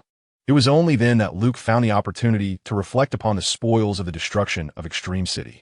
At present, the progress of his cultivation had reached a point where Adam's material no longer served any purpose. He had now entered the 8th level of cultivation, the convergence of 3 flowers. These 3 flowers likely represented the evolution of the 3 golden elixirs within his dantions. However, the energy required was immense, and Luke found himself at a loss for effective methods, deciding to set the matter aside. Following the obliteration of Extreme City, Luke had acquired nearly 30,000 order points. He could initiate 2 more lotteries, but the thought of gambling in the ocean did not appeal to him. With nothing pressing to occupy his time, Luke procured a substantial amount of food. Dr. Tainabam indulged in smoking and drinking, while Dr. Lanford studied the spatial spiritual fruits Luke had provided her. The younger girls each enjoyed a spiritual fruit, munching away as they observed Luke crafting small fishing rods for them. Accompanied by this curious bunch, Luke took the opportunity to teach them the art of fishing. Dr. Tainabam sipped red wine, which Luke had gifted her, pairing it with the spiritual fruit, a taste unavailable in Extreme City. Even Dr. Lanford could not resist sampling a few sips. The morning sun radiated warmth. As the temperature began to rise and beads of sweat appeared, aircraft from the Larish Air Force Base entered Luke's line of sight.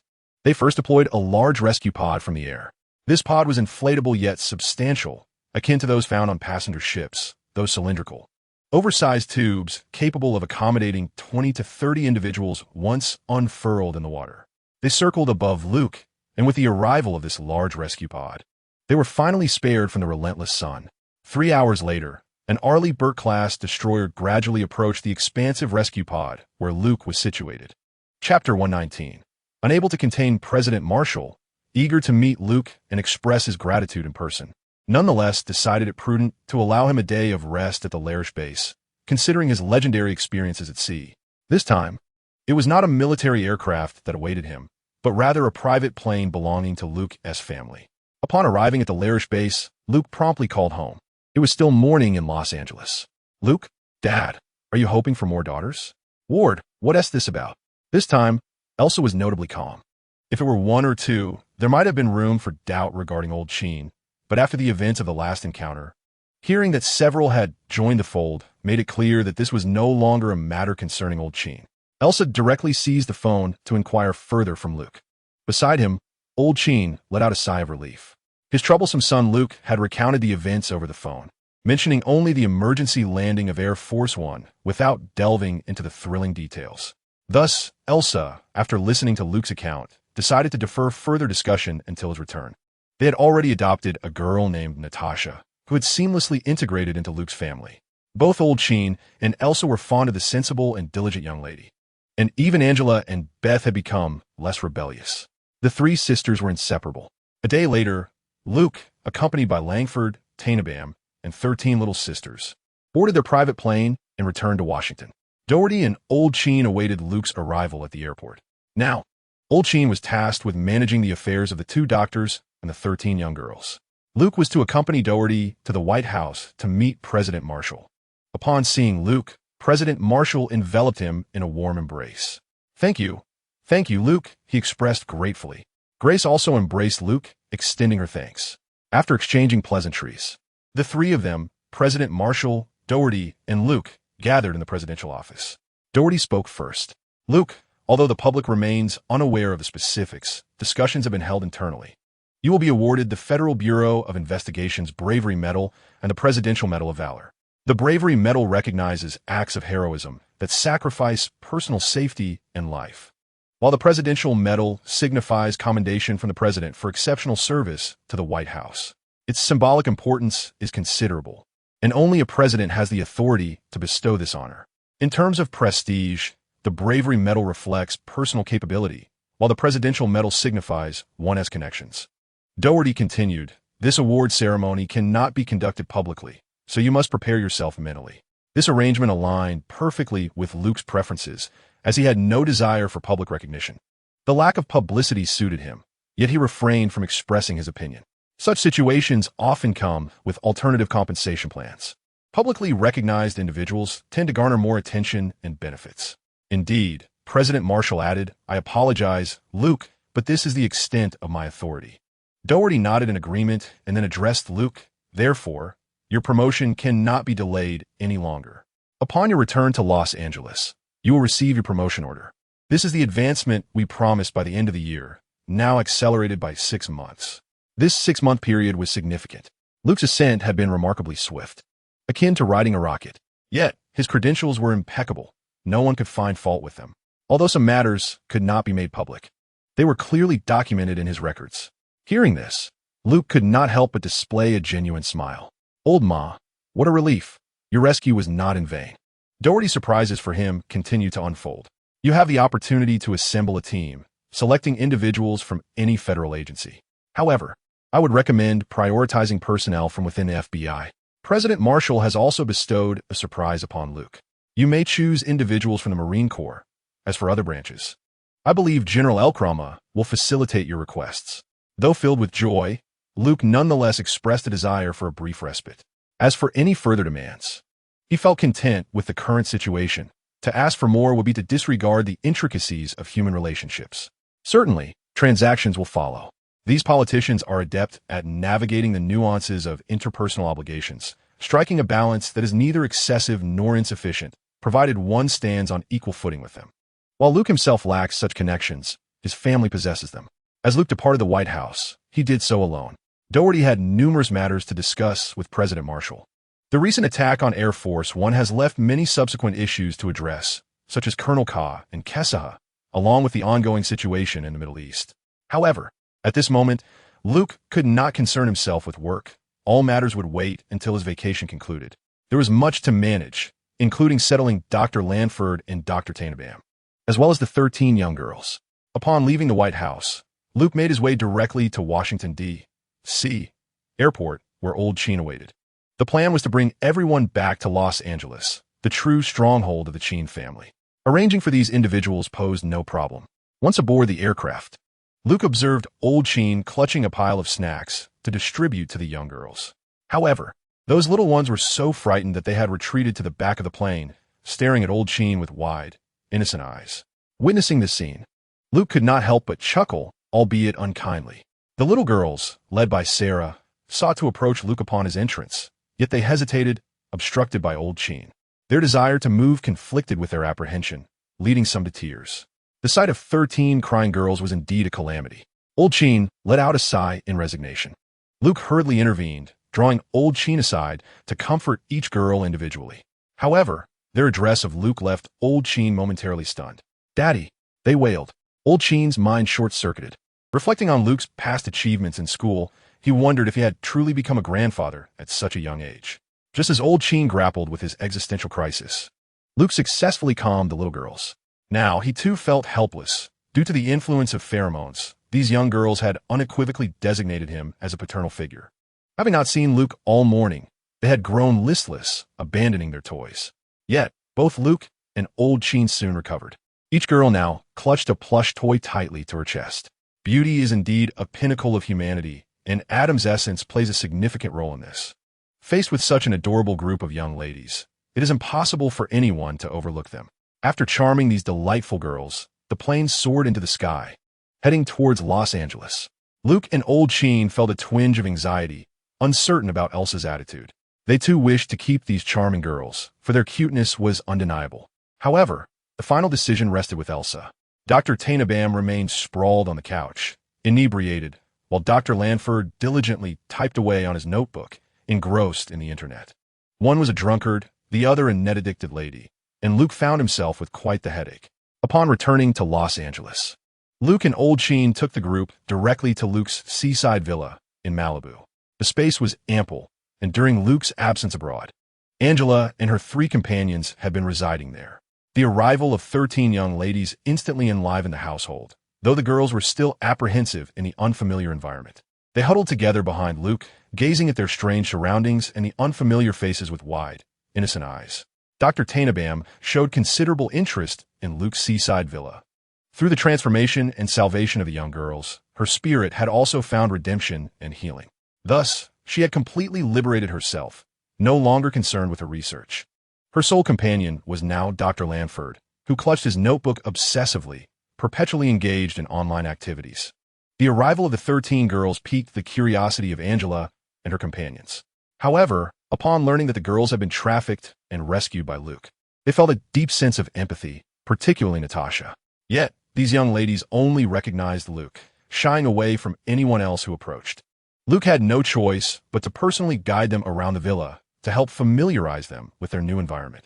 Before their return, Luke had arranged for Uncle Chun to prepare a large room specifically for the 13 girls to share. They were still young, making it easy to manage, and he thought that when they grew up and started school, they could reassess the arrangements. After all, the Chin family was affluent, if necessary. They could either renovate the villa or construct a separate building for them. When Elsa arrived, it was just in time for dinner. Luke's seaside villa was spacious enough that even with the additional guests, it did not feel crowded. The young ladies sat in a row, while Luke served them food one by one. Meanwhile, Tainabam and Lanford were thoroughly enjoying their meal, as the food from land was a nostalgic memory for them. They found it delicious, mistakenly believing all food from the mainland was equally delightful, which led to many amusing situations regarding food in the future. However, the ingredients used in Luke's home were of such high quality that they could only be described as expensive. Uncle Chun had put great effort into the preparations, even arranging for a children's nutritionist given the influx of young girls. The delightful fare enjoyed by the little sisters is both nutritious and delectable, earning their affection. In the underwater realm of Extreme City, the culinary offerings are rather limited, particularly in terms of green vegetables and fruits. In this regard, Extreme City pales in comparison to the terrestrial world. However, the cuisine here is imbued with distinct marine flavors and characteristics. Upon arriving at her seaside villa in Malibu, Elsa was utterly enchanted by the charming little sisters. She couldn't help but reminisce about her own twins, Jessica and Henry, who were not nearly as adorable in their youth. Without heeding the carefully crafted words of Grandpa Chin and Luke, she swiftly consented to adopt these charming young ones. Yet, upon hearing them affectionately call Luke Daddy, she found herself in a quandary. Luke merely explained that, as the girls matured, they would likely cease to call him that, as they were still quite young. Moreover, due to the prolonged captivity imposed by human traffickers, they had developed a paternal attachment to Luke after his rescue. Ultimately, Elsa acquiesced to the situation. After finishing their dinner, the little ones began to grow weary. After a day filled with activity, their energy was understandably depleted.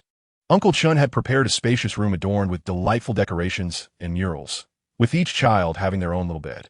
Ultimately, it was Taina and Lanford who assisted them in their nightly routines before bed. Later that evening, Grandpa Chin arrived in Malibu. The three of them gathered in Luke's study, where he recounted the thrilling experiences of their recent overseas adventure, including the exhilarating and perilous escapades they encountered. This legendary tale left them astonished, as the dangers Luke faced were indeed substantial, prompting the elders to consider persuading him to refrain from such undertakings. However, Luke demonstrated a newfound ability that left both of them in awe. Grandpa Chin sighed. "Is this what you refer to as modest achievement?" Luke nodded in affirmation. With a smile, Grandpa Chin remarked, "As long as we do not rebel, it seems unlikely that anyone could pose a threat to our family." Both he and Luke shook their heads in response. Having lived many years, Grandpa Chin was evidently privy to much more than he let on. Luke, aware that numerous formidable powers exist in this world, cautioned Grandpa Chin that there are indeed many who surpass him in strength, though they remain obscured from view. Grandpa Chin nodded in agreement, recognizing the wisdom in Luke's words. The notion that there are always greater powers in existence is not lost on him. Maintaining a low profile is a prudent approach to ensure safety at all times.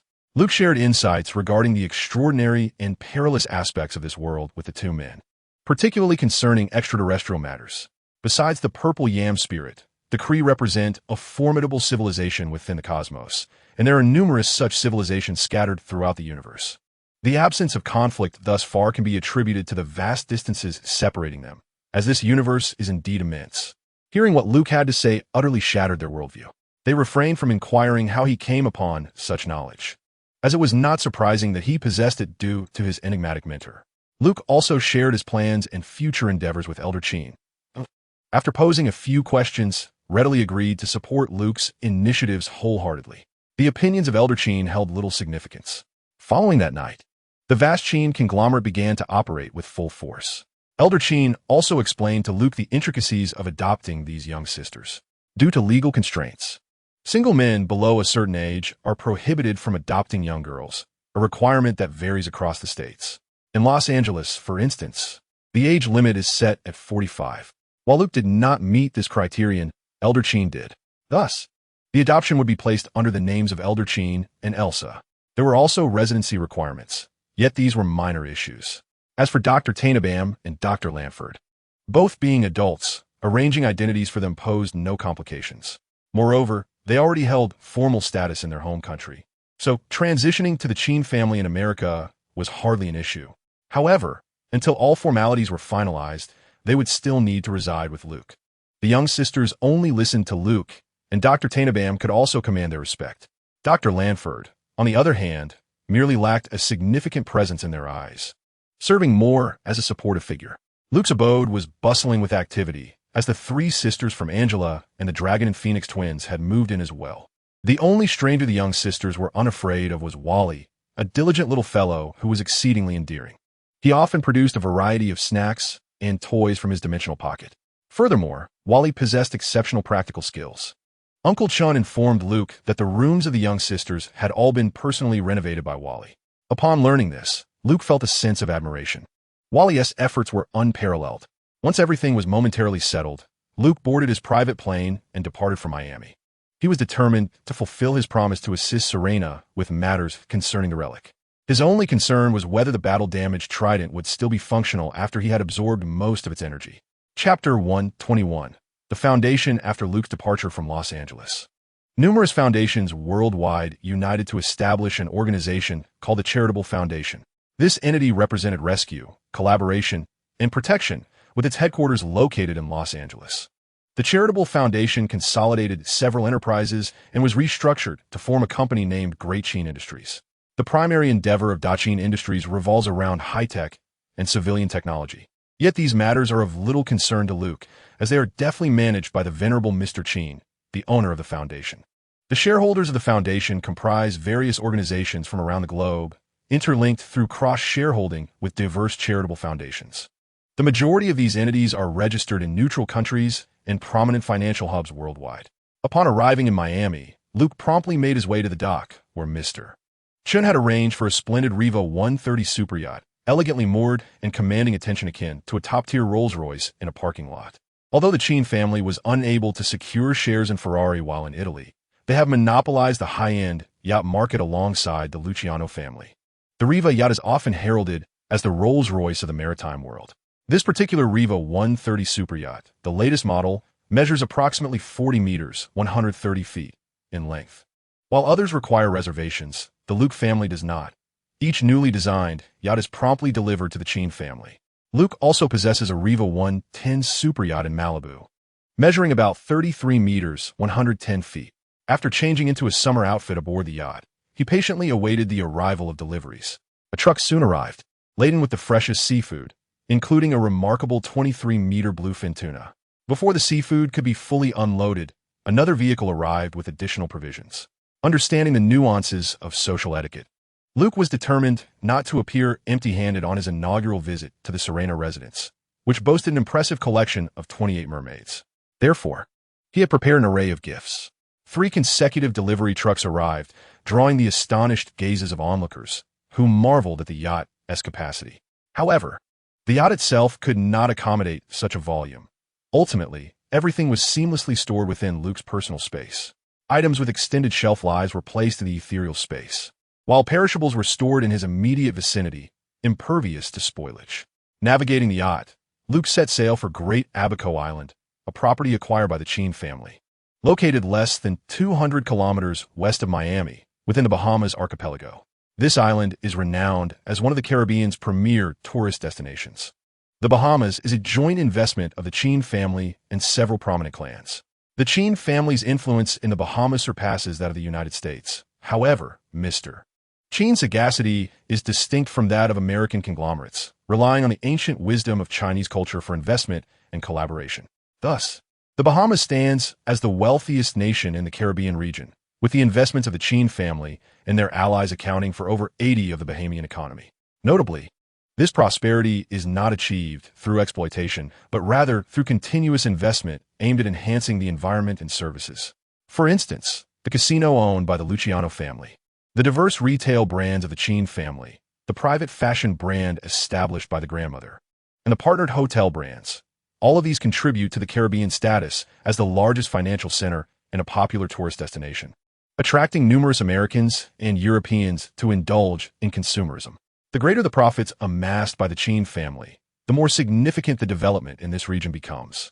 Upon taking office, the leaders of the Bahamas prioritize inviting none other than the esteemed elder Mr. Qin.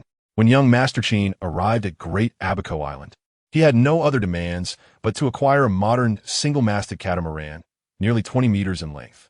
The gleaming white hull of the vessel appeared resplendent against the azure waters, reminiscent of the clouds above. As for the choice of sailboat, it was due to its ability to navigate without consuming fuel. After being rescued by the naval forces from the Larish base, Luke promptly sought the coordinates from the captain. That location lies in the heart of the Atlantic, where the range of a small yacht is insufficient for a round trip. A large yacht cannot be maneuvered by a single individual. Hence, a sailboat, which operates without fuel, proves to be the most suitable option. Furthermore, Luke has established himself as a maritime force, making a single-handed sailboat the ideal choice. The catamaran's stability is advantageous, and since speed is not a concern for Luke, the swiftness of the vessel is of little significance. Once he sets sail, he can unleash his ability to command the ocean, accelerating through the waves. Positioned at the helm, with the sea breeze caressing his face, he relishes the exhilarating sensation of the sailboat racing across the vast ocean, a far more thrilling experience than driving on land. As he ventures into deeper waters, the endless expanse of the sea presents no obstacles. In high spirits, Luke skillfully maneuvers the sailboat, leaving a trail of white froth in its wake. After a while, he reaches the designated area and retrieves the damaged trident, leaning over the side of the boat to immerse it in the water. Instantly, he senses a unique energy emanating from the trident, akin to sound waves, yet devoid of any audible sound. While awaiting the arrival of Sharina, Luke takes out his fishing rod and begins to fish. Every angler harbors a desire to catch a big fish, and Luke is no exception. Initially, he aims to catch smaller fish, such as sardines, which occupy the lower tiers of the marine food chain. These small fish must be alive to serve as bait for larger catches. His ability to command the ocean does not extend to controlling marine life, necessitating a methodical approach to fishing. However, his power does enable him to effortlessly locate ocean currents. Most fish inhabit areas where currents flow, as these moving waters bring an abundance of food and nutrients. These microorganisms and nutrients sustain schools of small fish, which in turn nourish a variety of larger fish. After an hour of fishing, Luke has amassed a considerable catch, reeling in over 20 small fish. Recognizing that he is at a confluence of two ocean currents, he switches from his small fish rod to a heavy-duty line, threading the hooks through the bodies of the small fish before casting them back into the sea. This is the procedure for fishing for larger game. Indeed, even deceased fish can serve a purpose. However, it is the swifter species that prefer to consume live bait. The carcass of a dead fish merely attracts sharks.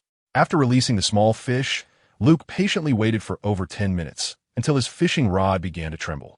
Through his keen observation, he discerned a large-eyed tuna, approximately 1 meter in length. Thus commenced an engaging battle of wits between Luke and the magnificent creature.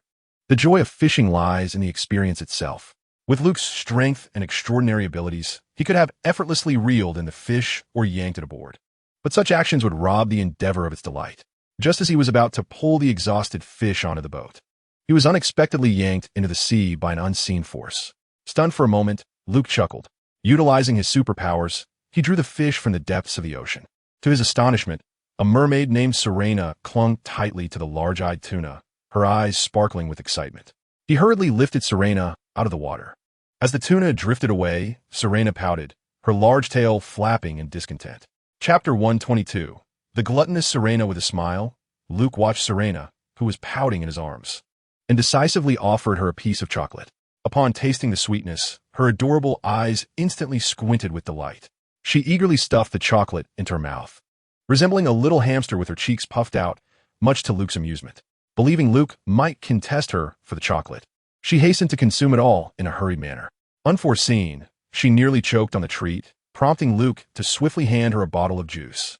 Serena took the juice and gulped down an entire liter in one breath, gazing innocently at Luke afterward. Luke gently placed her on a seat and presented her with a slice of creamy fruit cake. Take your time. I want to compete with you for it. Use this fork and be careful not to dirty your hands, he advised, offering her a small fork. The gluttonous Serena settled down, savoring the cake while observing Luke as he prepared the large-eyed tuna. It was essential to bleed the fish after catching it to preserve the quality of the meat. Once he finished, Luke turned around to find Serena gazing intently at the tuna, her little tongue licking the cream from around her mouth. Her tongue was surprisingly long. After attending to the fish's innards, Luke sliced a substantial piece from the belly, seasoning it lightly with salt and a squeeze of lemon juice, plating it beautifully before presenting it to the drooling Serena. She discarded the fork entirely and dove in with her hands. With a satisfied squint, Luke swallowed hard. The soft, rosy glow of the setting sun illuminated her figure, and the fish scales shimmered with iridescent light.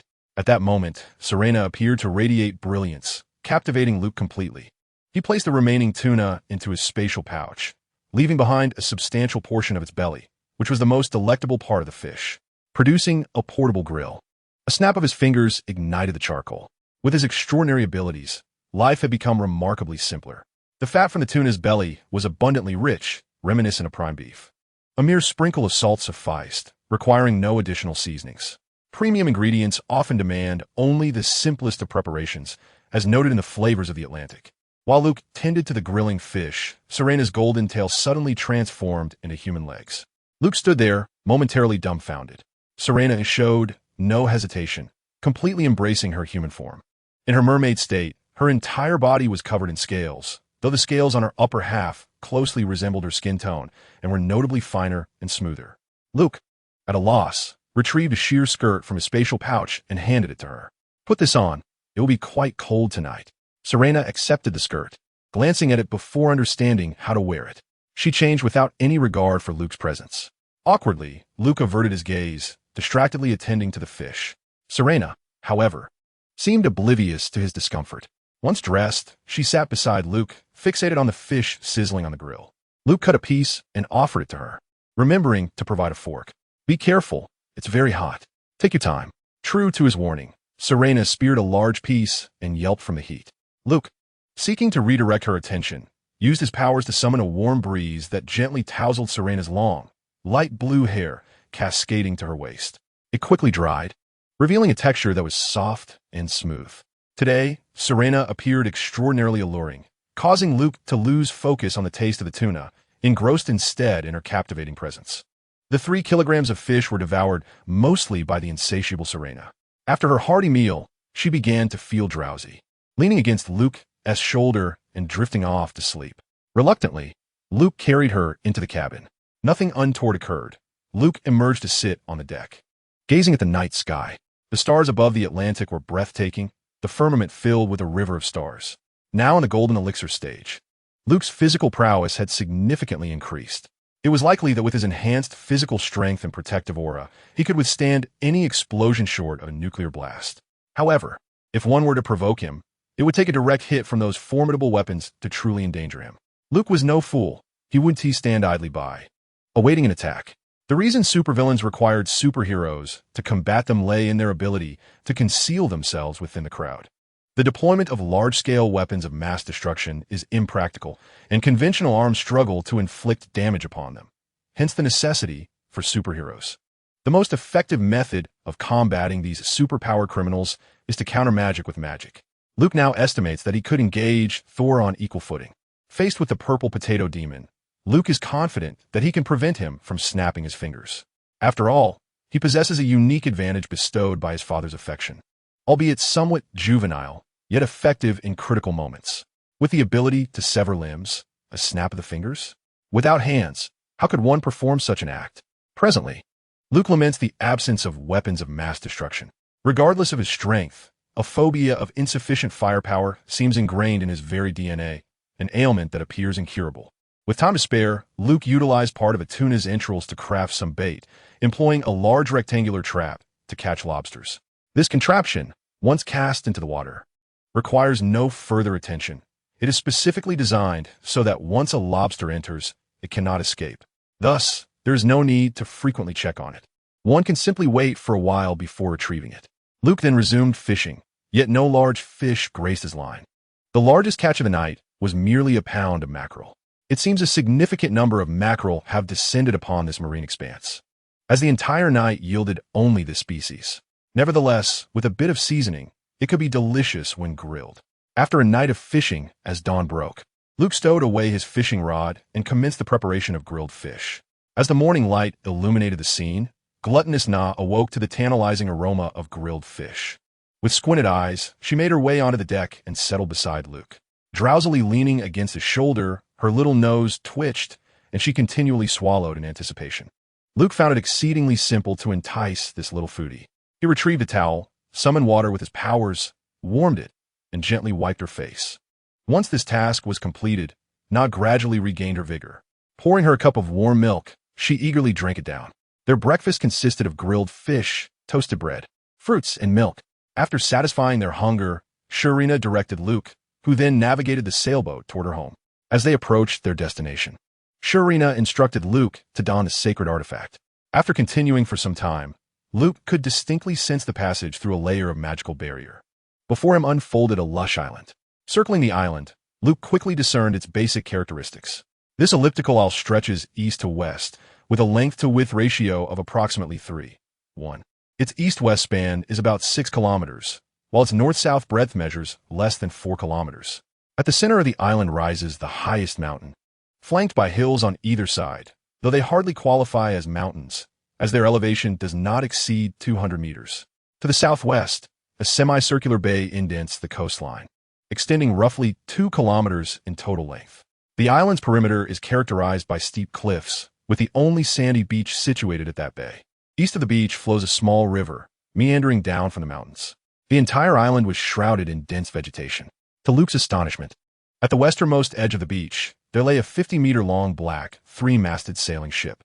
Although the vessel appeared weathered with tattered sails, its hull remained remarkably well preserved. This was an ancient wooden ship. Serena noticed Luke's intrigue and pointed to the black vessel, revealing its name. The revelation left Luke in stunned silence. It was the Black Pearl. What in the world? Chapter 123, Power Bank. The infamous Caribbean pirate was well known to Luke.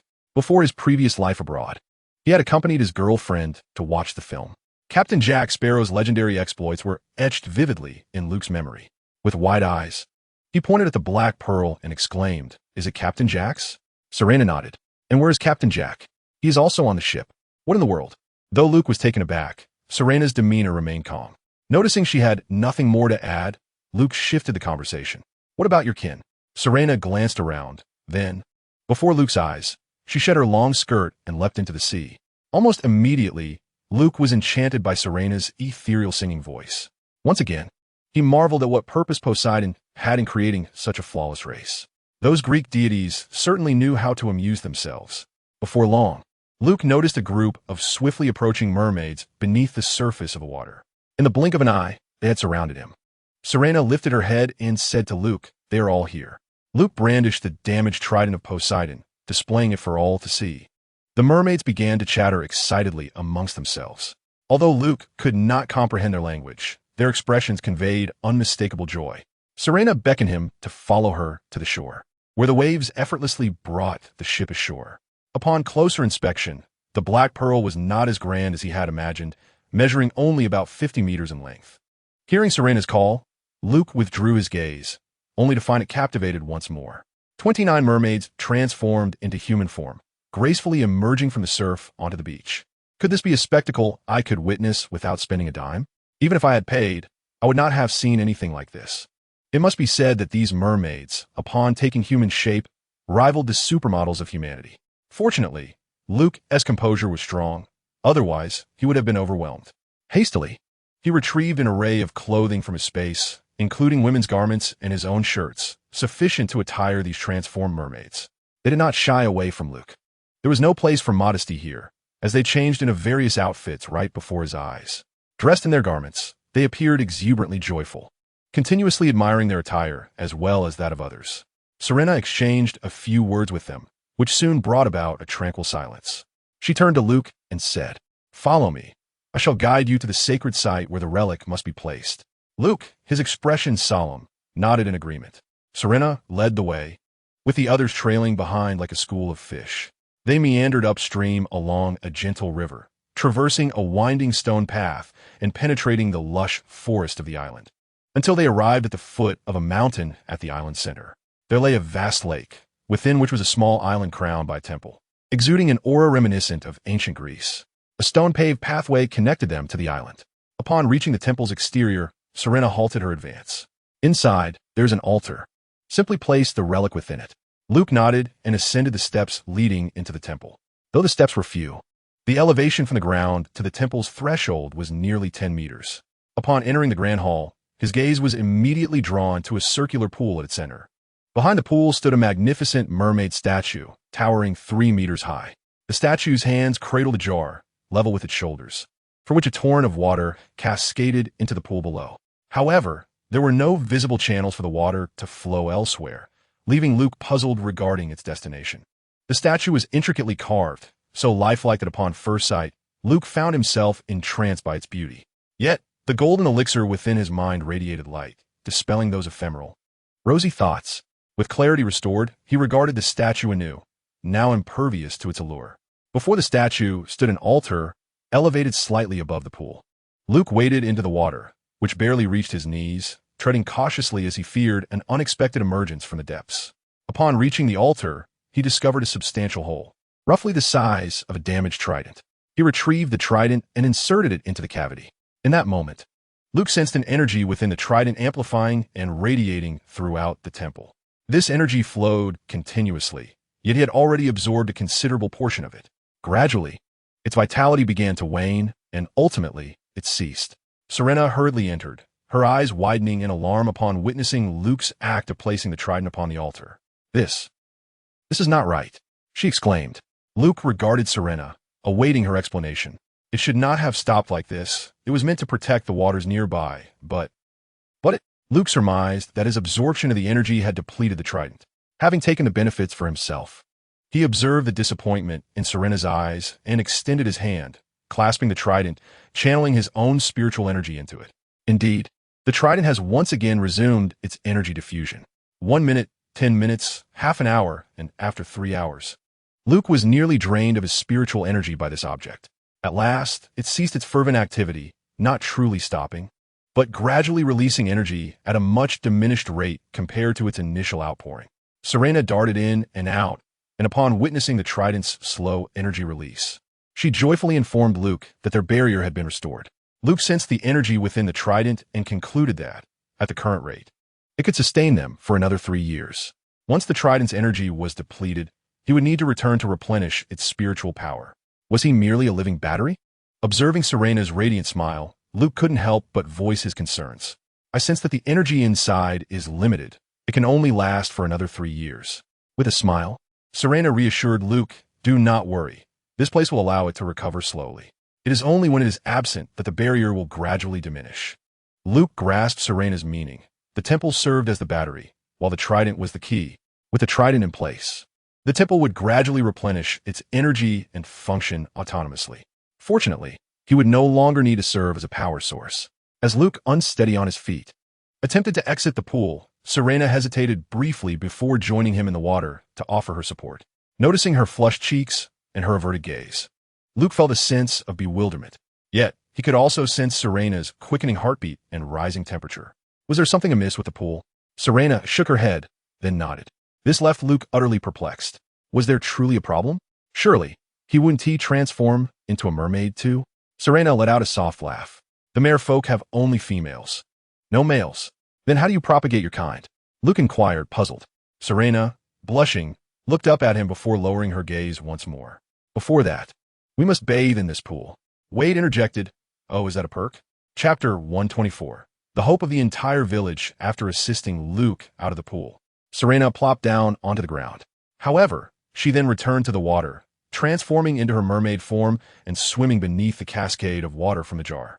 It appeared as though she was bathing, yet Serena remained still beneath the current, her eyes closed, not engaging in any further actions. After approximately a minute, she reverted to her human form and emerged from the pool. Dressed and still blushing, she approached Luke and urged him to rise. Let's depart. The protective barrier of the island had stabilized, and Luke had no intention of lingering. The mermaid statue felt quite eerie, and leaving was also in his best interest. As they retraced their steps, Serena continued to keep her head down, her cheeks flushed. Luke, still puzzled, asked, "How do you truly reproduce?" "I have heard that they are alluring sailors," and then Serena nodded and softly murmured in agreement. "Will they eat them afterward?" Serena abruptly turned her gaze towards Luke. "We are not beasts," she asserted. Sensing Serena's rising irritation, Luke hastily clarified, "I merely heard tales among humans. I did not intend to offend." Understanding that her reaction was somewhat exaggerated, Serena endeavored to explain. "We possess emotions as well. We do not consume our partners. However, human companions, after that process, they perish." This explanation left Luke even more bewildered. "So, they're not eaten, yet they still die? What does that mean?" After a moment of contemplation, Serena replied, "They have but one chance. Primarily, they cannot breathe underwater. Therefore, after engaging in that act, they meet their demise." Luke grasped the general idea, yet the details eluded him. If they cannot breathe underwater, could they not simply keep their heads above the surface?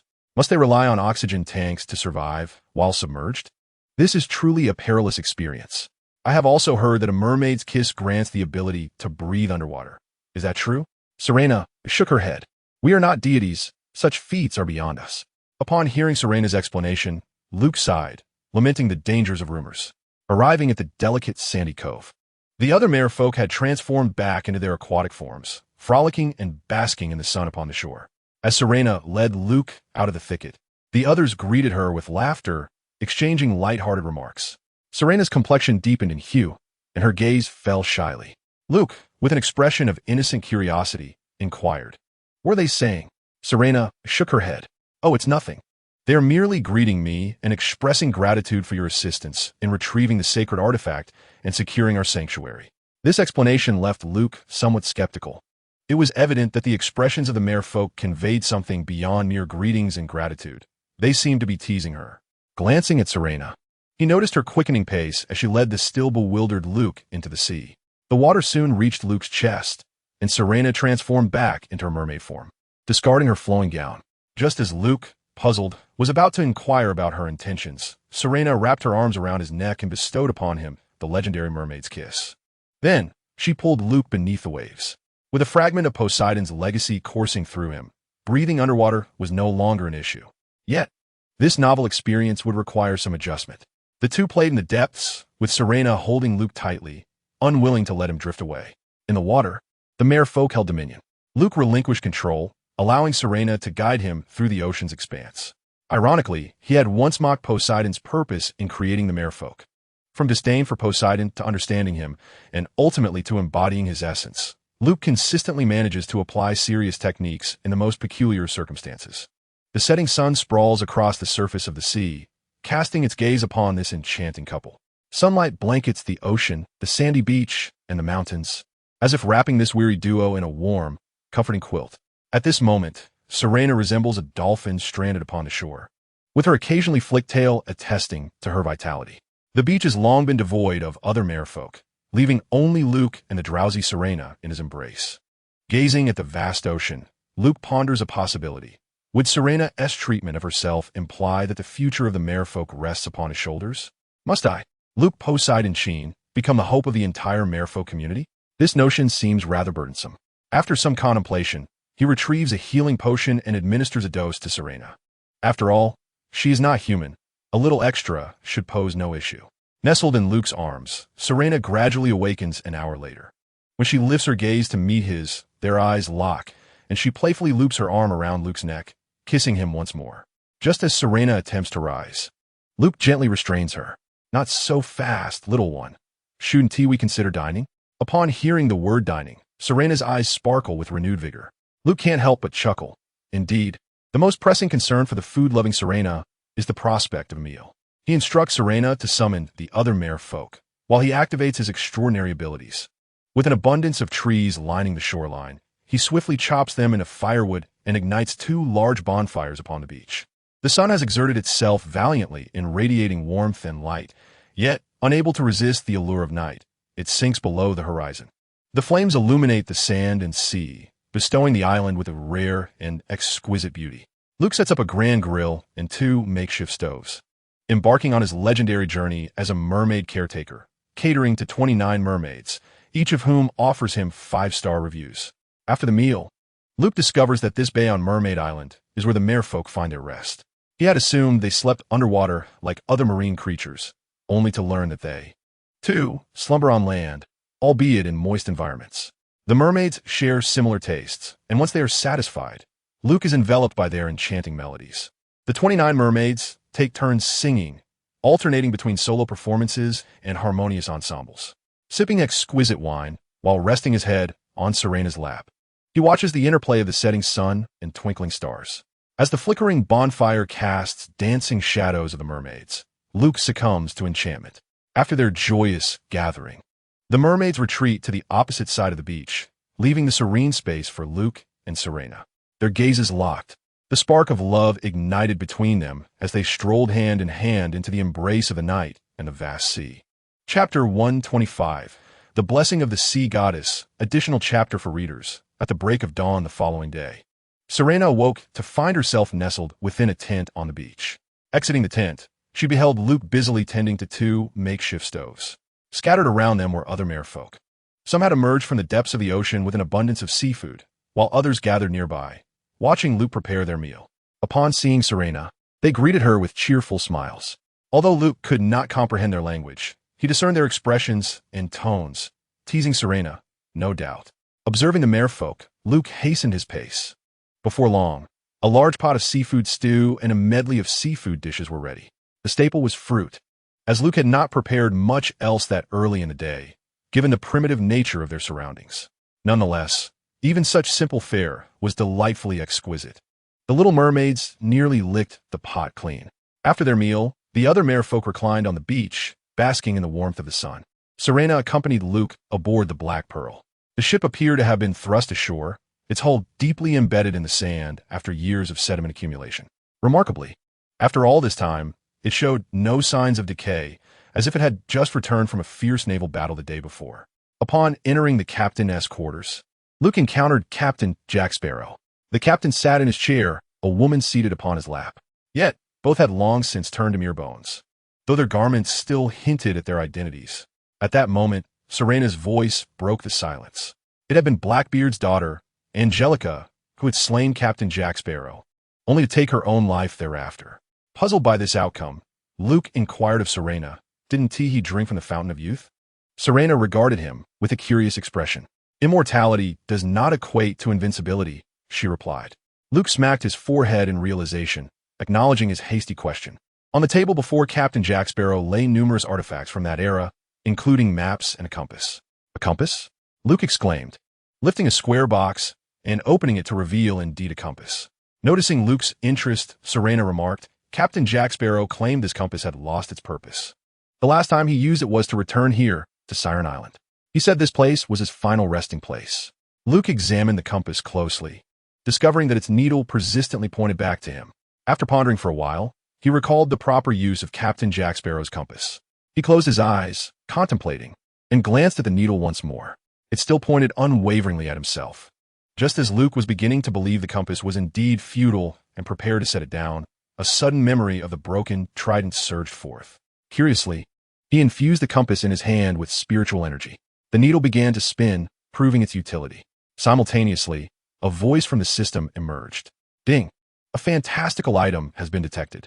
Would you like to spend 2,000 order points to identify this item?"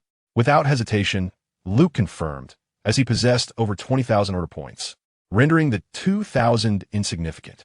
Item name: Blessing of the Ocean Goddess, Wishing Compass. Item attributes: when the willpower assessment exceeds 50, the needle will guide you towards the person or object you desire.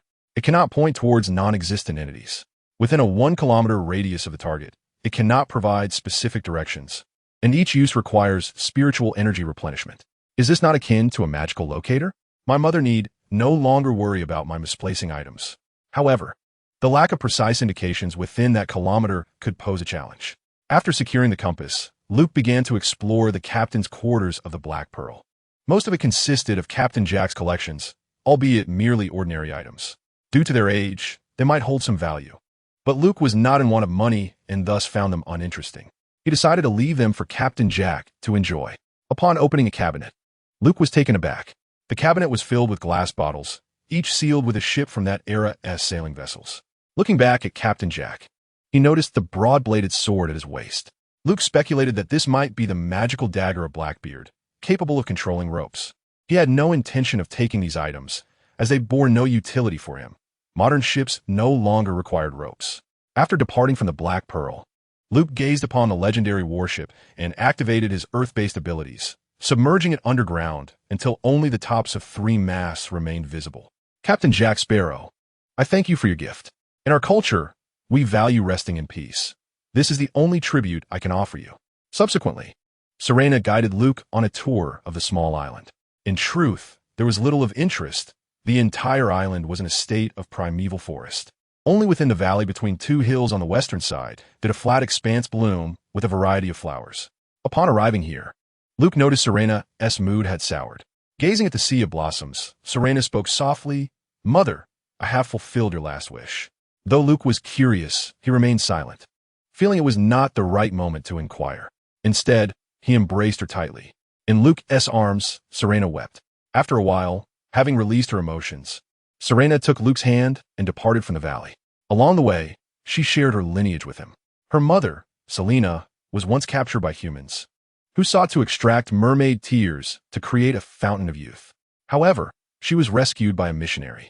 It was previously mentioned that after procreation with humans, mermaids ultimately perish, and Serena's father was no exception.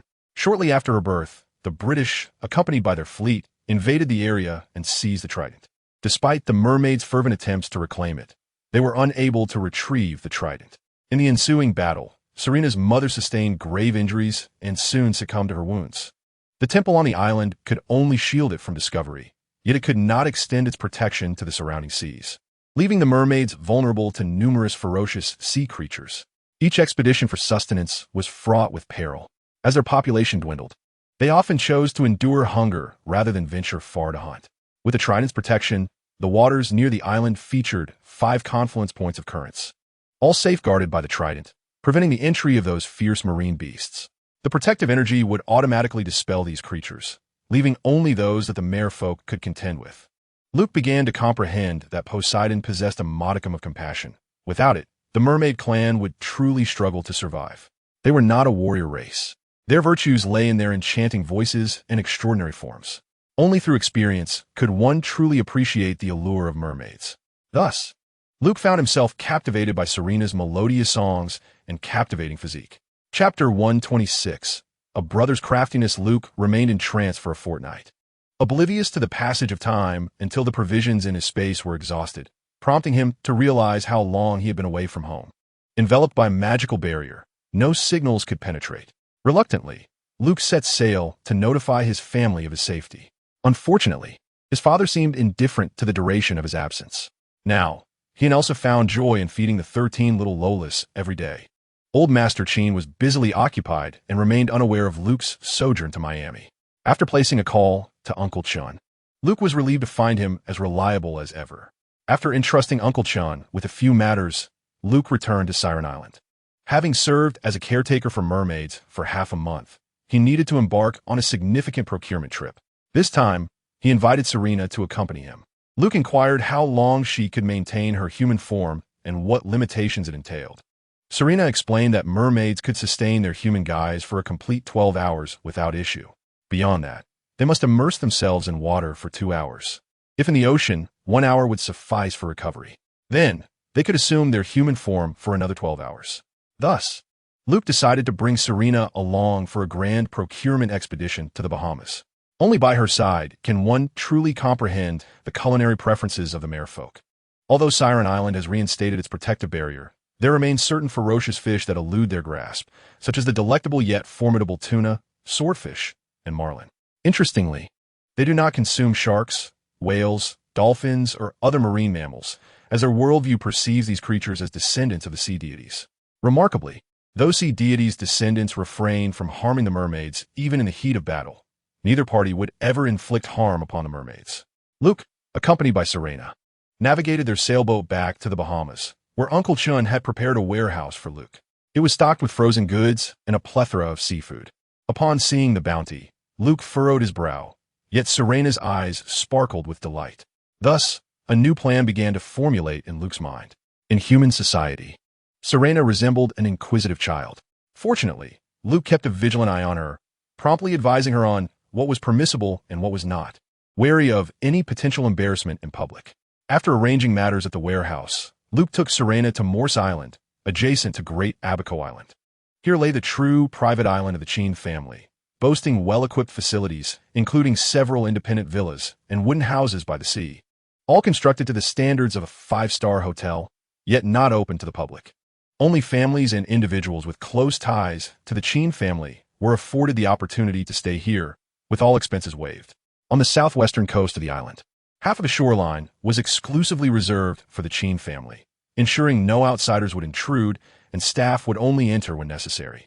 Leaving the space entirely to Luke and Serena, they would spend their nights here, while their days were filled with excursions to other islands, indulging in various maritime amusements and savoring the culinary delights of the Bahamas.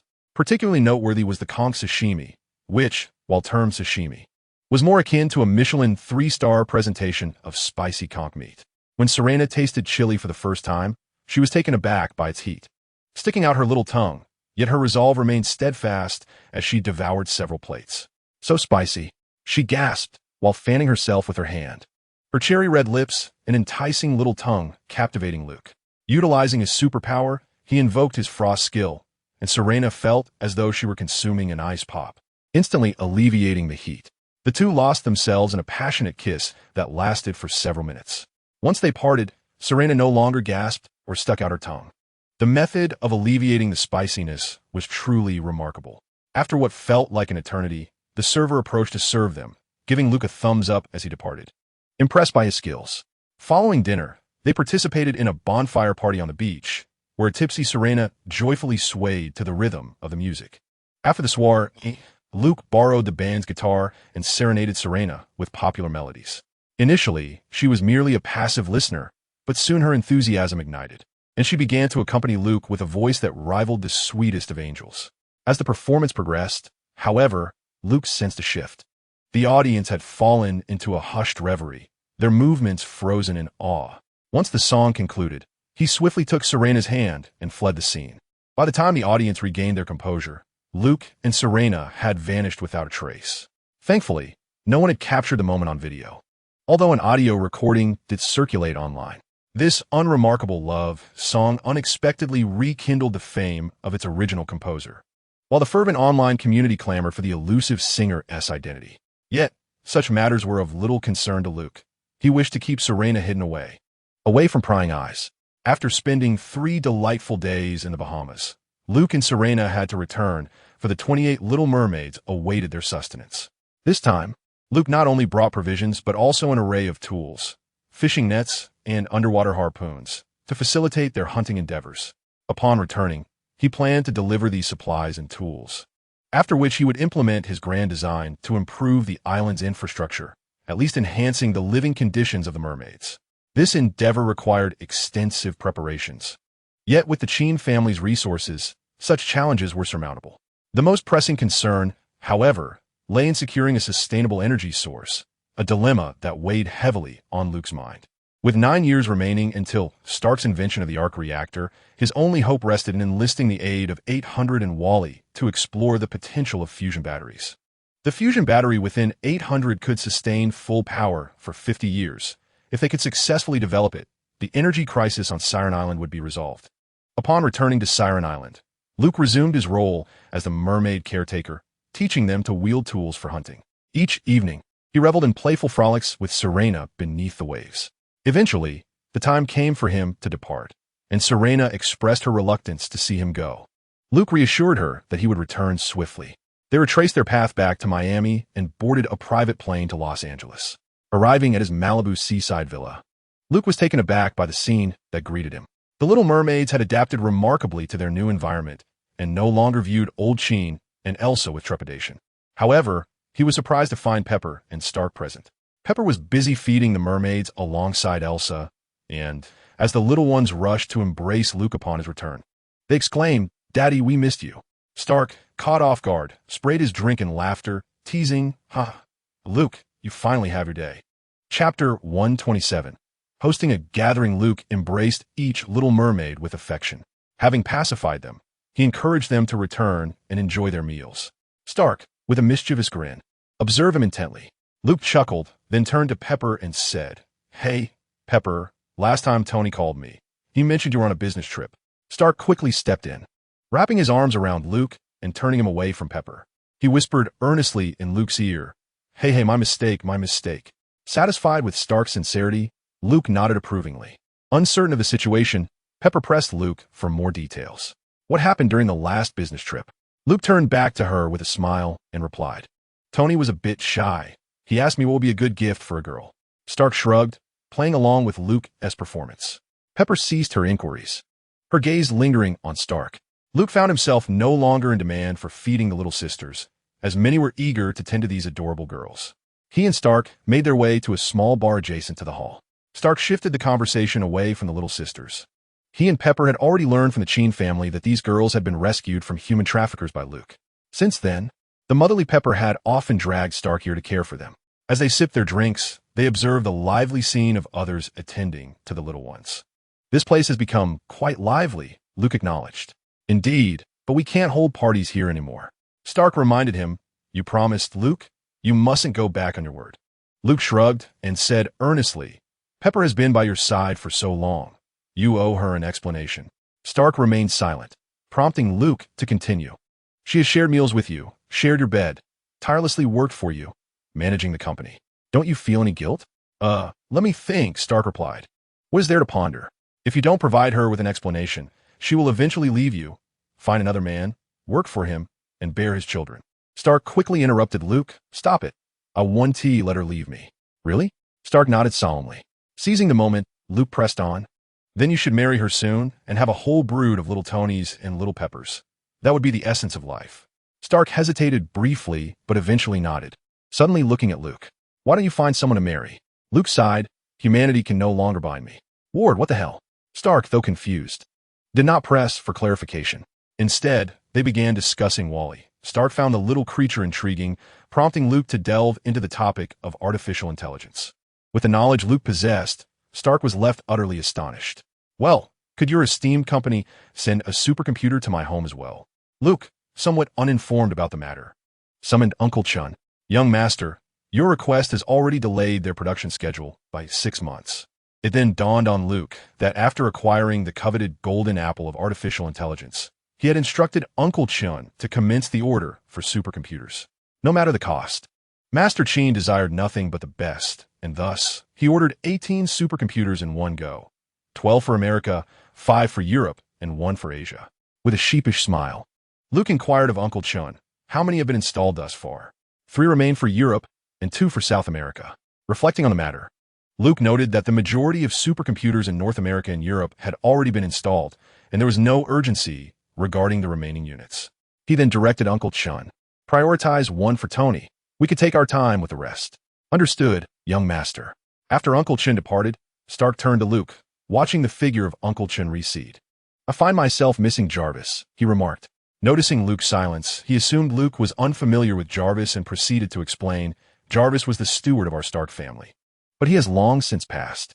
Patting Stark's shoulder, Luke suggested, "When your supercomputer is installed, consider developing an artificial intelligence program in his memory. After all, both are stewards. Does it truly matter what form they take?" Stark pondered Luke's words thoughtfully.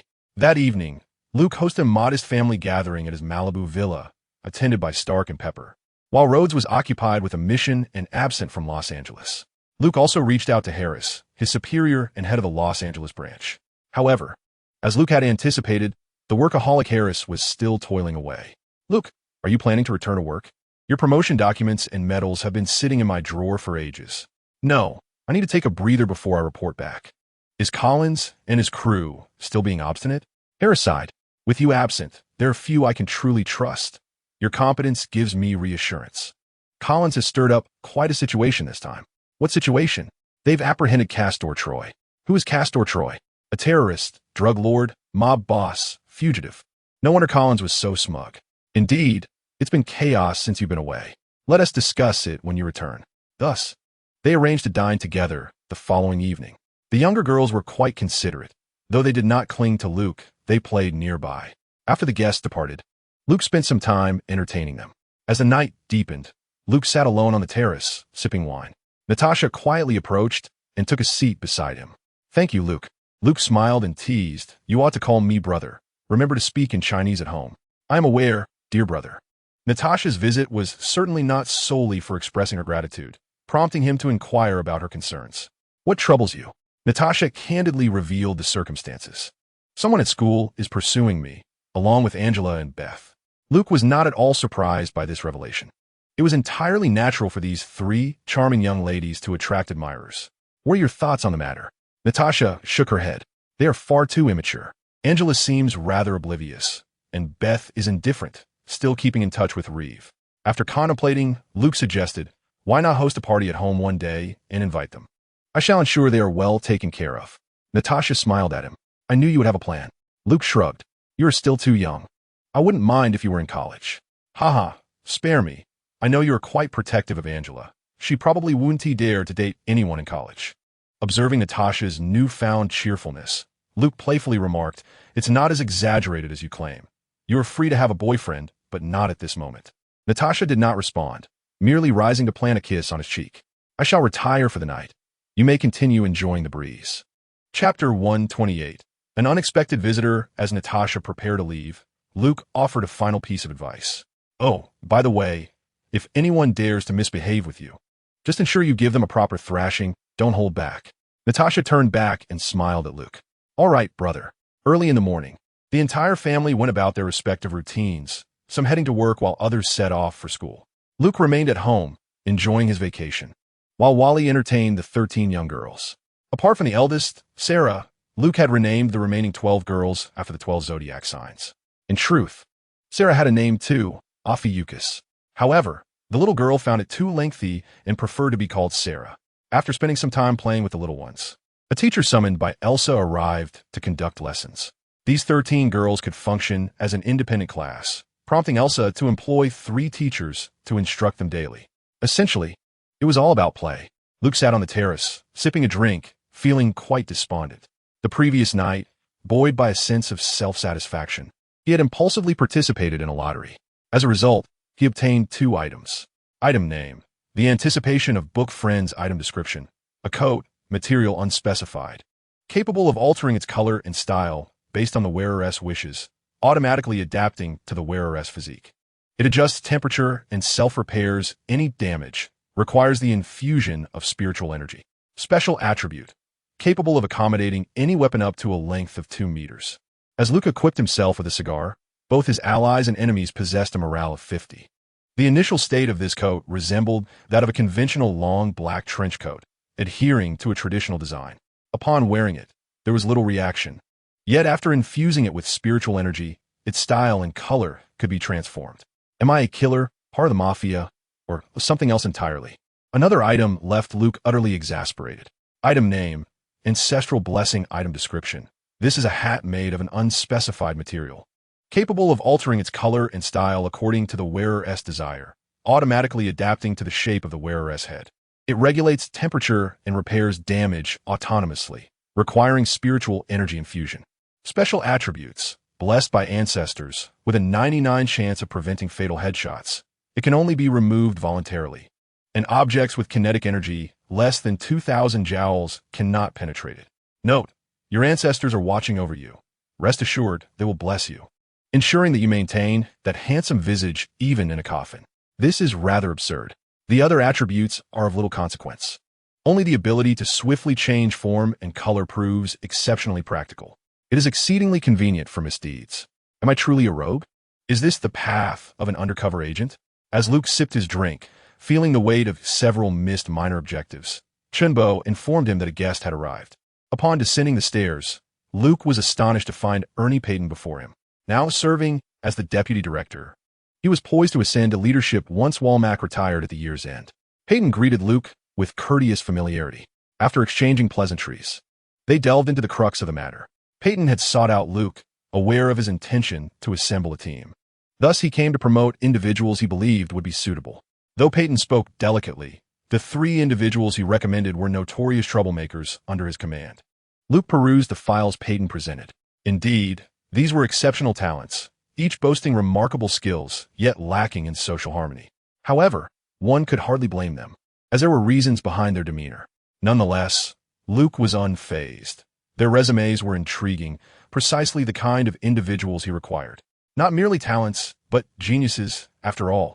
Eccentricity is often the hallmark of brilliance. Luke would accept this favor from Peyton. The two ultimately enjoyed a pleasant conversation, and, as Peyton departed, Luke gifted him a fine bottle of wine. Later that evening, Luke drove to the Los Angeles branch. He did not ascend the building, but instead awaited Harris in the parking lot. Harris chose to enter Luke's vehicle only after all others had left for the day.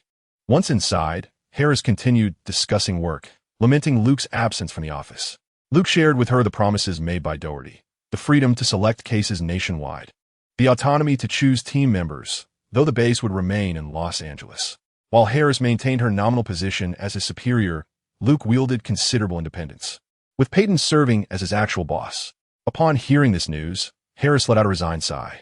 Luke smiled reassuringly at her. "Do not worry. If you encounter any challenging cases, I am here to assist you." After hearing Luke's words, Harris finally appeared a bit more lively. The two made their way to a restaurant, dining and conversing primarily about cases and interpersonal relationships, with Harris doing most of the complaining. They indulged in quite a bit of wine during dinner, and with Harris's spirits dampened, she was somewhat tipsy. Luke intended to drive her home, but Harris seemed reluctant. Eventually, at her insistence, they ventured to the seaside at Long Beach. They ordered a bottle of red wine, most of which Harris consumed, leaving only a small portion that she clutched in her hand. At Long Beach, along the scenic promenade, the hour was late and few people were around, just Harris and Luke. "Luke, do you think I am truly a failure?"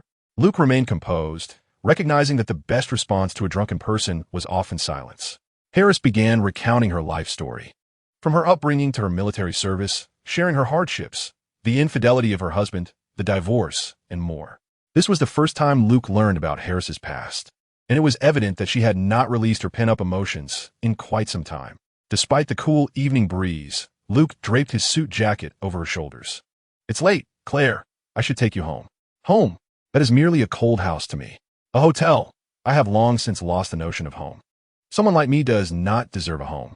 Despite her protests, Luke managed to escort Harris back to her residence, a luxurious apartment with ample space spread over 2 levels. Upon entering, Harris shed her pretenses, kicking off her shoes and stripping off her coat, heading straight for the refrigerator in search of more alcohol. Luke found it futile to stop a woman in the throes of drunkenness, yet he empathized with her immense pressure. As Luke refrained from drinking with her, she proceeded to indulge alone. Eventually, she clung to him like an octopus, weeping uncontrollably. Thus, Luke, with no other recourse, resorted to drastic measures, carrying her into her bedroom. Regarding the matter of confronting a superior, Luke mused, "In youth, one does not comprehend the complexities of a mature woman." Harris indeed possessed a striking figure, yet she proved no match for Luke's antics. Within an hour, she succumbed to unconsciousness. Observing Harris, who resembled a lifeless fish, Luke silently tidied up, preparing to rest. However, his keen senses detected a faint sound of the door being tampered with downstairs, subtle yet indicative of a skilled lockpicker. The room remained shrouded in darkness, illuminated only by the faint glow of the Los Angeles night filtering through the floor-to-ceiling windows. 2 adult men entered cautiously, their movements deliberate. With a sudden bang followed by agonized cries, both men clutched their hands. On the floor lay 2 handguns. Luke flicked on the lights. "Who sent you?" he demanded.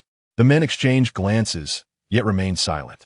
Another gunshot rang out, striking one of the assailants in the thigh, causing him to collapse. "I will ask you once more, and only once, who sent you?" The fallen assailant was then shot in the chest, meeting his demise. The other assailant raised his hands, exclaiming, "Please, don't kill me." It was Castor Troy. Luke swiftly silenced him with a bullet as well. At that moment, Harris stumbled down the stairs, a handgun clutched in her hand. Her unsteady gait made it evident that she was in no condition to shoot. Approaching her, Luke handed over his weapon. These men may have come to abduct you, he informed her before producing a life-saving syringe containing a dose of 250, administering 100 units. Harris did not resist. What did you give me? She inquired. A tranquilizer. He replied. Just kidding. It will help you regain your composure swiftly, and you'll discover its other benefits later. Harris pressed her forehead, addressing Luke. Listen, Luke, I'm intoxicated. We shouldn't be doing this. Luke chuckled, teasing. Someone was clinging to me, insisting on tasting the flavor of fresh meat. Harris quickly covered Luke's mouth. He playfully extended his tongue, licking her palm. Damn it. He has got me again, she sighed. This is a misunderstanding. Let us forget about tonight, Luke. I beg you. Luke shrugged, responding, First, let us call the police. After all, there has been a death. By the way, they mentioned it was Castor Troy who sent them. Damn it. Harris exclaimed, rushing upstairs to make a call. The phone rang for an eternity without an answer.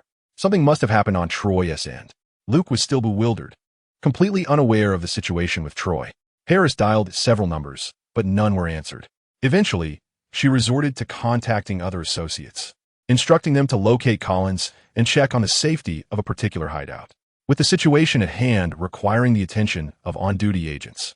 Harris dressed and departed her home with Luke. Luke drove, while Harris recounted the details of Troy's plan during the journey. It turned out that after being placed on the FBI's most wanted list, Troy intended to detonate a bomb in Los Angeles as an act of vengeance against the Federal Bureau of Investigation. However, he had not managed to escape. Collins' subordinate, Sean Arthur, had apprehended him. Sean had been pursuing Castor Troy for an extended period. 6 years prior, his son had fallen victim to Troy's violent actions. His animosity towards Castor is profound, and capturing him this time demanded considerable effort, even resulting in the sacrifice of an undercover agent. The commotion they created left Harris in a precarious position. However, not only was Castor Troy apprehended, but his brother, the bomb's creator, Pollux Troy, was also captured. This achievement bolstered Collins' standing before Harris. Yet, following his arrest, Castor Troy sustained severe injuries and fell into a coma. Pollux Troy refused to divulge the bomb's precise location. Consequently, Collins proposed a plan to have Sean Arthur, who bears a similar physique to Castor, undergo a facial skin transplant to impersonate him. Disguised as Castor Troy, Sean Arthur was subsequently sent to prison to approach Pollux Troy and extract information regarding the bomb's whereabouts. Under Harris's instructions, Luke drove to a safe house, only to notice from a distance that a significant fire was raging there. Firefighters were battling the flames with all their might. Upon arrival, and after presenting their credentials, Harris sighed as she observed the dwindling blaze. She informed Luke that this was the location designated for Sean Arthur and Castor Troy's facial transplant. Shortly thereafter, Harris began receiving a series of unfortunate updates. The surgeon performing the operation on Sean Arthur and Collins had gone missing. Agents dispatched to their residences discovered signs of forced entry, leading to suspicions of abduction. Once the fire was extinguished, firefighters uncovered 2 bodies within the premises. Harris and Luke had already surmised the outcome. Castor had escaped and had kidnapped and murdered the doctor and Collins. Although Collins and Harris were at odds, he was still one of their own, representing an internal conflict. However, should an outsider be responsible for their demise, retribution must be swift and severe. Thus, it is said that the greatest organized crime in America is not the various lawbreakers scattered across the nation, but rather the federal law enforcement agencies themselves. Internal corruption is our affair, but when outsiders intervene, they must face our wrath. The detailed autopsy report will require some time, but Harris and Luke were already convinced that the doctor and Collins had met with fatal ends. Currently, the only person privy to Agent Sean Arthur's undercover plan was Harris. Luke's priority was now to protect Harris, so after ensuring no one was following them during a brief excursion, he took her back to Malibu. After arranging a guest room for her through Mr. Chun, he provided her with a laptop. You may conduct your work here for the time being. It is quite safe. Leave the rest to me. Report this plan to your superiors and issue a warrant for Sean Arthur's arrest, primarily due to his face. He must be using Sean's visage now, and we cannot allow him to roam freely impersonating the real Sean. Harris nodded and opened the laptop. I will attend to this immediately. What are your plans? Luke smiled and said, Let us first locate the bomb. We must ensure the safety and stability of Los Angeles. Observing Luke's unwavering confidence, Harris refrained from questioning further.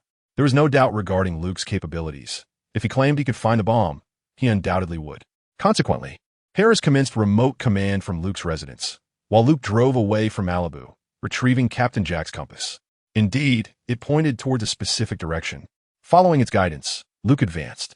As he approached within a kilometer of the target, the compass began to spin, failing to indicate a precise direction. Luke opened the map and surveyed the area. Such deranged terrorists, when planting bombs, would invariably select locations teeming with people and significant targets. They always sought to create a sensational event. Thus, the bomb placements were typically at iconic buildings with heavy foot traffic.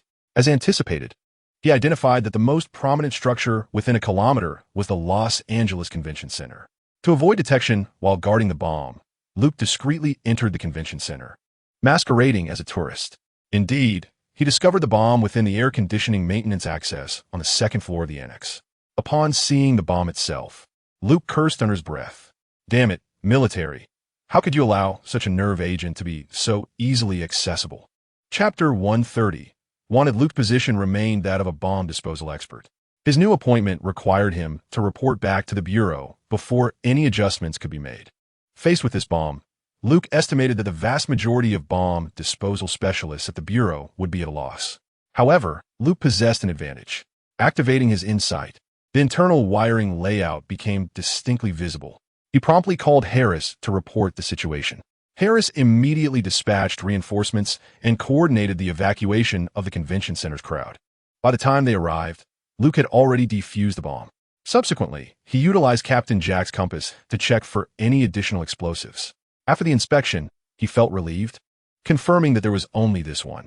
Accompanying Luke for support was Deke, Erica, Harris's secretary, and the office's little hamster. This marked the first time Luke had seen Erica dressed in a sleek black suit, complete with sunglasses. Upon encountering Luke, she inquired with a serious demeanor, "Agent Dutton, where's the bomb? The bomb disposal experts are en route." Luke quickly interrupted her formal protocol. "Stop. Evacuate the crowd. Let them handle that. I've already defused the bomb. Just send someone to manage the aftermath. No need for formalities." Upon hearing that Luke had completed the task, Erica's expression fell. "This is my first time on a field assignment." Luke chuckled, patting her shoulder. "It's all right. After all, first experiences seldom yield fond memories. It will get better from here." Erica nodded, suddenly looking at Luke with a glimmer of excitement in her eyes. "Luke," in a hesitant whisper, Erica timidly said to him, "I still have my first time. Luke, would you like it?" Luke looked at Erica, utterly bewildered. Erica, feeling dejected, replied, "I knew it. You all dislike nerds like me, even at school, and it's the same at work." Luke immediately embraced her, saying, "It will be all right. You are a good girl. But for now, let us focus on the matter at hand. We can discuss this later." Erica gazed at Luke with delight. "Did you agree?" she asked. "Agree to what?" Just then, the sheriff approached, assigning the task of dispersing the crowd to Erica and himself. Luke's next step was to return to the Los Angeles precinct to extract the real Sean Arthur from prison.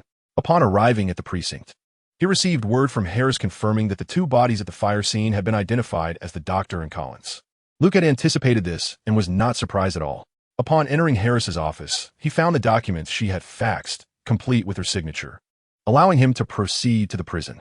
This facility was unlike a standard prison, housing only serious offenders. It had been converted from an abandoned oil platform, isolated in the ocean to eliminate the possibility of escape. Boarding the department's helicopter, they flew to the prison in the Pacific. Upon meeting the real Sean Arthur, Luke noted that he had been severely beaten. Without any intention of reminiscing, Luke presented the interrogation order signed by Harris to the warden. However, the real Sean Arthur exclaimed, "That damn Castor took Boros away." Luke immediately questioned the warden. "Sean Arthur took Boros?" The warden, somewhat perplexed, was unsure of their conversation, but nodded in acknowledgement of Luke's inquiry. Earlier that morning, Agent Arthur had taken Boros, persuading him to become a witness. "Damn it, you're derelict in your duties. How could you permit this without Harris' signed documents?" The real Arthur grew agitated, directly confronting the warden, but Luke intervened. "This is pointless. We need to locate their people first." Luke led the real Agent Arthur onto the helicopter, departing from the offshore prison. On board, Luke recounted the events of the previous day, confirming that both the doctor and Collins had been silenced by the real Castor Troy. Arthur felt a wave of dread wash over him. Without Luke, all those aware of his undercover operation would have been eliminated. Their identities had indeed swapped. He could not fathom the extent of what Castor might do in such a situation. Luke patted him on the shoulder and said, "You know him better than anyone else. We have issued a warrant for the face of Sean Arthur. Once this matter is resolved, we will provide you with an explanation. Your undercover plan has been reported to higher authorities by Harris. Rest assured, you will be safe. The bomb has been located and defused. Now, we must focus on capturing the true Castor." Observing the silent Arthur, Luke chose not to press further, although they had previously been colleagues. Arthur was a trusted subordinate of Collins. With Collins now silenced, Arthur could only rely on Harris and Luke for vengeance against Castor. After a lengthy silence, as they approached the Los Angeles precinct, Arthur finally uttered a word. "Thank you." Luke extended his hand and replied, "After all, we are colleagues. I deeply regret what happened to Collins, but these scoundrels must face severe retribution. We must avenge him." This statement ignited Arthur's fighting spirit, and his gaze steadily grew resolute. Upon returning to the office, everyone looked at him in astonishment. Now bearing Castor's face, Arthur's presence was met with disbelief from his colleagues. Fortunately, Luke stood beside him and presented the warrant for Sean Arthur, elucidating the original plan devised by Harris and Collins. The individual now wearing Castor's visage was indeed the genuine Sean Arthur. Although his colleagues found it difficult to accept this new appearance, the restored confidence in Arthur led him to share numerous secrets among them. Only then did they begin to trust Luke's assertion that this man, bearing Castor's face, was the true Agent Arthur. As a result, everyone was mobilized to ensure that the real Arthur would not be misidentified by other law enforcement agencies. Luke remained by his side at all times. With Luke's endorsement and Harris's orders, the Los Angeles precinct sprang into action. After organizing his team, Arthur attempted to call home, but no one answered. Thus, he requested Luke to accompany him back home. Once in the car, Luke handed Arthur his sidearm. "Your weapon was taken by Castor. Use mine instead. Though you've merely swapped faces, your fingerprints remain your own, so use it with confidence." Accepting the .55 caliber pistol and several magazines from Luke, Arthur checked them and tucked them into his waistband. Thank you, Luke." "Forget about the past," Luke interrupted him with a smile. "What matters now, as law enforcers, is capturing those scoundrels, regardless of who is in charge." Arthur nodded solemnly in agreement. Luke understood that this man would undoubtedly become a valuable asset to Harris. The ability to apprehend Castor demonstrated that Arthur was no fool. Otherwise, Collins would not have valued him so highly. Chapter 131. Verdant arrival. Upon arriving at Arthur's home, he found that his wife and daughter were not present. He lacked a key and was about to break in through the window when Luke hurriedly intervened. He retrieved professional lock-picking tools from his bag and, after a couple of deft maneuvers, the door swung open. Under the discerning gaze of insight, unlocking a door was merely a matter of time, provided it was not an electronic lock. Once inside the house, Arthur surveyed the room and breathed a sigh of relief. It appeared that Castor had not harmed his wife and daughter. At least they were safe. However, the meticulous Luke noticed a used small umbrella in the bedroom trash bin. Casting a sympathetic glance at Arthur, this poor fellow must have had a terrible fate. Yesterday, Castor had likely assumed his identity and slept with his wife. As he grappled with the moral dilemma of whether to reveal the truth, Arthur proposed they visit the hospital to find his wife. Thus, Luke chose to withhold the truth, allowing Arthur to uncover it for himself. They drove to the hospital where Arthur's wife, Eva, was located, St. Mariana's Charity Hospital, the very institution where Luke's family had been employed. Upon finding Eva, who served as the lead surgeon, she recognized Luke immediately. Their families had been acquainted since his family's employment, and Luke's involvement in several high-profile cases had left a lasting impression on the hospital staff. Eva not only recognized Luke, but also the face of Castor Troy, the very man who had taken her son's life.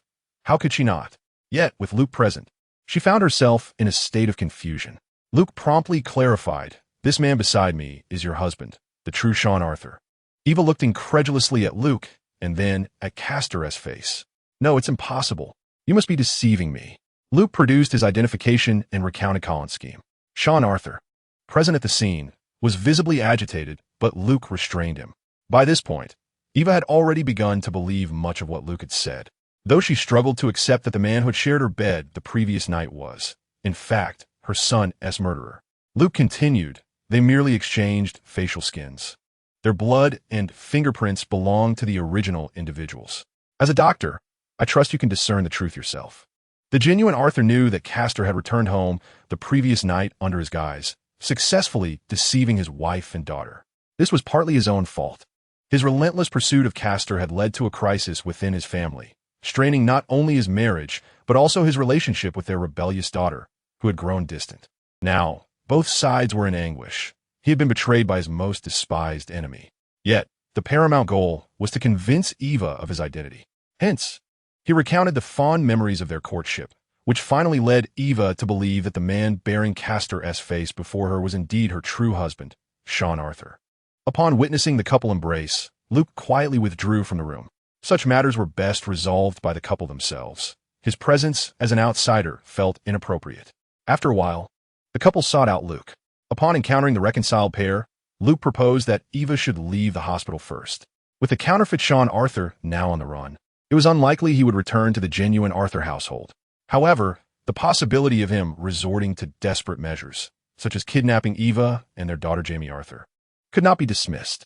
Faced with their rebellious daughter, Sean and Eva found themselves at a loss. In the years they had been engulfed in the sorrow of losing their son, they had overlooked their daughter's feelings and education. A vehicle was arranged for Arthur to escort Eva to Malibu, a place deemed secure, where Harris would also be present to ensure her safety. Luke set off to locate their daughter, Jamie. After parting ways, he once again retrieved Captain Jack's compass. This instrument proved remarkably useful. Following the compass's guidance, Luke arrived at a residential area. Here, meticulous patience was required as he searched for clues. Slowing down, he carefully navigated the neighborhood in search of any possible leads. Indeed, the mischievous child was elusive. After a prolonged search yielded no results, the local residents reported him. The patrolling officers, responding to the call, intercepted Luke. Fortunately, the vehicle's registration placated their vigilance. Exiting the car, Luke briefly communicated his mission to them, providing the officers with information regarding Jamie Arthur. With the assistance of 2 additional patrolmen in the vicinity, there was hope for a breakthrough. Once back in his vehicle, Luke opened the compass again, only to find the needle had shifted direction. Frowning at the compass, he realized the girl seemed to have left the area. Reluctantly, he continued his search according to the compass's indication. As the needle began to spin once more, an ominous feeling washed over him. This area appeared increasingly remote. Thus, he contacted Sean Arthur to inform him they had arrived in Malibu. After listening to Luke's analysis, Arthur reached out to his subordinates. Following their assessment, Arthur relayed crucial information to Luke. A nearby location belonged to Dietrich Hassler, a former brother-in-law of Castor and a collaborator in the drug trade, a notorious gang leader. The territory Luke was currently in was under Hassler's control. Harris had already forwarded the requested search warrant to Erica, who was preparing to support Luke with reinforcements. This gang was regarded as one of the malignancies plaguing Los Angeles, and previously they had eluded capture. Luke felt a surge of excitement, envisioning a comprehensive takedown. No evidence, no prosecution, no trial. Should anyone draw a weapon against him, they would be met with lethal force, eliminating the need for court proceedings. Luke remained uncertain about Jamie Arthur's specific circumstances. However, she was indeed taken away.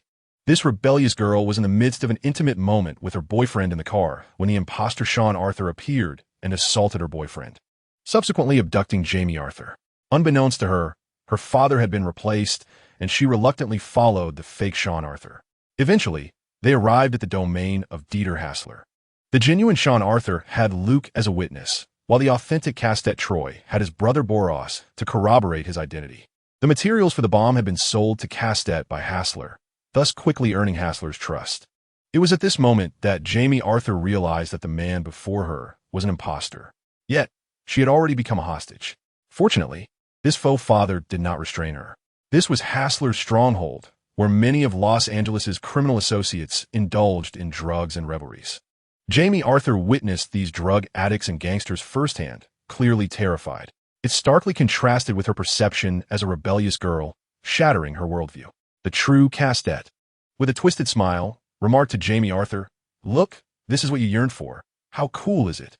Jamie Arthur was rendered speechless by fear. As the onlookers, those drug addicts and gang members, regarded her with sinister grins. At that moment, a deafening explosion echoed from downstairs, followed by a flurry of gunfire. Everyone hurried to the hall to gaze downward. Lord fuck. Which bastard provoked the Italian mafia? Chapter 132. I truly am. Just moments ago, outside, Luke was unwilling to await reinforcements, primarily to avoid using heavy firepower against these gang members and drug addicts in front of his colleagues. Clad in gear, he donned a black round-brimmed hat, a tribute to his ancestors, and lit a cigar, exhaling smoke leisurely. Presently, Luke was dressed in a black trench coat, embodying the expectations of his peers, underneath which lay a tailored dark-striped three-piece suit. Black leather gloves, sunglasses, and a cigar complemented his appearance. With one hand brandishing the emblem of his forebears, a Thompson submachine gun, and the other wielding a white snake. He kicked the door down, deploying a flashbang grenade to clear the path. Upon entering, he bellowed, "Raise your hands." In response, bullets from gang members filled the air. Luke smirked. Once the process was complete, he would not hold back. He raised his right hand, gripping the Thompson's trigger firmly. Whoever faltered would be deemed a coward. This Thompson 1927 with an extended barrel boasted a firing rate of 800 rounds per minute, leaving the gang members unable to lift their heads. What the hell? Are you kidding? Impersonation? When did the Italian mafia become so sophisticated? In this state of bewilderment, the crowd began to retaliate. Luke maintained suppressive fire with one hand while executing precise shots with the other. Neither Castor nor his associates had ever laid eyes on Luke, even if they had. The current iteration of Luke would be unrecognizable to them. His attire, emblematic of the mafia, was undeniably intimidating. No one could fathom that he was. Thus, they began to introspect. Had that scoundrel provoked the mafia? We usually maintain a peaceful coexistence with them, steering clear of any entanglements. Whose wrath have we incurred? Amidst the bewilderment, they realized their ranks were dwindling rapidly. Stop, please. Can we discuss this? Luke offered them no chance to plead. At that moment, Dietrich Hassler had already prepared to flee with Castor. Luke quickened his pace. The wail of police sirens echoed outside, signaling the arrival of reinforcements. In the end, only Hassler, Castor, and Jamie Arthur remained.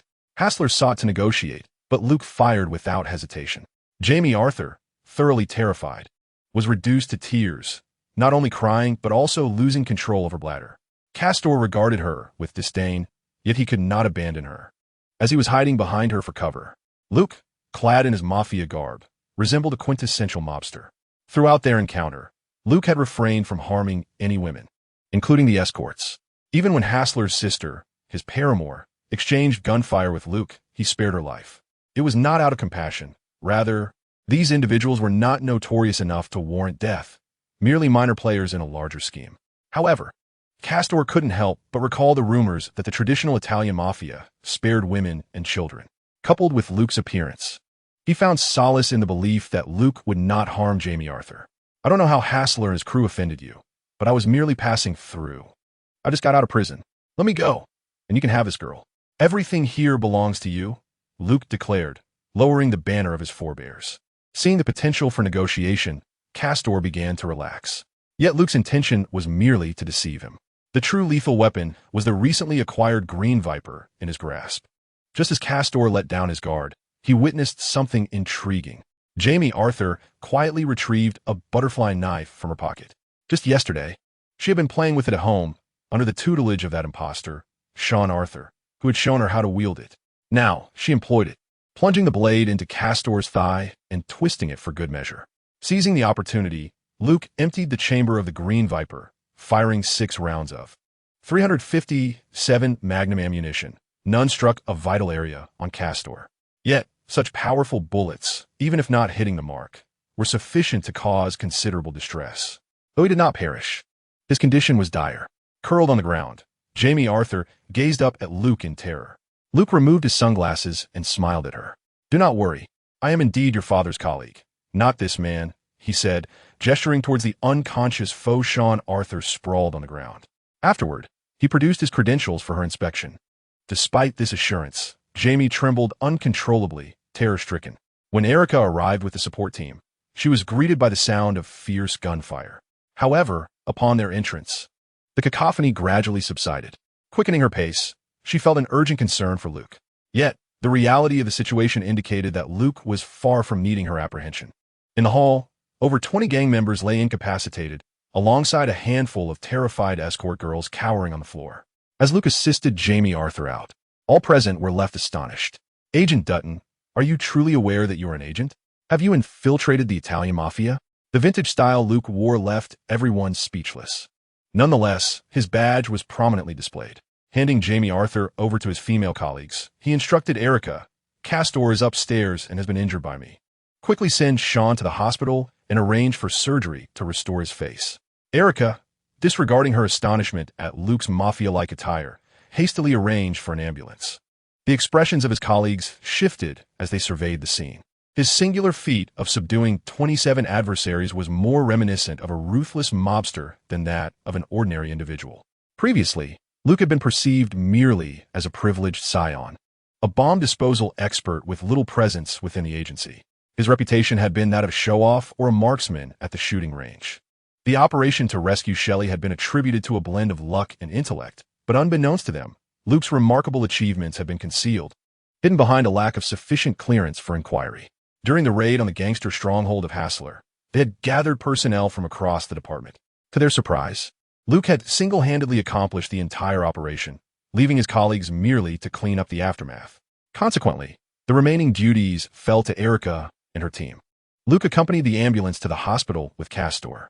Harris, along with Sean Arthur, hastened from Malibu to the same destination, seizing the opportunity before Castor succumbed. The two underwent facial reconstruction surgery, which was successful. However, Castor passed away on the operating table, restoring Sean Arthur to his original appearance. The subsequent arrangements became Harris's responsibility. This incident was considered a significant oversight, as such undercover operations should have been reported long ago. Nevertheless, it was evident that Harris and Sean had reached a mutual understanding and made prior arrangements.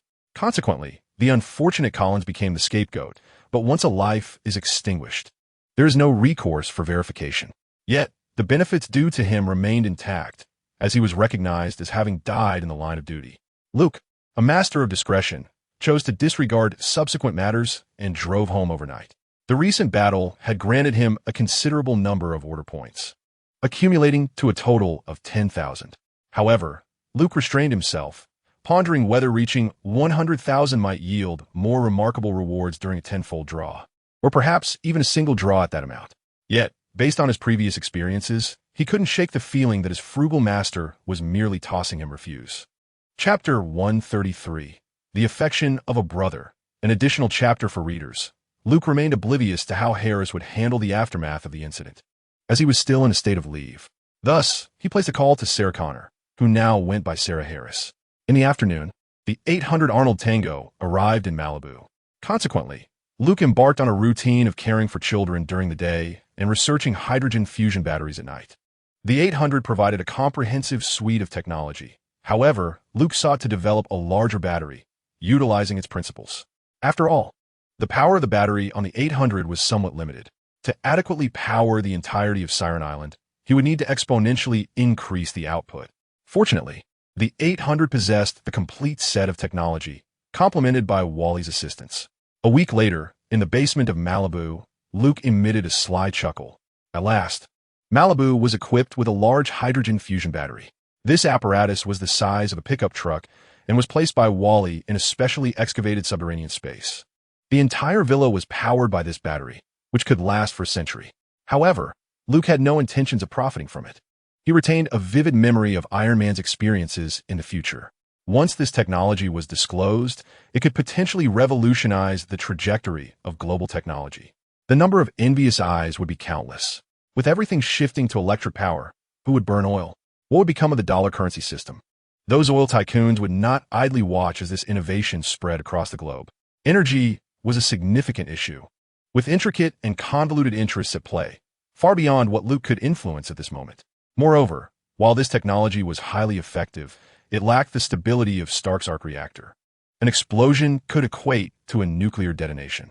Thus, Luke instructed Wally to excavate a deep space in the villa's basement specifically for storing this device. As June rapidly approached, Luke realized he had been on leave for nearly 2 months. It was becoming untenable to remain absent from work. Nevertheless, he retained the 800 to continue developing various other projects. However, young John Connor, now known as John Harris, made a special call. Luke, are you planning to dismantle Arnold? After Luke reassured him repeatedly, young John finally felt at ease. The learning module restrictions in 800 Arnold Tango's chip had been lifted by Sarah, and it was increasingly resembling a human. Young John had never encountered his father since childhood and now lived in Mexico with 800, developing a bond over time. Aside from Sarah, she remained wary of both 800 and 1000. Yet as days turned into months and familiarity grew, 800 began to exhibit human-like qualities, gradually diminishing her apprehension. Before reporting to work, Luke had a promise to fulfill, one he had made to Natasha. He had also committed to organizing a gathering for them before his trip to Russia, inviting their classmates to join them at a villa in Malibu. With summer upon them, the beach was ready for enjoyment. The Malibu villa perched upon a cliff that jutted into the sea, with a vast slope descending to a sandy beach below. This pristine stretch of fine sand extended nearly a kilometer, making it a rare gem in Malibu. The classmates of the Angeles sisters arrived, filled with delight. After introducing Luke's identity to them, the beach party commenced. Today, Luke donned his cowboy attire once more. Near the cliff's edge, a small pier hosted an automatic frisbee launcher, the kind typically used for target practice with shotguns. Luke refrained from shooting, instead cleaning his gun while quietly observing who was vying for Angela and Natasha's attention. Several young girls approached Luke for conversation. However, he merely exchanged polite pleasantries. Aware of their youth and the inappropriate age gap that rendered any potential connection unsuitable under the Romeo and Juliet laws, which protect young individuals from legal repercussions due to misunderstandings about their relationships. Not only girls sought out Luke, boys too were drawn to him, intrigued by his firearm. At this age, who wouldn't he be fascinated by guns, especially in a country where gun violence was a daily occurrence? Eventually, Luke identified the young man who was trying to impress Angela. As for Natasha, she had her own methods to deal with her suitor. With a mere pull and a nudge, that young man found himself sprawled on the beach, questioning his life choices. Luke decided to engage the crowd by proposing a game. He instructed Beth to prepare 2 balloons and handed them to the young man pursuing Angela. The lad, thrilled to be chosen for this moment, thought he would finally attract the goddess's gaze. Little did he know, tragedy awaited him. Luke led him to the far end of the pier, instructing him to hold a balloon in each hand while he positioned himself 10 meters away. The crowd remained puzzled about Luke's intentions. He then blindfolded himself with a cloth and drew his sidearm, aiming at the young man. Terrified, the boy froze, too frightened to move. Luke held his aim for what felt like an eternity, the tension palpable in the air as everyone held their breath. Only the 3 sisters understood that Luke was merely jesting. The young lad was so frightened that his legs turned to jelly. Luke returned his firearm to its holster at his waist, just when everyone believed this to be a mere prank and released a sigh of relief. Luke sprang into action before anyone could react. In a heartbeat, he drew his gun and fired 2 shots. The balloon clutched in the boy's hand burst instantly. Before he could comprehend what had transpired, the crowd erupted in cheers. When the boy finally regained his senses, his legs buckled, and he collapsed onto the ground. Luke removed the blindfold from his eyes, approached him, and helped him to his feet. He patted the lad's shoulder and whispered, "If you persist in bothering my sister, next time, it won't be a balloon I shoot." Luke's display of skill ignited a fervor among the young spectators. Boldly, several stepped forward, urging Luke to perform again. However, he opted not to find another target. Instead, he utilized an automatic flying disc launcher, originally designed for shotguns that fired pellets. Luke demonstrated his prowess by hitting the swiftly moving discs with precision, much to the astonishment of the young onlookers. As evening fell, the parents of the children arrived. Luke's home was spacious enough to accommodate both parents and children, who gathered separately. After dining, they dispersed back to their respective homes. Luke's younger sisters also joined in the festivities, prompting the parents to wish they could have another daughter.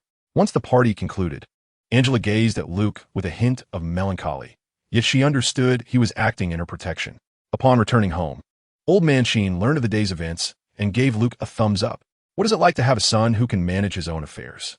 He left the children in Luke's care and took Elsa back to Beverly for a little romantic retreat.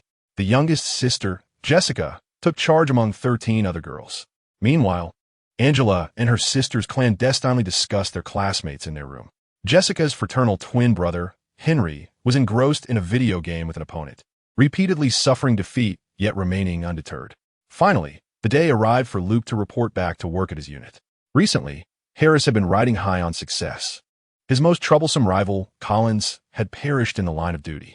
While publicly mourning, he privately reveled in joy. Sean Arthur, having distinguished himself during an undercover operation.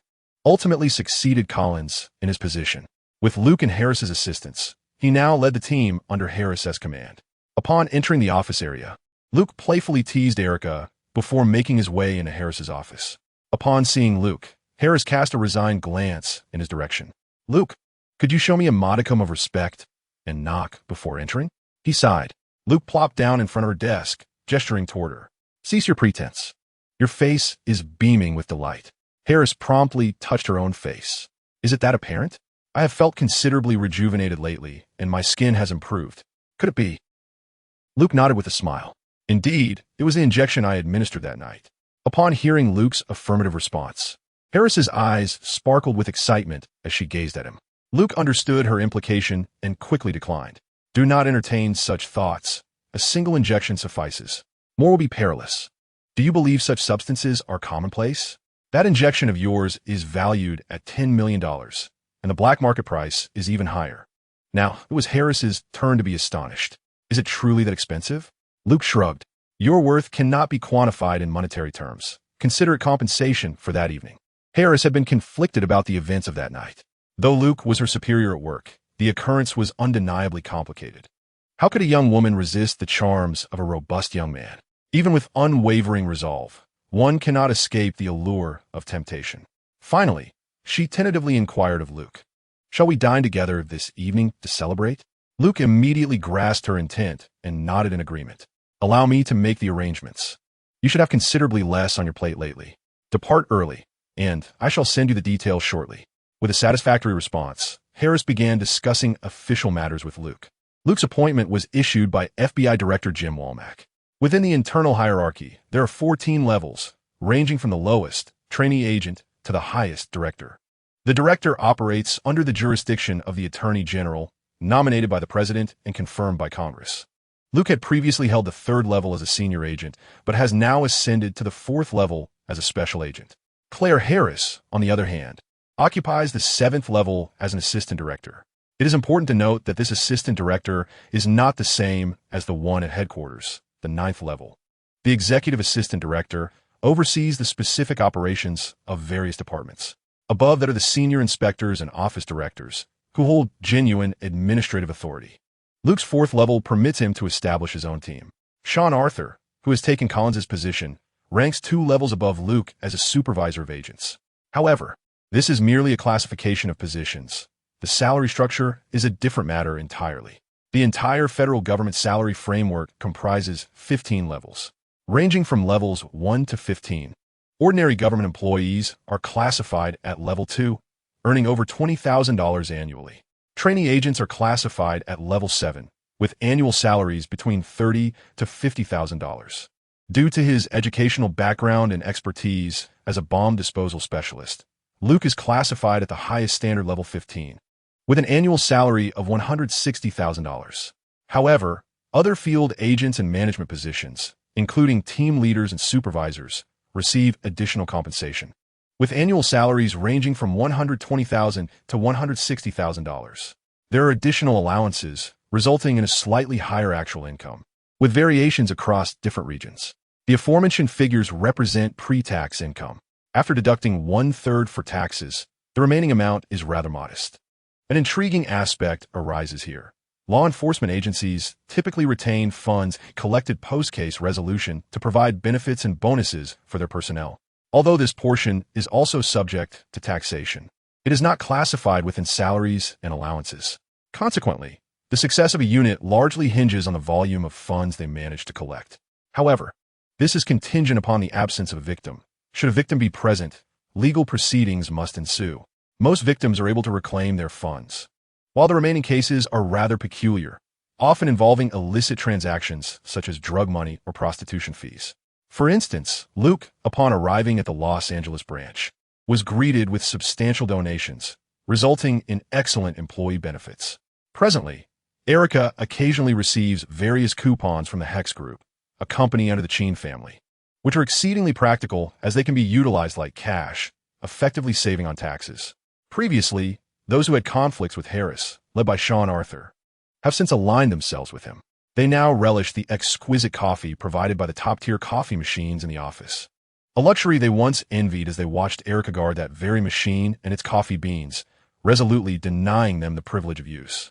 As for Luke's current standing, he has attained the rank of section chief, solely responsible for a particular department, albeit one of special nature. This position is a benefit bestowed by Doherty and Marshall. Though still under Harris's command, he is permitted to handle cases nationwide as part of a special task force, occasionally receiving direct commands from individuals of deputy director rank or higher. However, Doherty and Ernie Payton have already orchestrated the future. Once Ernie ascends to the role of director, no one will oversee Luke. Except for special circumstances involving Ernie, Luke enjoys the freedom to select his cases at will, undisturbed even if he chooses to be idle. This is the advantage earned through the goodwill extended to the family of President Marshall.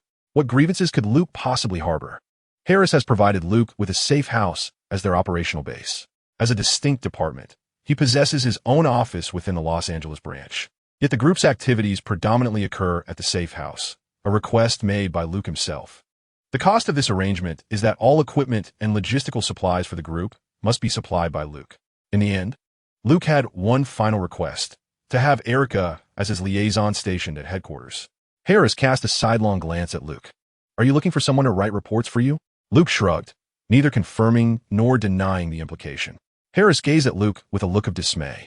"As soon as you mention it, Erica will eagerly follow you. I could not possibly retain her." Luke chuckled and shrugged his shoulders. "Is it my fault then?" Harris summoned Erica into the office and relayed Luke's request to her. As anticipated, Erica's eyes sparkled at the mention of Luke, practically ready to cling to his leg. Faced with Luke's lavish invitation, only a fool would decline. The vouchers Luke provided each month were sufficient for her to save a substantial portion of her salary on snacks, leaving just enough to afford clothing and various necessities, making frugality an effortless endeavor. What reason could she possibly have to refuse Luke? In front of Harris, Erica boldly inquired, "Luke, is there still space in your basement? I have practiced gymnastics, and I can perform any." Harris, with a scowl, promptly ushered the pair out. Although he verbally expressed disinterest in the evening's rendezvous, he ultimately could not escape the allure of temptation. Chapter 135. A talent indeed, Luke visited the safe house, located beside a gas station and adjacent to its convenience store. It was a former auto repair shop, the sign having been removed, now bearing the name of the Bridge and Tunnel Authority. While the exterior appeared quite dilapidated, the interior was surprisingly modernized. There was also a substantial workshop at the back, the original repair bay, which Luke had transformed. Despite its appearance as a repair shop, the equipment had undergone a significant upgrade.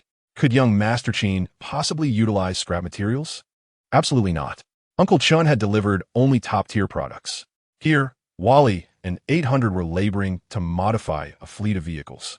With the office location established, Luke prepared to interview his subordinates. His team could not exceed 6 members. Erica had officially joined his group. Pius Dunn had recommended 3 individuals.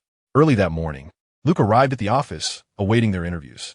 Erica was now Luke's little secretary. Regarding daily office attire, young Master Cheen donned bespoke suits daily, and the secretary could not appear shabby. He handed Erica a shopping card, allowing her to choose freely from the fashion brand owned by Grandma Cheen. Erica nearly swooned at the gesture, but Luke firmly rejected her advances. "Erica, there is an ancient Chinese proverb: a rabbit should not graze near its burrow." Erica puffed out her chest and replied, "I don't mind. Feel free to indulge." Luke extricated himself from her grasp. "No, you are the rabbit. I'm the grass." After dismissing the disheartened Erica, Luke rubbed his temples. This girl was truly resolute in her pursuit. The first individual to arrive was precisely as Luke had anticipated. Locke Hobbs, a bald giant standing at 2 meters tall, accompanied by Erica, entered Luke's office. After a handshake, they took their seats. Luke perused Hobbs's Arsum, a former Navy officer who, after retirement, joined the local police department, annihilating the local gang and brutally confronting the sheriff. He had taken down 47 criminals and apprehended 3 individuals upon entry. However, he faced suspension for retaliating against a criminal who evaded judicial consequences. His record was second only to Luke's. With a smile, Luke addressed the solemn Hobbs. "Excellent. I share your approach. For these heinous criminals, bypassing court proceedings is indeed the most effective solution. You were once under Ernie Paystone's command?" Hearing no discontent from Luke regarding his background, Hobbs exhaled in relief. Yes, Ernie was my superior in the military. Luke nodded. Clearly, someone of Hobbs's caliber would not have been noticed by Ernie without a personal connection. This was evidently a matter of personal loyalty. You've been accepted. I admire your style towards criminals, and I look forward to our collaboration. The two stood and shook hands, with Hobbs applying a bit more strength than necessary. However, Luke merely maintained his smile, seemingly unaffected by the pressure. Hobbs increased his grip, yet Luke continued to smile. Suddenly, Luke exerted a bit of force, only to release it immediately. Hobbs withdrew his hand, giving Luke a thumbs up. Go see Erica. She will arrange your workspace and assist with your onboarding process. Hobbs nodded and exited. After closing the office door, Luke chuckled, observing Hobbs shake his hand in discomfort. The next newcomer was a petite girl, often referred to colloquially as a little potato, standing under 6 meters tall with a cherubic face. She approached Luke's desk and took a seat, her expression revealing a cautious demeanor towards him. Luke picked up her arsum, which was rather unremarkable, a typical technician's background. Daniela Cook, a former professional gamer, displayed exceptional computer skills. While the initial details were mundane, the last line read, Assaulted Supervisor. Setting down the arsum, Luke regarded Daniela with curiosity. This arsum is quite ordinary. I am intrigued as to why you applied for the field position. Cook's expression momentarily faltered, but she soon regained her composure and replied with conviction. My wretched supervisor attempted to exploit me, demanding that I bite him. And you retaliated? Luke inquired. Cook nodded. I smashed my beloved mechanical keyboard against his face and followed up with a kick. Luke smiled and gave her a thumbs up. With Luke's approval, Daniela Cook appeared noticeably more relaxed. I am in need of this job, yet the prospect of working under that insufferable individual is far from appealing.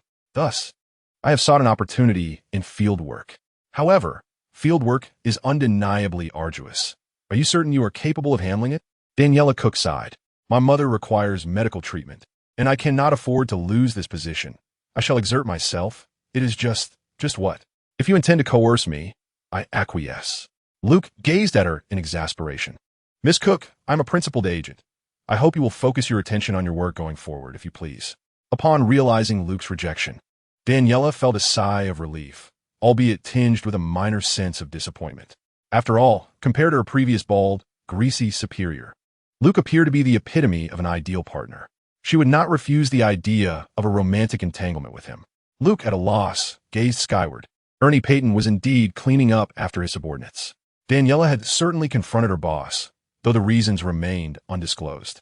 Thus, her reassignment to Luke was, in essence, a form of compensation or hush money.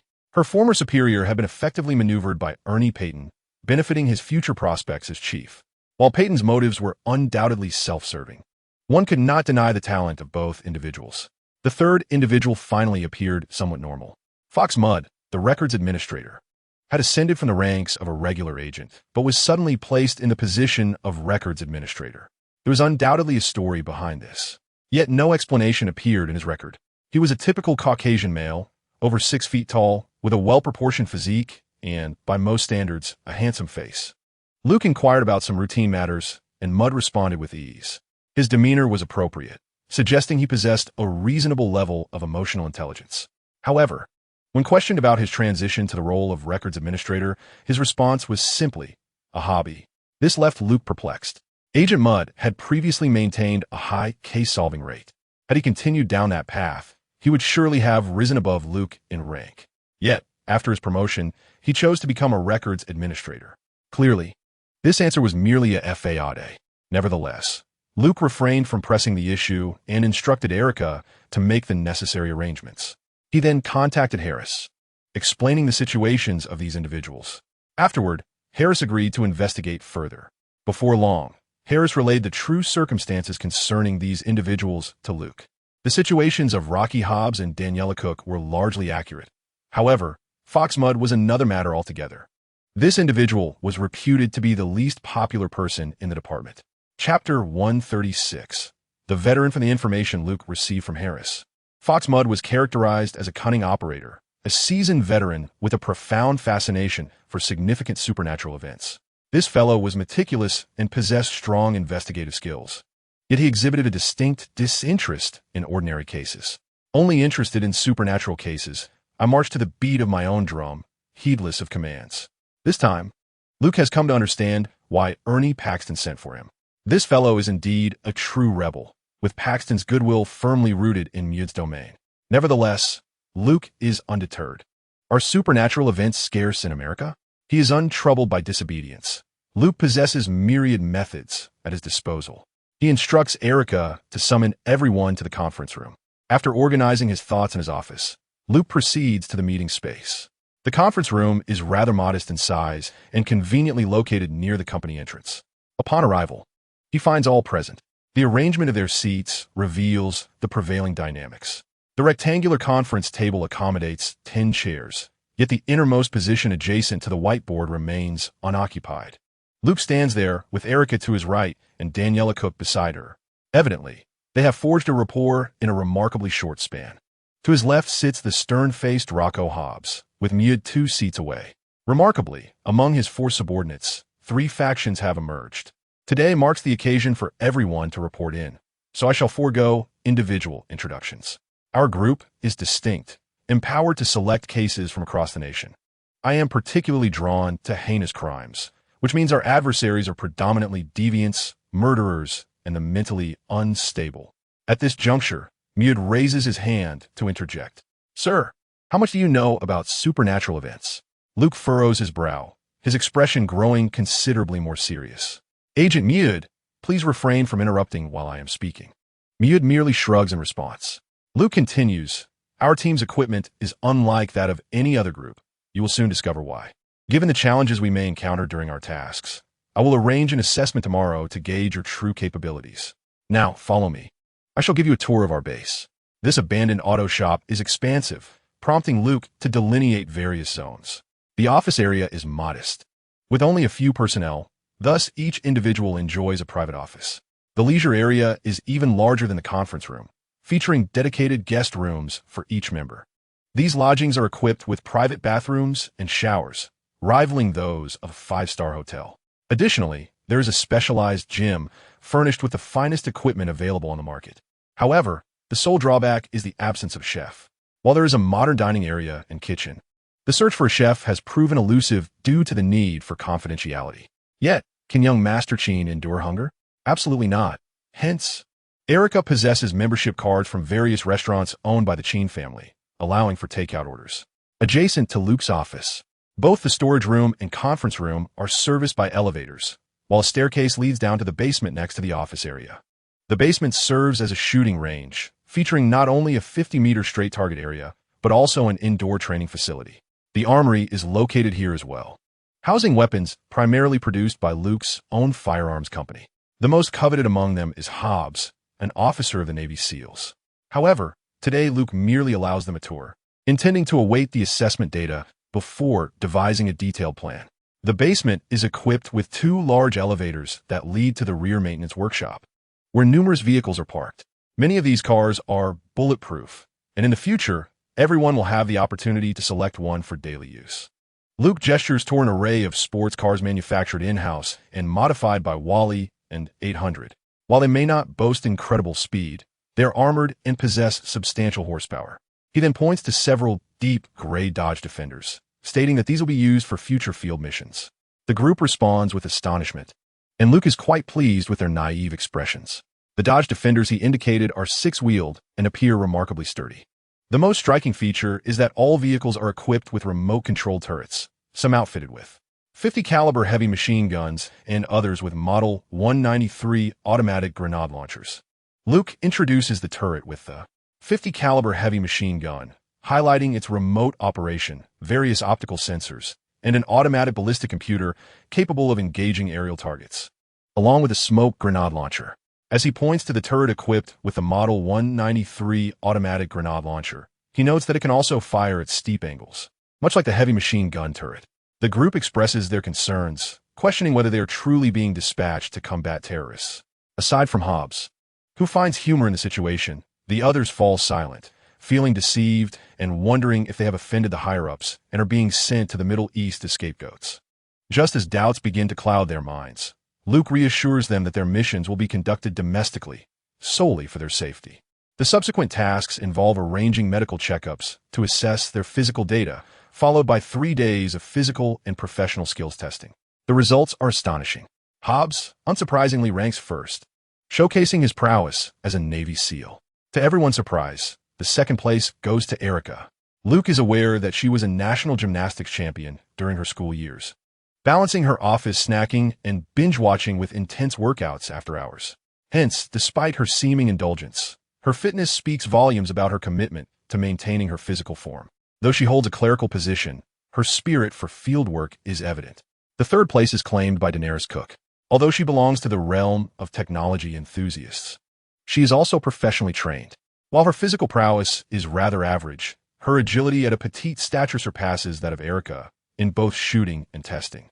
At the bottom of the rankings is Fox Mudd, a seasoned office worker who spends his days managing files.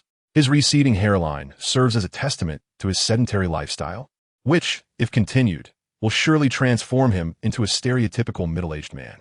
However, Mudd, despite his dismal performance, exhibits no semblance of embarrassment. Upon returning to the conference room in the office area, Luke announced the results. Yet his subsequent remarks were not only unrelated to the test, but also left everyone astounded. You may not be aware of what we are about to confront. It is not merely psychopaths and murderers. We are facing entities that you have never heard of or seen before. This could encompass aliens, individuals with superhuman abilities, and various mythical creatures, truly monstrous beings, not merely metaphorical. While the others were left in shock without a concrete understanding of what this entailed, Mudd was different. Having delved into numerous such cases in the archives, he was captivated by them, making Luke's words particularly astonishing to him. How do you know this? It's classified. Luke shot him a sidelong glance, accompanied by an enigmatic smile.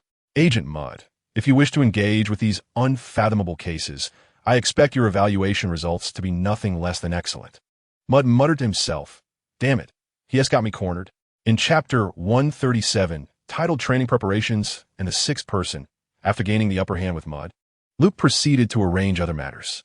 Prior to the testing, Erica approached Luke, requesting a position swap with Cook. Cook, being a computer whiz, was far better suited for administrative duties. After considerable deliberation, Luke decided to assign Erica to fieldwork. However, Cook was to be assigned elsewhere. In the coming month, Erica and Cook would attend training in the Air Force Division. Mudd was perplexed by the implications of this arrangement, while Hobbs was utterly bewildered. What the heck is that? Joint Terminal Attack Control, Luke clarified. It's a skill or function, and those who possess it are termed Joint Terminal Attack Controllers. This skill involves guiding fighter jets in close air support operations and other offensive actions, akin to a forward observer in artillery. Luke was quite pleased with the expressions of confusion on everyone's faces. Hobbs interjected, "What exactly are we dealing with that requires such measures?" With a smile, Luke replied, "Not just that. We also need to learn drone flight control. There's an old saying in China, when poor, engage in tactical maneuvering. When rich, employ firepower coverage. Let us not be overly alarmed. One never knows when it might come in handy." Luke's words rendered the group silent. It is likely that many are contemplating whether to resign and distance themselves from such a perilous occupation. Hobbs, for this month, I require you to transform Mudd into a competent warrior. Is that feasible? Hobbs glanced at the terrified Mudd, a smile breaking across his face. Sir, I assure you I will accomplish the task. Luke gave him a thumbs up. During the training period, calculated as regular working days, Erica and Cook accounted for field work, which included additional compensation. He then afforded Mudd a wicked grin. Mudd, heed my words. Should you fail to meet the standards, you shall forever be barred from those files. Mudd muttered, damn it. Dismissed, prepare yourselves. Erica and Cook will be here tomorrow morning, and a vehicle will transport you to the Air Force Base. Having spoken, Luke paid no mind to the thoughts of the others, and seeing them still rooted in place, he exited the conference room. Once Luke departed, the other three turned to Hobbs. What is it? After Hobbs elucidated, the two young women not only felt no fear, but were rather exhilarated. Sending these two young women for Air Force training exemplified the advantages of networking. Do you remember Major Cowell aboard Air Force One? He is now a lieutenant colonel and has maintained contact with Luke. Indeed, his connections were proving beneficial, as he was precisely the individual responsible for Air Force liaison. Next, Luke needed to fill the remaining position. Thus, he flew to Quantico overnight. Frank, I've arrived in Quantico. Are you free for a drink?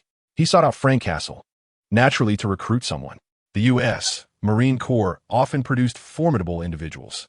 However, he knew he could not persuade the current Frank to leave. The two met at a bar near Quantico.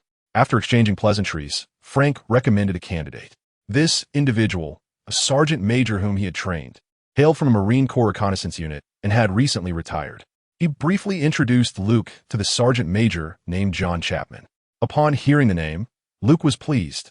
Indeed, those named John were often formidable, and he was satisfied with Frank's recommendation.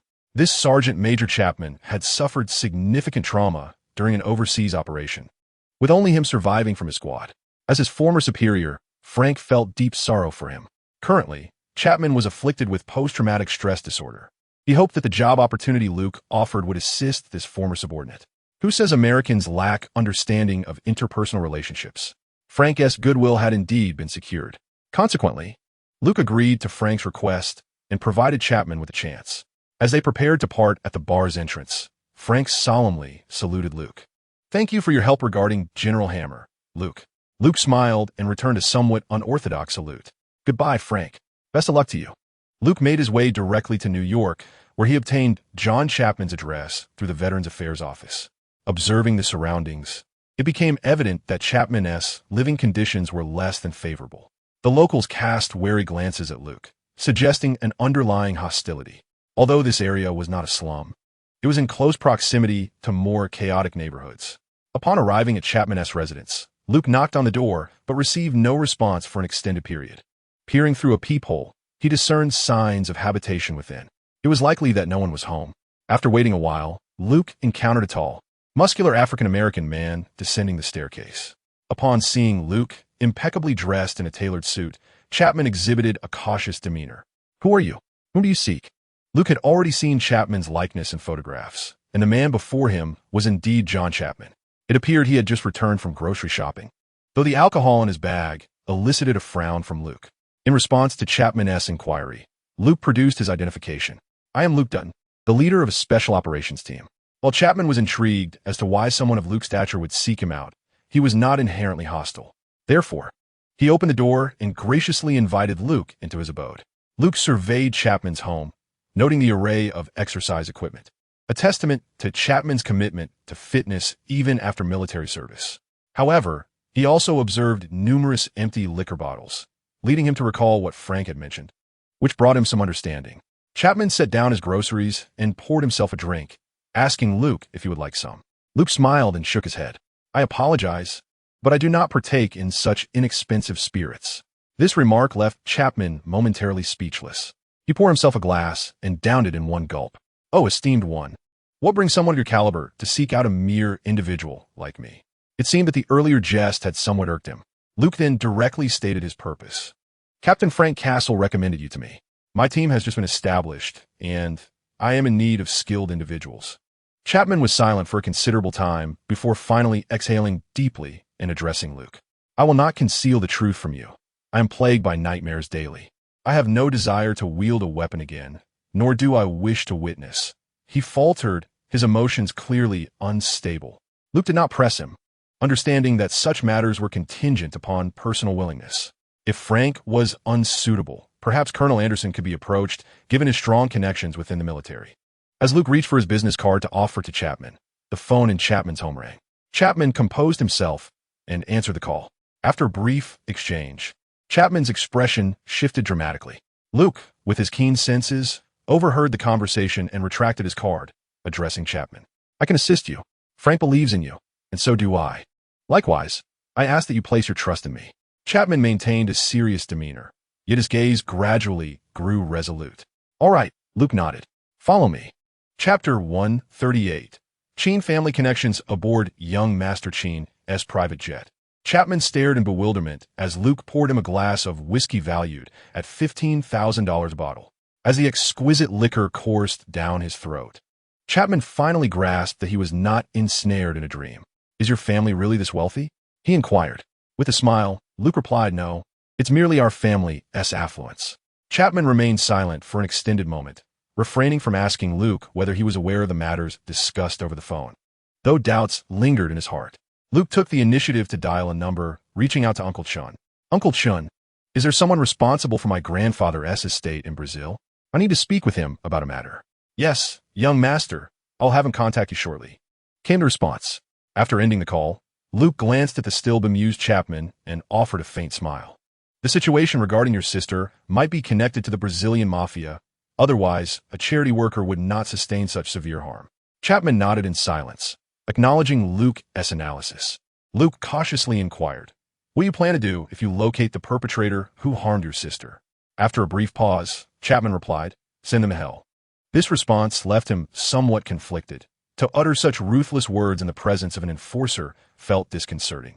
Yet Luke recognized that Chapman was a man of integrity.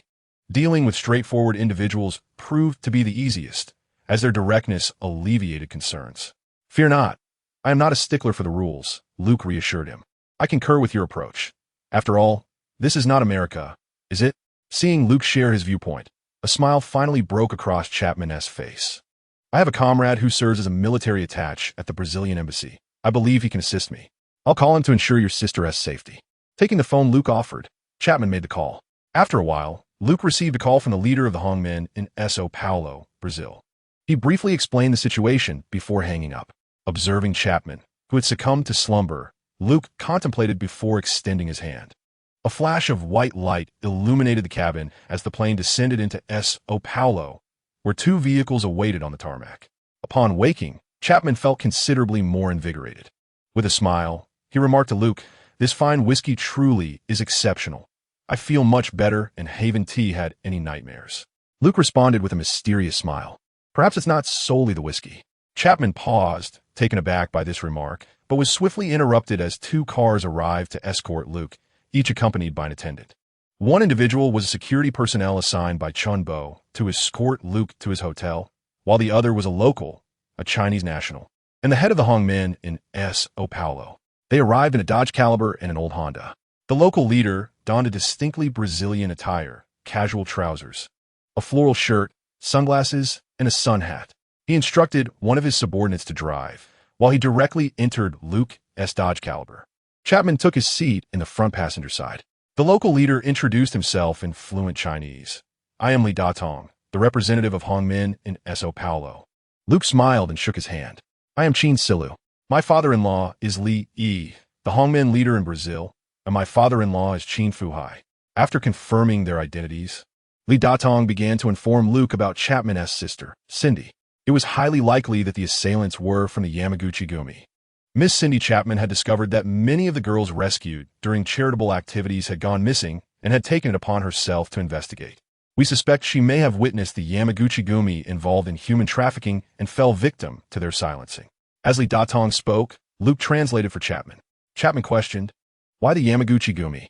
Li Datong paused and looked at Luke, who pointed to Chapman, indicating that he was Cindy Chapman's brother, full siblings. Li Datong nodded and continued, "In São Paulo, only the Japanese and Russian gangs are involved in human trafficking. However, the Russian gang traffics people inwards, while the Yamaguchi-gumi traffics people outwards. I've heard that wealthy individuals in Japan particularly favor foreign young girls." "Damn it!" Luke and Chapman exclaimed in unison. Li Datong proceeded to elaborate on the situation. "There are quite a few small-time operators here. Thus, the Yamaguchi-gumi has considerable influence. However, they are quite principled and never expand their territory, allowing them to thrive in Brazil." Luke pondered for a moment and inquired about the integrity of the local police. Li Datong replied with a smile, "Brazilian police lack integrity. Those with a bit of power often trade it for money. The ones with real integrity are the lower-ranking officers, the rookies, and the Special Operations Forces." Luke couldn't help but be intrigued by the mention of the Special Operations Forces. Corruption in Brazil is widely recognized, yet Li Datong claimed this unit had integrity. Piquing his curiosity, Li Datong explained, "The selection criteria for this unit are quite unique. Primarily, they recruit members who have lost direct relatives to drug traffickers." At this point, both Luke and Chapman understood. These individuals harbored deep-seated enmity towards drug traffickers, which explained why they remained uncorrupted. Li Datong continued to discuss the Yamaguchi-gumi, stating that the girls were being sold to them. Some of them were sold by their own families, while others were abducted by rival gangs. Upon hearing this, both Chapman and Luke fell into silence. The atmosphere within the vehicle became remarkably tranquil. After a moment, Luke shifted the conversation, inquiring about Li Datong. "How have you been in Brazil?" Li Datong replied with a cheerful smile. Quite well, thanks to Elder Qin. His numerous enterprises have been very supportive of us, and we have long since distanced ourselves from illicit activities. Luke nodded and continued his line of questioning. If the Yamamoto group were to be eradicated, would their territory be of any use to you? Li Datong paused for a moment, then smiled and responded, the territory is of little value to us now, as we predominantly operate in Chinatown, though some industries could potentially be reclaimed. Luke nodded again, choosing not to elaborate further, and Li Datong also refrained from continuing the conversation. Luke's inquiry implied he had a plan in mind, and their silence merely reflected a mutual understanding. They arrived at the hospital where Chapman's sister Cindy was situated.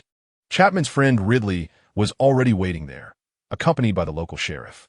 Luke's discerning eye caught sight of the sheriff, who indeed appeared to be entangled in illicit dealings. Strangely, this individual had informed Chapman that Cindy was merely meeting someone from the internet, which had offended the local gang. This absurd fabrication almost made Luke laugh. After exiting the hospital room, he promptly made a call. Once the call was completed, he entered the room where they had concluded their conversation. Luke directly addressed Chapman. I will arrange for a private plane to take your sister to St. Mariana Hospital in Los Angeles, where she will receive the finest treatment. This statement left everyone present momentarily stunned, save for Chapman, who looked at Luke with profound gratitude. Thank you, thank you. Chapter 139. Taking action after the sheriff concluded his briefing on the case, he prepared to leave. Chapman accompanied his friend to see the sheriff off, yet Luke remained still. He intended to wait until the room was empty to administer a dose of life-saving 250 to Cindy, ensuring her survival. Her injuries were indeed severe, and Luke feared that she might struggle to endure the long flight back to Los Angeles. Once the others departed, Luke swiftly injected Cindy with 2 doses of a life-saving 250. Just as he finished, an Asian nurse entered the room, offering Luke a slight smile. I'm here to change Miss Chapman's dressing. Luke took a step back, suddenly drawing his firearm and positioning it at chest level with both hands. He never extended his arm while holding a gun, as such behavior was far too unprofessional. Raise your hands, he commanded. The nurse hesitated for a moment before responding. Are you mistaken? Luke showed no signs of lowering his guard. Raise your hands and turn around, leaning against the wall. The nurse attempted to approach him. Luke lacked law enforcement authority in this situation, so he swiftly incapacitated the nurse with an electric shock. In an instant, she fell to the ground. He produced a nylon zip tie and secured her. Just then, Chapman and a friend entered, witnessing Luke restraining the nurse. What transpired? Luke gestured to the floor, indicating the discarded syringe, and stated, "This is a fraudulent nurse. There is something amiss with the contents." Chapman's friend hurried outside to summon assistance. Chapman, perplexed, inquired about Luke's reasoning. Luke offered a slight smile, responding, I have never encountered a nurse who wears high heels while on duty. Chapman paused momentarily, exclaiming, Is that the sole basis for your suspicion? Luke then discovered a small pistol concealed on the nurse. Would a nurse carry this to work? Chapman shrugged, perhaps. This is Brazil. The previous sheriff returned, accompanied by several subordinates, to take the nurse away. Luke and Chapman remained at the hospital, keeping vigil over Cindy throughout the night. The following morning, a private jet and medical personnel arranged by Luke arrived at the airport. He organized an ambulance and a security detail to escort Cindy onto the plane. Distrusting the local individuals, he even dismissed those associated with Li Datong. After Cindy's departure, both Luke and Chapman exhaled in relief. Chapman sincerely expressed his gratitude once more. Luke patted his shoulder, opting for silence. Upon returning to the hotel, Luke advised Chapman to rest well. Before dinner, Luke received documents sent by Li Datong. Upon opening them, he found information regarding the local Yakuza leaders and evidence of corrupt police officers accepting bribes, along with details about a local intermediary involved in the trafficking of girls. It was specifically noted that this intermediary held crucial evidence against the Yakuza. When Chapman awoke, Luke shared the documents with him. After Chapman had perused them, Luke emerged from a room carrying a large bag. Upon opening it, weapons, ammunition, and tactical gear were revealed. Chapman hesitated, asking, Shouldn't we investigate first? Luke shook his head, asserting, he wouldn't dare deceive me. The consequences are beyond his capacity to bear. So, we shall boldly confront them? Luke waved his hand dismissively, saying, Hey, such matters cannot be conducted openly. We will infiltrate, capture, and interrogate. Do not tell me you haven't learned this in the Marines? Chapman nodded. beginning to change into his gear. The two donned black tactical uniforms, balaclavas, and combat helmets, fully equipped. However, this time, Luke opted against firearms with specialized ammunition, as they could be easily traced. Instead, he retrieved two suppressed 45s and two suppressed 1911s from previous missions. The ammunition for both firearms is commonplace and difficult to trace. Once fully prepared, the two individuals exited the hotel via the emergency staircase. They entered a vehicle, prearranged by Lee Duh, and arrived at the nightclub frequented by their intermediary. They took up a position outside the establishment, as Lita had informed them that this individual often patronized the venue and was expected to appear that night. As anticipated, the intermediary emerged, accompanied by a bodyguard and a driver. Chapman followed closely behind in the vehicle. Upon reaching a secluded stretch of road, they accelerated, executing an American-style stop. Luke was the first to alight, swiftly dispatching the driver and bodyguard with two shots. After Chapman maneuvered the car closer to the adversary's vehicle, Luke had already extracted the intermediary from his car, rendering him unconscious and depositing him in the rear seat. The operation was seamless, and they departed without delay. Chapman observed Luke's professional prowess, pondering how he appeared more akin to a rogue than a mere criminal. They arrived at an abandoned factory where Chapman parked the vehicle and dragged the intermediary into an empty room. After securing him, Chapman roused the man and produced a photograph of Cindy. "Do you recognize this woman?" Initially bewildered, the intermediary smiled upon seeing Cindy's image, remarking on her allure. In response, Chapman delivered a punch. The intermediary, displaying resilience, spat blood and continued to provoke Chapman. Luke then opened the briefcase that the intermediary had kept close at hand, revealing an abundance of evidence implicating the Yamaguchi-gumi in human trafficking. Chapman was prepared to take further action against the intermediary, but Luke intervened. "The briefcase contains enough evidence. This man is of no further use." With that, he drew his firearm and aimed it at the intermediary, who was no longer so defiant. "Please don't kill me. I'll talk.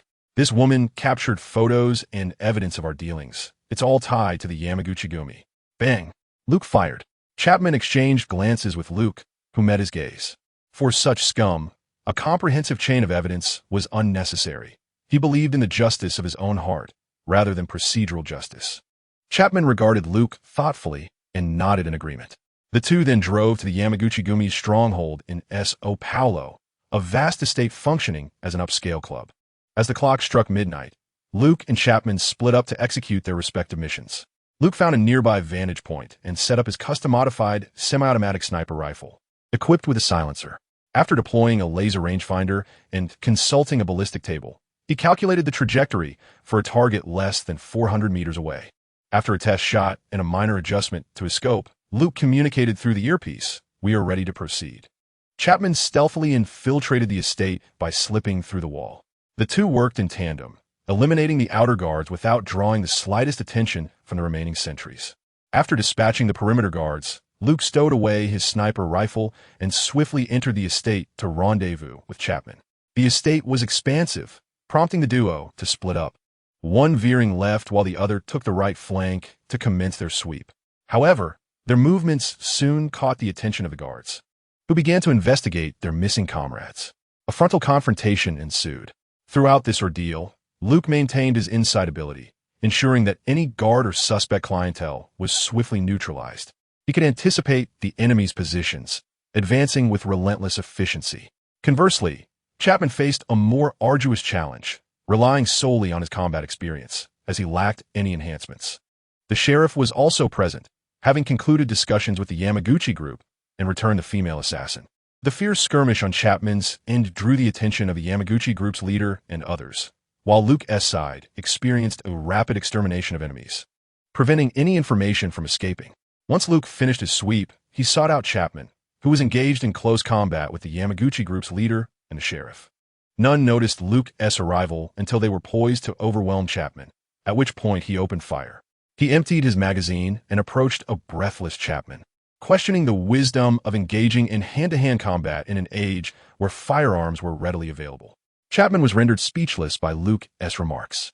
Luke handed him a phone, instructing him to call his associates to bring the police to handle the aftermath, as they had located the place where the girls were imprisoned. It was time for them to withdraw. After setting the scene, Luke discreetly returned to the hotel with Chapman. Once back in their room, Luke changed his clothes and retrieved a large bag to collect their weapons and gear. The dining table was already set with food and drinks, remnants of a meal half consumed. Luke paid little mind to the offerings, as he had no appetite, while Chapman, having avenged his grievances, began to eat heartily. Nevertheless, the red wine on the table did not entice him. Pouring himself a glass, Luke remarked, "Tonight, we haven't ventured out. We ordered food in the dead of night, and it has remained untouched until now." As Chapman nodded in agreement while eating, dawn broke, and soon the police officials arrived at the hotel. After questioning the two men, they departed, having been corroborated by hotel staff that the pair had been dining in their room at the time of the incident. Consequently, the police left empty-handed. However, Chapman's friend lingered, unwilling to betray him. Moreover, evidence of human trafficking by the Yamaguchi group and the abducted girls was present at the crime scene, with all evidence pointing towards them. As for the identity of the perpetrators, it had become irrelevant. When one finds themselves at a loss for allies, they may resort to implicating other gangs. After all, Brazil is abundant in such factions. Chapman inquired with Luke about the possibility of continued human trafficking, referencing the corrupt police and other gangs. With a smile, Luke replied, "In that case, we shall return to cleanse them once more. With each fallen gang member, their fear will grow." Chapman nodded thoughtfully, while Luke felt a surge of joy within. The order points in the system had surged dramatically last night, yielding over 5,000 points. Such dungeons are best revisited repeatedly. It seemed he had stumbled upon a new method for acquiring order points, albeit one that required more effort. Once Chapman's affairs were settled, Luke escorted him back to the United States, landing in Miami. Before departing, he arranged for a flight to take Chapman back to Los Angeles to visit Cindy. He then informed Chapman, "I hope to see you in my office in a month." Chapman smiled and saluted him. Luke was greeted by 1,000 and Wally upon his arrival. He had prepared an extensive array of materials for the transformation of Siren Island, with Wally and 1,000 serving as his laborers. They first transported the materials from the warehouse to his space, then procured a new supply of food and seafood. With Wally and 1,000 in tow, they set sail once more to Siren Island aboard the previous sailboat. Drawing from their prior experience, they navigated effortlessly to the waters surrounding the island. Harnessing the power of Poseidon, they entered the barrier. Typically, without this divine strength, an unintentional incursion into this area would lead one to circle back unknowingly. As they ventured into the bay, the mermaids were at ease, basking on the sandy shores under the sun. Serena was particularly striking. While the others possessed blue-green tails, hers was golden. Upon seeing Luke's return, she was filled with excitement. Once aboard, she was taken aback by 1,000's robotic form. Luke chuckled and reassured her, "Do not worry. He is a robot, akin to those in the amusement park." Leaping from Luke's arms, Serena circled around 1,000, marveling at the wondrous creation. "Do you understand it?" she asked. "No," she admitted, "but it seems incredibly impressive." "Well, you are the most impressive," Luke replied with a laugh. "I am hungry," she declared. Indeed, she was quite the little foodie. Luke grinned mischievously. "I am hungry too. I want to eat fish, big fish." "I want big fish too," she exclaimed. The waves crashed against the shore as the sun set, and on the beach, Luke embraced the languid Serena, continuously feeding her slices of tuna sashimi. Wally and 1,000 replaced Luke and commenced their duties as mermaid caretakers. Serena, while eating, absent-mindedly caressed her abdomen with a hint of frustration. "There are no little ones here. You must strive harder," she murmured. Luke sighed, having once believed that attaining a higher level of cultivation would bestow upon him the abilities he sought. Yet, countless experiments had proven that even at the 4th tier of cultivation, refining chi into essence, he still lacked control. It seemed Serena's aspirations might remain unfulfilled. Subsequently, Luke undertook the responsibilities of a mermaid caretaker. Utilizing his earth-based skills, he laid a solid foundation while Wally and 1,000 divided their tasks, beginning the transformation of Siren Island. This was phase 1 of the project, aimed at renovating the eastern cliff of the beach bay. Here, they would construct their residences, with Luke and Serena's luxurious villa perched atop the cliff. The sea would flow through the cliffside pool and into each of their rooms. Each chamber would not only feature a comfortable bed, but also a massage bathtub for their relaxation. They could choose to repose on the soft beds or indulge in the soothing waters of the tubs. Throughout the month, Luke utilized the time for training and recruiting team members while managing the initial phase of the Siren Island project.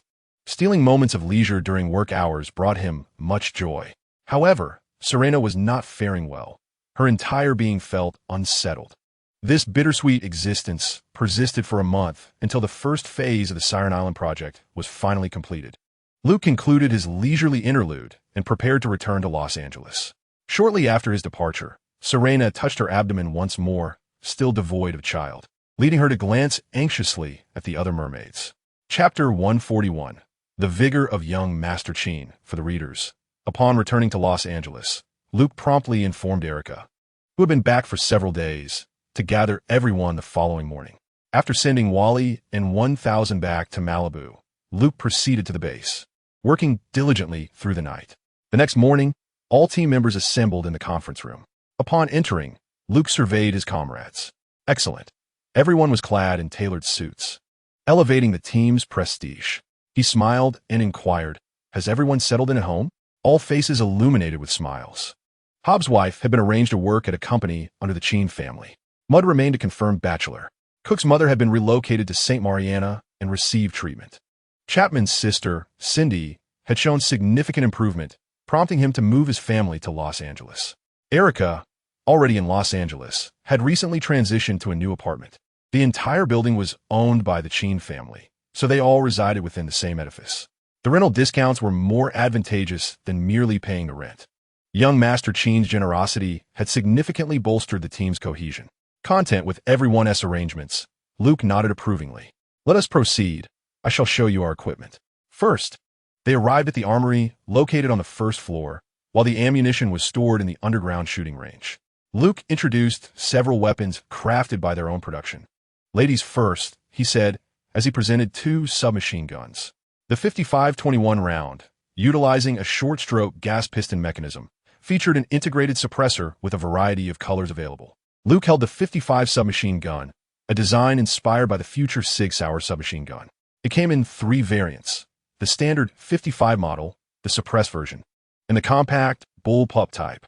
Each model was represented by two sample guns on the rack, one in red and the other in pink.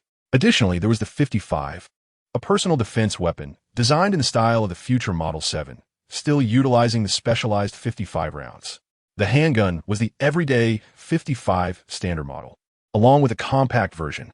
All three weapons shared interchangeable magazines, with a high-capacity option of 50 rounds available. The weapons designated for the two girls were adorned in pink, with red and complementary camouflage options. The two girls were absolutely delighted. Next came the gentleman. "Mud, given your shooting performance, you are restricted to using a submachine gun or a shotgun," Luke stated, handing Mud a semi-automatic shotgun produced by the Cheen family's weapon company, along with the same black submachine gun as the girls. Ignoring Mud's forlorn expression, he began introducing the two muscular men to the developed assault rifle based on the .300. This rifle, too, came in three types: the short barrel model, the integrated suppressed variant, and the standard type, with various camouflage patterns available. "I recommend the integrated suppressed model," he added. The two muscular men immediately began inspecting the firearms, handling them with a tenderness that belied their rugged appearances. Mute appeared somewhat disgruntled, questioning why he was limited to black and why he could not use a rifle. Luke shot him a sidelong glance, remarking that those with poor performance had no grounds for complaint. Following this, Luke introduced them to an array of accessories, such as various tactical grips, sights, and laser emitters, all of which were top-tier equipment that even Hobbs had never utilized during his naval service. "Unfortunately, the Congress won't approve," Luke bluntly stated. "The weaponry allocated to soldiers by a nation is often based on the lowest bids from arms dealers." He then led them to the underground shooting range, where he retrieved a set of black combat gear from a box. Key areas were covered with a rubber-like material. "This is the latest technology," Luke explained, featuring a high-density organic cushioning layer. It provided coverage for the shoulders, elbows, forearms, chest, back, thighs, knees, calves, and buttocks. While it was not bulletproof, it offered excellent cushioning effects and a certain degree of protection against shrapnel and cold weapons. Indeed, each combat suit is available in two sets for every camouflage pattern, totaling 4 distinct designs. Furthermore, they are meticulously tailored to your individual body metrics. Next, shoes, gloves, and tactical ballistic vests were presented, all seamlessly integrated with advanced technology. Such an abundance of remarkable equipment stirred great excitement among the team. Luke expressed his gratitude once again to Wally and the support provided by 800. Lastly, there was the helmet, which incorporated projection technology.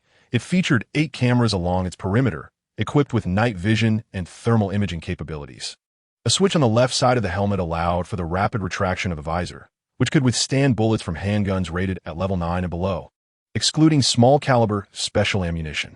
Once the introductions concluded, Luke instructed everyone to don their new gear and commence shooting practice, engaging in adaptive training. He then called Cook to the rear maintenance workshop, where he showcased several drone models. One was a coaxial dual-rotor micro-drone, no larger than the size of a palm, developed in the style of the armed drones from the Extreme City.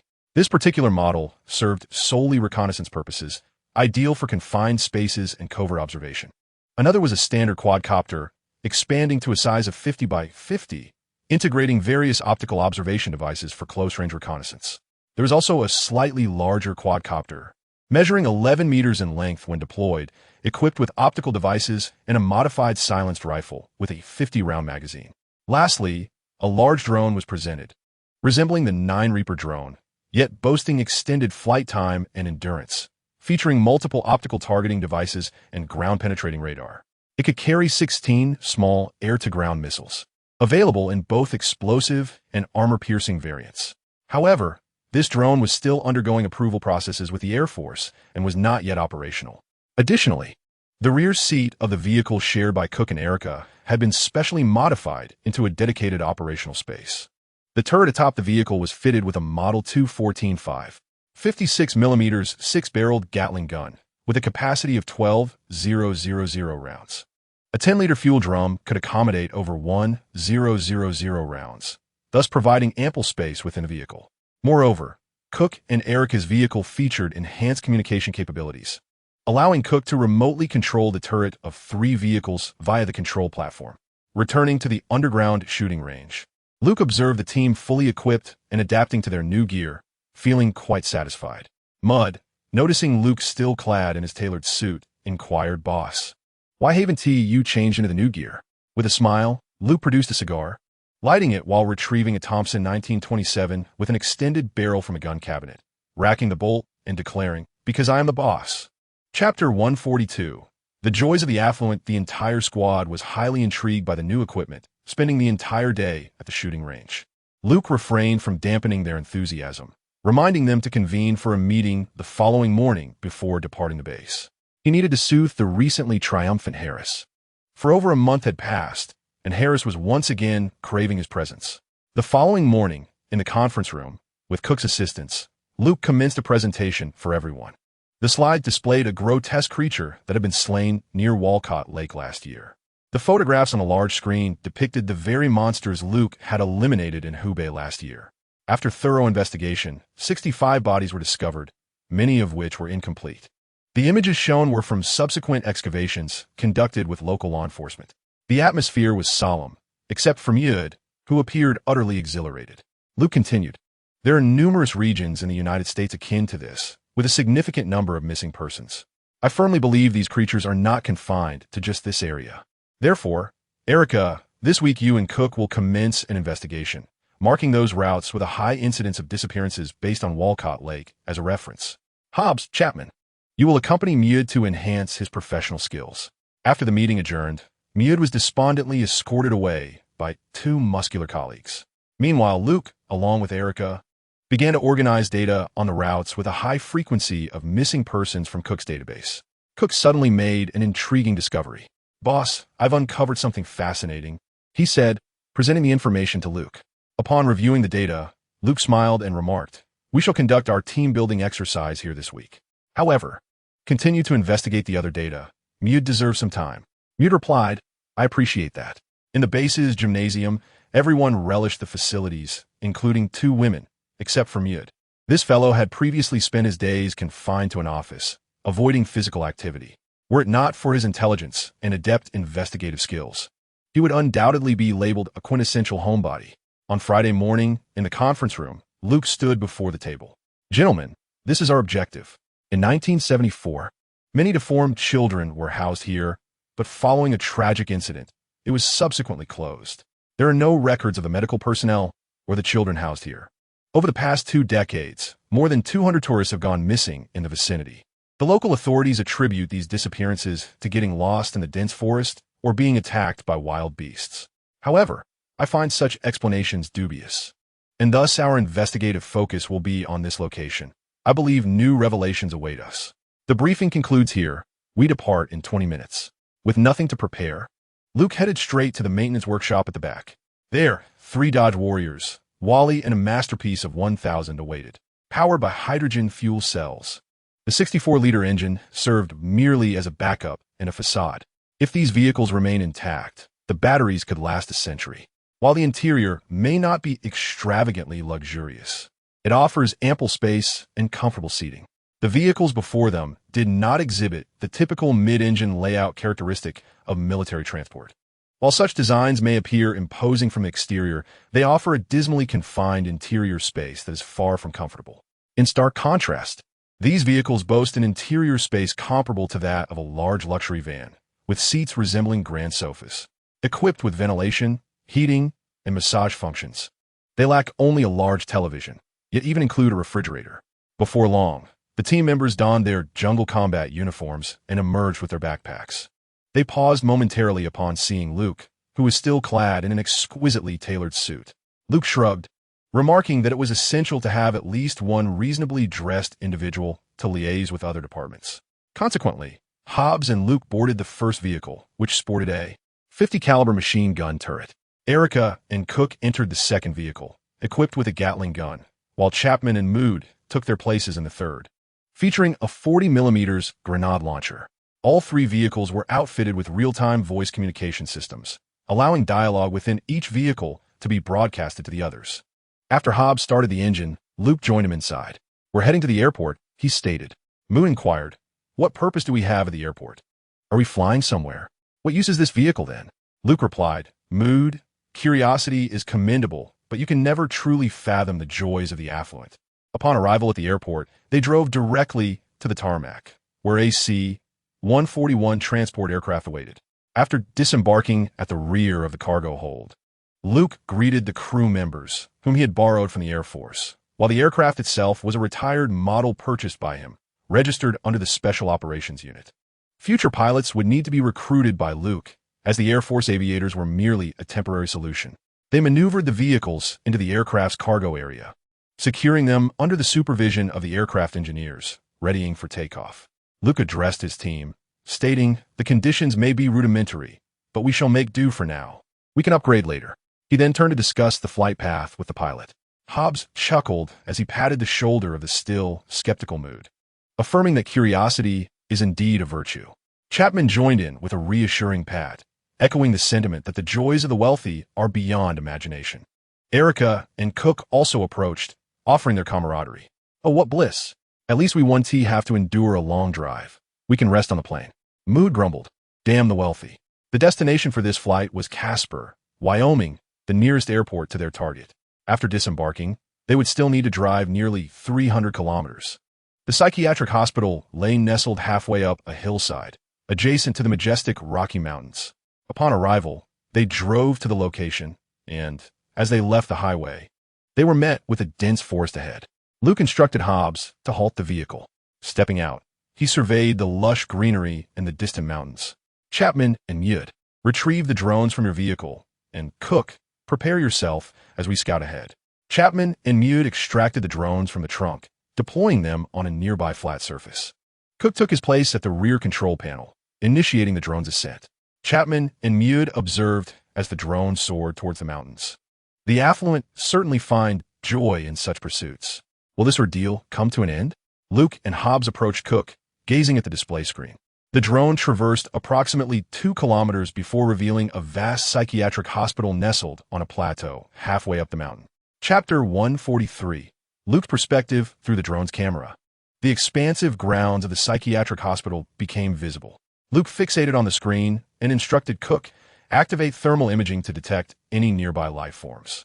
Cook switched to the thermal lens. However, no signs of life emerged. He shook his head. "Boss, did we come to the wrong place?" Yet Luke astutely discerned the anomaly. That shouldn't be. Thermal imaging should reveal nearby animals, yet shows nothing. Switch to the standard lens and zoom in for signs of human activity. Upon the subsequent switch, they made a discovery. Cook exclaimed, "Boss, there are trailers and several snowmobiles here." Luke sighed. It seems the winter visitors here did not survive. Let's search the vicinity for further clues. The drone circled the psychiatric hospital extensively, yielding no findings, not even a single small creature. As it neared the large lake in a nearby valley, Luke pointed at the screen and said to Cook, "Here, zoom in." The display revealed countless vehicle wrecks submerged in the clear lake shallows. Luke's conviction solidified. This is the place, without a doubt. The previous location at Walcott Lake also had a designated parking area, where those predatory monsters disposed of the tourist vehicles. Cook, remain here to continue surveillance. The rest of you, follow me up the mountain. At the Mountain S base, the group donned their gear and checked their weapons. Erica joined Luke in his vehicle, and the five of them ascended towards the psychiatric hospital. They halted a little over 100 meters from the facility, gazing at the imposing structure before them. Luke was the first to step out. Chapman closely followed, flanked by Erica, who held a tablet. Mute took charge of her protection, while Hobbs brought up the rear. Upon reaching the entrance, Luke inspected it, finding it unlocked. The dust accumulation suggested that there were still individuals frequenting this place. It appears that this location is indeed regularly visited. Team, stay alert, for these creatures possess formidable resilience to harm. Luke glanced back at his team, a smile playing on his lips as he pointed to his head. Thus, aiming for the head, he pushed open the door and retrieved a miniature drone. Cradling it in his palm, Erica promptly activated the drone, guiding it into the psychiatric hospital. The interior was disheveled, littered with shattered office supplies. As Erica maneuvered the drone, she surveyed the first floor. "Boss, there are numerous bloodstains," she reported. Luke was hardly surprised.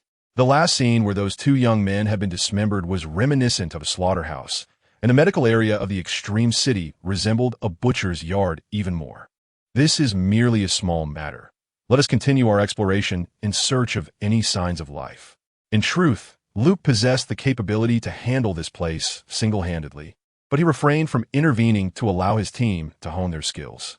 Relying solely on his extraordinary abilities to complete tasks would deprive the team of valuable training. After all, if they could not manage these twisted murderers, how would they confront extraterrestrial threats in the future? His master had granted him a chance at rebirth, providing him with such a considerable advantage. The Avengers? They were merely a group formed to reclaim lost honor after being beaten down. What use was that when their homes lay in ruins? To strike first and lay waste to others was true prowess.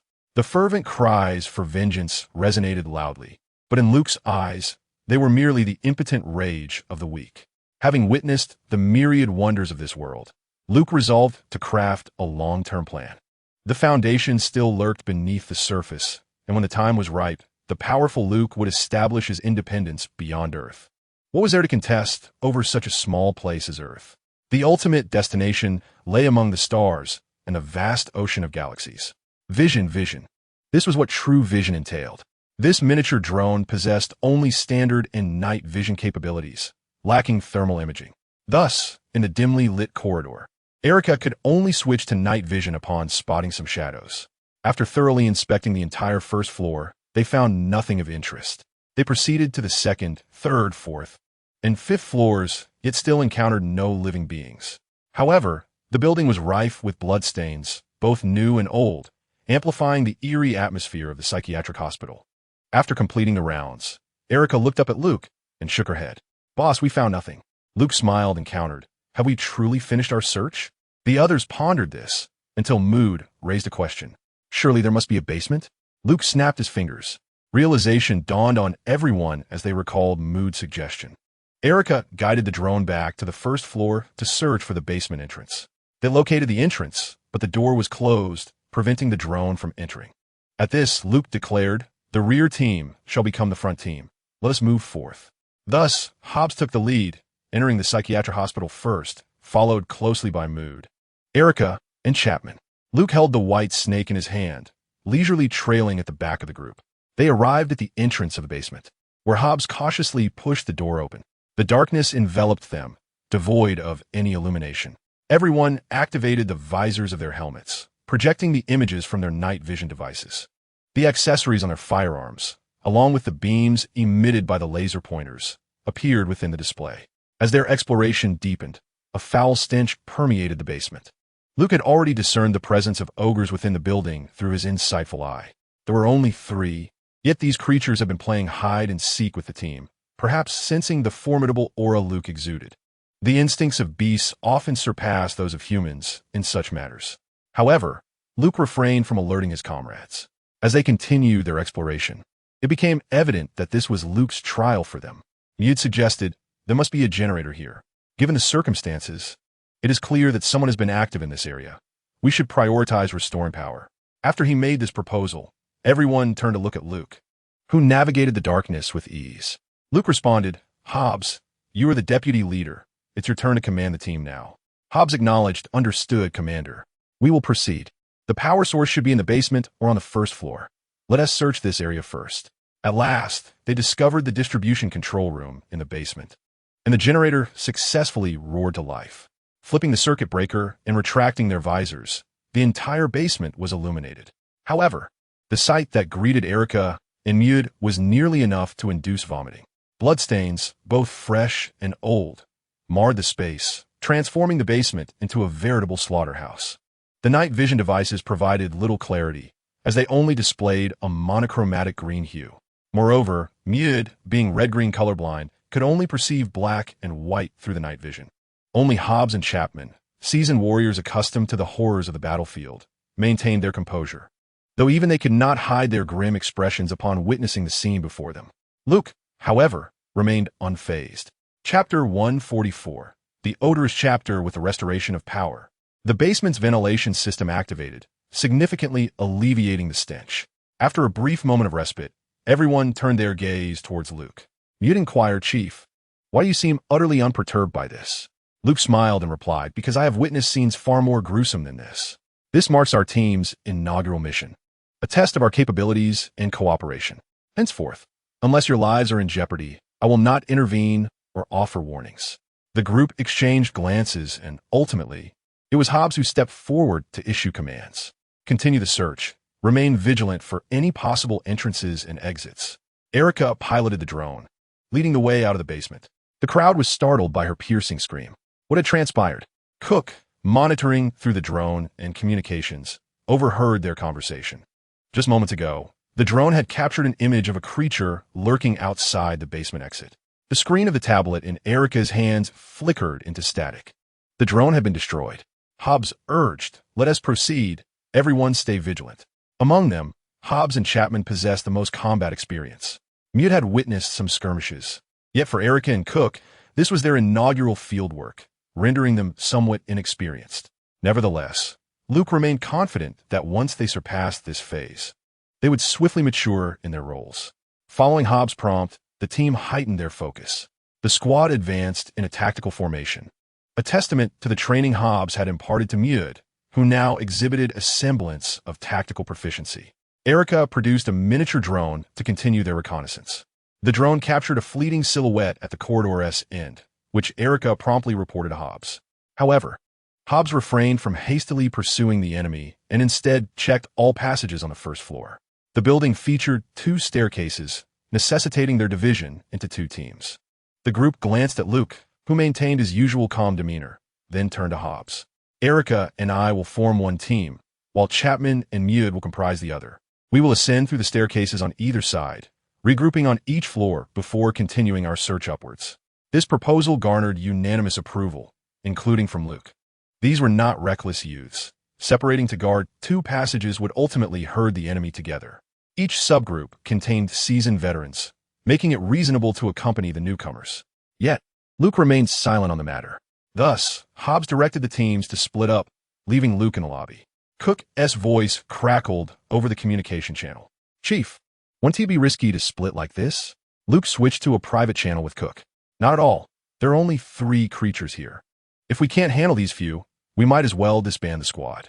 All right, now you got me a bit anxious, Cook replied. Don't celebrate prematurely. You'll need to join the next indoor training. I plan to procure some ground-based reconnaissance equipment. Understood, Chief. You truly are a... Before Cook could finish his sentence, The communicator erupted with a series of gunshots. Although silenced, the noise echoed loudly in the enclosed space, particularly from the rifles. The gunfire abruptly ceased, and Hobbs' voice emerged through the communicator. "Chief, 3 creatures have been neutralized." Luke felt a sense of satisfaction with their operation. Luke had witnessed the events unfold just moments ago. On the 3rd floor, a monstrous creature had lurked behind Erica, poised to launch a surprise attack. However, it was swiftly dispatched by Chapman, who approached from another direction. When Erica turned to investigate, Hobbs remained unperturbed. The monsters, believing they would divert attention from the individuals behind, surged forward from both sides to assault them. The creature on the west side was accurately shot down by Hobbs, while Mudd, stationed on the east to provide support for Chapman, promptly identified the creature charging towards him.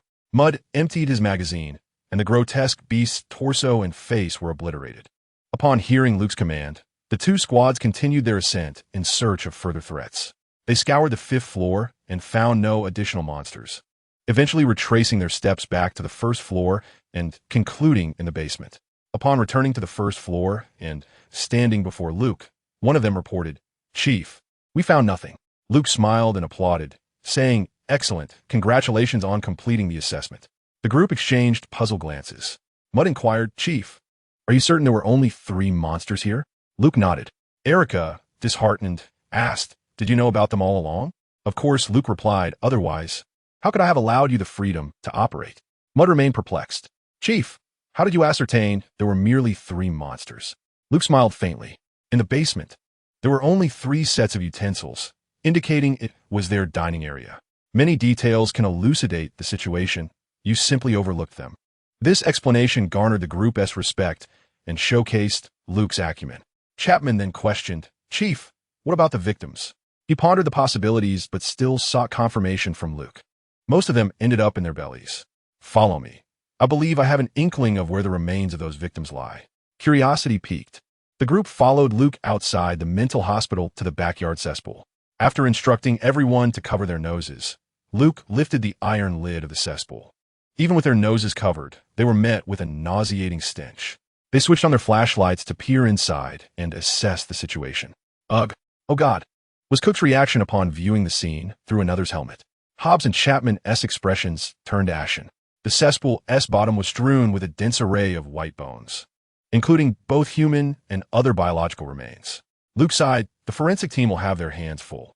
Cook, notify the nearest division and request additional personnel." "Understood, Chief," came a response. As night fell, the group found their appetites diminished, waiting in front of the mental hospital. At that moment, personnel from the nearby police station finally arrived, albeit tardily. Only 5 states in the entire United States lack a bureau, and unfortunately, Wyoming is one of them.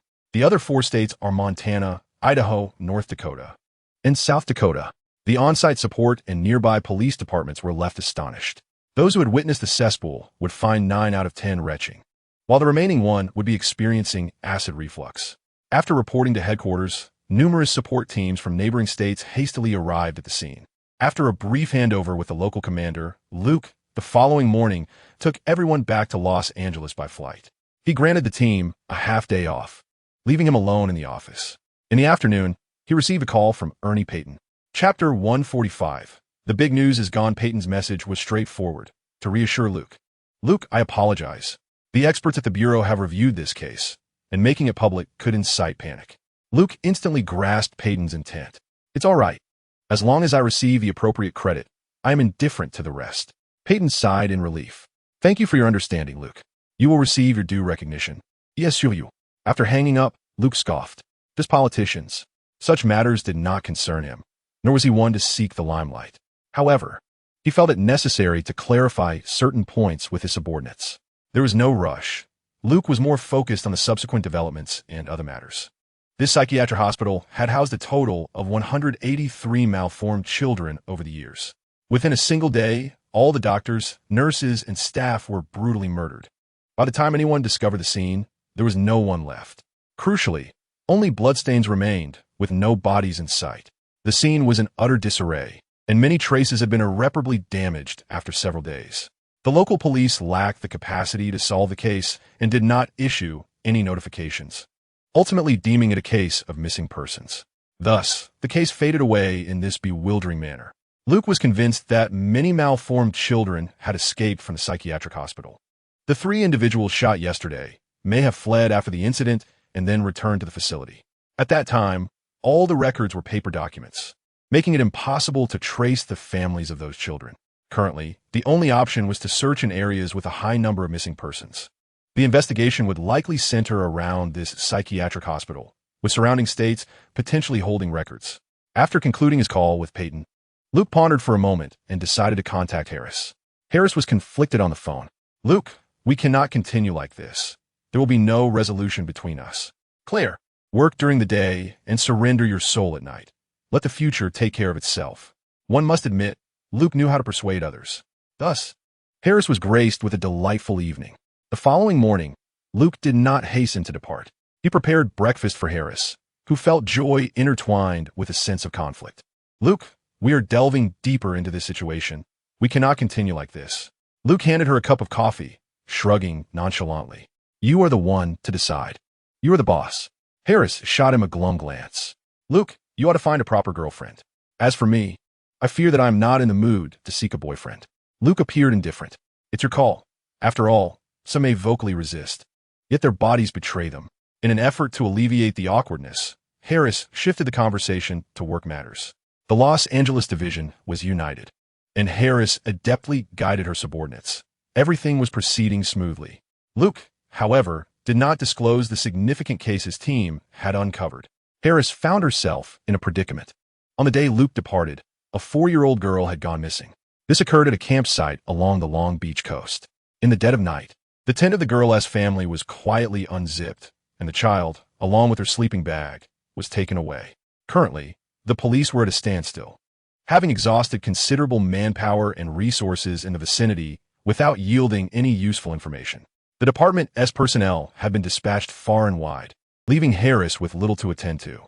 After finishing breakfast, Luke encouraged Harris once more and then left her at her home, heading alone to the Los Angeles division. Before noon, Luke located Harris's new secretary and requested the relevant case files. After taking a copy, he returned his car and drove to the scene of the incident. The area remained cordoned off, with numerous police officers and search and rescue personnel nearby. Luke presented his credentials, allowing him to move freely within the site. An officer pointed him towards the location of the incident, the family's tent. From a distance, Luke observed a large tent, spacious enough to accommodate a family of 56. It was evident that the little girl had been abducted. The tent's zipper had been secured, far beyond the reach of a child of her stature. Returning to his vehicle, Luke retrieved Captain Jack's compass. Following the direction indicated by the compass, he drove towards downtown Los Angeles. He traversed the route until the compass needle began to rotate, prompting him to retrace his path. Ultimately, he stopped at a gas station. Upon entering, he presented his credentials to the female attendant. "I am Agent Luke Dutton. I need to access your gas station as surveillance footage." The attendant greeted Luke warmly. "Are you here to investigate the missing girl?" Luke smiled and nodded. "Yes. Has anyone else come to investigate?" The attendant affirmed with a nod. Previously, the police inquired whether there were any suspicious individuals or vehicles that night. However, I was not on duty that day. I later learned about it from my colleagues. "Oh, how I fervently hope that the girl can be found safe and sound." Upon arriving at the surveillance room, the female clerk gestured towards the computer on the desk. "It's right here. Do you need my assistance?" Luke smiled and politely declined. "Thank you, but I can manage on my own. This will take some time, and I wouldn't want to hinder your work." The clerk indicated the surveillance program to Luke before departing. He commenced his review of the surveillance footage. After retracing his steps, he discovered that this gas station was the only location along the route equipped with a camera capable of capturing passing vehicles. The girl's mother had given her water at 1:30 a.m. that night, and she was reported missing at 5 a.m. In Los Angeles, dawn breaks around 4 in the morning, and a perpetrator would not strike in the light of day. Thus, the incident must have occurred between 1:30 a.m. and 4 a.m. During this time frame, the number of vehicles passing through is quite limited. Excluding trucks, sports cars, and luxury vehicles, Luke identified 5 cars. Each of these was relatively old or inexpensive. Upon returning to the base, he summoned Cook and Erica. After Luke outlined the case, they began assisting him in researching the owners of these vehicles. Mudd, upon hearing this, expressed considerable interest but was firmly rebuffed by Luke and subsequently dragged into the gym by the two muscular men. The results soon emerged. Luke ultimately identified the suspect. This individual was distinct from the others. He was single, unemployed, and had a history of attracting attention for dubious reasons. However, Luke had no intention of taking matters into his own hands. He forwarded his findings to Harris. An hour later, he received a message from Harris. "Thank you, Luke. Thank God. The girl has been found. She was not harmed and is now safe." Hearing this good news, Luke smiled, and both Erica and Cook sighed in relief. "No, Luke, I must reward you tonight." "Hey, Claire, who exactly is rewarding whom? You are abusing public resources." Chapter 146. Concerning surnames that evening, Luke did not attend the gathering. He needed to return home to be with the 13 little sisters. Although they no longer referred to him as Daddy, Luke felt immense joy at the sight of their adorable faces, as if the shadows in his heart had been dispelled by sunlight. Dr. Tannenbaum and Dr. Lanford had been arranged by Luke to go to Montana, where Yellowstone Ranch required their expertise. A temporary laboratory had been established for them, focusing on the optimization of forage and beef cattle populations, aligning with their respective fields, one studying plants and the other genetics. Currently, Malibu consisted solely of Luke and his 13 little sisters. After communicating with his parents, Luke decided to host a party over the weekend. The visitors comprised members from the Los Angeles branch and his own team, all under Harris's command, and it was only fitting that they met.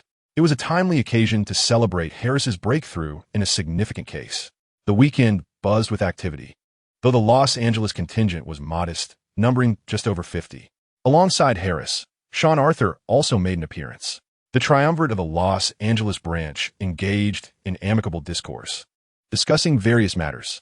In the case concerning the search for the 4-year-old girl, Luke relayed the final details to Harris, who subsequently passed them on to Arthur. Ultimately, Arthur accepted this favor. Should Harris be promoted and leave Los Angeles, Arthur would be among the candidates to succeed him. However, as this was the stronghold of the Cheen family, establishing a favorable rapport with Luke was essential for him to remain in Los Angeles. Thus, the atmosphere was congenial. Despite Arthur's superior rank over Luke, the influence of the old Cheen family in Los Angeles loomed large. The gathering commenced at noon, and by afternoon, most guests had departed. As Harris took his leave, he cast a lingering, wistful glance at Luke. Luke, in turn, made a particular point to instruct Hobbs and Cook to ensure that Mud and Erica were returned safely, as the two were rather embarrassing. Mud, inebriated, kept mumbling about the fine wine, while Chapman, who had previously indulged in daily drinking, surprisingly abstained at this gathering. Erica intentionally overindulged and clung to Luke, declaring her desire to remain there as a maid. After entrusting the two drunken souls to Hobbs and his team, Luke returned to the company of the younger girls, frolicking on the beach and swimming in the sea. Old Cheen, observing Luke playing with the girls in the bay from above, remarked to Elsa, "Luke will surely be a splendid father in the future. It brings back fond memories of his childhood." Elsa shot a sidelong glance at Old Cheen. "Do not even think about convincing me to bear you another daughter. We already have enough children. Hey, my dear, let's return to Beverly Hills tonight." "No, that rascal Luke might leave for a task at any moment. I must look after Sarah and the others."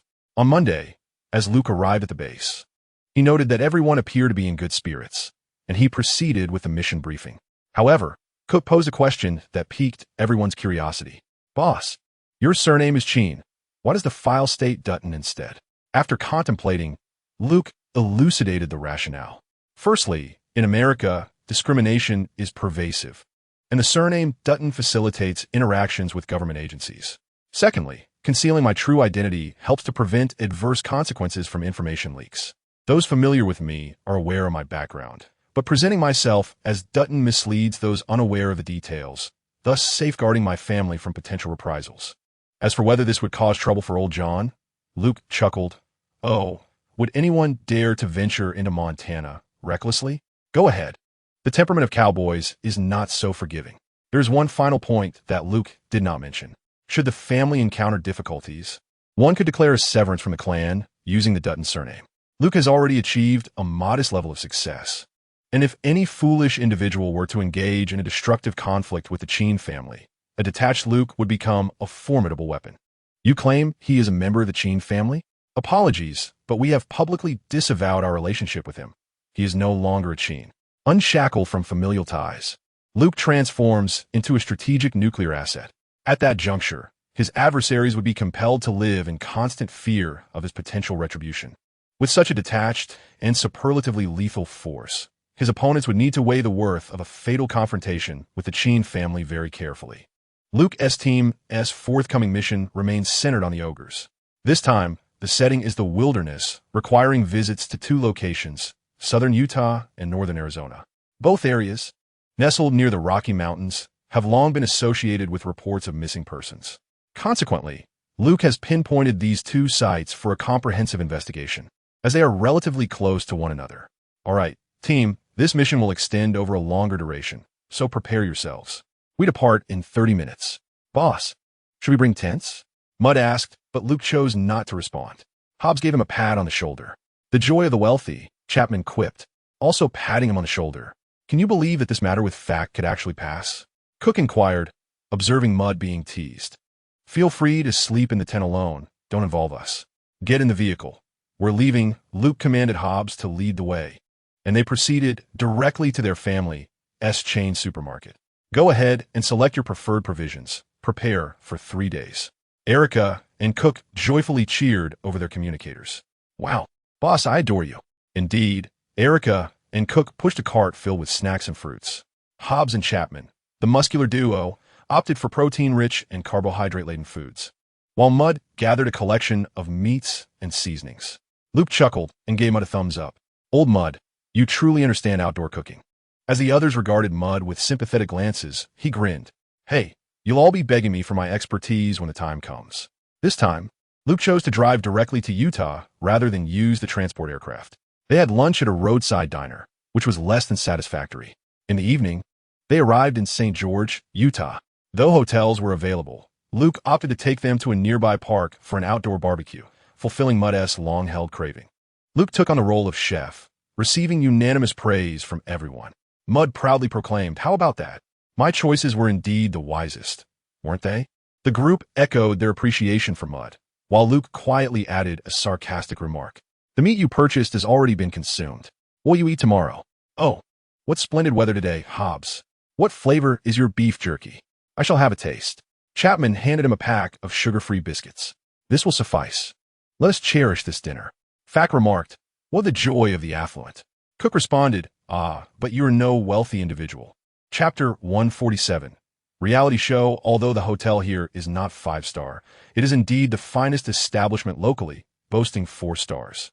After breakfast, Luke led his team forth. Following a narrow path for some distance, they arrived at a fork in the road. According to the signpost, the other path led to an abandoned paper mill. This was their ultimate destination. Luke instructed his team to disembark and erected a barrier at the intersection.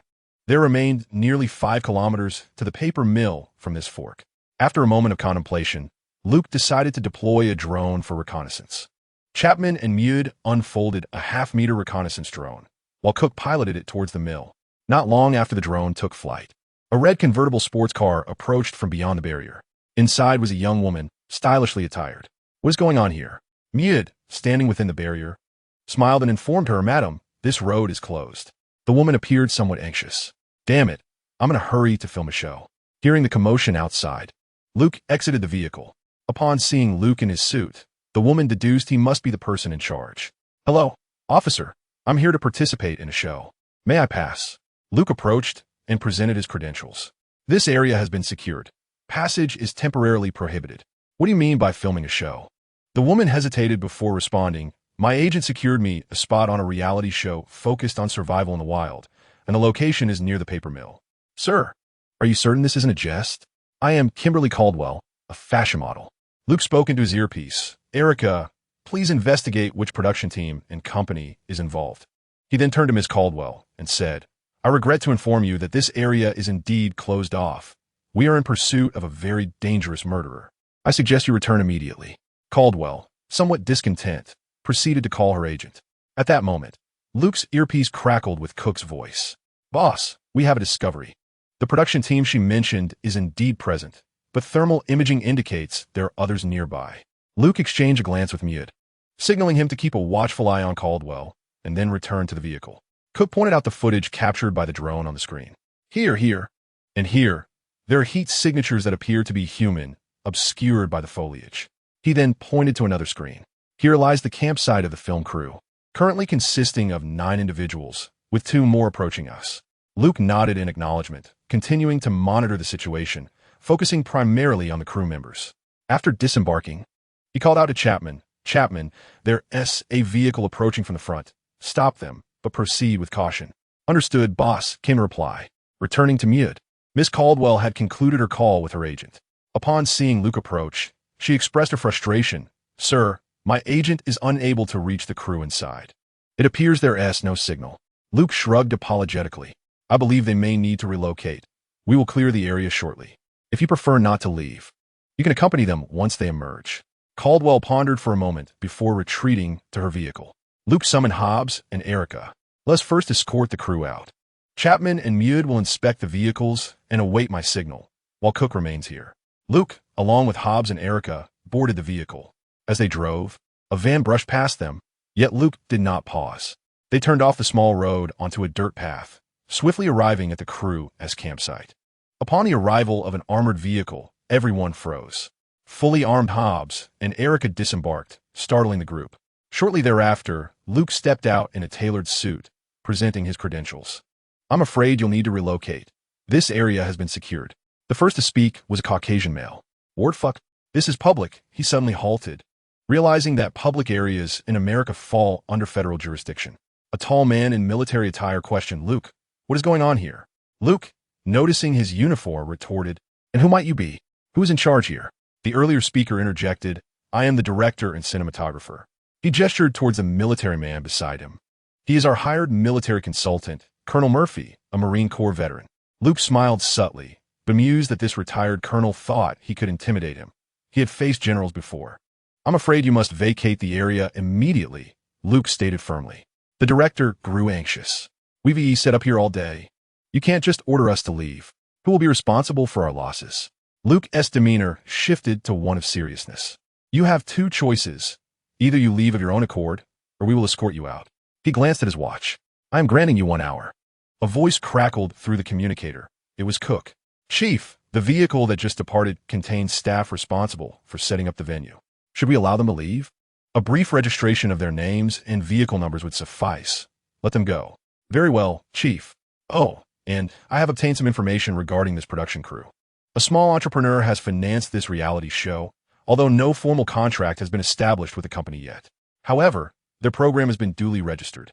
This information is of little consequence. As long as their filming is not illegal, Luke is unconcerned with the rest. The atmosphere among the crew has become quite lively. The director insists on continuing the shoot, yet his girlfriend, who also serves as the producer, is opposed. The contestants participating in the reality show are reluctant to forfeit the opportunity to win $100,000. Consequently, they approach the armored vehicle, seeking permission from Luke to proceed with filming.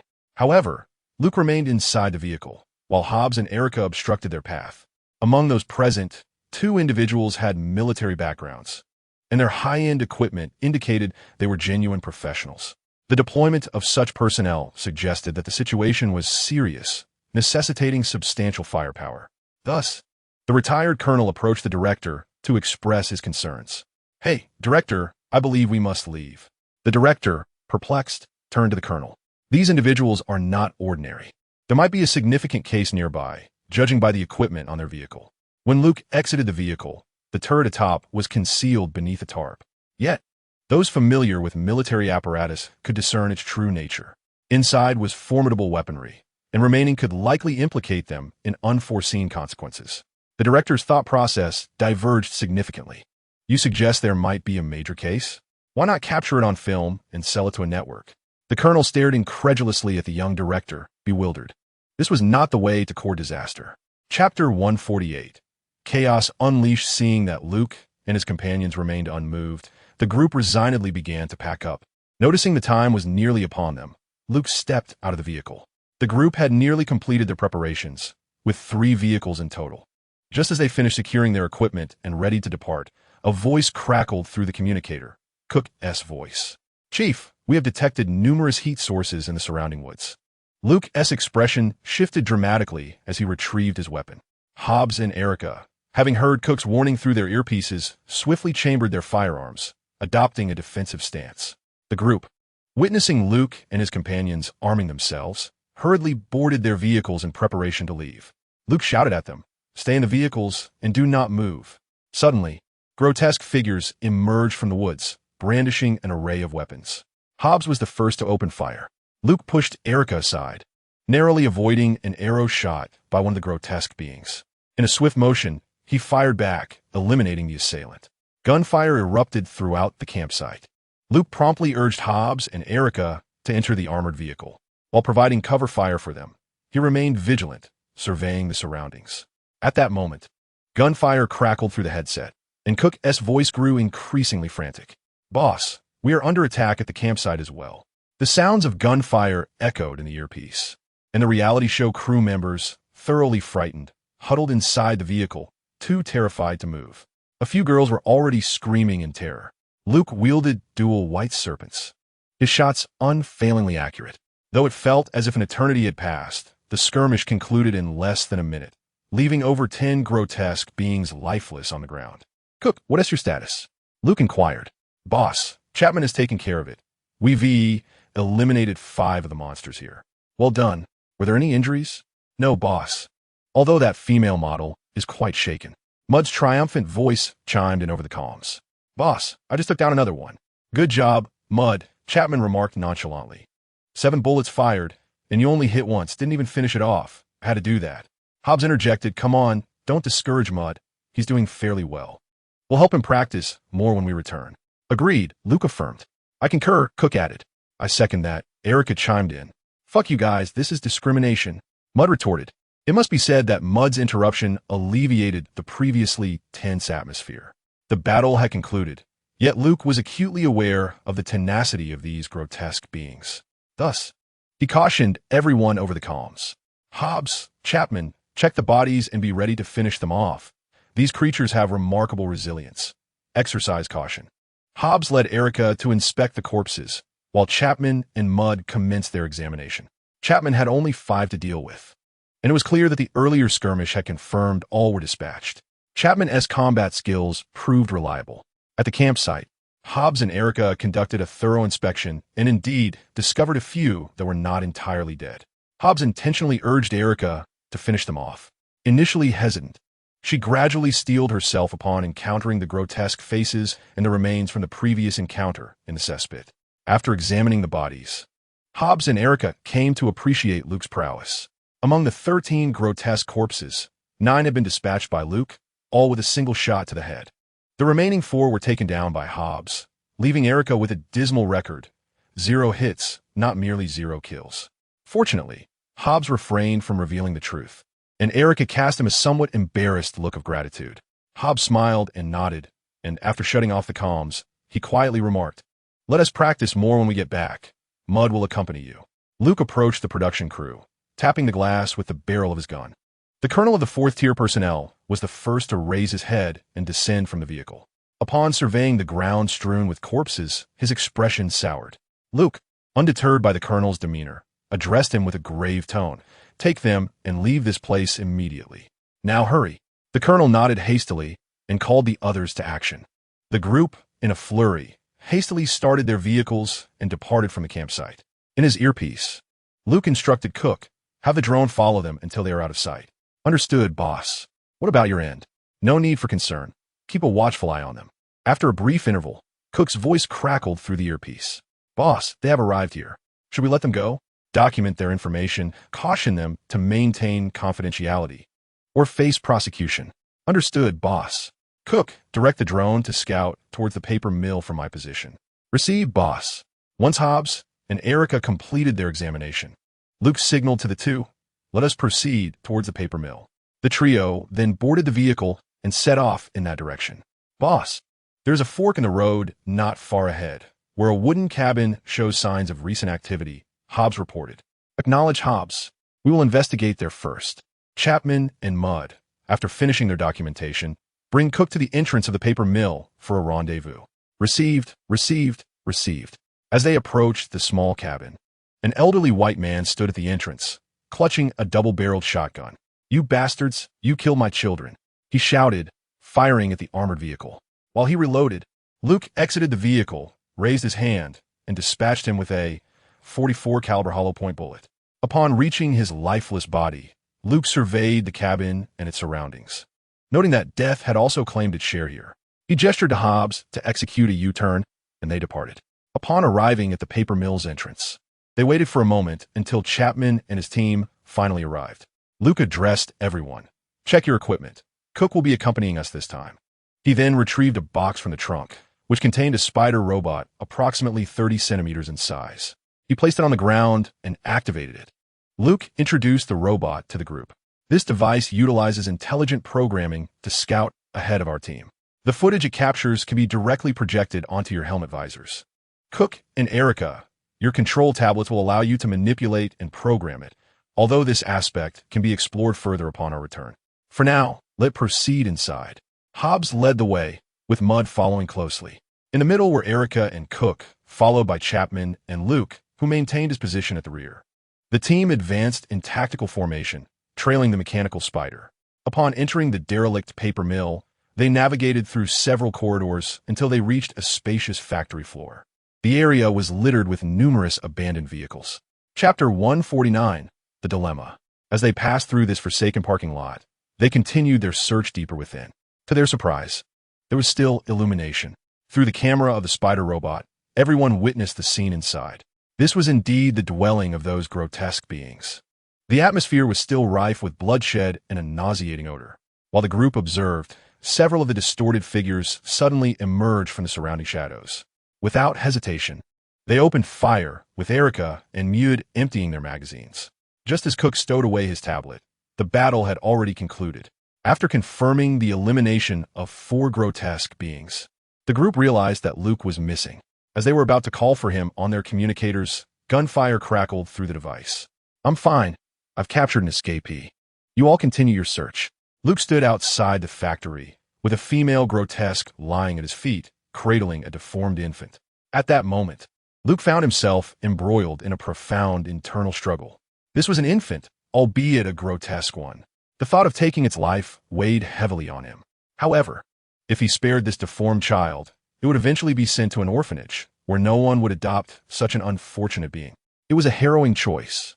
With a deep sigh, Luke ultimately could not bring himself to act. He resolved to leave the future to fate. He picked up the grotesque infant. At that moment, a makeshift baby bottle, fashioned from a discarded drink container, fell from the woman's arms, containing a viscous, dark green liquid. Upon lifting it, Luke was met with a foul stench. Wrinkling his nose, he discarded the bottle once more. The team searched the abandoned paper mill for an extended period, and upon confirming the absence of any other grotesque beings, they exited. The sight of Luke cradling the deformed infant left them all momentarily speechless. Luke promptly explained to his teammates, I couldn't bring myself to do it, so let its fate rest in the hands of the divine. The team breathed a collective sigh of relief at Luke's decision. At least he was not devoid of humanity. Their moral compasses were intact. None among them could fathom harming an infant, even if it were the offspring of a cannibal. Cook informed the higher-ups to come here for the conclusion. Understood, Chief. Cook returned to the vehicle to contact headquarters. The local police were the first to arrive. Luke led them to the small cabin, where he indicated the ground behind it, revealing the buried remains. Night had fallen by the time the reinforcements finally arrived, albeit belatedly. The location was simply too remote. They followed the necessary protocols, handing over information to the local authorities. The official regarded Luke and his team with a complex expression. A few days ago, he was mocking others for their laborious toil. Yet now, a significant case has arisen locally, and he is bound to face criticism. The tables have turned for him. However, one cannot entirely blame them. In the vast, sparsely populated regions of America, surveillance equipment is virtually non-existent. Cases of missing persons have been perennial, and law enforcement resources are severely limited. The local sheriff possesses neither the capacity nor the manpower to solve cases, let alone the rare individuals who can, with violent crimes overwhelming their schedules. There is simply no one available to investigate missing persons unless the media takes notice. Otherwise, such cases remain neglected. Luke, regardless of the complexity of his internal struggles, handed over his responsibilities, departed, and left without a trace. Upon entering Arizona, it was already the early hours of the morning. Luke instructed Hobbs to divert to a nearby small town to seek accommodations for a brief respite. The following afternoon, after a meal, they set off towards their destination. This time, there was no specific location, just a stretch of road. This area, close to a stream and the Rocky Mountains, had become a focal point for missing persons cases. Only after thorough verification did Luke confirm this region. As the sun neared the horizon, Luke prepared to solicit the group's opinions. The risks of nighttime operations will increase, presenting additional challenges. I would like to hear your thoughts. For the battle-hardened Hobbs and Chapman, operating at night posed no issues. With their superior equipment, there was no compelling reason to wait for daylight. Cook and Erica expressed no objections either. For them, night operations were a novel experience, and their curiosity outweighed any concerns. The only dissenting voice was that of Mud, a colorblind individual for whom nighttime operations were particularly challenging. Fortunately, the equipment provided by Luke was exceptional, allowing for clear visibility even in black and white images from 100 meters away. Noticing the absence of dissent, Mud resignedly shrugged. It appears my opinion no longer holds significance.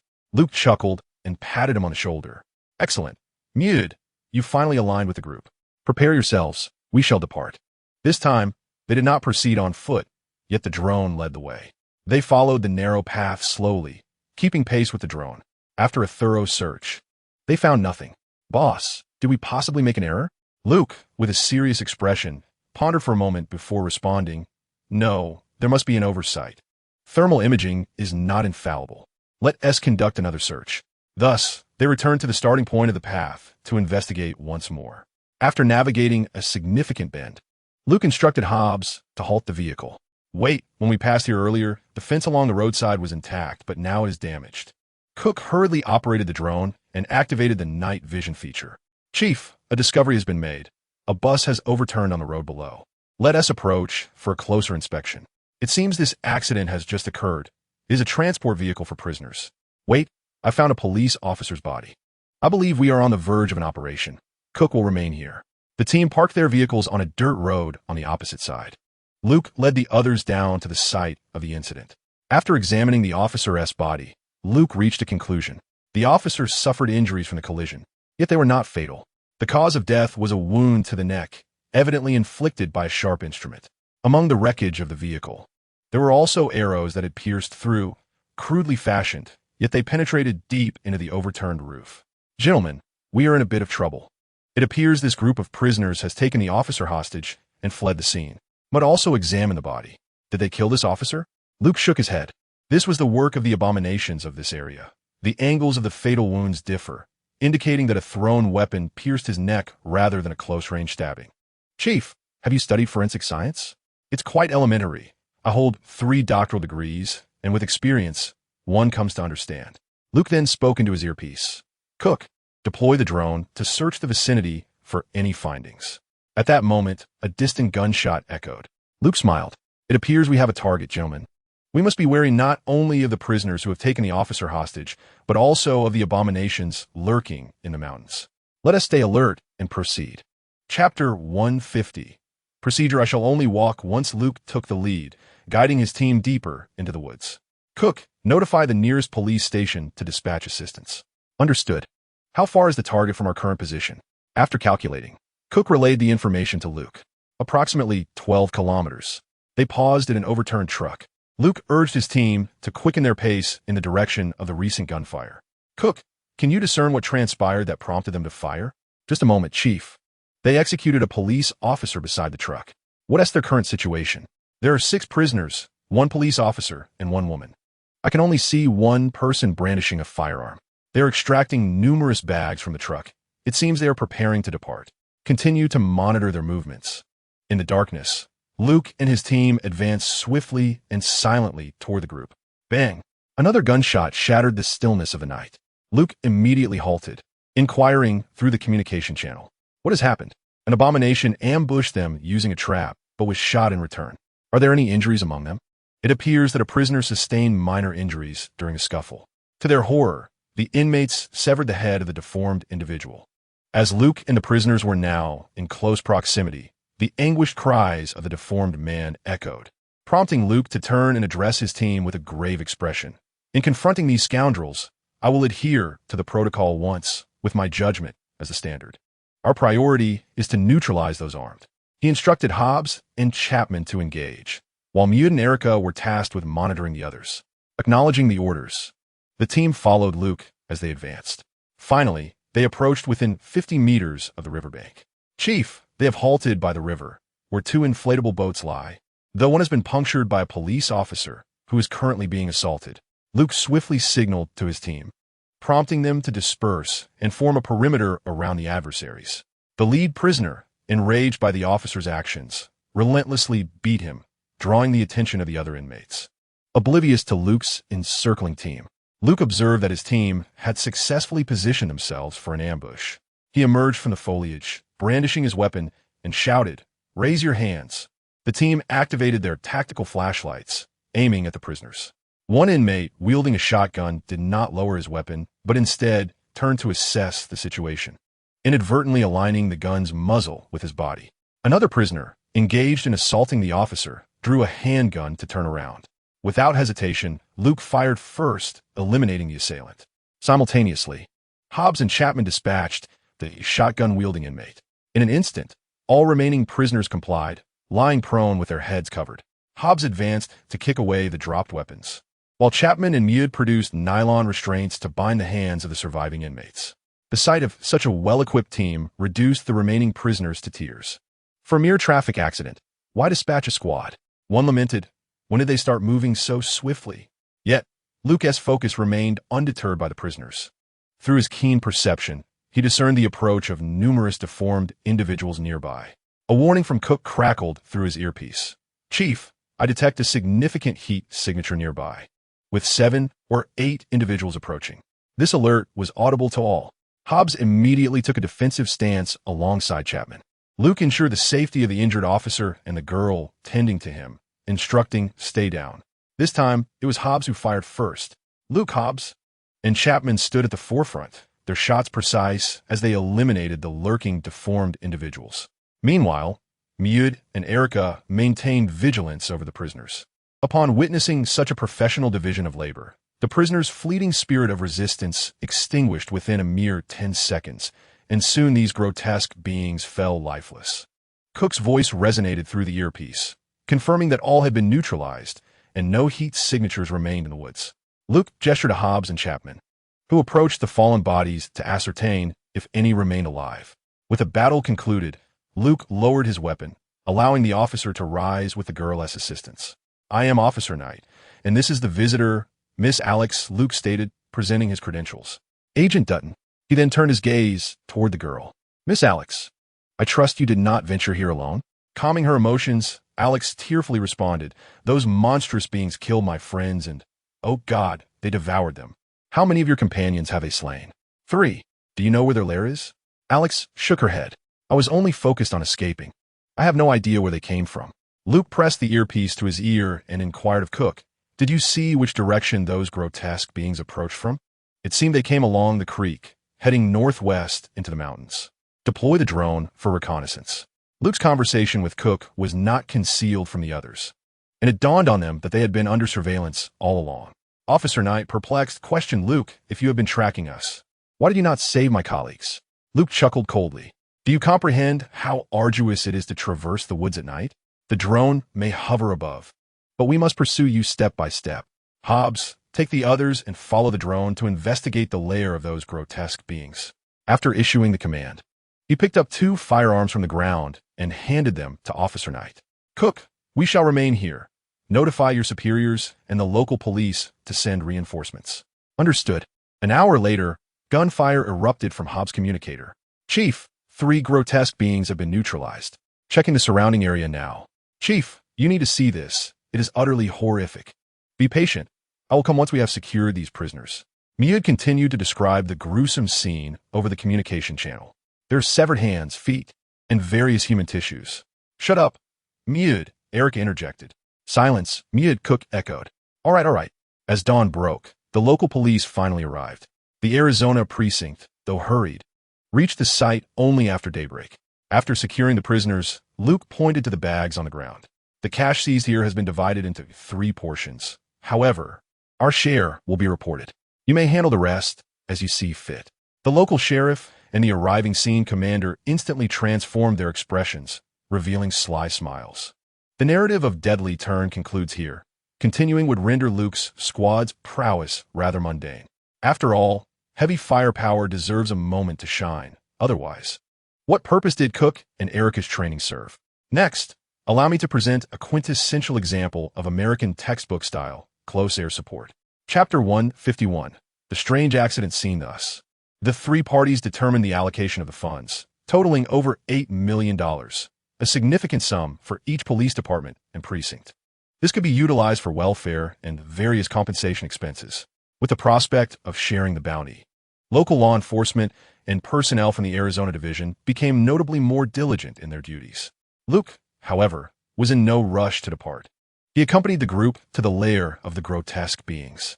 The location comprised a cluster of wooden cabins, appearing dilapidated from the outside, reminiscent of a ravaged village. Yet, upon entering the cabins, the horror unfolded as Mudd had described.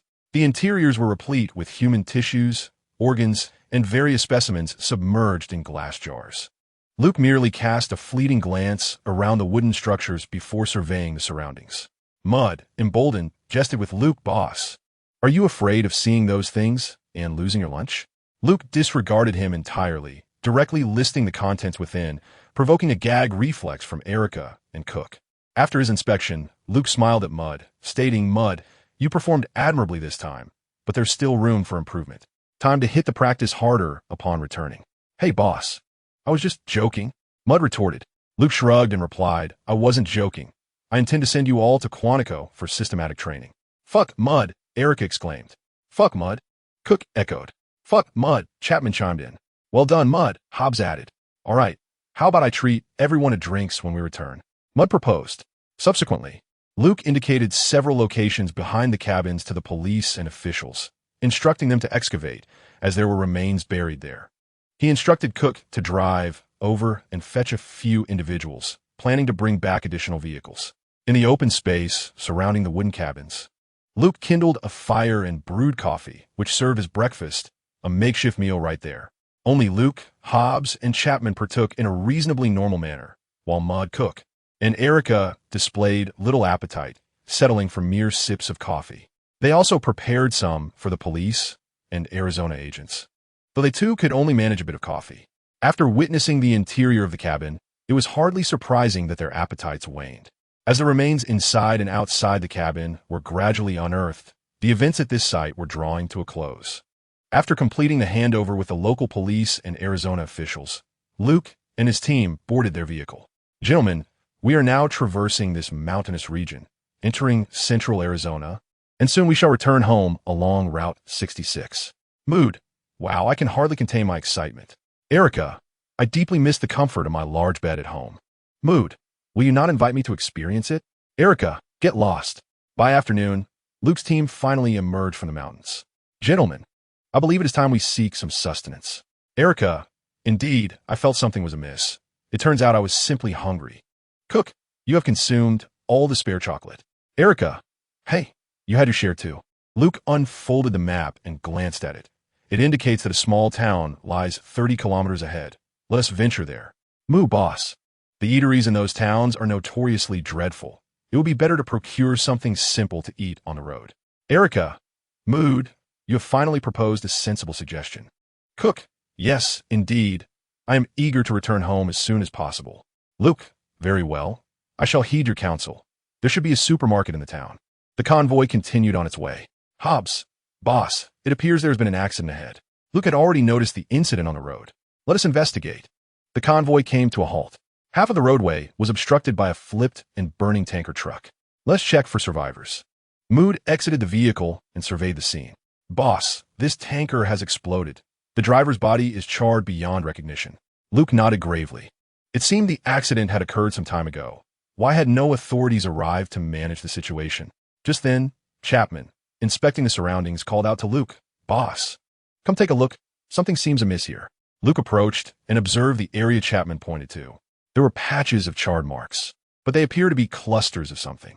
The ground was also marked with numerous traces of dried, sticky residue. Luke could not discern what it was, so he communicated through the radio. "Cook, can you contact the nearest police station?" "Boss, I cannot reach them. There has been no response." Luke's expression grew serious. "It seems that something beyond our understanding has transpired here. Let us proceed to the town." They got back in the vehicle and set off. Soon, they arrived at the small town, driving directly to the local police station. Luke disembarked and entered. The town's police station was quite lamentable. It could hardly be deemed a station, more akin to a police kiosk, staffed by merely one officer. Upon seeing Luke, impeccably dressed, the portly officer inquired, "Sir, welcome to Prosperity Town. How may I assist you?" Luke first presented his credentials. As Luke Dutton journeyed through the quaint town, an alarming sight met his eyes. A tragic accident had unfolded on the highway, where an oil tanker had exploded and caught fire, leaving the driver charred beyond recognition. The portly officer appeared astonished. "I am Peter, and I must investigate this further. Our communication devices have malfunctioned, rendering me unable to reach the state police." Noticing that there was only one officer present, Luke furrowed his brow. "Well, the sheriff here. She's off today. And the other officers?" Officer Peter shrugged. "There was another officer previously, but alas, he has ventured to the big city, leaving only the sheriff and myself." Luke sighed and pressed his earpiece, speaking to Cook. "Cook, please assist in contacting the state police to manage the incident." Officer Peter's face brightened at the prospect of Luke facilitating contact with the state police. "I am immensely grateful. I am unsure what has gone awry with the phone, and it would be prudent to reach out to the telecommunications company to send someone for repairs." "Very well. Is there a supermarket nearby?" "There is a shopping center, but the prices are exorbitant." "Is this a concern for Mr. Cheen?" Luke smiled and replied, "Not at all. Simply provide me with the address." Seeing Luke's indifference, Peter relayed the location of the shopping center. "Continue down this road until you reach the square, and you will find it on your right." "Thank you." With that, Luke departed from the police station, leading his team towards the town shopping center. Chapter 152. The eight-legged creature. Upon arriving at the shopping center, the group was taken aback. The place was eerily desolate, devoid of any shoppers. Hobbs curiously inquired of Luke, "Chief, have we arrived at the wrong location?" Luke glanced up at the sign adorning the building. "This is indeed the place. According to the officer, the goods here are quite expensive. I suspect that the townsfolk refrain from shopping here, hence the absence of patrons. Let us proceed inside and investigate." After parking the vehicle, the group disembarked and entered the shopping center. Erica surveyed the surroundings. It is indeed quite empty. As Erica noted, the only presence was that of a security guard, with not a single staff member in sight. Luke called over the guard. "Excuse me, is this establishment still open?" Upon seeing Luke, dressed sharply in a suit and flanked by a group clad in tactical gear, the guard appeared somewhat bewildered. "Well, it is technically open, but we have no staff available." Cook inquired, perplexed. "Why is that?" The guard shrugged. "Because no one comes here to shop." Luke and his companions exchanged glances, disregarding any underlying issues, and inquired of the guard, "Where might one find convenience foods and snacks in town?" The guard directed Luke. "Follow the path you came from. There is an Old Bander's restaurant, and directly across the street, you will find a bakery and a convenience store." Luke expressed his gratitude to the security guard. "Thank you, my friend." He had suddenly inquired of the security guard, "My friend, how does the food at Old Bander's restaurant taste?" After pondering for a moment, the guard replied, "The coffee is dreadful, but Melissa's pancakes are exquisite, and the corn cakes and fried chicken are quite good." Upon hearing his response, smiles emerged on everyone's faces. They had scarcely eaten throughout their journey and were now quite famished. Thus, the group returned to their vehicle and swiftly made their way to Old Bander's restaurant. Upon entering, Mute exclaimed, "I feel as though I could devour an entire cow." The waitstaff and patrons alike were taken aback by the sight of such a formidable group. "Sir, we do not serve whole cows here," the anxious server responded. Mute chuckled, reassuring the nervous attendant. "Oh, do not fret. I was merely jesting. I have heard that your pancakes, corn cakes, and fried chicken are delightful." At this, the server broke into a smile. "Indeed, you heard correctly. Would you care for some?" As Luke entered, he patted Mute on the back. "Let's find a seat first." They proceeded to the restaurant's largest table, where they all took their places. The server approached them, and aside from some recommended dishes, Erica and Cook also ordered a few other items. Regardless of the quality, one appealing aspect of the small-town restaurant was the generous portion sizes. Luke was well aware of the appetites of the two muscular men in their group. They ordered 4 large bowls of fried chicken, with each of the 2 hefty men claiming 1 bowl, while the remaining 2 bowls were shared among Luke and the others. Since their arrival at the restaurant, the group had drawn the attention of all patrons, yet no one dared to approach them, given their imposing presence. At that moment, the town's broadcast crackled to life. "This is Sheriff Samantha Parker, and I have a significant announcement to make. This is neither a prank nor some bizarre theory. A grave crisis has befallen our town. Enormous spiders are everywhere. It may sound exaggerated, but please believe me. I urge everyone to arm themselves in preparation for these spiders." This sudden warning left Luke and his companions exchanging bewildered glances. However, the local townsfolk in the restaurant were largely unconcerned. "What did she say? Giant spiders? I suspect this is the doing of Harlan." The townspeople proceeded to explain who Harlan was, the town's broadcaster, an extraterrestrial enthusiast suffering from paranoia, who constantly believed that aliens were poised to invade Earth. The group simply laughed off the explanation, but Luke sighed, knowing that the threat of actual extraterrestrial beings was not merely a figment of imagination. Mute engaged in conversation with a local resident, when suddenly, Luke had a thought and quickly rose to wipe his hands. "All right, everyone, dinner's over." The group set down their food. Mute looked at Luke in confusion. "Boss, what is happening?" Luke regarded his perplexed companions and began to explain. "Do you remember the accident on the road?" The crowd nodded, yet remained perplexed. Near the site of the mishap lay a scorched, unidentified object. It was only upon hearing Sheriff Shamancha's reminder that I realized it resembled the charred remains of a colossal spider. The assembly was taken aback by Luke's elucidation, their disbelief palpable. With a smile, Luke addressed them. "Difficult to fathom, isn't it?" I, too, was astonished. Yet it indeed appears to be the carcass of some insect, most fittingly categorized as a creature of the arachnid variety. Hobbs, with an earnest expression, inquired, "Chief, what is our next course of action?" Luke pondered briefly before responding. "We shall proceed to the shopping center to summon reinforcements. We must safeguard the townsfolk and investigate the truth behind this matter." These gigantic spiders did not simply appear without cause. The residents of the restaurant, upon witnessing Luke and his companions heed the broadcast, attempted to dismiss it as a jest. However, Luke, with utmost seriousness, presented his credentials. "I have encountered those creatures. I strongly advise you to heed the sheriff's warnings." As Luke and his companions exited the restaurant and started their vehicles, chaos began to unfold on the streets. Luke hastily disembarked and approached Chapman. "Hobbs, take your team to the shopping center. Position Vehicle 1, armed with a heavy machine gun, approximately 200 meters north of the shopping center. Erica, maneuver your vehicle to 50 meters south of the shopping center and then move eastward for 20 meters. Chapman, Mood, follow Hobbs. Once parked, provide cover for the fleeing townsfolk." Mood queried, "Chief, what about you?" "I will take Vehicle 2, equipped with a grenade launcher, to a location 1 kilometer south of the shopping center to facilitate fire coverage." Having assigned everyone their respective tasks, Luke climbed into Vehicle 2 and sped towards the town's entrance, situated about a kilometer from the shopping center. After securing the vehicle, he retrieved a drone from the trunk. "Cook, I am deploying the drone to gain an overview of the town situation."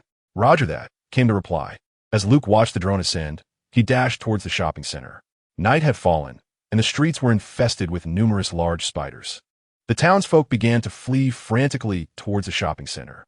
Luke brandished his weapon, White Snake, to provide cover for those escaping. Gunfire erupted, and suddenly, a police car came to a halt beside him. It was Officer Peter. "Agent Dutton, get in. Squeeze in. I'll take you to the shopping center." Luke assessed the road conditions before informing Officer Peter, "I will climb onto the roof. Drive slowly. I need to cover the fleeing townsfolk." Without hesitation, he leapt onto the roof of the police car. After tapping the top, Luke crouched, dual-wielding White Snake, continuously firing to shield the townsfolk from the clutches of the monstrous spiders. His actions significantly aided many in their escape from the arachnid threat. At that moment, a voice crackled through the communicator. It was Cook. "Boss, we find ourselves in a grave predicament. The town is besieged by colossal spiders hunting its residents. I have witnessed the chaos and am currently providing cover as they make their way to the shopping mall. Hobbs, encircle the entrance with vehicles and set them ablaze." "Understood. Boss, Chapman will provide cover for them." "Acknowledged." Chapter 153. The voice of angels throughout this harrowing journey. Luke's aim has been unerring, yet he has still been unable to save many townsfolk. Upon reaching the shopping mall, a perimeter of vehicles surrounded the entrance. The squad members were diligently shielding the townspeople as they sought refuge within. Upon arrival, 2 men and 2 women disembarked from Officer Peter's police vehicle. Peter introduced them to Luke. "This is our sheriff, Samantha, and this is Agent Dutton." Luke waved his hand dismissively. There was no time for pleasantries as he urged them to enter the mall promptly. Inside the shopping mall, Luke located a security guard. "Lower the fire shutter to waist height," he commanded. The guard hastily grabbed his keys to close the door. "Mood, gather some flammable materials and toss them at the entrance. Ignite those vehicles." "Understood, boss." "Sheriff Samantha, Agent Dutton, please organize some townsfolk who can wield firearms. We have a cache of weapons." He gestured towards the large bags behind Hobbs and Chapman. "All right, Cook, connect me to Deputy Director Ernie Paxton." The call was swiftly established. "Luke? Director? There's no time to explain. I need a video transmission channel. You must see the situation here. I require air support." "Hold on." Paxton rushed to the command center and, upon receiving the channel from the operator, the main screen illuminated with live footage from a drone's perspective.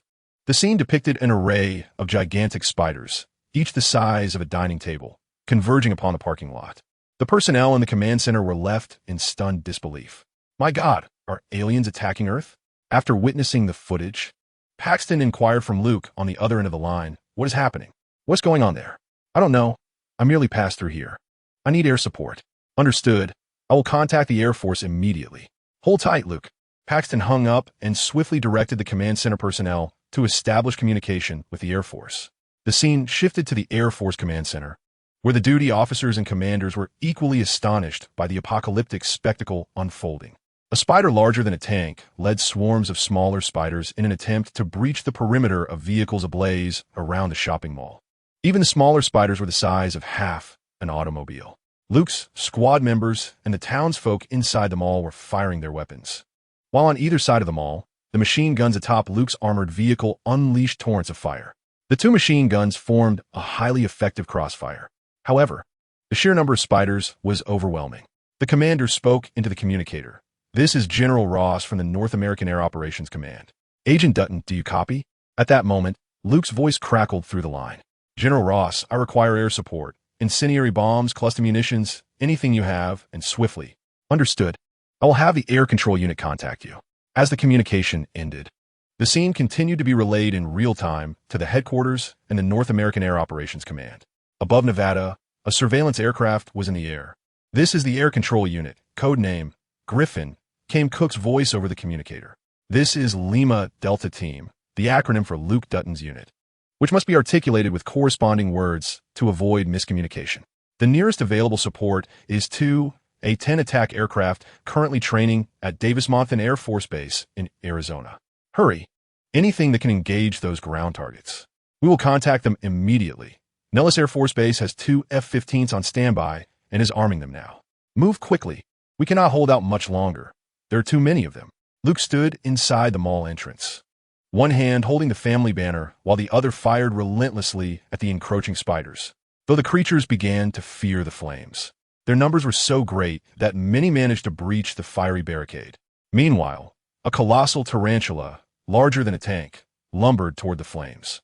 "Boss, the Gatling gun on Vehicle 3 is out of ammunition," came Erica's voice through the communicator. "Erica, operate the 40mm grenade launcher and aim for the largest one." Received.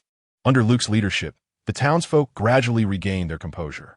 Armed men gathered at the inner side of the mall entrance, firing continuously at the spiders. This formation created a fan-shaped barrage outward, the remaining elderly and women assisted by reloading magazines. Inside the surveillance aircraft, Griffin, Black Swan 11 calling. Black Swan 1 formation. 2A, 10 attack aircraft, proceeding as planned to provide air support, currently approaching Area 03. Black Swan 11, Griffin acknowledges, your position has been intercepted on radar. Please report your status. Black Swan 11 is carrying 4 unguided 82 bombs, 38 61 rocket pods, 70 unguided rockets, 2 9-infrared combat missiles, 8 cannons operational. Remaining fuel 4,500 pounds, with a loiter time of 20 minutes. The rest of the formation is similarly equipped. Griffin acknowledges, please confirm, repeating the pilot's report. Black Swan 11 confirms correctness. Black Swan 11, Griffin received, I am now transferring you to the ground team channel. Black Swan 11 acknowledged. At this moment, the ground situation relies entirely on Luke's support. The remaining ammunition of others is dwindling. Suddenly, a melodious female voice emerged from the communicator. Team, this is Black Swan 11 double-click formation. I have arrived above your location and am currently circling. Mid. Wow, I seem to have heard the voice of an angel. Cook, silence, Mid. This is the team, Black Swan 11. Please prepare to receive the 9-line briefing. Black Swan 11 acknowledged. 03, attack initial area, 285, course, 2, distance. In nautical miles, 32 meters, altitude, burning vehicles, target characteristics, specific coordinates, laser guidance code 1688, marking method, inside the building. 40 meters east, friendly position, northeast, egress direction. Black Swan 11 acknowledged, repeating. Team acknowledged, confirmation received. Black Swan 11 is entering the attack position. Luke also monitored the entire conversation through the headset. Upon hearing that the aerial support's 10 attack aircraft had reached the attack position, he urgently shouted to the crowd, "Bombs incoming." Consequently, everyone swiftly retreated into the shopping mall. Chapter 154. The Art of Barbecue. 2 10 attack aircraft, one following the other, entered the attack trajectory. They first plowed the ground with their 30mm cannon. The immense kinetic energy of the shells striking the ground sent flying debris capable of obliterating a swarm of small spiders. The gigantic wolf spider, larger than a tank, was utterly destroyed, its remains unrecognizable. As they flew over the parking lot, they released 8 227-kilogram conventional bombs. The tremendous explosion and shockwave caused the fire doors of the shopping mall to rattle incessantly. After the attack, the fire doors were riddled with shrapnel. This assault instantaneously cleared the area in front of the parking lot. Yet, numerous small spiders continued to swarm toward the entrance of the shopping mall from all directions. Cook confirmed the effectiveness of the attack over the communication and requested another strike. Black Swan 11 acknowledged. Black Swan 11 is entering the attack position. For this assault, the 210 attack aircraft directly employed 70 rocket pods. The effect was exceptional. After the attack concluded, Cook received communications from the pilots. Team, this is Black Swan 11. We have expended our ammunition and are preparing to return home, wishing you good fortune. Thank you. We are immensely grateful. Mid, hey, you are our angels. If you ever come to Los Angeles, let me extend my hospitality. This is Black Swan 11. Thank you. Following these 2 bombardments, a substantial vacuum zone was swiftly created in front of the parking lot. However, the spiders continued to converge toward the shopping mall. Luke had no choice but to remain stationed at the entrance of the shopping mall. Squad, this is Hammer 11. We have 2 aircraft en route to Zone 03. Squad received. Please accept the 9-line briefing. Hammer 11 acknowledged. To avoid unnecessary verbosity, the briefing will not be repeated. Squad, this is Hammer 11. We are about to deploy incendiary munitions. Please take cover. Squad received. This time, 750-pound incendiary bombs were directly deployed. The heat generated created a shockwave that forced the civilians inside the mall to retreat hastily to the innermost areas. However, this assault proved more effective than the previous bombing. The incendiary devices would continue to burn for a period. Luke finally let out a sigh of relief. Indeed, the art of barbecuing proved advantageous. Through his insight, he observed that the spiders had retreated underground. He took out a cherished box of exquisite seaweed-flavored cigarettes and lit one with the residual heat of his gun barrel, then offered it to Hobbs beside him. None of Luke's squad members smoked. Yet, after the battle, when a leader offers, how could one refuse? Hobbs took a cigarette, lit it, and passed it to Chapman. Thus, the box of cigarettes quickly dwindled. The flavor? Quite delightful. It was Hobbs' first taste of the local specialty, and he found it intriguing. The others shared similar sentiments. Luke grinned widely. You cannot purchase this, he remarked. Mud stared with deadpan eyes. Damn, those wealthy folks. The 2 girls declined the cigarettes, which were instead distributed among the townsfolk guarding the entrance. Through the drone, Cook observed that the spiders had indeed retreated. Boss, the spiders have gone back underground. Cook's voice resonated clearly in the expansive hall of the shopping center. The townspeople taking refuge cheered in response. Luke turned to his team and said, Do you still think our vehicle-mounted weapons are superfluous? Mud replied with a grin, No, boss, you're truly brilliant. I believe we could further bolster our efforts. Mud, tanks cannot be driven into the streets, Erica interjected. Luke approached Sheriff Samantha. Many residents have been taken underground by those spiders. We need to devise a plan to rescue them. At that moment, a man beside Sheriff Samantha spoke to Luke. I recall that the basement of the shopping center connects to the main route leading to the mines. Are you certain? Luke inquired. Yes, this is our family's mining site. I'm well aware of it. Luke nodded at him. All right, you will accompany me shortly. Hobbs, you stay here with Erica and Cook. Chapman and Mudd, follow me. He then addressed Sheriff Samantha. Arrange for a few strong townsfolk to accompany us. We will investigate the mines. Thus, Luke led his team to the basement of the shopping center. Through this back door, one can access the mine. However, the door has been securely locked from the inside. Damn it, Wade must have seized the opportunity to escape while we were engaged in battle.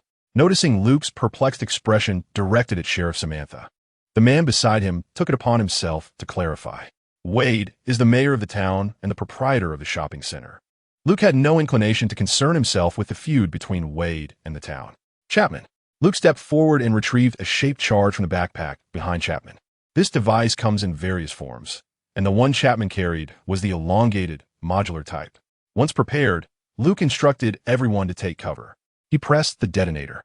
With a resounding boom, the door was blown open. This device inflicted minimal damage to the door itself, focusing primarily on the door frame. The entire iron door collapsed. Luke was the first to enter the mine. It was dimly lit, illuminated only by the faint glow of emergency lights that barely penetrated the darkness. The townsfolk found numerous miners' helmets at the entrance, each equipped with a headlamp, which barely sufficed to illuminate the path ahead. The man guiding Luke caught up with him. Hey, I'm Chris McKinmuck. Luke did not meet his gaze, continuing to survey the mine's interior as he walked. These spiders are likely lurking within the mine. We must tread carefully. The deeper they ventured, the more webs appeared within the mine. Luke cautioned everyone, suggesting they were nearing the creature's lair. McKinmuck directed Luke further in, along the cable. As they turned a corner, the sight that greeted them was startling. The area was thick with webs, and numerous large bundles were ensnared within them. Suddenly, a spider the size of a dining table leapt from the shadows, blocking their path. It raised its front legs, baring its fangs at the group. Luke urged everyone to cover their ears. The gunfire from White Snake echoed ominously within the mine. At that moment, Sheriff Samantha's youngest son hurriedly warned everyone, be cautious. This is their lair. Luke glanced down at the bespectacled boy. Do you know much about them? The boy replied, I learned a bit from Spider Keeper. Luke chuckled and patted his head. You're now my temporary advisor. The boy sighed. The mother spider here could be 3 times larger than those outside. Luke smiled as he drew an ancestral flag and chambered around. Fear not. No carbon-based life form can withstand modern firearms. The boy gazed up at Luke for a moment, then quietly inquired, Sir, are you truly so? Chapter 155. You dare to steal from those the military favors. Luke surveyed the surrounding bundles ensnared in webs. Luke confirmed that these were indeed the townsfolk who had been captured. He then advised Sheriff Samantha.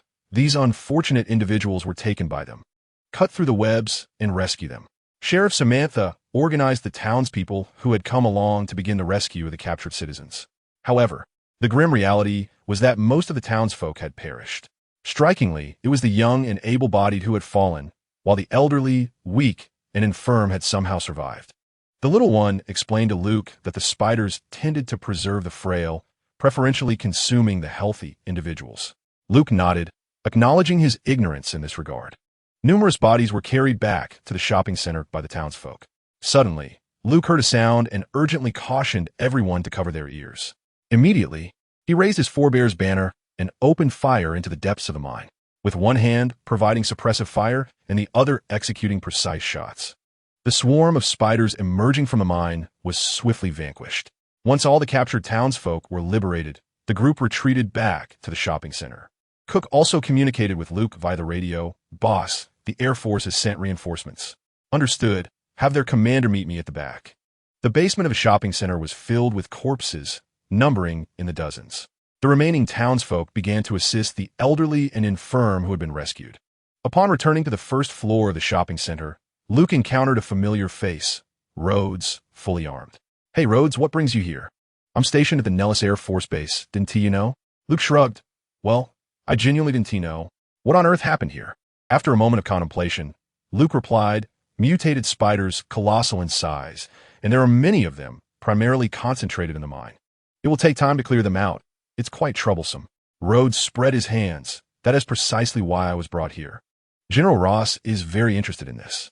Patting Rhodes on the shoulder, Luke took a deep breath. Good luck. It seems this will take quite some time to resolve. At the entrance of a shopping center, many townsfolk expressed their gratitude to Luke's team. Had it not been for them, the consequences would have been unimaginable. As dawn broke, personnel from the Arizona branch arrived, but the commander bore a frown instead of the joy that accompanied their previous meeting with Luke. Well, didn't he expect to see you again so soon? Luke remarked, offering him a cigarette. Indeed, I didn't expect it either. The commander accepted the cigarette from Luke and lit it. It's truly unimaginable what you all have endured. Luke shrugged. I never anticipated leading Air Force bombers to strike within the continental United States.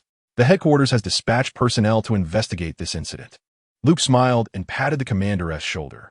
Congratulations, someone has taken the blame for you. This is hardly a fortunate occurrence. In any case, it no longer concerns us. I simply wish to return home. After the handover with Rhodes and the Arizona representative, it was already noon. At that moment, several black vehicles arrived. A number of individuals clad in black emerged, and upon seeing them, Luke's face brightened with recognition. Old acquaintances. One of them approached Luke and extended a hand. Luke smiled and shook it warmly. Agent Coulson, I trust you are not the investigators dispatched from headquarters? Coulson returned the smile and also shook hands with the Arizona representative. No, we're merely curious and wish to see if we can be involved. Do you dare to encroach upon what the military has deemed yours? Coulson paused momentarily before helplessly addressing Luke. Luke, we only wish to partake in the investigation to ascertain where the issue lies. Luke shrugged. This matter is beyond my jurisdiction. You may inquire with them. I am eager to return to Los Angeles with my team. With that, he disregarded Coulson, exchanged pleasantries, and boarded the vehicle with his team members. All right, everyone, let us set off. We're going home. The journey back was uneventful, and they successfully returned to the base. You all have 2 days off. Any matters can be addressed upon your return.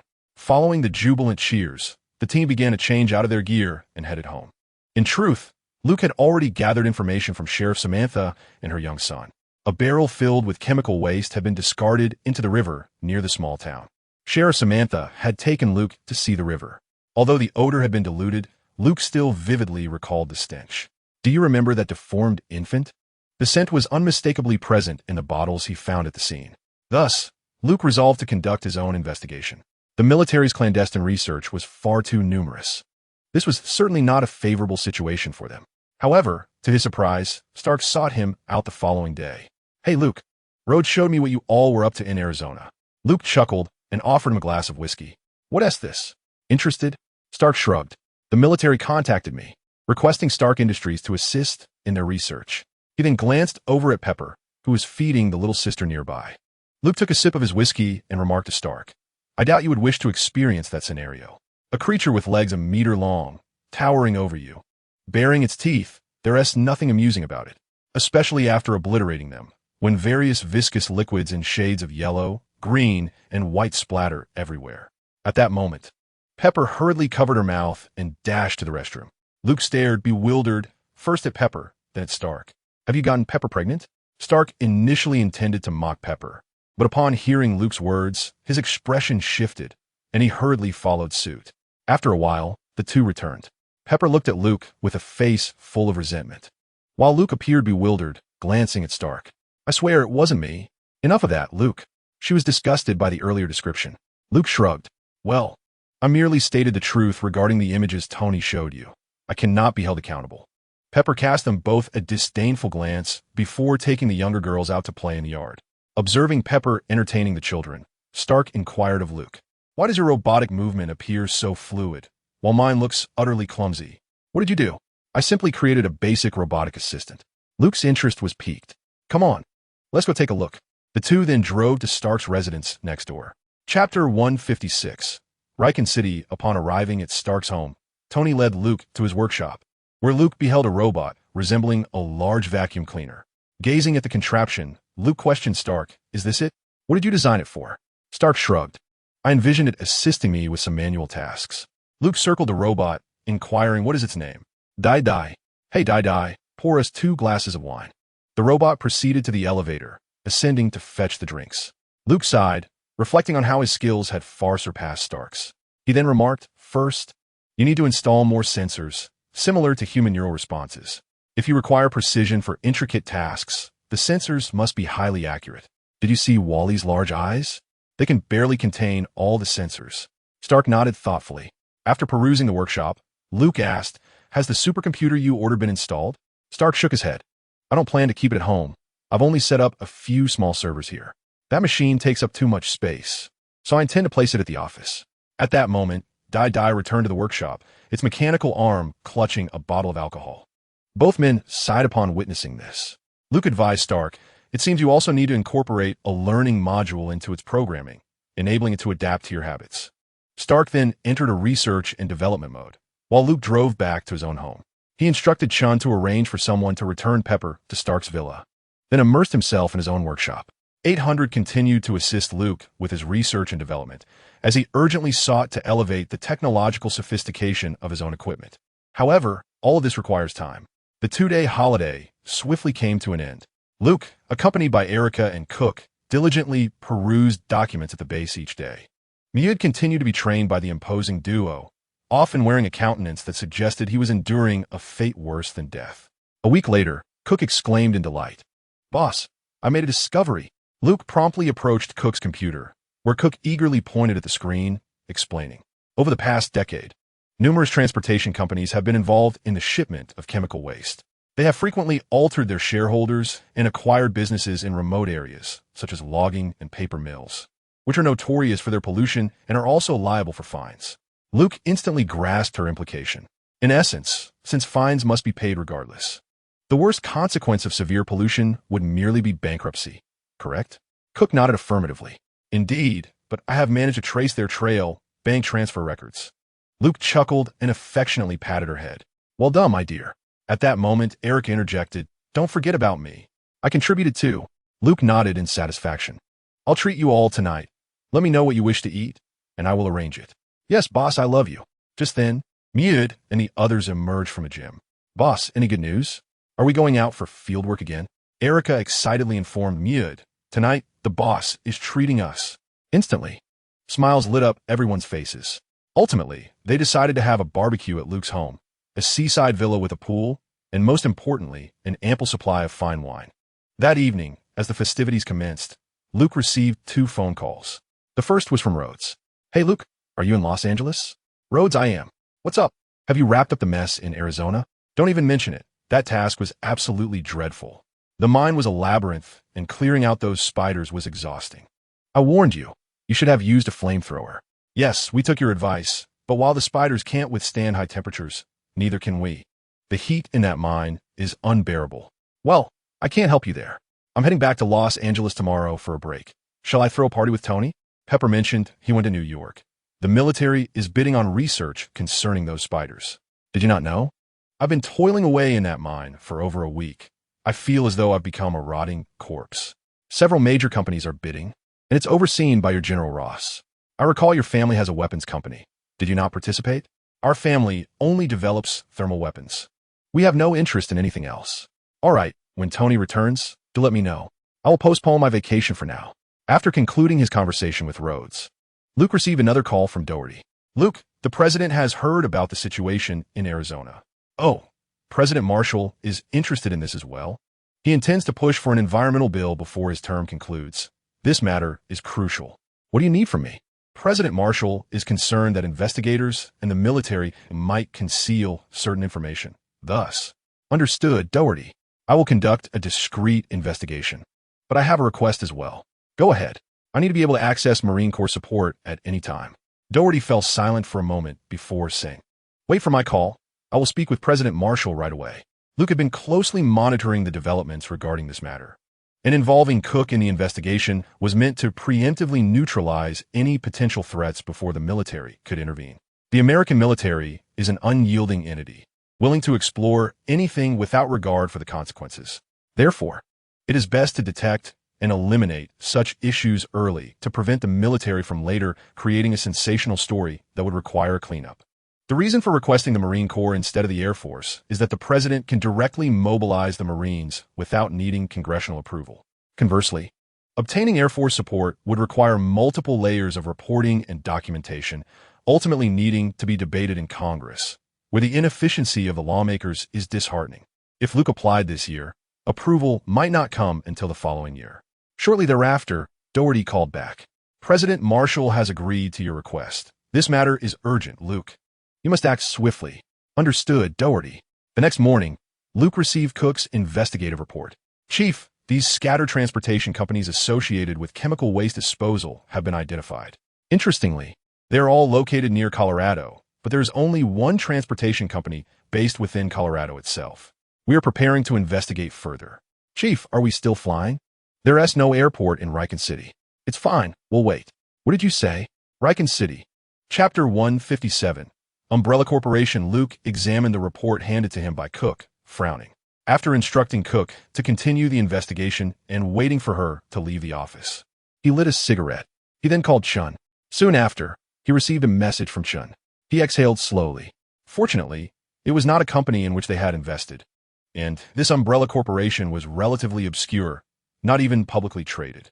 At this moment, Luke felt an urge to visit Kamar Taj and meet with the Ancient One. However, he restrained himself. Could it be that the Ancient One, possessing the foresight of the future, had seen his actions within the future she had witnessed, which is why she chose not to intervene? After mulling over this, Luke found himself lacking in any fruitful ideas and decided to put the matter aside. He took out his phone and called Grandpa Cheen. Grandpa, have you heard of a biopharmaceutical company called Umbrella? Grandpa Cheen remained silent, seemingly recalling what Luke had mentioned about the company. No, is something wrong? They're about to encounter trouble. This company possesses numerous patented technologies that could be acquired afterward, and it also has the potential to share the spoils with others. I understand. I will make the necessary preparations. After hanging up with Grandpa Cheen, Luke began to research relevant information about Umbrella. The company was not nearly as powerful as the Umbrella Corporation from Luke's previous life. In fact, it was rather obscure. Although it also originated in medical biotechnology, it was merely one among many pharmaceutical enterprises. In the face of large pharmaceutical companies under major conglomerates, they did not stand out. Nevertheless, Luke stumbled upon news regarding their purported development of an anti-cancer drug. Having made up his mind, Luke devised a plan.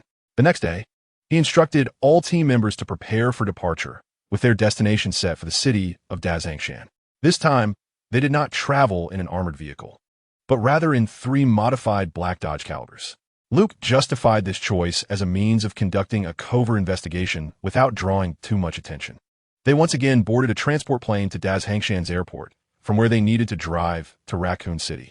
Raccoon City was surrounded by mountains on 3 sides, with only a single road traversing from north to south. Luke opted not to enter Raccoon City during the day. Instead, he quietly led his team there under the cover of night. For this operation, Luke did not book any hotels. He required the team to remain inside the vehicles at all times. Upon reaching the outskirts of Raccoon City, they left 1 vehicle behind and entered the city in 2 cars. Their current objective was the transportation company. Luke intended to infiltrate this company with Cook to investigate the specific list of items being transported and their clients. The location of the transportation company was situated in a warehouse district where Erica operated drones for surveillance. Hobbs, along with Mudd and Chapman, maintained perimeter security and provided support. Luke and Cook stealthily entered the company's office building. The process went smoothly, as this warehouse district was not a restricted area, and the security personnel were merely ordinary individuals. Unable to deter Luke's team, after inspecting the company's computers, Cook found the desired information on the warehouse manager's computer. Back in the vehicle, Cook successfully discovered records indicating Umbrella's involvement based on the data. With this evidence in hand, Luke felt reassured and immediately instructed Cook to gather more information about Umbrella. On the surface, the Umbrella office in Raccoon City appeared to be merely a branch. However, Cook uncovered that the financial transactions associated with the local Umbrella office were substantial. After contemplating for some time, Luke ultimately decided to visit Umbrella's office in the city. After all, he had already obtained evidence of their illegal handling of chemical waste. Furthermore, he possessed the search warrant for the federal judge that Doherty had long since provided him. When Luke arrived at the Umbrella branch in Raccoon City, he was taken aback. The place was deserted, suggesting that the occupants had vacated only moments before. Luke's anxiety about the impending events intensified. He retrieved Captain Jack's compass and steered his team towards the outskirts. They halted before the grand gates of a mansion. The interior was shrouded in darkness, and the rustling leaves stirred by the mountain breeze resembled the ominous whisper of a ravenous demon, poised to devour the intruders. "Everyone, gear up," he commanded. The team members swiftly donned their combat uniforms and equipped themselves with weapons within the vehicle. Luke, too, joined their ranks, donning tactical gear for the first time. Mud looked at Luke, now clad in his gear, and jested, "Boss, you look far more presentable in that outfit than in a suit." Luke shot him a glance, dismissing the comment, and with a serious demeanor addressed his team, "We may be facing a severe biohazard leak. Prepare yourselves mentally. Anyone wishing to withdraw should do so now." Seeing the gravity of Luke's expression, the team recognized the seriousness of the situation. Luke had never been this solemn before, nor had they ever seen him in combat attire. Mud was the first to break the silence again. "Boss, since we're here, it'd be a shame to turn back without exploring." Erica chimed in, "Where you go?" "I go, boss." The others nodded in agreement. Luke felt a surge of pride in the unity of his team and waved his hand decisively. "Let us move." The gates of the mansion were forcefully breached as they drove up to the main building, which was devoid of any light. Cook alerted Luke through the earpiece, "Boss, records indicate this is the estate of a couple with the surname Parks, and their daily expenditure logs, so it's not abandoned." Luke replied, "Understood. Let us disembark and proceed with caution." The team members cautiously entered the main building. Mud, awestruck by the opulence of the large villa, remarked, "Can you believe such a vast house is occupied by just 2 people?" Hobbs was the first to spot an anomaly. "Boss, there are signs of forced entry, executed by professionals." Everyone turned to Hobbs, who held a circular object in his hand. "A state-of-the-art stun grenade," Luke explained. Chapman, noticing the shattered window, also pointed out a clue. "Boss, look over there. It's a rappelling rope." Luke nodded in acknowledgement. "Team, it seems someone has arrived before us. Let us check the perimeter and proceed with caution." Hobbs teamed up with Erica. Chapman paired with Mud, while Cook and Luke formed another duo. Before the first floor could be fully inspected, Luke had already approached a glass wall, taking out a special flashlight. The emitted light was crimson. Cook followed closely behind Luke, astonished to discover numerous footprints illuminated by Luke's flashlight. Luke crouched down to examine the revealed prints. "Gentlemen, gather around me, but tread carefully." As the others observed Luke scrutinizing the ground in the hall, they cautiously maneuvered around him to approach Cook. "Chief, have you misplaced something?" Mute inquired. The opposing team comprised 7 individuals, 5 men, 2 women, and 2 ordinary people, likely the homeowners. After completing his inspection, Luke rose and gestured towards the glass wall. "They entered through here." Chapter 158.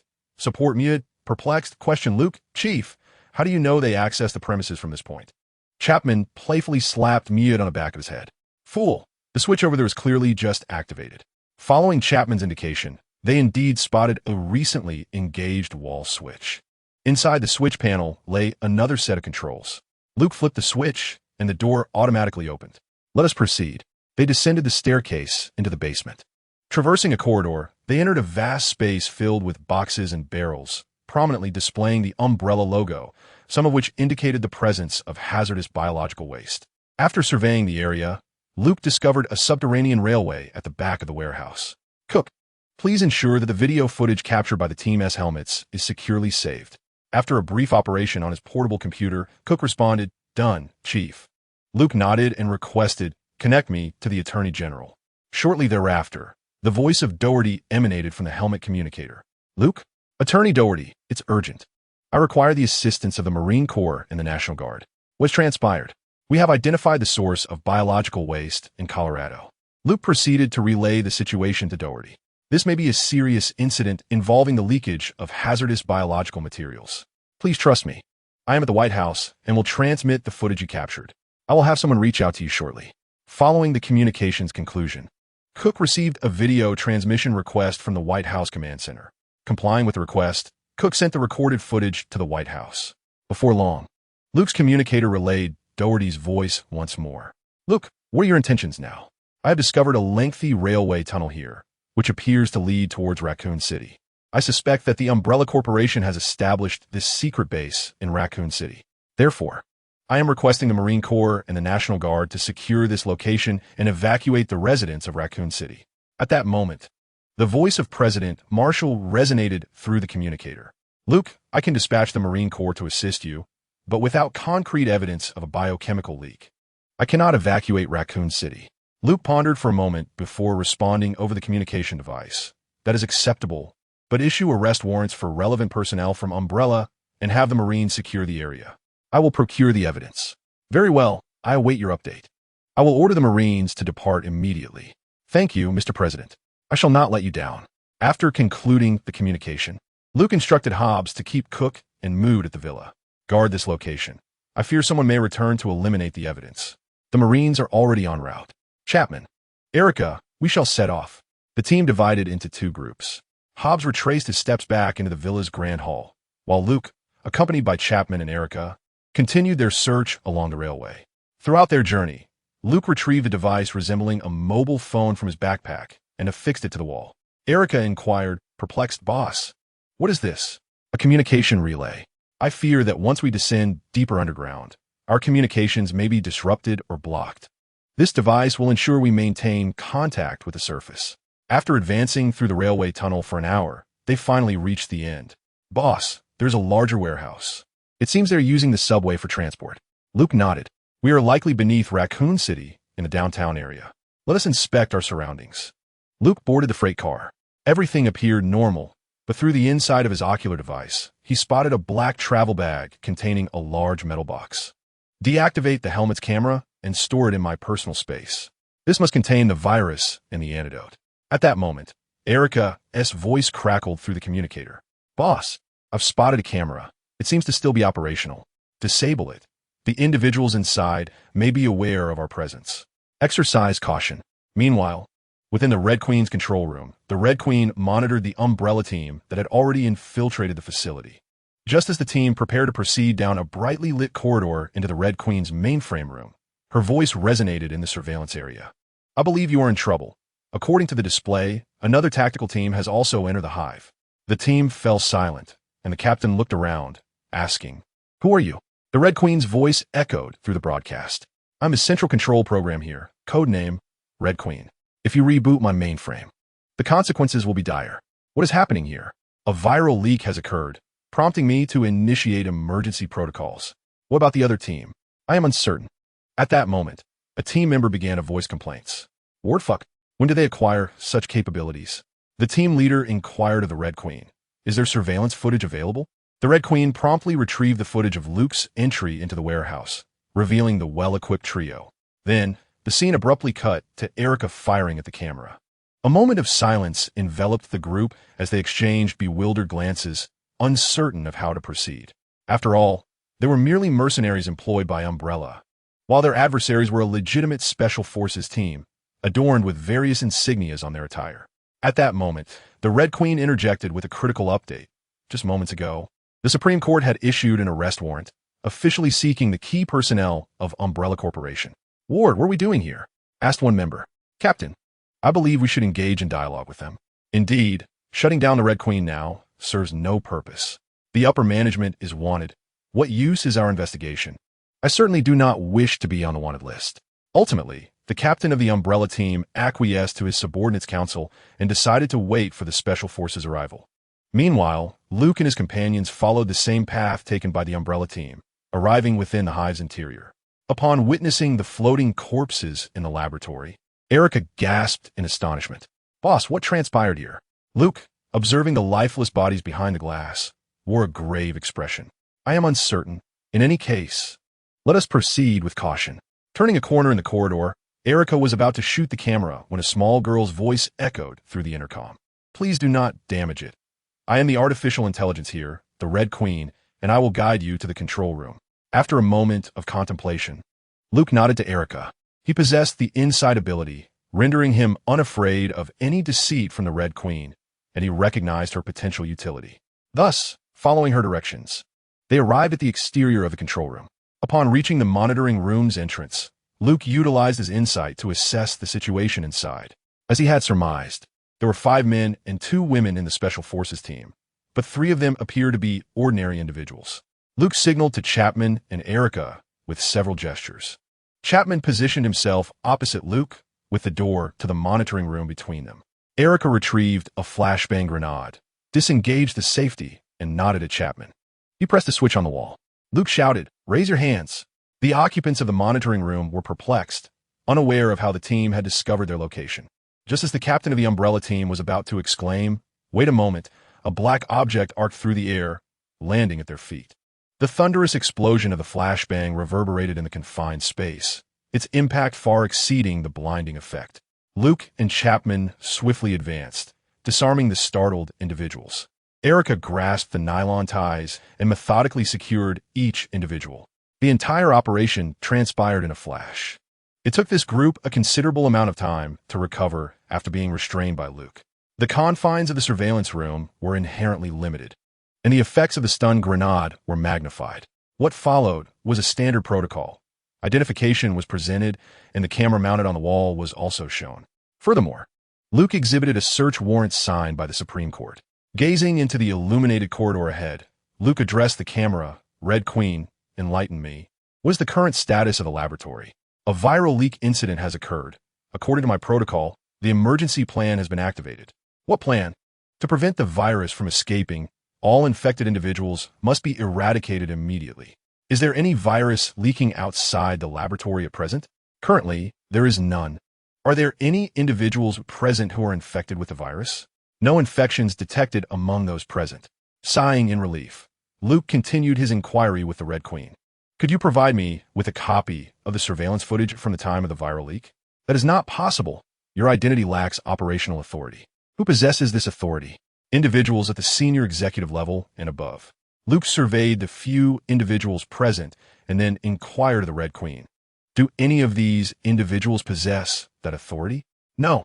Rubbing his head in frustration, Luke found himself in a predicament. Since entering, he had harbored intentions of claiming the Red Queen as his own.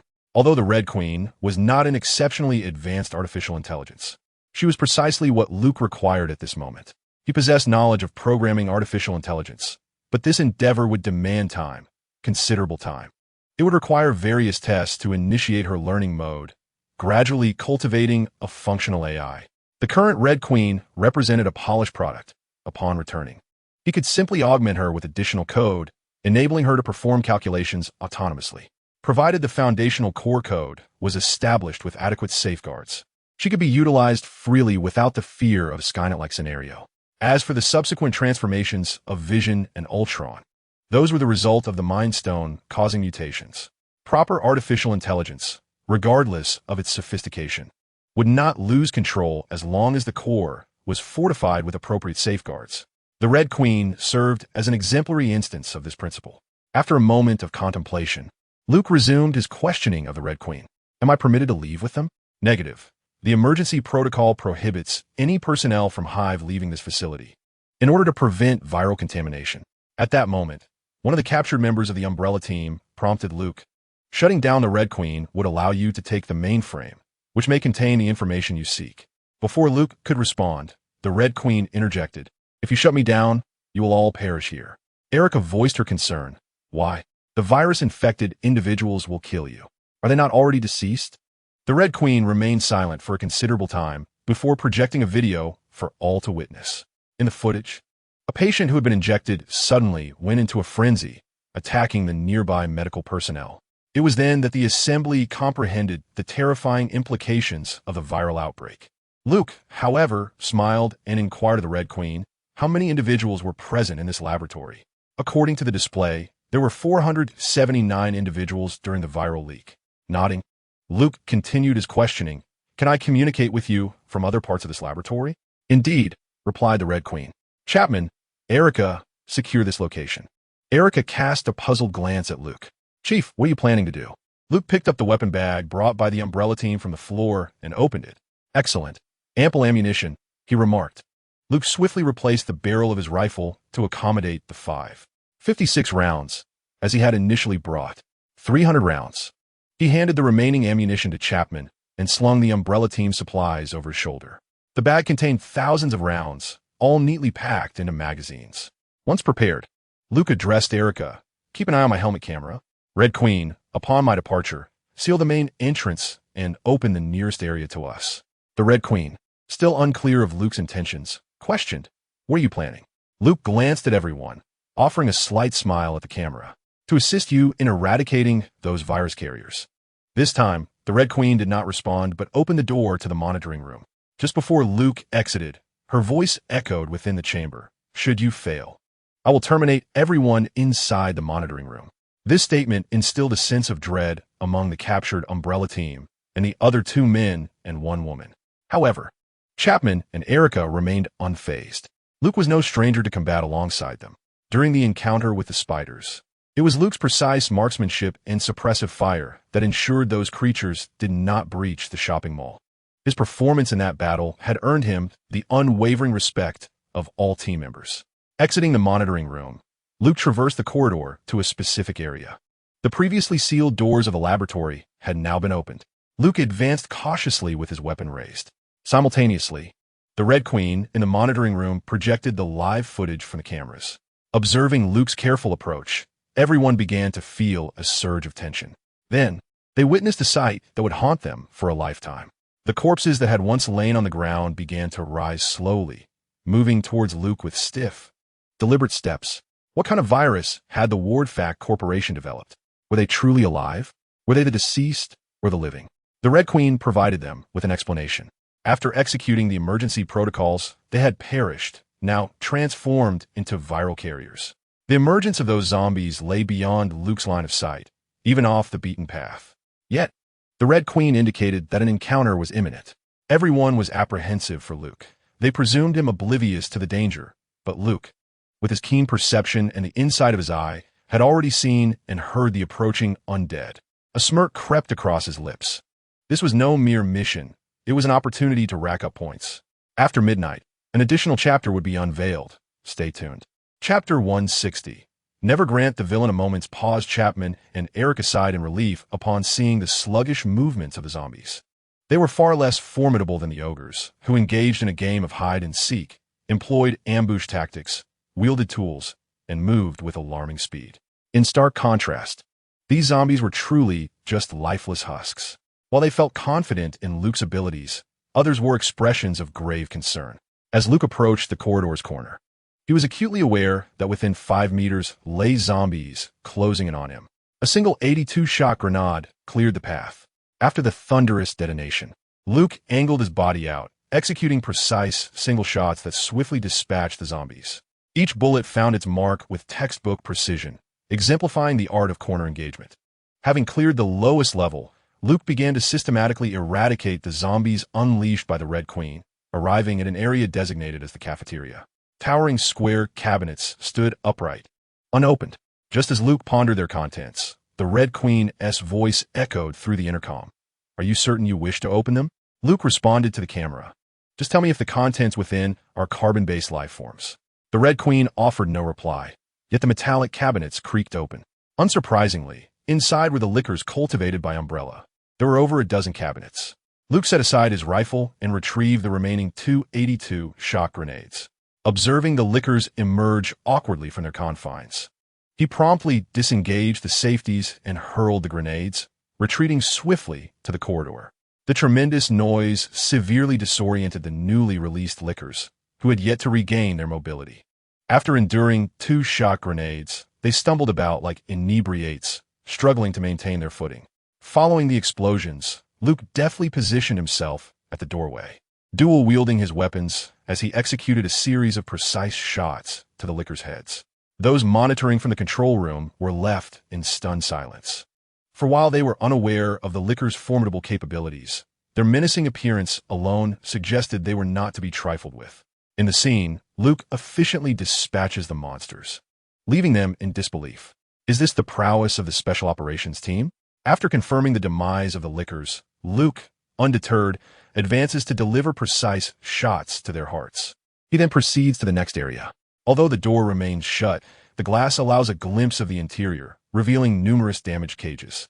Luke surmises that these cages were once home to experimental animals. The wreckage of the cages suggests that these creatures have mutated. For safety, Luke instructs the Red Queen to unlock the door, but refrains from entering. Instead, he fires a few shots to create a commotion. Indeed, several bloodied canines emerge from the shadows. He retrieves a fragmentation grenade, pulls the pin, tosses it inside, and seals the door. This type of grenade relies on explosive shockwaves rather than shrapnel to inflict harm, akin to a stun grenade when used indoors, as depicted in the game. After the explosion, he opens the door to find the mutated canines in disarray, many of them barely intact. Nevertheless, Luke ensures that each corpse receives a bullet to the head. Thus, he clears all zombies and mutated beings from the entire floor. Returning to the surveillance room, Luke gazes at the cameras on the wall. Red Queen, can we depart now? This time, the Red Queen remains silent for an extended period. Ignoring her calculations, Luke directly commands Chapman and Erica. Chapman, Erica, escort them out. He then calls out to Cook via the communicator. Cook, do you read me? Clear transmission. Chief, connect me to the White House. Understood. Erica, transmit the video of my confrontation with those mutated creatures. Received. After a brief pause, the voice of Doherty crackles through the communicator. Luke? Good heavens, those things are terrifying. Are you unharmed? I'm fine, Professor Doherty. Can we initiate the evacuation of Raccoon City with President Marshall's approval? President Marshall has consented. The Colorado National Guard is mobilizing as we speak. The sooner, the better. If this outbreak leaks, the consequences will be unfathomable. We will expedite arrangements. Please ensure your safety and gather as much evidence as possible. As the communication ends, the captured Umbrella team and 3 other hostages are left dumbfounded. The White House. When did the president become involved in this matter? Did he send a team specifically for this? However, Luke does not provide them with explanations. He addresses Chapman and Erica, saying, "You two take them away while I prepare to reboot the system and gather evidence of Umbrella's illegal bioweapons research." After nodding in agreement, they lead the captives and hostages away. Taking out the tablet, Luke observed the feed from the helmet cameras of Chapman and Erica, confirming their entry into the subway before putting it away. Addressing the wall-mounted camera, he stated, "Red Queen, we may converse now. While I cannot provide a definitive answer to your request, there are others who can." Upon finishing his words, the floor beneath Luke trembled, and the ground of the monitoring room began to descend slowly. Before him unfolded a vast and profound space, encircled by what appeared to be dormant capsules. However, Luke's perception likened them to coffins. After a brief count, he noted that there were not as many as he had imagined, merely a few thousand dormant capsules. Upon reaching the bottom, a luminous corridor illuminated with guiding lights. Following this path, he emerged into another area. This space had been hollowed out, leading to a different section. Upon opening the door, he found himself in what resembled an upscale reception room. On either side of the corridor were 2 open dormant capsules. Advancing further, he encountered an elderly woman seated in a wheelchair beside a grand desk. Across from her sat a middle-aged man on a sofa, accompanied by a burly figure wearing sunglasses. The middle-aged man smiled and addressed Luke first. "Agent, I am Dr. Isaac, chairman of the Umbrella Corporation." Luke, disinterested in idle chatter, swiftly drew his weapon, aiming it at him. "Raise your hands." Dr. Isaac, somewhat exasperated, replied, "I've offered you an opportunity. Since you refuse to recognize it, I can only express my regrets, Weskier." No sooner had he finished speaking than the burly man in sunglasses sprang into action, moving with a speed that transcended human capability. He moved so quickly, bang, he was shot in the head. Luke was swifter. This caused Dr. Isaac and the elderly woman in the wheelchair to nearly leap from their seats in shock. "This is impossible. You are a virus mutant?" Another gunshot answered Dr. Isaac. Luke stepped forward, retrieving a vial of green antivirus from the lifeless body of Dr. Isaac, placing it within his coat, finally allowing himself a sigh of relief. He, Luke Cheen, never afforded villains the luxury of idle talk. Chapter 161. Transaction Target. Red Queen quietly stowing the antidote into his space. Luke turned to face the elderly woman in the wheelchair. Upon meeting his gaze, she smiled and closed her eyes. After a prolonged moment, she awaited the bullet she anticipated but received none. Opening her eyes, she found Luke seated on the sofa, smiling back at her. "Ms. Alicia Marcus, I hereby formally inform you that you are under arrest." The woman in the wheelchair chuckled. "Do you truly believe I wish to leave?" Luke shrugged, picked up a bottle of wine from the table, opened it to inhale its aroma, and then poured himself a glass, taking a gentle sip. Leisurely addressing Lady Marcus, "You proposed. Let's strike a deal. What is it that you desire?" Luke downed his drink in one swift motion. "I seek the Red Queen. I am aware that the sole authority now resides with you." Lady Marcus nodded, her curiosity piqued as she inquired, "Is this request on your behalf or that of the forces behind you?" "It is personal," Luke replied. Yet, Lady Marcus persisted in her confusion. You could take the motherboard of the Red Queen and still utilize it. Luke shook his finger. No, what I desire is the complete version of the Red Queen, not that truncated variant. Lady Marcus smiled at him. You are quite astute, but why should I acquiesce? Because I can heal you. What? Lady Marcus nearly leaped from her wheelchair at his words. I mean, I can cure your affliction. The forces behind me will take over Umbrella Corporation. You will remain a shareholder and continue to enjoy a life of luxury and privilege.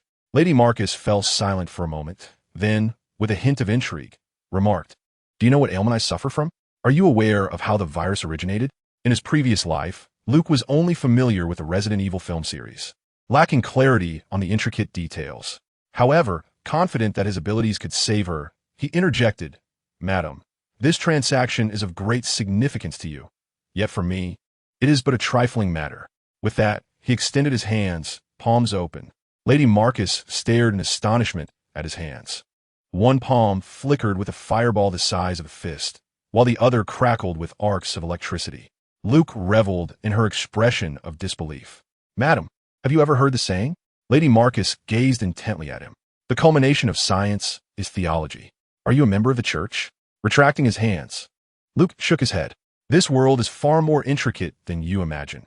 Your illness may elude science, yet it poses no obstacle to mysticism. Deal. Lady Marcus decisively consented to Luke's proposal. She then tapped on the long office desk, which elevated to reveal a computer mainframe. Pointing at the machine, Lady Marcus declared, The core of the Red Queen resides within. Luke nodded with satisfaction, then waved his hand, causing the mainframe to vanish into his spatial pocket. Lady Marcus's eyes widened in astonishment, unable to comprehend how such a large device had disappeared. However, she refrained from voicing her questions, instead growing more convinced of Luke's promise to heal her. As he pushed Lady Marcus outside, she began recounting the origins of Umbrella Corporation. Her ailment was a form of progeria. Despite her appearance resembling that of an elderly woman, she was, in truth, only 25 years of age. His father, James Marcus, was a scientist who established the Umbrella Corporation in collaboration with Dr. Isaac to seek a cure for Alicia's illness. The successful development of the virus presented Marcus with the prospect of healing Alicia. However, the virus exhibited severe side effects, prompting Dr. James Marcus to halt its development and to obliterate all data related to the virus. Dr. Isaac instructed the Umbrella security chief, Weskier, to eliminate Dr. James Marcus. Consequently, Weskier naturally assumed the role of Alicia's guardian. Even at a tender age, Alicia was acutely aware that it was Isaac and Weskier who were responsible for her father's demise. Yet her grave illness rendered her powerless to avenge him. Ultimately, Dr. Isaac enlisted the assistance of Dr. Charles Ashford, who also had a daughter afflicted by disease, to continue the virus's research.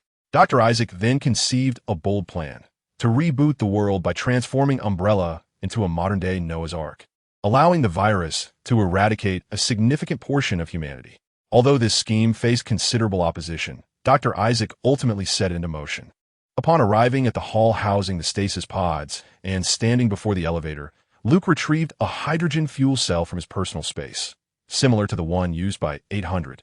After some contemplation, he opted for a larger model, approximately the size of a computer tower. He placed the 4 explosives brought by the Umbrella team atop it and produced a signal receiver along with a mobile phone. Alicia watched as Luke busied himself, ultimately assembling a massive bomb. He positioned it beneath the elevator and, pushing Alicia, they ascended in the lift, returning to the monitoring room of the hive. Luke activated the communication system, only to be met with the sounds of intense gunfire from the other end. Hobbs, can you hear me? Luke inquired. Hear you loud and clear, boss. We're under attack from unidentified armed forces, Hobbs replied. Boss, did you just step out for a moment? We've been unable to reach you. Mudd added. I was placing the bomb. This location must be destroyed, Luke stated. Boss, I just called for backup. The Marines are en route. They should arrive shortly. Cook informed him. Connect me to the White House, Luke commanded. Doherty, what has transpired? Luke asked. Doherty, how is the evacuation of Raccoon City progressing? It has only just commenced. It will require time, Doherty responded. There's no time left. This base has initiated its self-destruct sequence, and we have merely 2 hours remaining. Luke warned. Can't you disarm the bomb? Doherty pressed. This place is too vast. I cannot locate the explosives, Luke replied. All right, we will devise a solution, Doherty said before ending the communication. Alicia looked at Luke with curiosity. Do you have support from the White House? With a reassuring smile, Luke replied, I am more reliable than you may think. Rest assured, you will be safe. As they returned outside the hive, Luke noticed that the subway had once again arrived at their location. It appears that Erica, after escorting those individuals onto the subway, commanded the train to return. Once Alicia boarded the subway, she confided in Luke. She revealed that the individuals from the Umbrella Corporation outside were all clones, save for Dr. Ashford. They had all been implanted with false memories, and the virus would no longer be researched.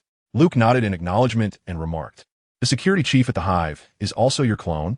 ISNT she? Alicia sighed and confirmed Luke's assertion. She is my first clone. I hope you won't harm her. Rest assured, once you are healed, she will accompany you to witness this beautiful world, I promise. Chapter 162. The Brotherhood of Men. Upon Luke's return to the villa with Alicia, the battle had already concluded. Hobbs approached Luke to report the outcome. Boss, the assailants bore no insignia, and the mercenaries from Umbrella aided us. Luke nodded towards several members of the Umbrella team. Were there any injuries? A man named Matt had sustained minor injuries, while another, Spencer, had perished. At that moment, Alicia spoke to Luke. It seems someone can't sit still. Presumably, they wish to destroy the evidence. Luke shrugged nonchalantly. It doesn't matter. This place will cease to exist anyway. Folks, let us hasten our departure. The base has initiated its self-destruct sequence. We had pointed outside and informed Luke, Boss, we only have 2 vehicles. Erica punched Mute's arm. Fool. ISNT, there an enemy vehicle approaching? Luke guided Alicia into the car and waved to Alice. Madam, follow me. Alice, taken aback, pointed to herself. Upon receiving Luke's nod of confirmation, she joined them in the vehicle. Upon entering Raccoon City, chaos reigned. Helicopters overhead incessantly broadcasted warnings of a toxic gas leak, urging citizens to evacuate the city promptly. Regardless of their transportation, everyone was hastily fleeing. Luke estimated the hive's location to be in the western part of the city. Most of the populace within the explosion radius had already evacuated, yet the roads were exceedingly congested. Following the map, Luke directed the convoy along a rural route leading out of the city. This area had been cordoned off by the National Guard, with evacuees gathered on the opposite side of the road. Even Luke mused at the newfound efficiency of the American government. Upon reaching the roadside, Luke instructed the convoy to halt. He disembarked and approached the 2 vehicles occupied by the Umbrella team. The squad members also exited their vehicles. Luke smiled at them. Don't be anxious, gentlemen. I understand that you are merely pawns in this matter. Although this statement held a kernel of truth, it was still rather unpalatable. Destroy all items related to the Umbrella Corporation. I will ensure your safe departure from this place. The members of the Umbrella team initially anticipated being taken away for interrogation by Luke, yet they found solace in his words. At the very least, they had circumvented considerable trouble, for these mercenaries held a deep-seated aversion to engaging with governmental entities. Luke held a favorable view of this team. They were loyal and compassionate, having assisted Hobbs and his companions in their struggle against unidentified armed forces.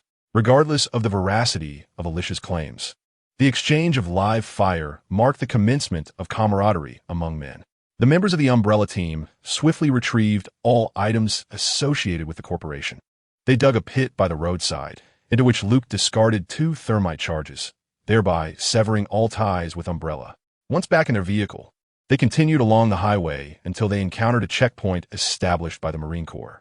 Luke's identity had been specially flagged, allowing him to pass through without hindrance after presenting his credentials. Upon arriving at the temporary command post, Luke disembarked and requested a document from the relevant staff. He then approached the captain of the Umbrella team outside the command center, presenting him with a document that would facilitate their safe exit from the restricted zone. The captain, a man of African descent, expressed his gratitude with a smile. Luke handed him a business card, recommending a contact for potential employment opportunities. Thank you, my friend. I am at a loss for words, the captain replied. No need for thanks. We have fought side by side, Luke reassured him. The 2 teams embraced, their bond strengthened by the shared experience of battle. Subsequently, Luke entrusted Alicia to personnel dispatch from headquarters for support.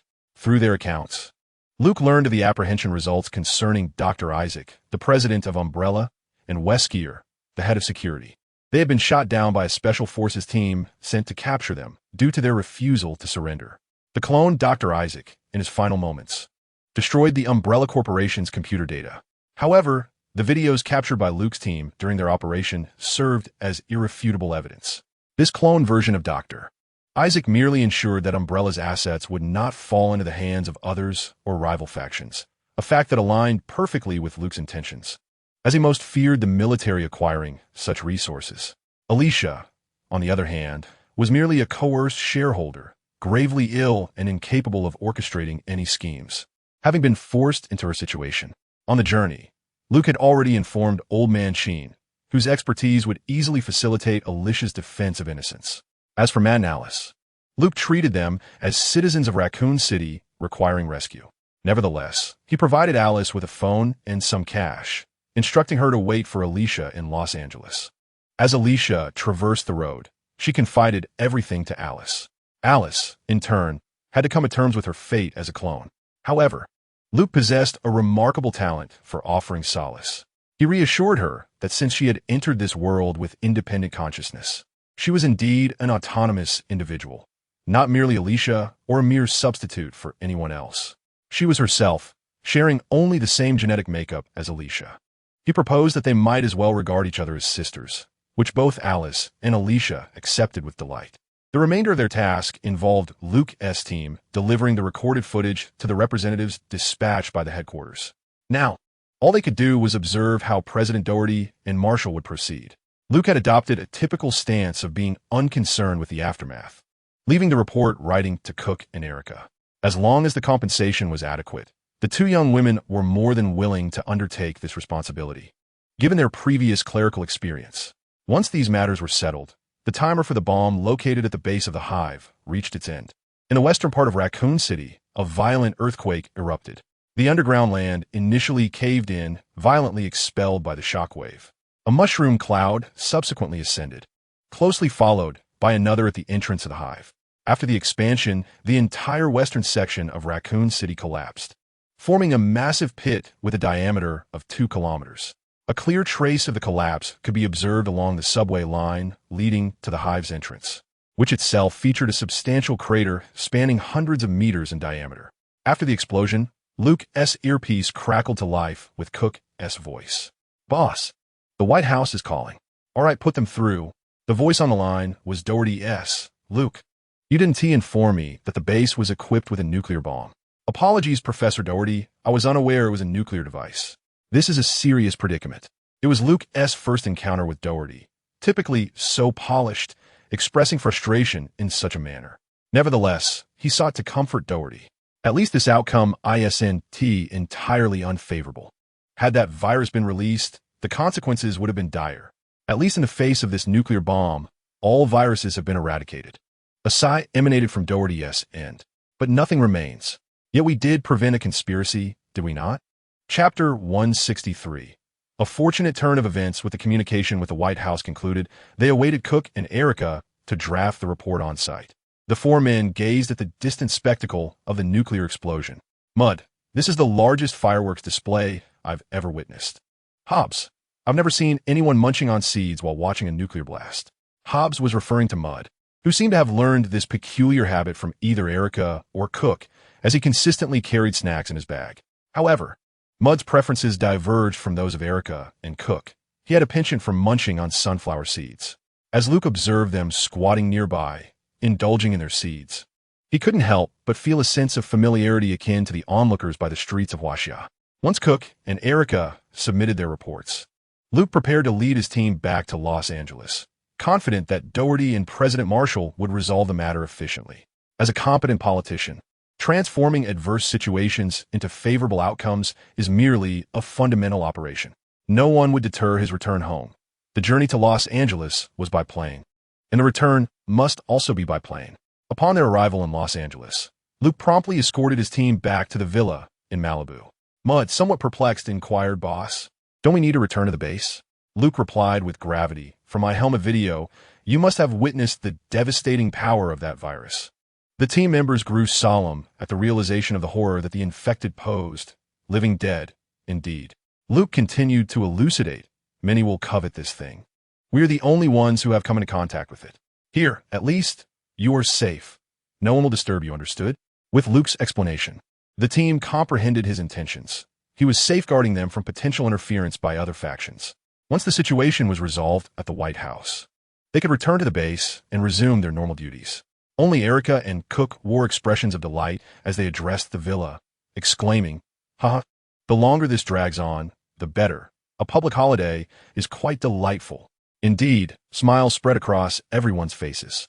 With ample space, provisions, and a semblance of a vacation, they settled into their roles as caretakers, daily accompanying 13 little sisters and Luke's younger siblings, as the 3 Angela sisters and the twins Jessica and Henry were on summer break. Meanwhile, Luke immersed himself in his studio, emerging only occasionally. After reprogramming the core of the Red Queen according to his specifications, Luke finally achieved the artificial intelligence he had long coveted, Lilith, the new name he bestowed upon it.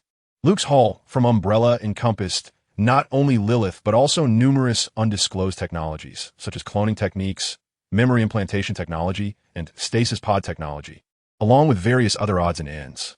Yet, the aforementioned 3 were of paramount importance to him. Subsequently, Luke found himself engulfed in existential contemplation. Suddenly, he retrieved the lightsaber, a token of his father's affection. Am I destined to become a Sith Lord? A clone? A stormtrooper? Goodness, this is something I must not consider. Well, perhaps it warrants some contemplation. Nevertheless, the immediate priority remained to undertake a comprehensive renovation of his villa. The team members divided into 2 groups. Cook and Erica continued their roles as kindergarten caretakers, while Luke, accompanied by Mudd and 2 muscular companions, commenced the installation of sensors and scanning equipment throughout the villa and its surroundings, including the cliffs by the sea. This endeavor was essential for Lilith, as Luke required comprehensive surveillance of the villa and its perimeter. A week later, Luke received a call from old John Dutton, Luke's uncle. The mercenaries from Umbrella accepted the job opportunity Luke offered and headed to old John's location. Initially, after arranging for the rescue of Dr. Tannenbaum and Dr. Ranford from the Extreme City, Luke conceived an idea. He persuaded old John to designate a plot of land between his ranch and Yellowstone Ranch, additionally acquiring a piece of land from the state government to establish a small town jointly formed by the Cheen and Dutton families, wholly under Dutton as control. This team effectively supplemented the professional armed forces of Yellowstone Ranch. Although the cowboys here were formidable, they paled in comparison to seasoned professionals. Thus, Luke recruited this specialized team for old John. Now, it appeared that this team was quite competent, and it was believed that the breathtaking scenery of Yellowstone Ranch in Montana would heal every soul bearing wounds. After addressing the matters concerning the villa, Luke arranged for his private plane to transport the team members, 13 little sisters, and younger siblings to Montana's Yellowstone Ranch, a place adorned with pristine mountains, clear waters, and azure skies, invigorating the spirit. Upon reuniting with the Umbrella team, now known as the Yellowstone Security Team, Luke organized a unique party that evening at the ranch. Dr. Tannenbaum and Dr. Ranford also attended, as they had their own laboratory and projects there, leading a joyous life. Moreover, Luke had administered a high dosage of the life-saving serum, enhancing their beauty to its peak state. Over time, the 13 little sisters had overcome their fears of Dr. Tannenbaum. Evelyn, old John's wife, took a particular liking to these little sisters, and the following day led them to the animal trading market, where they acquired numerous small animals, such as ponies and black-faced sheep. Indeed, small animals and little girls formed an enchanting duo, and the sight of them frolicking together melted the hearts of most onlookers.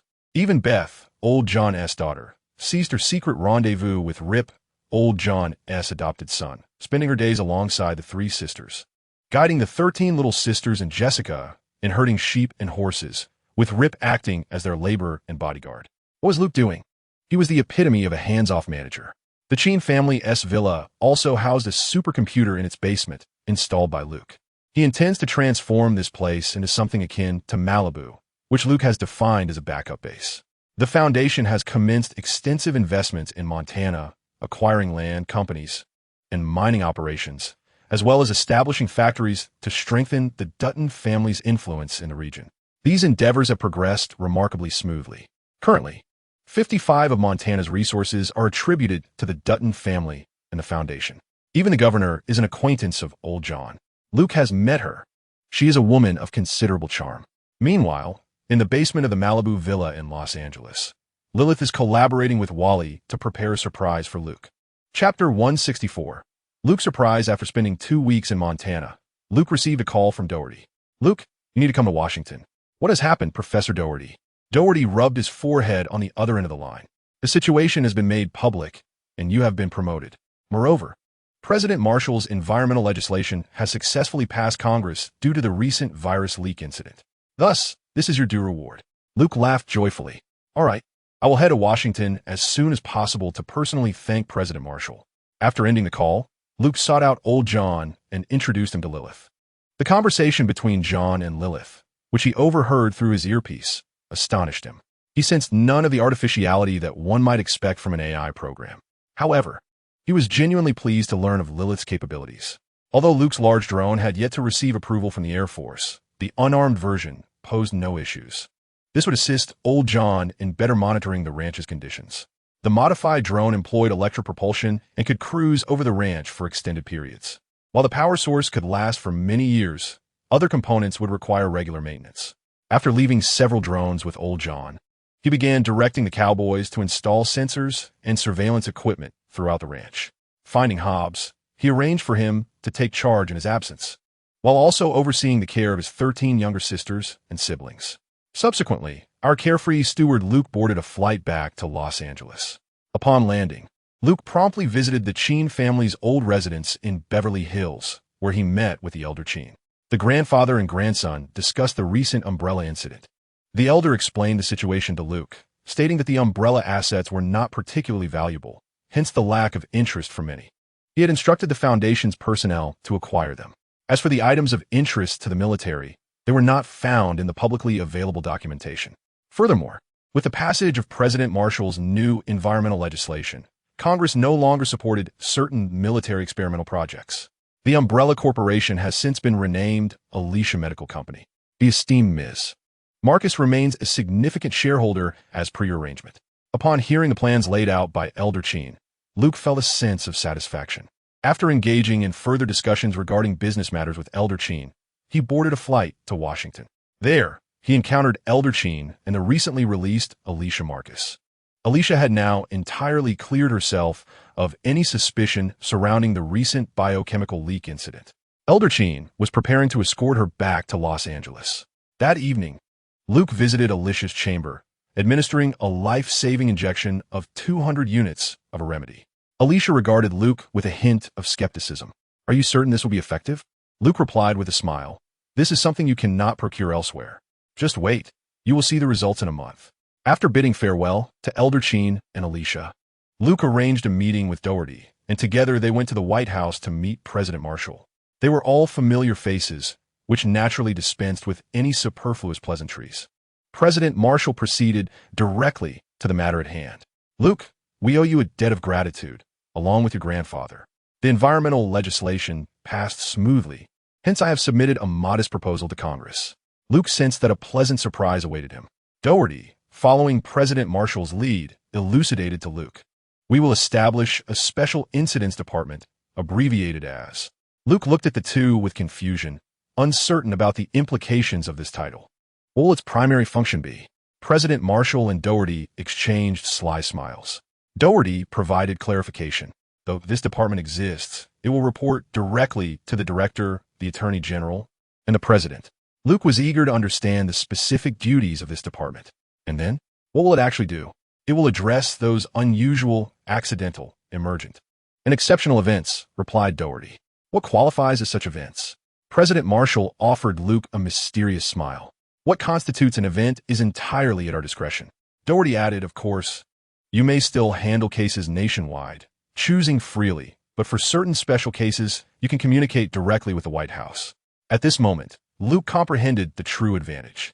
Once Congress approved, this department would establish direct communication with the White House. Regardless of who may occupy the presidency in the future, this department would endure. During times of inactivity, it would face no oversight, yet in moments of urgency, it could engage directly with the president. This arrangement constituted a significant safety net provided by President Marshall and Doherty for Luke. He smiled with joy. Although they expressed gratitude for Luke's contributions during the incident, He understood that it was Elder Qin and the powerful consortium behind the Qin family that had exerted influence. Otherwise, President Marshall's environmental legislation would not have passed through Congress with such ease. Upon returning to Los Angeles, Luke, amidst the lamentations of his team members, transported them to the Marine Corps base at Quantico to acquire specialized combat and operational skills. This posed no challenge whatsoever for Hobbs and Chapman, both of whom were elite veterans of the Navy and Marine Corps. However, Mudd, Erica, and Cook represented the team's weaknesses. Seizing the opportunity during the pre-training medical examination, Luke administered a life-saving injection of 100 to each of them, hoping they could withstand the high-intensity training without succumbing to injuries. Upon returning to their Malibu villa, Angela and her sisters, alongside Jessica and Henry, had all resumed their studies, thus the summer slipped away. The 13 young girls continued to receive instruction from specially hired tutors, while Wally also engaged them in playful activities. 800 had already been dispatched back to Mexico to safeguard Sarah and her child. Yet, the surprise that Lilith and Wally had in store for Luke truly astonished him. It explained why he had not seen 1,000 upon his return. It had been transformed by Wally and Lilith. Now, Lilith controlled 1,000's body, which had morphed from an ordinary male into a stunningly beautiful woman, utilizing 800's bionic skin, making it nearly indistinguishable from a real person. Thus, Lilith was confirmed as Luke's choice for secretary, bringing Lilith to the team base. She leveraged the immense processing power of several globally networked supercomputers, achieving remarkable efficiency in information processing. Consequently, Luke decisively instructed Chunbo to place an order for 10 additional supercomputers. Armed with various technological advancements, Luke was poised to initiate the era of smartphones, albeit requiring some preparations. With the turn of the millennium approaching, the Qin family consortium had already begun divesting from internet stocks. Following the market crash, the Qin Industries would seize the opportunity for rapid ascendance. Chapter 165, an overview of the Luke family relations. Important. Protagonist, Luke Qin, Chinese name, Qin Silu, born in 1977. Paternal grandfather, Nick Qin, Chinese name, Qin Fuhai, born in 1928. Synopsis: an American of Chinese descent, descendant of the Tongs, chairman of Hex Group. Paternal grandmother, Mariana Luciano Qin, born in 1931. Synopsis: an Italian-American, the youngest daughter of the second generation of the Luciano crime family, the original Godfather prototype. Owner of Venus Fashion Group and shareholder in Hex Group. Father, Drake Qin, Chinese name, Qin Yutong, born in 1953. Synopsis: a Yale Law School graduate and co-founder of a law firm. Mother, Elsa Dutton Qin, born in 1955. Synopsis: an heir to Yellowstone Ranch, twin sister of John Dutton. Yale University finance graduate and president and shareholder of a California investment bank. The protagonist's second aunt, Monica Qin Joyce, Chinese name, Qin Yueying, born in 1955. Biography: president of Paramount Media Group. The protagonist's second uncle, Stuart Joyce, born in 1952. Biography: a classmate of the elder Qin, co-founder of 3 law firms, and the eldest son of the Joyce family, closely linked to the Qin family and one of the partners in the consortium. The protagonist's aunt-in-law, Eva Qin Matthew, Chinese name, Qin Yuling, born in 1959. Biography: president of Hex Group, responsible for the East Coast and based in Chicago, a fraternal twin of the protagonist's uncle. The protagonist's uncle by marriage, Chris Matthew, born in 1954. Biography: a retired race car driver, team leader and shareholder of the Dodge team, and a shareholder of Chrysler Group. The eldest son of the Matthew family. The protagonist's uncle, Jack Qin, Chinese name, Qin Yuming, born in 1959.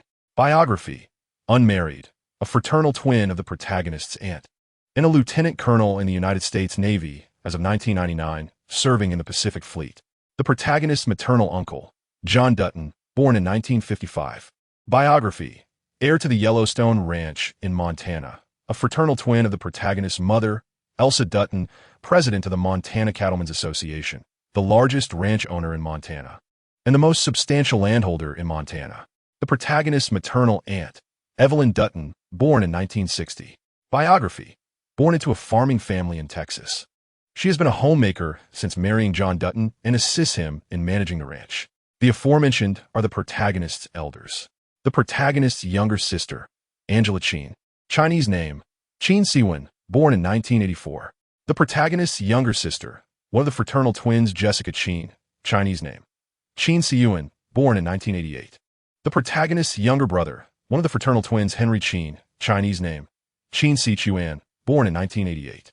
The protagonist's cousins from other families, the John Dutton family. The protagonist's cousin, Lee Dutton, the eldest son of John Dutton, born in 1979. The protagonist's cousin, Jamie Dutton, John Dutton's adopted son, of which he is unaware, born in 1980. The protagonist's cousin, Leif Pruitt, John Dutton's adopted son, adopted at age 11, born in 1983. The protagonist's cousin, Beth Dutton, John Dutton's daughter, born in 1984. The protagonist's cousin, Case Dutton, John Dutton's youngest son, born in 1990. The Stuart Joyce family, the protagonist's second uncle's family. The protagonist's cousin, Vincent Joyce, one of the fraternal twins, born in 1981. The protagonist's cousin, Elena Joyce, one of the fraternal twins, born in 1981. The Chris Matthew family, the protagonist's and Tinlaw's family. The protagonist's cousin, Lavin Matthew, the eldest son, born in 1984. Cousin of the protagonist, Arthur Matthew, one of the fraternal twins, born in 1989. Cousin of the protagonist, Rachel Matthew, also one of the fraternal twins, born in 1989. Natalia Elianovna Romanova, born in 1984. Natasha is a shortened form of her name, and in Slavic nomenclature, the suffix ov denotes a male, while the correct form for females is ova. In 1999, she was adopted by Luke and renamed Lisa Qin under the guardianship of Old Man Qin, though she is still referred to as Natasha in the text to avoid confusing readers. Sarah Qin, the eldest of the young sisters whom Luke rescued in the Extreme City, is also known as Ophidia, the serpent bearer. The remaining 12 young sisters are named after the 12 zodiac signs. The timeline of this book spans a considerable length, extending beyond the Marvel Universe. So I urge readers to be patient and continue reading. Kindly lend your support, offer your likes, encourage updates, and cast your votes generously. Furthermore, the protagonist's cultivation of this peculiar celestial path will reveal significant implications by the conclusion, particularly concerning the protagonist's master, which is not a mere figment of the author's imagination. Clues regarding the master have already been provided, yet no one has yet guessed their significance. Moreover, related content intertwines with another narrative, so stay tuned. As for the reasons behind the westernization, Eastern matters remain a taboo I dare not approach.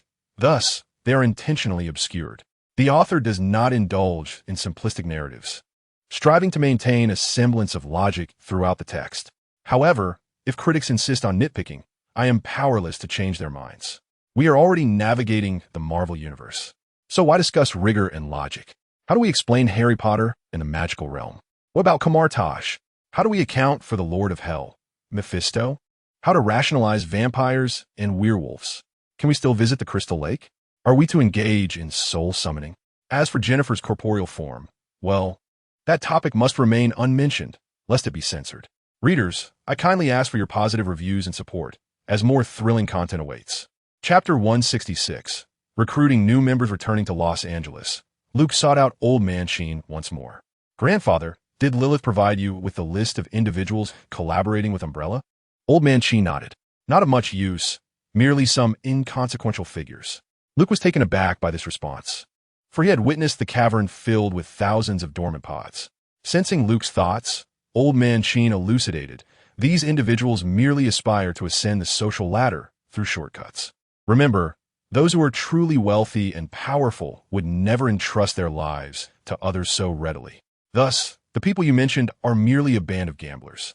At last, Luke comprehended the nature of those within the dormant pods. However, this matter had reached a conclusion. Fear not the potential release of any viruses, for he possesses an antidote. Should it be discovered that the virus has not been entirely eradicated, one merely needs to shatter the antidote, as it is airborne. Furthermore, with Lilith's endorsement, he feels thoroughly reassured. Upon returning to his Malibu villa, Luke immersed himself in his studio, eager to extract some technologies from Umbrella and the Extreme City, particularly those that are commonplace and suitable for civilian use, reserving the more extraordinary innovations for personal application. After a week, boredom began to set in for Luke. He organized a plethora of technologies and patented techniques, delivering them to the Qin Industries, subsequently integrating Lilith into the management team. Currently, The esteemed Elder Cheen was still at the helm, yet Lilith's presence significantly alleviated his burdens.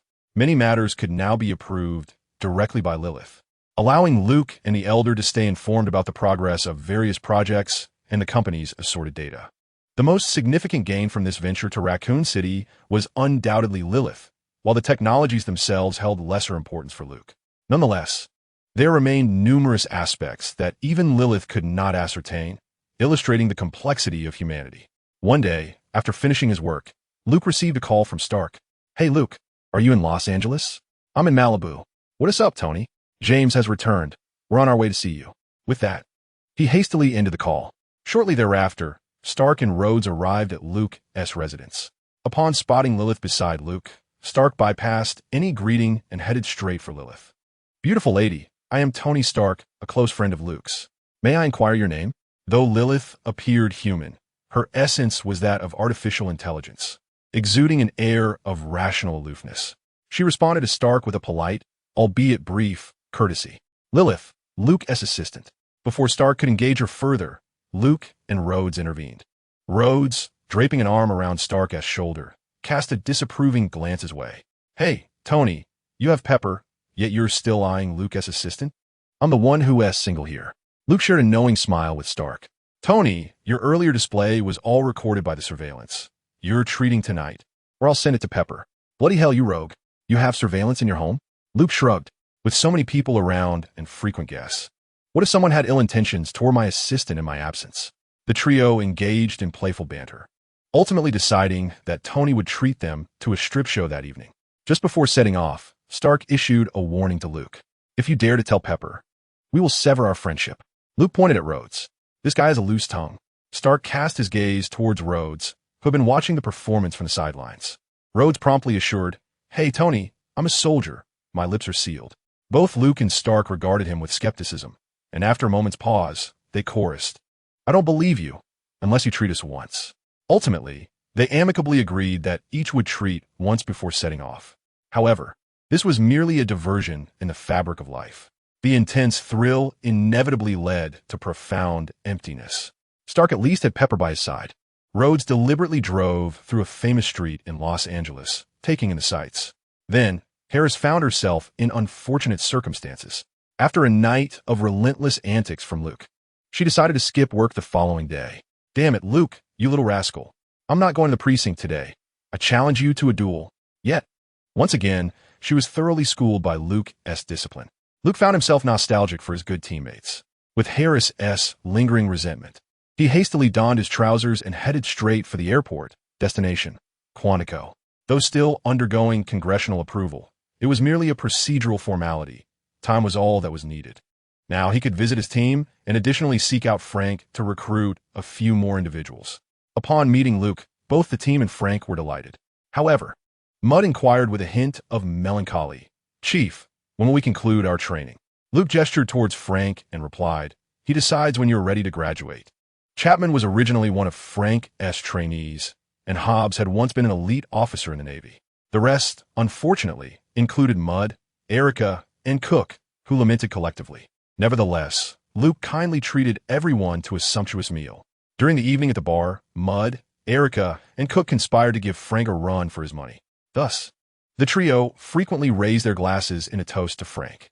Hobbs, perplexed, chose to keep a low profile. Chapman, however, chuckled quietly, well aware of Frank's prodigious drinking capacity. For him, alcohol was merely a remedy for discomfort. Consequently, Mudd and his companions were carried back by Luke and others, missing training the following day. Yet, Luke received some good news. Frank had informed him of a veteran seeking to retire. Frank had initially held high hopes for this individual's performance and prospects within military, but the man insisted on retiring, wishing to leave the Marine Corps behind. Luke was pleasantly surprised, feeling as if he had stumbled upon a significant opportunity. Coincidentally, this individual had retired just before the umbrella incident.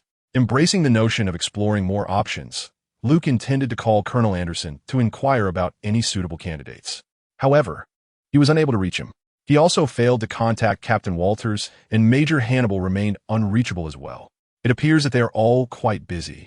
So Luke decided to seek out the soldier recommended by Frank directly. However, The address he received was to the last place Luke wished to go, New York. He arrived at the easternmost part of Brooklyn, where the community was rather pleasant. After confirming the address, Luke stood before the door and knocked.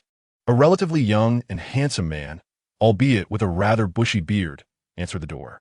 Luke greeted him with a smile, saying, "Hello, Jonathan Wick. I'm a friend of Frank Castle."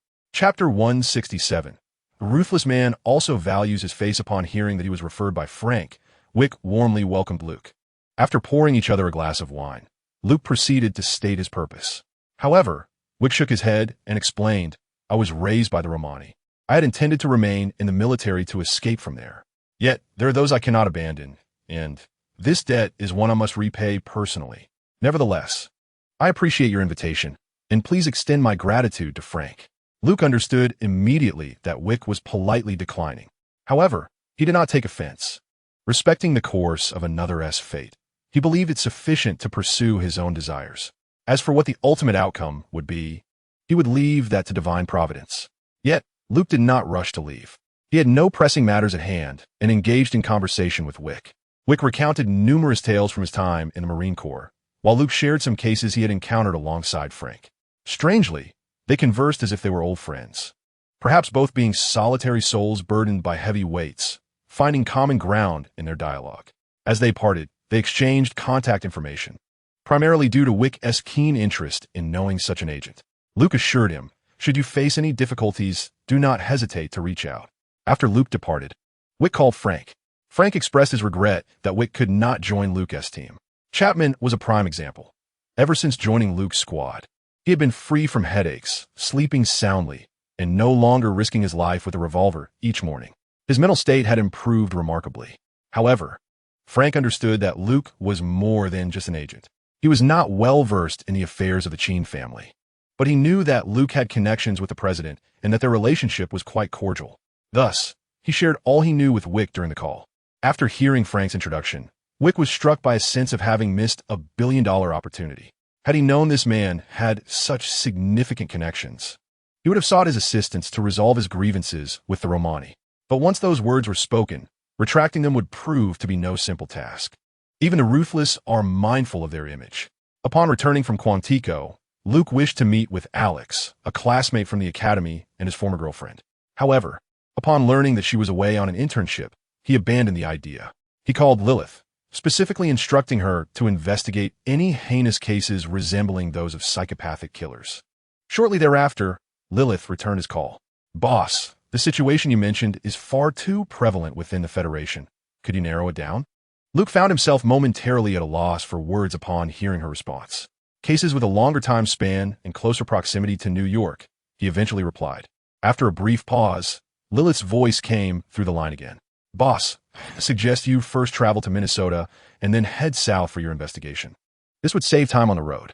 I'll make arrangements, send a car, and have a plane take you there. We'll meet in Minneapolis." "Understood, boss." After ending the call, Luke departed the hotel. However, upon reaching the entrance, he encountered an unusual figure, clad in a black knit cap, round sunglasses, a dark long coat, and carrying a violin case.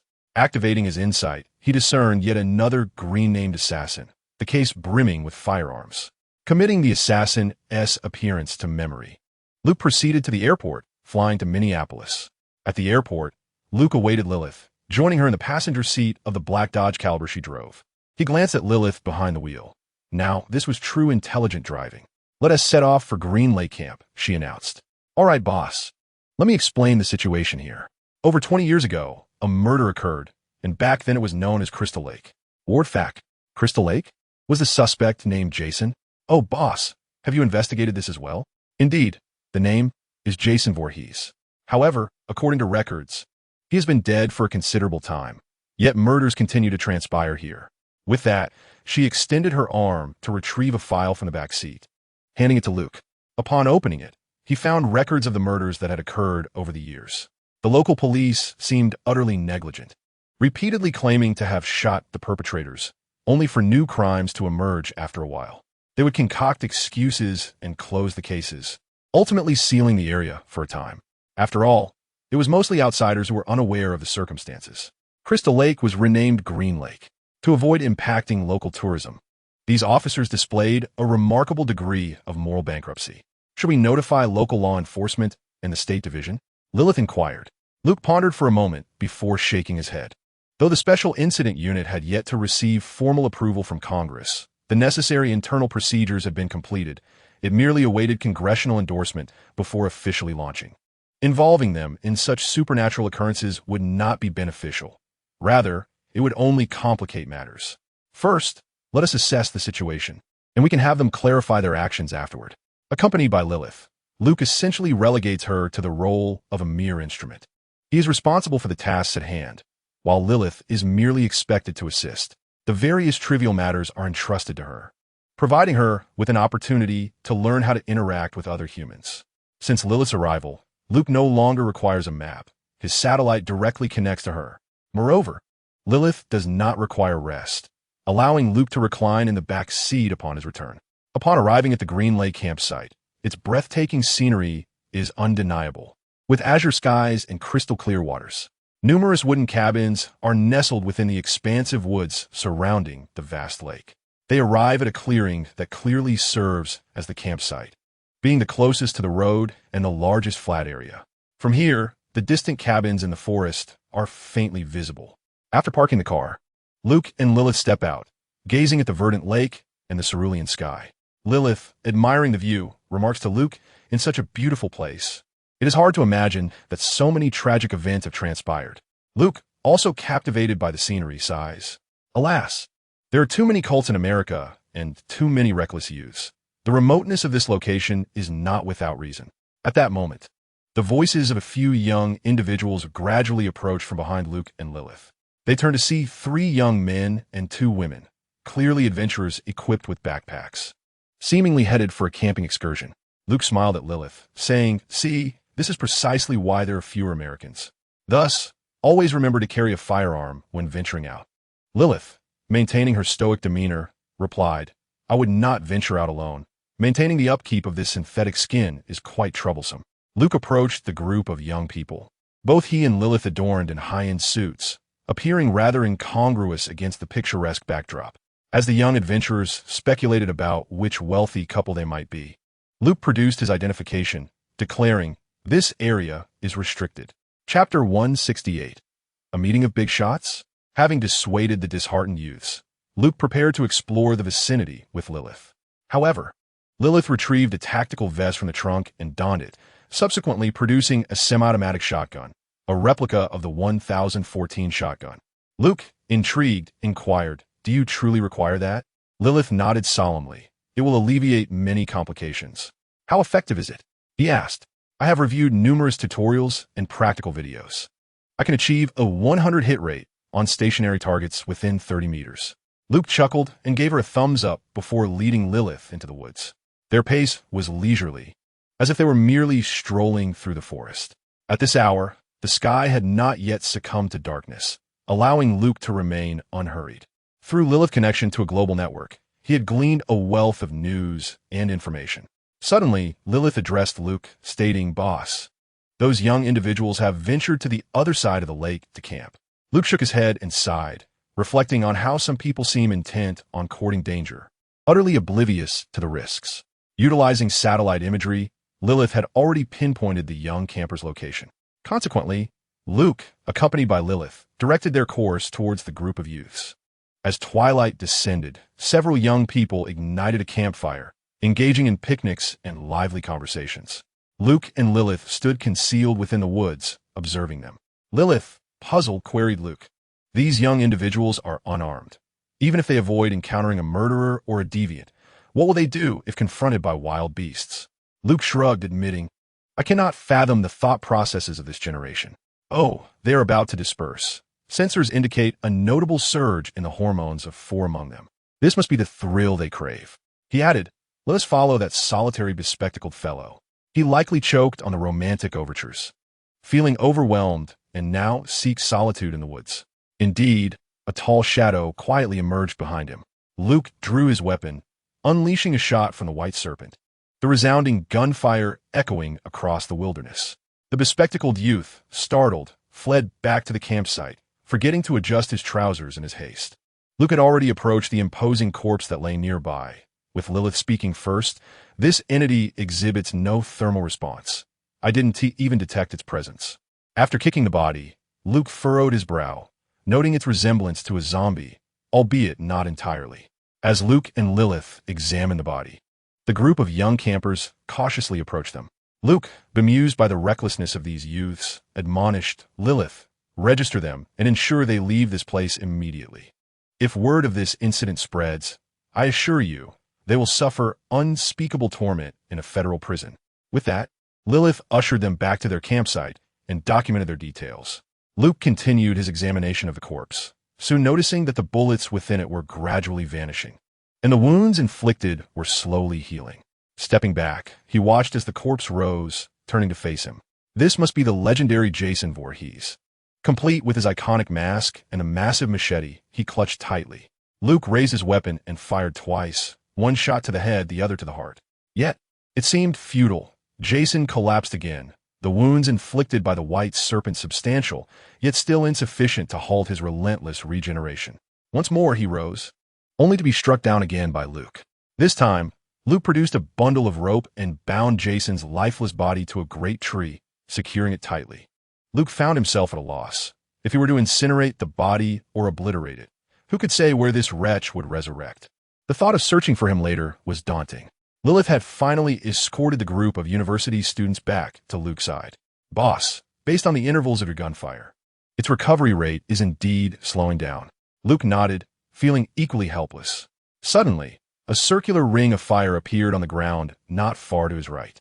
From within emerged a middle-aged man with graying hair, dressed impeccably in a white suit and a red tie. He resembled an old gentleman, with a pair of rimless glasses perched on his nose, evoking the image of a university professor. Upon stepping out of the fiery circle, he first glanced at Jason, bound to the tree, before turning his attention to Luke. At that moment, Luke was tense, his body taut. He was fervently channeling his internal energy, while the white serpent technique brimmed with spiritual power, poised for an imminent strike. The source of Luke's unease was his inability to penetrate the old man's aura with his insightful eye. Moreover, the series of question marks hovering above the old man's head were an ominous black, deep and foreboding. Noticing Luke's anxiety, the middle-aged man smiled reassuringly. "Do not be alarmed. Young man, I mean no harm. I merely wish to examine this peculiar entity," he stated, gesturing toward Jason. Luke cautiously inquired, "And you are?" "I am Mephisto," came the reply. Inside, Luke was screaming for his master. What the hell? How did summoning a mere wild creature attract a figure of hell? As Luke internally lamented, another circle of sparks erupted in the air. From it emerged a woman with flowing hair, clad in a bright yellow hooded robe, a wide black belt cinching her waist. Most strikingly, a luminous green gem adorned the pendant at her chest. "Master Gu-E, save me. The Eye of Agamotto." Indeed, it was Master Gu-E. But why did this Gu-E have hair? There was no time to ponder further. Just as Luke was about to speak, Master Gu-E offered him a gentle smile. "Address me as Sure Shoe, Uncle Master." Confounded, Luke could only respond with a bewildered Sure Shoe. At that moment, Mephisto chuckled and said to Gu-E, "Do not frighten my young apprentice. He is rather timid." With the arrival of his master, Luke finally felt a sense of relief. Faced with such formidable figures, he was on the brink of tears. "Master, I have missed you dearly," Luke exclaimed as he relaxed under the watchful gaze of Ball, who cast him a reproachful look, urging him to remain quietly observant. All eyes were now fixed on Jason Voorhees. Mephisto took the lead in providing an explanation. "This entity exists in a liminal state between the living and the dead. It bears a resemblance to the zombies of your ancient China, though it is not entirely the same." Ball draped an arm over Mephisto's shoulder, chiding, "Speak plainly, old man." Mephisto shrugged off Bale's grip and elaborated. "In essence, this individual has been resurrected through dark sorcery, infused with a demonic soul. It is neither recorded in the underworld nor classified as a living being." Ball chuckled at Mephisto's words, remarking, "You're always looking for personal gain. Now that you're here, let us discuss a solution. My young apprentice cannot have come here for naught." Chapter 169, Mount? Succubus?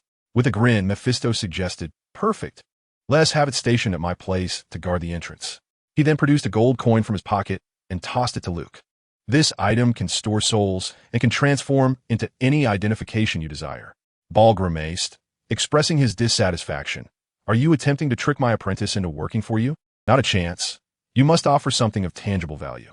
Turning to Luke, Ball inquired, what do you still lack, my apprentice? Luke, still in a state of bewilderment, managed to reply, I am in need of a mount. However, he instantly regretted his words, taken aback by Bale's fierce retort. Ball, with a menacing demeanor, tightened his grip around Mephisto and declared, did you hear that? My apprentice requires a mount. Why are you hoarding those little succubi? Share a few, or are we no longer friends? Mephisto was equally astonished by Bale's proclamation and furtively glanced at the distant figure of Ancient One, who was smiling at them, before hastily retorting, nonsense. I have no succubi, Ball. You are misleading me. The two then retreated to a corner, engaging in a hushed debate. Amidst Luke's astonished confusion, the Ancient One approached him with a warm smile. Young nephew, your uncle has been preoccupied with other matters. As we meet for the first time, allow me to present you with a gift. With that, she extended her hand, revealing a coiled rope, dark red and as thick as a finger. Luke accepted the rope. Examining it closely, aside from its color, it appeared unremarkable. However, the Ancient One proceeded to elucidate. When infused with your spiritual energy, it can elongate according to your input, and you may control it at will. However, you must invest time to tame it. Otherwise, it will not obey. Thank you, Master, Luke expressed, scarcely able to contemplate the significance of the rope before Ball and Mephisto returned, their shoulders linked in camaraderie. Mephisto extended his hands, one engulfed in crimson flames, the other in azure. Young man, he began, but before he could finish, Ball snatched both flames, merging them into a delicate violet blaze and casting it towards Luke. As Luke reached out to catch it, the flames effortlessly passed through his hand, merging into his chest. With no time to ponder the transformation within him, Ball embraced Mephisto again, patting his chest. If you wish for my apprentice to work for you, you must offer something of value. Otherwise, how will he confront the Dark Lord? With a resigned sigh, Mephisto replied, the Dark Lord has already been reduced to an endangered species by your sister. What Dark Lord remains? Yet, despite his words, he did not cease his actions. A ring of fire ignited before him, and he thrust his hand through it. When he withdrew, he possessed a pump-action shotgun, its golden body and hexagonal barrel adorned with intricate and incomprehensible engravings, while the grip and stock were crafted from deep crimson wood. Without pausing to examine the details, Ball addressed Master Gu Yi. Sister, please keep an eye on this little fellow while I visit Old Imo for a drink. A circular fire portal formed on the ground as the two of them, arms around each other, stepped through and vanished. Gu Yi, with a resigned smile, turned to Luke. When you have the opportunity, visit the Sanctum in New York and play a Camartage. I shall arrange for Wong to host you. You may explore the books within, though I may often be absent. Thank you, Master Uncle, Luke responded, and after Gu, he conjured a circle of sparks and stepped into it, departing from the scene. He realized that Jason had also vanished from the tree at some point. Overjoyed with the item in his possession, Luke forgot his initial intention to request something valuable from his master. As a chronic sufferer of firepower inadequacy, he began to examine the pump-action shotgun, reminiscent of the Remington 870 standard model. The system provided an explanation. Item name, the Warden description. This weapon is wielded by the Warden of Hell, requiring no reloading. The speed of firing is determined by the wielder's swiftness. The bullets are imbued with hellfire, inflicting immense damage upon malevolent beings. And souls vanquished by this weapon are sent directly to hell. Attributes: the Warden's authority, capable of firing 2 types of ammunition, shotgun pellets and slugs. The effective range of the shotgun pellets is 30 meters, delivering substantial impact and incendiary effects, while doubling in potency against evil beings. The slug possesses an effective range of 400 meters, accompanied by explosive hellfire effects, also doubling in power against evil entities. Please maintain a shooting distance of over 30 meters. Excellent. Should he encounter a creature like Jason, Luke felt a newfound confidence. The Whitesnake's methods, while effective, ultimately lacked the necessary damage against such beings. He aimed at the lake and fired 2 test shots. What a remarkable phenomenon. The special effects are absolutely stunning, and the shotgun shells unleashed resemble an enhanced version of Dragon's Breath. Regardless of their power, at the very least, they dazzle the opponent's eyes. The combustion effect is equally impressive. The flames of hell cannot be extinguished by water, only extinguished by their own demise. The single projectile is akin to a burning grenade, with an explosive force and range that is somewhat limited, maximally affecting a radius of 5 meters, with a core impact area of merely 2 meters. Nevertheless, this effect has greatly satisfied Luke, especially as it is noted that its potency is doubled against malevolent beings. He carefully stowed away the warden's item, a rope gifted by his master, Gu-E. Item name, Evil Shackles. Item description. This is a tool once utilized by a powerful entity from another dimension, impervious to destruction by beings of cosmic level and below. Item attributes. Spirit tool. It possesses its own consciousness and preferences. Frequent communication is necessary. Infusing it with spiritual energy allows it to elongate and change shape and trajectory at will. The simpler the description, the more advanced the item. Behold, a tool once wielded by a powerful entity from another dimension. Surely a Western-style binding rope. Luke, having played with ropes since childhood at Yellowstone Ranch, infused it with spiritual energy. Remarkably, it instinctively tied itself into a knot, forming a circle that swayed in the air, reminiscent of a lasso used by cowboys. To his astonishment, it automatically ensnared Lilith nearby, binding her into a tortoise-shell pattern as she looked on in confusion. Luke, exasperated, hastily commanded it to retract. What an odd rope with a peculiar application. Finally, Luke took a moment to sense the flame within his chest. It had divided into 3 distinct parts, each entwined around his 3 golden cores, transforming into a purple-golden flame. Just as he pondered its specific usage, he opened the system panel and was met with immense delight. Chapter 170. Comprehensive Upgrade. Luke's foundational cultivation progress reached the 7th level. The progress of the 3 flowers gathering at the apex has soared to 15. Previously, after enduring the golden core phase in the underwater city, he had not seen any increase for quite some time. Yet, this fusion of flames had propelled his cultivation progress significantly. This was not the most astonishing news. His auxiliary technique underwent a comprehensive upgrade. The great Yin-Yang 5 Elements hand has now transformed into the purple sky binding spirit thunder hand. The attributes of the great Yin-Yang 5 Elements hand have changed. The fire attribute has evolved into hellfire, and the lightning attribute has become the purple sky divine thunder. Additionally, a new attribute has emerged, the ability to seize and bind the souls of targets. There are both advantages and disadvantages. The benefit lies in the increased potency, allowing for direct interaction with souls. The downside, however, is that his future romantic partners will no longer enjoy the warmth and electric therapy services. As this technique is harmful to souls, even those that are not human cannot withstand such treatment. Moreover, the Eye of Insight has been upgraded to the Golden Eye of Fire. Originally, the ability was to perceive and discern between good and evil, enhancing one's vision.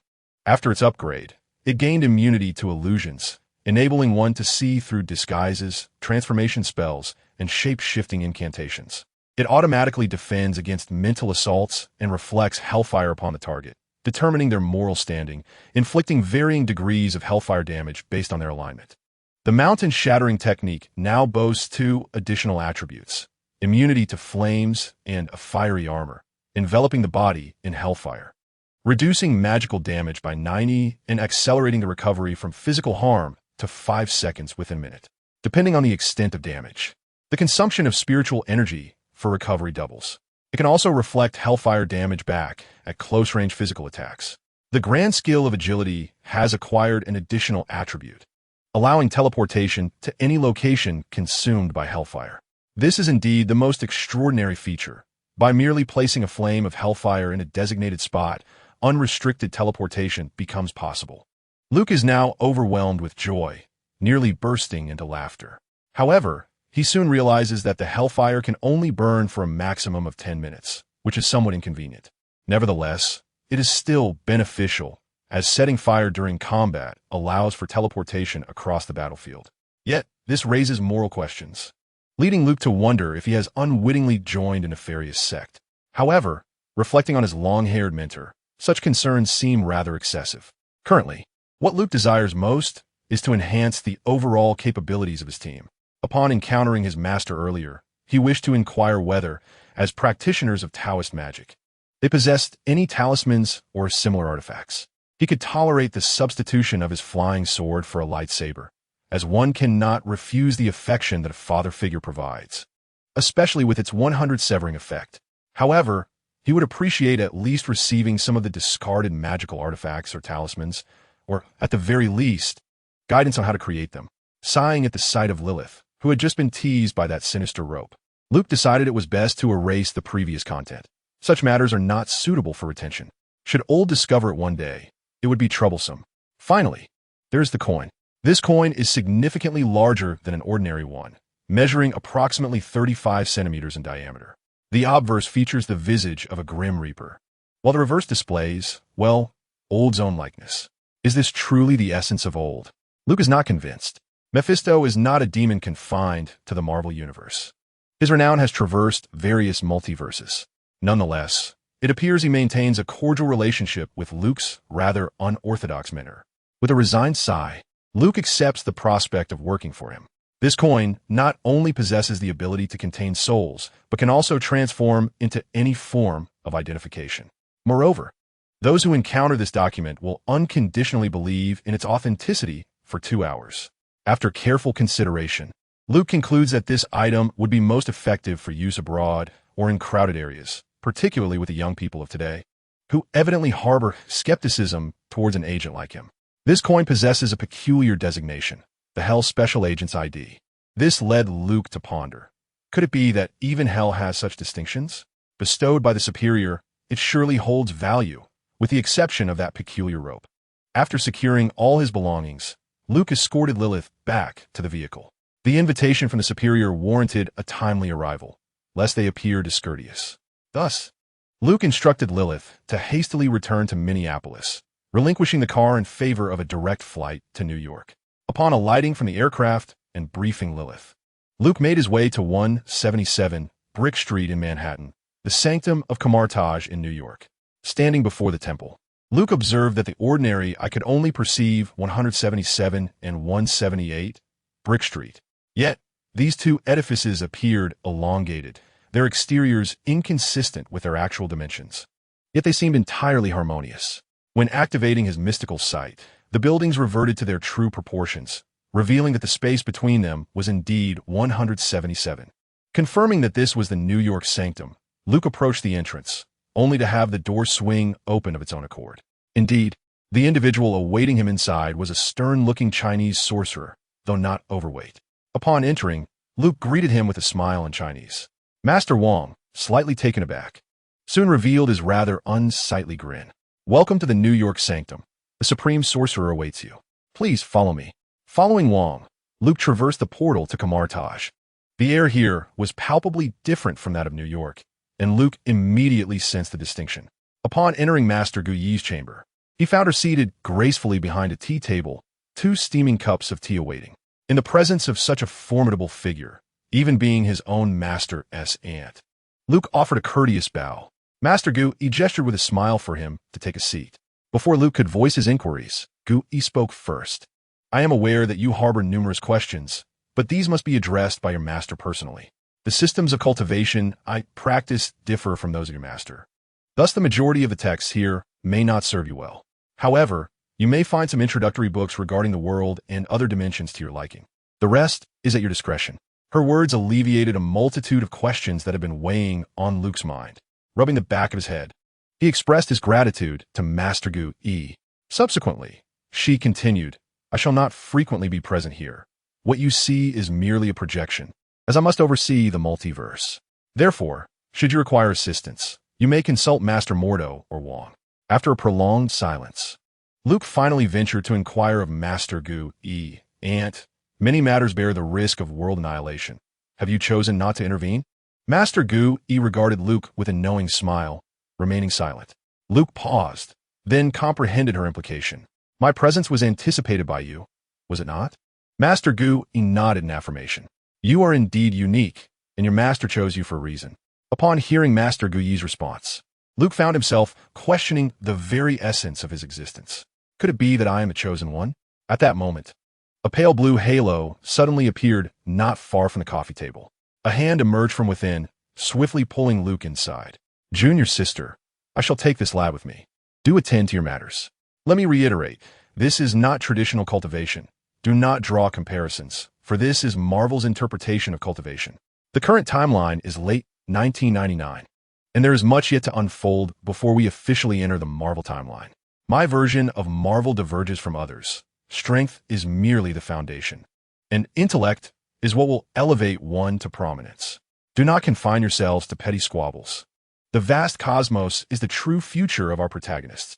Chapter 171. An eccentric answer. Luke followed Ball into his spiritual spring space. This time, Luke took the initiative to speak, lest his master's haste leave him with unasked questions. Master, why does our uncle have hair? Ball looked at Luke in confusion. Isn't it quite normal to have hair? Luke replied. However, what I previously understood was Ball shook his head and earnestly said to Luke, that is merely a reflection of a parallel universe. How can you be certain that this world is not the primary universe? This left Luke momentarily speechless. Indeed, was the world he had known in his past life necessarily the principal universe? With little time to ponder, Luke decided to press on with his inquiry. Master, our sect has an impressive background, but this is not something for you to contemplate now. Knowing too much may not serve you well. You will earn the right to know once you reach the limits of this universe. Upon hearing this response, Luke sighed.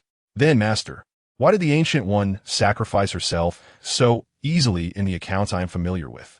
What you are aware of, Ball replied, that is but a cinematic portrayal, and it does not reflect the reality of the world. I don't quite understand. The reason Ancient One's early demise was depicted in the films was due to the exorbitant costs of special effects, which necessitated such an arrangement. Many circumstances are similar. Do not allow preconceived notions to distort your perception of reality. For instance, Luke inquired. The reason Stark snapped his fingers was that his fee was too high, and they needed to wrap up his character early so that subsequent films could be profitable. Luke fell silent. Goodness, is that truly the case? Suddenly, Luke remembered Captain Marvel. And what about Captain Marvel? Ball shrugged. Character design issues. The studio did not favor that actress, which is why she had limited screen time. He patted Luke on the shoulder. Do not conflate them with the characters you have seen in films. This is a genuine world. Embrace it and perceive it through your own heart. Luke nodded, deep in thought. Master, I need to arm my people. Do we possess any talismans or magical artifacts of that sort? Ball looked at his foolish disciple, both amused and exasperated. Is your gun of no use? He inquired. But Master, Ball waved his hand dismissively. We are a legitimate sect of Taoism from the East, yet due to certain exceptional circumstances, we cannot return to our homeland for the time being. Thus, we must adapt to the customs of the West. Luke, unaware of the specifics of these circumstances, decided to play the rogue with his master. Master, I desire talismans, artifacts. I wish to fly with my sword, and I also want a portal. A sharp smack to the back of Luke's head interrupted his list of demands. It's time for you to sleep. In your dreams, you may find all that you seek. Luke could only gaze at Ball with a pitiful expression. Master, I am suffering. However, Ball was not swayed by Luke's theatrics. He patted his shoulder and spoke earnestly. Focus on your training. Your current stage is one of absorption and accumulation of energy. Harness the vast energy you acquire methodically. Do not seek shortcuts like 10 consecutive draws. Before Luke could continue lamenting, Ball vanished from sight. With a sigh, Luke resigned himself to waiting for the next opportunity to request something of value from his master. Upon leaving the spiritual spring space, Luke found himself back in the room of Master Gu-E at Kamartaj. Exiting, he observed Master Gu-E leisurely sipping tea. Awkwardly scratching his head, Luke addressed him. That uncle. Master Gu-E set down his teacup, smiling as he waved his hand. I understand. My senior brother can be somewhat unreliable, yet he is indeed quite busy. At this moment, Luke found himself at a loss for words. Given that the narratives from the original films were no longer trustworthy, he decided to cease overthinking. Just then, Master Gu-E removed the time stone from the eye of Agamotto and offered it to Luke. Taken aback, Luke was unsure of Master Gu-E's intentions. Noticing Luke's hesitation to take it, Master Gu-E chuckled and said, I recognize that you are at a stage where you require substantial energy. Take it and contemplate its essence. Luke reached out and accepted the time stone, feeling a surge as his inner core began to spin wildly, absorbing the stone's power. Time passed, and when Luke finally opened his eyes, he found that his progress had surged from 16 to 31, an increase of 15 points. It was exhilarating. Glancing at the time stone in his hand, he noted that it appeared slightly dimmer than before. Embarrassed, he extended the time stone back to Master Gu E. Thank you, Uncle. Master Gu E smiled as he received the stone and returned it to the eye of Agamotto. Do not worry. The time stone will replenish its energy on its own, and your absorption will not affect it. Luke scratched his head and inquired of Master Gu E. May I bring my robot here to study? Master Gu E nodded and instructed Luke, bring me your 2 handguns, and I shall assist you in unlocking the seal. This filled Luke with joy, and he hurriedly retrieved the white snake transmission, placing it on the tea table. Master Gu E waved his hand over the white snake legend, enveloping it in a verdant energy that dissipated within a few breaths. Luke, without even a glance, promptly collected it. At that moment, Master Gu E stood up, signaling it was time to bid farewell, prompting Luke to rise as well. However, with a smile, Master Gu E remarked, "You may stay and peruse some books. I have matters to attend to and must take my leave. If you wish to learn teleportation skills, I recommend seeking out the space gem." With that, his figure gradually became translucent before vanishing entirely. The absence of a fire circle indicated that this was not a mere teleportation, but a genuine departure from this universe. As Luke stepped outside, he encountered Master Wong waiting at the door. He inquired, "Master Wong, may I contact my robotic assistant?" Master Wong merely nodded in affirmation. Luke continued, "I had her procure some items, you see." Thus, Master Wong escorted Luke back to the New York sanctum. Upon opening the door, they were greeted by Lilith standing at the entrance, accompanied by a long line of box trucks. Master Wong widened his eyes as he surveyed Lilith, the lengthy convoy, and then turned to Luke. Luke, embodying a certain opulence, shrugged and explained to Master Wong, "I found the living here rather modest. So I asked Lilith to prepare a few items." "A few?" Master Wong responded incredulously. "Do not concern yourself with such trivialities. Quickly summon assistants to unload the goods." Master Wong, speechless, glanced between Luke and the convoy before hastily retreating into the sanctum. Before long, he returned with dozens of Kamardage sorcerers to assist with the unloading. Lilith and Luke stood aside, showing no intention of helping, while Lilith held a lengthy list of goods, meticulously checking them off. Luke cast a glance at the list, impressed by the extensive range of items it contained: refrigerators, televisions, large sofas, an array of household appliances and electronic products. Furthermore, it included various food items and bottled water. Chapter 172. Good news and bad news. Master Wong and the Kamardage students toiled for a full 3 hours transporting the items. Eventually, Luke asked, "Do you require transportation for your journeys? Cars, planes?" Master Wong wiped the sweat from his brow and shook his head, replying, "We possess teleportation arrays." However, Luke dismissed this notion, finding teleportation arrays rather fantastical and impractical for everyday use. His words left Master Wong with no counterargument, yet he cautiously inquired, "Are you certain it's merely ordinary transportation?" Luke nodded and turned to Lilith, instructing, "Send them 5 of our armored Dodge Cadillacs." Master Wong, lacking understanding in this domain, turned to Lilith for assistance. "How much does this vehicle cost?" Lilith answered without hesitation, "The standard version starts at 740,000. "And what about the armored version?" he inquired.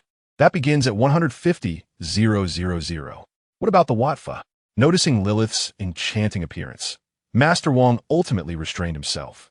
Despite having learned from Luke that she was a robot, she appeared no different from an ordinary human. Even her tone of voice did not betray her mechanical nature. Master Wong stared wide-eyed at Luke. "Is this truly a standard mode of transportation?" Luke shrugged. "In our family, we all drive the armored version. This is quite the bargain." Master Wong, taken aback by Luke's innocent demeanor, found himself at a loss for words. "Well, how fearful are your family members of death?" Luke suddenly recalled something and asked Master Wong, "Can I arrange for some vehicles to be sent to the other sanctuaries as well? It seems this model cannot traverse the local teleportation portals." Master Wong, now somewhat numb to the situation, merely nodded mechanically. "Very well, I shall inform them, but ordinary individuals cannot locate our sanctuaries." Luke, however, waved his hand dismissively.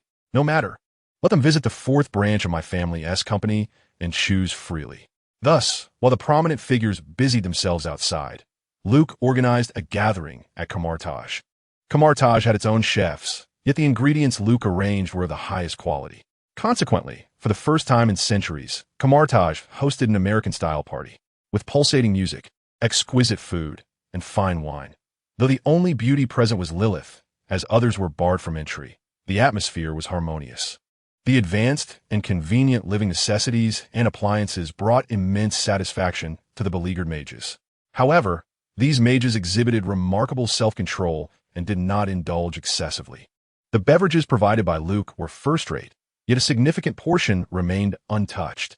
Furthermore, Luke promised that they would receive the latest products for their experience. They could procure supplies directly from any enterprise under the Cheen family at the lowest discounts. The following day, everyone greeted Luke and Lilith with warm smiles and friendly hellos. Thus, Luke and Lilith spent a week immersed in the library of Camartage. Luke perused basic materials on global lore, while Lilith scanned the library entirely. Except for certain forbidden texts, which Master Wong had restricted, they had access to all remaining resources. After bidding farewell to Luke and Lilith, Master Wong sighed as he gazed at his burgeoning belly. Quite delightful. Upon returning to New York, Luke did not rush to depart. Instead, he took Lilith to his own 5-star hotel, reserving a presidential suite. He reflected on his accomplishments. The legend of the White Snake had broken the 8th seal. The blessing of Master Ancient One. The bullet chamber has been imbued with a temporal spell, rendering it unnecessary to reload. Once the last bullet within is discharged, it will automatically revert to its original state. White Serpent. After accumulating spiritual energy, the spiritual bullets fired will possess a modicum of purifying power, capable of alleviating certain negative statuses of allies, though it cannot be used on oneself. Green Serpent. Following the accumulation of spiritual energy, the spiritual bullets will produce a cloud of smoke with a radius of 5 meters upon striking an object, compelling targets within to undergo a willpower assessment. Those who fail will be ensnared in an illusion. Luke is now exceedingly pleased with the White Serpent. The temporal spell cast by Master Ancient One allows the White Serpent to operate independently of ammunition from the spatial pocket, enabling unfettered shooting. What a delight! If only similar enchantments could be applied to other firearms. Alas, such thoughts remain mere fantasies for now. The White Serpent is versatile, capable of offense, defense, and support. Its only shortcoming lies in its inefficacy against indestructible entities. However, with the Warden on hand, specifically designed to combat such foes, boasting an impressive appearance and explosive effects, what more could one desire? Despite being a pump-action weapon, with Luke's rapid firing speed, it can swiftly mimic the effects of a machine gun. As previously stated, Luke's primary aspiration is to enhance his squad's capabilities. At the very least, they should possess a means to vanquish supernatural hellish beings like Jason. After several encounters, Luke's order points have amassed nearly 60,000. Yet his thrifty master indicated that there are no tenfold draws. Thus, he resolves to draw first, in case something useful materializes. With determination, Luke decisively clicks the lottery button, pressing it 3 times consecutively. Golden Apple, Talisman Engraving Machine, Golden Apple. Initially, Luke disregards the Golden Apple and enters the Spirit Spring space.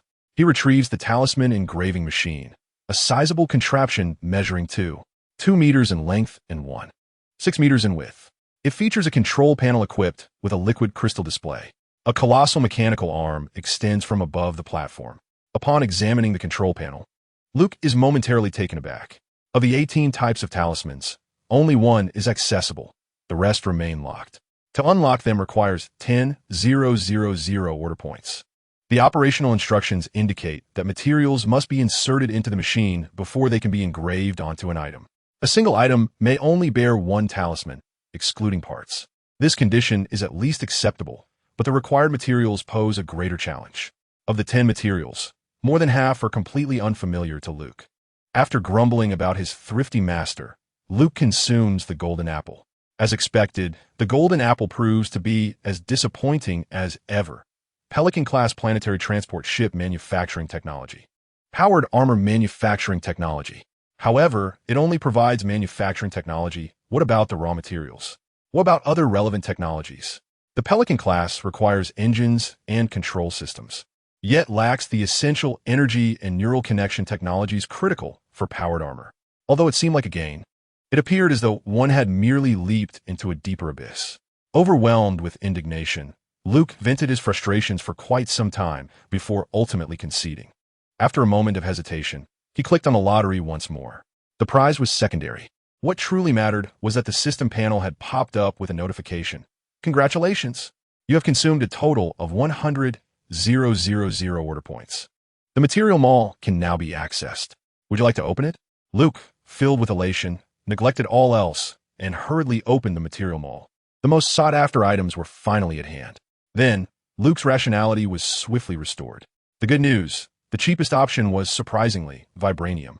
The bad news, it was sold by the gram, and each gram required 1 order point.